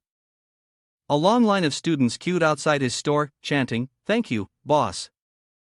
The senior student who brought him said, "Everyone take a look." The students were overjoyed, each beaming with happiness as they held their healthy pets, and old La jumped for joy, thrilled that everyone had a pet. Fun who wondered, where did all these healthy pet resources come from? Impossible. The diet tier district is restricted. There shouldn't be a new pet store. Turning back, he confidently replies with a smile. Well, I'm telling you there is now, and not just pets, but all kinds of pet food, too. With that, he glances towards the raw medicinal ingredients inside the store. He's even more confused. That's high-grade pet food that only our heavenly class professional trainers can use. Where did this store even come from? He calmly replied that these pet foods and pets could be bought for less than the market price, and the quality would definitely not be inferior to what the school specially provided. Lei was overjoyed. Excellent. The students have access to superior resources, so there's no need to worry about the upcoming exam. This shop owner isn't running a business. They're doing charity. Funu refuses to accept reality. Teacher, this shop is suspicious. Definitely suspicious. The pet food and pets provided by the school are all registered. This store must be dealing in illegal goods. He simply replied, "Yeah." Then ordered, "Someone get over here. Destroy this shop and seize those undocumented pets." A group of black-suited bodyguards brazenly headed towards the shop. Yes. Hearing the commotion, Suing's pet slowly opened its eyes. It glared at the impolite group with its large golden eyes, then slowly rose to its feet. The bodyguards noticed a large shadow moving and turned to see the pet roaring, warning them not to approach the store, and they were terrified. That giant dog is up. Fong covers his ears in terror. It's the dragon hound. What deity is this golden-furred dragon hound? And emanates such an astonishing aura. Just then, the shop door opens. Suing asked calmly, "What's all the commotion outside?" He recognized the voice glaring at him. "It's you." Su Ping casually asks, "What are you doing surrounding my guard dog?" The pet then intimidates the bodyguards. They're warning each other a guard dog that knows dragon-like skills. Fall back. Fun, who sensed the situation was turning sour, and said to Chiha, "These good-for-nothings can't even beat a monster dog. Master, please send out your guards." Su Ping calmly replied, "So you're calling in the big guns for a small fight?" Behind him, the pet stared at them with wide eyes, bearing an inviolable dignity. His mind was already reeling. His dragon hound possessed the aura of a king beast, and he'd never seen this person on campus. Legend had it that only the elites of the Nurture Master Association knew the secret methods to tame king beasts. Regardless of strength or background, this was definitely someone to be reckoned with. He then flattered, "Well, I received a complaint from a student of about being maliciously beaten in the rune area. So, I came to mediate. Can we get an explanation?" "Ha?" The senior student covered his mouth and sneered. "Wasn't your instructor just high and mighty a moment ago? Why are you being so obsequious now?" He glared at him. "You, Ling Tong, turn around and reassure that injured student. Don't be afraid. The boss promised to protect you. Let's tell Instructor Su of class for the whole story." The student nodded in agreement. "Yeah." He chuckled inwardly, thinking no matter how he explained it, it was useless. The instructors would surely demand retribution, considering how much the Shurao family donated to the school each year. Fairness, he thought. It must have been a show of force, a prior agreement. He calmly voiced his thoughts, finding it logical that both sides took a beating, making it fair. Funa thought he misheard and was stunned. Hao Qi turned to reprimand him, adding that he still owed them an apology for the sneak attack after the competition. Master? He asked in confusion. Why are you helping them? Who is your student here? They stared at him as he rambled on. This wasn't about being a student, but about fairness and justice. Even if it's the emperor who's wrong, they must apologize and compensate. Hao Qi shamelessly uses him as a shield. Besides the apology, Xiaowang will also cover the medical expenses of the injured student. Are you all satisfied with this resolution? He was shocked. What? Su Ping and the others agree. So we have no objections. Hearing this, the senior student sneered at Feng Hu. Did you hear that? Hurry up and apologize. Humiliation. And you want me to apologize? He said angrily. Anna calmly replied. We're just stating what you did. So this is what you call humiliation, he said, pressing a button on the device. There's no way I'm letting this go. If the instructor won't help me with something this small, then I'll just have to call in a favor from my family. Immediately, he shouted for help. Guards! Unexpectedly, dozens of black-clad experts appeared behind him, glaring menacingly at Su Ping and his group as they respectfully asked, Young master, why have you summoned us? Fun Hu immediately accused, these rats humiliated me in front of everyone. Old Lei, seeing their swift movements, exclaimed in horror, aerial flight, these three are all titled powerhouses. Hao Qi turned to him, offering a word of caution. They've already agreed to reconcile. Think carefully, he stubbornly replied. I can't swallow this humiliation. I want to see blood flow like a river. Master, if you join forces with me, that hellhound won't stand a chance. Ling Tong clenched his fists worriedly. This is bad. 3 titled experts are already a handful. If they get any more help, they might as well break out the champagne. Su Ping glares at them, reminding everyone that these 3 are just newly minted 9th-level nobodies, and the real powerhouses are still above. He stared blankly at the sky, a dark figure silently watching them from afar. What, there are other experts?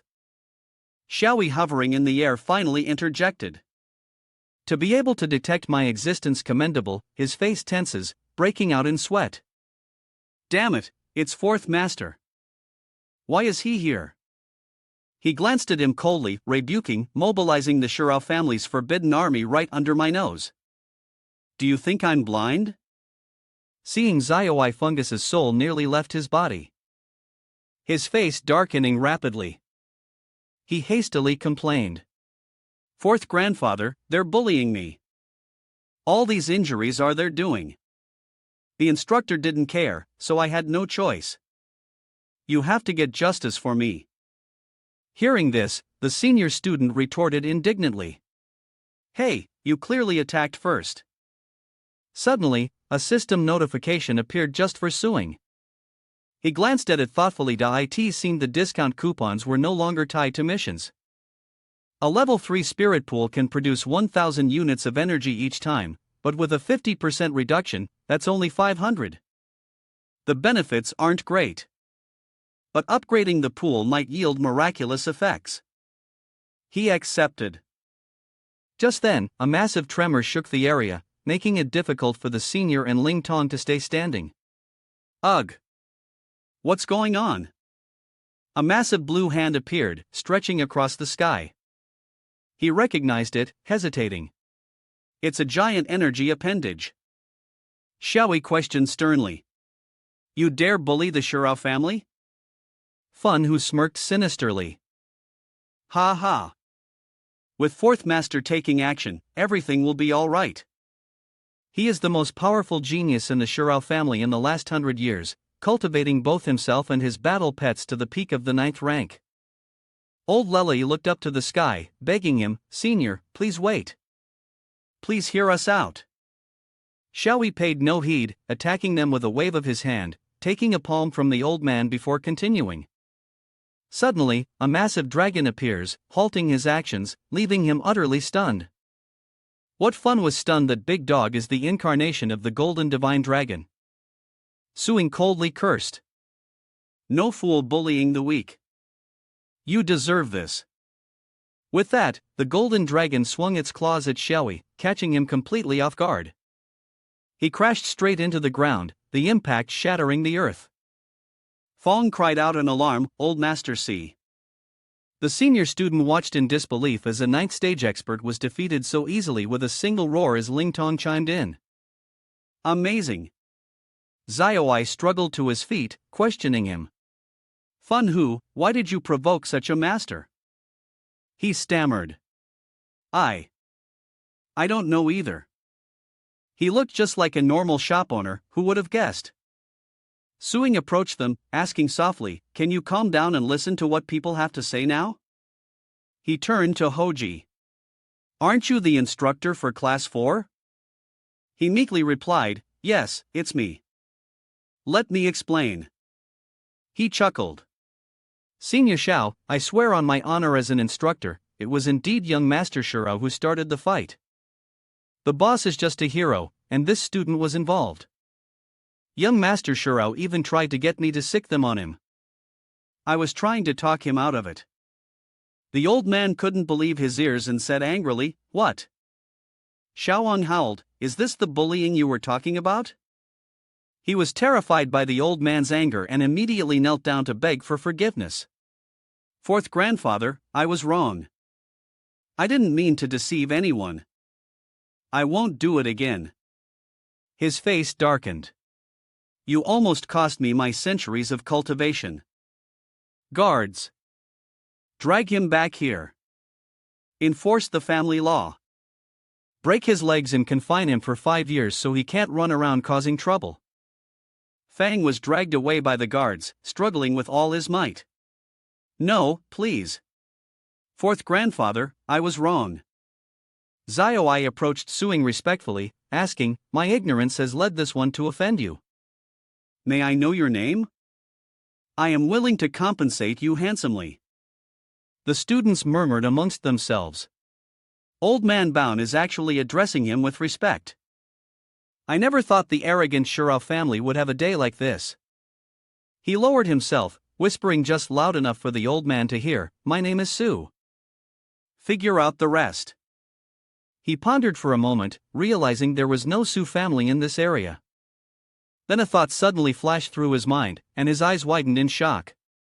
A Su from another region. Could it be Su Ping of Eljiang?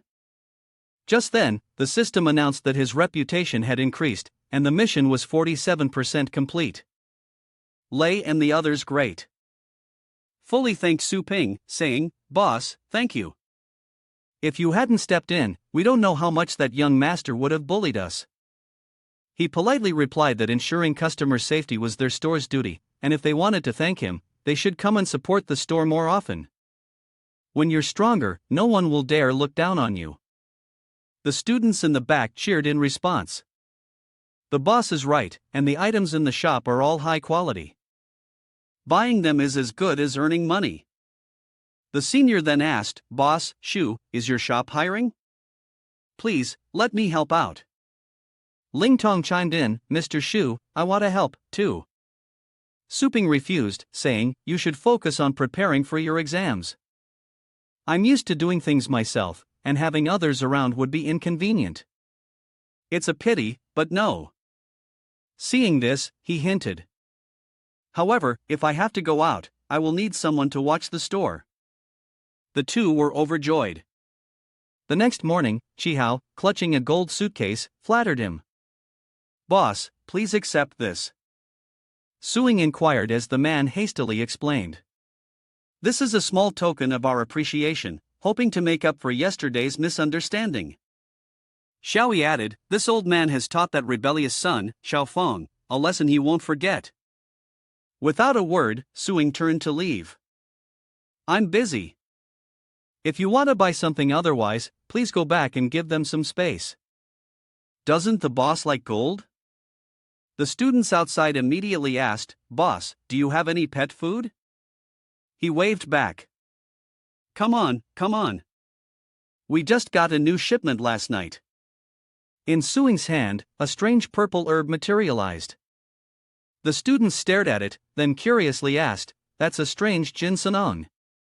I've never seen it in textbooks." "Boss, what kind of food is this?"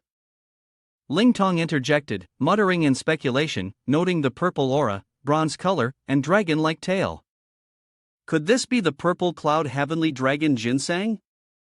Xiaoi wondered, while even Ziyun Tianlin was stunned, never expecting to see a pet food said to have been extinct for over 1,000 years in a shop like this.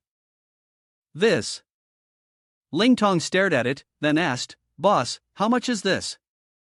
He replied, 330,000 star coins. No bargaining. She smiles in agreement. Suddenly, a voice cuts in, "Hold on." Both of them try to stop Ling Tong from buying it as the old man brazenly says, "Boss, sell this ginseng to me." He also joins the fray, saying, "No, boss, sell it to me instead." He immediately came to her rescue, saying, "Back off. Back off. First come, first served. You two come early tomorrow." He thought to himself, how could such a treasure wait until tomorrow? They feared this was a once-in-a-lifetime opportunity and both offered him a price to sell it to them. "Sell it to me. I'll trade you half a year's profit from my family's publicly traded corporation." "Only half a year."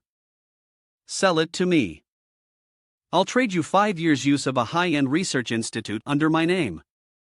The students murmured as the Shao Corporation was the leading enterprise in N City.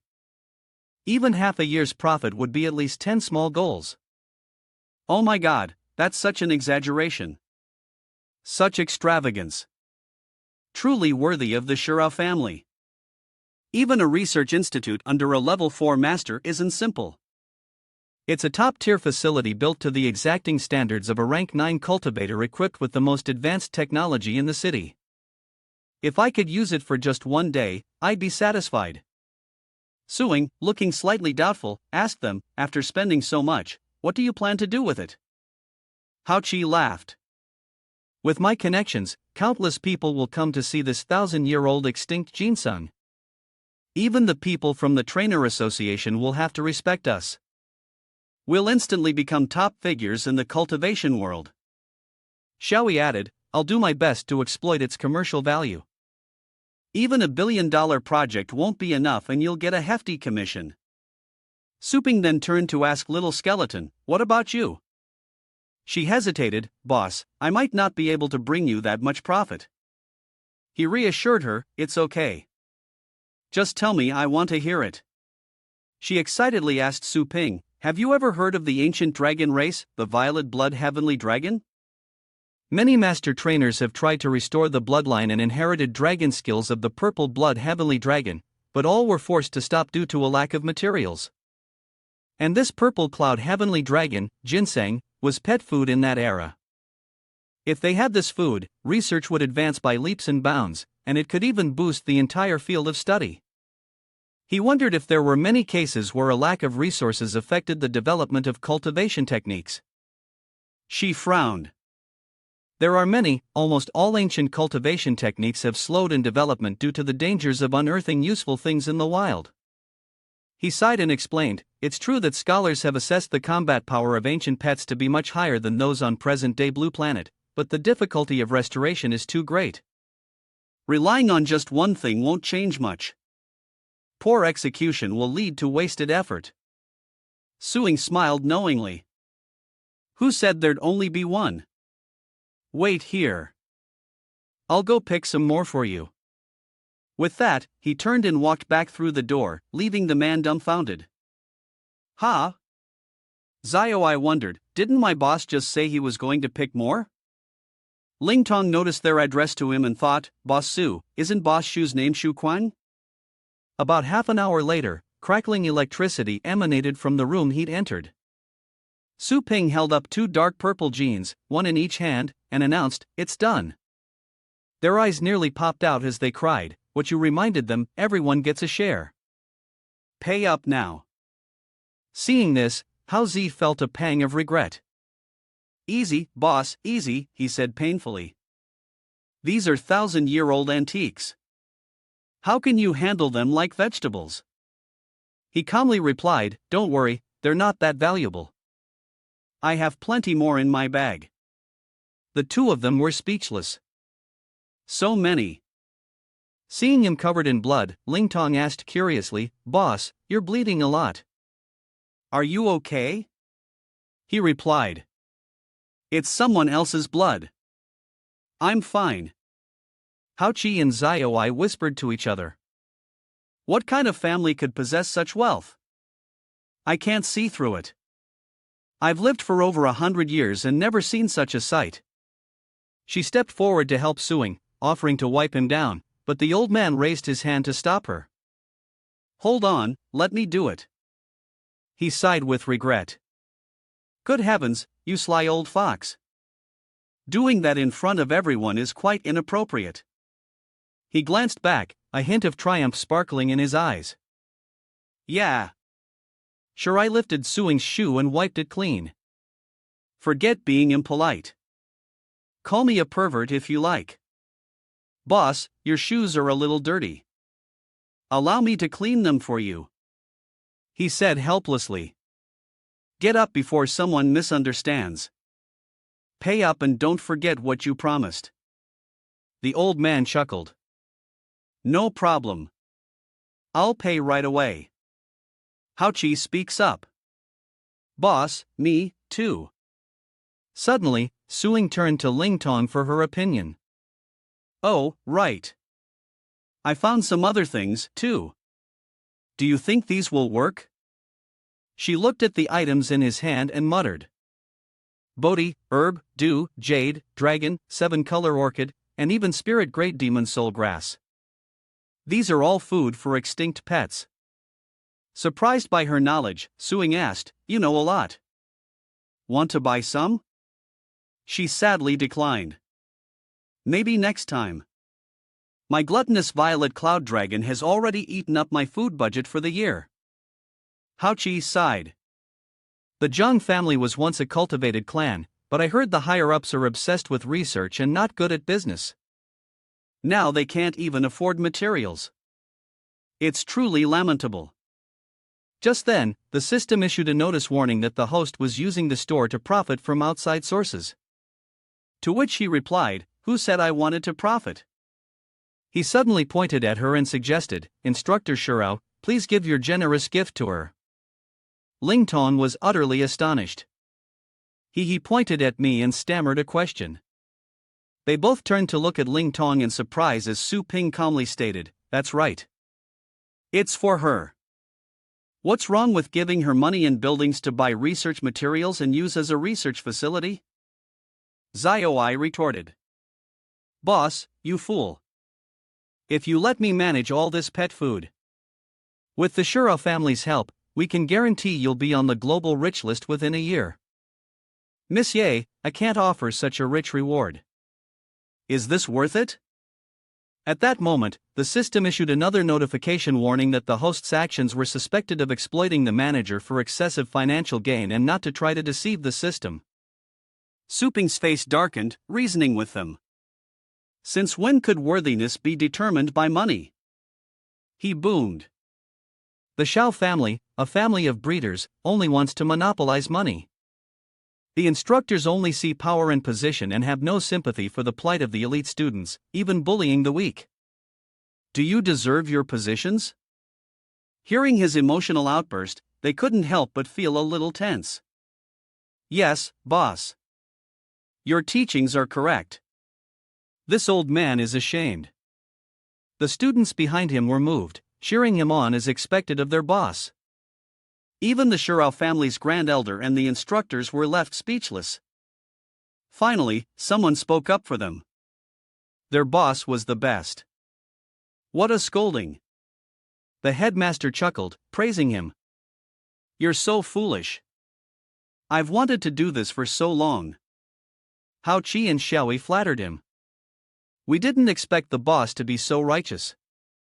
How she doesn't care about profit as long as the boss's pet food arrives. In fact, I can do a good job as a teacher. So can I. I can respect the old and love the young and save those in distress. He sighed.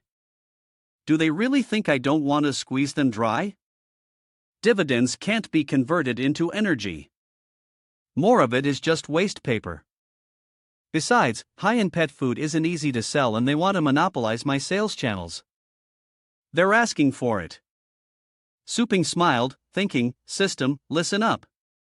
Investing in the Zhonglingtong will both bring a small portion of pet food into the public eye, opening up the market and unlock new pet skills and cultivation techniques. The death training method I'm using is too reliant on exploiting potential. I need to supplement it with other training methods to increase combat power. Faster. And third, the research from the Spirit Union will produce papers which I can put my name on to meet the requirements for learning spirit opening. He's killing 3 birds with 1 stone, all to train the strongest pets. But where's the manager's cut? The system was speechless at his thoughts. Cut to a different location early the next morning. In the 8th class self-study room, the students are laughing and chatting. That video was truly boring. It feels like the author is outdated. Mei Mei asks Ling Tong for her opinion. Tong Tong, should we take our books to the dorm now or later? Ling Tong smiles and replies, let's take them over there directly. Since we have a place to sleep, let's stay there until the class placement exam. Sure. As Yalang and the others chatted, they noticed Ling Tong passing by, having apparently grown tired of her phone. What should we do later? I found something really fun. He jumps off the desk, greeting her with mocking intent. Yo, isn't that the super busy Zhang Lingtong? Frowning at Yang blocking her path, she said unhappily. Funal Ling, please move. He closed in on her, spewing harsh words, skipping study sessions before the exam. Had she given up after being unable to handle the pressure? This isn't a place for the useless. Scram back to your electronics class. Seeing that Ilong had gone too far, Mai tried to intervene. Ling Tong calmly walked past him with an expressionless face, returning to her seat to quickly pack up her books and belongings. The other students mocked him, saying she was playing hard to get and didn't care about him, which made Mai snicker. Enraged, he stormed over to Ling Tong and snatched the book from her hands, acting like he's all that. Yang held the book high out of her reach and said coldly, I'm talking to you. Didn't you hear me? Annoyed, she retorted, please give me back my book. The other students chuckled in response. How obedient. I asked her to talk and she did. Stop it. Are you all elementary school students? Maya angrily interjected. Isn't this pointless?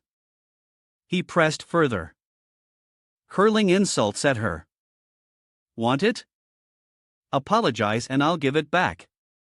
Weren't you always the best at admitting fault? He sneered. Come on. I'm eager to see you crying.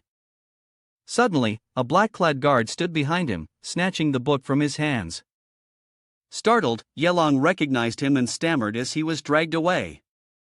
Hey, aren't you our instructor's bodyguard? With that, the guard grabbed him by the collar and tossed him, sending him crashing to the ground.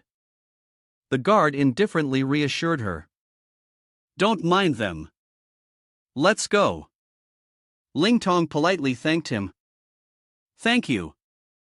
The student quickly left his seat and ran over to him, asking, Hey, are you okay? Ian glared at the guard as the student questioned him quietly. How strange. Why is Instructor Ding's guard protecting Zhang Lingtong? He suddenly realized, I get it. She and the instructor are having that kind of relationship. The other man chimed in. No wonder she's been acting differently. She's got a backer. He smirked and urged, follow them and get some pictures. I'll show her. The scene shifts to a large research facility in the city center. As Yeliang and his companions whisper, that's a masterclass research center. What's she doing there? What else can you do? You really know how to play the game. Let's go inside and take a look. As they entered, massive modern machines and research facilities unfolded before their eyes. A student steps forward to greet Ling Tong. Sister Tong Tong, you're finally here. She asked, what's going on? The student replied, when I was training the immature 100 scar evil lake beast, its claws kept bleeding a lot, and I don't know why. Seeing the Yang wondered, what are so many Earth-class students doing here? Ling Tong reached out to examine the pet and asked, did you use too much courage spirit grass without smoothing the vein claws? The student nodded, yes, that's right. She smiled and said, I know what the problem is. First, do this, then that. The student next to him muttered, damn, this is where the instructors do high-level research, and they're using it for basic training. He secretly recorded evidence. They're so bold. They must have illegally stolen school property. I have to record this and report them to the school. The guard appeared behind them, grabbing the arm of the student who was acting suspiciously. What are you two doing here? He asked, sneaking around. He pointed at them and snitched. Officer, I have something to report. Those lowlifes from the Earth class are illegally occupying the research facility. The guard sneered. Illegally occupying it, huh? You idiot. Hearing the commotion, Ling Tong questioned Fan Yang, what are you doing here? He threatened her. Ling Tong replied, I have evidence of your electronamics class illegally occupying the research facility and secretly using master-level equipment. A serious offense. If you don't want to be suspended, I suggest you. Without a word, she quickly tapped a few commands on the device in her hand. See for yourself. A stream of information appeared. The transfer agreement for the Special Research Lab A to B, Ling Tong, and the donation agreement for training resources. Party A, Shirao Party B, Ling Tong. He gaped in astonishment.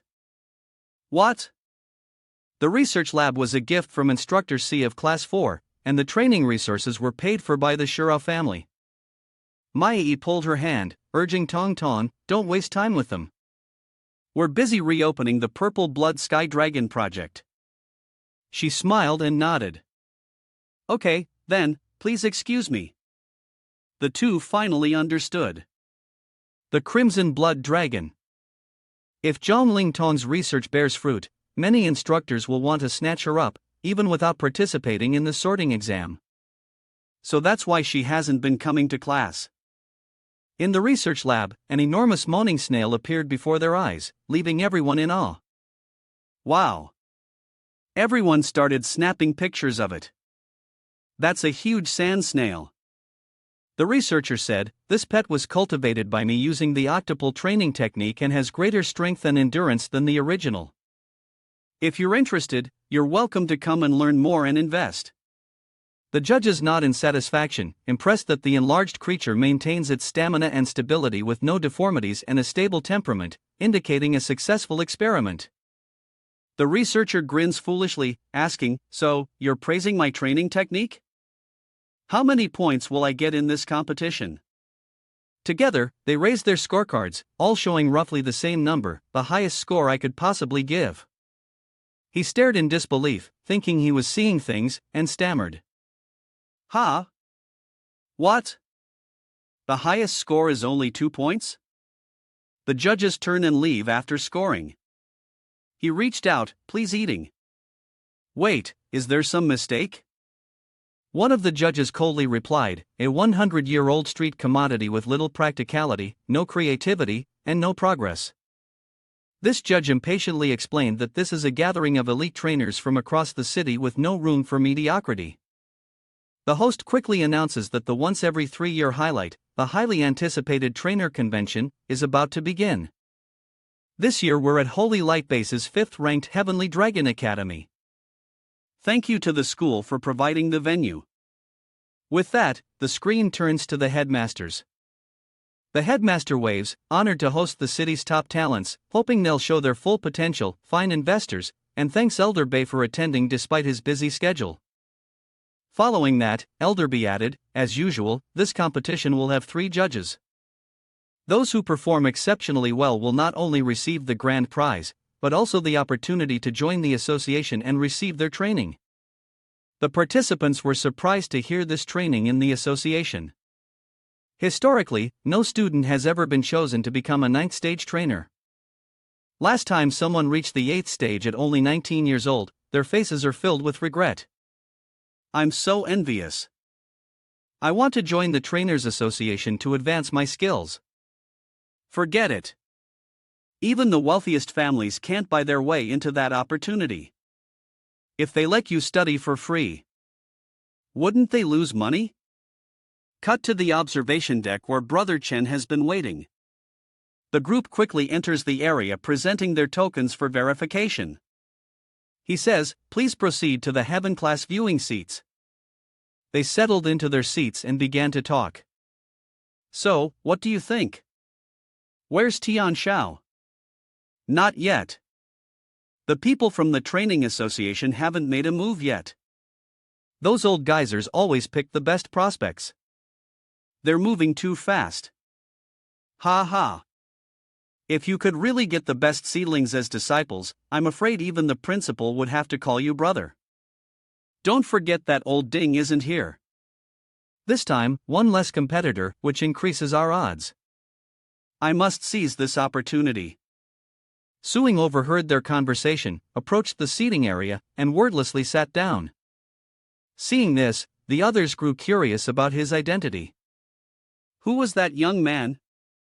How dare he sit in the seat of a 9th rank instructor? He must have been invited by the association to be so young and already a level 9 trainer. Hao Qi glanced over only to smile silently. You can all remain ignorant. Less competition for resources. Meanwhile, a trainer is in utter despair. He stammered. My pet's optical camouflage stealth is only worth 3 points at most. The judge turned and pointed out the flaw. What kind of pet skill is painting stealth camouflage on your pet? Moreover, a hidden pet is easily exposed by energy detection. However, stealth is very useful, especially for scouting in the wilderness. The potential for improvement earns you 3 more points. I suggest you try again. The investor shook his head in disappointment. If that's what the judge says, I'm pulling out of this project. The trainer panicked. Wait, investor. The onlookers whispered amongst themselves. Wow, this trainer convention is strict with its scoring. No one's gotten over 6 points yet. Even though Dai is being personally supervised by Elder Boch, this time he doesn't dare use the same tricks as before. That judge heard everything they said and glanced at them. Do you want to give the scores? If the tournament ends and you haven't been scored, it's considered a forfeit. The others waved their hands in a panic. Judge, why don't you go look somewhere else first? I'm not ready yet. Hearing this, the judge scoffed. How disappointing is there? No one worthwhile. Ling Tong, who had been watching from afar, suddenly spoke up. I am. Everyone turned to see who had spoken. Her eyes remained firm, her voice full of confidence. Please, this way. The crowd buzzed. Who is that? A girl who dares to show off. She's really taking a risk. The stern judge exclaimed, commendable courage, lead the way. The 3 judges followed her, slowly approaching her research display. As the crowd curiously trailed behind, some scornfully remarking, this exhibition hall is too poor. There's no sense of technology at all. Compared to our exhibition hall, this is like a pathetic slum. What results could come from here? The judge's face darkened as he coldly warned. If you're trying to win sympathy for a high score, give up now. Ling Tong confidently refuted his statement. Rest assured, I have no such intentions. We've arrived. With that, she reached out to her pet, retrieving a vial of purple liquid from Mei. Everyone watches her, wondering what that is. What is she doing? Purple blood. Ling Tong's eyes sharpened as she opened the vial and presented it, inviting everyone to take a closer look. She then pours the blood onto her pet and explains that it's an untrained fourth stage dragon beast pup. Lin Dong and Mai Mai put on gloves, looking at each other confidently as if no one could deny their efforts. They simultaneously reach out to the beast, chanting dragon bloodline fusion. As they finish, the monster's body emits a strange purple light. Their pupils widened as they stared at it in shock. What would happen after absorbing that purple liquid? From behind the pet, a massive purple dragon appeared, radiating an awe-inspiring pressure. And as it did, a pillar of purple light shot into the sky, quickly darkening the heavens. The observers clutched their heads in pain, overwhelmed by the intense pressure, feeling as if something terrifying was about to awaken. Elder Bach gazed at the purple dragon in the sky and exclaimed in shock, "That's the violet blood sky dragon that went extinct 9,000 years ago." After a brief appearance in the sky, the dragon quickly dissolved and vanished. The judges, still in disbelief, stammered, "It's gone." The host, equally surprised, excitedly exclaimed, "What did I just see? Was I hallucinating?" Ling Tong records the data with his pen while Maya scratches her head in disappointment. "Wow, the difference is bigger than I thought. I would have tried it myself if I knew. I thought it would get bigger." Fan Huan Yang frowned. What just happened? Anyone who knows how to forge the dragon blood meridian is just fantasizing. It seems that Zhang Ning Tong won't produce much of a result either. They sneer at her, saying the standards are so high this year that she's sure to get a low score, attracting so many people just to humiliate herself. The instructors clamored, "Director, rewind. But I want to see who was training just now. Get out of the way. Let me see first." "No way. I want them first. It's my turn." Fong Hu and Gaiet Luan were caught completely off guard. "What?" The screen then cuts to Ling Tong as the host speaks. The Tianlong Institute instructors are extremely interested in this contestant, wondering who she is. A student from the Heavenly Dragon Academy and a girl. The instructors were astonished. How could it be her? Isn't she an 8th grade student? How could I have missed her talent before old Ding really kept this treasure hidden? Her name was something like Trung. They quickly investigated Ling Tong's information. Information on the 8th grade student 1, 7-year-old Trung Lin Dong, a level 6 cultivation master, her measurements, weight, hobbies of reading, ancient books, and cultivation research. Many offered her enticing deals, urging her to join their sect, claiming to have ancient texts that even the Heavenly Dragon Library lacked. "Choose me. You can use anything of mine. I'm willing to pass on my exclusive cultivation method. Or follow me, you'll get free afternoon tea every day. Choose me." Suddenly, 2 streaks of golden and blue light appeared above me. The instructors were startled following their gaze. It was Elder Bake and the headmaster. He said, "Excuse me, everyone. I'll be taking my leave." They cursed Old Fox. The host could only offer a helpless smile. Even the vice president of the Trainer Association, Old Bai, and the dean of the Tianlong Academy are here. The dean glances at Old Bai frowning as he asks vice president, "What's the rush?" Old Bai chuckles in RESP. Response. "Ha ha. This old body of mine just needs a little exercise." The headmaster may be strong on the outside, but he's as frail as an old man on the inside. He grew even more wary of the seemingly harmless comment. "Trying to fool me. You clearly want to steal my talent. Caught red-handed." Elder Bake remained unfazed, chuckling, "Oh, you caught me." The headmaster cursed at him and unleashed his full speed, his signature. 9. Heaven's teleportation. Bao, not one to back down calmly, replied unafraid of the chaos of war, unleashing a 9th-level secret technique, Earthstrike. The two simultaneously accelerated to maximum speed, vying for talent, leaving the host speechless. They both arrive at the same time, finally reaching their destination, and order the judges to leave. They respectfully comply. Elder Bank stroked his beard and asked, "May I see the pets you two have raised?" Ling Tong smiled and nodded. Of course, please come in, Elder Beck. Nini is still in disbelief. Wow, we were noticed by someone as important as Elder Bai. Wow, our time has come. The onlookers watched the two girls with envy. Wow, Old Bia personally assessed those two girls. Only rare geniuses get that treatment, right? Don't get too excited. Old B's standards might be even stricter than the supervisors. As he approached, the beast let out a cry, and he exclaimed, "Legend has it that the violet blood sky dragon is the ancestor of all dragons. Superior in bloodline, unmatched even by the golden colossal dragon, the top-ranked dragon of Blue Star." Examining every part of it, he noted, its wings carry a faint violet electricity, and its scales are bright and clear, brimming with draconic energy. His eyes gleam with regal authority, and without a doubt, this dragon beast is indeed a successful fusion of the purple blood sky dragon lineage. He speaks with great excitement.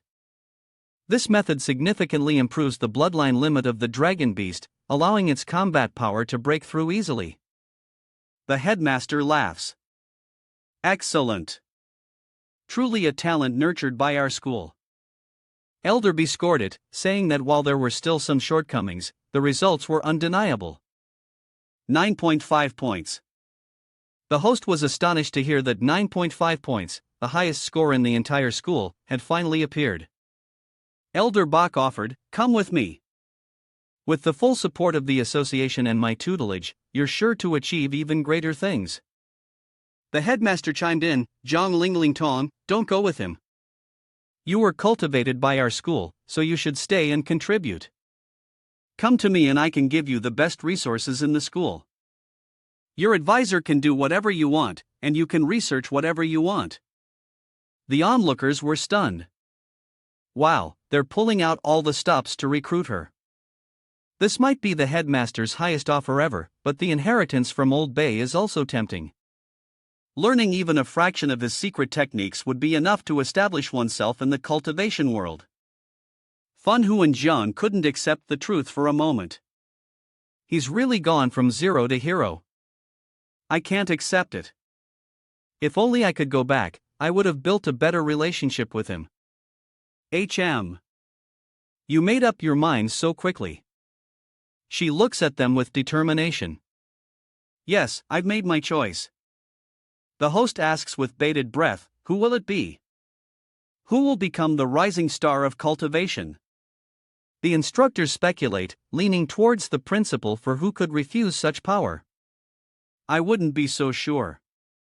Aligning with Elder Bai as a direct disciple could lead to a much higher position in a decade or two.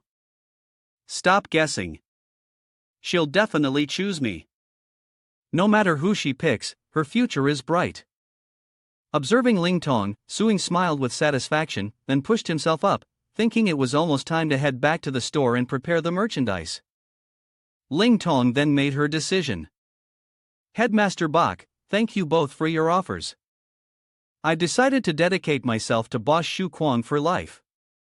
Hearing this, Su Ping froze, unable to react for a moment, remembering when he introduced himself to Xuanfang with a fake name. My name is Shu Quan. Everyone was confused. Who is Shu Quan? Never heard of him, yet he dares to steal disciples from Old Bai and the principal. Let's see who he is. What a cheapskate. Within 10 minutes, I want all the information on this person, the host declared. Yes. After Zhang Ling Tong chose a stranger, the scene spiraled out of control. Ahem. I believe she's referring to me. The screen then turned to Su Ping, leaving everyone curious. It's him. It's Shu Quan. He looks so young. Zhang Ling Tong chose him. Bao calmly said, "Did someone beat us to the punch?" Ha, the principal can't accept being questioned. Is there a mistake? Who is he? Little Jiang, why did you choose him? Ling Dong explained, Boss Shu has always been there to help me through my difficulties, and he's funded all of my research materials and expenses. Without him, I wouldn't be where I am today. Fan Hu and Iliang are shocked. What? It's him. The viewers begin to understand, but the materials used in the Violet Blood Heavenly Dragon project should have been extinct long ago. So, this is the person who restored them. Suing asked her, seriously, I'll be leaving for a while. Even so, you still want to come with me? Ling Tong remained firm in her decision. She was willing to go anywhere to work for Boss Su, but the headmaster immediately objected. No, absolutely not. Sacred Light is a global training mecca and a grade A city. There's no better place for a trainer to grow. He wants to take her away. This is undoubtedly a devastating blow to a budding talent. Ling Tong then says, Headmaster, you always taught us that reading 10,000 books is not as good as traveling 10,000 miles. Although Holy Light-based city has always been known as a training mecca, there are still many strange cultivation methods that remain unrecorded, such as the death nurturing method that Boss Shu has mastered, she said, glancing at him. The others murmured amongst themselves. Death cultivation, unheard of. What if he's a fraud? Losing such a promising talent would be a great loss. The headmaster stubbornly challenges him. Naturally, he can't just let him take her. Only a top-tier breeder is worthy of being Zhang Lingtong's teacher. Compete with me, and if you win, you can take her. Suing turned to the moat and asked Elder White and instructors, aren't you going to say something on my behalf? He smiled innocently. We actually want to see your true abilities with our own eyes. He sighed helplessly. Fine, but I'm not fighting this match for free. He wondered. What else do you want? Suing declared that he wanted to live stream the match to the entire city. And a faint golden light emanated from his body. The audience was already stunned to see him saying, look, he's descending the air like stairs. Idiot. That's aerial flight. Only honor ranks can manipulate astral power to that extent. Damn, he's honor rank at that age. The headmaster heartily replied, no problem. I only wish everyone in the city would come and see our school's genius. Follow me. We have live stream equipment specifically for matches between cultivators, and the broadcast will reach the entire city. They whispered amongst themselves, wondering who this young man was. To challenge the principal of the Sky Dragon Academy. And that challenger looks familiar. I think I've seen him online before. Interesting. He proposed a contest to Su Ping. A beast battle to decide the victor. He calmly replies, no problem. Iron cages containing demonic beasts are brought out one by one, and they look incredibly ferocious. Even the audience is terrified. That cage is creaking. How scary. Do they really need something this dangerous for a competition? The principal chuckled, reminding him, our school's ninth order pets all have rather fierce temperaments. If you're not confident, I can switch them out for some lower level pets. Don't worry about the live stream. Su Ping glanced at the pets and refused the principal's offer, saying, thank you for your kindness. This is perfect. With that, he unleashed his aura to suppress their piercing gazes. A golden silhouette appears behind him, radiating a divine and majestic light, and the beasts that were glaring at Su Ping instantly retracted their murderous intent. One by one, they knelt before his aura, afraid to offend this venerable being. He approached a cage and said, you're next. Stand up. The iron armor ice curtain beast.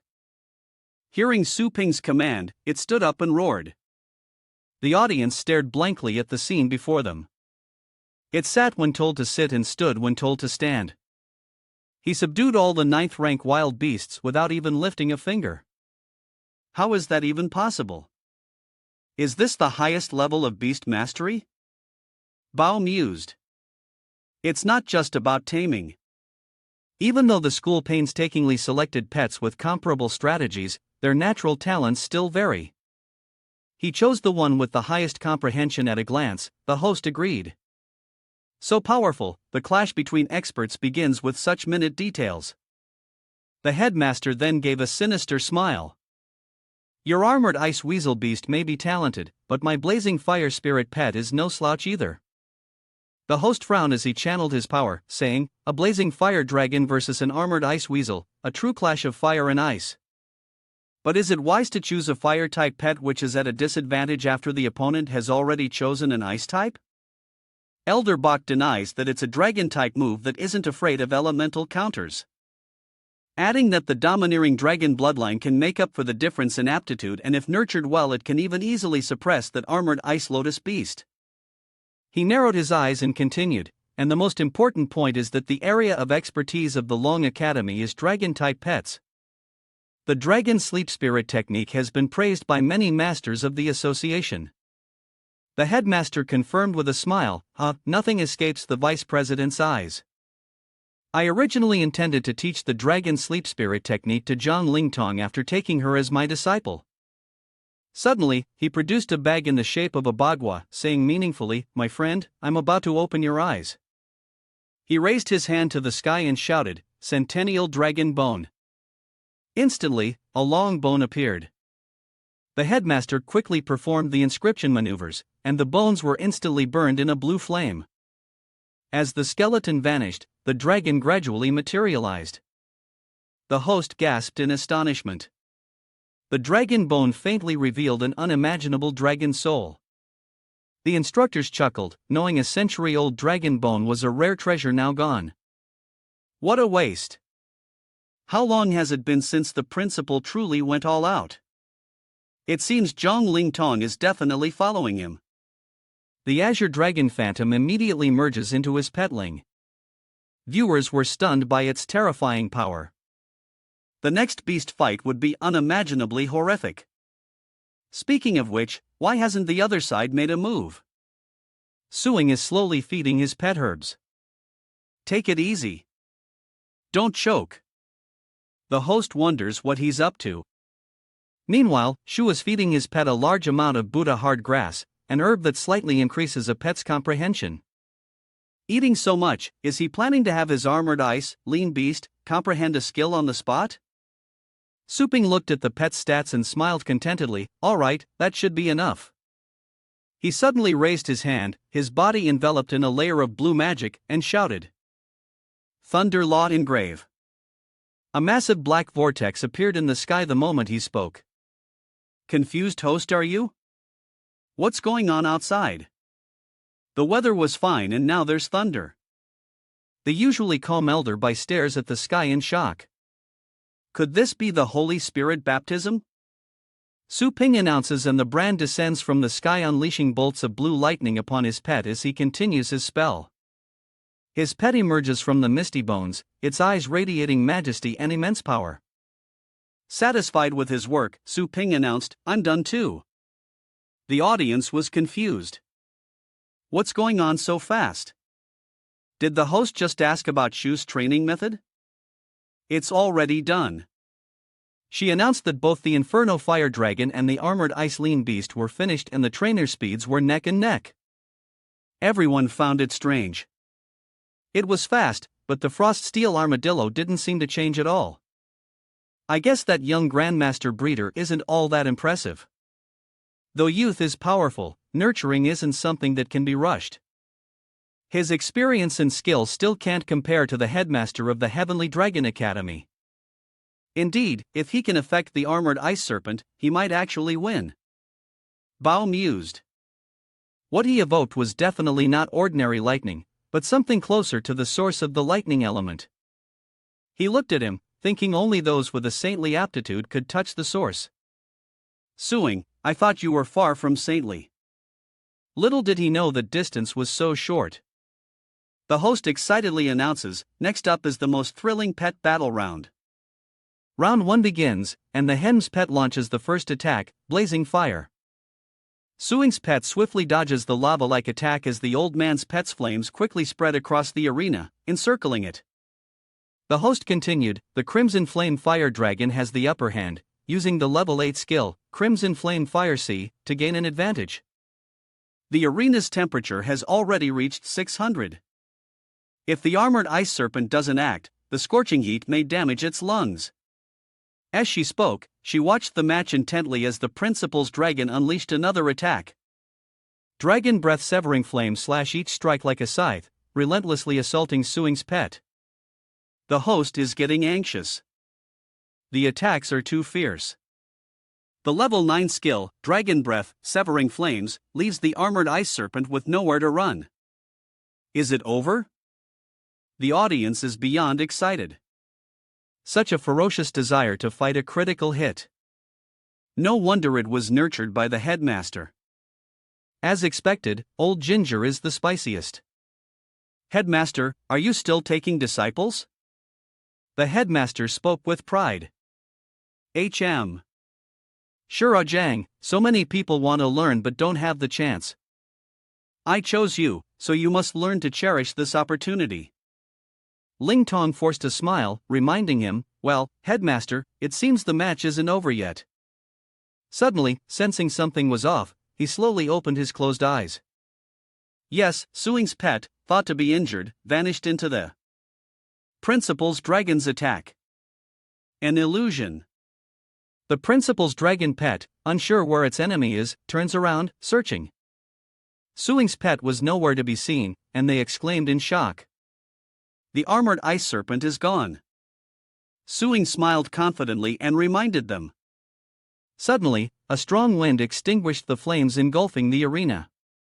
The host exclaimed, "What's going on?" Suddenly, a strong wind sweeps through the arena, extinguishing the raging flames. The principal uses his enhanced vision, sensing the frost armor ice serpent's presence. It can't escape his sight. The old man is suddenly shocked as if in belief. What is the host also curious about what the headmaster saw? Old B chuckled. Ha ha. Seeing is believing. Switch to the high-speed camera and you'll all understand. The host responds. Yes, I'll have the director cut to that scene. The camera's focus immediately shifts and viewers watching the screen rub their eyes in disbelief. Utterly astonished, the camera immediately slowed down. Previous moment and before the wind streaks of blue light flashed, swirling in a circle around the arena at incredible speed. Zooming in, they finally realize what it is the armored icicle beast is flying. According to the camera, even with the high-speed capture, the ice armor sickle mantis form is still unclear. The audience now realizes that this wind is generated by its high-speed movement. What kind of ungodly speed is that? It's terrifying. Is this the power of that young trainer? The principal's dragon suddenly cried out as its horn broke off. The old principal turned his head in disbelief, his own flame spirit fire dragon unable to attack. With a snap of his fingers, Suping commanded his pet, asking the old man, "Should we stop the match?" At his command, it immediately slowed down. Its sharp claws were at the dragon's throat, and it trembled in fear. The principal of the Seven Gods clan collapses to the ground, shocked by the vast difference in power. No more fighting, I forfeit. Announce it, host. The armored Ice Edge beast wins with overwhelming force, but the winner of this beast battle is not Shu Kuang. Suddenly, Bao interrupted, his voice ringing out for all to hear. His name is not Shu Kuang. He's from Lijiang Bay City, and his name is Su Ping. Hearing this, Suing smiled. Seeing Suing's image on the big screen, the crowd buzzed with speculation. Was this the Suing of Lijiang who stood against the starry sky, the one everyone was talking about online? At least legendary rank, right? And so young. His talent is monstrous, and his training methods are so refined. I've heard that the store under his name offers fast and effective training, and it seems there's truth to that. The audience buzzed with excitement. Though the old headmaster was strong, he couldn't compare to Su Ping, neither in combat nor training ability. Indeed, he's the best candidate to be Zhang Lingtong's master. Maya mused. Wow, so he really is that amazing. The principal grinned proudly. He knew there was more to him. A system notification appears showing the reputation in the city is at 100%. Congratulations, host, on completing the mission. Please accept your reward. A 50% discount voucher for 1 day at the Chaos Spirit Pool. Su Ping smiled and tapped the accept button. It is done. The principal reached out to him, smiling amiably. Legendary Su, I've long admired you. I admit defeat. May I ask what training technique you used just now? Where did you learn it? Could you give me some pointers? Su Ping calmly replied to the headmaster. It was previously called Thunder Dao engraving, and it was a coincidental enlightenment. However, I don't fully understand it yet, so I can only use it, not teach it. The principal was a little disappointed to hear that. What a pity. This training technique, a near miracle, could revolutionize the entire training world if it could be upgraded. The higher-ups were astonished. He was willing to share his secret technique. Very well. I'll be sure to support him when the time comes. Even if it cost a fortune, I'd buy a masterpiece from Su Legend. He lowered his head slightly. I don't plan to charge for my training technique. I'll share it online for free. Hearing this, they gaped in astonishment. Free sharing. Could such a good thing be true? His eyes narrowed slightly. That's right. But this isn't for everyone. It's so that everyone has an equal opportunity to learn advanced cultivation techniques. The senior student was moved to tears. He still remembers us. Sabasu, I'll follow you to the cave. Nearby, Mai grasped Ling Tong's hand, saying, meeting a great master is a blessing. Dong Dong, hurry and become his disciple. Don't keep him waiting. Lindong nodded and replied, okay, I'm going. You guys take care, too. Nini happily says, don't worry. Thanks to you, I've already been contacted by quite a few masters. Elder Bach, holding a teacup, approached Trung Lin Dong, who was kneeling to pay her respect, and cautioned her to serve her master as she would her own father, attending to all his needs with utmost care. Holding the tea, Ling Tong kneels on one knee. Yes, I will heed your teachings. Elderby, Su Ping took the teacup from her hand, saying there was no need for such formalities, leaving them both stunned. I'm not much older than John Ling Tong, and when she refused, the others made their intentions clear. Besides, I have hands and feet. Why would I need to be served? Elderby sternly said that a teacher for a day is a father for life. This is tradition, and we can't break the rules. He took a sip of his tea and reached out to Ling Tong. Ironically, my rule is to break the mold. John Ling Tong doesn't need to kneel to me today, nor to anyone else in the future. Old Bai looked at Suing, but he casually interrupted him, telling Ling Tong that all she had to do was what she was best at until she became the most unique existence in that field. So, do you dare? Ling Tong paused, then slowly stepped forward, reaching out to take his hand with resolve. Yes. Bao shakes his head, resigned. Do as you please.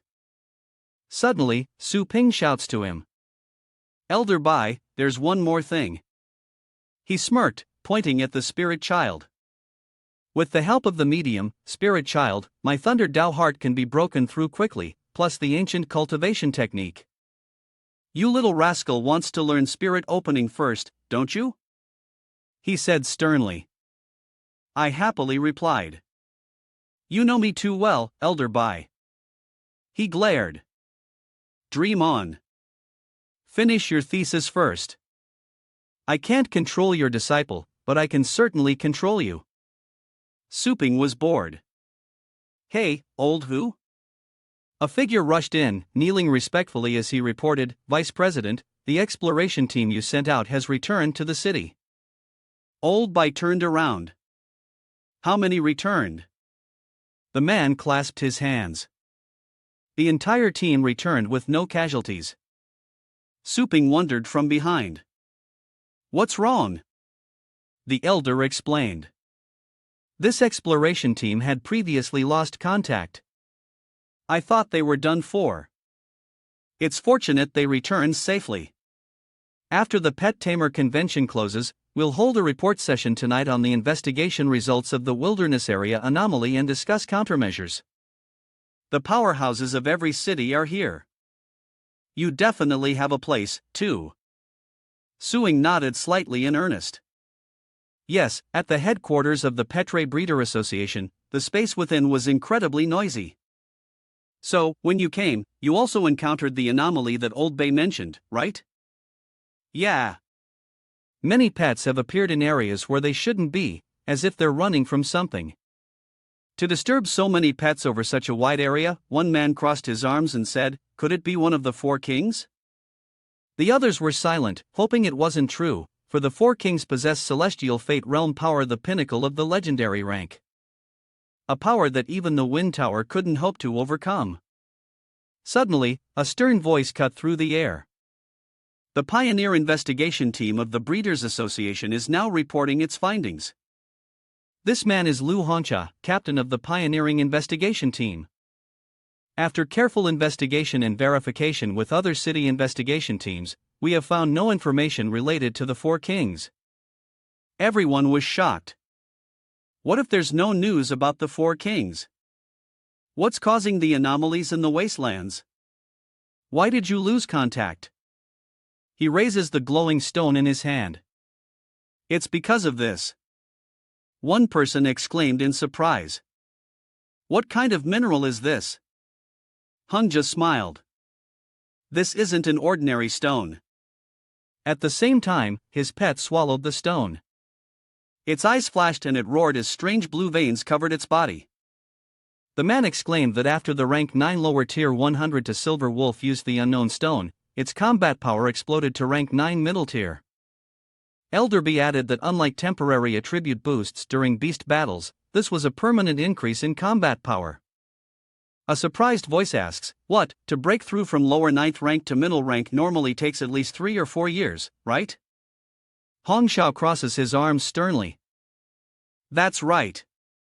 You can probably guess the reason for the shift. A new spatial rift has appeared in the wilderness.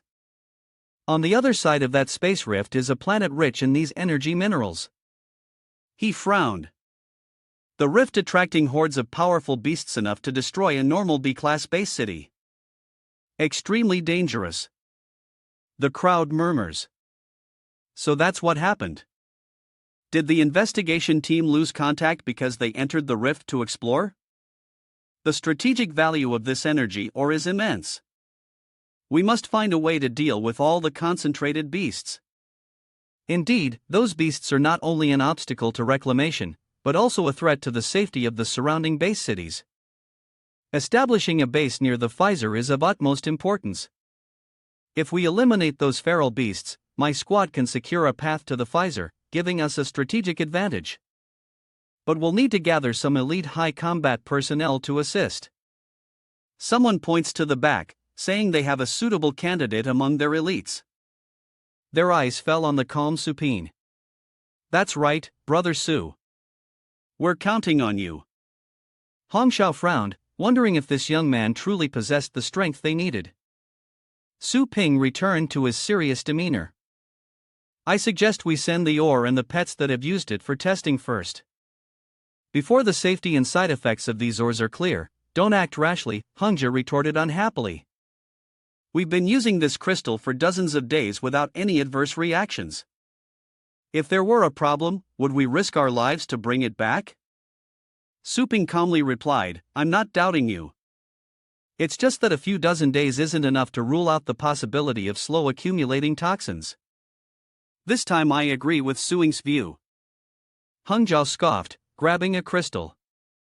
Take it, Elder B. Since when has our association been run by youngsters? Bak Lao chuckled. The old gives way to the new. We must give the younger generation a chance to shine. 5 hours later, a subordinate reported to the vice president with a stack of papers. We have a result. For now, we've agreed to call this or energy crystal. After dozens of tests, no harmful substances were found, and the side effects are almost non-existent. Hongxiao crossed his arms and raised his eyebrows. See, giving him a chance was useless. He's just making things difficult. We're all seasoned pioneers who've worked for the association for decades. Can our judgment really be wrong? Everyone turned to persuade Su Ping. That's right, Brother Su. It's a big no-no to have an amateur command a professional. After all, Captain Lu is a professional in this field, so it's best to listen to his advice. Hung Zhao smirked. Well, is there anything else you need to ask?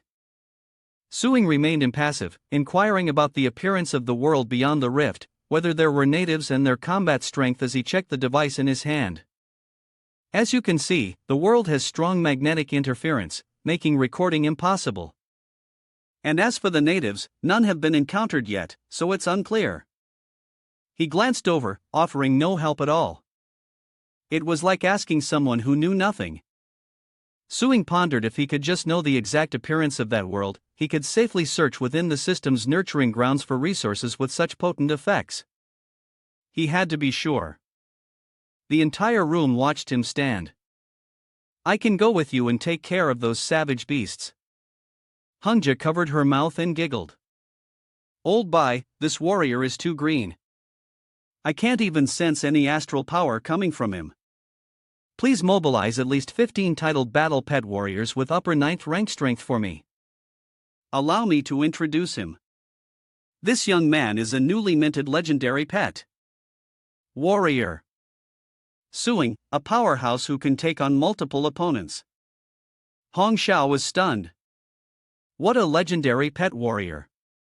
He quickly clasped his hands together, laughing it off. My apologies. I was speaking too loudly. To be so young and possess such strength, you must have extraordinary talent. With Brother Su's help, just give me 3 titled battle pet warriors, and we can wipe out the beast's nest. Old Bai raised his hand to stop him. Very good. We can gather everyone tonight. Rest up and prepare to deploy tomorrow morning. Above the vast red forest, the fighter plane lowered slightly. A report echoes. We've arrived at the destination. Silence fills the cabin. Silver Eagle observed the situation and reported, Captain Ryu, is the rift located within this forest? Why couldn't the satellite pinpoint the location? Hanliang replied grimly. That's right. Weren't we supposed to take a detour? Flying straight in would be too reckless. The rift is hidden in a cave, so it's normal that satellites can't find it. There's a dense forest below, making it easy to get lost on foot. He turned and smiled faintly. I've worked for the association for decades, don't you? 2 titled ranks. Trust me. Suddenly surprised, Suing frowned slightly, thinking, why does it feel like this person is still hiding something? A laser beam shoots towards the aircraft and someone yells, enemies attacking, scatter. Everyone immediately exits the plane. Hong Xiao shouts for everyone to enter battle mode. While Han Ling frowns, realizing that even his armor, which defends against low-level rank 9 beasts, has been pierced in a single blow. The beasts rush towards them. Could these be their attackers? They open their mouths and fire lasers, causing Yin Xiao to furrow his brow. There are too many of them. Block them while I attack. Hanliang immediately creates a shield. Understood. Silver Falcon unleashes her 100 Talon Rend. A barrage of power slamming into the tree, which reveals a sinister grin from behind. Yin Kui is furious, scoffing at how well these cunning beasts hide themselves. Hanliang realizes the problem.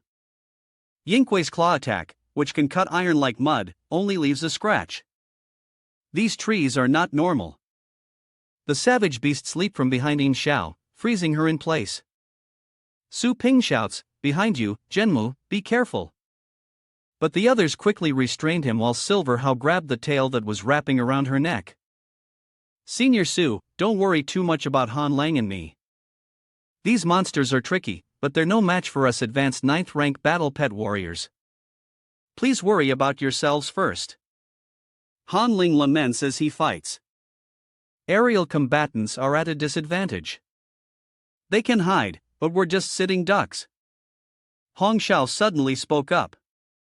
Everyone, I have a proposal. These beasts aren't that strong, so let's split up and take care of them, then regroup. Yin Xiao smirked. Agreed. I've had enough of this. Han Ling was eager. Watch me tame you beasts with my war pet. Suing anxiously tried to stop him. Wait, it's too dangerous to split up before we know more. A voice chimes in. Senior Su, no need to worry. We've scouted ahead and can handle this. He frowns, hoping that's the case. Suing's eyes turned cold as he summoned his pet. Little skeleton, let's make this quick. The skeleton's skull opens wide, unleashing a wave of murderous intent as it charges forward, sword in hand. It swung its sword with a fiery red aura, cleaving through the savage beasts, causing them to cry out. With a snarl, their heads were severed, leaving only screams before quickly regenerating, only to be met with a golden light that made them cry out in terror. Suping smirked and clapped his hands. Have a taste of this. A massive golden figure appears behind Suing, mirroring his actions as savage beasts plummet below. He clasped his hands together, raised them high, and shouted, "Ha!" At the same time, the golden crow also descended powerfully along with the twin dragons and grass demon, unleashing a great force that blasted the ground below into a crater. The ravaged beast still roars defiant. Su Hune clenched his fist, furrowing his brow. What could withstand that blow? He stared at the sharp object shaped like a horn that had fallen to the ground. He wondered, is this a horn or a thorn? Why is this inside a beast I've never seen before? The piercing screams startled him. Ah, Suing, get down. It's Han Lang's group. Little skeleton, let's go. With that, two shadows sped away with a massive beast in their midst.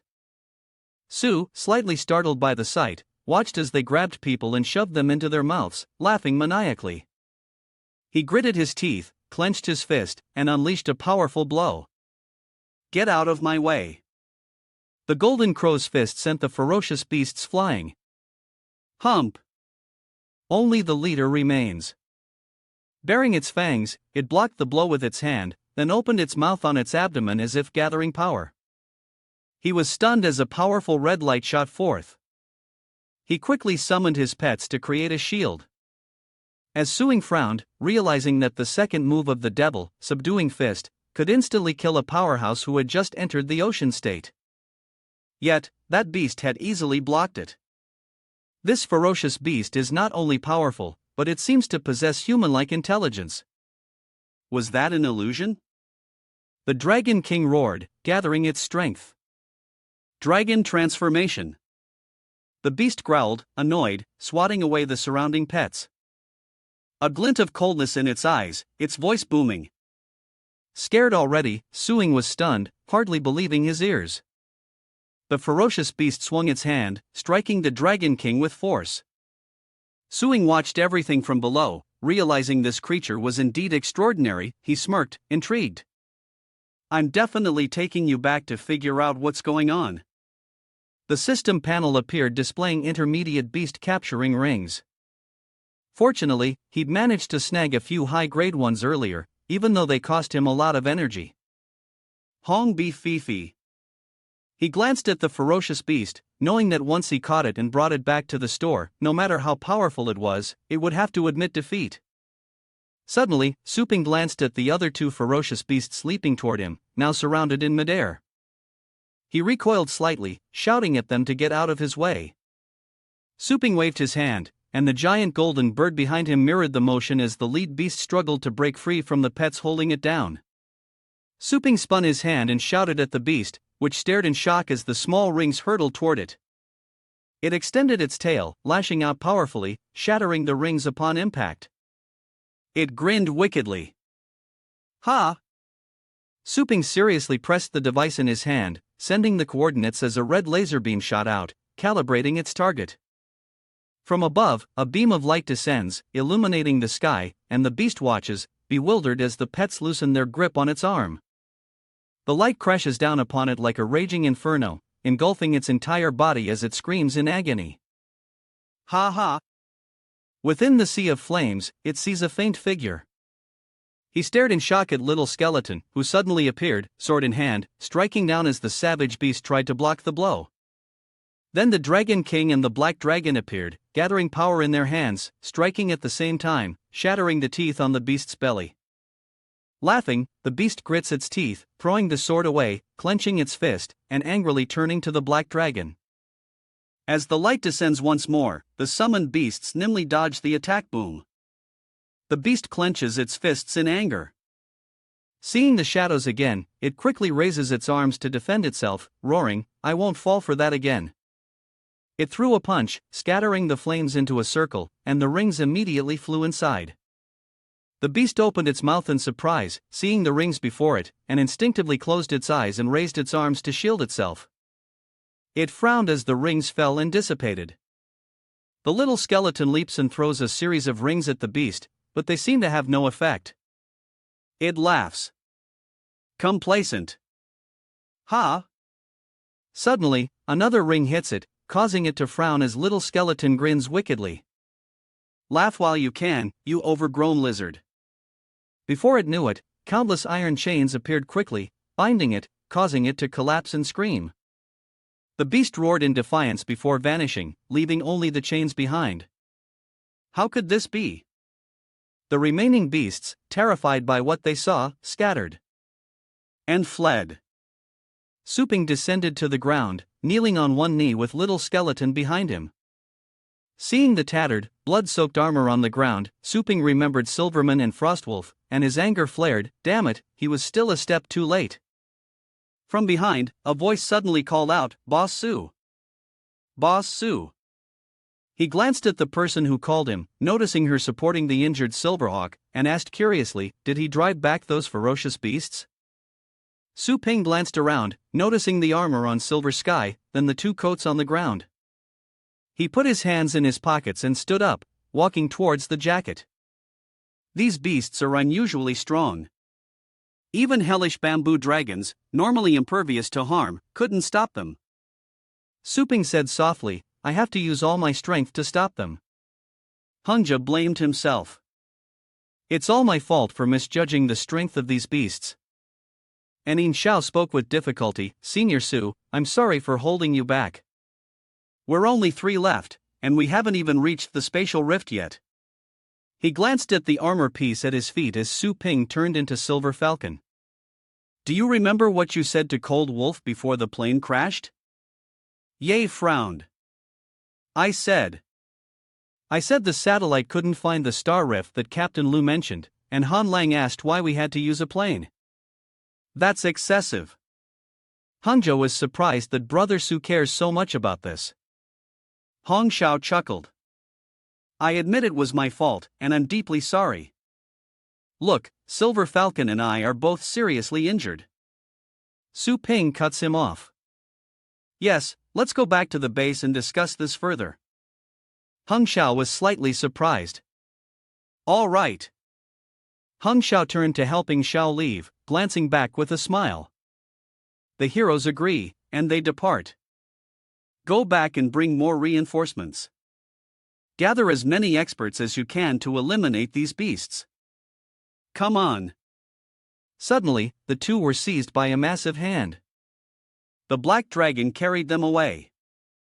And while Hong Xiao panics, Su Ping calmly explains from atop the Dragon King. "Those monsters are full of tricks, so you two will have to suffer a bit to get back to base safely." Hung Xiao couldn't move, but forced a smile. That's right, Suing thought grimly. Although he wanted to enter the spatial rift Liu Gong Chao spoke of and catch a glimpse of its true form, he didn't know how many red-faced monkeys were left in this forest. And the whole thing was too suspicious to risk. The two pets quickly flew away, returning to the plaza where Elderby and his subordinates were waiting. "Elderby, they're back. I only sense 3 auras." The Black Dragon landed lightly below. Seeing Hong Xiao and Yin Xiao, they couldn't help but rush forward. "Captain Lu and Yin Xiao are injured. Su Legend, quickly order your pets to release them. They need treatment." Su Ping emerged from the void, preparing private treatment rooms for each of them, equipped with at least Tier 9 protective gear. Before receiving my permission, they are not to exchange any correspondence with the outside world, and their cultivation is to be sealed. The two of them frowned in surprise. What? Elder Bai said grimly. Are you trying to imprison them? The subordinates were stunned. Only dangerous criminals were subjected to imprisonment. Captain Lu and Yuan Shao are veteran battle pet masters with over 10 years of service and a distinguished record. Legendary Su. What crime have they committed? Hung Zhao quickly interjected. That's right, Brother Su. Even though I looked down on you before the mission, you wouldn't hold a grudge like this, would you?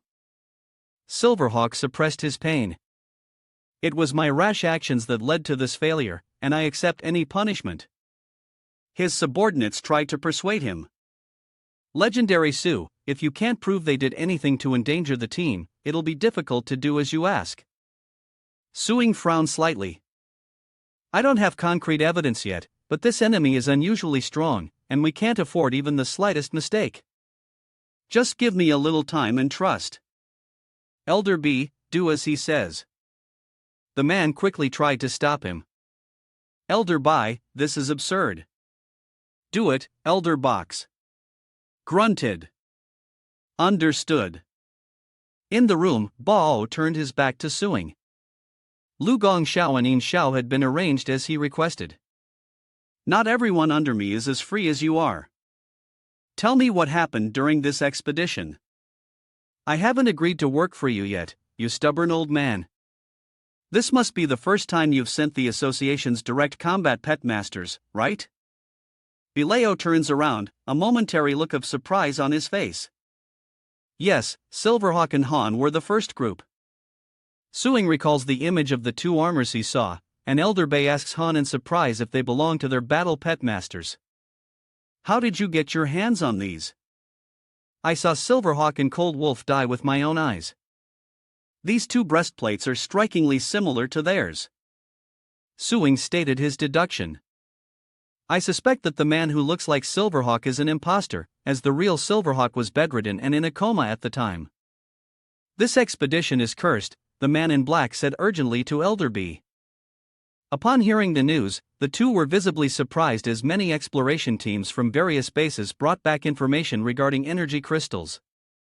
Now the major bases have decided to send out more exploration teams to excavate energy crystals. And in Limitless City, two pets are fighting. The red one pins the orange one to the ground. Ha ha. Someone cries out in alarm. What's going on? These two battle pets were evenly matched before, but now there's a huge gap in their combat power. The crowd roars for the two inside. Stop beating around the bush. What do you want? The green-haired boy held the glowing stone in his hand. HM. It's all thanks to this, a mineral my brothers brought back from a newly discovered space rift. After consuming it, both of your pets' combat power will permanently skyrocket. The group marveled. This ore is too magical. I'll give you money. Just tell me where that space rift is. It doesn't matter that someone else told me. Want to go mine some more? Let's go together. Hearing this, the boy outside chimed in. Count me in. The girl beside her softly advised. Do you really want to go? Who knows what dangers lie hidden in that newly formed star rift? The young man frowned. Don't you see how much battle power even a small stone can increase? My battle power has been stuck at level 6 for years, and no team is willing to take me in, but the treasures that can accelerate cultivation are all in the Federation's mining area. He waved goodbye, saying, a little risk for cultivation I wouldn't achieve until I'm 50. This is a godsend. Don't worry, I'll grab a few extra while I'm at it. Before him lies a grand gate, the city's departure registry. Two arms block the group, prompting surprise. What? Their voices are stern. The blood-colored forest you wish to enter is now a restricted area. The Cultivator Association has ordered that the unexplored dangers there prohibit any individual exploration until the authorities have investigated. Someone objects. But many reclamation teams have already returned from that area. And with that, the man frowned, releasing a wave of oppressive energy. From now on, no more pioneer teams are allowed to go there, and those who have returned will be investigated by the authorities. Any questions? The crowd stammered. Ha ha. This 9th level powerhouse's energy is too overwhelming. I can barely breathe. Sorry for intruding. We'll leave at once. Dejected, they turned to leave, grumbling, "Damn it, we're too late. As always, the good stuff is never for us. I spent a fortune on supplies for the frontier. What a loss. Are we just going to give up? The gatekeeper is a level 9. Master, what else can we do?" Suddenly, a voice echoed as the others clenched their fists in sympathy. The Breeders' Association is going too far. They've captured my friend for mining ore. To get their hands on his ore, they didn't hesitate to use torture. The crowd looked at him in shock. You're talking about the master of the battle pet that ate the ore just now. What did you say? To obtain the ore? Was the association's excuse of unknown danger? Just a pretext. Monopolizing the mineral lode is their true objective, they echoed in agreement. That's right. Treasures always go to officials or powerful families, but this opportunity is being snatched away. How could they possibly swallow this humiliation? One person exclaimed. How could we swallow this? If those above weren't blocking every path for their own gain, we'd be dreaming of increasing our cultivation, of becoming powerful figures. Yang gestures heroically. All right, I won't bother counting anymore. I know a shortcut to bypass the guards and leave the city. Just follow me. Me to the blood-cold forest of Kai Huang. Really? That's great. It seems heaven hasn't forsaken us. Then we're in your debt. I have some brothers with me. I'll call them over right away. I'll contact my team as well. The boy outside turned to look beaming. Thank you so much. I thought I'd be stuck in endless training, never able to rise above. Oh, right. I haven't asked for your name yet. He smiled faintly. I suppose you can call me Appy. At a high-rise building, a hand presses a button on the display panel, ending the transmission. Elder Bai sits in his chair making a call. I've issued a ban on all global base cities, which should help slow things down. The person on the other end is Su Ping, he frowns. Not necessarily. If the news of the crystal energy was deliberately spread, this ban will likely be twisted into a giveaway. Bao responded. Yes, exactly. As long as people keep bringing back crystal energy, it will be extremely attractive to both strong people who are slow to advance and weak people who aspire to advance. You need to uncover the truth about the item in your possession. Bao then asked, I've sent people to interrogate Liu Gongcha and Ning Xiao. What are your plans? Calmly, Su Ping replies, I have someone to interrogate as well. He then removes the chains from the leader of the ferocious beasts. It was a little surprised, but quickly gritted its teeth at him. You damned human, I'll tear you to shreds. Its hand lunged forward, and Suing reached out. I'm a pretty direct person. He pinched its hand hard. So, let's keep it brief, causing it to sweat in pain. Suing gripped its hands, interrogating. What are those crystal energies and where did you get them? It growled. Damn human. Were you hiding your strength before? Suwa grinned. Guess answer the question. Don't make me ask again. He then severed his own hand and burst out laughing. Don't make me laugh. It quickly regrows its arms, its eyes sharp. Human, either you kill me or you wait to be devoured. Suddenly, Suing flew over and grabbed its head, stunning it. He teleported somberly and a notification immediately sounded, deducting 1,000 energy points. He brushed past it, landing behind. It frowned in displeasure. What trickery was this now? A group of people appeared before him, gazing in awe. Wasai's humanoid form is so impressive. Basu, is this a new product? Suing, when did you get back? It reached out to the crowd with a sinister smile. He's so many lambs to the slaughter. A sword hurtles toward him, piercing through, leaving him stunned. Anna slowly approaches, leading the customer to his doom. Is this some kind of cutting-edge marketing tactic? Suing glanced over with a helpless smile. Just be careful not to kill him. We still need his soul to extract his memories. Suing looked at the trembling red devil before him. Same as always. He glanced at Anna. 2 employees using their super souls to extract its memories. Hurry, I need it urgently. She calmly refused. Sorry, I can't take orders this time. Suing frowned, confused. What do you mean, Anna? This monster shouldn't be too difficult for you, right? Anna smiled. Of course, it's not hard for me, but it's very difficult for you. You've come to me as a last resort, haven't you? The power to negotiate is no longer in your hands. For this transaction, I'll need 20 points. Anna raised 2 fingers again. And from now on, only come to me with problems that no one else can solve.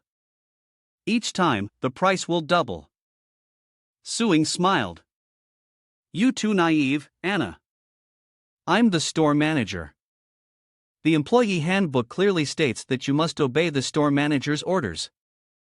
Aren't you afraid? I'll deduct points for such an offer. Anna chuckled. Obeying the store manager's orders only applies to pet store business, right? The supreme, wise, compassionate, omnipotent, and revered power. The system immediately appeared, answering in the affirmative. Naturally, Suing was dumbfounded. Ha! With a playful tone, she explains that in his absence, she has deciphered the laws established by the supreme power. I'm just an employee of the shop, not your personal slave, you lousy shop owner. Suing was shocked. Seriously, is she flirting with me? System, take a look at her face. The system retorted. The host must grow quickly and not rely too much on others to solve problems, especially since what she said isn't wrong. From now on, please call me the supreme, all-knowing, compassionate, omnipotent, and revered sister. Stop daydreaming. Well done, Anna. If you really become my slave one day, don't come crying to me. In moments, Suping regained his composure. Anna's first offer was 20 points, then 40, then 80. He just needed her total score to exceed 200 in 3 tries. Meeting the requirements of an outstanding employee means that if I can't become stronger after having Anna solve 3 difficult problems, then I have to honestly take her to the Supreme God City. Will our contract also end? Anna was pleased. Her expression quite good, seemingly determined to make the deal, while the red devil startled by in the dazzling light immediately turned to flee. But before it could get far, it was struck in the back and sent tumbling to the ground. The red demon, unwilling to accept its fate, crawled and screamed incessantly. A screamed and Anna appeared before him, ready to collect his soul. Elsewhere, I seemed to sense something. Seeing this, those around him stepped forward to ask Han with concern. Are you okay? He pats his head, trying to reassure them. I'm fine. He gritted his teeth, reminding everyone. Let's keep moving.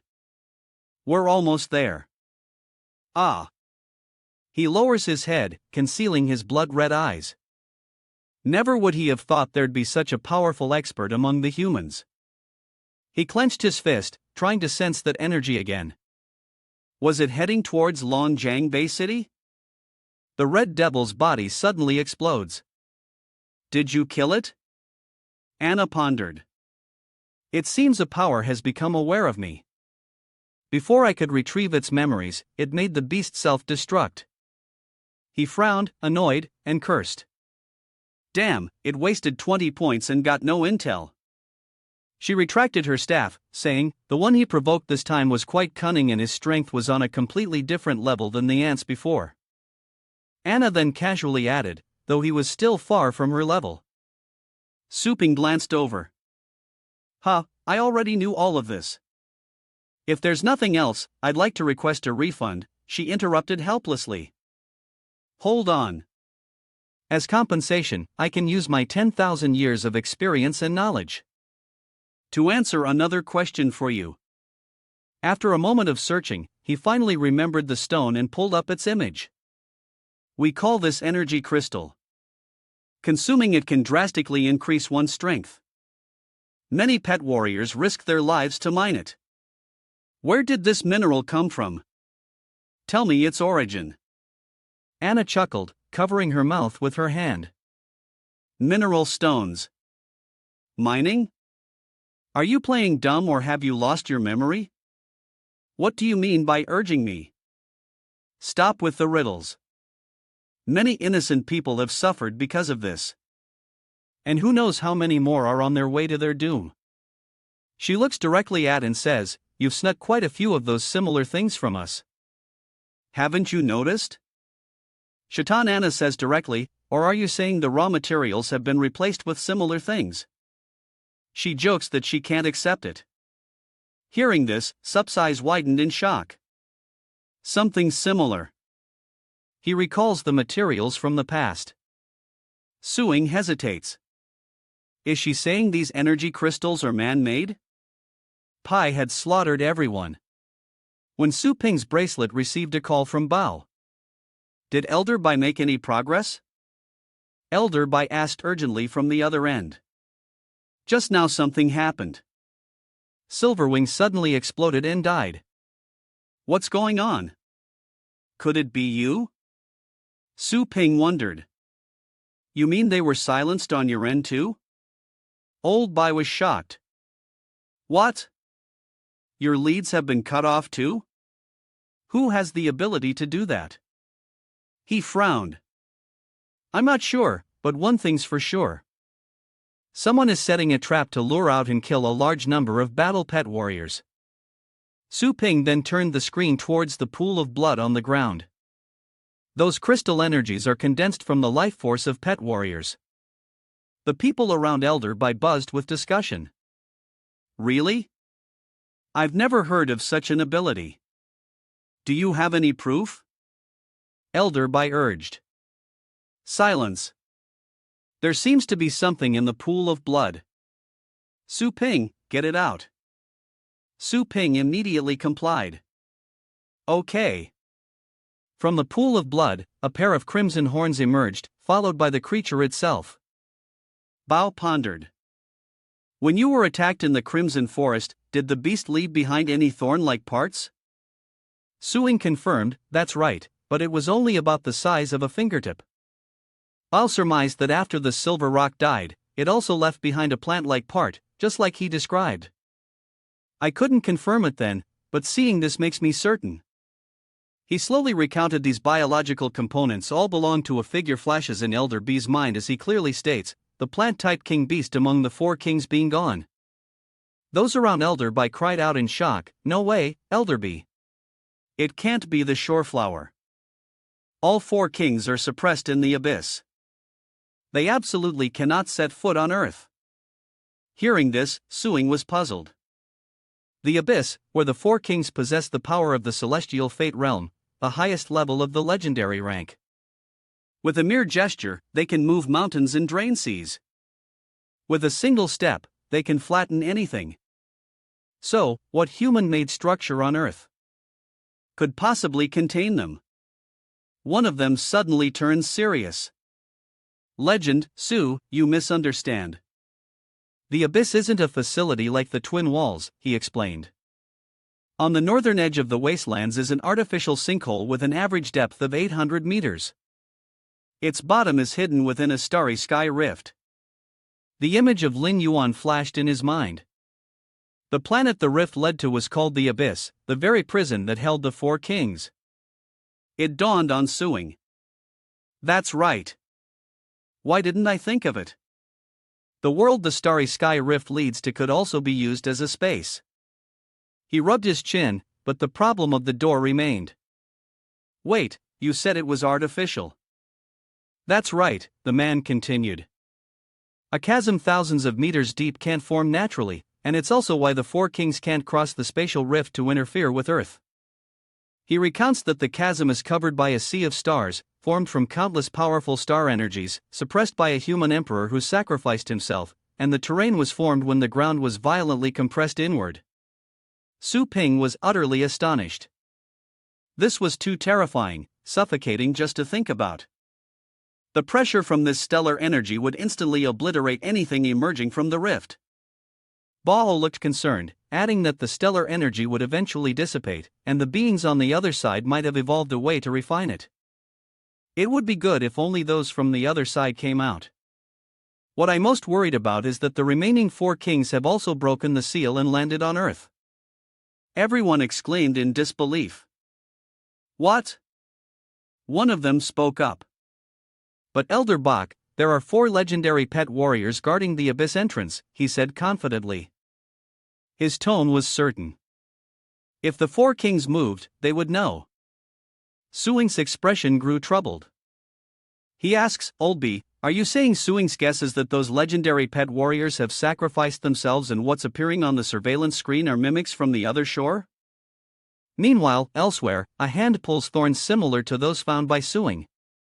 As Appy carefully pieces together fragments of the other shore, the thorns were torn away one by one, falling to the ground, and a grotesque head was formed. Appy told the mimics kneeling before him that a powerful being was trying to probe their master. An appendage delivers a crystal along with API's command ping the interest of the original being with the destination being Iljang Bay City. The creatures below accepted the stone, bowing reverently. I caressed my tendril, smiling faintly, go my children. Everyone present was confused. Elder Bai, if this hypothesis holds true, how should we respond? Elder Bach turns to them, ordering an urgent recall of all beast tamers who left the wastelands after the crystals appeared. Detain and verify their identities, attempting to weed out any mimics hiding among humanity, including the Fong legendary beast tamers guarding the abyss. He also stressed the need to increase awareness about the energy crystal scam so we don't lose any more combat. Power. And finally, we need to call on the Pagoda organization. We need experts to confirm the current situation in the abyss. Everyone there acknowledged the orders. Yes. Suing spoke up. Is there anything you need me to do? Elder Bai looked at him on the screen. The other side has the strength of the celestial fate realm. To put it bluntly, we're no different from ants in front of them. He frowned. Logically speaking, they don't need to hide from us. Play dirty, he said. You're in charge of investigating this. The reason behind it could be a decisive turning point. Su Ping followed his instructions. Yes. Old Bai raised his voice and hung up. The meeting adjourned and the call ended. Anna approached Suing. Looks like you're about to face annihilation. How about I lend you a hand? Just give me 40 minutes and whether it's the 4 kings or the 8 kings, I guarantee I'll wipe them all out for you. He glanced at her, thinking she was getting ahead of herself. This wasn't something he couldn't handle without her. He'd find a way himself.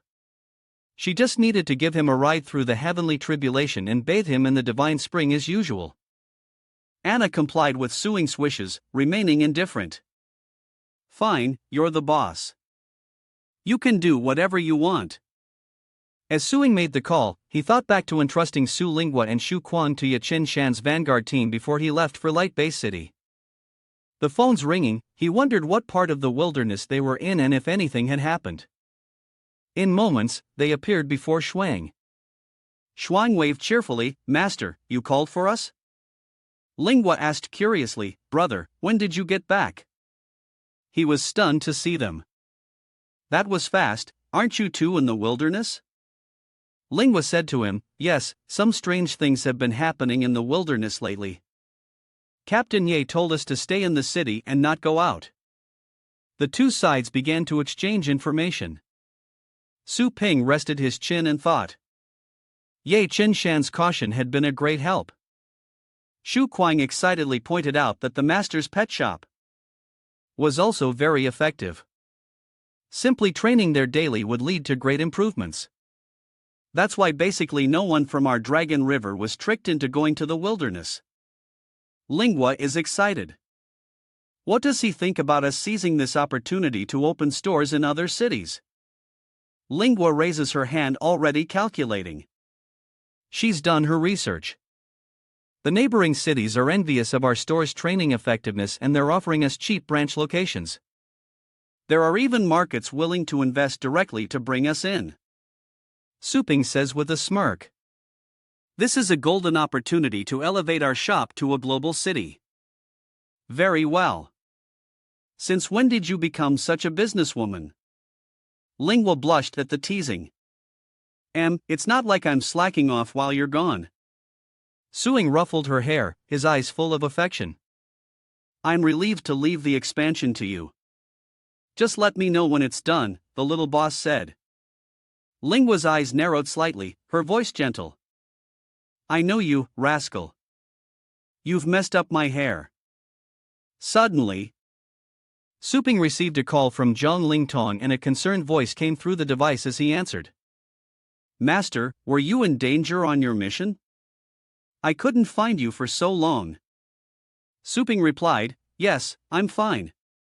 Though there were some hiccups, it's nothing serious. I'm currently in another base city. Is there anything else? Lingtong got straight to the point. Do you remember the blood dragon dissection method that I restarted? Su Ping calmly replied, Yes, by modifying the bloodline of dragon-type pets to enhance their power. She spoke seriously, is that so? I see. But at the time, the refinement serum produced was limited, only able to refine about 1% of the violet blood heavenly dragon's bloodline. Lingtong reported that there has now been a breakthrough in the mass production technology of the refinement serum.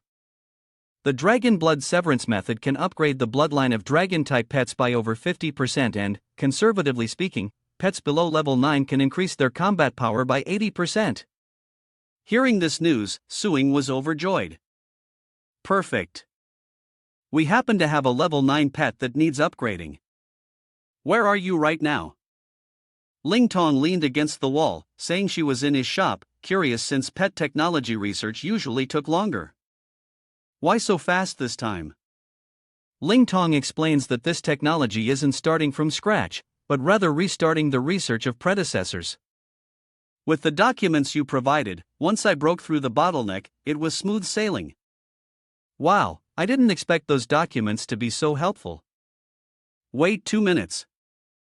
I'll be right back. She nonchalantly agreed. No problem. Hey, 2 minutes. Su Ping turned on his heel and quickly left. I have to go now. Take good care of the two at home. They waved goodbye and Hua Shu Wang asked Ling Yui, Oh, what did their master say just now? Dragon, something purple something? She guessed.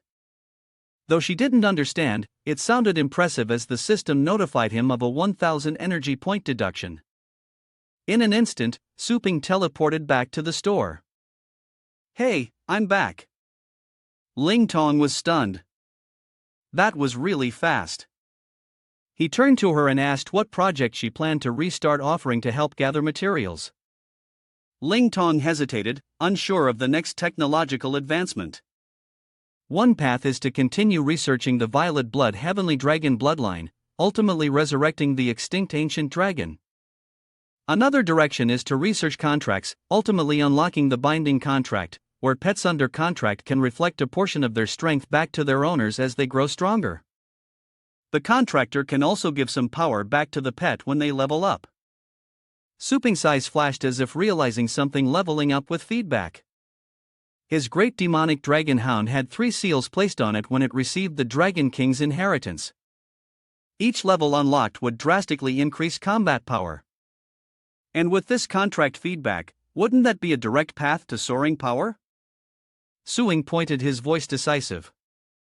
No more hesitation. They're next. Focus should be on researching contract keyboards.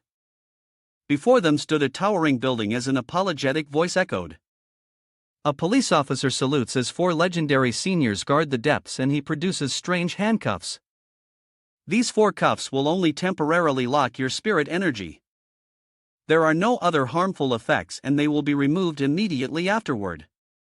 Forgive the imposition, legendary seniors.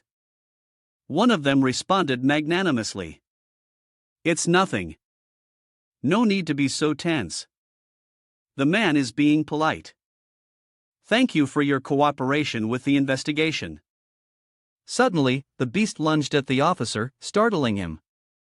The beast's silhouette is reflected on the wall and the floor is covered in blood. A piercing scream. The beast's tendrils wrapped around his neck as he desperately reached out for help. Help, report this to headquarters. Before he could finish, a tentacle pierced him, creating a glowing orb. The imprisoned people were stunned. This was the monster the Breeder Association had spoken of.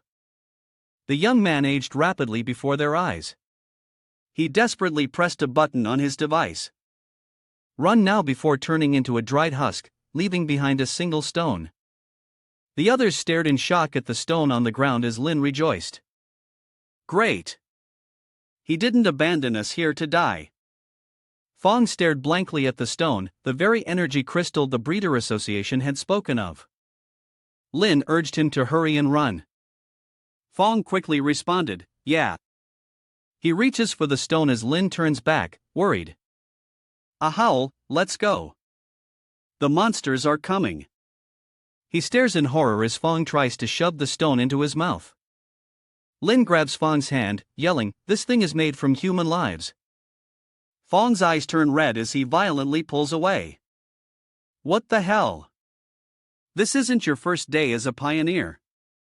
So what if it's made of human lives? He explodes with power, veins popping out all over his body. A power several times greater than my own is coursing through my body.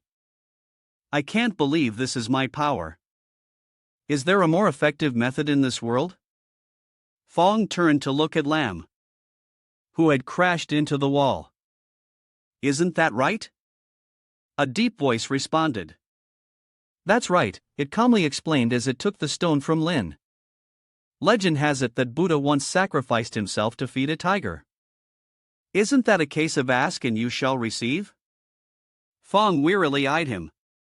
Monster, what do you want? You want to eat me, too? He chuckled, offering the stone to Fong. Eat you. Ha, you fool. If you behave, I might even reward you.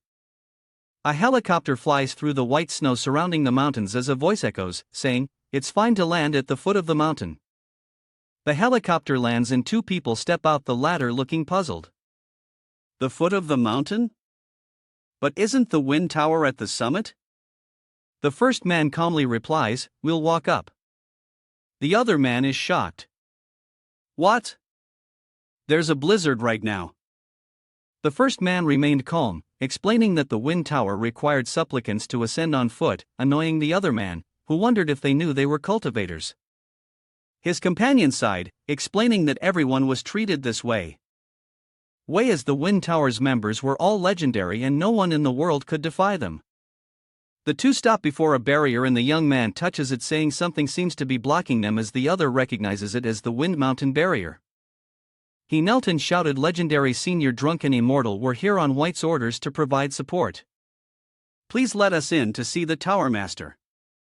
The other shore may have broken free of the abyss and reached Blue Star. He bows deeply, pleading, "Legendary Senior Drunken Immortal, please save us." The old man remains calmly observing from atop his gourd. He remained relaxed, but then slammed his hand on the table in anger. How infuriating. The men at the table watched as one reported, "Elderbach, none of the 3 orders you issued could be carried out smoothly.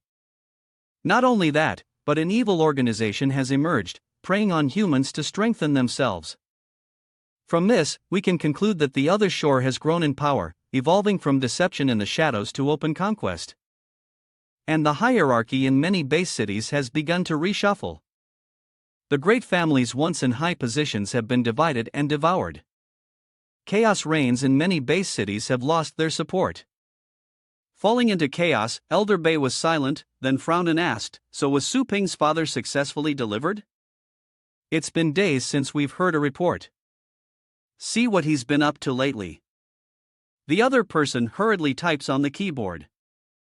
"Yes, he's been running around." "Old Bei, I've got it. Suchi has been frequently moving between base cities lately." Old Bei strokes his beard. "Traveling around for investigation, is he?" "Yes, that's understandable." His voice lowered. "After all, they are the notorious liars, known for their cunning and deceit. And we don't even know where its true form is. So many years have passed. Its appearance must have changed drastically. Investigating it will be harder than ascending to heaven. Perhaps I shouldn't rush him and give him more time." The man chuckled awkwardly. "Old Bei. He's been running around, but it seems he's just stocking up his stores, not investigating." Old Bei was stunned. "Huh?" The man hurriedly explained. "Recently, the legendary Su has been in a base city opening many branch stores." He was shocked. "What? Opening branch stores at a time like this?" Meanwhile, Su Ping leisurely gathers flowers and grass. At the Ru Pet Store in New Seabay City, many hands reach for a glowing object. One man holds it high, shouting, "Ha, I got it. Too bad for you guys behind me. This Pluto Kingdom lotus is the last pet food. Damn, I'm too late. Even the popular pet food is hard to get. This store is buzzing. I'll pay triple. Let me have it. No way. This is a rare find. I waited in line all day to get that. I'll pay 5 times the price. I'll pay 10. Suing slipped through the crowd, asking them to move aside and keep their distance from the goods, leaving the boy next to him dumbfounded. "Ha? You're Su Ping?" With a smirk, he unleashed a move, causing flowers and grass to appear. It's the shop owner's restock time and they fly into their designated spots. Seeing the neatly arranged items on the shelves, the young man gaped in amazement. Wow, that's powerful. He glanced beside him and in the blink of an eye, the shelves were full. Where did everyone go? In a flash, Suing teleported to Base City Test Lake. Suping continued to replenish his stock, telling the crowd, "Excuse me." The shop owner restocks and someone turns around saying, "Boss Su, you're here again. I've already seen you 3 times today." Suing smirked. 3 times is nothing. The base city of Masu Yen next to you has been restocked 7 times today, the notification on his device rang. It was to Lang Ningget calling. He answers the call. "What is it?" "I'm busy restocking the store, Lingya, so make it quick." "Ha?" Kuyai and K Yangqi and Huquan say the stores in those major base cities don't have enough staff. So, do we have to recruit people locally? Suping frowned slightly, wondering if he'd have to use his own people entirely. Lingua was a little doubtful. "Our own people," Suping replied. "That's right. Currently in LJ Jiang Base City, aside from a few dozen branches of the main store, the rest are run by the Qin Zheng, Muyu, and Ye families." Thinking of his team, Suing smirked. He'd accumulated quite a few experienced people during this time. "I've entrusted you with the management of the stores. You can directly order experienced personnel to other base cities, and the 6 families will fill any vacancies with new recruits. From now on, LJ Jiang will be a training base for staff." Ling Yua immediately responded. "Understood." Suddenly, a call came in from the Pet Trainer Association's command. Su Ping told Lingua, "Oh, I have a call. Wait for me a moment."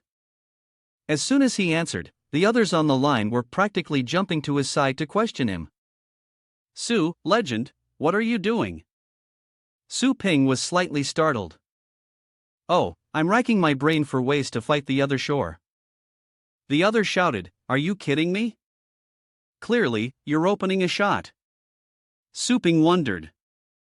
"Can I open my shop?" The person typed, reminding him. "These are life or death times. Su, take a look at these numbers. Across the globe's 4 continental regions, there are over 200 base cities. A desolate scene unfolds, half of it in chaos, having lost order to the influence of the other shore. Elsewhere, people flee from monsters. Base cities fall into chaos, and every day, hundreds of pet summoners are captured and devoured by people with savage smiles. The most terrifying thing is that people can only helplessly watch the rampaging beasts as higher-ranking pet tamers orchestrate this tragic hunt. Those who don't join will be devoured. Surrounded by ravenous eyes, they believe consuming others will make them stronger. The shores of eternity spread like a plague, sweeping through half the base cities across the globe in a matter of days. And he asks if this critical moment is the time to open up shop and get rich. Suing stroked his chin. Go investigate the departure rate. He paused. The departure rate. Realizing something, Elder Bay ordered a comparison between the number of pioneers in major base cities and the number of missing or dead. Yes, sir. According to the data, 13 base cities have a particularly low departure rate, 12 of which are in Asia, Elder B said softly. And one of them is US, isn't it? As I suspected, the common denominator of these base cities is that they all have Su Ping's pet stores. He sighed. You're absolutely right. It's unbelievable that these pet stores are like havens. But Su Legend, how can you manage everything so neatly in small shops? Just then, Lingua stretched and spoke up. I thought I heard someone mention me. The shop manager is right here. He stared blankly at the waving Lingua. The shop manager? Why are you in our video call? Su Ping explained, introducing her since they were just talking about her. She introduced herself. My name is Su Lingua.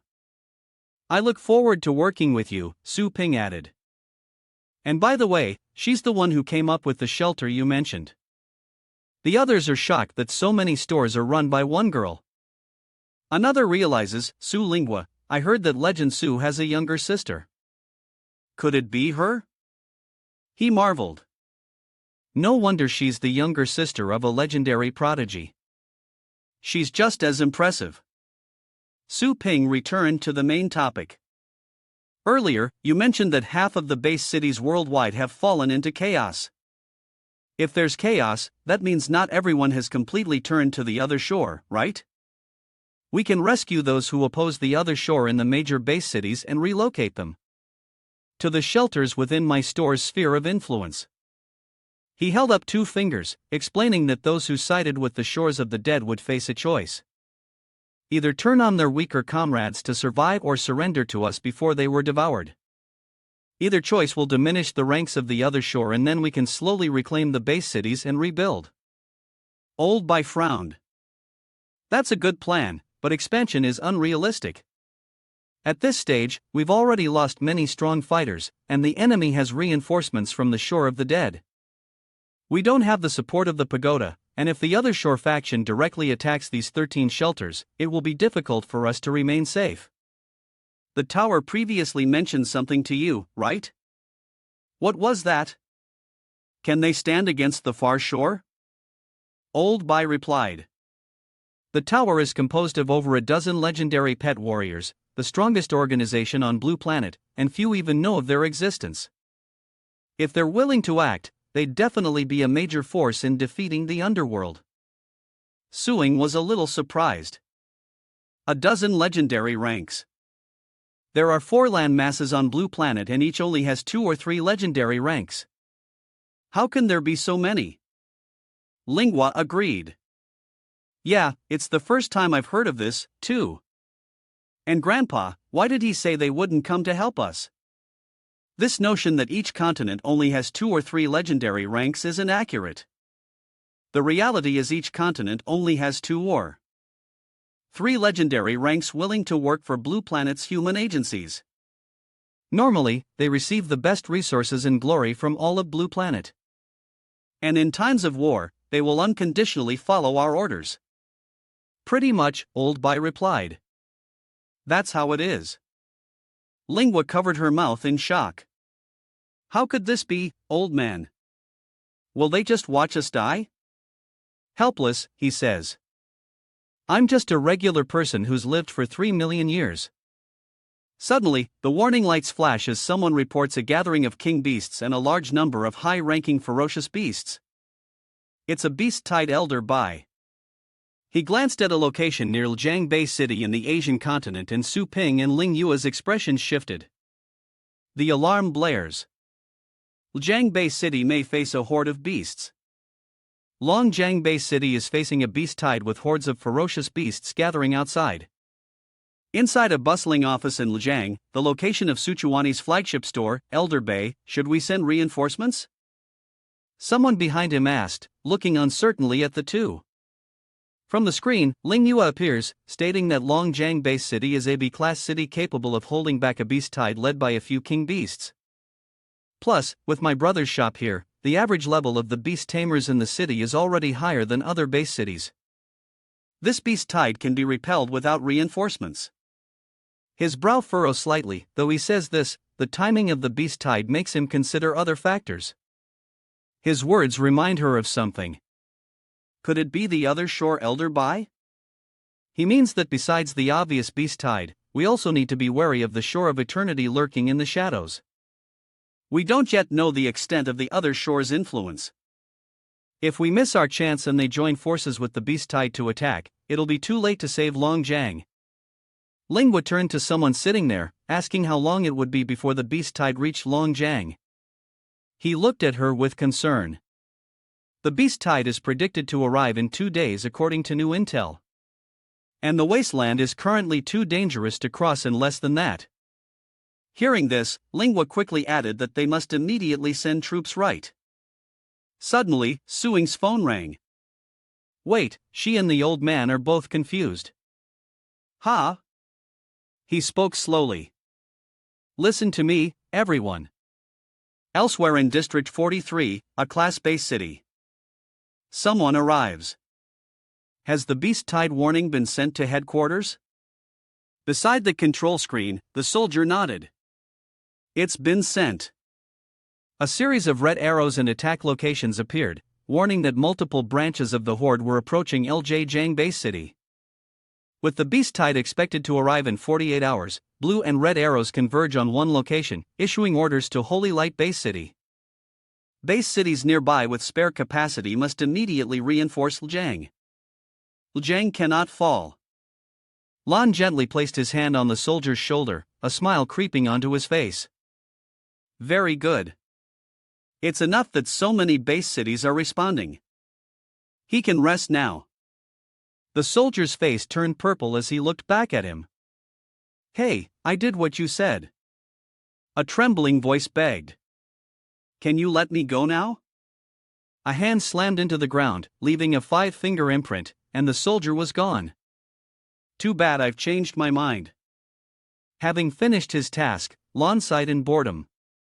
What a waste of time. Behind him, someone sitting on a pile of withered corpses scoffed. We'd be better off scavenging gear. Lon licked the blood from his face. What a waste of time. Spreading rumors of our impending attack on Lijiang is Lord Bing's calm hand. Min Bin holds a bloody withered corpse. Of course, I know Lord Beyond's orders, but what's the point of killing these powerless commoners? We gain nothing from it. Long Shan raises his hand, brimming with power. So, this is the strength of a high-ranking expert. A single thought can shatter bones, rupture organs, and send blood spraying. Haven't you ever fantasized about it before? Without emotion, he replies. What foolish words. Now, even conquering Blue Star, I feel like even a scene of a group of people being wrapped around the neck by tentacles sucking something from their bodies is not a problem at all. After it was over, the corpses were piled high like mountains. In another space, buildings burned and after being attacked by the other Shore Legion's sea-level base city was completely lost in 1 hour and 14 minutes. Nearby, city buildings were also burned to the ground. And at the same time, base cities 44, 4, 5, 4, 6, and 47 were attacked at the same level, all falling without exception. On the screen, a series of cities appear to have been destroyed. Outside the mainland, there is no response, and the direction of the beast tide cannot be monitored in time. The ravenous beasts charged forth, tearing through the burning buildings as one of the underworld legionnaires seethed with anger. HYMPH.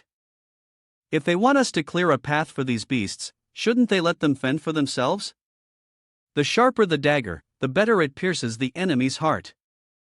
Another high-ranking member of the Shoreflower Legion spoke. The people of the Asian district must be terrified by the rapid fall of the C-class base city, right? I bet they wish they could send everything they have to Lijiang right now.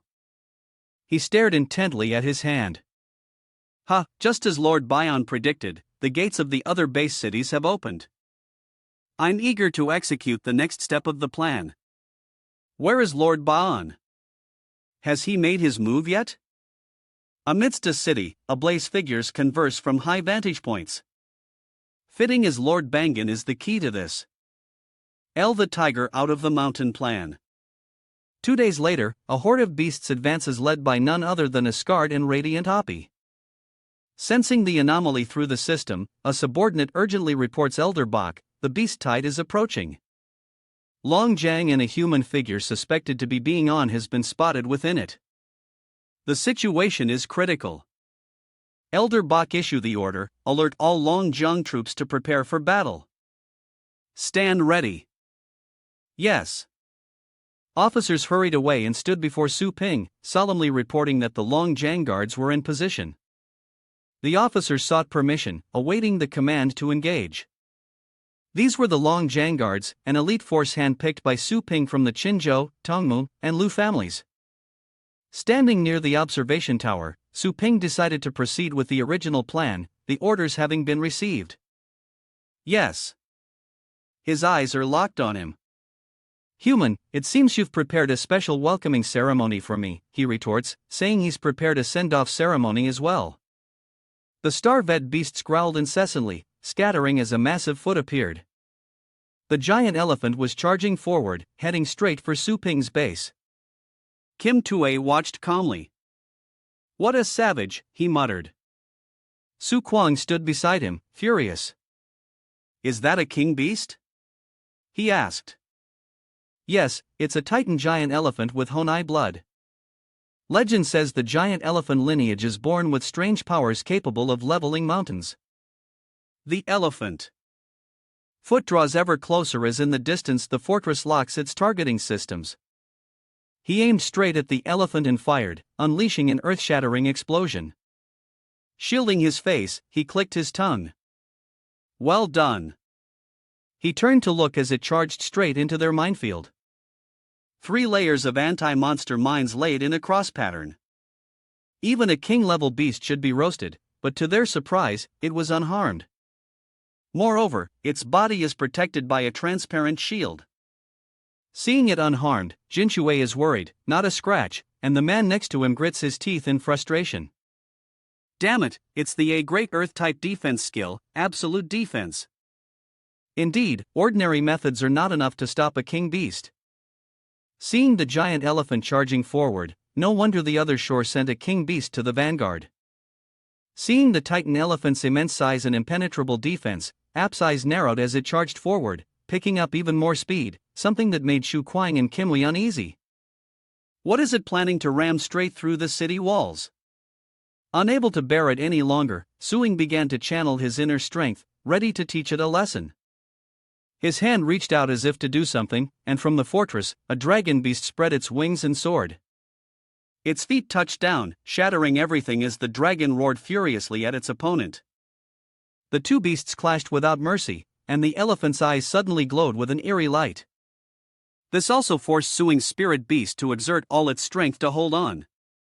It shattered the protective barrier, and seizing the opportunity, the dragon immediately grabbed its neck. Mouth agape, it gathered energy, unleashing a blast that pierced the elephant's head, leaving only half a skull. Seeing this, Pai was a little surprised. Oh, it enjoyed tearing apart the enemy it had cleaved into. The sight electrified Shu, and even Jinue marveled at the beast's ferocious power as it claimed victory by beheading the king. The Titan giant elephant was no match. Has Suchani's purgatory bamboo dragon beast truly reached the legendary realm? He glanced at him boastfully. He looks like my master's violet inferno bamboo dragon beast has successfully leveled up. Kimwee's eyes widened in surprise. He'd never heard of this purple flame bamboo dragon evolution before. Su Kuang explains that his master said this rare evolution path was formed by merging the bloodline of the purple blood heavenly dragon, an extinct ultra-powerful ancient dragon beast. Right, no wonder the flames detonated the Titan giant elephant. That was no ordinary power. His spirit beast's mouth continues to gather energy, firing a beam straight at the eye, but two monsters quickly appear to block it. They both unleash their energy in response. Jinui is slightly surprised, facing two king beasts at once. The violet flame bamboo dragon beast isn't at a disadvantage, which Shu Kuang finds strange. Wait, Mayor, look at those beasts approaching. In the distance, a horde of monsters advances. He's stunned. There's a pack of 10 royal beasts, more than double the initial report. With an arrogant sneer, he says, I came out of curiosity to see just how much better a dragon beast raised by humans could be compared to a normal king beast. A massive fiery ape roars as its giant foot shatters the ground. This is the Scarlet Soul Flame Demon Ape ranked 4th among fire elemental pets. With each step, the flames spread, growing more intense. But the dragon doesn't flinch. Kim Tue quickly shielded his face as the crimson inferno of the red soul flame devil immortal. A bloodline inheritance skill of a king-ranked beast erupted, leaving Shu Quan in shock. I thought the range of extinction true fire was only 100 miles. This is already 1,000 miles, he muttered. He quickly pointed out the reason. The crimson soul flame demon ape likely gained the enhanced power of the other shore. Damn, this is way beyond a normal king beast. A spirit beast's protective layer envelopes the fortress. Seeing the flames, Jinnu worried. Could the violet blaze dragon beast withstand the apocalyptic fire that even king beasts would avoid? Shu Kong turned back, smiling reassuringly. He Mayor, don't let the violet flame bamboo dragon beast's ferocious titan tearing fool you. Its forte is actually bamboo dragon's instant command, a god-level defense skill. Suddenly, an invisible pair of feet moved, and a colossal figure emerged from the fortress. Protected by the barrier, the city within remained unharmed as the gods on high watched, intrigued by this peculiar defense skill that surpassed even the bloodline and inheritance of a king beast. The golden water beast looked up in surprise. A divine skill. This is the unique skill of Su legend. Seeing is believing. Shu Quan laughed gleefully. Hoof. Have they been trapped in the abyss for so long that they feel out of touch with the times? Suing stared coldly. Do you find it strange enough to make you both freeze? Suing recalls that the Titan giant elephant had opened a safe path in the Thunder Zone, a clear opportunity for battle. As a horde of monsters stamped in, they didn't organize or besiege the base, but instead they were relentlessly provoking the front lines as Jean watched from the sidelines. Are they testing us? Shu Kuang suddenly realized something. Something's not right. Where are the people from the other side? A horde of beasts rampages below the city is swarming with monsters. But where are their masters? Neither of them understood. Kim Choi turned pale after that statement. They hadn't put their full force into attacking Iljiang.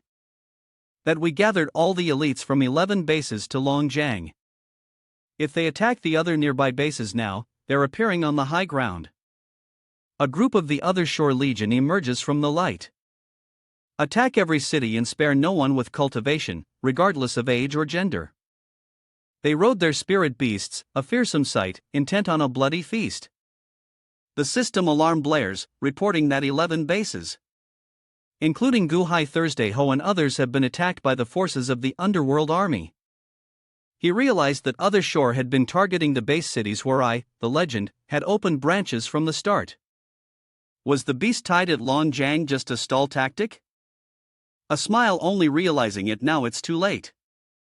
Humans from above, he surveyed the chaos below.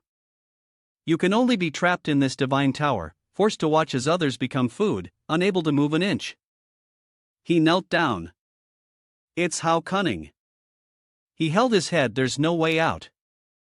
From afar, two men approached and reported to Boss Su. What you requested has been arranged. Su Ping smiled. Very good. It seems we're not too late. He sees something that changes his expression. On the battlefield, two countless cannons fire from the base upon the enemy, and one of them sees it all. Hey, look up at the sky, the sound means another aerial attack. A massive explosion, like the diving squad's artillery. Those guys survived thanks to their shields. Damn those guardian golems. The explosive rounds are made from the unstable core of a level 9 apex beast, a massive but rare weapon, and the trump card of a Class A base city. Alex wondered how these level B bases had such powerful weapons. Shouldn't their defensive resources have been sent to Longjiang to stop the beast tide? Something's not right. Spaceships are descending from beyond, orbiting close to Earth, starry sky, and the main cities. Alex stared at the spaceships in the sky. What were those? One by one, the starry skies landed safely. Their doors slowly opening as an elite starry sky army emerged. Now you're all fish in a barrel. The troops are descending and there's no escape. Alex and his comrades were stunned. Who are you? The first battlefield. Kim Tue rejoices at the arrival of reinforcements. Excellent. It's the elite forces from the bases. So Su Tru Yen Ki saw through their ruse and deliberately stalled for time, using their own plan against them. Waiting for reinforcements to arrive from space, launching a silent advance. Su Ping smiled at him. I was waiting for an aerial resupply. What were you waiting for? B's face contorts as he orders the beast horde to trample Dragon River. A train speeds by an underground supply line as a group of people carry boxes. The sound of the beasts charging forward.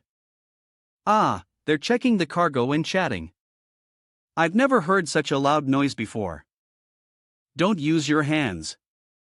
This beast tide is likely far beyond Class A. I can't imagine how brutal the battle ahead will be. Suddenly, the ship shook violently, startling everyone. Cracks appear on the tunnel walls outside the ship as Hot keenly observes. The battle above is affecting underground tunnels hundreds of meters below. Such is the destructive power of a king beast. In the distance, another man clutches his head, certain that the shoreflower has made its move. A heavenly fate realm king beast that they can't possibly defeat. We're doomed. We'll be drained. The commander quickly reassured the team. I haven't received any orders to retreat. Get up now. We have countless beast tamers on our side. The soldiers above are fighting the beast king. They need energy potions and ammunition. Our job is to get these supplies to them, not to argue about who's stronger. He raised his hand and everyone shared his resolve. We have to win this battle. Just think of all the resources this beast tide will bring. Spoils await and everyone is in agreement. Yes, Suing and the others can surely win against the beast tide. After all, he's the youngest legendary battle pet warrior in history. His commanding voice echoes. Yes, the offer is made and the next battle is about to begin. Move out now. The ironclad train speeds forward, but strange tentacles suddenly invade. On Battlefield 1, the fiery ape wreaks havoc. It and the bamboo dragon clash, tearing into each other. While on the other side, the sheer number of wolves is enough to make your skin crawl. It used its sharp claws to cling to the wall, trying to break through, but a bullet blew its head apart. Turns out they were prepared with weapons. As one of the team members operated the machine, he yelled, "You won't get any closer. Die." Bullets flew like sparks toward the pack. The spent casings piled up as they desperately fought back, their gun barrels glowing red hot. A shard of ice appears. The frigid domain of the ice spirit. In the distance, a beast charges toward the machine. It raised its claws, ready to pounce on the operator. But just as they were about to strike, a foot gently deflected the beast's claws. He delivers a powerful kick, sending it flying back where it came from. The people below recognize their lieutenant, Doho, standing atop the machine. These beasts have all been enhanced to varying degrees by the other shore, making them much stronger than other beasts of the same level. Suddenly, a cry for help rings out, and Dohan quickly searches for its source. Below, someone is being attacked by a savage beast. Du Huang studies their bodies, and on their chest, he immediately recognizes the unstable core. Suddenly, the monster's body explodes along with the hand clutching the injured soldier. Crap. Looking up at Su Ping, Du Huang reveals that the other shore placed unstable cores in some of the beasts, intending to blow up our fortress and walls. Basu, I suggest we move the battle line outside the walls. Standing behind him, Tian suggests that leaving the city with so many savage beasts outside would be like throwing lambs to the wolves. Boss Su, can you leave this to me? He orders the formation to begin. The Imperial Guards heed the call and the soldiers behind them respond with a resounding cry. A formation of soldiers in heavenly generals takes shape, revealing a dragon's head of green light, its mouth clamping down on a sword as it advances toward the immortal formation base, ready to strike. The beasts remain oblivious as a sweeping strike cleaves through their ranks, the force creating a massive chasm in the earth, sending them scrambling back in terror. The monkey's head had fallen to the ground without anyone noticing. And Zhuang roared in triumph, displaying its might. Shu Kuang cheers with delight. Another beast king defeated and Jin Yui's face lights up. Unbelievable. We actually repelled this siege. But then the ground suddenly cracked open and the monkey's corpse was dragged down as the bamboo dragon immediately took to the sky. Suddenly, a massive tentacle erupts from the fissure, leaving everyone stunned, and Shu Kuang instantly remembers his mother. On the second battlefield, everyone senses something. A massive tentacle emerges from the ground. Suddenly, it slams down on the ground instantly, obliterating countless people. Beyond soldiers rejoice. Finally, Lord Beyond has taken action. Ha ha. This is the power of the celestial destiny realm. So much for your arrogance. Lord Beyond Hua will crush you all. The monster with the jagged teeth licks its tongue, draining everyone's essence. It lifts them up, extracting something blue. The handcuffed men cry out, "Lord Othershore, can you hear us? These people have locked our spiritual energy. Please help us unlock it." Its head suddenly recoils. If possible, grant us a bit more power. The monster's mouth gapes, dripping with saliva. We can still fight. Only now do they realize the problem. Its tongues are advancing towards the other shore soldiers. Wait, no. The man impaled by the tongue screamed. No, please. He screamed to the heavens. I don't want to be the abandoned child. My power, the power I worked so hard to obtain. His life has been cut short. Hua being gone. You won't get away with this. Back in battlefield number 1, Pai is reveling in his power as he controls the tentacles. Suing looked slightly worried as the violet python dragon beast immediately returned. In the sky, his bamboo dragon hurries back, but before it can get far, the tentacles snare its feet. He used his tentacles to seize the bamboo dragon's neck as if to end it. Duong was worried. This isn't good. Master Su Chenjiao's dragon is being summoned. Azure Dragon. A blue dragon appears before the spirit beast with a sword, but the blade only grazes the tentacles. Duong quickly shouted a warning. The cut was too shallow. Old Chu. Suddenly, a dark shadow flashed past. Suing transforms, wielding his sword, leaving Shu Kuang and Jinshu stunned. Su legendary. The blade he swings at the tentacles is even more powerful than the dragon from before. Appy senses danger and opens his eyes enraged by Suing's previous attack. The sea of tentacles attacks him, but Suing unflinchingly swings his weapon.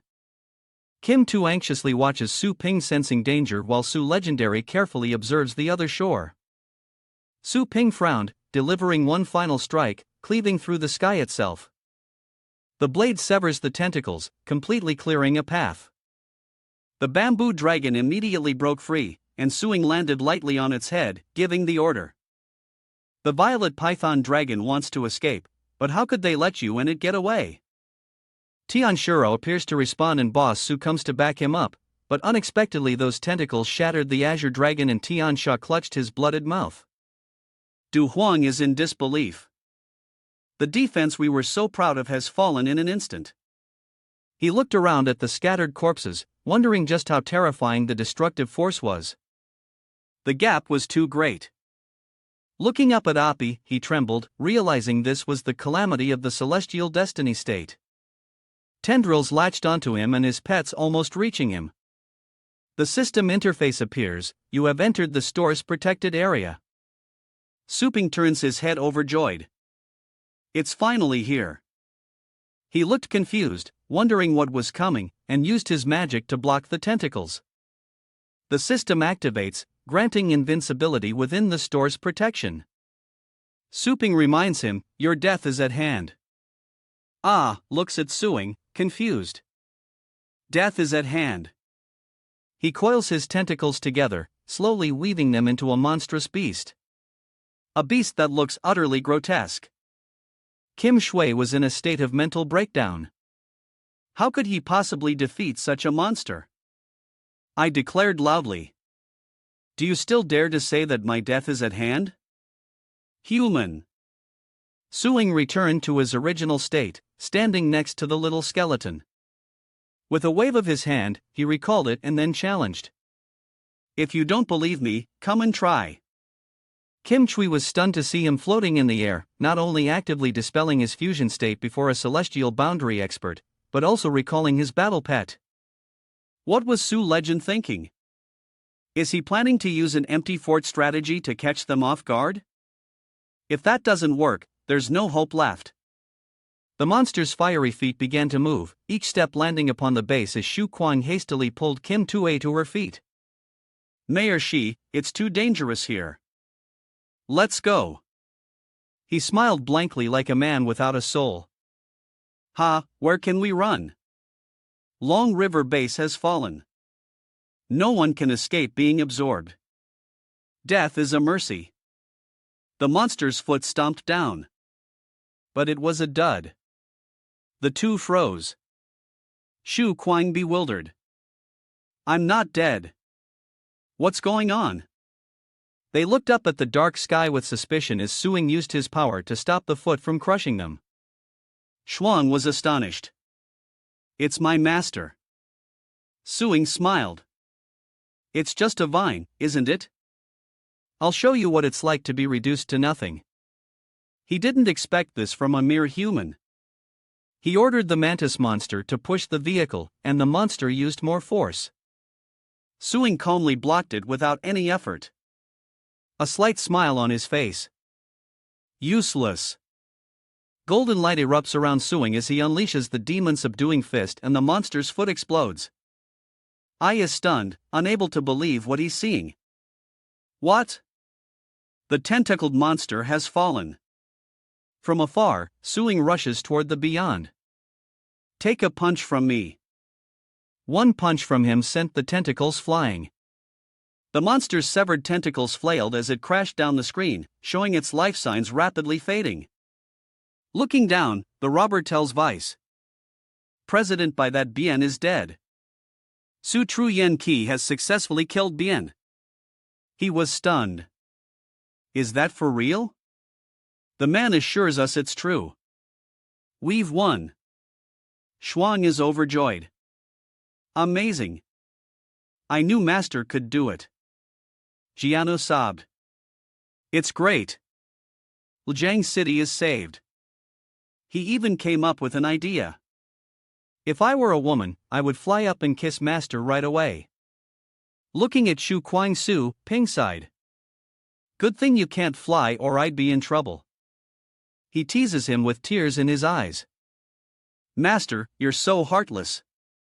I'm about to cry. Suddenly, a voice I spoke audible only to Su Ping. What have you done? Just a human faking the legendary state. What tricks did you use? Su Ping turned his head searching. Show yourself other shore. His actions confused Shu Kuang. Master, what are you talking about? Wasn't Shoreflower just killed? Su Ping believes it's not dead, that it's still talking to him. What? But its corpse is right there. Su Ping continued to shout. Other Shore, reveal yourself. She stepped forward, urging him, don't waste your energy. Anna looked at Suing. He wouldn't find it. He turned to her. Anna, what do you mean? Anna explained slowly, her face a picture of seriousness. What you call underworld is not here. Suing was stunned. The other shore isn't here. That's impossible. But I clearly heard the voice of the other shore, Su Ping insisted. Besides, my senses would never deceive me. You describe a crimson eye in the dark sky. Someone's watching me like a tiger stalking its prey. Su Ping quickly flew to her side. Her bare feet touched down lightly. Explain yourself quickly. What do you mean Beiyan isn't here anymore? She asked. Suing softly, her head lowered. How is the other shore different from you? He asked, dumbfounded. Different? It's a savage beast. I'm human. What other difference could there be? Anna's eyes widened. Then let me rephrase. So, what do you think is the difference between the heavenly fate realm and Tier 8? He hesitated, caught off guard by the question. Heaven's mandate realm. A monstrous image appeared in his mind. It's stronger, faster, older, and has more tentacles than me. Hearing him, Anna chuckled, finding Jian's thoughts amusing. In his eyes was a heavenly fate realm monkey, just one with more stones than an 8th rank monkey. Su Ping stared blankly at Anna. Stop with the riddles. What are you trying to say? Her face grew serious. Listen closely. Those in the celestial destiny realm all wield a certain law. His eyes darted down. A law like the lightning path I mastered. Anna explained, your understanding of the lightning law is far from mastery. At best, you're only at the threshold. She looked towards the opposite building, adding, moreover, what you call the other shore is someone who truly understands the law of space. Anna smiled, suggesting that by folding oneself into another dimension, one could never be found. In the distance, a stranger eavesdropped on their conversation. Looking as if he were deciphering some arcane code. A dark aura surrounds them both. And as if with a third eye, Su Ping turns the feeling of being watched, now gone. Did Anna see through the river of Lethe's spatial laws, causing it to flee in panic? Wait, if the river of Lethe escaped, then the corpse I killed outside the city was just a fake. Its true form was hiding in the spatial laws all along. Anna turned and replied, that's right. Without the power of laws, you couldn't touch its true form, no matter how clever you are. Hearing this, Su Ping was annoyed. Damn it, Anna reassured him. But don't be discouraged. Even though it was just a false body, she told Su Ping in a low voice, all the power it absorbed may have been retained inside. 2 sharp claws were digging at something. A tentacle tunnel opens and the system announces that all units should pay attention. The switch to sever the giant vine has been completed. Please proceed in an orderly fashion. No poisonous gas detected. You may enter. Su Ping and the little skeleton fly in to scout. Stopping at the blue barrier where he senses this is the place. Suping reached out and touched the green wall, and it gently parted to reveal something. A pile of crystals is revealed behind him, pouring out of an entire cave. Suing turns on his flashlight. So much energy crystal. Just how many people has he absorbed? Kim appears on screen, having plundered not only the frontline warriors, but also our subway train filled with energy supplements. Even the logistics personnel in charge of transporting supplies couldn't escape. Looking at you, is there any chance these crystal energies can return to the people who were absorbed? Doing asked by Lao as the screen appeared, do our technologies have a way to reverse this? He shook his head. The dead are dead. The most we can do is. He solemnly remembers those who bravely stepped forward for us. A series of images of his comrades appear. Suing clenches his fist helpless in the face of silent sacrifices as others weep and mourn. Du Huang asked, Boss Su, please give the order. Every second in the wilderness is dangerous. What should we do with these energy crystals? Tian Shurao chimed in, reassuring him that since he personally drove back the other shore, no one would complain about his decision. He sat down, picked up a crystal of energy, and held the stone in his hand. Suping felt grateful, knowing everyone's sacrifice would not be in vain. It would become the strength he needed to defeat the other shore. People gathered around the corpses of the monsters. They were trying to salvage what they could from the monster's corpse, happily tossing their spoils into baskets. Today's harvest is almost equal to a year's worth. He turns his head to look below at the people of El Jiang. You won't go back on your word, will you? He shouted from below. Boss Sun said that any base that comes to help will be rewarded. This is what you deserve, so collect it with peace of mind. But what good are rewards when so many brothers are injured and dying in droves from the beast tides? The city has fallen and beyond has fled. How can we possibly withstand another attack? So Doho is reassuring him. Even though we paid a heavy price in this battle, he gently reminded him. But remember this, his eyes full of encouragement. We stopped the beast tide. Those monsters didn't feast on our families over our dead bodies. The right commander helped him up. As Du Huang shouted, having also repelled beyond, he single-handedly pushed back the shoreflower, one of the four kings. As everyone listened in silence, he shouted to the heavens that they were nothing to fear. There's only one thing we can do. Increase our strength and improve our city walls. Du Huang raised his hand high. When the next beast tide comes, we'll make sure those damn monsters never return. In the distance, someone watches them repeating never to return. It's Tian Shurao, silently observing as a familiar sign appears. On the screen, Grass appeared and inside the pet battle room. With his hand on the crystal, he pondered. Beyond's targets were all bases where he had opened stores. Their goal was unsurprisingly to seize the store system and absorb the high-quality resources it produced, a place he personally created and cherished for its sacrifices. Suping pondered, unaware that he was invincible within the store. He wanted to use this to completely destroy the River of the Dead. He bowed slightly to the towers one last time, realizing he had miscalculated. To his dismay, using his trump card had only destroyed its false body. The image of AP and his henchman flashed in his mind. But if Beyond's false body could be so easily destroyed, why didn't it do so from the start? Clearly, after destroying it, unleashing the beast tide to slaughter humanity within the city. Keeping the enemy busy on two fronts would be the most cunning strategy. Suping wondered, was the Abyss's power not so great back then? According to Elder Bai, the human emperors sacrificed themselves to seal the Abyss entrance with their power. The rift grows larger, and if the suppressed energy hasn't completely dissipated, then forcing a breakthrough would have serious repercussions. He muses that if Beyond returns to Blue Star, severely injured, it will devour other life forms to regain its strength. Suddenly realizing something, his eyes widened in astonishment. Suing stared at the mountain of crystals before him, realizing they were far from useless to the other shore. The wind howls across the field where he stands, for this is vital nourishment for healing. Suing begins to act, for if the other shore loses these crystals, it will surely remain weakened. He entered a meditative pose, realizing that if he could reach the third level of the fate state, the power he unleashed could kill it. The burst of energy made Suing's eyes light up.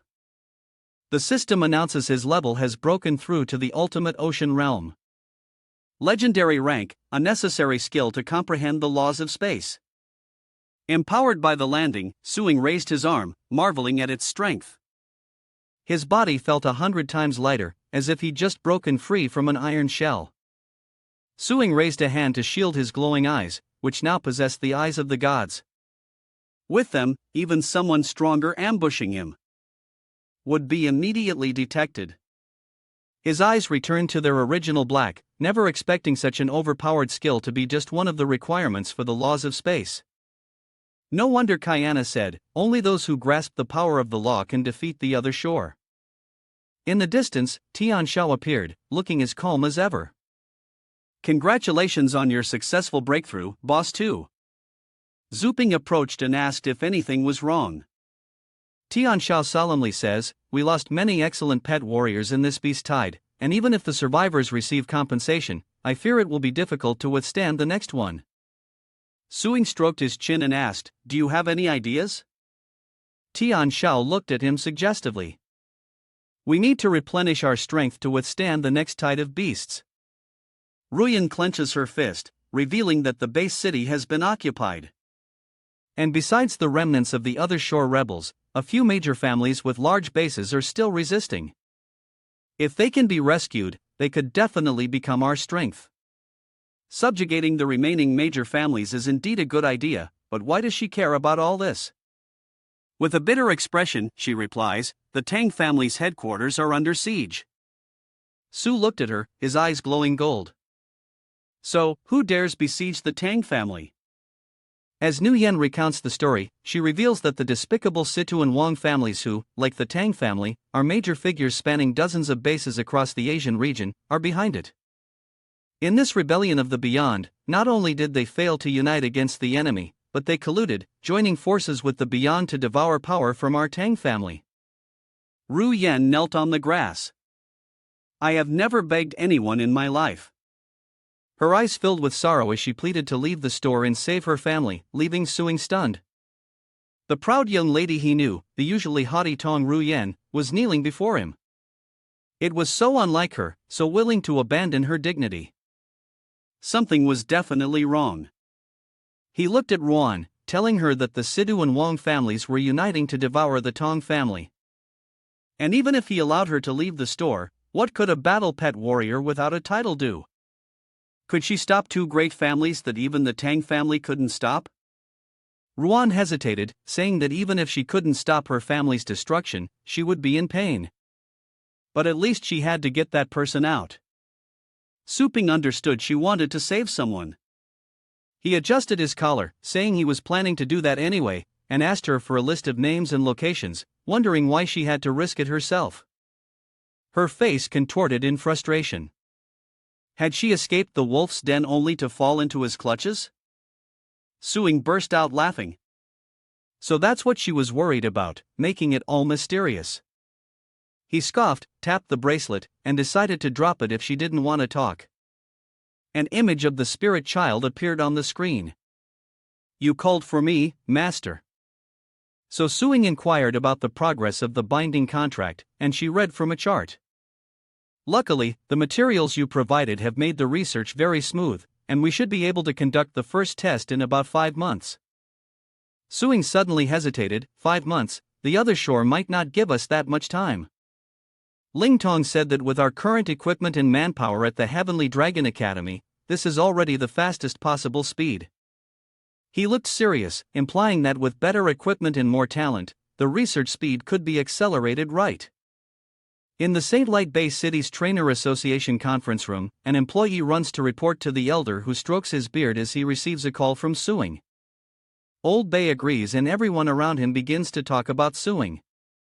This is the man who led Zhang to repel the shores beyond, and he's said to be not even 20 years old. Laughter filled the room as they discussed how such a young man could stand against a celestial fate division, a powerful pet warrior in this era of declining astral energy. Truly, they were fortunate. Pale-faced Elder Bach stared at Su Ping. What? He wants to use the global research equipment and staff. Smiling, he waved his hand. It's not that exaggerated.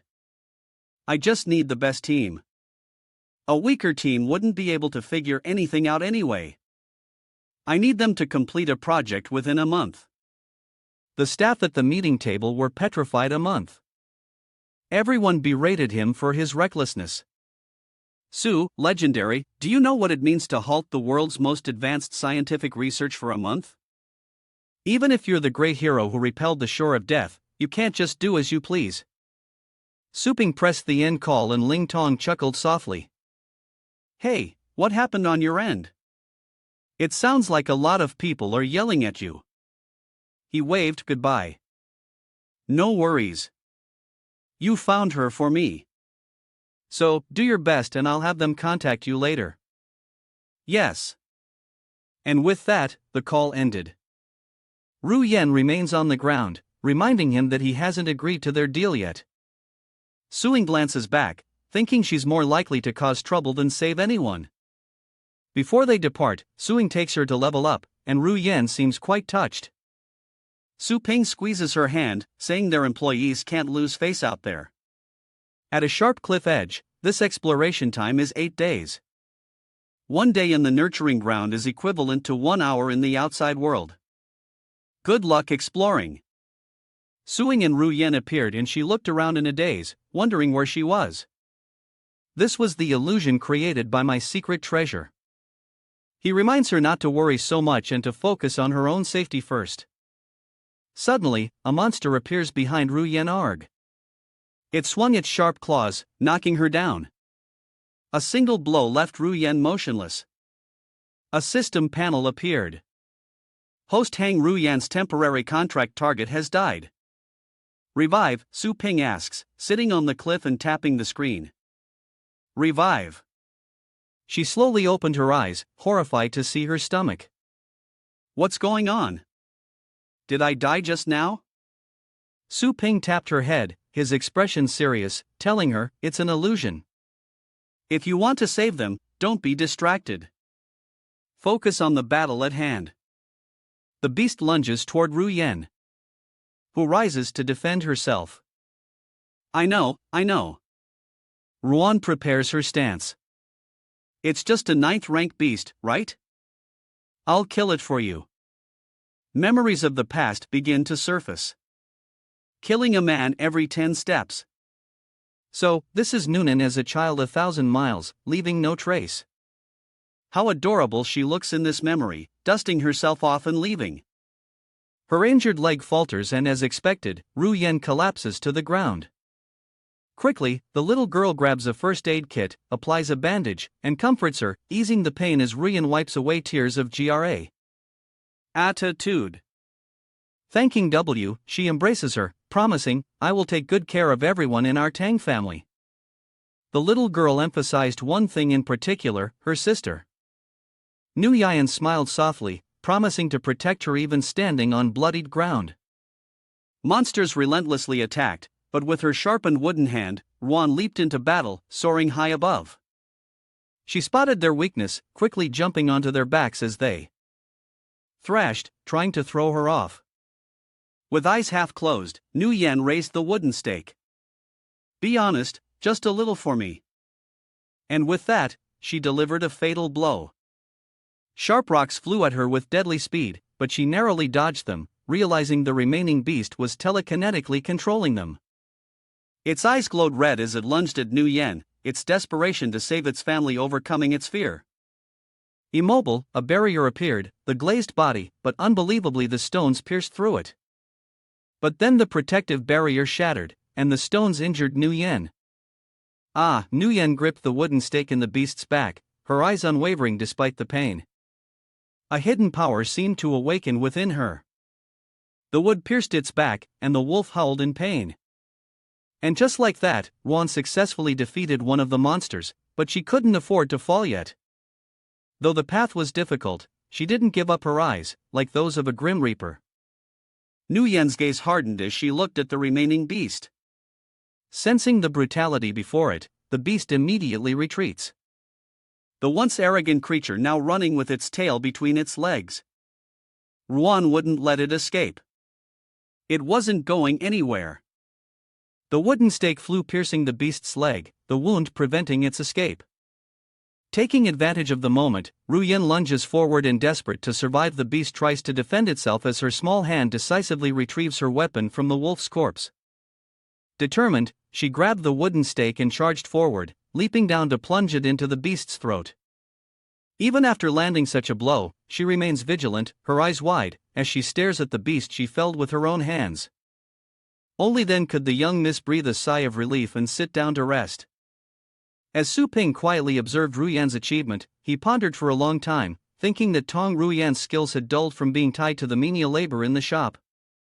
But recalling her fight with the beasts, she was actually better than when he first met her. Under the eye of God, there were no issues to be found, proving she never lets her guard down, even in private. Now utterly exhausted, and with the Deathwood Golem pushing her potential to its limits, Ruyen easily broke through to the Incensa peak of the 8th rank, making it easy to defeat even 9th rank powerhouses. Seemingly satisfied, he retrieves a treasure, but it's still lacking. Su Ping clenches his fist, releasing a burst of light, a spirit essence fruit capable of instantly propelling an 8th rank expert into the 9th rank. They instantly flew over for Ruyen to absorb.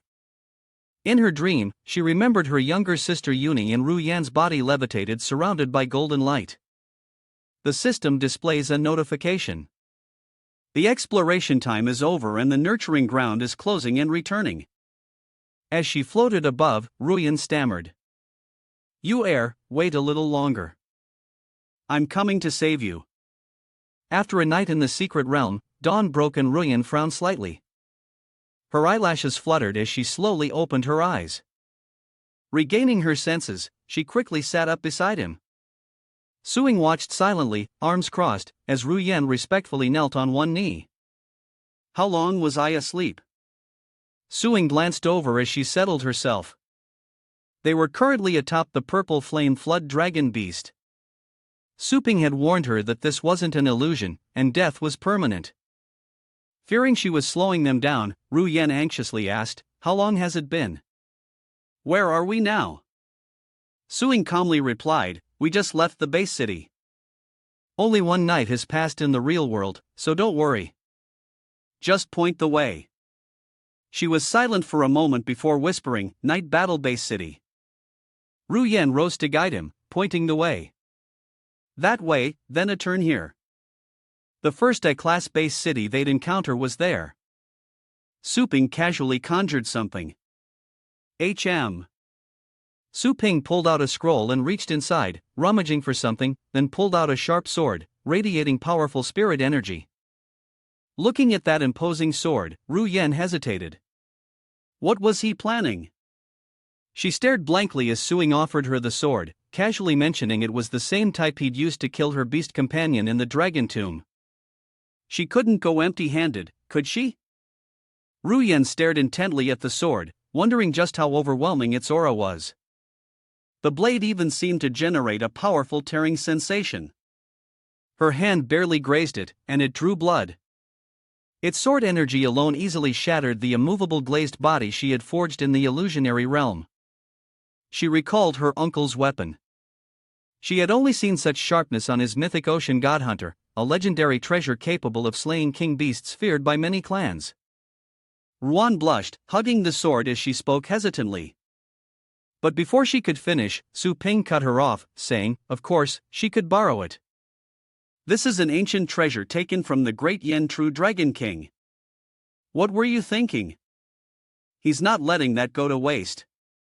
As he quickly summons his battle pet, Little Skeleton moved, sinking into the ground.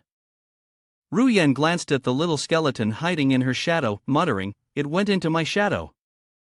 Su Ping ordered it. "Keep an eye on her for me. Don't lose the sword." The little skeleton gave a thumbs up. "Rest assured, Master." A bright, excited smile appeared on Ru Yan's face. So, you're letting me go on my own? He sighed, replying, yes, blockhead, or why else would I waste so much effort nurturing you? I thought you never liked our clan. Su Ping frowned, looking at the map on his watch. I've never condoned your family's predatory behavior in the secret realm. His cold tone saddened Ru Yan.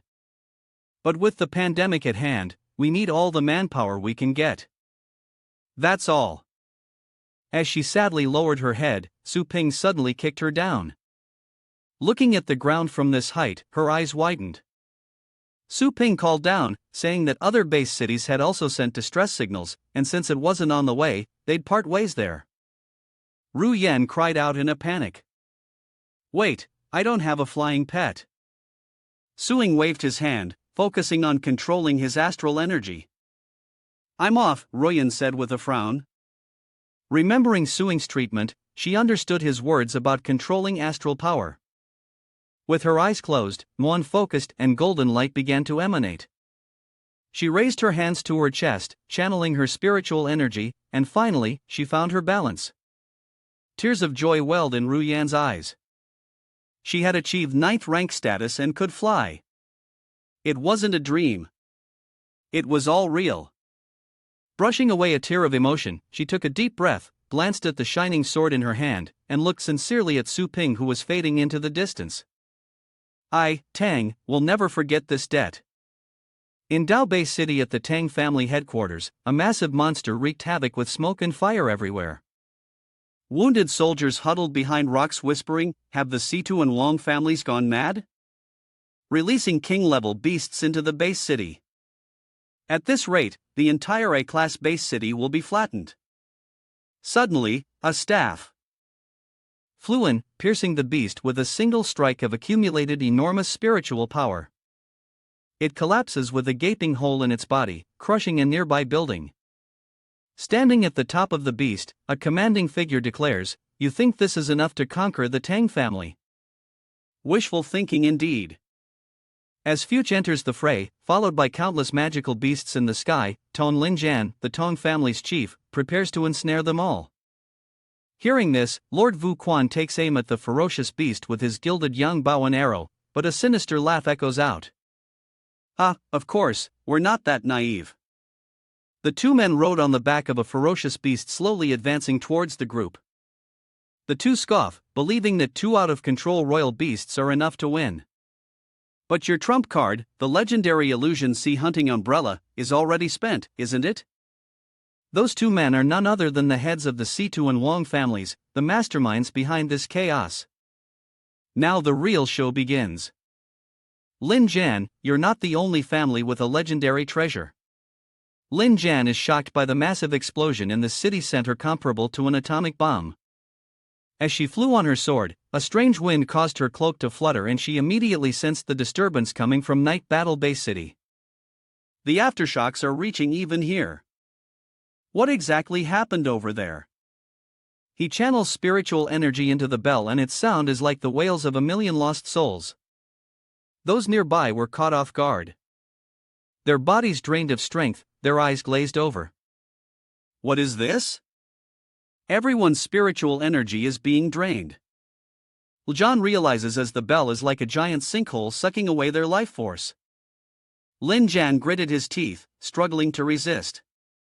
This was a legendary evil formed by absorbing the blood and flesh of countless people. It was the soul-devouring bell, and Sita laughed wickedly. Ha, old Tang, you certainly are knowledgeable. Sita looked pleased, saying, did you think we'd wait until now to destroy you for no reason? The soldiers of the two elders stomped on the Tang family, causing them to cough up blood and fall. He gloated, looking at the once great family now beneath his feet. Without spiritual energy, you're nothing but trash. Lin Jan grits his teeth. A warrior can die but not be dishonored. Despite having his spiritual energy drained, he forcefully uses his magic weapon to blow away the surrounding soldiers, but he cannot bear the humiliation. He pants, his eyes filled with hatred as he looks towards the two ringleaders. This humiliation, the Tang family will repay at 100-fold. The brute sneered. Today, I'll send your entire Tang family to the Yellow Springs with me. They dragged a girl out and forced her to kneel on the ground. Lin Jian loses his composure as he sees his daughter taken hostage, shouting, "You are who doesn't know that your Tang family is raising two young masters?" The brute said, grabbing Yor by the neck and looking at Lin Jian. One is versed in astronomy, the other in geography, and one is naturally gifted in combat. If we leave them unchecked, what chance do we stand against their combined strength? He slams Uni against the soul-devouring bell, threatening. Where is the other young master? Speak quickly. The bell is draining her spirit energy. Or would you like to experience the soul-crushing pain of having your blood and bones sucked dry? Growing impatient, he growls. Where is she? As rain falls, Wu thinks of her cousin, hoping she's living well and will never return. Suddenly, a sword flies in and shatters the soul-devouring bell, sending everyone flying. Meng Fu crashes to the ground. Ha! 2. Fell to the ground, roaring in anger. Who is it? The ancient treasure still radiated spiritual power as it plunged into the rubble nearby. Lin Jian stared in disbelief. A legendary treasure of a great family destroyed like that. C2 flew into a rage and ordered his troops forward. Who dares ruin my plans? Bring them to me now. Don't make me come looking. The sword trembled, and Ruyan's voice echoed, "No need to search." The sword flew back into the sky, obliterating Sita's men in its wake. A hand reaches out and grasps the sword. I'm here. Hearing the familiar voice, War recognized it as Ru Yan's and happily called out to her as she flew above. With a murderous look on her face, Ru Yan said coldly, "If you want to destroy their path, you'll have to get through me first." Lin Jian is overjoyed to see his most prized granddaughter. To fly unassisted, she must be a 9th stage powerhouse. Situ Chang frowns, enraged. Just a titled rank. Does anyone not have one? He orders his entire army to capture that arrogant fool alive. I want her drawn and quartered in front of the entire Tang family as they swarm to surround her like smoke. She shows no fear or hesitation, too slow. With a single strike, she cuts down those who dared to stand against her. Their screams of agony last less than 5 seconds as she decimates Sita's elite forces. The brute's eyes widened in fear as she effortlessly shattered the spirit shield, killing 3 titled warriors in succession. Could that sword be a legendary treasure? She turns and says, "Uncle, the bell that restricts spiritual energy has been destroyed. I'm entrusting you heir to you." As Lin Jian strikes, a soldier replies, "Of course." His eyes burned with hatred. "Ru Yan, let's kill those beasts together." Ruyan's expression turned cold. "Yes." Nguyen raised her sword against the approaching beasts, and with a single strike, their bodies were torn asunder. The man on the other side roared, "It's not over yet, UB. I'll show you the power of my strongest war pet." But before he could finish, Ru Yan was upon him, her sharp eyes flashing as she raised her sword. A gentle stroke, and she was gone, leaving them dead before they could react. Beneath Nguyen's blade, enemies fell one after another, and C2 gritted his teeth in anger. "Damn it, she's killed so many of my titled warriors." The hulking brute beside him glared at her. "Don't be so smug. I'll tear you apart myself." With that, he gave the order and the vicious beasts obeyed, stepping forward. "Come forth." They stand behind the brute, looking menacing. Quickly, the Tang family's forces advanced, declaring that their young master was off limits. The beast roars, raising a handful of sharp claws, and the leader quickly recognizes the danger. He raised his staff and unleashed his attack. Lightning impotence flash, the light of which struck one of the beasts directly in the face. "Now's our chance, everyone attack." But the stalwart warrior in C2 remained calm on the sidelines. But quickly, the attacked beast retaliated, sending those nearby flying dozens of meters. The one who charged in first was now beginning to panic. Seeing no reaction, Lin Jian assessed the situation and ordered, "Forget the beasts. Kill their leader first. Flying Feather Army, take out their chieftain. The Flying Feather Army begins their archer attack while Two, not to be outdone, orders the magical beasts near him to their death. The evil beast's power radiates outward, engulfing the Flying Feather Squad in a mystical light. Taking advantage of the dense mist created by the spirit energy, the savage beasts roar and leap into action. Vunny senses danger approaching while Nu Yen battles soldiers unaware of the two beasts closing in. In a moment of desperation, Wei shouts a warning, "Sister, watch out behind you." Ru Yan's sword hand moves, slicing the tentacles to pieces. Seeing this, Wu smiled in relief, and Ru Yan looked in her direction, smiling her thanks. But suddenly, countless tentacles appeared behind Ru Yan, reaching to seize her. Are those tentacles still alive even after being cut? Sita laughs unimpressed. Have you never seen a pet get turned into a puppet?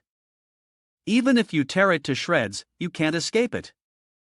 Like a bird caught in a newly laid trap, she was frustrated. How annoying. She was careless. The brute seized the chance, blade raised, eyes fixed on her. Now he would eliminate their escape route. With that, he swung his blade down triumphantly, believing he'd made the right choice. Your 8 extraordinary meridians are locked. You can't move. You are shouted in terror from below. No, but the brute wouldn't stop. His blade was inches from her, ready to kill, until it suddenly shattered. The little skeleton behind Ruan was the cause of all this. The warrior falters as the skeleton strikes again, leaving a scene of devastation with countless cracks forming below. Situ is horrified by what just happened. What is that thing? The little skeleton stands before Ruan, freeing her from the tentacles, radiating an aura of oppression. On a vast desert, a figure appears standing atop the wings of a colossal beast. While Su Ping watches with folded arms and a somber expression, the dragon froze mid-flight, noticing the colossal figure ahead, shrouded in mist. The monster is surrounded by tendrils clutching at people, and Suing clenches his fist in anger. Before him stood the other shore, a long-haired dark figure crowned with spider lilies surrounded by terrifying dark energy. He raised his fist and roared. Duping's power formed a giant arm and lunged towards the other shore. A voice echoes, "It's futile." His arm punches right through him. In an instant, it was behind Suing. Suing turned, raising his fist and shouting, "Ha!" A terrifying surge of power instantly erupts and rushes forth. The voice continues, "It's useless." He frowned and glanced over, surprised by Anna's sudden appearance. "Have you forgotten?" Anna asked seriously. "No matter how weak the other shore is without the power of law, you can't do anything to it." She calmly explained that this was the heavenly chasm between him and the celestial destiny state, one that could never be crossed. Suing's eyes widened slightly when suddenly a voice echoed. "Boss Su, can you hear me? Boss Su, Boss Su." It was then that he snapped back to reality. The voice came from Tian Shurao through a miniature screen on his wristwatch, and Su Ping slumped down on the dragon's head. Wondering, was that a dream? Tian Shao reminds him that he hasn't rested since returning to Dragon River, and even a battle pet's body would, but he cuts him off, saying he's fine. "How's the Soul Contract research project that Zhang Ling is in charge of going?" He replied, "You wouldn't believe it. The questions and complaints are piling up, and I hear the Cultivator Association's doorstep is about to be trampled by protesters." Su Ping frowned. "Is it that exaggerated? If necessary, I'll return immediately." Seeing his urgency, Tian Shao stroked his beard and chuckled. "Ha, calm down, boss." Su let the old man finish. Before Su Ping's shop, a crowd gathered, drawn by the immediate results of his pet training and the enthusiastic response from everyone. The daily orders were countless, and over time, a reputation was forged. The image shows people working hard in the research lab, the small elite research team you predicted. Elsewhere, the numbers are countless, but this is the current scale of those actually participating in the research projects. Suing listens intently as Tian Shura reports on the binding contract that can transfer a portion of the pet's upgrades to the pet warrior. This is a major event that could overturn the entire cultivation world, something every pet warrior hopes for, and no amount of doubt can stop it. Boss, I can just wait here without worry. He raised his eyebrows, a hint of satisfaction on his face. Very good. It seems my meddling with the Celestial Fate Realms Foundation was a success. No need for pointless thoughts. Now I must rescue the allies fighting the other shore rebels. Build up our forces, equip them after the binding contract is complete, and finally overthrow the other shore. Suping then said, continue with the rescue report. Tian Shao quickly replied, yes, I found the rescue information you mentioned.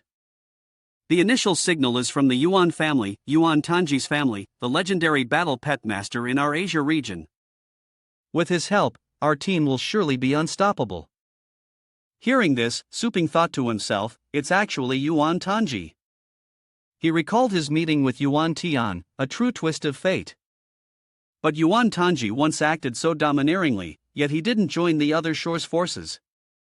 I see him in a new light now. Suddenly, the pet beast glanced over and growled, and Suping followed its gaze. Below them, a chaotic scene unfolded with many people and wild beasts attacking each other. Was this the front line? Massive, ferocious beasts relentlessly attacked the small, innocent humans, one of whom was being crushed, coughing up blood, as he screamed, "Ah, leave me! Run!" Just then, Linglu and her pet appeared. Seeing this, the man below grew worried. Miss, she's rushing in, using Phoenix Decapitation to sever the beast's arm. Another strike cleaves the beast in two. Her sword beams like searing sparks. Exhausted, Linglu knelt, using her sword for support as she gasped for breath. We're both at our limit, and these beasts just keep coming.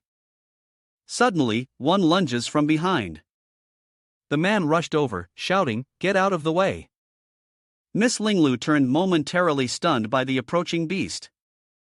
Instantly, Suing's massive hand pulverized the beast, scattering its remains as Linglu exclaimed in astonishment, "Look up at the sky, everyone!" The sky was now filled with countless fists raining down, pummeling the savage beasts into a scattered rout. Suddenly, a massive beast wreathed in blue flames appears, tearing another beast to shreds with a roar. Hoof! A bunch of useless trash. What tense spirit veins and brutal strength. I used all my strength to cut them, but he tore them apart with ease. That was the leader of the beasts. The lead beast roared, its furious flames turning crimson. I'll handle this myself. Suddenly, a golden fist like Mount Tai descended from the sky towards the ferocious beast, which could only stare blankly before being crushed. Moments later, the dust settles, revealing countless fist-shaped craters in the ground. Seeing this, everyone rejoices. We've been saved. Reinforcements have arrived. Linglu was shocked. That brute force was like an egg striking a stone before such domineering fist techniques reduced to nothing. Could this destructive power be from a legend rank? Thinking this, she clasped her hands and bowed her head in gratitude. Which senior expert has lent their aid? Please show yourself so this junior may offer their gratitude.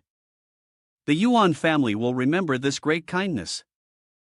Suping slowly descended, asking with a puzzled expression. Just you few. This voice, this face. It sounds familiar.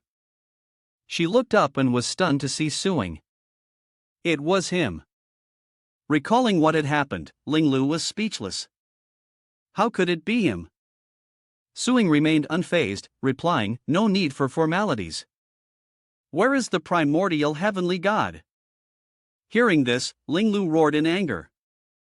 Spare me the formalities. Then she lunged forward, swinging her arms wildly, wanting to hit Suing. If you hadn't stolen the Dragon King's inheritance, I could have wiped out these petty beasts myself. And don't you dare call my grandfather by his given name. He's currently holding down the fort at the ancestral lands, keeping enemies at bay. You're just standing in my way. Lo helplessly retorts. Fine, fine. Just stop messing around and take me to him. Then Suing said seriously. Your grandfather may be in danger. Hearing this, Ling Lu was momentarily stunned. She quickly regained her composure, responding with disbelief. Humph, don't try to fool me. My grandfather is a legendary powerhouse. And with the Estral land's defenses, nothing could possibly go wrong. Suing sighed, activating the device. If there were truly no chance of failure, how could I have brought you here? As he spoke, an image of the injured and unconscious Yuan Tian appeared. Seeing this, Ling Lu exclaimed in shock. Those are some serious wounds. What did you do to my grandfather? Suing replied. Long before he came to our shop to cause trouble because of the Dragon Tomb Mountain secret realm. We were only acting in self-defense. Although Yuan Tianshan blocked the news, his strength has indeed fallen to the legendary level. What happens to a 100-year-old Duluo title when surrounded by the other shore rebels? I don't need to say more, do I?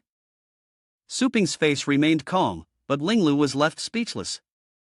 A moment later, she asked, last question. My grandfather was the second highest ranked legendary master on the continent.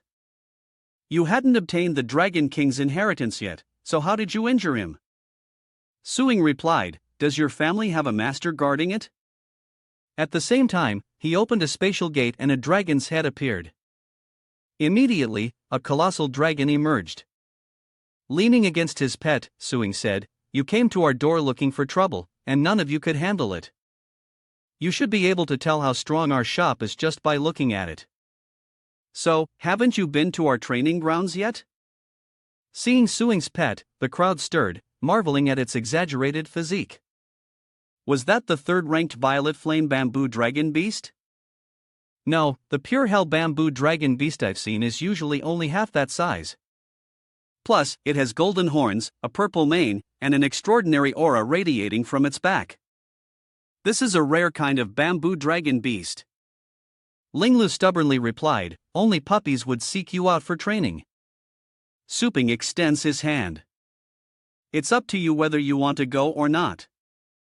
Ling Lu replies, my grandfather gave me an order. Go to the nearest safe base city shelter and absolutely do not return before he agrees. Grandfather's words are absolute and I was originally going to leave you after being rescued, but now I'm disobeying him for the first time because of you. Can I trust you? She hesitated, reaching out to Suing, who pulled her hand in response. I told you I'm here to save you. You probably understand the situation.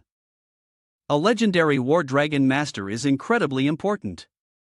If you want to heal Yuan Tianshan and restore his power, take me to him immediately. Hearing this, she replied, seriously, I understand. Sometime later, the violet flame bamboo dragon beast appeared above a ruined city. And Su Ping observed, it seems the garrison here has completely fallen. Ling Lu replied, before I left the city, the base was intact and without any losses. It's only been half a day, and it's already been destroyed like this. Suddenly, red energy beams attacked the violet bamboo dragon beast. Holding Ling Lu tightly, Su Ping warned, hold on tight. They're relying on the underworld. Don't worry about me. I can summon the flying beast to wait for me. Hearing this, he explained, you mean the Nether Phoenix? Not yet. The firepower is too dense and most of them have reached 9th rank battle power. The undead divine phoenix is an offensive pet. It won't survive many hits. Ling Lu asked, so, what do we do? Beneath the earth, the rebel army, hungry for power, summoned their battle pets, saying, our anti-air battle pets can't even touch it. Ha, it seems that dragon in the sky is a big fish. Absorbing it will definitely increase our cultivation. Everyone bring out your battle pets and destroy it. With that, they unleashed a relentless assault on the violet flame bamboo dragon beast, prompting the Dragon King to remind him that to prevent the dragon hound from becoming too powerful to control, he would seal away 9/10N of its power with 3 seals. Remember, these seals can only be broken when you have the ability. Hearing this, Suing pondered the 3 seals that the Dragon Emperor placed on the Great Yen Heavenly Dragon Hound. If all are released, Doggo can break through to the Starry Sky realm above the legendary rank. This is what I intend to gain through the contract bond, another key to advancing to the Celestial Destiny realm. Confident, Suping believed his legendary cultivation could withstand the backlash of releasing the first seal, and he would test the rebels against the Great Yen Heavenly Dragon Hound to see if it truly held such great power. With that in mind, he opens a spatial portal, and above the blazing bamboo dragon beast, a massive golden gate appears. Seeing this, the rebels below cried out, wondering why the sky had suddenly changed, and hurried to stop him, realizing he was summoning something terrifying. Above, Suping calls out, the Great Daydream Heavenly Dragon Hound. As the first seal breaks, a golden dragon-like beast emerges from the gate, the seal upon it fading away. The summoned beast towers over all others, a second-rank legendary Great Yen Heavenly Dragon Hound, a mid-void state powerhouse.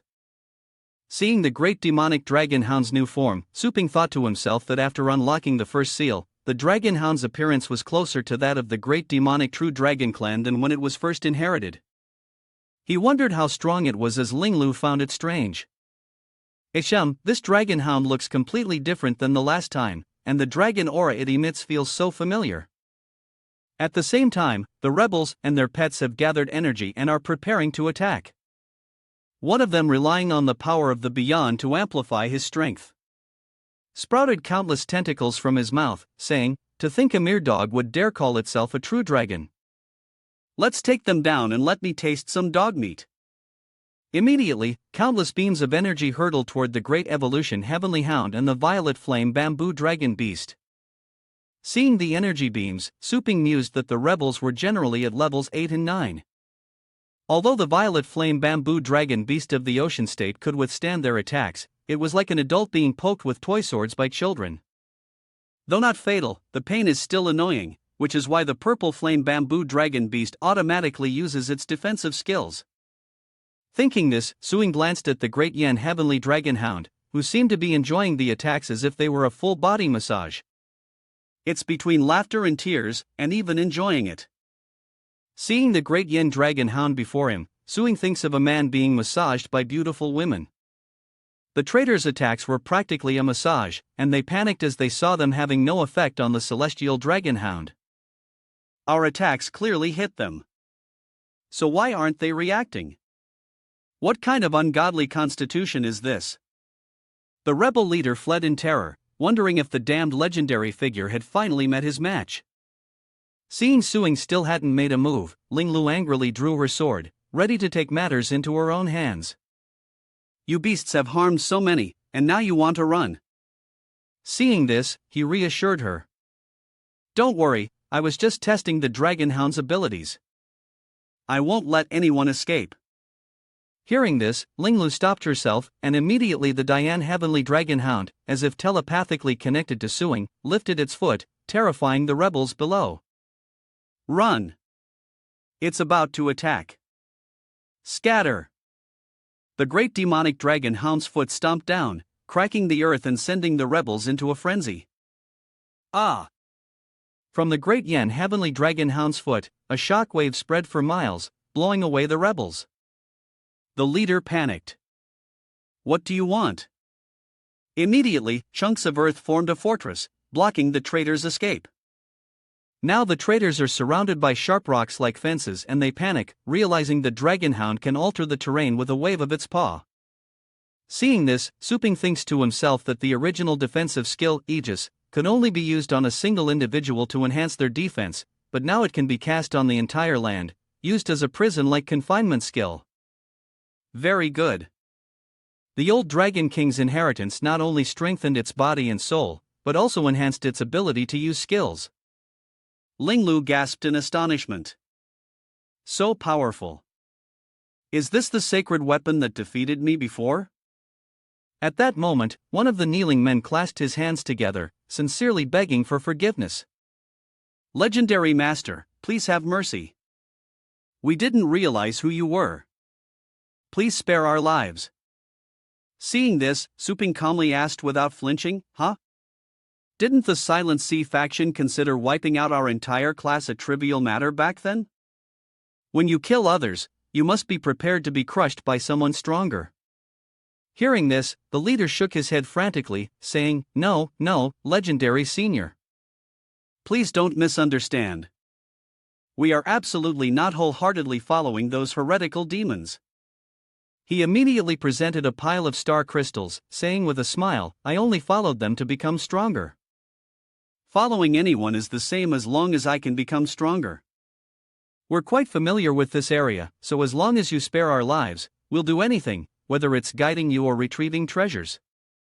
Seeing the spirit stones, Beyond looked disgusted. These were taken from the bodies of living battle pet masters. Is this what they destroyed the city for? Suddenly, Suping commanded them to drop what they were doing and stand up, which stunned her. The traitors seized the opportunity to show their true colors, thinking how kind Suping was and pledging their loyalty. Suddenly, the great evolution Heavenly Dragon Hound roared, unleashing the Heavenly Dragon Howl. The traitors were obliterated by the skill, leaving only white bones, and they cried out in disbelief.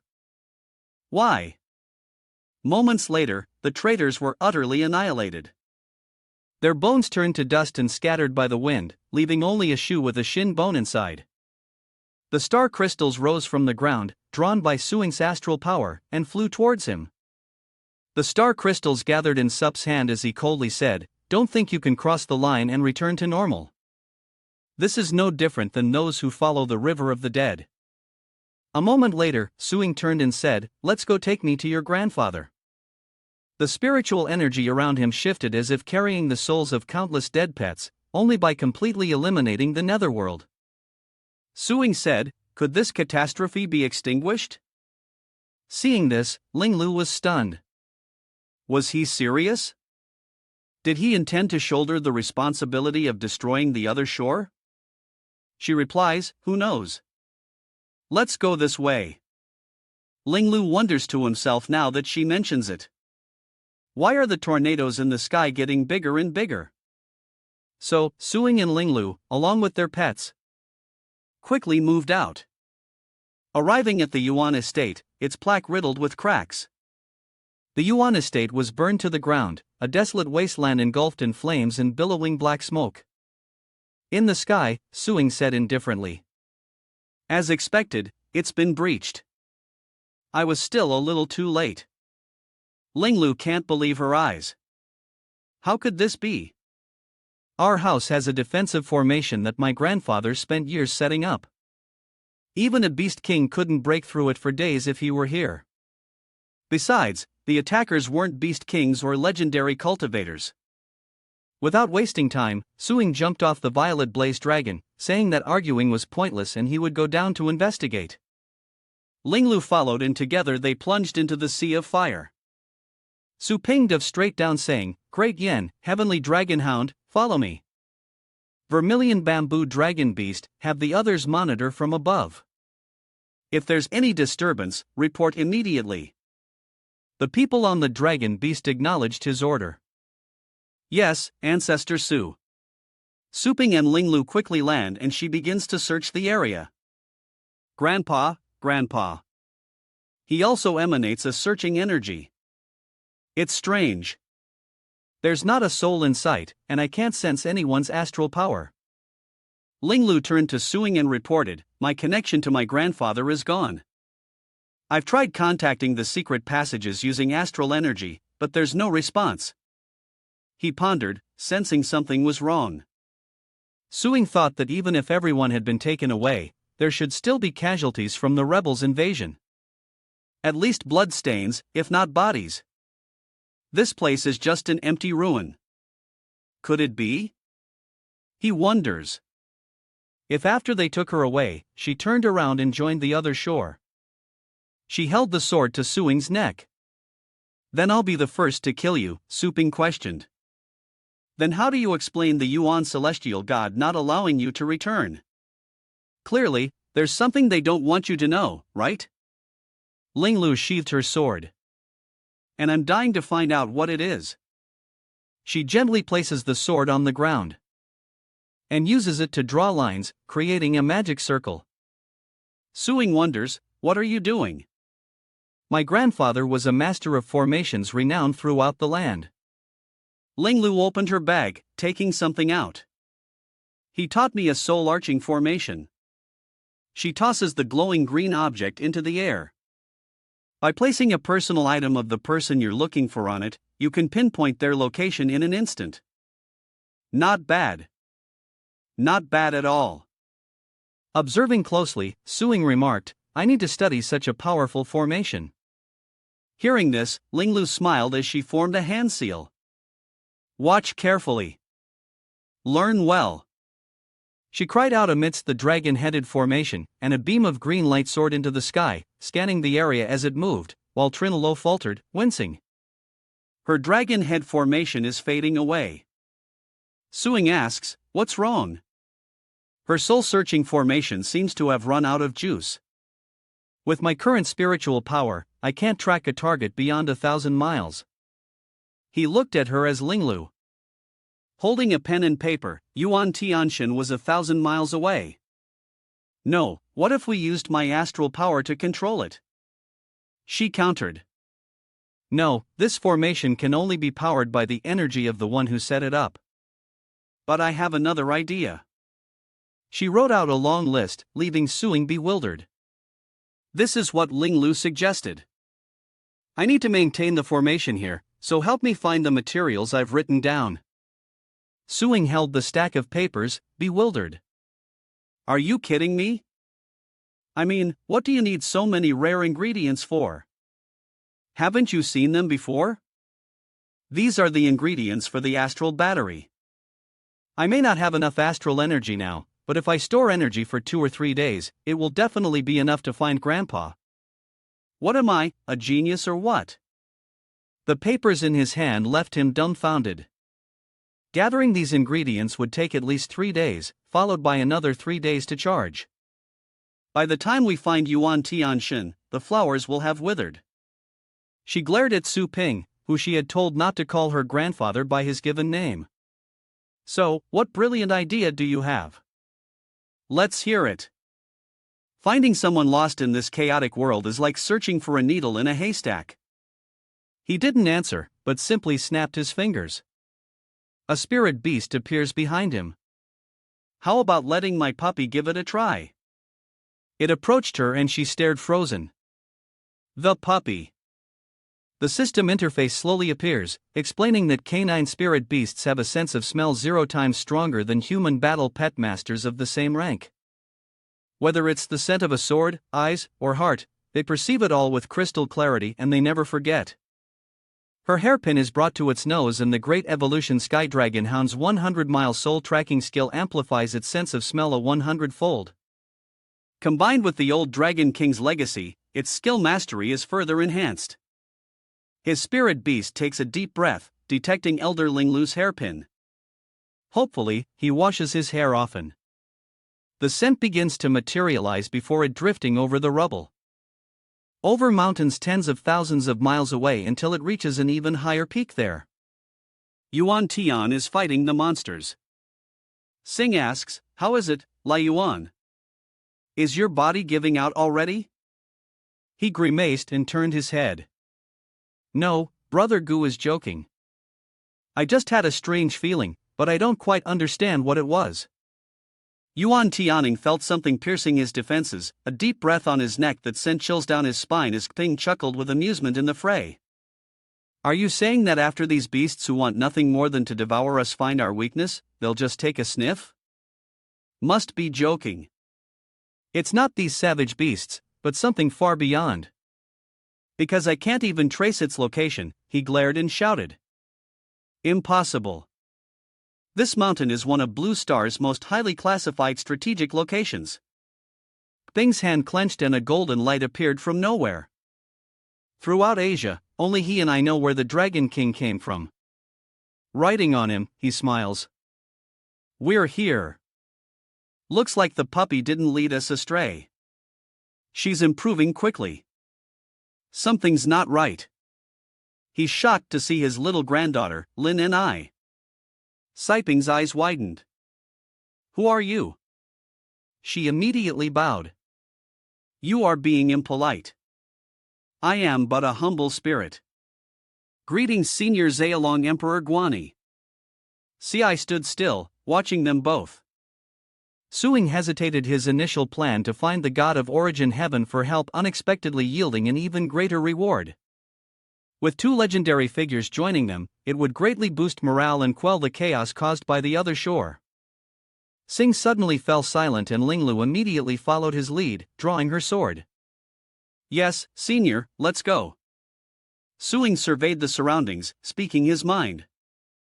He found it strange that the blue planet map made no mention of this snow mountain, and the main peak was missing its summit, as if cleaved off by a sword. Furthermore, two legendary figures from the Asian district were personally guarding it. Yuan Tianshan would rather abandon his ancestral home than fail to protect this snowy mountain. Just how important is this place? Suddenly, Linglu felt a strange premonition. What was going on? Such a massive king beast, she exclaims, shocked to see the main ingredient for Cici. Yuan instructs Ling Er, go deal with the other beasts. I'll handle this one. He adjusted his weapon, transforming it into numerous swords that soared into the sky, then combined into one massive blade. Spirits were lifted by the exorcism. Grandpa had used this skill to slay countless beasts. Even king-level beasts trembled at the mere mention of it. Yuanshan controls his weapon, but how could this octopus die so easily? It used its tentacles to block the blade, and Yuan Tian never expected his attack to be thwarted. What? Suddenly, something flies towards him. The octopus's tentacles sent him flying like a ball against a door. And Suping immediately rushed forward. Old Yuan, you used to be able to do this with one hand. Don't push yourself with those old wounds. Young friend, the fact that you found this place means you have some tricks up your sleeve, so don't be modest. Help me kill this millennia-old beast. Don't hesitate, just jump in. Suing summons the golden cannon to hold two of the octopus's tentacles as the golden crow divine demon physique appears. Immediately, the remaining tentacles lash out. But despite his injured fingers, Suping uses the second stance of the demon suppression fist. With one strike, he severs two tentacles, enough for some delicious sashimi. Followed by a powerful punch from the golden cannon, driving it into the ground. The spirit plant was stunned. Witnessing such doineering punches, it struggled to hold on the giant beast. King nearly blown away. After struggling for a while, it finally climbs up. Kanu Ping sense a counterattack coming. The poisonous bone spurts from the abyss but something beats it to the punch. Burns appear on B's body, leaving Suing puzzled. It roars in pain and fury, a thunderous sound. It turns out it was Tu Ping all along. Well done. You've given me a significant opening. However, these blows aren't fatal, and I'll create an opportunity for you with the next one. At this moment, Nuance struggles to stand. Lin and Lin'll rush to his side, worried. Grandfather, you're badly injured. Please, no. Why are you here? Didn't I tell you to evacuate to another base city? Why didn't you listen to me? Yuan says sternly. Answer me. Did that brat Su Ping force you to do this? She asked bitterly. Would the old you have allowed that savage beast to run wild like? That he was surprised to hear these words. What are you saying? Linglu explained. It wasn't because Suing forced her, nor for some grand cause, but simply because Ling Er wanted to see Elder Dongzhan rise again. So defying him was a small price to pay. That was the real reason. Enraged, Yuan Tian says, you brought Su Ping here just to heal me. Do you know what kind of trouble you've stirred up? Linglu didn't deny it. That's right. As long as you recover, Linglu will gladly accept any punishment. It seems Yuan Tian can't bring himself to do anything to his adorable granddaughter, so he vents his anger on the beasts behind him. Yuan Tian helps her up, saying they should deal with the beasts first. Meanwhile, Suing and Seping have successfully cleaned the octopus's head. Below, Yuyan and his granddaughter were also quite busy, and after a period of relentless work, the ferocious beasts finally fled. Linglu, relieved, says they've finally run away and everything is okay. She asks her grandfather if ferocious beasts often attack this place. Such a cold and remote place. Yuan Tian instructed. Don't ask questions you shouldn't. Yes, let's get down to business. Divine General Yuan Tian is broad-minded. What is it? Suing asks directly. I know a way to heal your wounds. I wasn't finished speaking, and I don't know what Linglu saw, but her face was filled with terror. Lost in their conversation, they were unaware of the danger closing in. If I'm willing, I can not only restore your cultivation, but even make it greater than before. Before Suing could finish, Linglu saved him. Careful. A flash of light widened her eyes as a massive explosion split the snowy mountain in two. Meanwhile, in Night Flight Bay City, C2 and Manfu flew through the air, cursing angrily. Damn it, damn it. What in the world was that thing? It shattered 3 secret life-saving treasures to block the damage and almost took my old life. Does the Tang family have such hidden cards? He turned to the person next to him and said, So, too, this is the weak and powerless Tang family that you said we could capture with a single blow. C2 interrupts him saying, Man Fu, stop blaming me. The two landed softly and C2 spoke with suspicion. Intelligence suggests that after Miss Tang was kidnapped, she was imprisoned in Ljang Bay City and hasn't left since. Manfu found this hard to believe. Kidnapped, her strength is clearly 100 times greater than before. You call that a kidnapping? As the two argued, a crack began to form. Instantly, the building was sliced in two, separating them. They quickly took to the air, looking down. C2 said, such a sharp sword aura. Mengfu adds, we've already lost half our main force to you, damaging our foundation. We won't be able to make waves for decades. Just then, 2 figures appear in the distance. Yen and Little Skeleton. Now, this world belongs to the Tang family, so why bother with such threats? Do you remember how the 2 clan leaders wanted to eliminate all of my Tangs? With that, she swung her sword at them, and as the brute raised his arms to defend himself, a scream echoed out. The sword cleanly severs his arm. The brute fell to the ground, cursing, Ugh, you damned woman. The sword quickly returned to Yen, and she said coldly, This strike is for my sister. Then came the other clansman as the mighty warrior glared defiantly, scrambling to his feet and turning to Situ for help. Lord Situ, save me. That's what we agreed on, he cried, clutching his severed arm towards Situ. One family in trouble. The others must help. Just then, a sword flashed past his feet. The warrior fell hard to the ground, and Sita pointed at him, saying, I will take good care of your family and tell them that you died a hero. The warrior looked up at Situ and shouted angrily, You old thief, Situ, you dare betray me. I'm not finished with you. Unexpectedly, Ruyan's foot brutally stomps on his head, showing no mercy. She glares coldly at the figure above Patriarch Situ. His clansmen and yours will all be joining you soon. C2 landed on a building, muttering, Good thing I kept a branch of the Dark Guard. How would they know not to intercept fleeing enemies? From below, Ruyan called out without hesitation, Come out here. Suddenly, figures appeared above a foot, stepped forward, and blood stained the ground.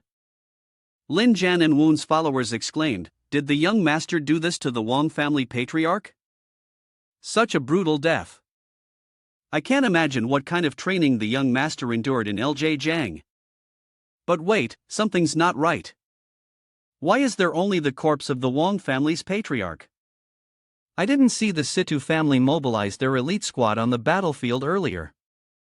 They must have something up their sleeve. If she runs into their ambush, it'll be a disaster. Lin Jan frowned, knowing he had to catch up to her quickly. From childhood, Ru Yen had never tolerated injustice. And now, seeing her clansmen trampled underfoot, she opened a spatial rift. The others had already summoned their pets, and he feared she would do something foolish in the heat of the moment. Meanwhile, Ruan is surrounded, and C2 shouts, "I'll give you one last chance to turn back.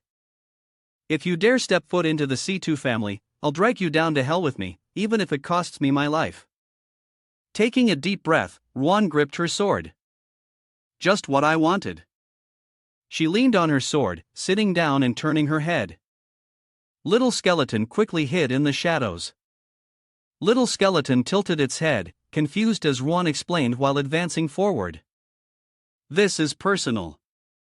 I don't want you getting hurt because of my whims."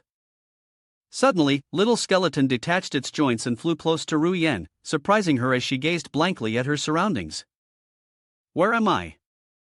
A strange item list suddenly appears before her. "And what is this thing that's growing?" Suddenly, Little Skeleton sprouted up and pointed to an item. Ruan understood it, wanting her to press it right. The Little Skeleton nodded happily. She tapped the virtual screen and suddenly a massive vortex appeared out of nowhere. C2 covered his face in shock. "Ah, this undead aura is too strong. What's going on?" "What?" Suddenly, Ru Yan appeared in beast soul possession form. And they're instantly terrified. It's a fusion. That woman from the Tang family is a legendary level battle pet master. Ru Yan charges toward the group. Her figure vanished in an instant, and they immediately warned each other to stay alert, but she flashes past, delivering a flurry of sword strikes, a white-haired figure, leaving them stunned. One man looks down to see his body covered in cuts. What blood slowly oozes from the countless cuts. Hungo couldn't believe his eyes. So many slashes in the blink of an eye. The next moment, the group was torn to pieces. This is the chaotic star reincarnate blade. Seeing this, C2 panicked and turned to run. How can this be? Zhang isn't relying on a war pet. He stopped dead in his tracks, relying solely on his own strength. He's already the unrivaled blade master, so how could this be his unique skill? C2 was covered in cuts, frozen in place. How could someone so young have mastered such terrifying swordsmanship and even reached the legendary level? A few drops of blood fall and he cries out, "I can't die in peace." Moments later, a pair of black boots appear. Lin Jian stopped everyone, saying, "Don't go up there yet." Ware asked curiously, "Father, what did you all see?" Before them, a figure stood at the top of a mountain of corpses. A vision of hell. Ware covered her mouth, pointing towards the distance. The stench of blood is overwhelming. I can barely keep my eyes open. She warns everyone that there's someone standing on the pile of corpses, a lone figure in the distance, standing still in the wind. As they spoke, they saw a girl standing there with two tall horns and white hair blowing in the wind. She turned her head, her cold eyes fixed on the group. "Lan Jian, he's worried and noticed us." Yu exclaimed, "It's her." Lin Jian tensed up, wary. Something's not right. I can't sense Ru Yan's aura from her. We can't let our guard down. She could be with the C2 family. From atop the pile of corpses, she suddenly lifted her foot, advancing towards the group, who immediately tensed up, going on high alert.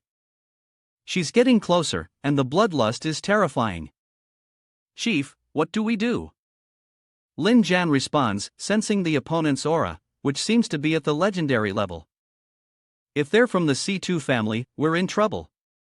Multiple spatial gates open, and he immediately alerts everyone, ordering all members to prepare for battle. A unified voice echoes. Yes. Suddenly, the armor and mask dissolved, revealing Ruyan's face as she fell unconscious. Lin Jian was surprised, and the people on her side were overjoyed. Good. The young master is safe. The man turned to the others saying, "Recall all combat pets. It's our young master. The young master has taken care of all the Situ family's powerhouses." Ruyan suddenly wakes up and Lin Jian looks at her sternly. "You chasing after two clan leaders alone was reckless. If anything had happened, your father would have come here from headquarters to skin me alive." He laughs, relieved. Just kidding, Ruan. You did great. Everyone's been praising you. The young master has used the human-beast fusion technique, proving their strength has broken through to the legendary level. A first for the family in a century. This is great. A legend has emerged from the Tang family. They don't notice a skull slowly sinking into the ground behind Ru Yen. The rest of the clan cheered her on, seeing her as their pillar in these troubled times. Long live the young master. Long live the legendary Ru Yen. Ruan desperately tries to explain, this isn't what you think. In her heart, Ru Yen cried out, little skeleton. Stop playing with me. Come out now or I can't explain this. Little skeleton waved goodbye and quickly disappeared. Ru Yen glances back, worried. Is little skeleton unable to handle this situation either? Or perhaps, as she watched everyone praise her, she realized little skeleton didn't want to ruin the moment. Seeing everyone cry tears of joy, Ru Yen looked at the sword in her hand, realizing this was all. Ping's arrangement without little skeleton and the Azure God's sword stealing the inheritance. Someone like her only at the titled rank couldn't have changed anything. Moreover, even her current Fing level strength was thanks to Suing's training and she had no confidence in meeting their expectations. Woon rushed over and hugged her tightly with joy. It's so good that you're safe, she said, revealing her true feelings. You know, when I saw you come here alone, I was so worried. Ru Yen quickly apologized. I'm sorry for worrying you, but the girl muttered. I thought I'd never see you again. Wyan closed her eyes, finally at ease. No need to apologize. I'm just so happy you could come. Her voice was soft, but it stunned Nu Yen. Please don't leave me again, sister. Nu Yen couldn't help but recall when she played as a knight with her as a child as Yunyan's voice echoed. Can you stay here just like before? Rui leans down, embracing her tightly. Yes, I promise. Stay. Are you serious, sister?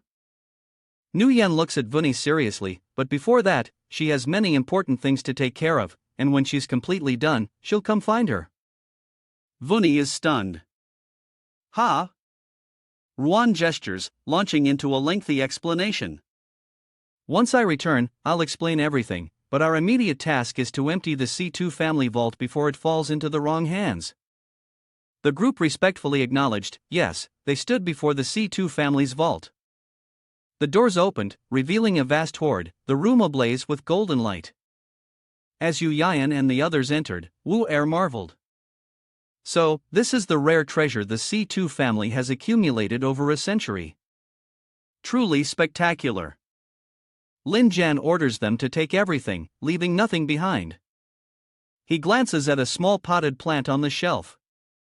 The spirit nurturing tree our family lost so many years ago. So, it was here that old C2 dog raised it well. Suddenly, someone called out to him, reporting that the clan leader had discovered a door hidden by a secret treasure. As Yu Yan watched, puzzled, she exclaimed, "The dark pavilion." Lin Jan ordered it open, the man replied. Yes. He pushed the door open and Nu Yen gasped in shock. Inside the secret room, many bound and wounded men were piled on top of each other. Who are these people? They glanced around before stepping inside as Ruan speculated that this seemed to be the C2 family's prison. Torture devices hang in rows and blood stains the floor. She pauses, sensing something amiss. Who would design a prison in a treasure vault? Above, countless severed body parts hang suspended in the air by thorny chains. The grim scene causes Nu Yen to frown. What's more, this is a prison. At that moment, she heard movement, but calmly spoke. This is too much. Suddenly, a decrepit, blind old man shouted, "Who's there?" "See to you, old dog. I'll haunt you even as a ghost." Seeing this, Uni couldn't help but cry out.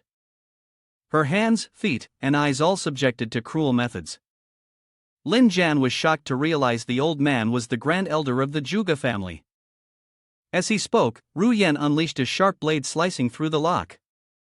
As she unlocked the chains, she said, "The Zhuge family, one of the four great families of Asia, reduced to this, let's get out of here first." They couldn't see her, but guessed the voices belonged to Tong Linjian and Tong Ruyen of the Tong family. Another man in the back was overjoyed to hear this, saying someone had come to save them. "Ah, they finally arrived." Ruyen quickly caught the old man and replied, "Exactly." Hearing her decisive answer, the elders laughed. "Who would have thought the arrogant Tang family would come to our rescue?" Lin pondered. "If not for Ruyen, we might have suffered the same fate." Yuni said, "Senior, let me heal you." Ruyen suddenly asks if these two families, colluding with the distant shore, have the ability to refine others into crystal energy.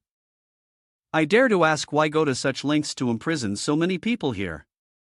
The others honestly reply, "Because we still have value." The old man then thought of the powerful forces and continued, "Our ancestor had a deep understanding. Pet contracts and created a unique secret technique a century ago, the soul contract beast. The foundation for our Zhuge family's eternal standing among the four major families of the Asian region."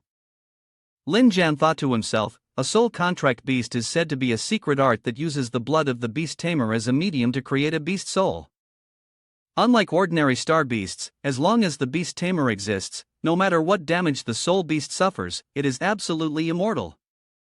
Wu Er frowned. "A soul-linked beast. I've heard of them. Could the C2 family be trying to raise a Katra, exploiting its immortality to eternally harvest and refine it?" Katra didn't deny it. "Indeed, if not for the legendary grade soul-devouring demonic energy, why would my clan fear the C2 family? And what about the king's beast?" Ruan suddenly frowned as she listened to the old man. "In the end, our clan leader foolishly trusted the lies of the C2 family, offering up his own soul beast, hoping to spare our young master." The elders began to speak up, "But those beasts humiliated our young master in front of us every day, using this to force the remaining captured beast masters of our clan into submission." At this moment, the old man completely lost his composure as the clan leader and young master, taking them by surprise, used their deaths to prove their point, unleashing their soul force. "We cannot repeat their mistakes." The remaining members of the cat clan also rose up, ready to sacrifice themselves. "We have clung to life until now, hoping for the day we make Sita pay for his sins and blood." At that moment, a series of spirit beasts appeared, roaring and creating a deafening sound. Yor immediately tried to dissuade them. "Senior Jag, you're too badly injured. Don't overexert your spiritual energy," but they didn't seem to hear. "Our wish is to see that old thief C2 bleed, and we are willing to give everything to make it happen." Suddenly, the sword plunged into the ground with a sharp sound. Ruyen's emerald emitted boundless energy that they could feel, and she looked at the sword quietly, saying, "Over 1,200 members of the Situ family have died by this blade."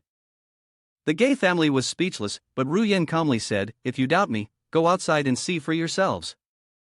Our clan's high-level healers will take care of all your injuries. You'll be fully recovered within a month. If you have any difficulties, tell me.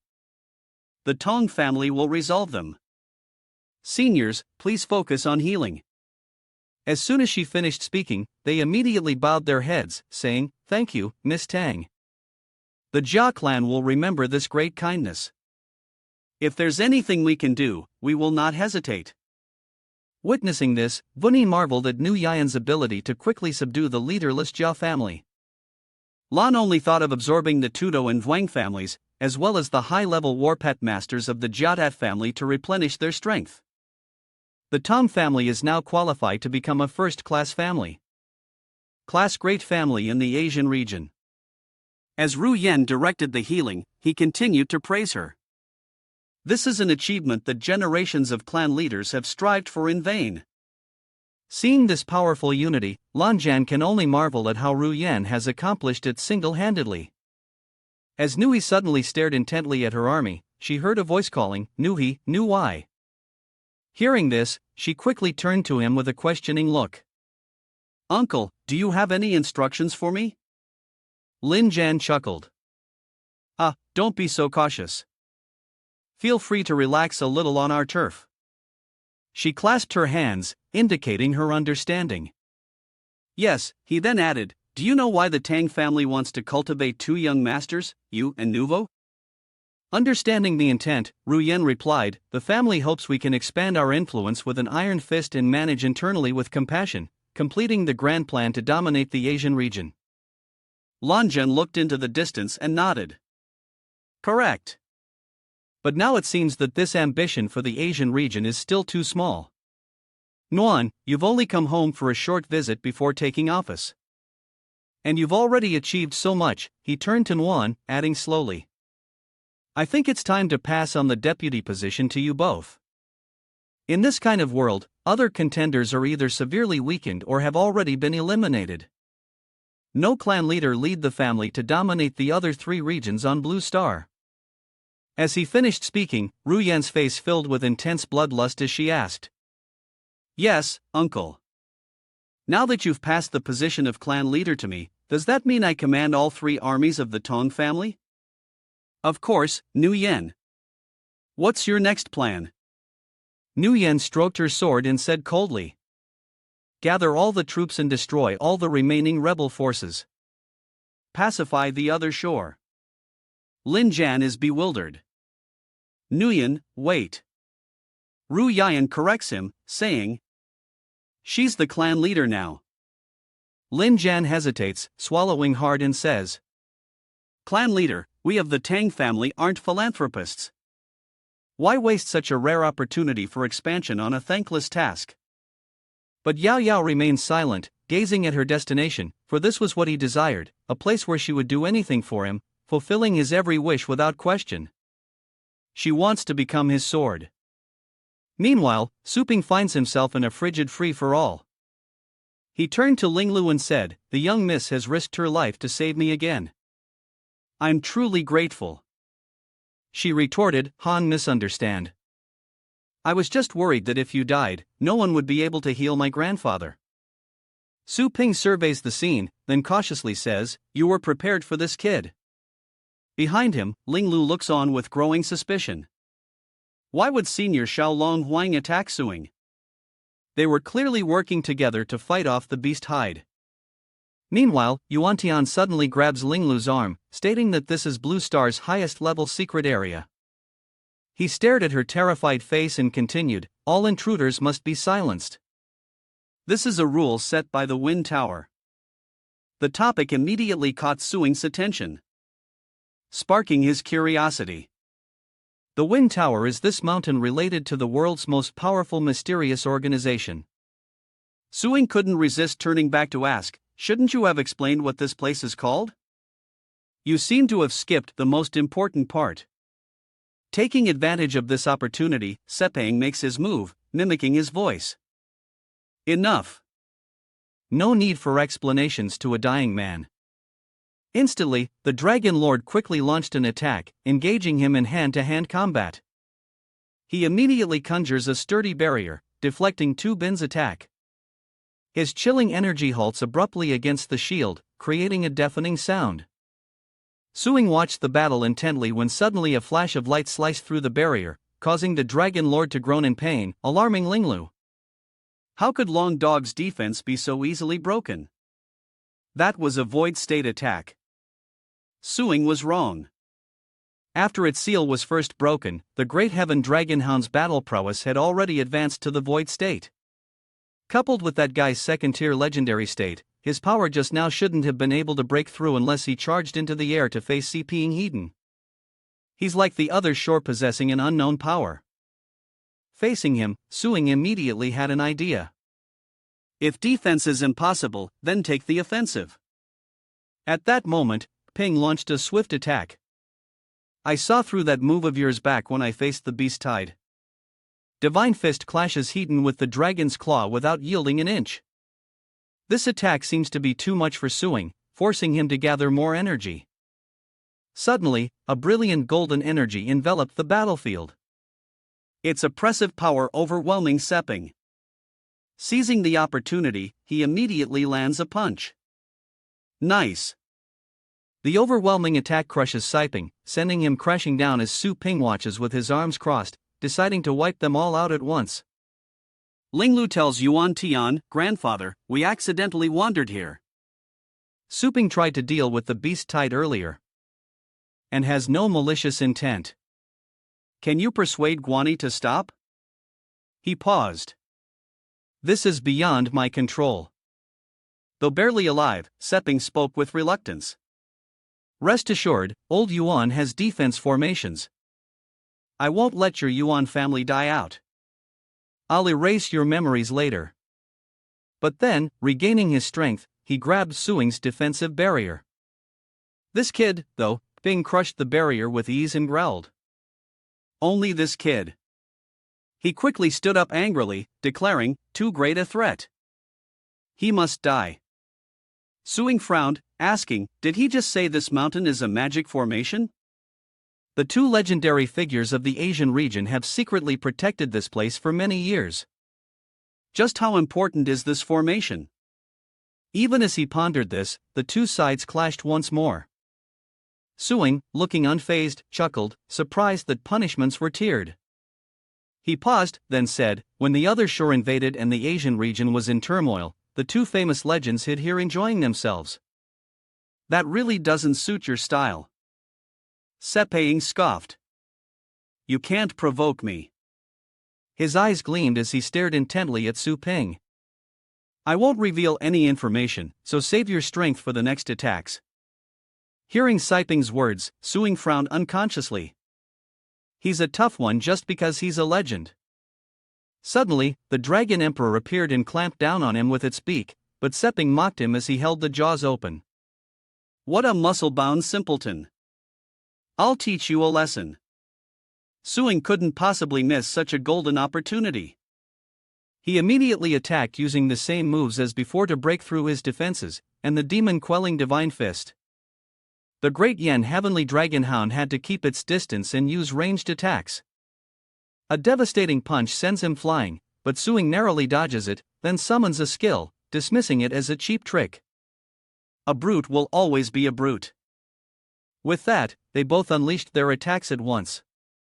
The area beneath Linglu and Yuan Tan is affected, but they managed to withstand it. She watches the chaotic battle, realizing that both sides of the beast tide are holding back and the battle between the legends is terrifying. Yuan Tian quietly observed that Suing Brat hasn't used his full strength yet. Linglu understood upon hearing this. What? With their current power, they could obliterate a base city, and you're saying Suing is still holding back? Legends entitled Battle Pet Warriors are divided into 10 ranks and 9 ranks, respectively. They seem close, but they are actually very different, explained Yuan Tian. The difference can be so vast. Besides physical strength and astral energy, there's a decisive element, the fusion cultivation technique legends can practice. After merging with their pets, beast masters can inherit their battle power and skills and gain elemental harmonization abilities based on their pet's attributes. Goosey's merged pet is a dual water poison type. The elemental harmonization is the Sea Emperor's strike. Nuanth adds a water-based attack. Imbued with dissolving power capable of rapidly corroding shields, armor, and the enemy's body. If struck directly, even a legend's body would be shattered. Linglu realized why Suing's Dragonhound's defense was so easily broken, and why Suing hadn't fused with it yet. Does he have another plan? Even from 100 meters away, their words reached Suing, who immediately denied it. I don't have some grand plan. I just reached the legendary rank. Suddenly, Linglu said, Grandpa, can I ask you for a favor? Before she could finish, Yuan Tian hastily replied, I've told you countless times this matter depends on someone with only the title of legend like me. I can't control it at all. She immediately retorted, No, this is something you can definitely do. Yuan asked, Oh, what is it? Without hesitation, Linglu replied, Grandfather, can you teach Su Ping the fusion skill? Her words struck him like a thunderclap, causing him to exclaim in surprise, What you want me to teach that kid? Countless fists tried to resist, but they were instantly crushed by Qifeng. Sing was surprised. This kid's strange fist technique was powerful and extremely domineering, like a 10,000 lb iron hammer. If you're not careful, even a legendary rank fighter would have trouble withstanding that. But unfortunately, he's up against old foe's king. He looks down on Suing, believing his fists will shatter on impact, and that whether it's a long-range battle or close combat, it's nothing more than a death throw. Even so, he didn't give up down below as Linglu turned to speak with her grandfather. "Grandpa, can you teach Su Ping the fusion skill?" "What? You want me to teach that kid?" Su Ping could hear everything clearly, even from a distance. "Variable," Yuan hurriedly explained. "No, I won't agree to teach him." "Don't try, please." He immediately layers on protection. "I gave him his chance." Luckily, Zhu Long was quick enough to save them. Accepting calmly states, "Oh, still hiding cards." Linglu was surprised to see the bamboo dragon was a purgatory bamboo dragon beast engulfed in purple flames. He chuckled. "Hidden cards, you say?" It's just that the violet flame bamboo dragon beast also has a set of defensive skills with no room to use. Without the little skeleton's beast soul blessing, I really don't have what it takes to fight a legend in a combined state. Should I try the legendary fusion secret that Yuan Tianchen mentioned to be able to grasp it? Looking down, Su Ping thought Yuan Tianchen might be moved by his saving his precious granddaughter and be willing to cooperate. Yuan Tianchen clasped his hands. "Brother Ge, I can't teach that brat, Su Ping, who stole my things and my territory." "Why don't you just kill him for me?" "Ha, guess they won't cooperate." "Should I find a chance to slip away?" Linglu continued to advise. "Grandpa, if Guani kills Suing, won't your injuries be for naught?" He brushes aside her concerns, explaining that without Suing, it would only take him a few years to return to the legendary realm, he explained. But keeping him around, even if it returned me to my peak, would mean eternal subservience to Suing with no chance of ever rising above. I'm already showing restraint by not taking advantage of the situation. Considering he saved you, she wonders. Then what about the shores of the underworld? Linglu doesn't give up. I heard of the 4 kings of good and evil and the Abyss Master's sins. The other shore is likely to escape the Abyss. Now the other shore alone can instantly destroy half of the Asian base city. A few years isn't a threat. Yuan Tian can handle it. As long as Funga hasn't acted, it's not beyond repair. But don't mention it again. Self-preservation is key. Suddenly, Suing's voice echoed. Reason won't work. By the time he cultivates to legend, he'll already be a ghost under the jaws of Bien. She realized it was a telepathic message. Even amidst his busyness, Suing was still guiding her. If you want to persuade him, you'll have to change your approach. Do as I say in a moment. Su Ping is hot on his heels. Why not keep fighting? Where's that fearsome attitude from before? Why are you just running away? He taps his watch, sending the attack coordinates. The spacecraft in outer space receives the signal and prepares to fire. The immense destructive power and size bore down on Ping, but he dodged it with ease. A celestial weapon, not bad, but only mindless beasts would fall for such an attack. It's just a toy. But then a massive hand seized Ping. John had him in his grasp. But Ping showed no fear, declaring that this thing couldn't contain him. The scene was now utter chaos beyond description. Risking it all, Master Ling Lu Yuan Tian cried out, "Linger, what are you doing? Come back." Zhu Long used her body to block him, using her sword to stop the destructive force. Sing complained loudly, "What's all the commotion down there?"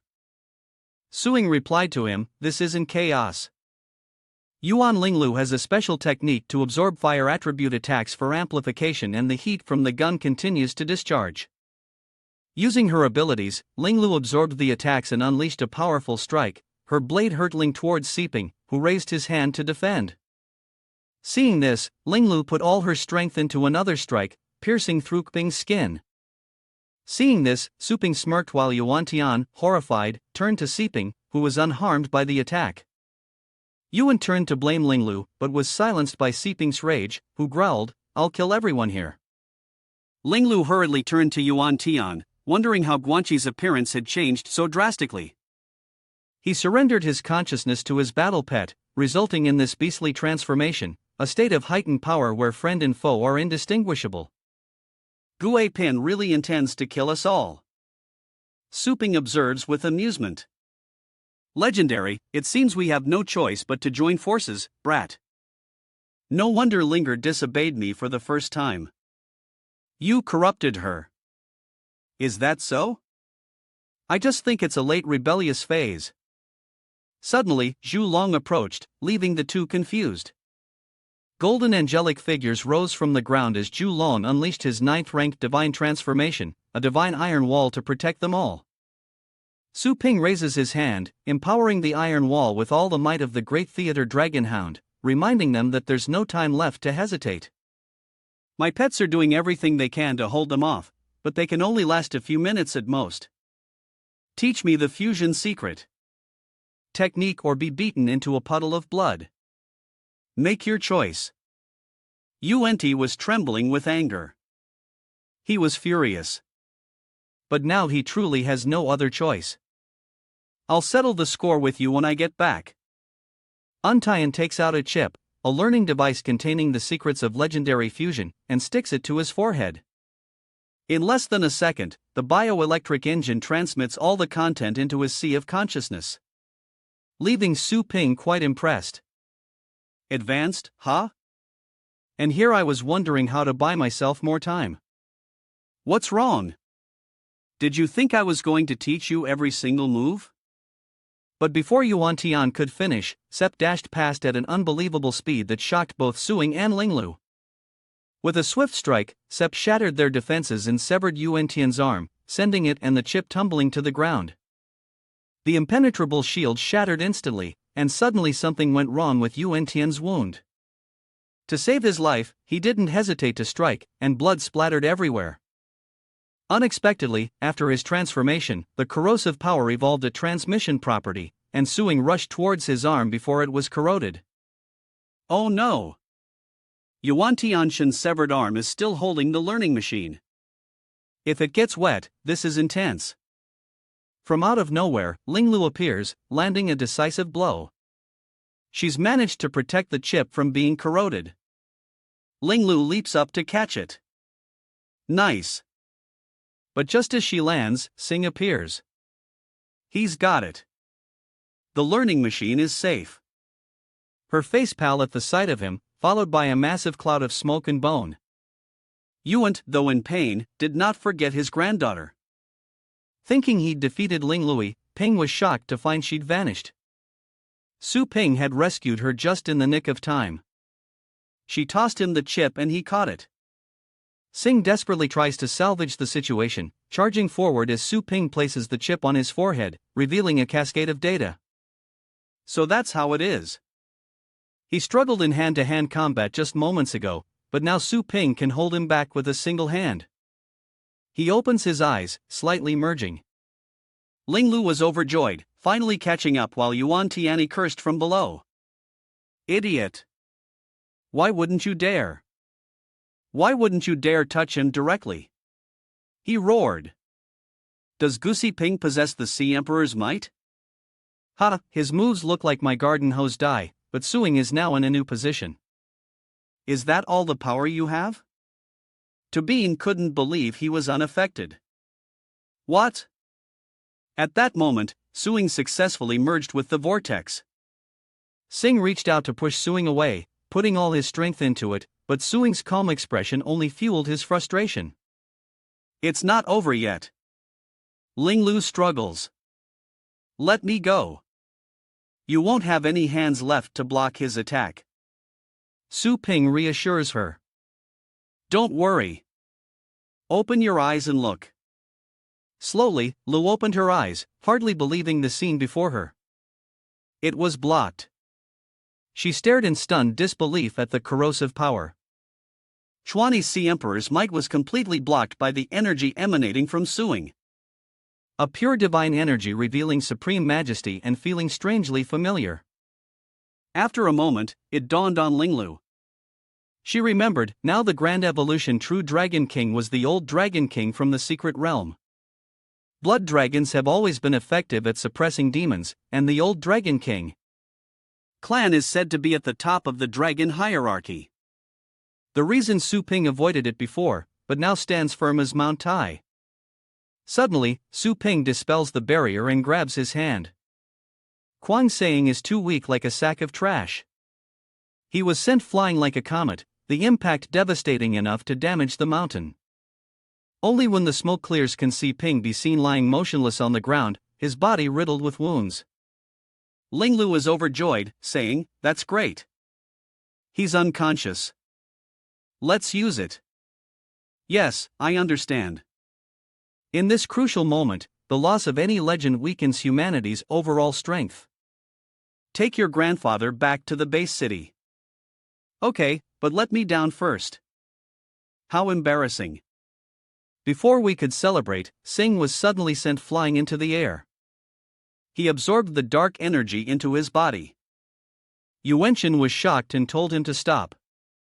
Gai Ping, have you lost your mind? Su Ping sensed something was off. This astral energy fluctuation is completely different from previous power.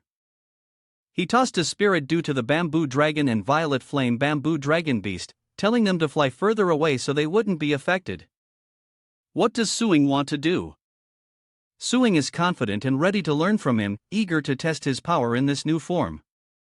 The sphere Suing created grows larger and larger like he's charging up. Finally, he can unleash the full power of the great Yin dragon bloodline. But to Jindian, Suing's orb was like a marble. Suddenly, a dragon coiled around Jindian's arm, and both sides, sensing the moment was right, lunged at each other. The ensuing clash shook the surrounding trees violently. Suing calls upon the great evolution true dragon demon subduing fist. His power grows stronger and it's clear that Suing is about to break. He's tense. It's not enough. He needs more. Unbelievably, it's spreading outside the universe. Suing is stunned and Seping rejoices, thinking he's about to win. Die for me. Neither of them would give an inch. He noticed something strange. His astral energy suddenly seemed endless, never diminishing, no matter how much he poured out. Su Ping was suspicious. Indeed, the formation designed within this snow mountain contained extraordinary power. The surrounding scene was apocalyptic, and Gai Ping was bold, failing to protect the formation, yet using it at will. Suddenly, Su Ping sensed another presence nearby. Yuan Tian, clutching his injured arm, warned him to leave quickly as the final lockdown mechanism of the tower was about to activate, capable of obliterating even void-state cultivators in an instant.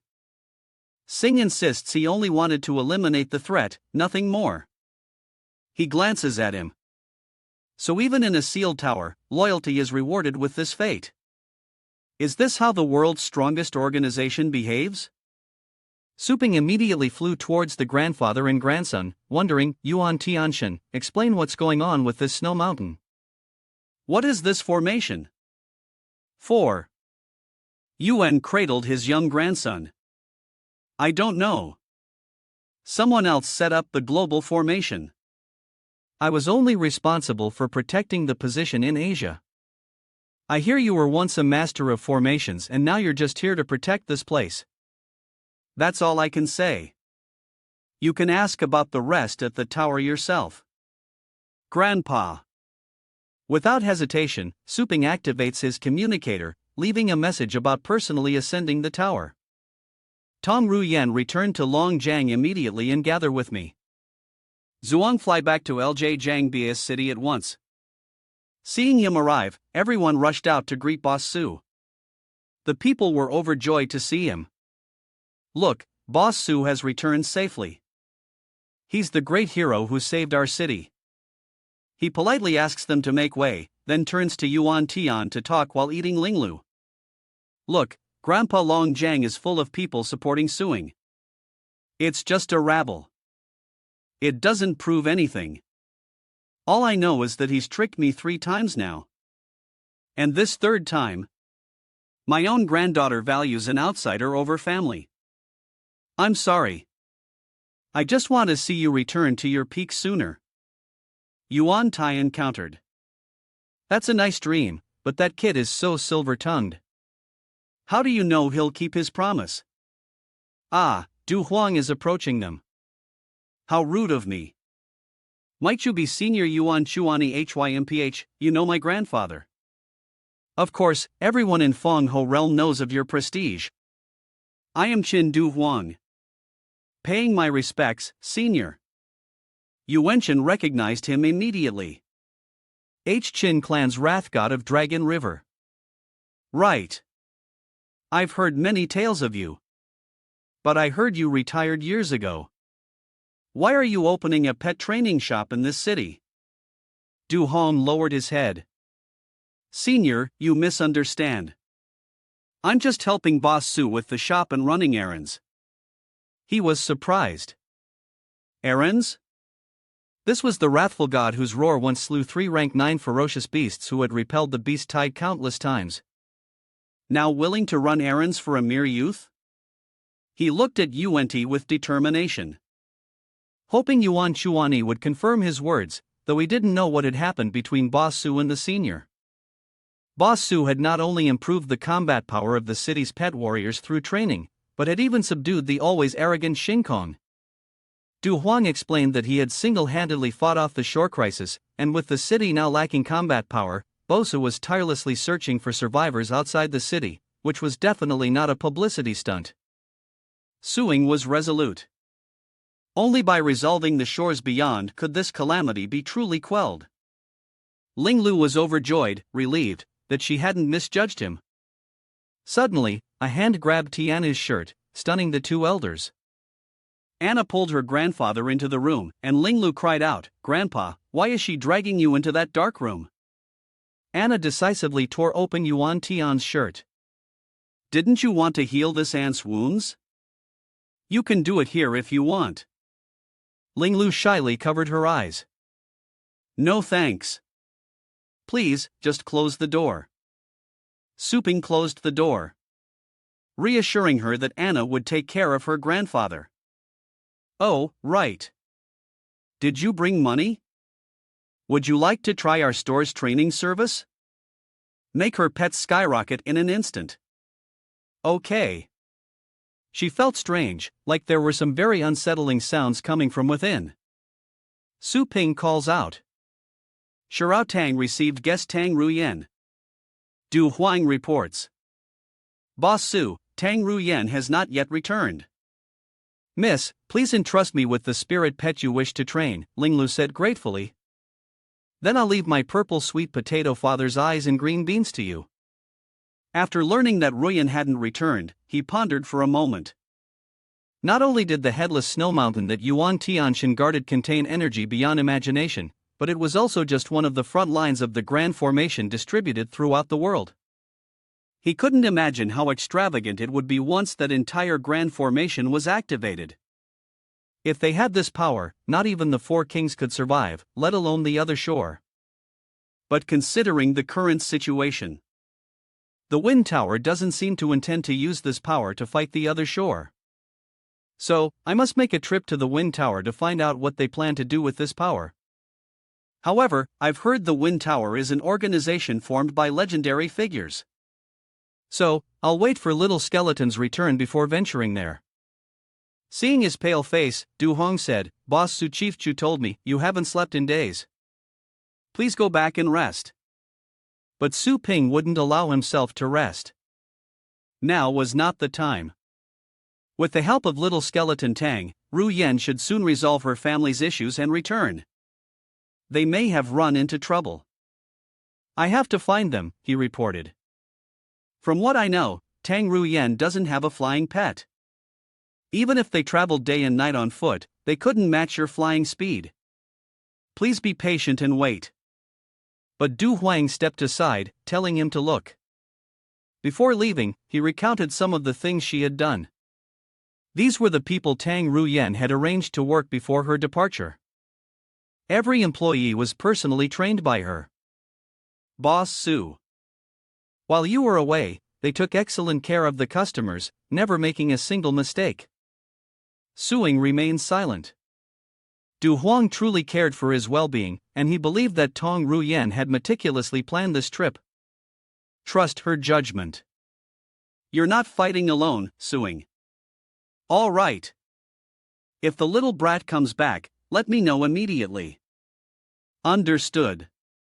The system appears, noting the host's need for rest, and reminds him that upgrading the store will unlock features, allowing pet warriors to enter the foster care cabin for training, recovery, and treatment, and that the host's avatar can record the behavior of harvesting low-level pet food.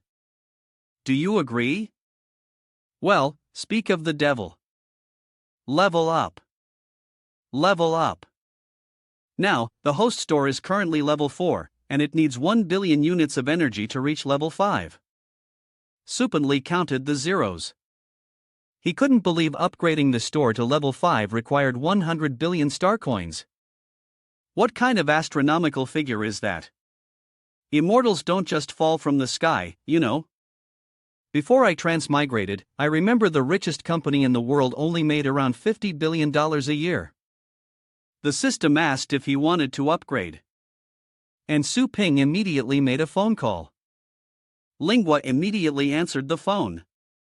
Brother, I'm in a meeting. What do you need?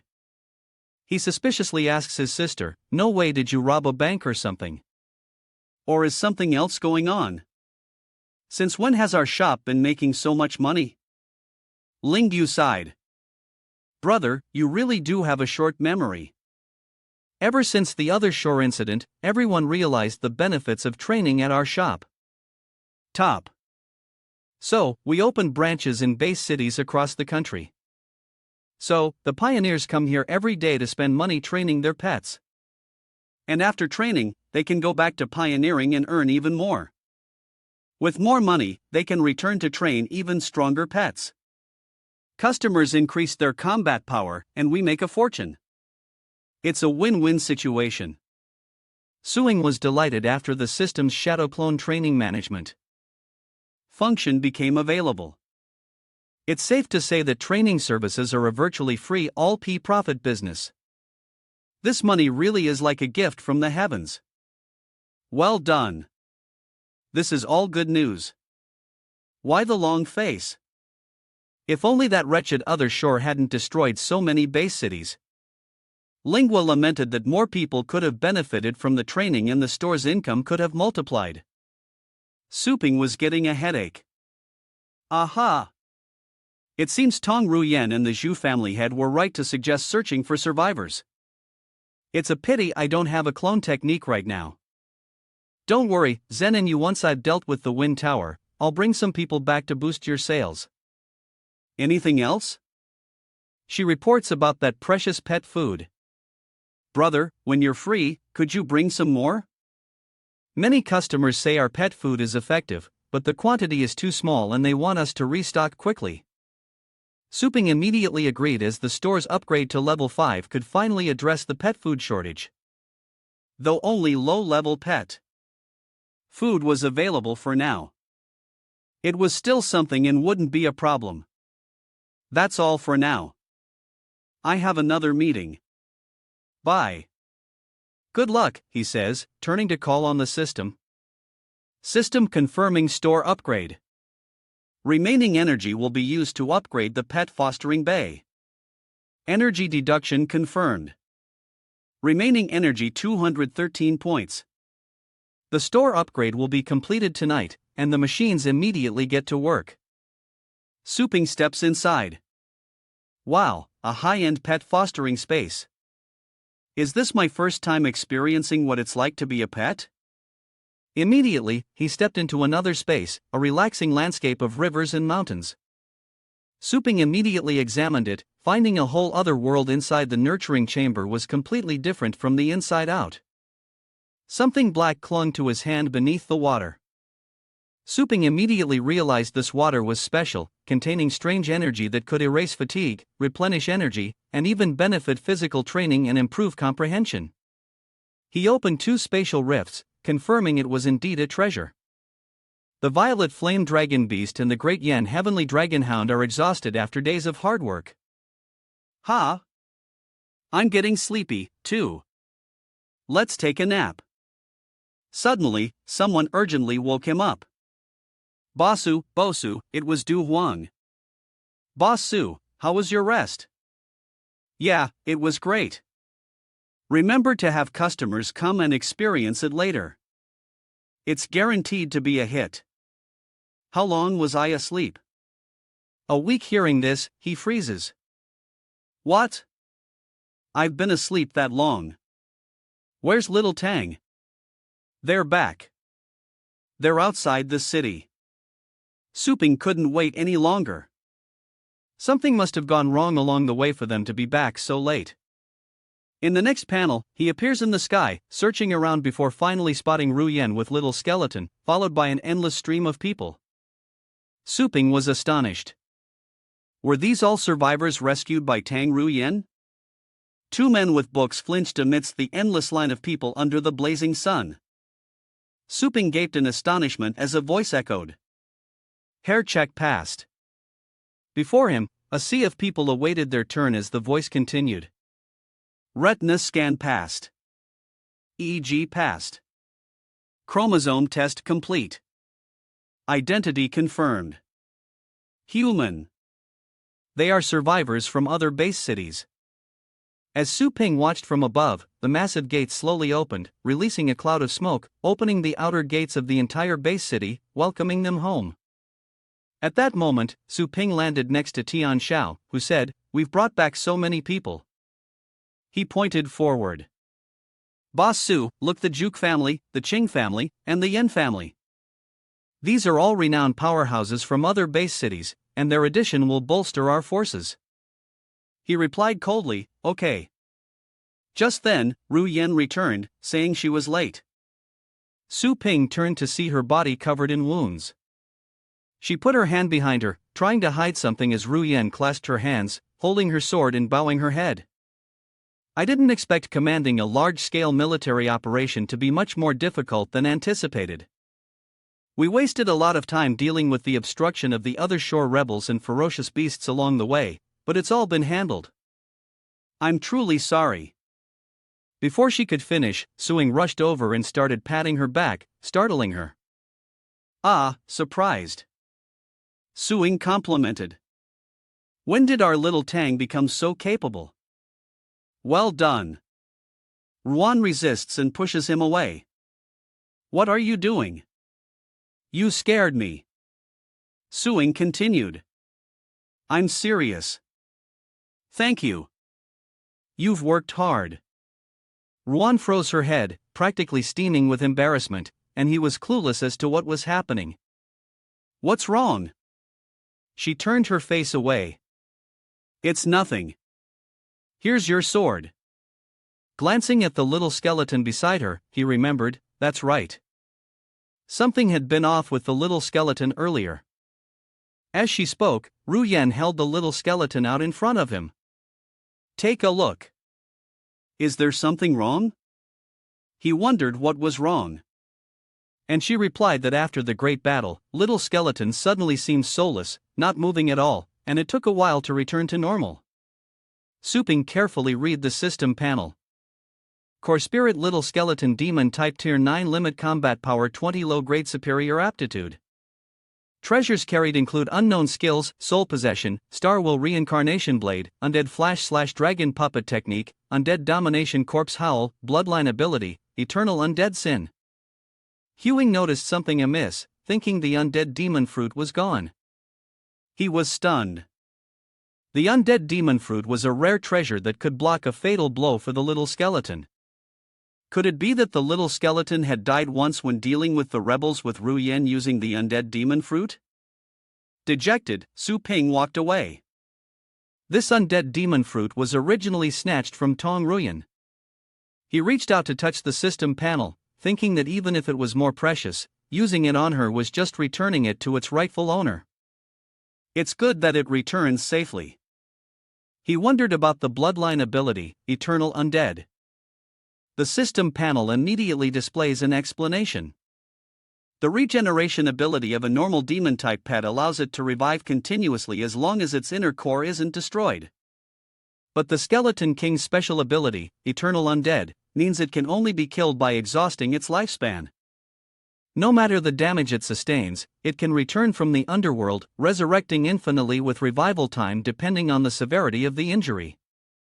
In reality, its Skeleton King bloodline is absorbing a large amount of death energy, refining the undead demon fruit there, by awakening the bloodline talent of eternal sin. From Ruyan's perspective, she frowned with worry. Why does Su Ping seem so strange? Did something really happen to upset him? He returned the sword to Ruyan, clearing his throat a few times. Don't worry about little skeleton. Go back. And this sword, if you find it useful, you can keep it. She accepted the sword, surprised. He's just giving it to me. But didn't you say it was precious ancient treasure of the great Yin True Dragon? King Su Ping flew away, calling back over his shoulder. That's exactly what I said, but I didn't tell you that he gave me a whole vault of such treasures, so rest assured and keep it. Then he vanished. Below, Royan asked Theo, "Hey, where are you going?" You told me to wait for you at the shop. You have something to give me later. Meanwhile, back at the shop, Ruyan waited impatiently, checking her watch and wondering what Suing was up to as the store grew busier. Just then, a man appeared and called out to her clan leader, Nu Yen, and she quickly turned around as Lin Jan respectfully reported, followed by a group of people. As you instructed, the wounded soldiers have been sent back and my subordinates have brought the battle pets they wish to train. Who should I give them to?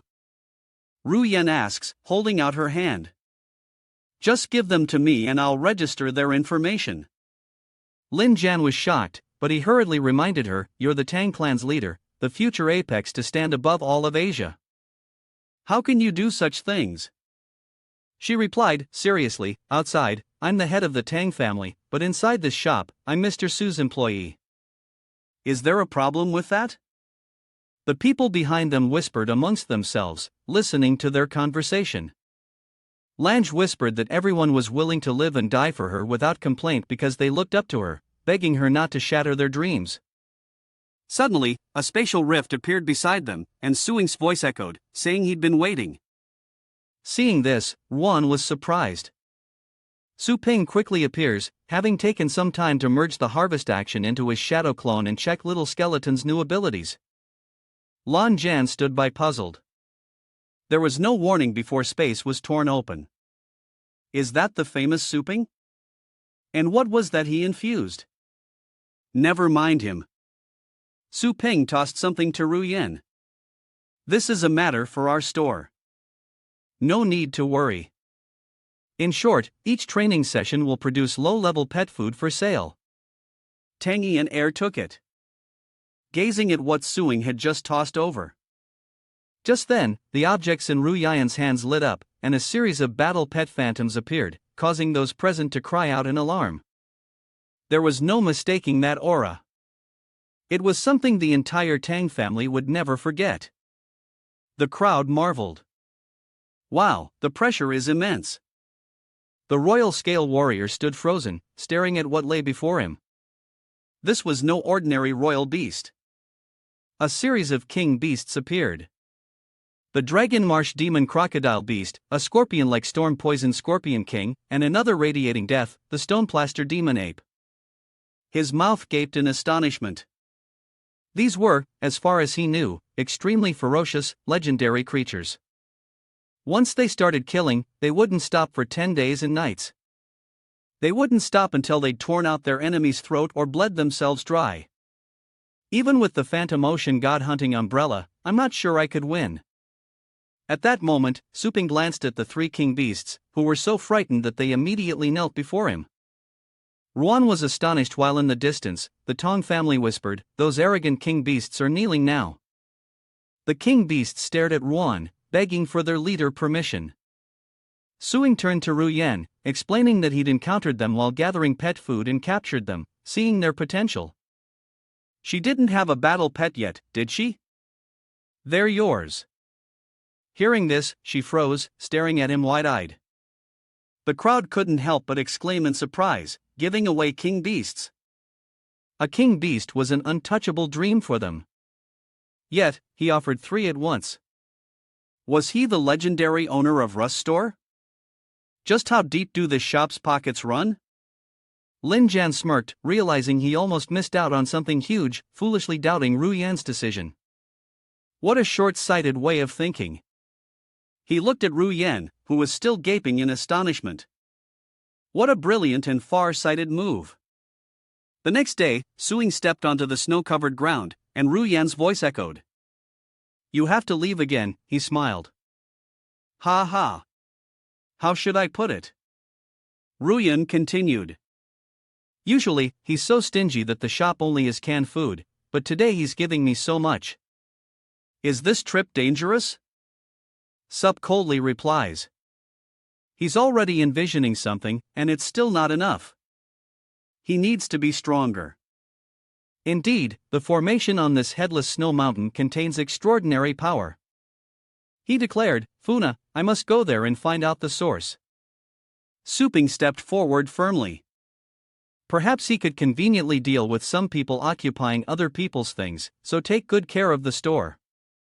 She solemnly replied, I understand the Wind Pagoda watch. His departing figure. She silently wished for his safe return. Suddenly, Suing's sneeze hit a barrier. He stopped, wondering if this was the Wind Mountain barrier Old Bai had mentioned. Instantly, immense power radiated from his palm, and Su Ping looked up and roared, suppressing demons. Another voice echoed, Who approaches? What business do you have here? Suing quickly responds. Before him stood an old man, leaning on a giant gourd of wine. I am Su Ping and I have important business with your tower master. This was the drunken immortal, a legendary master of Purple Branch Palace and a mid-level ocean realm powerhouse. Su Ping was unheard of. He took a sip from his gourd and waved dismissively. Be on your way. Don't even mention the tower master. All the legendary figures on the tower are swamped with work. We're too busy to bother with an unknown junior. Hearing this, Suing's face contorted in displeasure. Suddenly, the barrier shattered, and in an instant, he lunged forward and grabbed the drunken immortal's face. His eyes now glowed with golden energy. And at that moment, the giant gourd bottle shattered. You grabbed him. I'm not here to host a dinner party. So Sang Suing shoved the drunken immortal down the mountain. His face darkens as he lets go and stands up, the surrounding mountains vanishing to reveal crystal formations. Suping then said, so the mountain was just a smokescreen. He glanced at the drunken immortal, wondering about the pagoda inside. He was lying unconscious on the ground, foaming at the mouth. Suing quickly entered the barrier gate in the sky and with a cold snort said, useless. He observes that they've set up headquarters on another planet connected by a spatial rift. No wonder even Elder Bai at the peak of the trainer world couldn't get reinforcements. So mysterious. I must investigate. Moments later, he arrives in another space where majestic mountains meet beautiful verdant grasslands. Stepping inside, he marveled. So this is it. A hidden paradise where even the air is twice as rich as on Blue Planet. Gazing into the distance, he suddenly noticed something. Before him, numerous buildings peeked through the thick clouds, and a tower at the summit emitted an eerie light. Suing pondered the building's purpose, glancing at signs that read, Slaughter Palace, Lust Palace, Hope Palace, Death Palace, and finally, Peace Palace. At this moment, the tower emitted a golden light gradually coiling around itself. He pondered again, sensing the pure aura of a legendary powerhouse in almost every palace. Are they members of the Wind Tower? Suing leaps onto the nearest building. He looked up at the sign in the center. Slaughter Palace. Su Ping thought to himself as he stepped forward.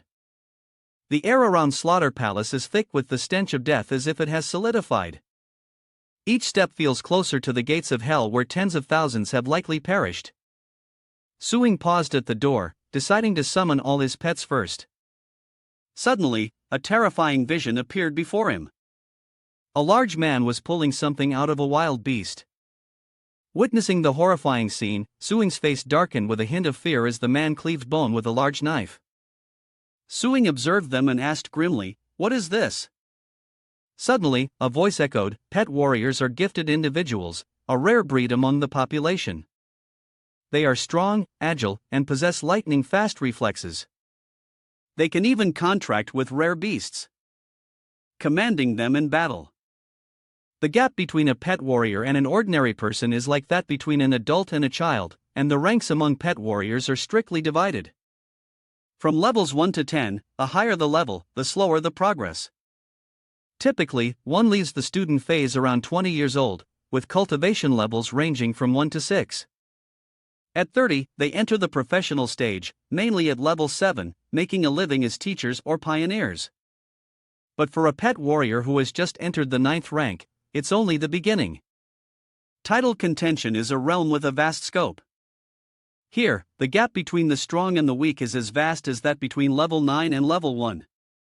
Only by exhausting all resources, relationships, and effort, even to the point of ruin and isolation until the last drop of blood is shed, can one reach the pinnacle in the eyes and hearts of pet warriors, becoming a guardian of the city, facing the beast tide alone, and being called a true hero, the ultimate title. This is all the knowledge Suing understood before entering the Fong Pagod. Now, the heroes once considered humanity's greatest power emerged to fight beasts and protect their homeland. Suping entered to find numerous chefs busily preparing a lavish feast. The rhythmic sounds of knives chopping filled the air as everyone worked tirelessly. The preparers were incredibly focused and finally they announced that the food was ready.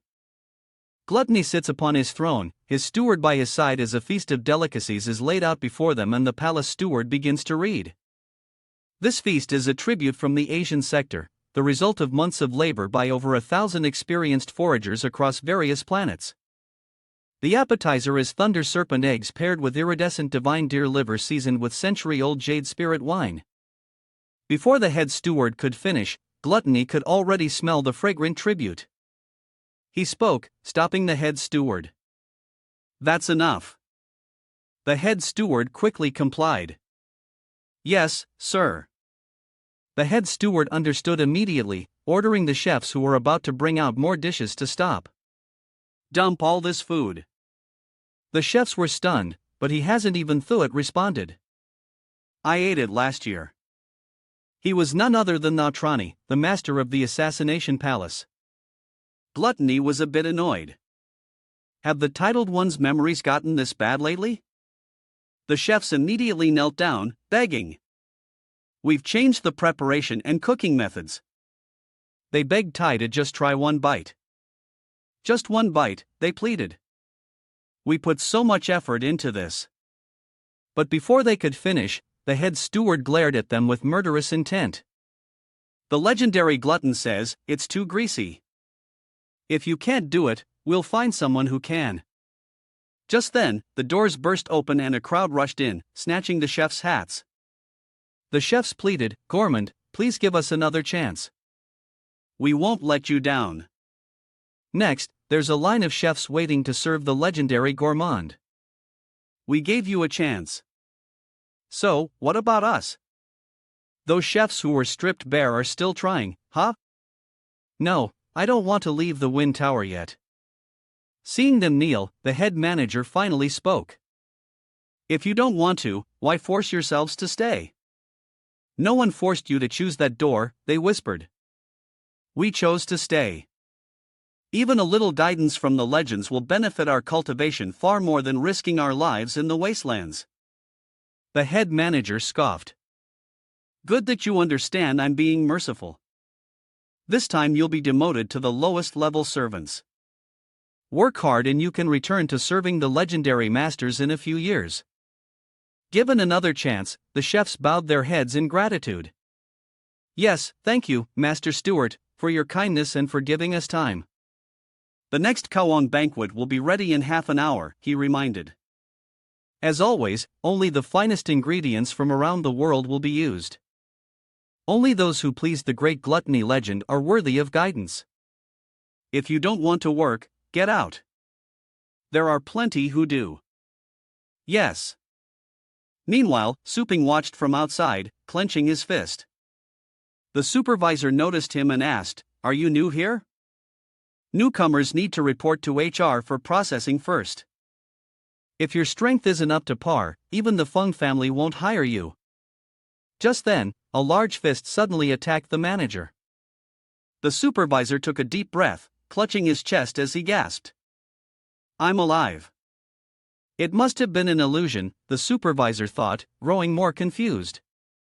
How could that be? Who is it? Su Ping surged forward, his voice echoing with fury, daring to show such lust in the tower. He passed through each palace, the palace of lust, the palace of yearning, and the palace of peace. But as Ping landed, a voice stopped him. "Halt!" Ping recognized the voice as thunder suddenly converged in the sky. The voice continued, "You Gusi Ping are bold, failing to protect the formation, yet daring to use it without permission." Su Ping recognized the voice as the one who activated the thunder mechanism at Snow Void Mountain. He abandoned his subordinates at will. This was none other than the vice leader of the Wind Tower, a high-ranking Void State powerhouse.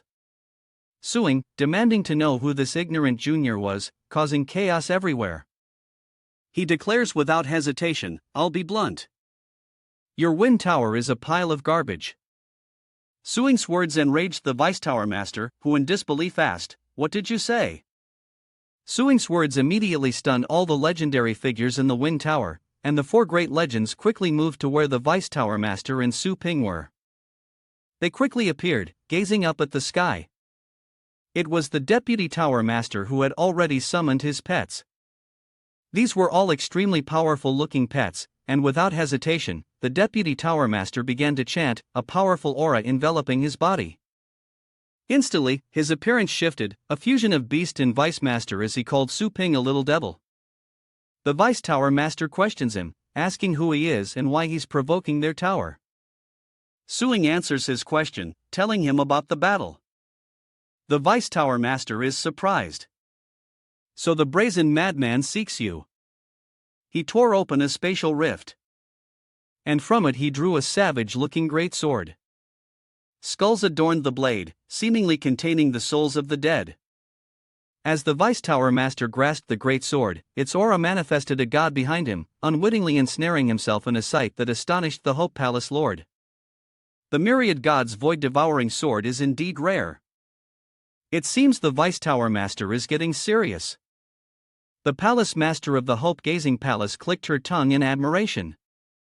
Too bad the Vice Pavilion Master's aura is drowning out their voices. I can't hear what they're saying. I wonder for which poor soul messed up and forced the Vice Pavilion Master to punish them with his strongest technique. Another one of them spoke up. I think he might have been forced into it. That statement caused both of them to turn around in confusion. Ha! Glutton was still extremely confident in the Vice Tower Master, the undisputed second strongest in the world. The Master of the Vuanji Palace agrees.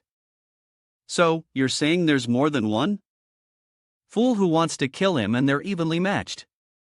The Master of the Inchi Palace thinks your brain's gone soft from all the feasting. Or maybe you've already lost it completely today.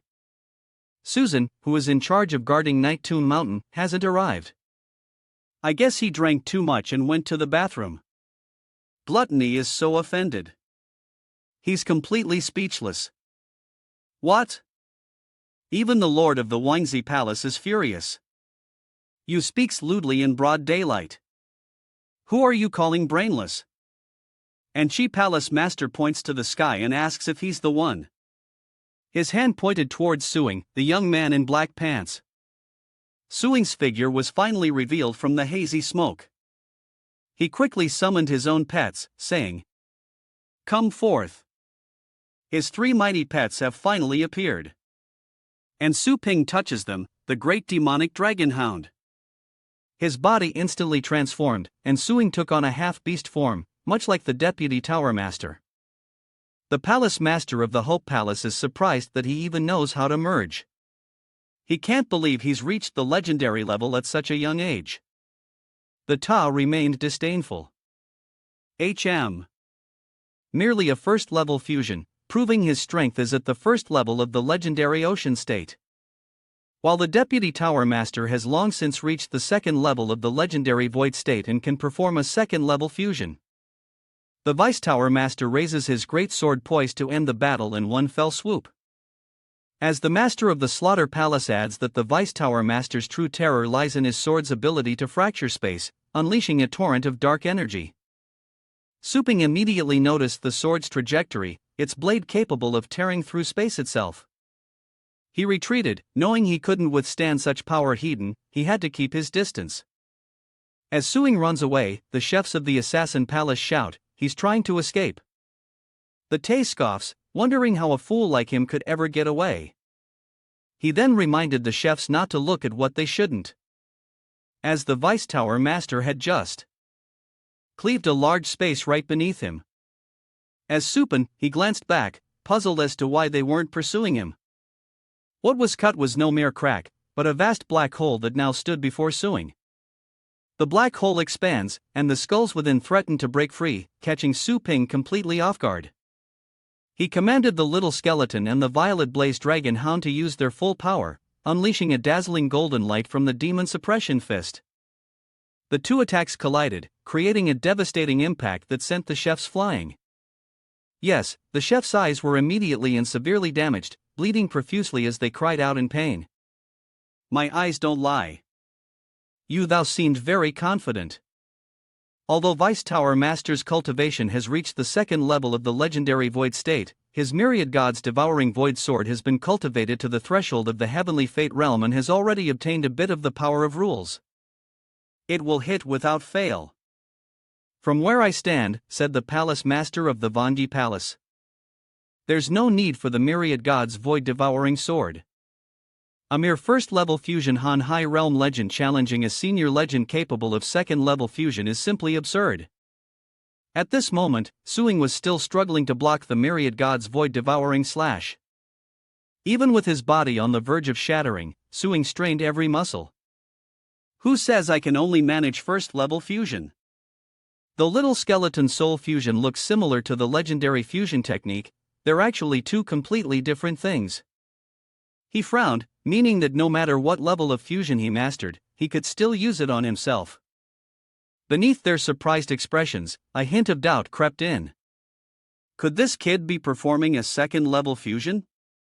The others quickly denied it, saying it was impossible. Second-level fusion was a power only those at the void state could grasp. Suing faces a choice, and if he merges with the little skeleton, he'll have to choose a soul fusion skill. As he initiated the Soul Beast fusion skill, Suing's body began to change dramatically, a dark aura enveloping him. Thunder filled the sky and dark clouds obscured everything from view. Even the Deputy Tower Master was in disbelief. After the transformation, Suing's armored hand withstood the All-Gods Void Eater, shattering it and revealing his radiant power. A second-level fusion had completely changed him. With armor and terrifying power, everyone present stammered about a second fusion. Could this guy really be a celestial state? Controlling massive rocks, Suing commanded them to obliterate the houses. Their speed unyielding as they smashed everything in their path. Everyone marveled that he'd fused 3 times and could block the Vice Tower Master's myriad god void-devouring sword with his bare hands. He must be a celestial state cultivator. The blade sparked as it grazed against the air, and the exhausted Deputy Tower Master collapsed. "May I ask your name, and why have you come seeking trouble with our tower?" Suing gets close, telling him to stop stalling for time to recover. He's not letting anyone here off the hook, and with a flick of his wrist, he summons a sword. Suing strikes, but the Deputy Tower Master narrowly dodges the blow and despite his struggle warns him not to get cocky. "You're too green to be fencing with me." Fothap mustered all his strength to push Su Ping away. He landed softly on a nearby rooftop, determined to end this now. At this point, Thap could only defend, not retaliate, as the cooks barely escaped the rubble. Lord Toddy, that Dawn dared to destroy the Slaughter Palace. A truly heinous crime. Please help Vice Tower Master. Eliminate this wretch to save his own skin. He's already fled. What nonsense are you spouting? The Vice Pagoda Master's sword strike just now was equivalent to a celestial realm attack. If that guy couldn't handle it, we wouldn't stand a chance. But he not only blocked it, he handled it perfectly. Like that, the gluttonous beast was faster than the wind. This was no longer something we mere ocean realm cultivators could interfere with. Even if the heavens fall, that lord doesn't want to die here. The others exchanged dark looks, speechless. The three of them vanished from the scene as quickly as the gluttony. Su Ping questioned him. Humph. When the shore attacked Holy Light Base City, you cowards hid in your holes enjoying yourselves here, huh? Fap retorted. Don't act so high and mighty as if everyone could be like you and that shore bastard. Even with immense power, you'd only add to the body count. Unable to listen any longer, he kicked the man in the face. Shut your mouth. Vice Tower was sent crashing into a nearby building. What is that formation? Why not use it to fight the other shore? He struggled to his feet resolute. The formation was off limits. Su Ping was blunt. Why not? He forms a fist threatening to destroy the tower if they don't talk. The Vice Tower Master, terrified, reveals it's a rule set by the tower, and he can't reveal anything about the formation. Suing is enraged, declaring he'll break their rules today. Whether it was a blinding light. For the author being lazy, he couldn't take it anymore and brought his fist down, declaring the tower his. As chefs lay scattered on the ground, that's when Suing noticed something was amiss, sensing something had blocked his demon-subduing fist. Out of nowhere, a foot gently steps on lotus flowers, he emerges from a spatial rift. How long was I gone? Why is everything in such disarray? Yuan Feng, you've emerged from seclusion. He looked utterly devastated. Boo-hoo, my house. Fap is overjoyed. It's been 4 years since we parted ways, and I finally met you again. Suing can't move his fist. At all. I can't sense his astral power, yet I can't move an inch. Old coot, who are you? His teammate. He introduces himself as Qi Yuan Feng, the current master of the Fun Tower. What's wrong, young friend? How could the drunken immortal only awaken now after such a commotion? Ha! He stares blankly, not understanding what's happening. What just happened? It took a moment for the drunken immortal to realize what was going on. He tensely stared at the passage, realizing that Kid had not only attacked a legend, but had charged into the Wind Pavilion and destroyed the Nightmare Mountain, a symbol of the Wind Pagan's nobility and sanctity. The Vice Tower Master will skin me alive. Drunken Immortal was furious, so his name is Su Ping. Is it? Don't let me catch you. But as soon as he said that, Suing burst out from within. He glanced at the drunken immortal whose earlier imposing aura had vanished completely. A complete turtle. Ignoring him, Suing flew away, leaving the drunken immortal to scoff at his departing figure. Drunken immortal smugly thinks. Why the hurry? Looks like he learned his lesson and tucked his tail between his legs. On his way, he recalled their conversation. Master, I have no quarrel with that madman, he said without a change in expression. In Suing's memory, Fapap went mad, suddenly charging into the pagoda, attacking everyone he saw, destroying a branch palace, injuring countless people, and possibly killing 2 Atian Truan Kai. He was like a spoiled child, even trying to interfere with the formation. This man abuses his superior cultivation to commit countless atrocities. I implore you, Master, to end this menace. Su Ping still couldn't control his arm. Yuan Fun said nothing, simply waving his hand, a light gesture that shattered Suing's fist into pieces. Even Suing's armor couldn't withstand the blow, sending him reeling backward, but he managed to regain control. Su Ping adjusted his armor, unable to follow the old man's movements with even his divine eyes. This was not only the Tower Master of the Wind Tower, but also the Master of the Vice Tower. Master, I can't win this fight. Looks like I need to find a way out. Yuan Feng scratched his head. Are you talking about drunken immortal? He just fainted outside. Did the myriad god void devourer shatter his killer palace? The deputy tower master sobbed like a child. No, master. Listen to me. I'm not listening to you. I'd rather listen to that boy. Speechless at the scene. What kind of master-disciple relationship is this? Whatever, I don't care anymore. Su Ping then recounted how one of the 4 underworld kings descended and slaughtered humanity, and the remaining 3 could land on the blue planet at any moment. He asked them why they were standing idly by, so they had to choose a desperate fight and finally managed to temporarily repel the underworld, but at the cost of enormous casualties. I discovered a formation in the far north a few days ago containing immense energy. Su Ping offered a solution. If the wind tower won't act, then hand over the formation. I'll use it. Yuanfeng casually says, "Oh, you're talking about the 10-direction skylocking formation, right?" Meanwhile, his disciple is about to lose it. Master, how can you just blurt out something so important? The 10-direction skylocking formation. Su Ping asks directly, what does this formation do? Yuanfeng waves his fan and suddenly glowing particles fly into the sky, forming planets in outer space. Well, the big one is the old blue planet, and the small one is the current blue planet. If things go south, I'm out of here. Why is planet blue so small? Where did the missing part go? Nuanfeng replies. In the midst of the battle, Su Ping almost understood the immense power of the 10-direction skylock formation came from the land it devoured from Blue Planet.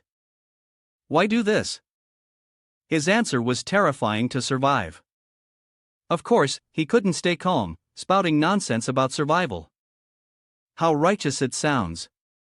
Do you even know that all of Blue Star is now a wasteland? Do you know we're forced to live crammed together in bases like chickens in a coop?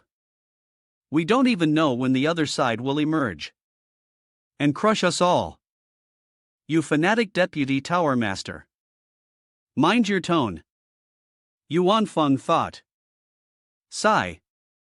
The boundless wilderness of Blue Planet is somewhat barren.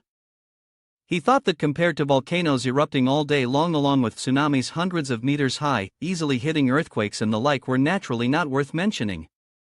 Plus, with methane gas spreading throughout the mountains, could anyone even live there? Su Ping couldn't believe what he was hearing. What did he just say? Vice Tower reminds him, don't forget Blue Star was abandoned by the Galactic Federation because it was too broken and desolate. You should be grateful for the shelter you have. Don't try to play the sentimental card with me. Why didn't you say anything when the shores of the dead were wreaking havoc? You still haven't explained why you didn't use the 10-direction skylocking formation against the 4 kings. Yuanfeng conjures a formation, the land sealed by the 10-direction skylocking formation, which has spent months accumulating essence to nurture a fruit. Soon this fruit will ripen and eating it can help a celestial state powerhouse break through to a higher realm, the starry sky state. It would be a waste to use it now. Did you really think you could become a Star Lord so easily and overwhelm the 4 kings? But Su Ping still wondered, why would he suddenly tell him something so important? Is this a disguise or is he planning to silence me? Nuanfeng reaches into his pocket. Something so important. Some pursue it relentlessly while others avoid it like the plague. He takes something out, though most people pretend not to notice at this point. It all depends on how you see it. I'm just bored, and wanted someone to talk to. The entrance to the formation lies at the heart of the world's 5 highest peaks as Su Ping silently observes. Back in the present, someone calls out to him. The voice echoed from the watch, revealing their destination, the center point between the world's 5 highest peaks. Suing stopped in a desolate remote place. He thanked Du Huang and the chairman as well. Why bother with such pleasantries? If you ask, I'll face hellfire without hesitation.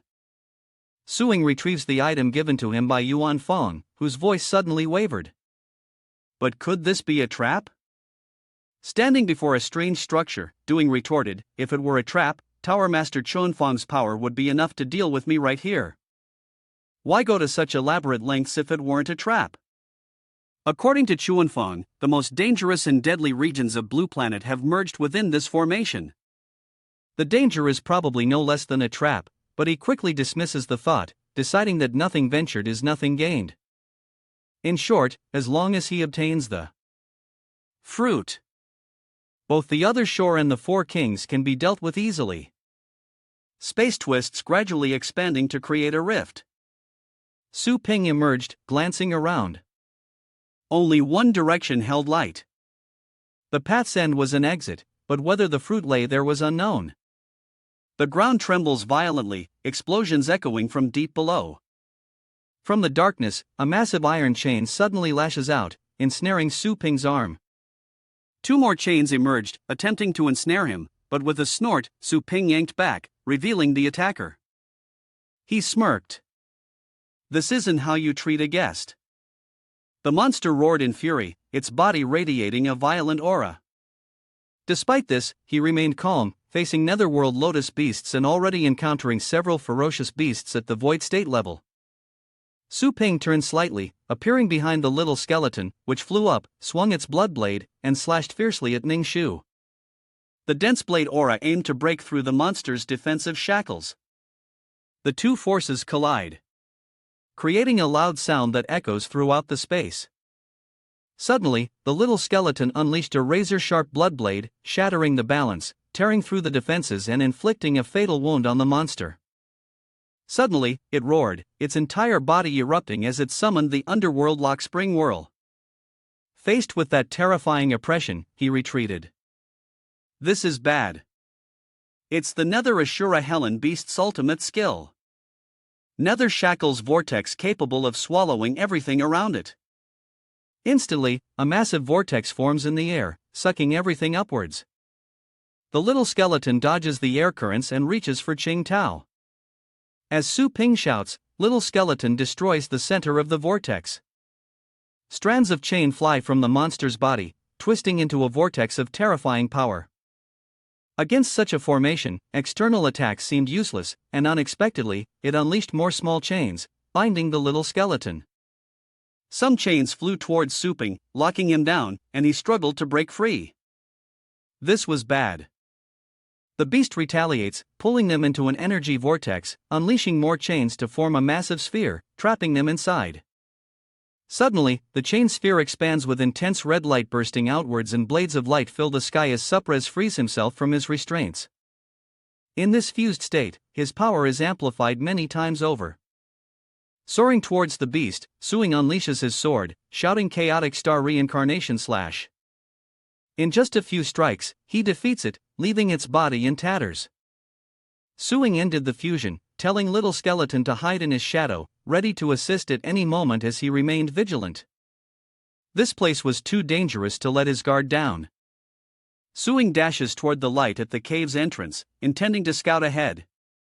Outside, the land is covered in white and the air is frigid. He paused to observe, reasoning that if the Tower Master called it a fruit, it must grow in the place with the most abundant astral power within the 10 directions skylocking formation. To be sure, Suing waved his hand. Summoning the maritime Great Yen Heavenly Dragon Hound, whispering to it, "Your senses are the sharpest, find the place with the densest astral power nearby in an instant." Used dragon transformation, and they both flew in one direction, soon discovering hordes of monsters in the valley below.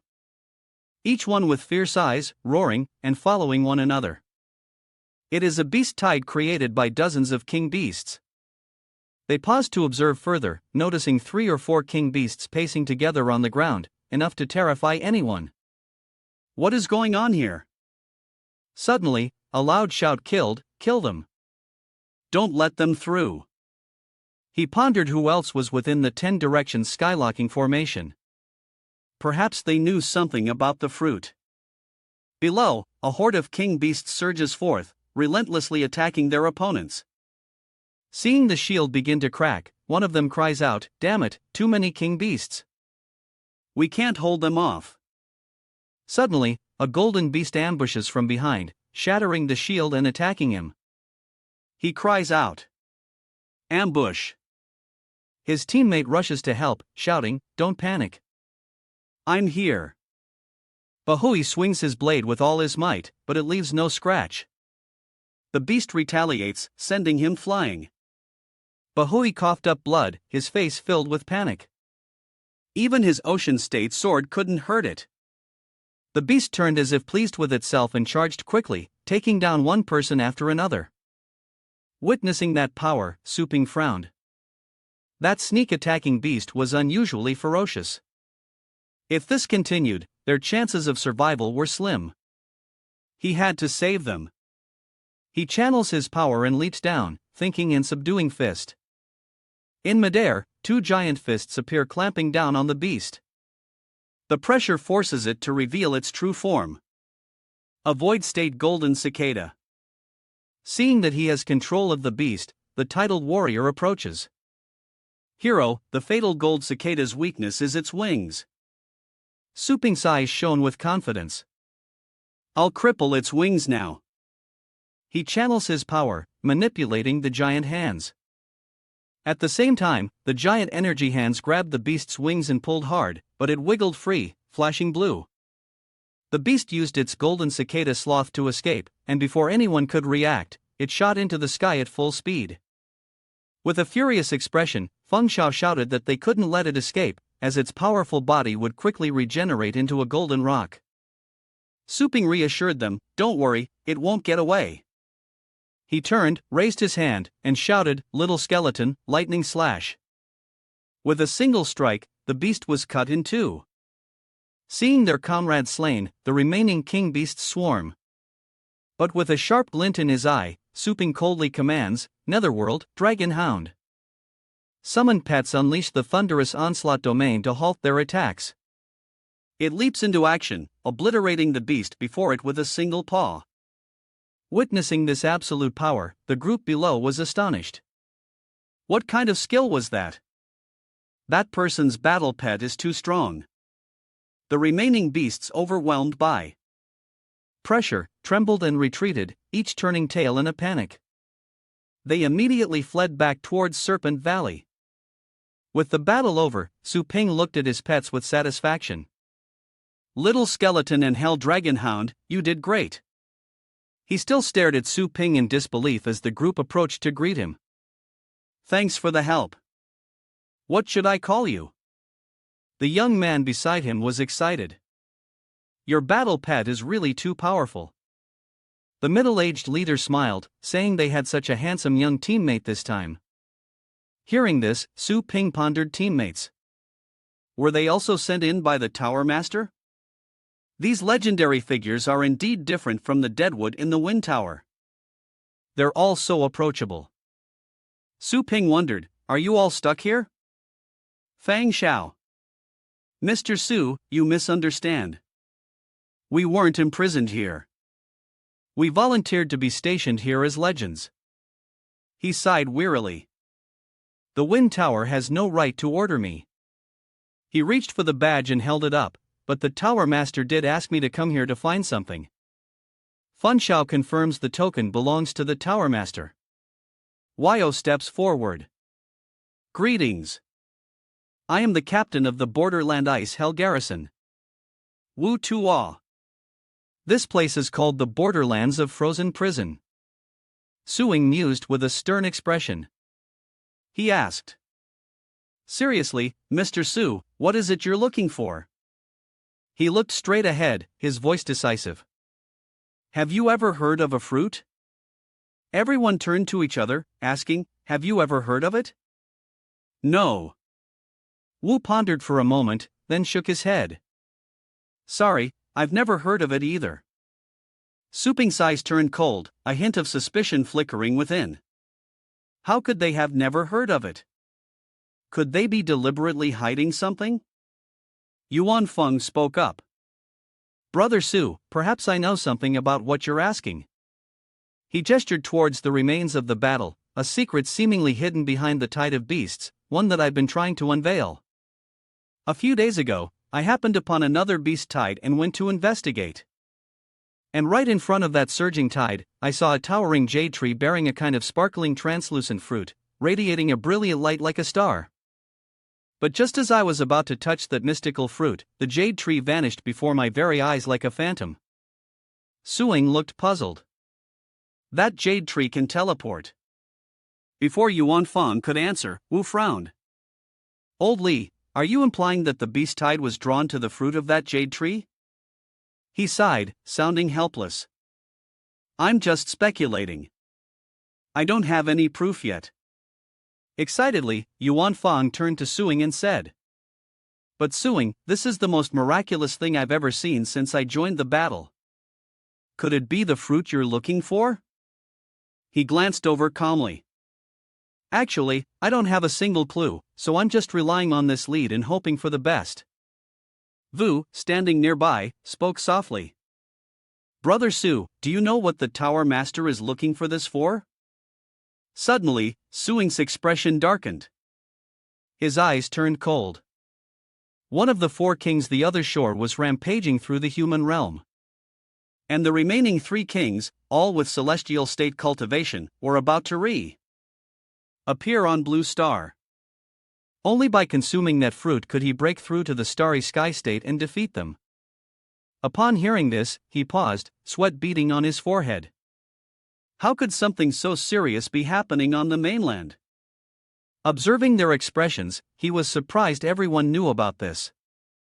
They were stationed here, so the Wind Tower hadn't contacted them at all. Funga looked troubled.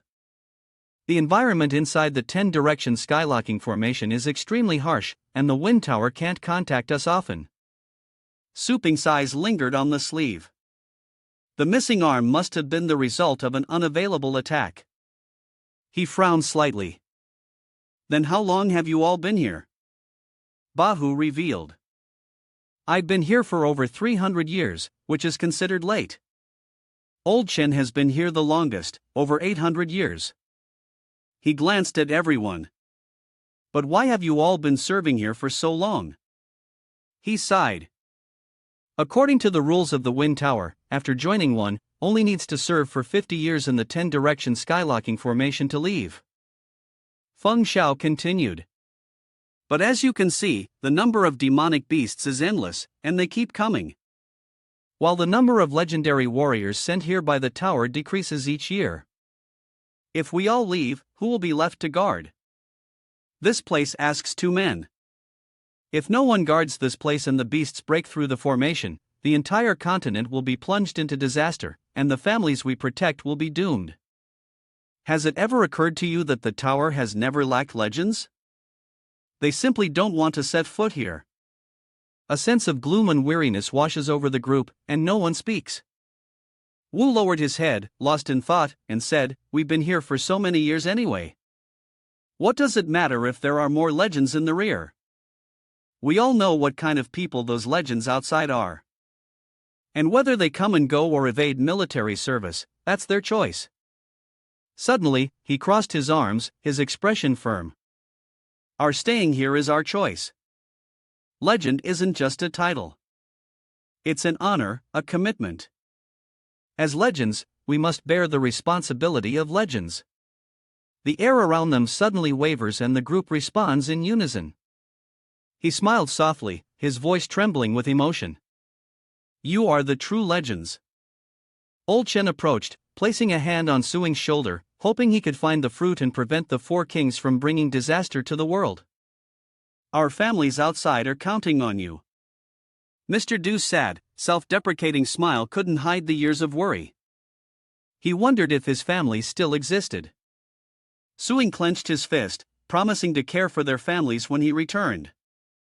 Immediately, Wuo spoke up softly. If you discovered that fruit, then please lead Brother Su to find it. Yuan Fan nodded in compliance. He turned and urged Brother Su, we can't delay any longer. Let's go.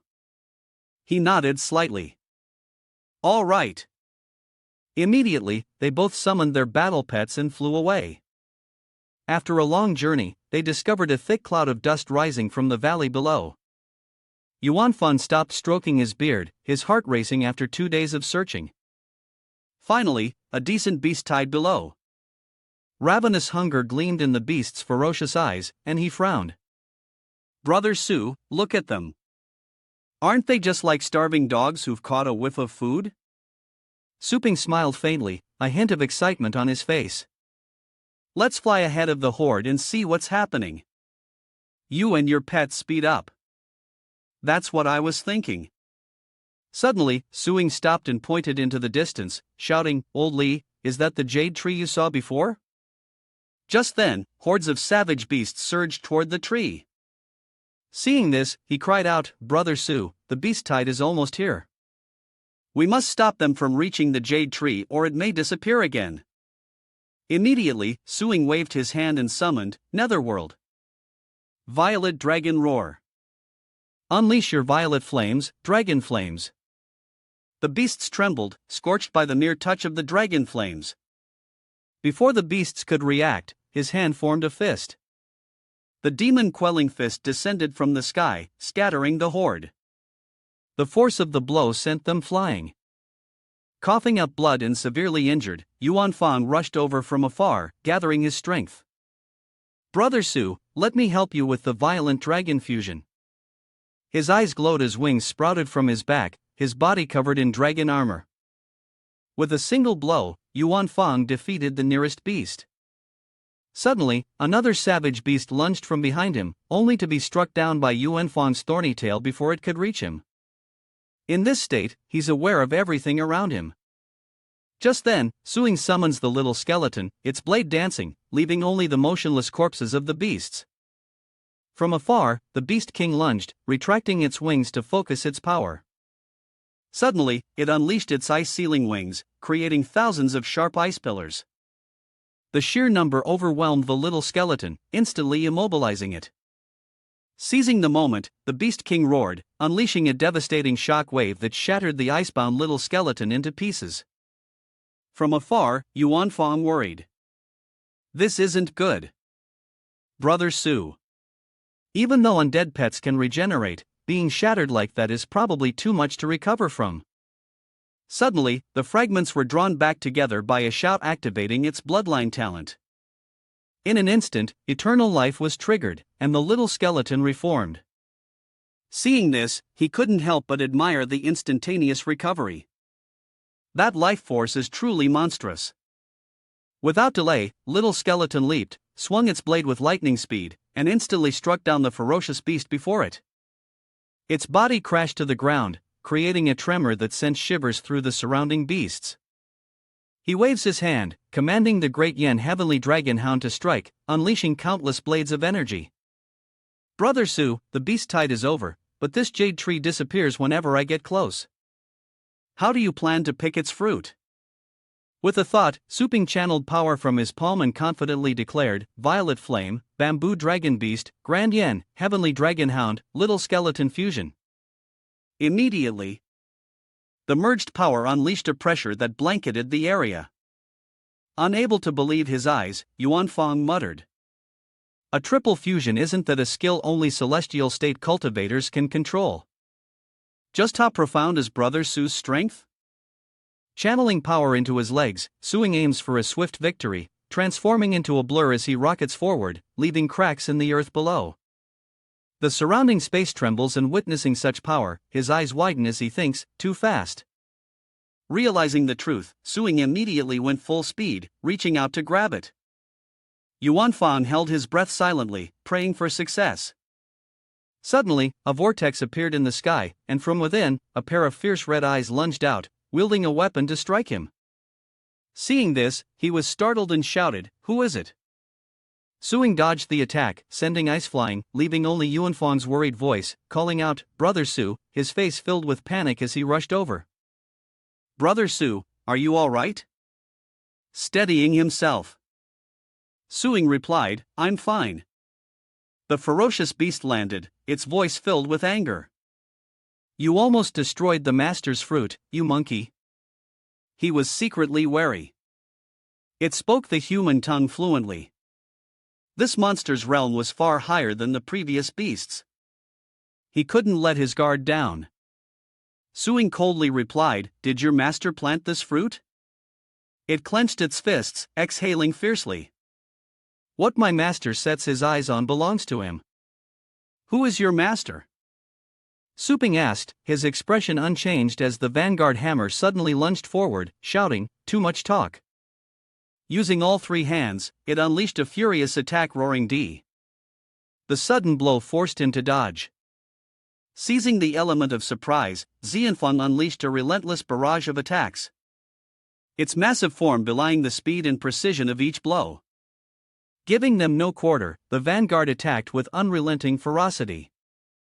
Yuanfeng struggled to evade the attacks. What is this monster's problem? Only knowing how to rely on brute strength. Realizing something was off, Suing suddenly stopped. Something's not right. He scans the area. The monster has vanished and he can't sense any spirit energy. Unexpectedly from behind, with a triumphant look, it swung its weapon and lunged forward. Taking the blow, he turned and braced himself. Seeing this, Yuanfeng rushed in from behind. "Brother Su, let me help you." In a flash, Shirong turned, delivering a fatal blow with a furious roar, becoming entangled. The attack was too fast. Yuanfeng took the full brunt and coughed up blood from afar. Suing barely recovered, shouted anxiously. "Old Li," he called, but to his surprise, Li unexpectedly held onto the spiked mace, his eyes filled with unwavering determination. "Don't think you'll get away with attacking us. This is the spiked tyrant dragon's inherited bloodline skill." From Yuanfeng's body, countless armor fragments gleam, transforming into steel spikes the moment he activates the piercing thornstorm. Shunfeng cries out in disbelief. "What?" It roars in frustration. "Let me go." Seizing the opportunity, he stealthily lunged forward, thinking this was his chance. Drawing his blade, Suping imbued it with necromantic dragon flames. A single decisive strike. Instantly, Shinfeng's head was severed from his body, his massive form collapsing as dark energy poured out. Yuanfeng breathed a sigh of relief, excited that they'd finally taken down the big guy. But suddenly, a raspy voice echoed from the body. "Damn it, you dead monkey!" He immediately became alert. "What is this?" "He's still alive." A mysterious hoarse voice echoed as the space trembled violently. "Don't even dream of escaping." From within a heavenly six-fiend assassin emerged, his voice full of power. "Just who are you people? You actually managed to kill my vanguard." Yuanfeng looked up, a hint of fear in his voice. "You're that sky-eyed beast guarding the abyss." He waved his hand dismissively, "A beast daring to insult me with such a lowly title. You deserve to die 1,000 times over." But that threat did not intimidate him. Suing calmly asks, "Is that fruit the reason you're here? Legend says it can help those who eat it evolve to the starry sky realm, right?" With a smug grin, Tanmu sneered, "Foolish monkey, daring to steal from me with such ignorance. The fruit is almost ripe." He suddenly leaped into the air, uttering a threat. "You two monkeys can prepare to become fertilizer for it." He immediately coated the blade with netherworld dragon flame. It was indeed that fruit, and he absolutely couldn't let it fall into Tanmu's hands. He swung his blade, its power undeniable, but Tanmu scoffed, casually, flicking a finger, erecting a massive spirit barrier around himself. Every attack from Suing vanished on impact. He relentlessly struck again and again, but all in vain. Suing was stunned. His blade had vanished. Suddenly, a wave of killing intent surged from behind him, catching him off guard. "That's my attack." Witnessing its power, Yuanfeng couldn't remain calm. Is this the power of the laws that only celestial state cultivators can grasp? Bending space itself, heavenly eye clan, spiritual power, a triumphant expression. "You have a good eye for me. Crushing you two monkeys is as easy as flipping my hand." Instantly, Suing was suppressed by the power of the giant spirit energy hand and its aura, immobilizing him. And he was shocked. "What's going on? I should have been able to dodge that. Why is my body frozen in place?" The attack descends with brutal force, shattering the surrounding ice. His trinity state is forcibly dispelled and all four are heavily injured. Yuan Fang rushes over, his face tense, shouting. Brother Su immediately launched a fist at him to buy some time. Hurry and run. Without reacting, the Thousand Eyes demon sneered. How laughable. You couldn't even defeat my vanguard with that. So how could you dream of defeating me? Space twisted and Yuan Fang was struck from behind by his own attack. Seeing this, Suing, having regained some strength, immediately gave an order. The violet flame dragon beast adds layers of defense for Senior Li, casting stone ramparts, vine armor scale, hardening icebone, exoskeletons, and flame cloaks for Yuan Fang without delay. Seeing his attack blocked, Tianmu scoffed and snapped his fingers, unleashing a surge of spirit energy that pierced through the armor, sending him flying. He glanced anxiously at Yuan Fang. Old Li, are you all right? His face was pale. His breathing labored. This celestial space-bending ability is just too much. There's no escape for us. Suddenly, Ping's face turned cold as he gathered spirit energy into his fist. If there's no escape, then they'll all go down together. Yuan Fang frantically tries to stop him. What? Brother Su, your journey has only just begun. Why sacrifice yourself here? Suing frowned, calculating that his spatial abilities weren't as complete as the other shores, and his control range must have limits. He'd have to gamble. Seeing this, Rashesa laughed, his voice scornful, saying that this little monkey couldn't even touch a hair on his head. He immediately waved his hand, telling him to stop daydreaming. And with a demon pup pressing divine fist, a huge stream of spiritual power gathered into a fist, suddenly changing direction and rushing straight towards the tree. My target is that fruit. From afar, Tino scoffed and flicked his fingers. Isn't it clear enough?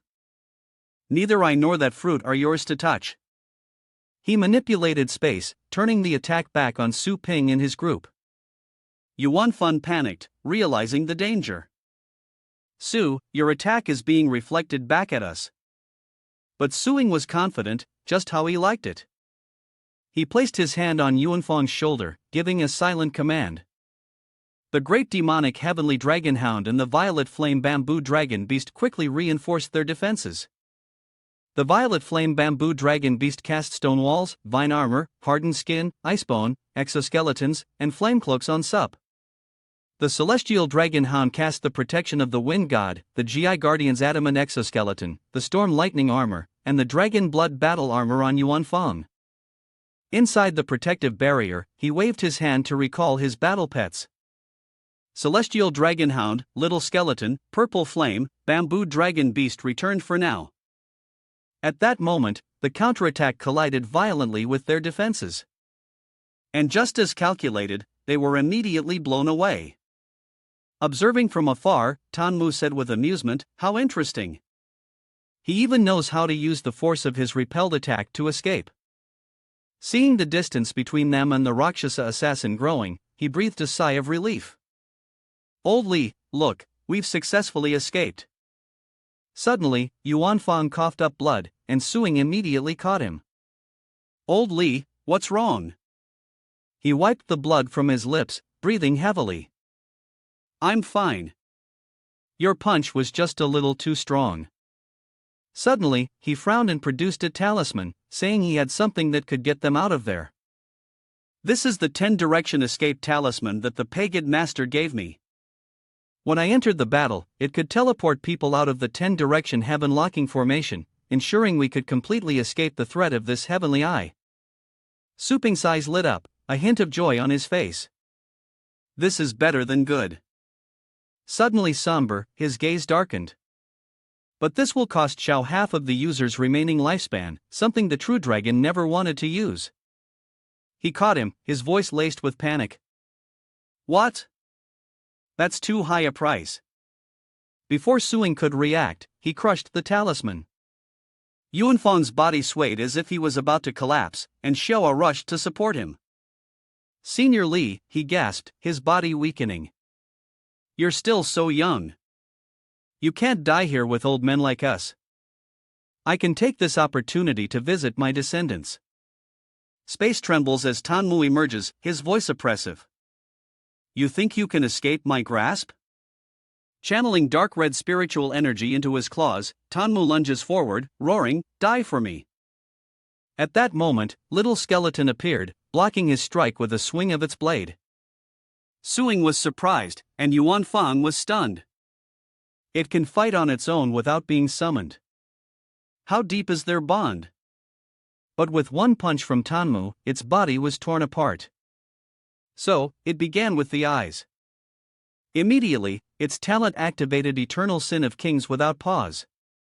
Little Skeleton swung its blade at Tanmu again, but with a flick of his finger, it was injured by the backlash. Seeing the spirit seal about to close, Suing shouted, "Little Skeleton, get back here." At the same time, Yuan Fang sighed.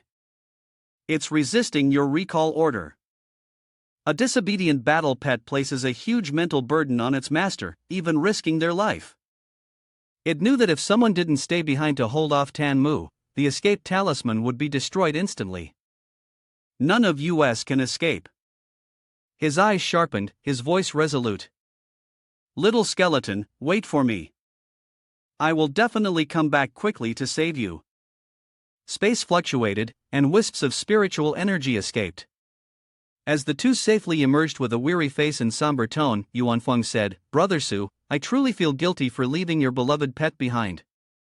Suing shook his head, asking with concern, "Old Li, you don't need to feel guilty. Who could have known a celestial fate realm cultivator would suddenly appear and block our path? How are your injuries?" He coughed, wiping away the blood, his vital energy severely damaged. He needed a safe place to recuperate.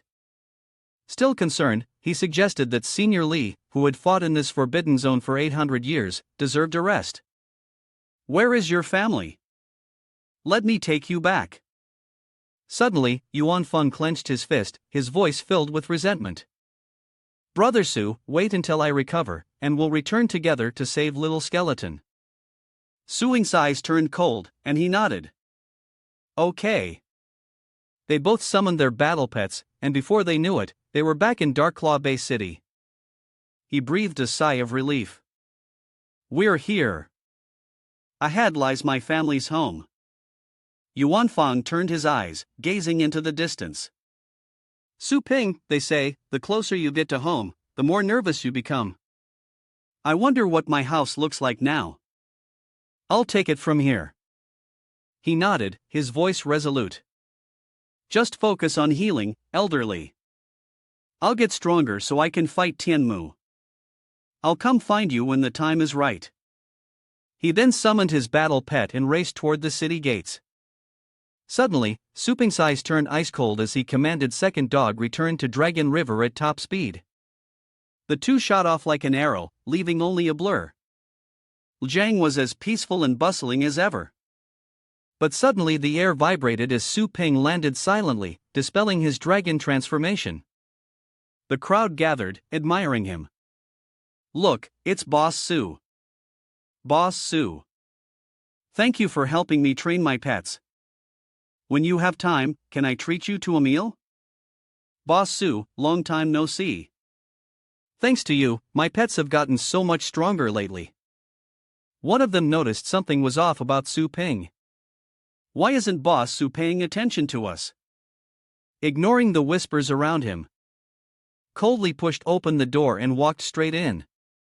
Seeing Suing's dark expression, she spoke up. "Why do you look so awful?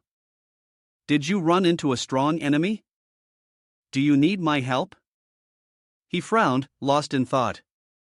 "Ask her for help. Joanna's interventions are limited, and this enemy isn't unbeatable. I'll handle this myself first, and if I can't, I'll ask for her help." He turned and walked away, wondering, do I need equal spatial power to defeat a celestial? She follows behind, looking indifferent. If it's an enemy who can easily hide in a lower dimensional space like the River of the Dead, then of course. But if it's just ants who've learned a few tricks to move mountains and drain seas, then it's much easier to deal with. Dream on. The range of spatial power it can manipulate is no more than 100 m, and it can only control one thing at a time. Its cultivation must have only recently reached the celestial destiny realm. If I can cultivate the golden crow divine demon body to the 3rd level, I'll have a physique equivalent to a mature golden crow and maybe even directly confront its spatial abilities. But I don't know if I can find all the necessary materials on Blue Star. Wait, why do I have to search for the golden crow divine demon body materials like finding a needle in a haystack on Blue Planet? There's a place that will definitely help me find all the materials in the shortest amount of time. Having made his decision, he silently commanded the system to open the cultivation area list. Screens appeared before him and he searched for a location related to the golden crow theurgic body. A screen radiating red spiritual energy appeared. The primordial chaos heaven sunstar costing 1 million energy per day with a death fee of 1,000 energy per attempt. His eyes lit up and Suping clenched his fist with determination. You get what you pay for something he wouldn't have dared to glance at before. But now that I have multiple branches, my energy revenue has increased significantly so I can spend money without worry. The system enters the primal chaos heavenly sun star. This planet rife with active volcanoes and magma is the primal chaos heavenly sun star. A portal opens and as he steps out, Suping immediately feels the heat lava clinging to him. It's so hot, why is it all fire? Suping shouted, crouching down and activating his astral shield, which insulated him from the heat. But suddenly, a notification appeared from the system. Host has died. Would you like to revive? Is it working? He looked surprised and raised his hand to choose. He had prepared for this, but didn't expect to die and be resurrected before even meeting an enemy. Back in action, Suping figured the golden crow was native to this planet. Let's see if the golden crow divine devil body has any effect. Instantly, golden spiritual energy enveloped his body, lifting him into the air. It's working. Although I can only hold it for about 10 minutes, I can finally move freely. Without hesitation, Suping opened a portal and softly called out, "Come on out, little skeleton." As soon as it appeared, the battle pet cried out. From the heat, unleashing its dragon transformation and icebone exoskeleton instantly covering itself in ice. I feel cooler already. He raised his hand and a small seedling appeared. Second, your nose is the sharpest, sniff out the golden crow grass for me. Immediately it soared into the sky below. Suping called out and in an instant they spotted a cluster of golden plants in the distance. He was astonished by the sheer quantity of them. So much golden crows. This is great. I searched all over Blue Star and only found one. Suddenly, Suping jumped down knowing he had come to the right place. But as he reached out to pluck one, a gloomy voice echoed from nowhere. Insolent ant, how dare you trespass into my Emperor Chang's imperial herb garden to steal divine herbs? He looks up stunned, his breath catching in his throat as a massive, radiant golden bird appears before him. That's a golden crow. Overwhelmed by its presence, Suping immediately has the system install the golden crow language pack. His voice now laced with respect. Great Dragon apologizes. I didn't know this was your herb garden. I cultivated the golden crow divine demon body through chance, so I'm practically half golden crow. I hope you'll show mercy. Immediately, Dechong transformed into a beautiful woman. You stole my herbs and secretly learned our clan's techniques. Another crime added to the list. She stepped forward, arms crossed, her voice full of threat. There's no escaping death now. Startled, he quickly explained. Wait, so you're saying if I die once, my sins will be forgiven? Instantly, Dunk raised her hand, gathering spiritual energy into a radiant sphere, crackling with golden lightning, declaring that the debt was cleared. Or how many more deaths did he have in mind? Unexpectedly, he spread his arms, inviting the challenge. Then come and get me. She ascends, firing thousands of spirit flames at Suping. Die. He was instantly engulfed in flames, his body burning to ash. Seeing this, Dechong smiled smugly. No matter how big your words weren't, you still burned to death in an instant. But at least he's a man of his word. Immediately after, Suing activated his resurrection on the spot. His figure slowly materializes amidst the faint blue aura. I was just reduced to ashes. Is that satisfactory, senior? Seeing this, she paused for a moment. He's still alive. What trick did he use to escape that little brat? Dayoung frowned, anger rising. How dare a foreign ant like you look down on me? He waved his hands frantically, looking panicked. I assure you, I'm not toying with you. We agreed that dying once would settle things. Please keep your word, senior. She retreated slightly, her gaze cold and contemptuous. I agreed that your death would atone for your sins. This time, Dang unleashed her power, and a massive spirit orb appeared in her hand. But since you're not dead yet, of course, we have to continue. She unleashed the Emperor Flame, a powerful blast of fire that tore through space. Even a fully grown golden crow would be melted by this attack. Suping stood still and took the hit head-on, the ground beneath him turning into a massive lava pit. The fact that you forced me to use my Imperial Flames means you can die with honor. Immediately after reactivating, reviving on the spot, his voice a bit impatient. Enough. No more wasting time. With eyes now cold, he lowered his head and said, You can't kill me. Seeing this, Dang frowned, surprised that he was unaffected by the Emperor Flame. She scoffed and with a wave of her hand formed a cube-shaped barrier of spirit energy, pushing it towards Ping. If I can't kill you, I'll hand you over to the elders. Instantly, the mass of spirit energy grew, enveloping and trapping him inside. Suping tried to attack the barrier, but couldn't break through it. Where does she want to take me? Dichong transforms her claws, grips the barrier, and she soars towards the Golden Crow Ancestral Temple, your final resting place. Inside, he muses that the Golden Crow Ancestral Temple sounds interesting.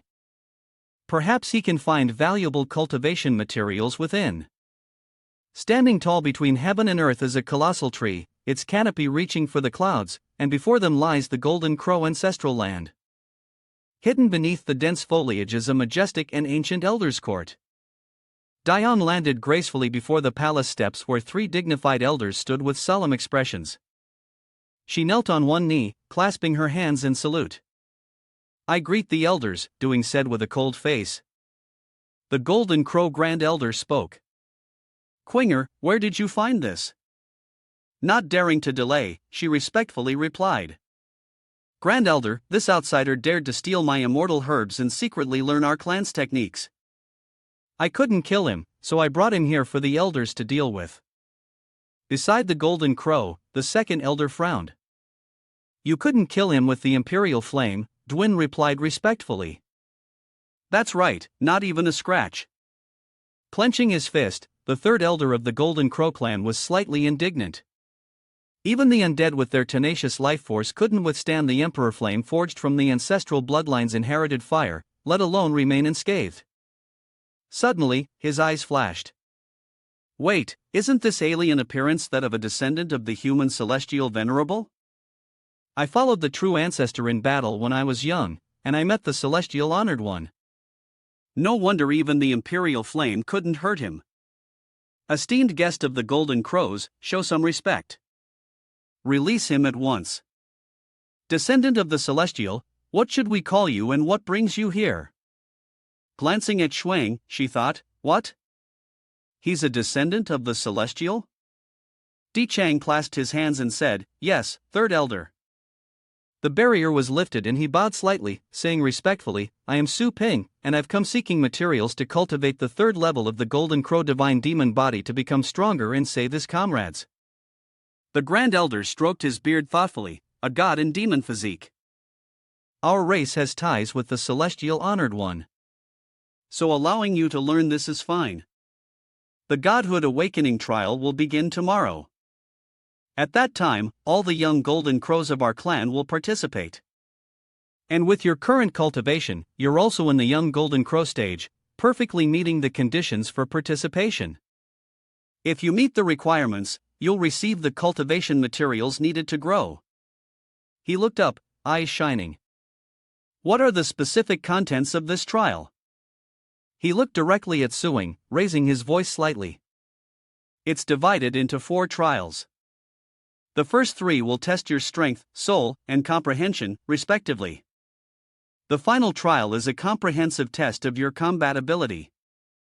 He smiled faintly, a confident look on his face. So, as long as I pass, I'll get the resources to cultivate right. Then, I thank the elders. Suing curiously observed his surroundings, surprised so many people were participating in the trial. With her hands clasped behind her back, Dion casually replied. Half are here for the spectacle and half are your opponents. Hearing this, he wondered, opponents? Isn't it enough to simply meet the requirements to pass the trial and receive cultivation resources? She shook her head slightly. If the rewards were all the same, how could we distinguish the talented from the ordinary? Only the top performer receives the elder's special reward, while the rest receive only mediocre prizes. Di Kyung gestures towards their distant opponents. Over there are Jin, Ranyu, and Yen Kei. Of the 3 royal clans, their strength far surpasses that of ordinary golden crows. Suping nods softly so that. That's how it is.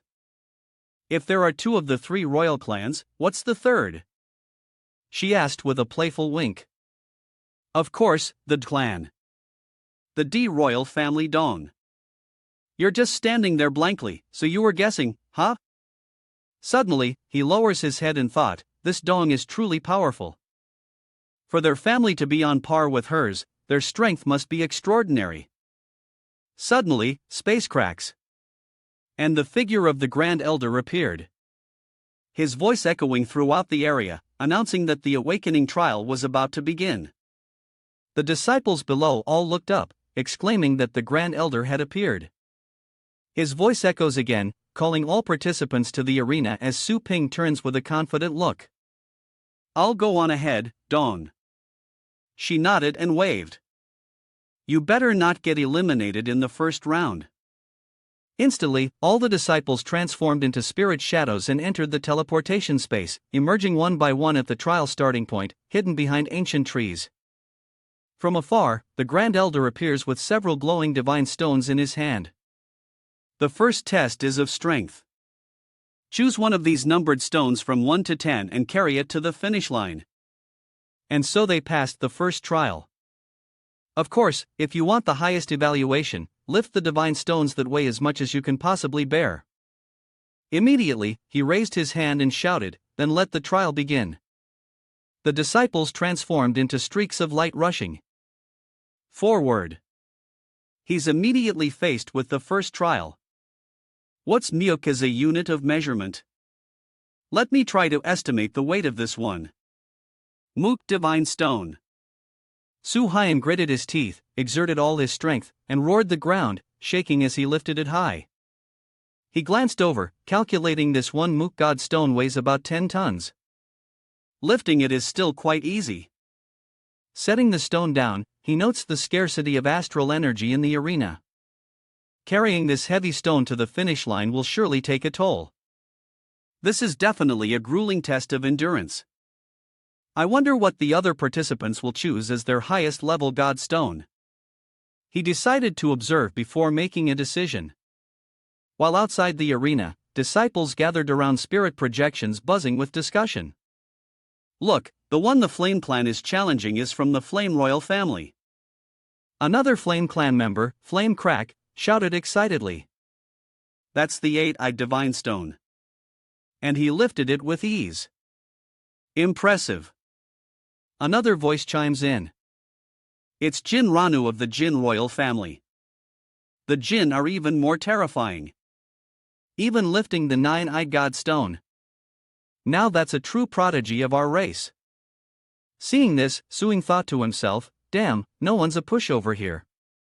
Looks like I'll have to choose that boulder if I want the best body refining resources. Watching him through the spirit screen, a disciple sneered, what's that? That human dares to challenge the 10 eyes. Even the likes of Yankee and Jean Ranyu of the Three Corpse Royal Clan wouldn't dare challenge Shermu.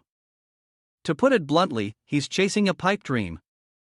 Unexpectedly, Su Ping raises his hand and summons, "Come forth, Grand Yen, heavenly dragon hound." At the far end of the training ground, the elders watched with ease. Is that summoning? Indeed, it's a combat system entirely different from our own created by that celestial venerable. But Great Elder, isn't this against the rules? If he only summons one, it's fine. But if he summons hundreds, immediately after the fusion call, horns sprout from his head and his body is covered in dragon armor. Su Ping reassured them, "Rest assured, I've only summoned this one greater primordial dragon hound." Immediately, he exerted his strength, his dragon claws gripping the divine stone as spiritual energy erupted from his hands. Su Ping shouts, "Go!" The ground beneath him cracks as he lifts the massive stone high above. From afar, the second elder marveled. This combat system is quite interesting. A group of tiny creatures connected living and dying together, unleashing a power they shouldn't be able to achieve. At the same time, the immense pressure tore at his shoulders. Su Ping gritted his teeth, enduring the pain. Without little skeleton here, he could only use the first level of ocean state to merge. It's too heavy. It feels like every muscle in my body is being strained and torn apart. But this pain is nothing. Little skeleton is in the hands of that thousand Rakshasa beast. The suffering it must endure is 100,000 times greater than mine. This is a trial for both of us. And no matter what, we must overcome it and become stronger. Above the Yen clans, VMC sneers. VMC says, "Human brother, don't do anything foolish. You're at your limit. Put down the godstone or you're dead." He gritted out, eyes flashing. "Death. Death is the least of my concerns right now." The divine stone collapses, shocking the nearby disciples. Thank goodness I didn't get any big ideas or I'd be in the same miserable state.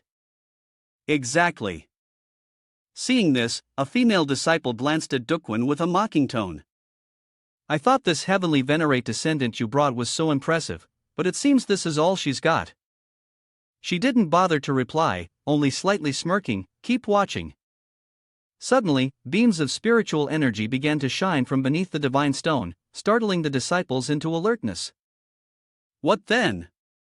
To the crowd's astonishment, Su Ping slowly lifted the divine stone. How is he not even fazed? Not far from him, the other disciples discussed in astonishment, wondering if he had been reborn. What kind of treasure is it? Such heaven-daying power must come at a price. Whether it's a limit on uses or a massive expenditure of energy, he must be at his limit now. He won't get far. Ahead lies a towering mountain, and beyond that mountain raging deadly waters. Even if you can revive, it's ultimately a futile effort. He sighed, realizing this test was designed for the Golden Crow clan. How could outsiders without wings carry the divine stone over the mountain? Suddenly, he stopped and lowered the massive divine stone to the ground. His strange actions causing a stir among the observing disciples. What is he trying to do? Is he giving up already? How strange.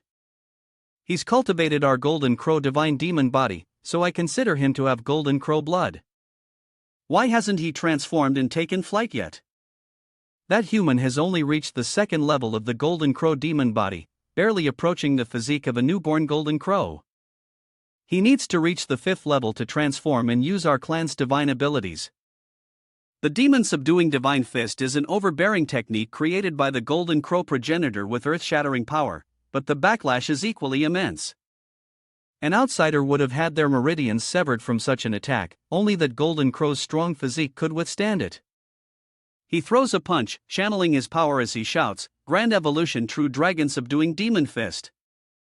At that moment, Suing pushed the power and backlash of this punch to the limit, using his own life as the price to unleash his strongest blow. A fierce surge of spiritual energy erupted from Suing's hand, causing the surrounding space to tremble violently. Immediately after, he coughed violently, vomiting blood as Suing's muscles ruptured and the system announced his death. A nearby disciple scoffed, saying it was like an ant trying to shake a tree, but then Su Ping instantly revived on the spot.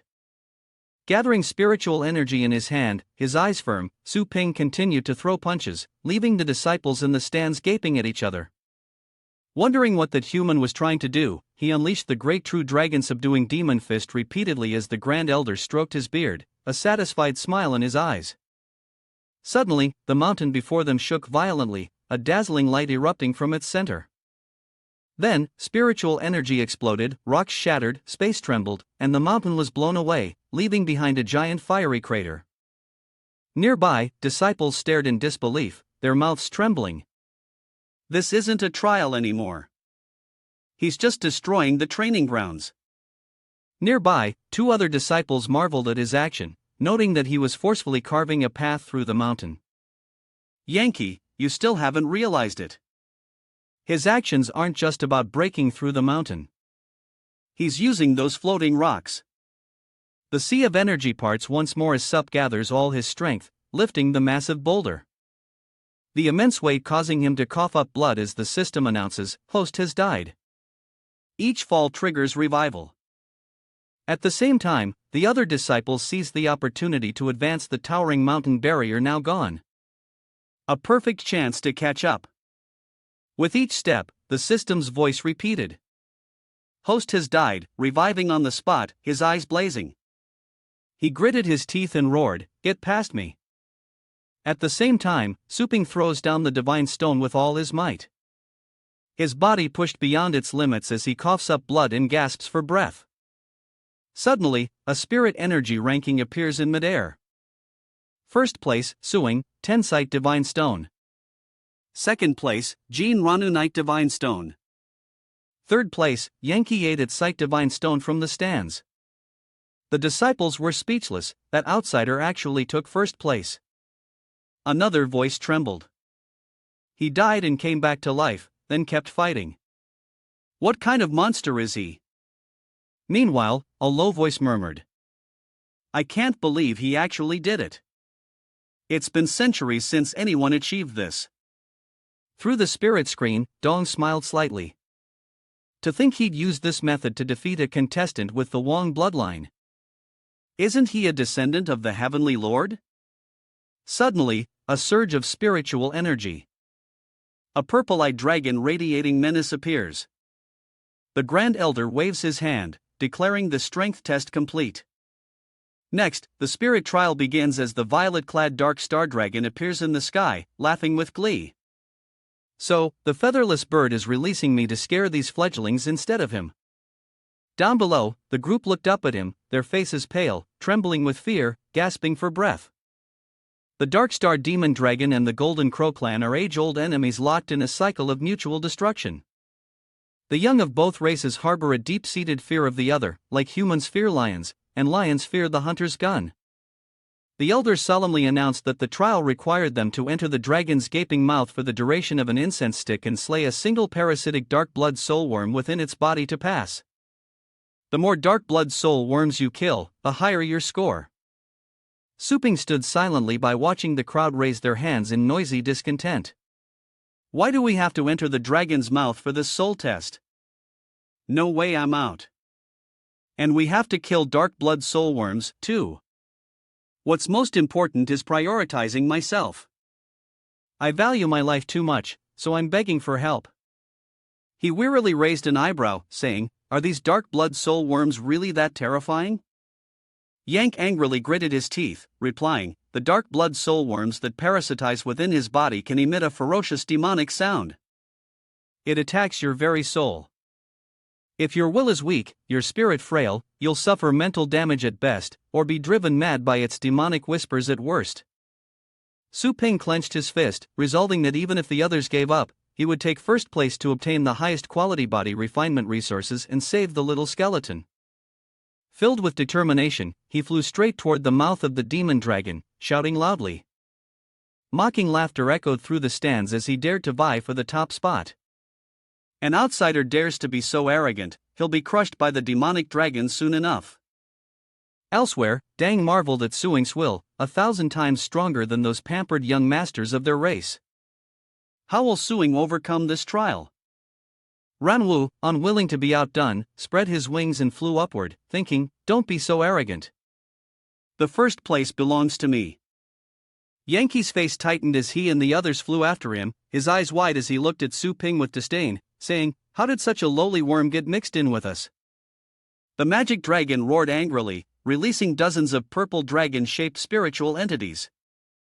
That energy descended, piercing the ascending crowd and eliciting cries of pain. Jin Renu paled, clenching his fists as he desperately conjured a magical shield. He gritted his teeth, clearly strained, cursing the unexpectedly difficult demonic energy. Just as he's about to break through, Xia Renu's eyes widened as he roared, his body enveloped in gold. The phantom of a sacred bird spread its wings behind him, unleashing its power. Full power. Witnessing this, the blonde woman pointed forward in astonishment. "VM Kok, look. Do you see the power behind Kim Nien Vu?" He smiles, intrigued. So, he's learned to manifest his domain. That's the ability to materialize one's will and aura. Using their aura to suppress and eliminate all spirits. This skill is incredibly profound, only understood by the most exceptional talents, and its power is terrifying. Facing the approaching streams of spiritual energy, Su Ping calmly says, "Let's see how terrifying this demonic thought is. At worst, we'll just die a few more times." Without any protection, he's struck directly by the demonic energy.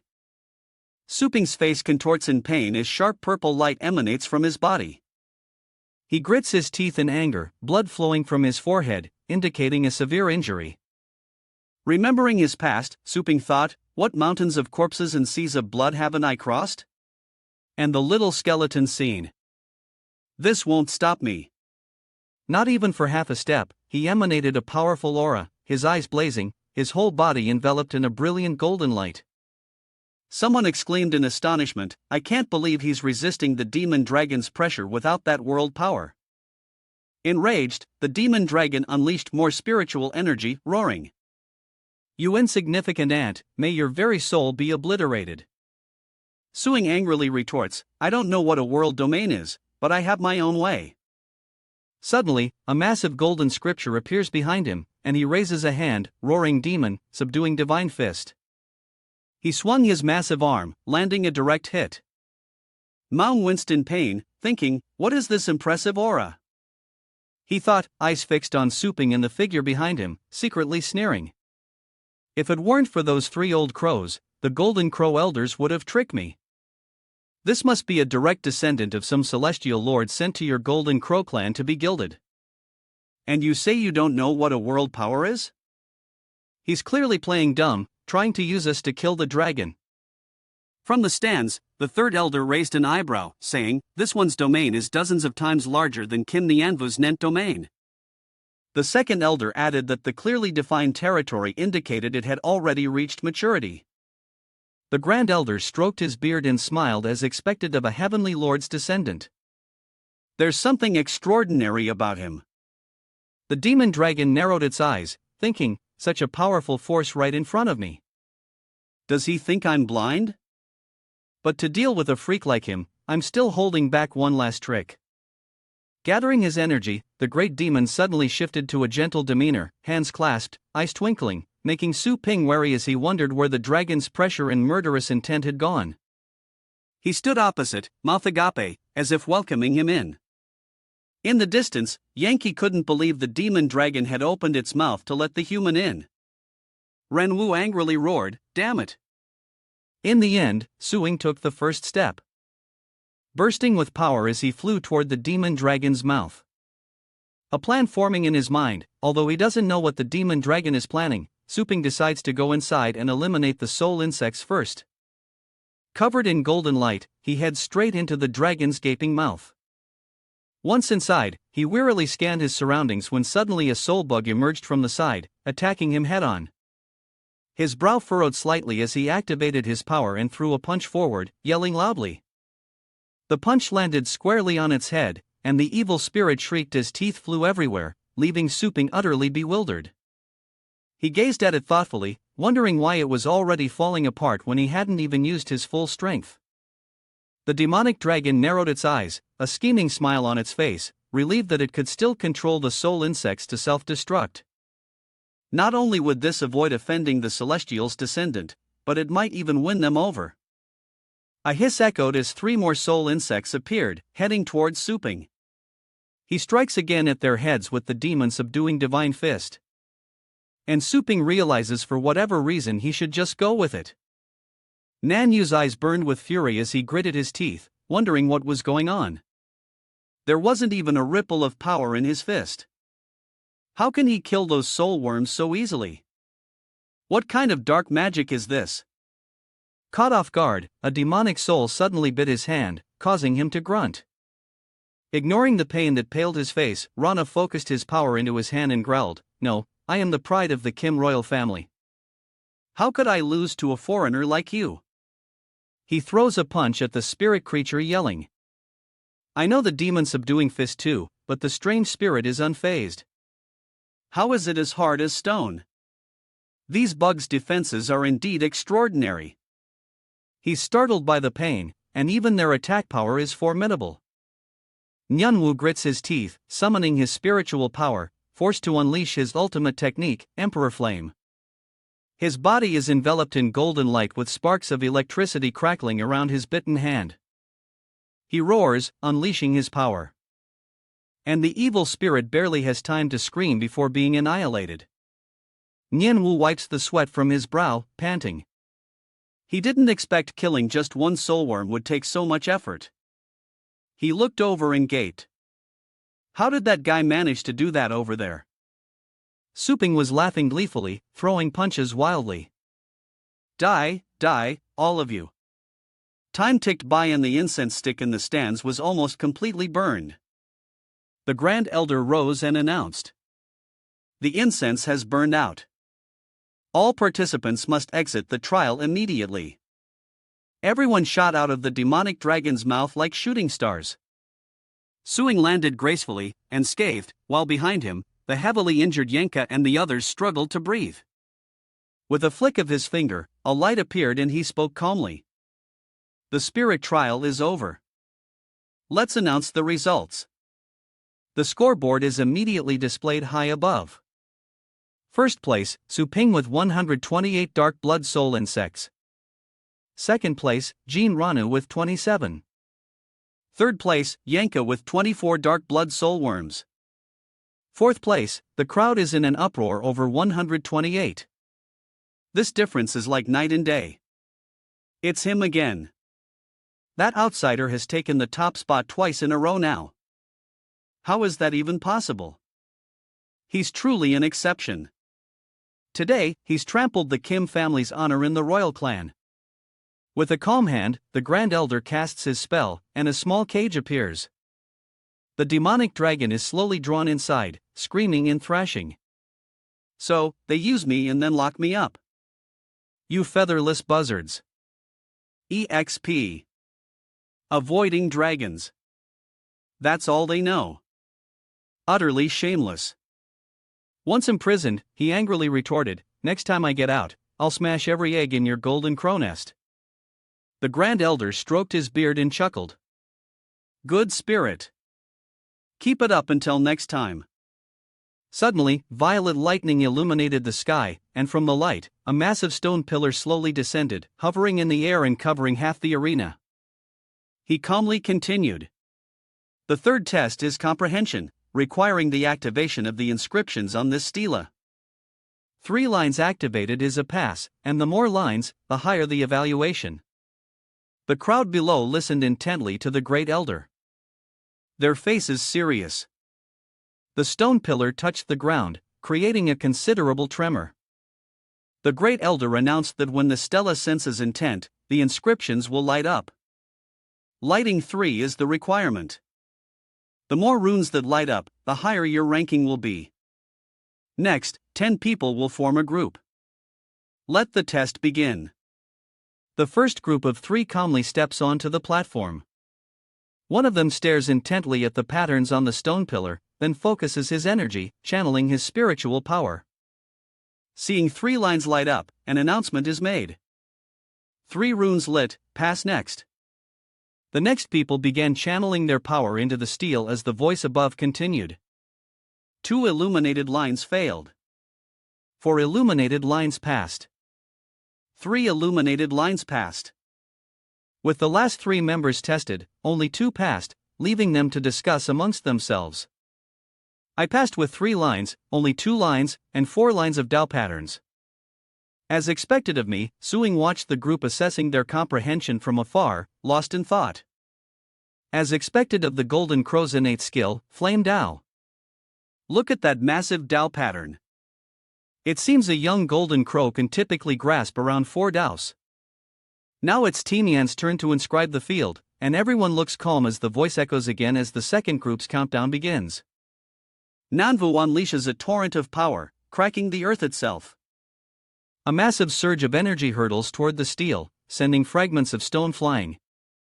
The runes light up one after another, illuminating 10 paths, leaving the onlookers stunned.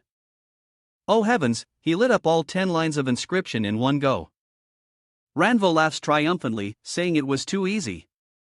Another person looks on curious. Now we'll see how VM Cock and that human perform.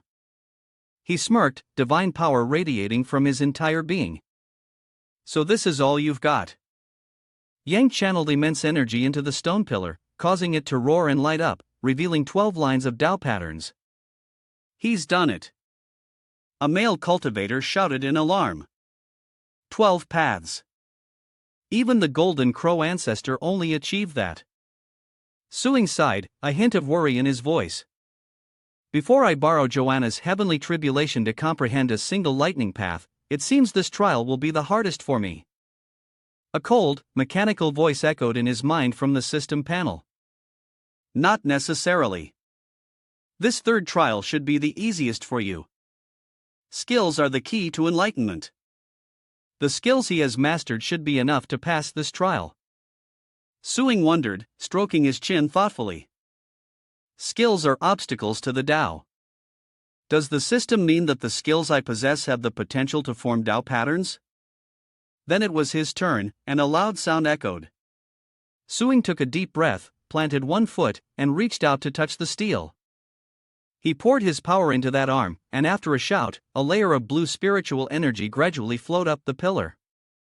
From where he placed his hand, the first line lit up, and the lightning path illuminated a Dao pattern. Having used his signature move, he worried inwardly. The first Dao pattern has lit up, and now all he has left are strength and speed enhancements. With a blue and red glow emanating from his hands, Suping unleashed more techniques, simultaneously illuminating the lines. The power and speed path lit up, bringing the total to 3. The third elder suddenly raised his hand, frowning. Wait, I've never seen such tiny and weak Dao patterns before. If this counts, it might negatively affect the other Golden Crow's enlightenment. Although the Heavenly Lord's descendants' Dao patterns are faint, they still meet the minimum standard to form. The Grand Elder slowly said, indeed, there are thousands upon thousands of Dao. And not only the fundamental Great Daos can ignite Dao patterns. The fundamental Great Path encompasses countless lesser paths, and mastering a lesser path is itself a great achievement. He looked at him and said calmly, well, descendant of the Celestial, have you used all your skills?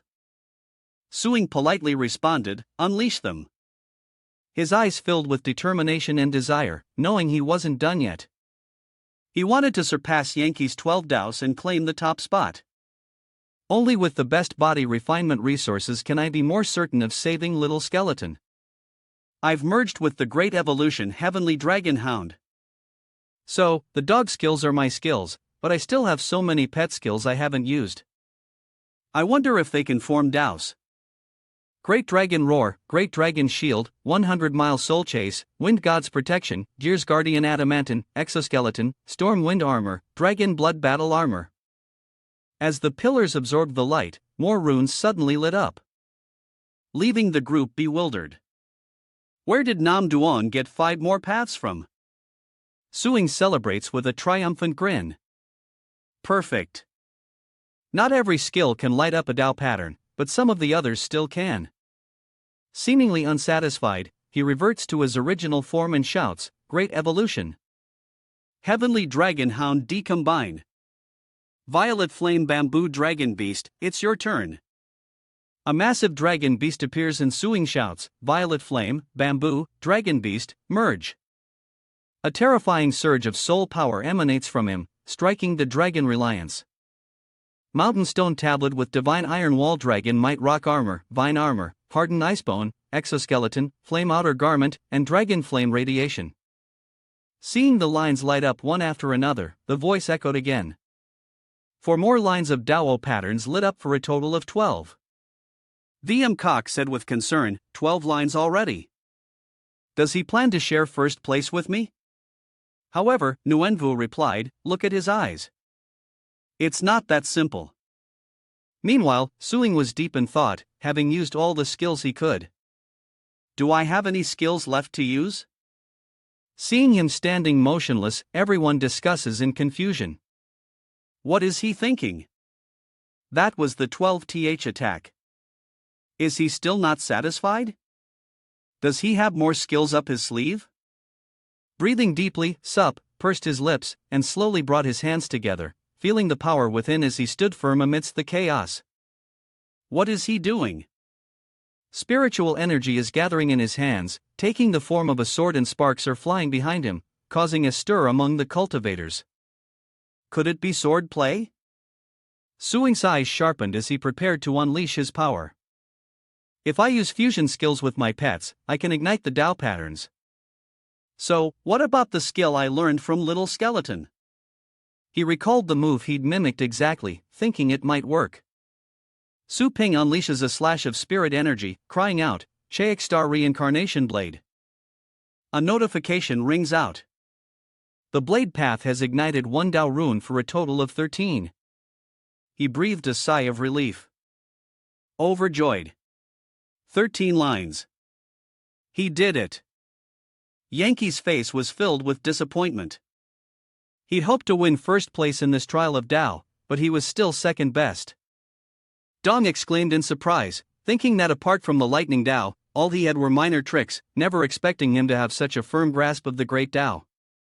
The Grand Elder stroked his beard with delight, saying he truly had the qualities to become a god as expected of a celestial lord's descendant. After the test results were tallied, Su Ping was in first place with 13 Dao patterns, followed by Yen Ke in second with 12 and Jin Ranyu in third with 10. In the stands, the crowd was stunned, some clenching their fists in anger and frustration. What? 13 lines. How could we let this outsider take first place? If that outsider wins first place in the combined combat trial, the Golden Crow clan will be utterly humiliated. Suddenly, a golden ray of light tore through the dark clouds, expanding into a doorway. His voice remained steady as he spoke of the combined combat trial. The Grand Elder gestured, saying softly, Now children enter. The disciples stood ready, answering in unison, yes. Su Ping watched as everyone flew inside, muttering, Okay, just one more battle. But as he was about to enter, a hand landed on his shoulder, and a voice said, Descendant of the Celestial, hold on. Suing turned to see it was the Grand Elder, telling him he didn't need to participate in the final trial. I see, Suing asked, puzzled. What do you mean I can still fight? Please let me continue. Don't misunderstand, he said with a smile, stroking his beard. This final battle is internal to the Golden Crow clan. If you participate, you'll inevitably be ganged up on. It wouldn't be fair to you. You've already proven yourself. But he secretly thought, with your miraculous resurrection ability, how could these youngsters possibly defeat you? It's better to leave the youngsters with some hope. Su Ping mused, stroking his chin as he thought of Yanka and Ranyu. Indeed, the Golden Crows are born with immense power. Even in their infancy, they possess strength that our race can only achieve through a lifetime of arduous training, and who knows what terrifying trump cards those two geniuses are still hiding. The Grand Elder is treating me well, he calmly said. Then I shall follow the Grand Elder's arrangement, but I wonder what the materials for my body refinement will be. He raised 2 fingers to his mouth, unleashing his power, his hands and eyes glowing gold. According to the rules of the Golden Crowlon, you are the top performer in this trial. The Grand Elder raised his hand, channeling divine power that pierced the dark sky towards the sun, where flashes of red and gold light flickered. Looking up, he calmly said, "You will receive a drop of celestial blood." Golden energy enveloped the blood, surrounded by tiny red flames that slowly descended before them. Su Ping was astonished even the celestial capital could be slain. This drop of blood must be incredibly precious. The great elder is willing to bestow this upon me. He clasped his hands, bowed slightly, and offered his sincere thanks. "Thank you, elder." He handed it to Suing, saying softly, "You've cultivated our clan's techniques, so you can be considered to have our bloodline. This drop of heavenly blood can activate the potential within you, and perhaps even awaken a divine body if you possess one." The celestial blood touched his abdomen, and its power spread, engulfing him, causing Suing to cry out in discomfort. It burned like a raging fire, consuming him. Suing collapsed in pain as a massive surge of green energy erupted behind him. The Grand Elder was shocked. He thought the heavenly blood would only awaken the flame sun, divine body of the Golden Pro clan, but unexpectedly it awakened the divine body of the Witch clan. Suffering through the pain, Suing haltingly asks, "What exactly is the origin of this Wu clan? Just how powerful were their bodies?" He gazed into the distance, slowly explaining, "From the breath of creation before the birth of the divine race, the earliest beings were called the Wu." He gritted his teeth, sweat pouring down his cheeks. Pondering that the Wu race seemed even stronger than the Golden Crow clan, so their bodies must be a level above the blazing sun divine body, the Grand Elder looked at Su Ping and calmly said, his hidden body now activated as he summoned many body refinement fruits, the necessary resources to cultivate the third level of the Golden Crow God and Devil body, and offered them to him. "Based on your performance in today's trial, these are yours." Suing looked down at the brilliant golden light, reached out to receive the items, and the Great Elder spoke again. "Now I'll take you to begin body refinement." Su Ping thought with determination, "Little skeleton, you must wait for me." Back in Ljiang, Anna was diligently cleaning when Su Ping emerged from the magic portal, saying softly, "I'm back, but I have to go out again. I'm afraid I'll have to trouble you to watch the store." As soon as he finished speaking, he shot out the door like a gust of wind, leaving her to gaze after him thoughtfully. He seemed more solid and powerful than before, as if he'd broken through to a higher realm. But what was even more striking was the sense of a higher dimensional power within him, one that defied all attempts to fathom it. So the place he arrived at was the Han Corporation in the Dark Claw-based city. Something felt off to Su Ping, who said suspiciously, "This is the address that Yuan Feng the legend left me, and it's definitely this place. But why does the corporation say Han and not Li?" He approached an employee and said, "I'm Su Ping and I have an appointment with Yuan Feng Chuanyi. Please let him know I'm here." The employee quickly replied, "You fungi, I'm sorry, sir, we don't have anyone by that name here." He exclaimed in disbelief. "There's no such person." He turned and spoke softly, "Young Master Han, I am Su Ping from the Liang base. I had an appointment with someone from the Li family. But why do I only see the Han family here?" He removed his foot, a smirk on his face. "Many legends have emerged from our Dark Dragon base city, including one with the surname Li, but that legend died 100 years ago. His family also suffered an accident and has been missing for a long time. Li Truyang Qi was only missing until his remains are found. We cannot assume he is dead." Honia waved his hand with a sneer. "Stop dreaming. This is an order issued by Fonthap with a grave look," he said. "I personally escorted Lai Chuani back here just days ago. How could he have died a century ago?" He turned his head in shock. "What you mean the patriarch of our family?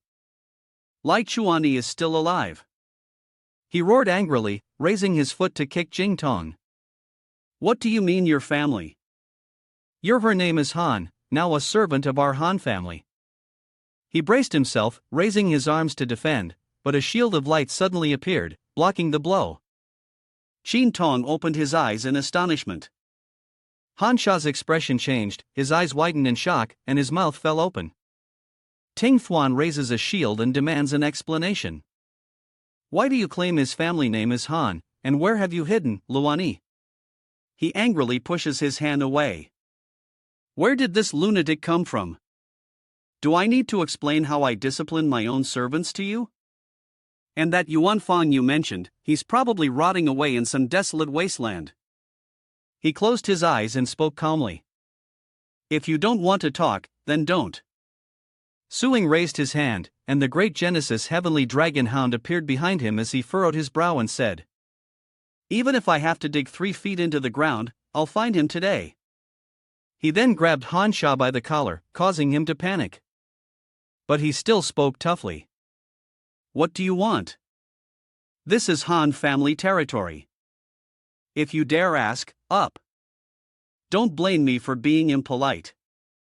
With that, Suing grabbed him, jumped on the hellhound's back, and spoke to it. I once fought shoulder to shoulder with Luani, so sniff him out and see if he's here. The hellhound's eyes glowed as if agreeing to his request, and it quickly darted off. Each leap was surrounded by a stream of blue spiritual energy. 100 soul chase. The hellhound stared intently ahead, its strides long and powerful. As if it had caught a scent and it crashed through the glass into a room where a door led to a secret base. Or perhaps something was being hidden. Su Ping quickly asked, Is it here? At that moment, Han Shao suddenly screamed. 8 protectors, come and save me. From all directions, masked figures emerged. The elite assassins of the Han family, each possessing the power of a peak level titled battle strength. One swiftly lunged, striking at him. Madman, release our young master at once. Su Ping stood still with his eyes closed, his entire body radiating a brilliant light like a protective shield. As the assassin's hand touched his energy, he cried out in agony. Enraged, he swung his fist forward, declaring, I have no time to argue with you all. With a single punch, he easily defeated the assassins, scattering their blood everywhere. This caused Han Shao to sweat with fear, wondering what kind of monster this guy was, to single-handedly kill 8 titled protectors with pure brute strength. In the blink of an eye. Raising his fist, he stares ahead with grim determination, delivering another powerful blow to the door, shattering it to reveal a figure within. He frowned, his eyes sharp and wary as he saw an old man inside, cocooned in countless strands, waiting to break free. And there he was, the one he'd been searching for, Li Chuanji. Suing rushed forward, Senior Li, I'll get you down from there. Seeing who it was, he asked, Brother Su, what are you doing here? Yuan Fang, being untied, noticed the attack and shouted in alarm, Watch out. But it was too late. Both of Suing's hands were bound. Seeing the person, Su Ping exclaimed, Who are you?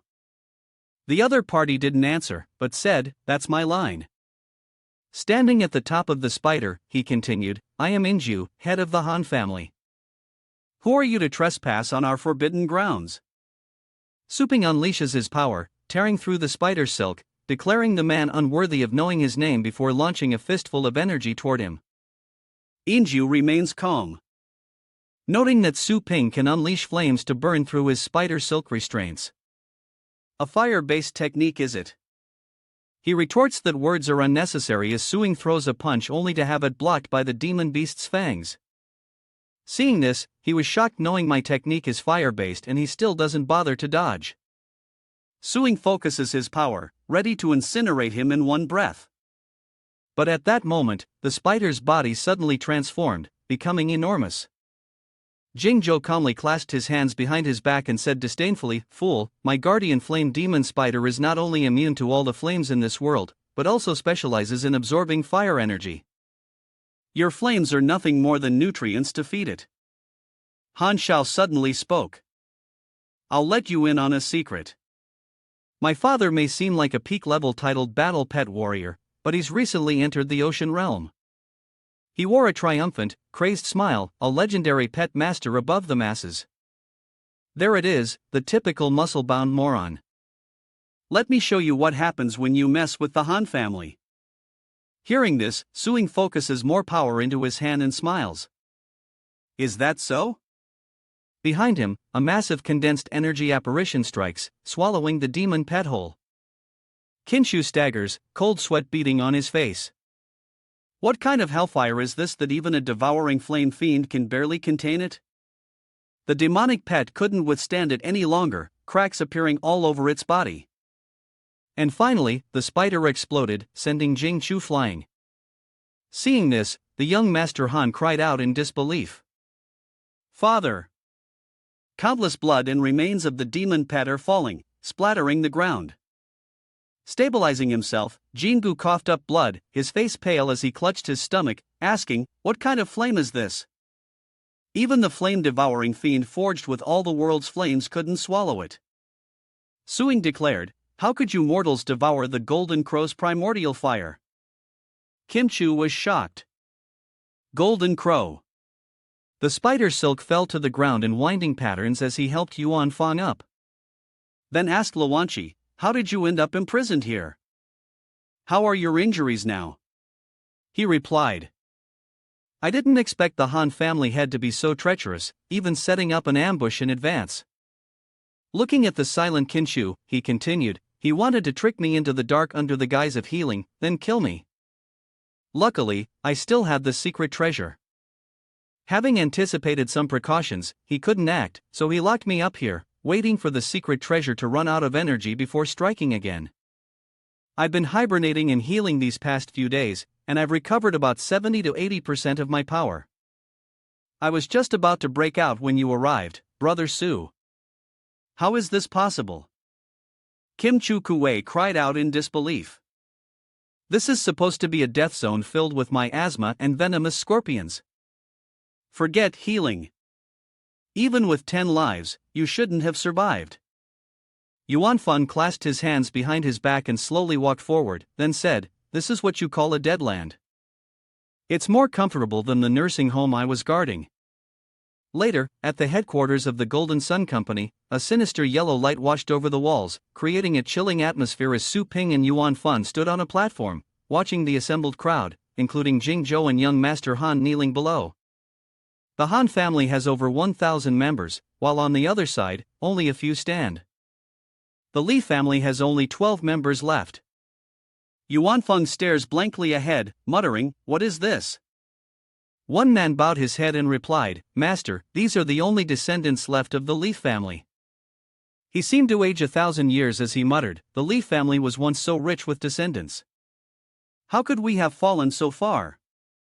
With trembling hands, Jin Gong said, "After Funta announced your death, the Li family lost its support. The Han family seized our assets, forced us to change our surnames to Han, and turned us into their servants. Most of the Li family were either killed, expelled, or assimilated by the Han family. In the end, only a few of us remain who still strive to restore the Li family." With that, he knelt. "We failed to protect our family's legacy. Punish us." Ancestor Yuan Fang helped him up, recalling the tower's promise to protect his people, which had allowed him to focus on stopping the rampaging beasts. His eyes closed. He gritted his teeth. "And yet, I'd only just run into trouble and lost contact. Not only did the Wind Tower not verify anything, but they even announced my death. Even if I had died in battle, would the Wind Tower just abandon my family? I answered the tower's call. To give our people a peaceful life. Yet, you've suffered so much. What was the point of my 800 years of war?" Su Ping interjected. "You brought firewood to warm them. How could you let them freeze in the snow?" "These beasts from the Wind Tower have gone too far. Once this netherworld business is settled, I'll be sure to settle accounts with them."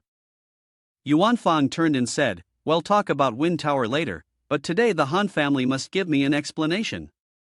Pale-faced Yin Su rose to explain, "That's not how it happened. We have records from our ancestors, stating clearly that the ones who destroyed the Li family were definitely not us." He rushed to Yuan Fang and knelt, clutching his leg. "We were merely caught up in it all. Even without the Han family, other clans would have taken our place." Though filled with worry, Yanzu continued to explain, adding that if it were other families, the bloodline of the Li family might not even exist anymore. Exploding with energy, Yuan Fang angrily retorts, still unrepentant, his eyes glow as his hand descends. Today I will settle this debt with the Han family. Energy coalesces into a giant hand. Its terrifying pressure forces the Han family to the ground as Yenju feels her power fading and cries out, "Why is my essence draining away? Great ancestor of the Li family, please spare me. I've worked so hard to reach the threshold of the legendary rank. Please don't destroy my cultivation." Seeing this, the young Master Han thought in horror. He suppressed the entire clan with just one palm. Their father, who always succeeded, was now helpless, like a fish on a chopping block, completely unable to resist. Was this the true power of the legendary rank? Yuan Fang paid no mind and spoke to the Han family beside him. "Jin Gong, you've suffered so much to keep our family line alive." Hearing this, he replied, "It's enough that you've returned, ancestor." He addressed the crowd. "Every member of the Li family, listen up. From this day forward, you will be restored as members of the Li family." Overjoyed, they knelt down, tears streaming down their faces. "Yes, grandfather." Yuan Fang's face darkened as he continued, "As the Li family was forced to submit to the Han family, so too shall the Han family submit to the Li family today. The Li are masters and the Hans are slaves." Hearing this, the crowd cried out in fear, "We respectfully obey the Li family's ancestor." Jin Gong then said with a smile, "Elder, your room is exactly as you left it, untouched. Let me take you there." He shook his head. "No need. Brother Su and I have more pressing matters to attend to." The two men tried to dissuade him. "Elder, if you leave like this, I fear more complications will arise." "That's right, seniorly. Just let me go alone. You've suffered your whole life and deserve to enjoy your remaining years." He said, "Brother Su, my mind is made up. My comrades are fighting day and night in the lower abyss. How can I rest easy? Let's resolve these issues together. Then it won't be too late to return." Suing said, "Very well. In that case, I'll send people to open another branch of my pet store at the Dark Claw base to help the Li family grow stronger. Each of you can choose 10 top quality pets of the 9th rank or higher, and I'll cover all the breeding costs." He glanced at Jing Zhou and the others. "We will also monitor the Han family's every move, and if they show even the slightest sign of rebellion, we will show no mercy." Hearing this, Jin Gong clasped his hands in front of his chest and asked, "Could you be Su Ping, the owner of that little rascal pet store?" Su Ping asked. "You know about me," he explained. "Because you mentioned the pet store earlier. Though the beast tide has disrupted communications between bases, Senior Su's pet store and its miraculous training program are famous far and wide. Many would pay a fortune for a chance to train, let alone obtain an ancient pet." Yuan Fan began to thank him, but before he could finish, Suing waved him off, saying it was nothing. He owed his life to the elder, and no repayment would ever be enough. He was moved, saying he hadn't misjudged Suing. If only all the world's legends were like him. Yuan Fang turned and said, "I leave the responsibility of restoring the Li family to you all." Jin Gong and the others raised their hands and shouted in unison, "We will restore the Li family even if we die, and we will not let down the glory of our ancestors." Then stroking his beard, he summoned his pet, saying, "Brother Su, with family matters settled, let's depart at once to rescue little skeleton." He agreed. And passing through the spatial gate, they entered the 10-directional heavenly lock formation. Yuan Fan clasped his hands behind his back, gazing ahead. Finally returning to this god-forsaken place, a world of icy mountains and frozen hell. Su Ping summons his pet with a wave, dog sniff out the little skeleton scent. It then uses its 100-mile soul sniff skill. Then his body radiates energy and begins to transform with the dragon transformation technique. Seeing his pet fly off, he said, "It's over there, seniorly. Let's go." Yuan Fang responded affirmatively. After a moment, he saw several dark figures in the distance watching a crowd below, screaming in alarm. A horde of beasts. Su Ping leaps from his pet's back, blocking their path. He unleashed a beam of light upon the beast horde, scattering them in all directions and obliterating a bone demon on impact. Yuan Fang watched in stunned silence, reflecting on Su Ping's astonishing progress in just a few days. And now, with just the power of his fist, he's destroyed a wave of ocean realm king beasts. Meanwhile, Gui flew down to a cliff face, dispelled his dragon transformation, and began digging in the snow, revealing some bones. Su Ping landed back beside Yuan Feng, and seeing this said, "Dog, what are you doing?" "Wait, is that little skeleton's hand under the snow?" He focuses energy into his palm, using psychokinesis to transform matter into streaks of light. Yuan Feng is astonished to see the bones floating in Su Ping's palm. "This is you speaking." The traces of torn space cover the bone surface. "I can't imagine how many times that heavily I tortured it," Su Ping said, before commanding the Great Yen Heavenly Dragon Hound back into storage and ordering it to search for the remaining parts of the little skeleton. A pillar of fire incinerates the air, the stone walls crumbling under the intense heat. He roars, eyes glowing, hands focused with power as countless beams of light strike the earth from above. Some bone fragments enveloped in energy slowly floated in the air, reflecting a faint light. Su Ping raised his hand slightly, gathering the heavily damaged remnants from the ground. Yuan Feng, watching the assembly, remarked, "All that's missing is the skull, the most important part. Right?" Just then, a violent tear appeared in the sky with swirling energy around it. Tianmu emerged, skull in hand, sporting curved horns and blood-red wings, a sinister smile on his face. "Looking for this?" he asked as both men spoke with grim expressions. Tanmu, ever confident, finds this toy utterly boring. No matter how much he crushes tears or burns it, it never shows any reaction, and it just keeps reviving like an annoying pest. Tianmu crushes the skull in his hand, but is glad a new toy has arrived. "You want this, right?" Finally, he crushes it, then says, "Here, have it back." Su Ping rushes forward as little skeleton warns Yuan Feng from behind. "Brother Fun, don't act rashly. It's trying to lure you into its domain." "That's right. That's the expression I wanted to see. You won't escape my grasp." Su Ping. Calculating the distance to the falling bones, he prepares to use his telekinetic power. A giant hand suddenly descends from the sky, and Tanmu declares that now that he's within range of his spatial abilities, he'll immediately take the blow. A deafening explosion follows as violet blue energy erupts, engulfing everything around it. Yuan Feng cried out in alarm, thinking that attack is a bloodline inheritance skill of the Heavenly Eye clan, unmatched in power. And this monster's cultivation is even higher than the early stage of the Celestial Destiny realm. That last strike shattered his fusion state. Without it, he's surely doomed. But as the dust clears, Su Ping is unharmed.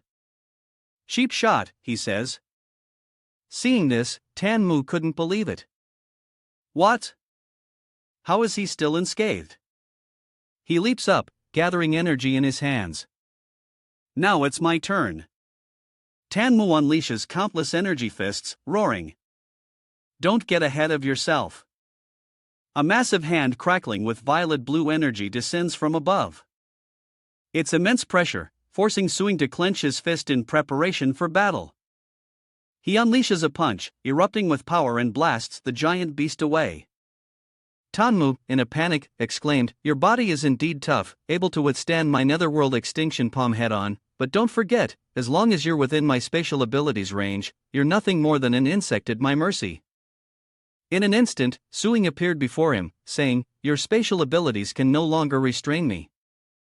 With a single punch, he obliterates Tianmu, sending blood and gore everywhere. Seeing this, Yu Guanfeng speaks. "Brother Su, why are the spatial abilities of that thousand-eyed Rakshasa beast ineffective against you?" Su Ping glanced over and explained that whoever reacts faster wins. As he reassembled the skull fragments, he continued, "A master once told me that every spatial ability once activated requires the user to pour power into the target to be moved. I simply had to leave before Tanmu tore space at the target. And it would never catch me," he thought in shock. That sounds simple, but to outspeed and outreact a fate-state opponent like that means his physical strength is at least on par with or even surpasses Tanmu in the early fate state. And a master who can casually advise on a fate state battle must be far beyond the fate state realm. Where could one find such an expert on Blue Planet? As he spoke, Suing finally finished his work, saying, all armored up. He gently said, little skeleton, wake up. But time passed and still there was no response. Suing frowned slightly. That's strange. There's no reaction at all and I can't sense any fluctuations in astral power. He continued, Eternal Sin is a top-tier undead regeneration ability. No matter how severe the damage, it should be able to recover. But why hasn't Little Skeleton revived yet? His face now filled with worry. Could there be a limit to the amount of damage it can sustain? Or did that heavenly eye cast some kind of sealing curse? He wondered, his voice full of doubt. Or had he missed some crucial link? Meanwhile, Yuanfang patted Suing's shoulder in consolation as bolts of purple lightning tore through the sky, and terrifying energy converged as if to crush everything. Accompanied by a voice, a terrifying, enormous figure appeared. They had been careless. Yuanfang cries out in alarm. How is the Latian Mu still alive? Could it be that it used its spatial abilities to evade the fatal blow just now? Suing also spoke up. Is this perhaps Tian Mu's true form? Its form is twice as large as before and the energy fluctuations are far more savage. Tanmu sneers, saying it's laughable that they'd return to his territory to die for such a worthless piece of trash. He gently placed his hand on the cold skull, softly calling out, little skeleton. Then continued, he's a companion who shared life and death with me. Countless precious memories flooded his mind like old film reels slowly appearing. Suing rises, energy gathering around him as he declares, I will never abandon it. A heavy darkness gathers and Tanmu laughs. How amusing. Then, when you fall into my hands, I will crush you inch by inch, so you can't live and you can't die. Just as they were arguing, a huge sound echoed, shaking the space. With a puzzled tone, Yuanfan noted the ground shaking, but Suing seemed to sense something. No, it's like that sound keeps echoing, but he continues to speak. A heartbeat, a massive pulse, its heavy sound engulfing them all, freezing the very air around them. Tanmu's red eyes widened in shock as he roared. What? Suddenly, flames ignite in little skeleton's eyes as it rises and cries out, you will not harm my master. Seeing this, Suing was overjoyed. I knew it. You could definitely overcome it. Yuanfang was shocked just how deep was their bond. Even with its bones scattered, its loyalty has forced its soul to return and revive. Enraged, Tian Mu declares, don't celebrate too soon. Even with another monkey, your fate is to be trampled by me. Su Ping raised his hand, summoning them. Second dog, violet bamboo, dragon beast, little skeleton, let's go. The four fused into a skeletal being, gripping a sword, golden wings sprouting from its back. So what if you've combined again? Tanmu scoffed. You were just catching me off guard because I was a little slow to react last time. I am a celestial after all. A strike came, but he couldn't even react. Today, I'll show you monkeys the difference between us. His arm is then sliced off in one blow. Blood gushing everywhere without pause. Su Ping unleashes another powerful strike, cleaving Tianmu in two, who cries out in agony. Too fast, he coughed up blood, realizing that both his speed and power were now many times greater than before.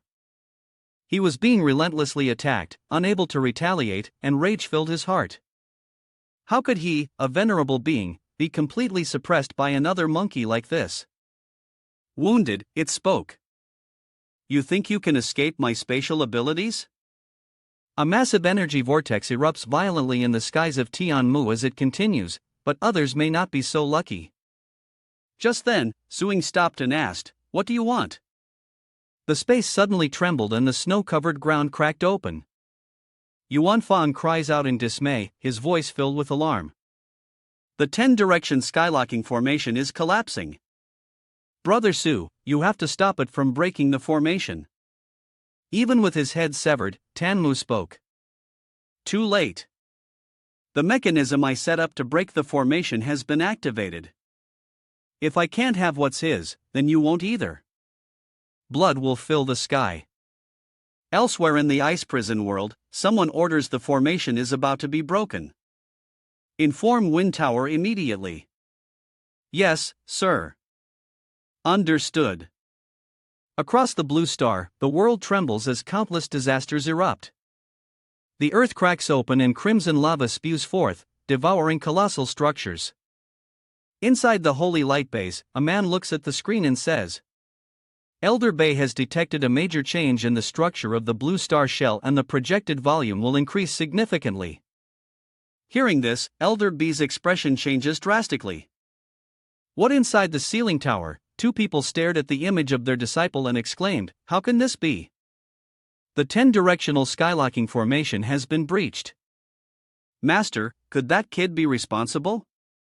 I told you we couldn't trust him. At this moment, Yuanfeng spoke up, This is not good.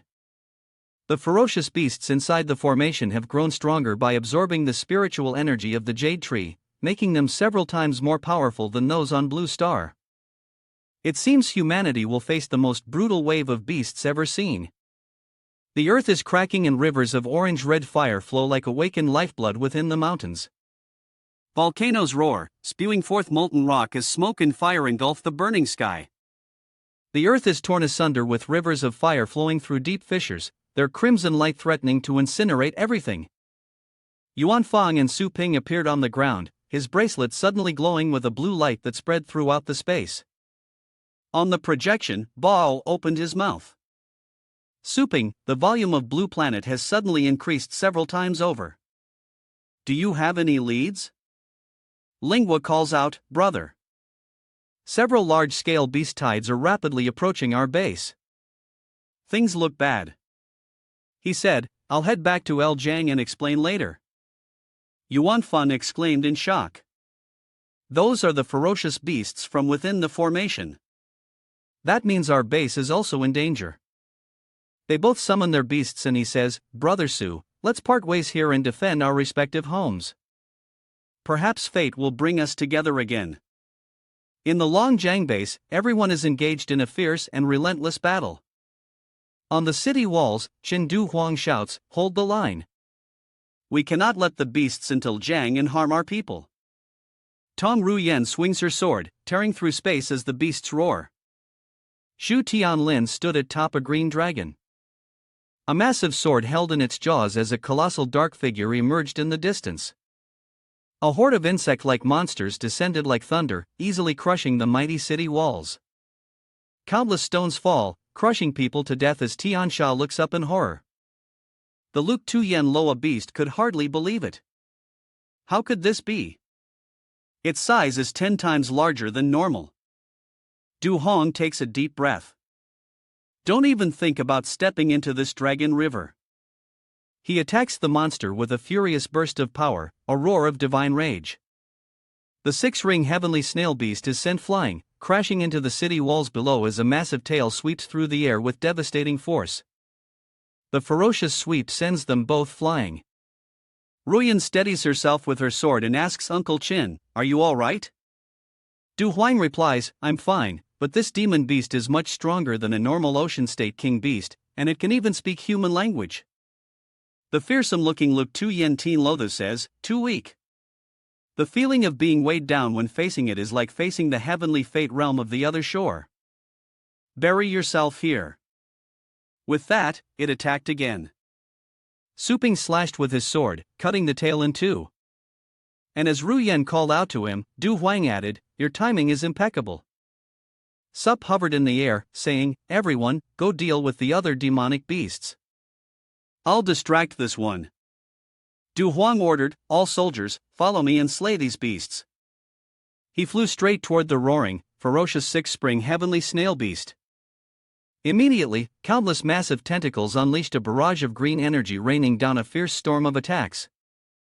Suing summoned a shield around himself, deflecting the explosive green onslaught. He unleashed his full power, shattering the surrounding energy, then shot toward the six-spring heavenly snail beast like lightning, cleaving the monster in two with a single strike. Seeing this, the 7 demon beasts roared in panic, scrambling to escape. The six-eyed heavenly snail beast was defeated in a single blow. And the tide of beasts has retreated. In the lingering dust, the battered army raises their weapons and shouts in victory.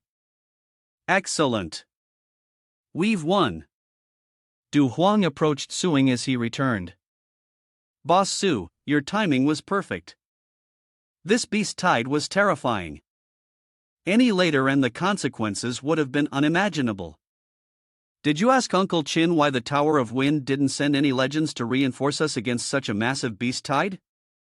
He shook his head, saying, the tower claimed a limited number of legendary rank fighters, so Jiang received no support. Suing pressed on. If not legendary rank, what support did we get? Tianshirao says all other bases are supplied with recovery elixirs, pills, secret treasures, and other important materials, but Long Jiang gets absolutely nothing. And that's not all. Any base with a branch opened by Boss Su will receive no supplies either. Could someone in the tower be targeting us? Du Huang received a message that the deputy tower master had issued a new order in the name of the tower, requiring residents of small and medium-sized cities to relocate to larger central cities for concentrated protection. Suing asked if the order specified whether Longhang Base City had to move to a larger city. Did the tower send a team to escort us? He replied that we must move to Long Whale Base City. Du Huang continued, explaining that the Tower of Wind claimed a lack of manpower, ordering them to organize their own relocation within 3 days or face the consequences. Ruan stood in the twilight, her face tinged with sadness, but her eyes remained firm, her voice ringing out. Only 3 days and no escort were sure to encounter a tide of beasts on the road. Below, a nurse supports a soldier as they walk wearily while a heavily wounded soldier lies motionless receiving urgent care. He continues wondering how they can protect so many civilians.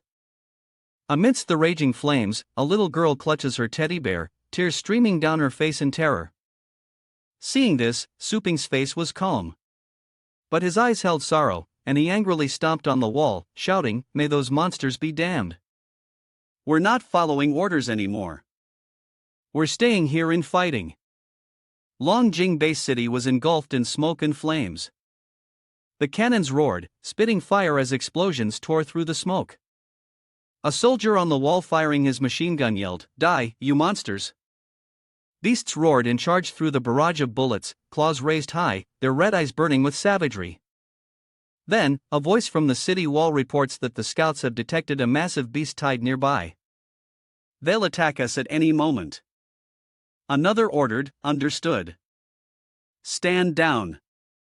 The mayor of Likin Base City clasped his hands anxiously, saying, "Commander, as more people pour in from other base cities, the waves of beasts targeting us are also increasing.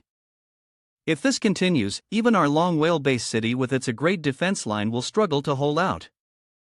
No sooner were the words out than a voice challenged, "Are you questioning the Vice Tower Master's strategy?" The mayor bowed his head. "I wouldn't dare. He is the Supreme Commander of Operations for the Asia Region Wind Tower." The Vice Tower Master stroked his beard listening to someone speak. "The commander has already ordered over 100 titled powerhouses from across the Asian district to come here, plus the 4 legendary figures of the Wind Tower to hold the line. How could we possibly fail?" He then glanced at the fierce battle below, and the Blade Master angrily turned his gaze towards the group standing on the city wall. He blocked the incoming beasts with his sword, then declared that they must not let them into the city. The Deputy Tower Master added, "Don't worry about this so-called super-large monster tide. Today, I will leave the city to deal with them, and I won't let them harm anyone inside, not even a hair." The mayor smiled happily. "Thank you, Commander." The Deputy Pagoda Master changed the subject, "But dealing with those beasts would inevitably affect the durability of my secret treasures and artifacts." The mayor said, "I understand. The old and young in the city have scraped together a small contribution. And the major families still have many precious treasures to offer you. We will certainly not let this trip be in vain. The subordinate whispered, Vice Tower Master, do you really want to risk going out of the city for these commoners? He replied, why do you think I gathered so many titled experts from this region? Looking at the sword saints battling below, he continued, of course, they have to act. Protecting the nation is their duty. The vice master scoffed. As for the contributions, these commoners offered them willingly. I didn't force them. Another spoke up. But there are already so few legend-level cult cultivators escorting the evacuation of other base cities. Now you're mobilizing all the title-level cultivators stationed in their cities here. What if those base cities are completely destroyed? Won't the Tower Master blame us? He spoke with a sinister grin. My master is only responsible for the 3 major districts outside of the Asian district. I wouldn't waste my time worrying about this place, especially with the world in such chaos. Isn't it normal for a few base cities to be sacrificed? Meanwhile, in Jiang Base City, the streets are filled with cars and constant arguments. A middle-aged man at the shop's entrance complains, how much longer do we have to wait in line? If I don't get my spirit pet back soon, I won't be able to leave the city in time. Hearing this, the young man beside him said, leave the city? The outside is overrun with beasts. Where do you plan to go? The man replied, didn't you hear the official broadcast? I'm evacuating to Long Whale City. Where else would I go? Another person chimed in, exactly. I'm planning to move my whole family there, too. I heard the nearby base cities have no supplies or support and all the titled beast tamers are gone. Stay here and wait to die, the young man declared. You trust the government more than Boss Su. I've seen him repel countless beast tides. Even the shore of 4 kings gained no advantage against him. The middle-aged man recalled painful memories. Judging by your clothes, you must be from the upper district, right? The shores fall. And the pursuit that followed devastated nearly a third of the lower city and my family was caught in the middle. He lowered his head and left, saying, I should be going now. Another person chimed in, me, too. I'm not related to Boss Su at all. I don't have enough money to keep buying pets and participating in the store's training, and I wouldn't dare gamble that he'll protect every single one of us, especially since this time it's not just Longjiang, but also the surrounding base cities with little peach branches that he has to manage. I think we can only rely on the government's arrangements. Back on the city wall, Du Huang asks Boss Su what he meant by defending the city to the death. Su Ping replied that it means exactly what it says and continued speaking. With the beast tide happening so frequently, the wind tower isn't providing resources but arranging for the entire city to move. Clearly, they don't want us to survive. Then they can blame us for failing to protect the citizens or some other clever scheme. Instead of being used as pawns, let's rely on the resources of the pet store. And fight to the bitter end together. Tian Shurao asked, what about the people? The city is in chaos. We must convince them to stay. A golden aura surrounds him as he takes to the sky and speaks. All right, I'll take care of it. Suing paused before the crowd who were shouting, please quiet down. The crowd cheered. It's Boss Su. He retrieved an object from space and announced, I understand your concerns, but leaving the city now is suicide. Those who agree to stay and defend the city with us. A glowing scroll unfurls in the sky, radiating a brilliant mystical light. Countless weapons appear as Su Ping speaks. Every household with a pet warrior can claim a divine weapon. A dazzling array of swords floated in the air, igniting the crowd's excitement. These were top-tier treasures at the very least. Are you really giving these to us for free? No way. Is this really happening? Su Ping replies, that's right. Furthermore, during this period of beast tide attacks, those who participate in defending the city and eliminating savage beasts will receive an equal amount of star coins from me, Su Ping, in addition to the star coin rewards from the government. The crowd stirred, meaning we'll get double the reward for killing a beast. Suddenly, I'm tempted to stay. Me, too, he continued. And that's not all. The Tang Chin and Zhou families will provide free cultivation methods and pet training services along with employment to help everyone quickly increase their strength and earn more money. And you can all come to my place to train your pets and increase your strength. At this point, a voice raises a question. What about those of us without money or the ability to be a battle pet master? Don't worry. I've already taken you into account. All commoner families in the lower and impoverished districts will be relocated to the safer upper district in the city center. The three great clans' industries will provide everyone with housing and employment. In this crisis, we must survive. And to survive, we need more than just combat. We need logistics. Daily production is also indispensable. Every single one of you here is extremely important. I will lead you all through this crisis. If you believe in me, please stay.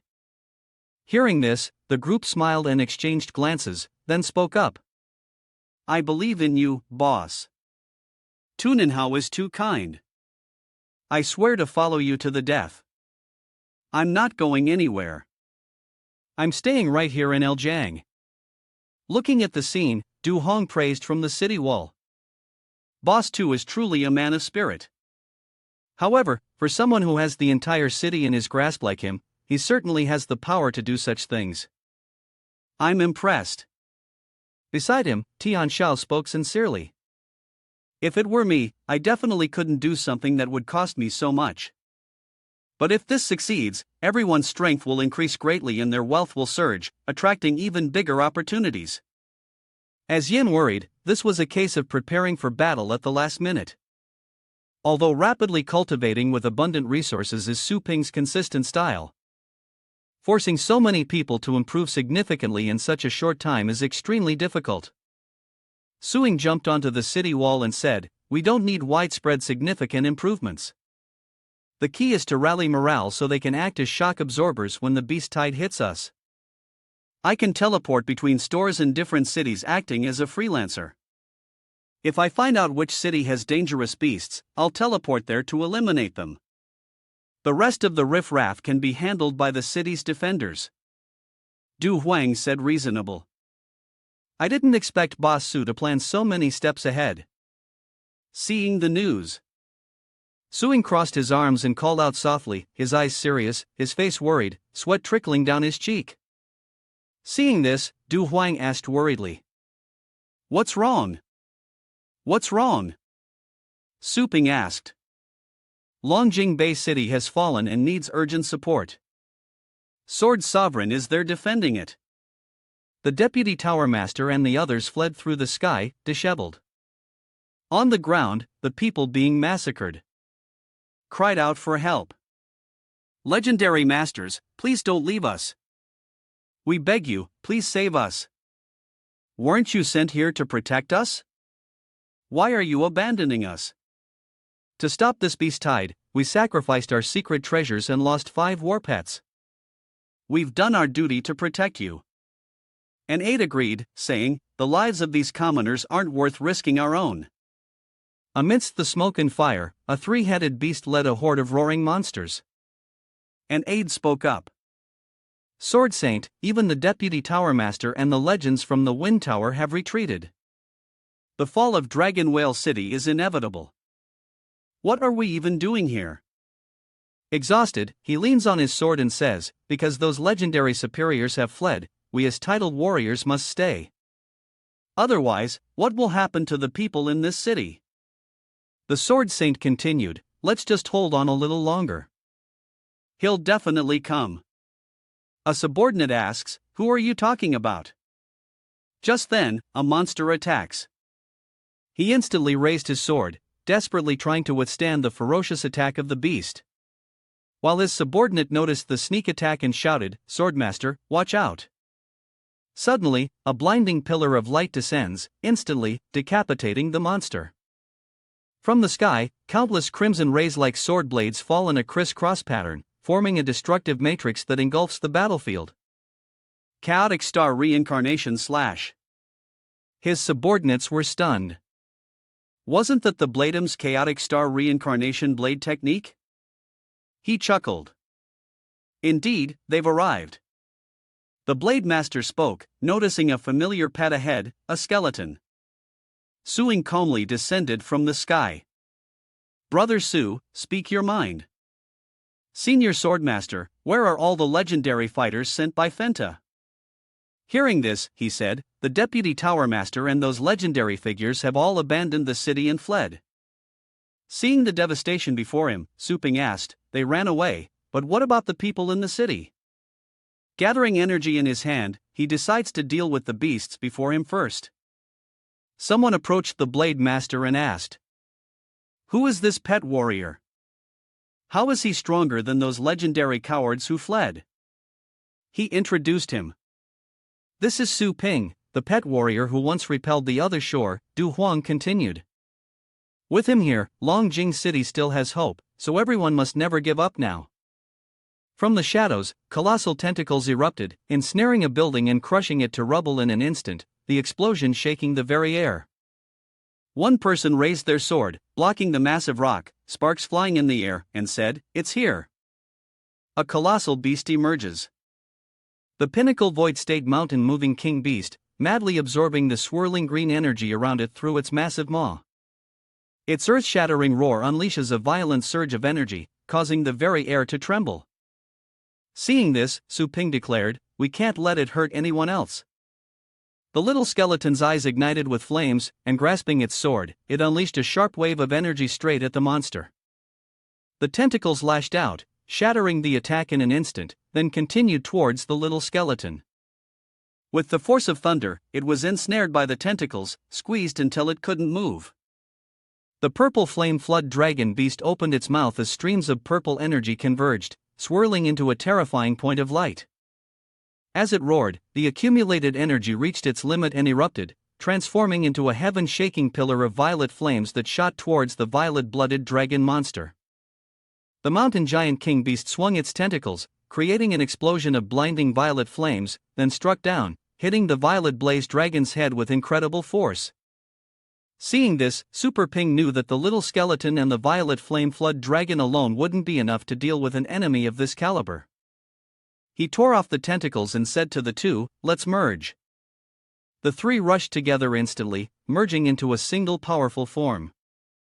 Golden flames erupted, engulfing the skeletal hands, burning fiercely as if to incinerate everything before them, unleashing countless rays of imperial flames. Its body erupts in brilliant golden fire, causing it to wail in agony. The monster roars in despair as it burns in a raging inferno, its cries echoing as if to scorch the very sky. The massive body trembled, red cracks erupting and spewing forth molten lava. It shuddered violently, its breath heavy, the flames on its skin slowly dying. Just then, countless massive tentacles suddenly emerged from the black smoke, writhing violently and tearing through the air with a power and ferocity that shook the earth. In a flash, the tentacles, like sharp black spears, pierced through the surrounding demonic beasts, their bodies trembling, flesh drying out, quickly turning into skeletal corpses. The monster's body began to regenerate, new flesh rapidly growing back. Suing thought to himself, its tentacles can absorb the life force of other beasts. It seems my demonic flames aren't enough to completely destroy it. A voice rang out, ordering Suing to stop. He paused slightly, his eyes widened, and he spoke. Dao spoke up from the side. Why are the vice presidents in there? Please, Brother Su, save us. Suing spoke, Vice Tower Masters, you're certainly good at running away. How in the world did you end up inside a ferocious beast? HM.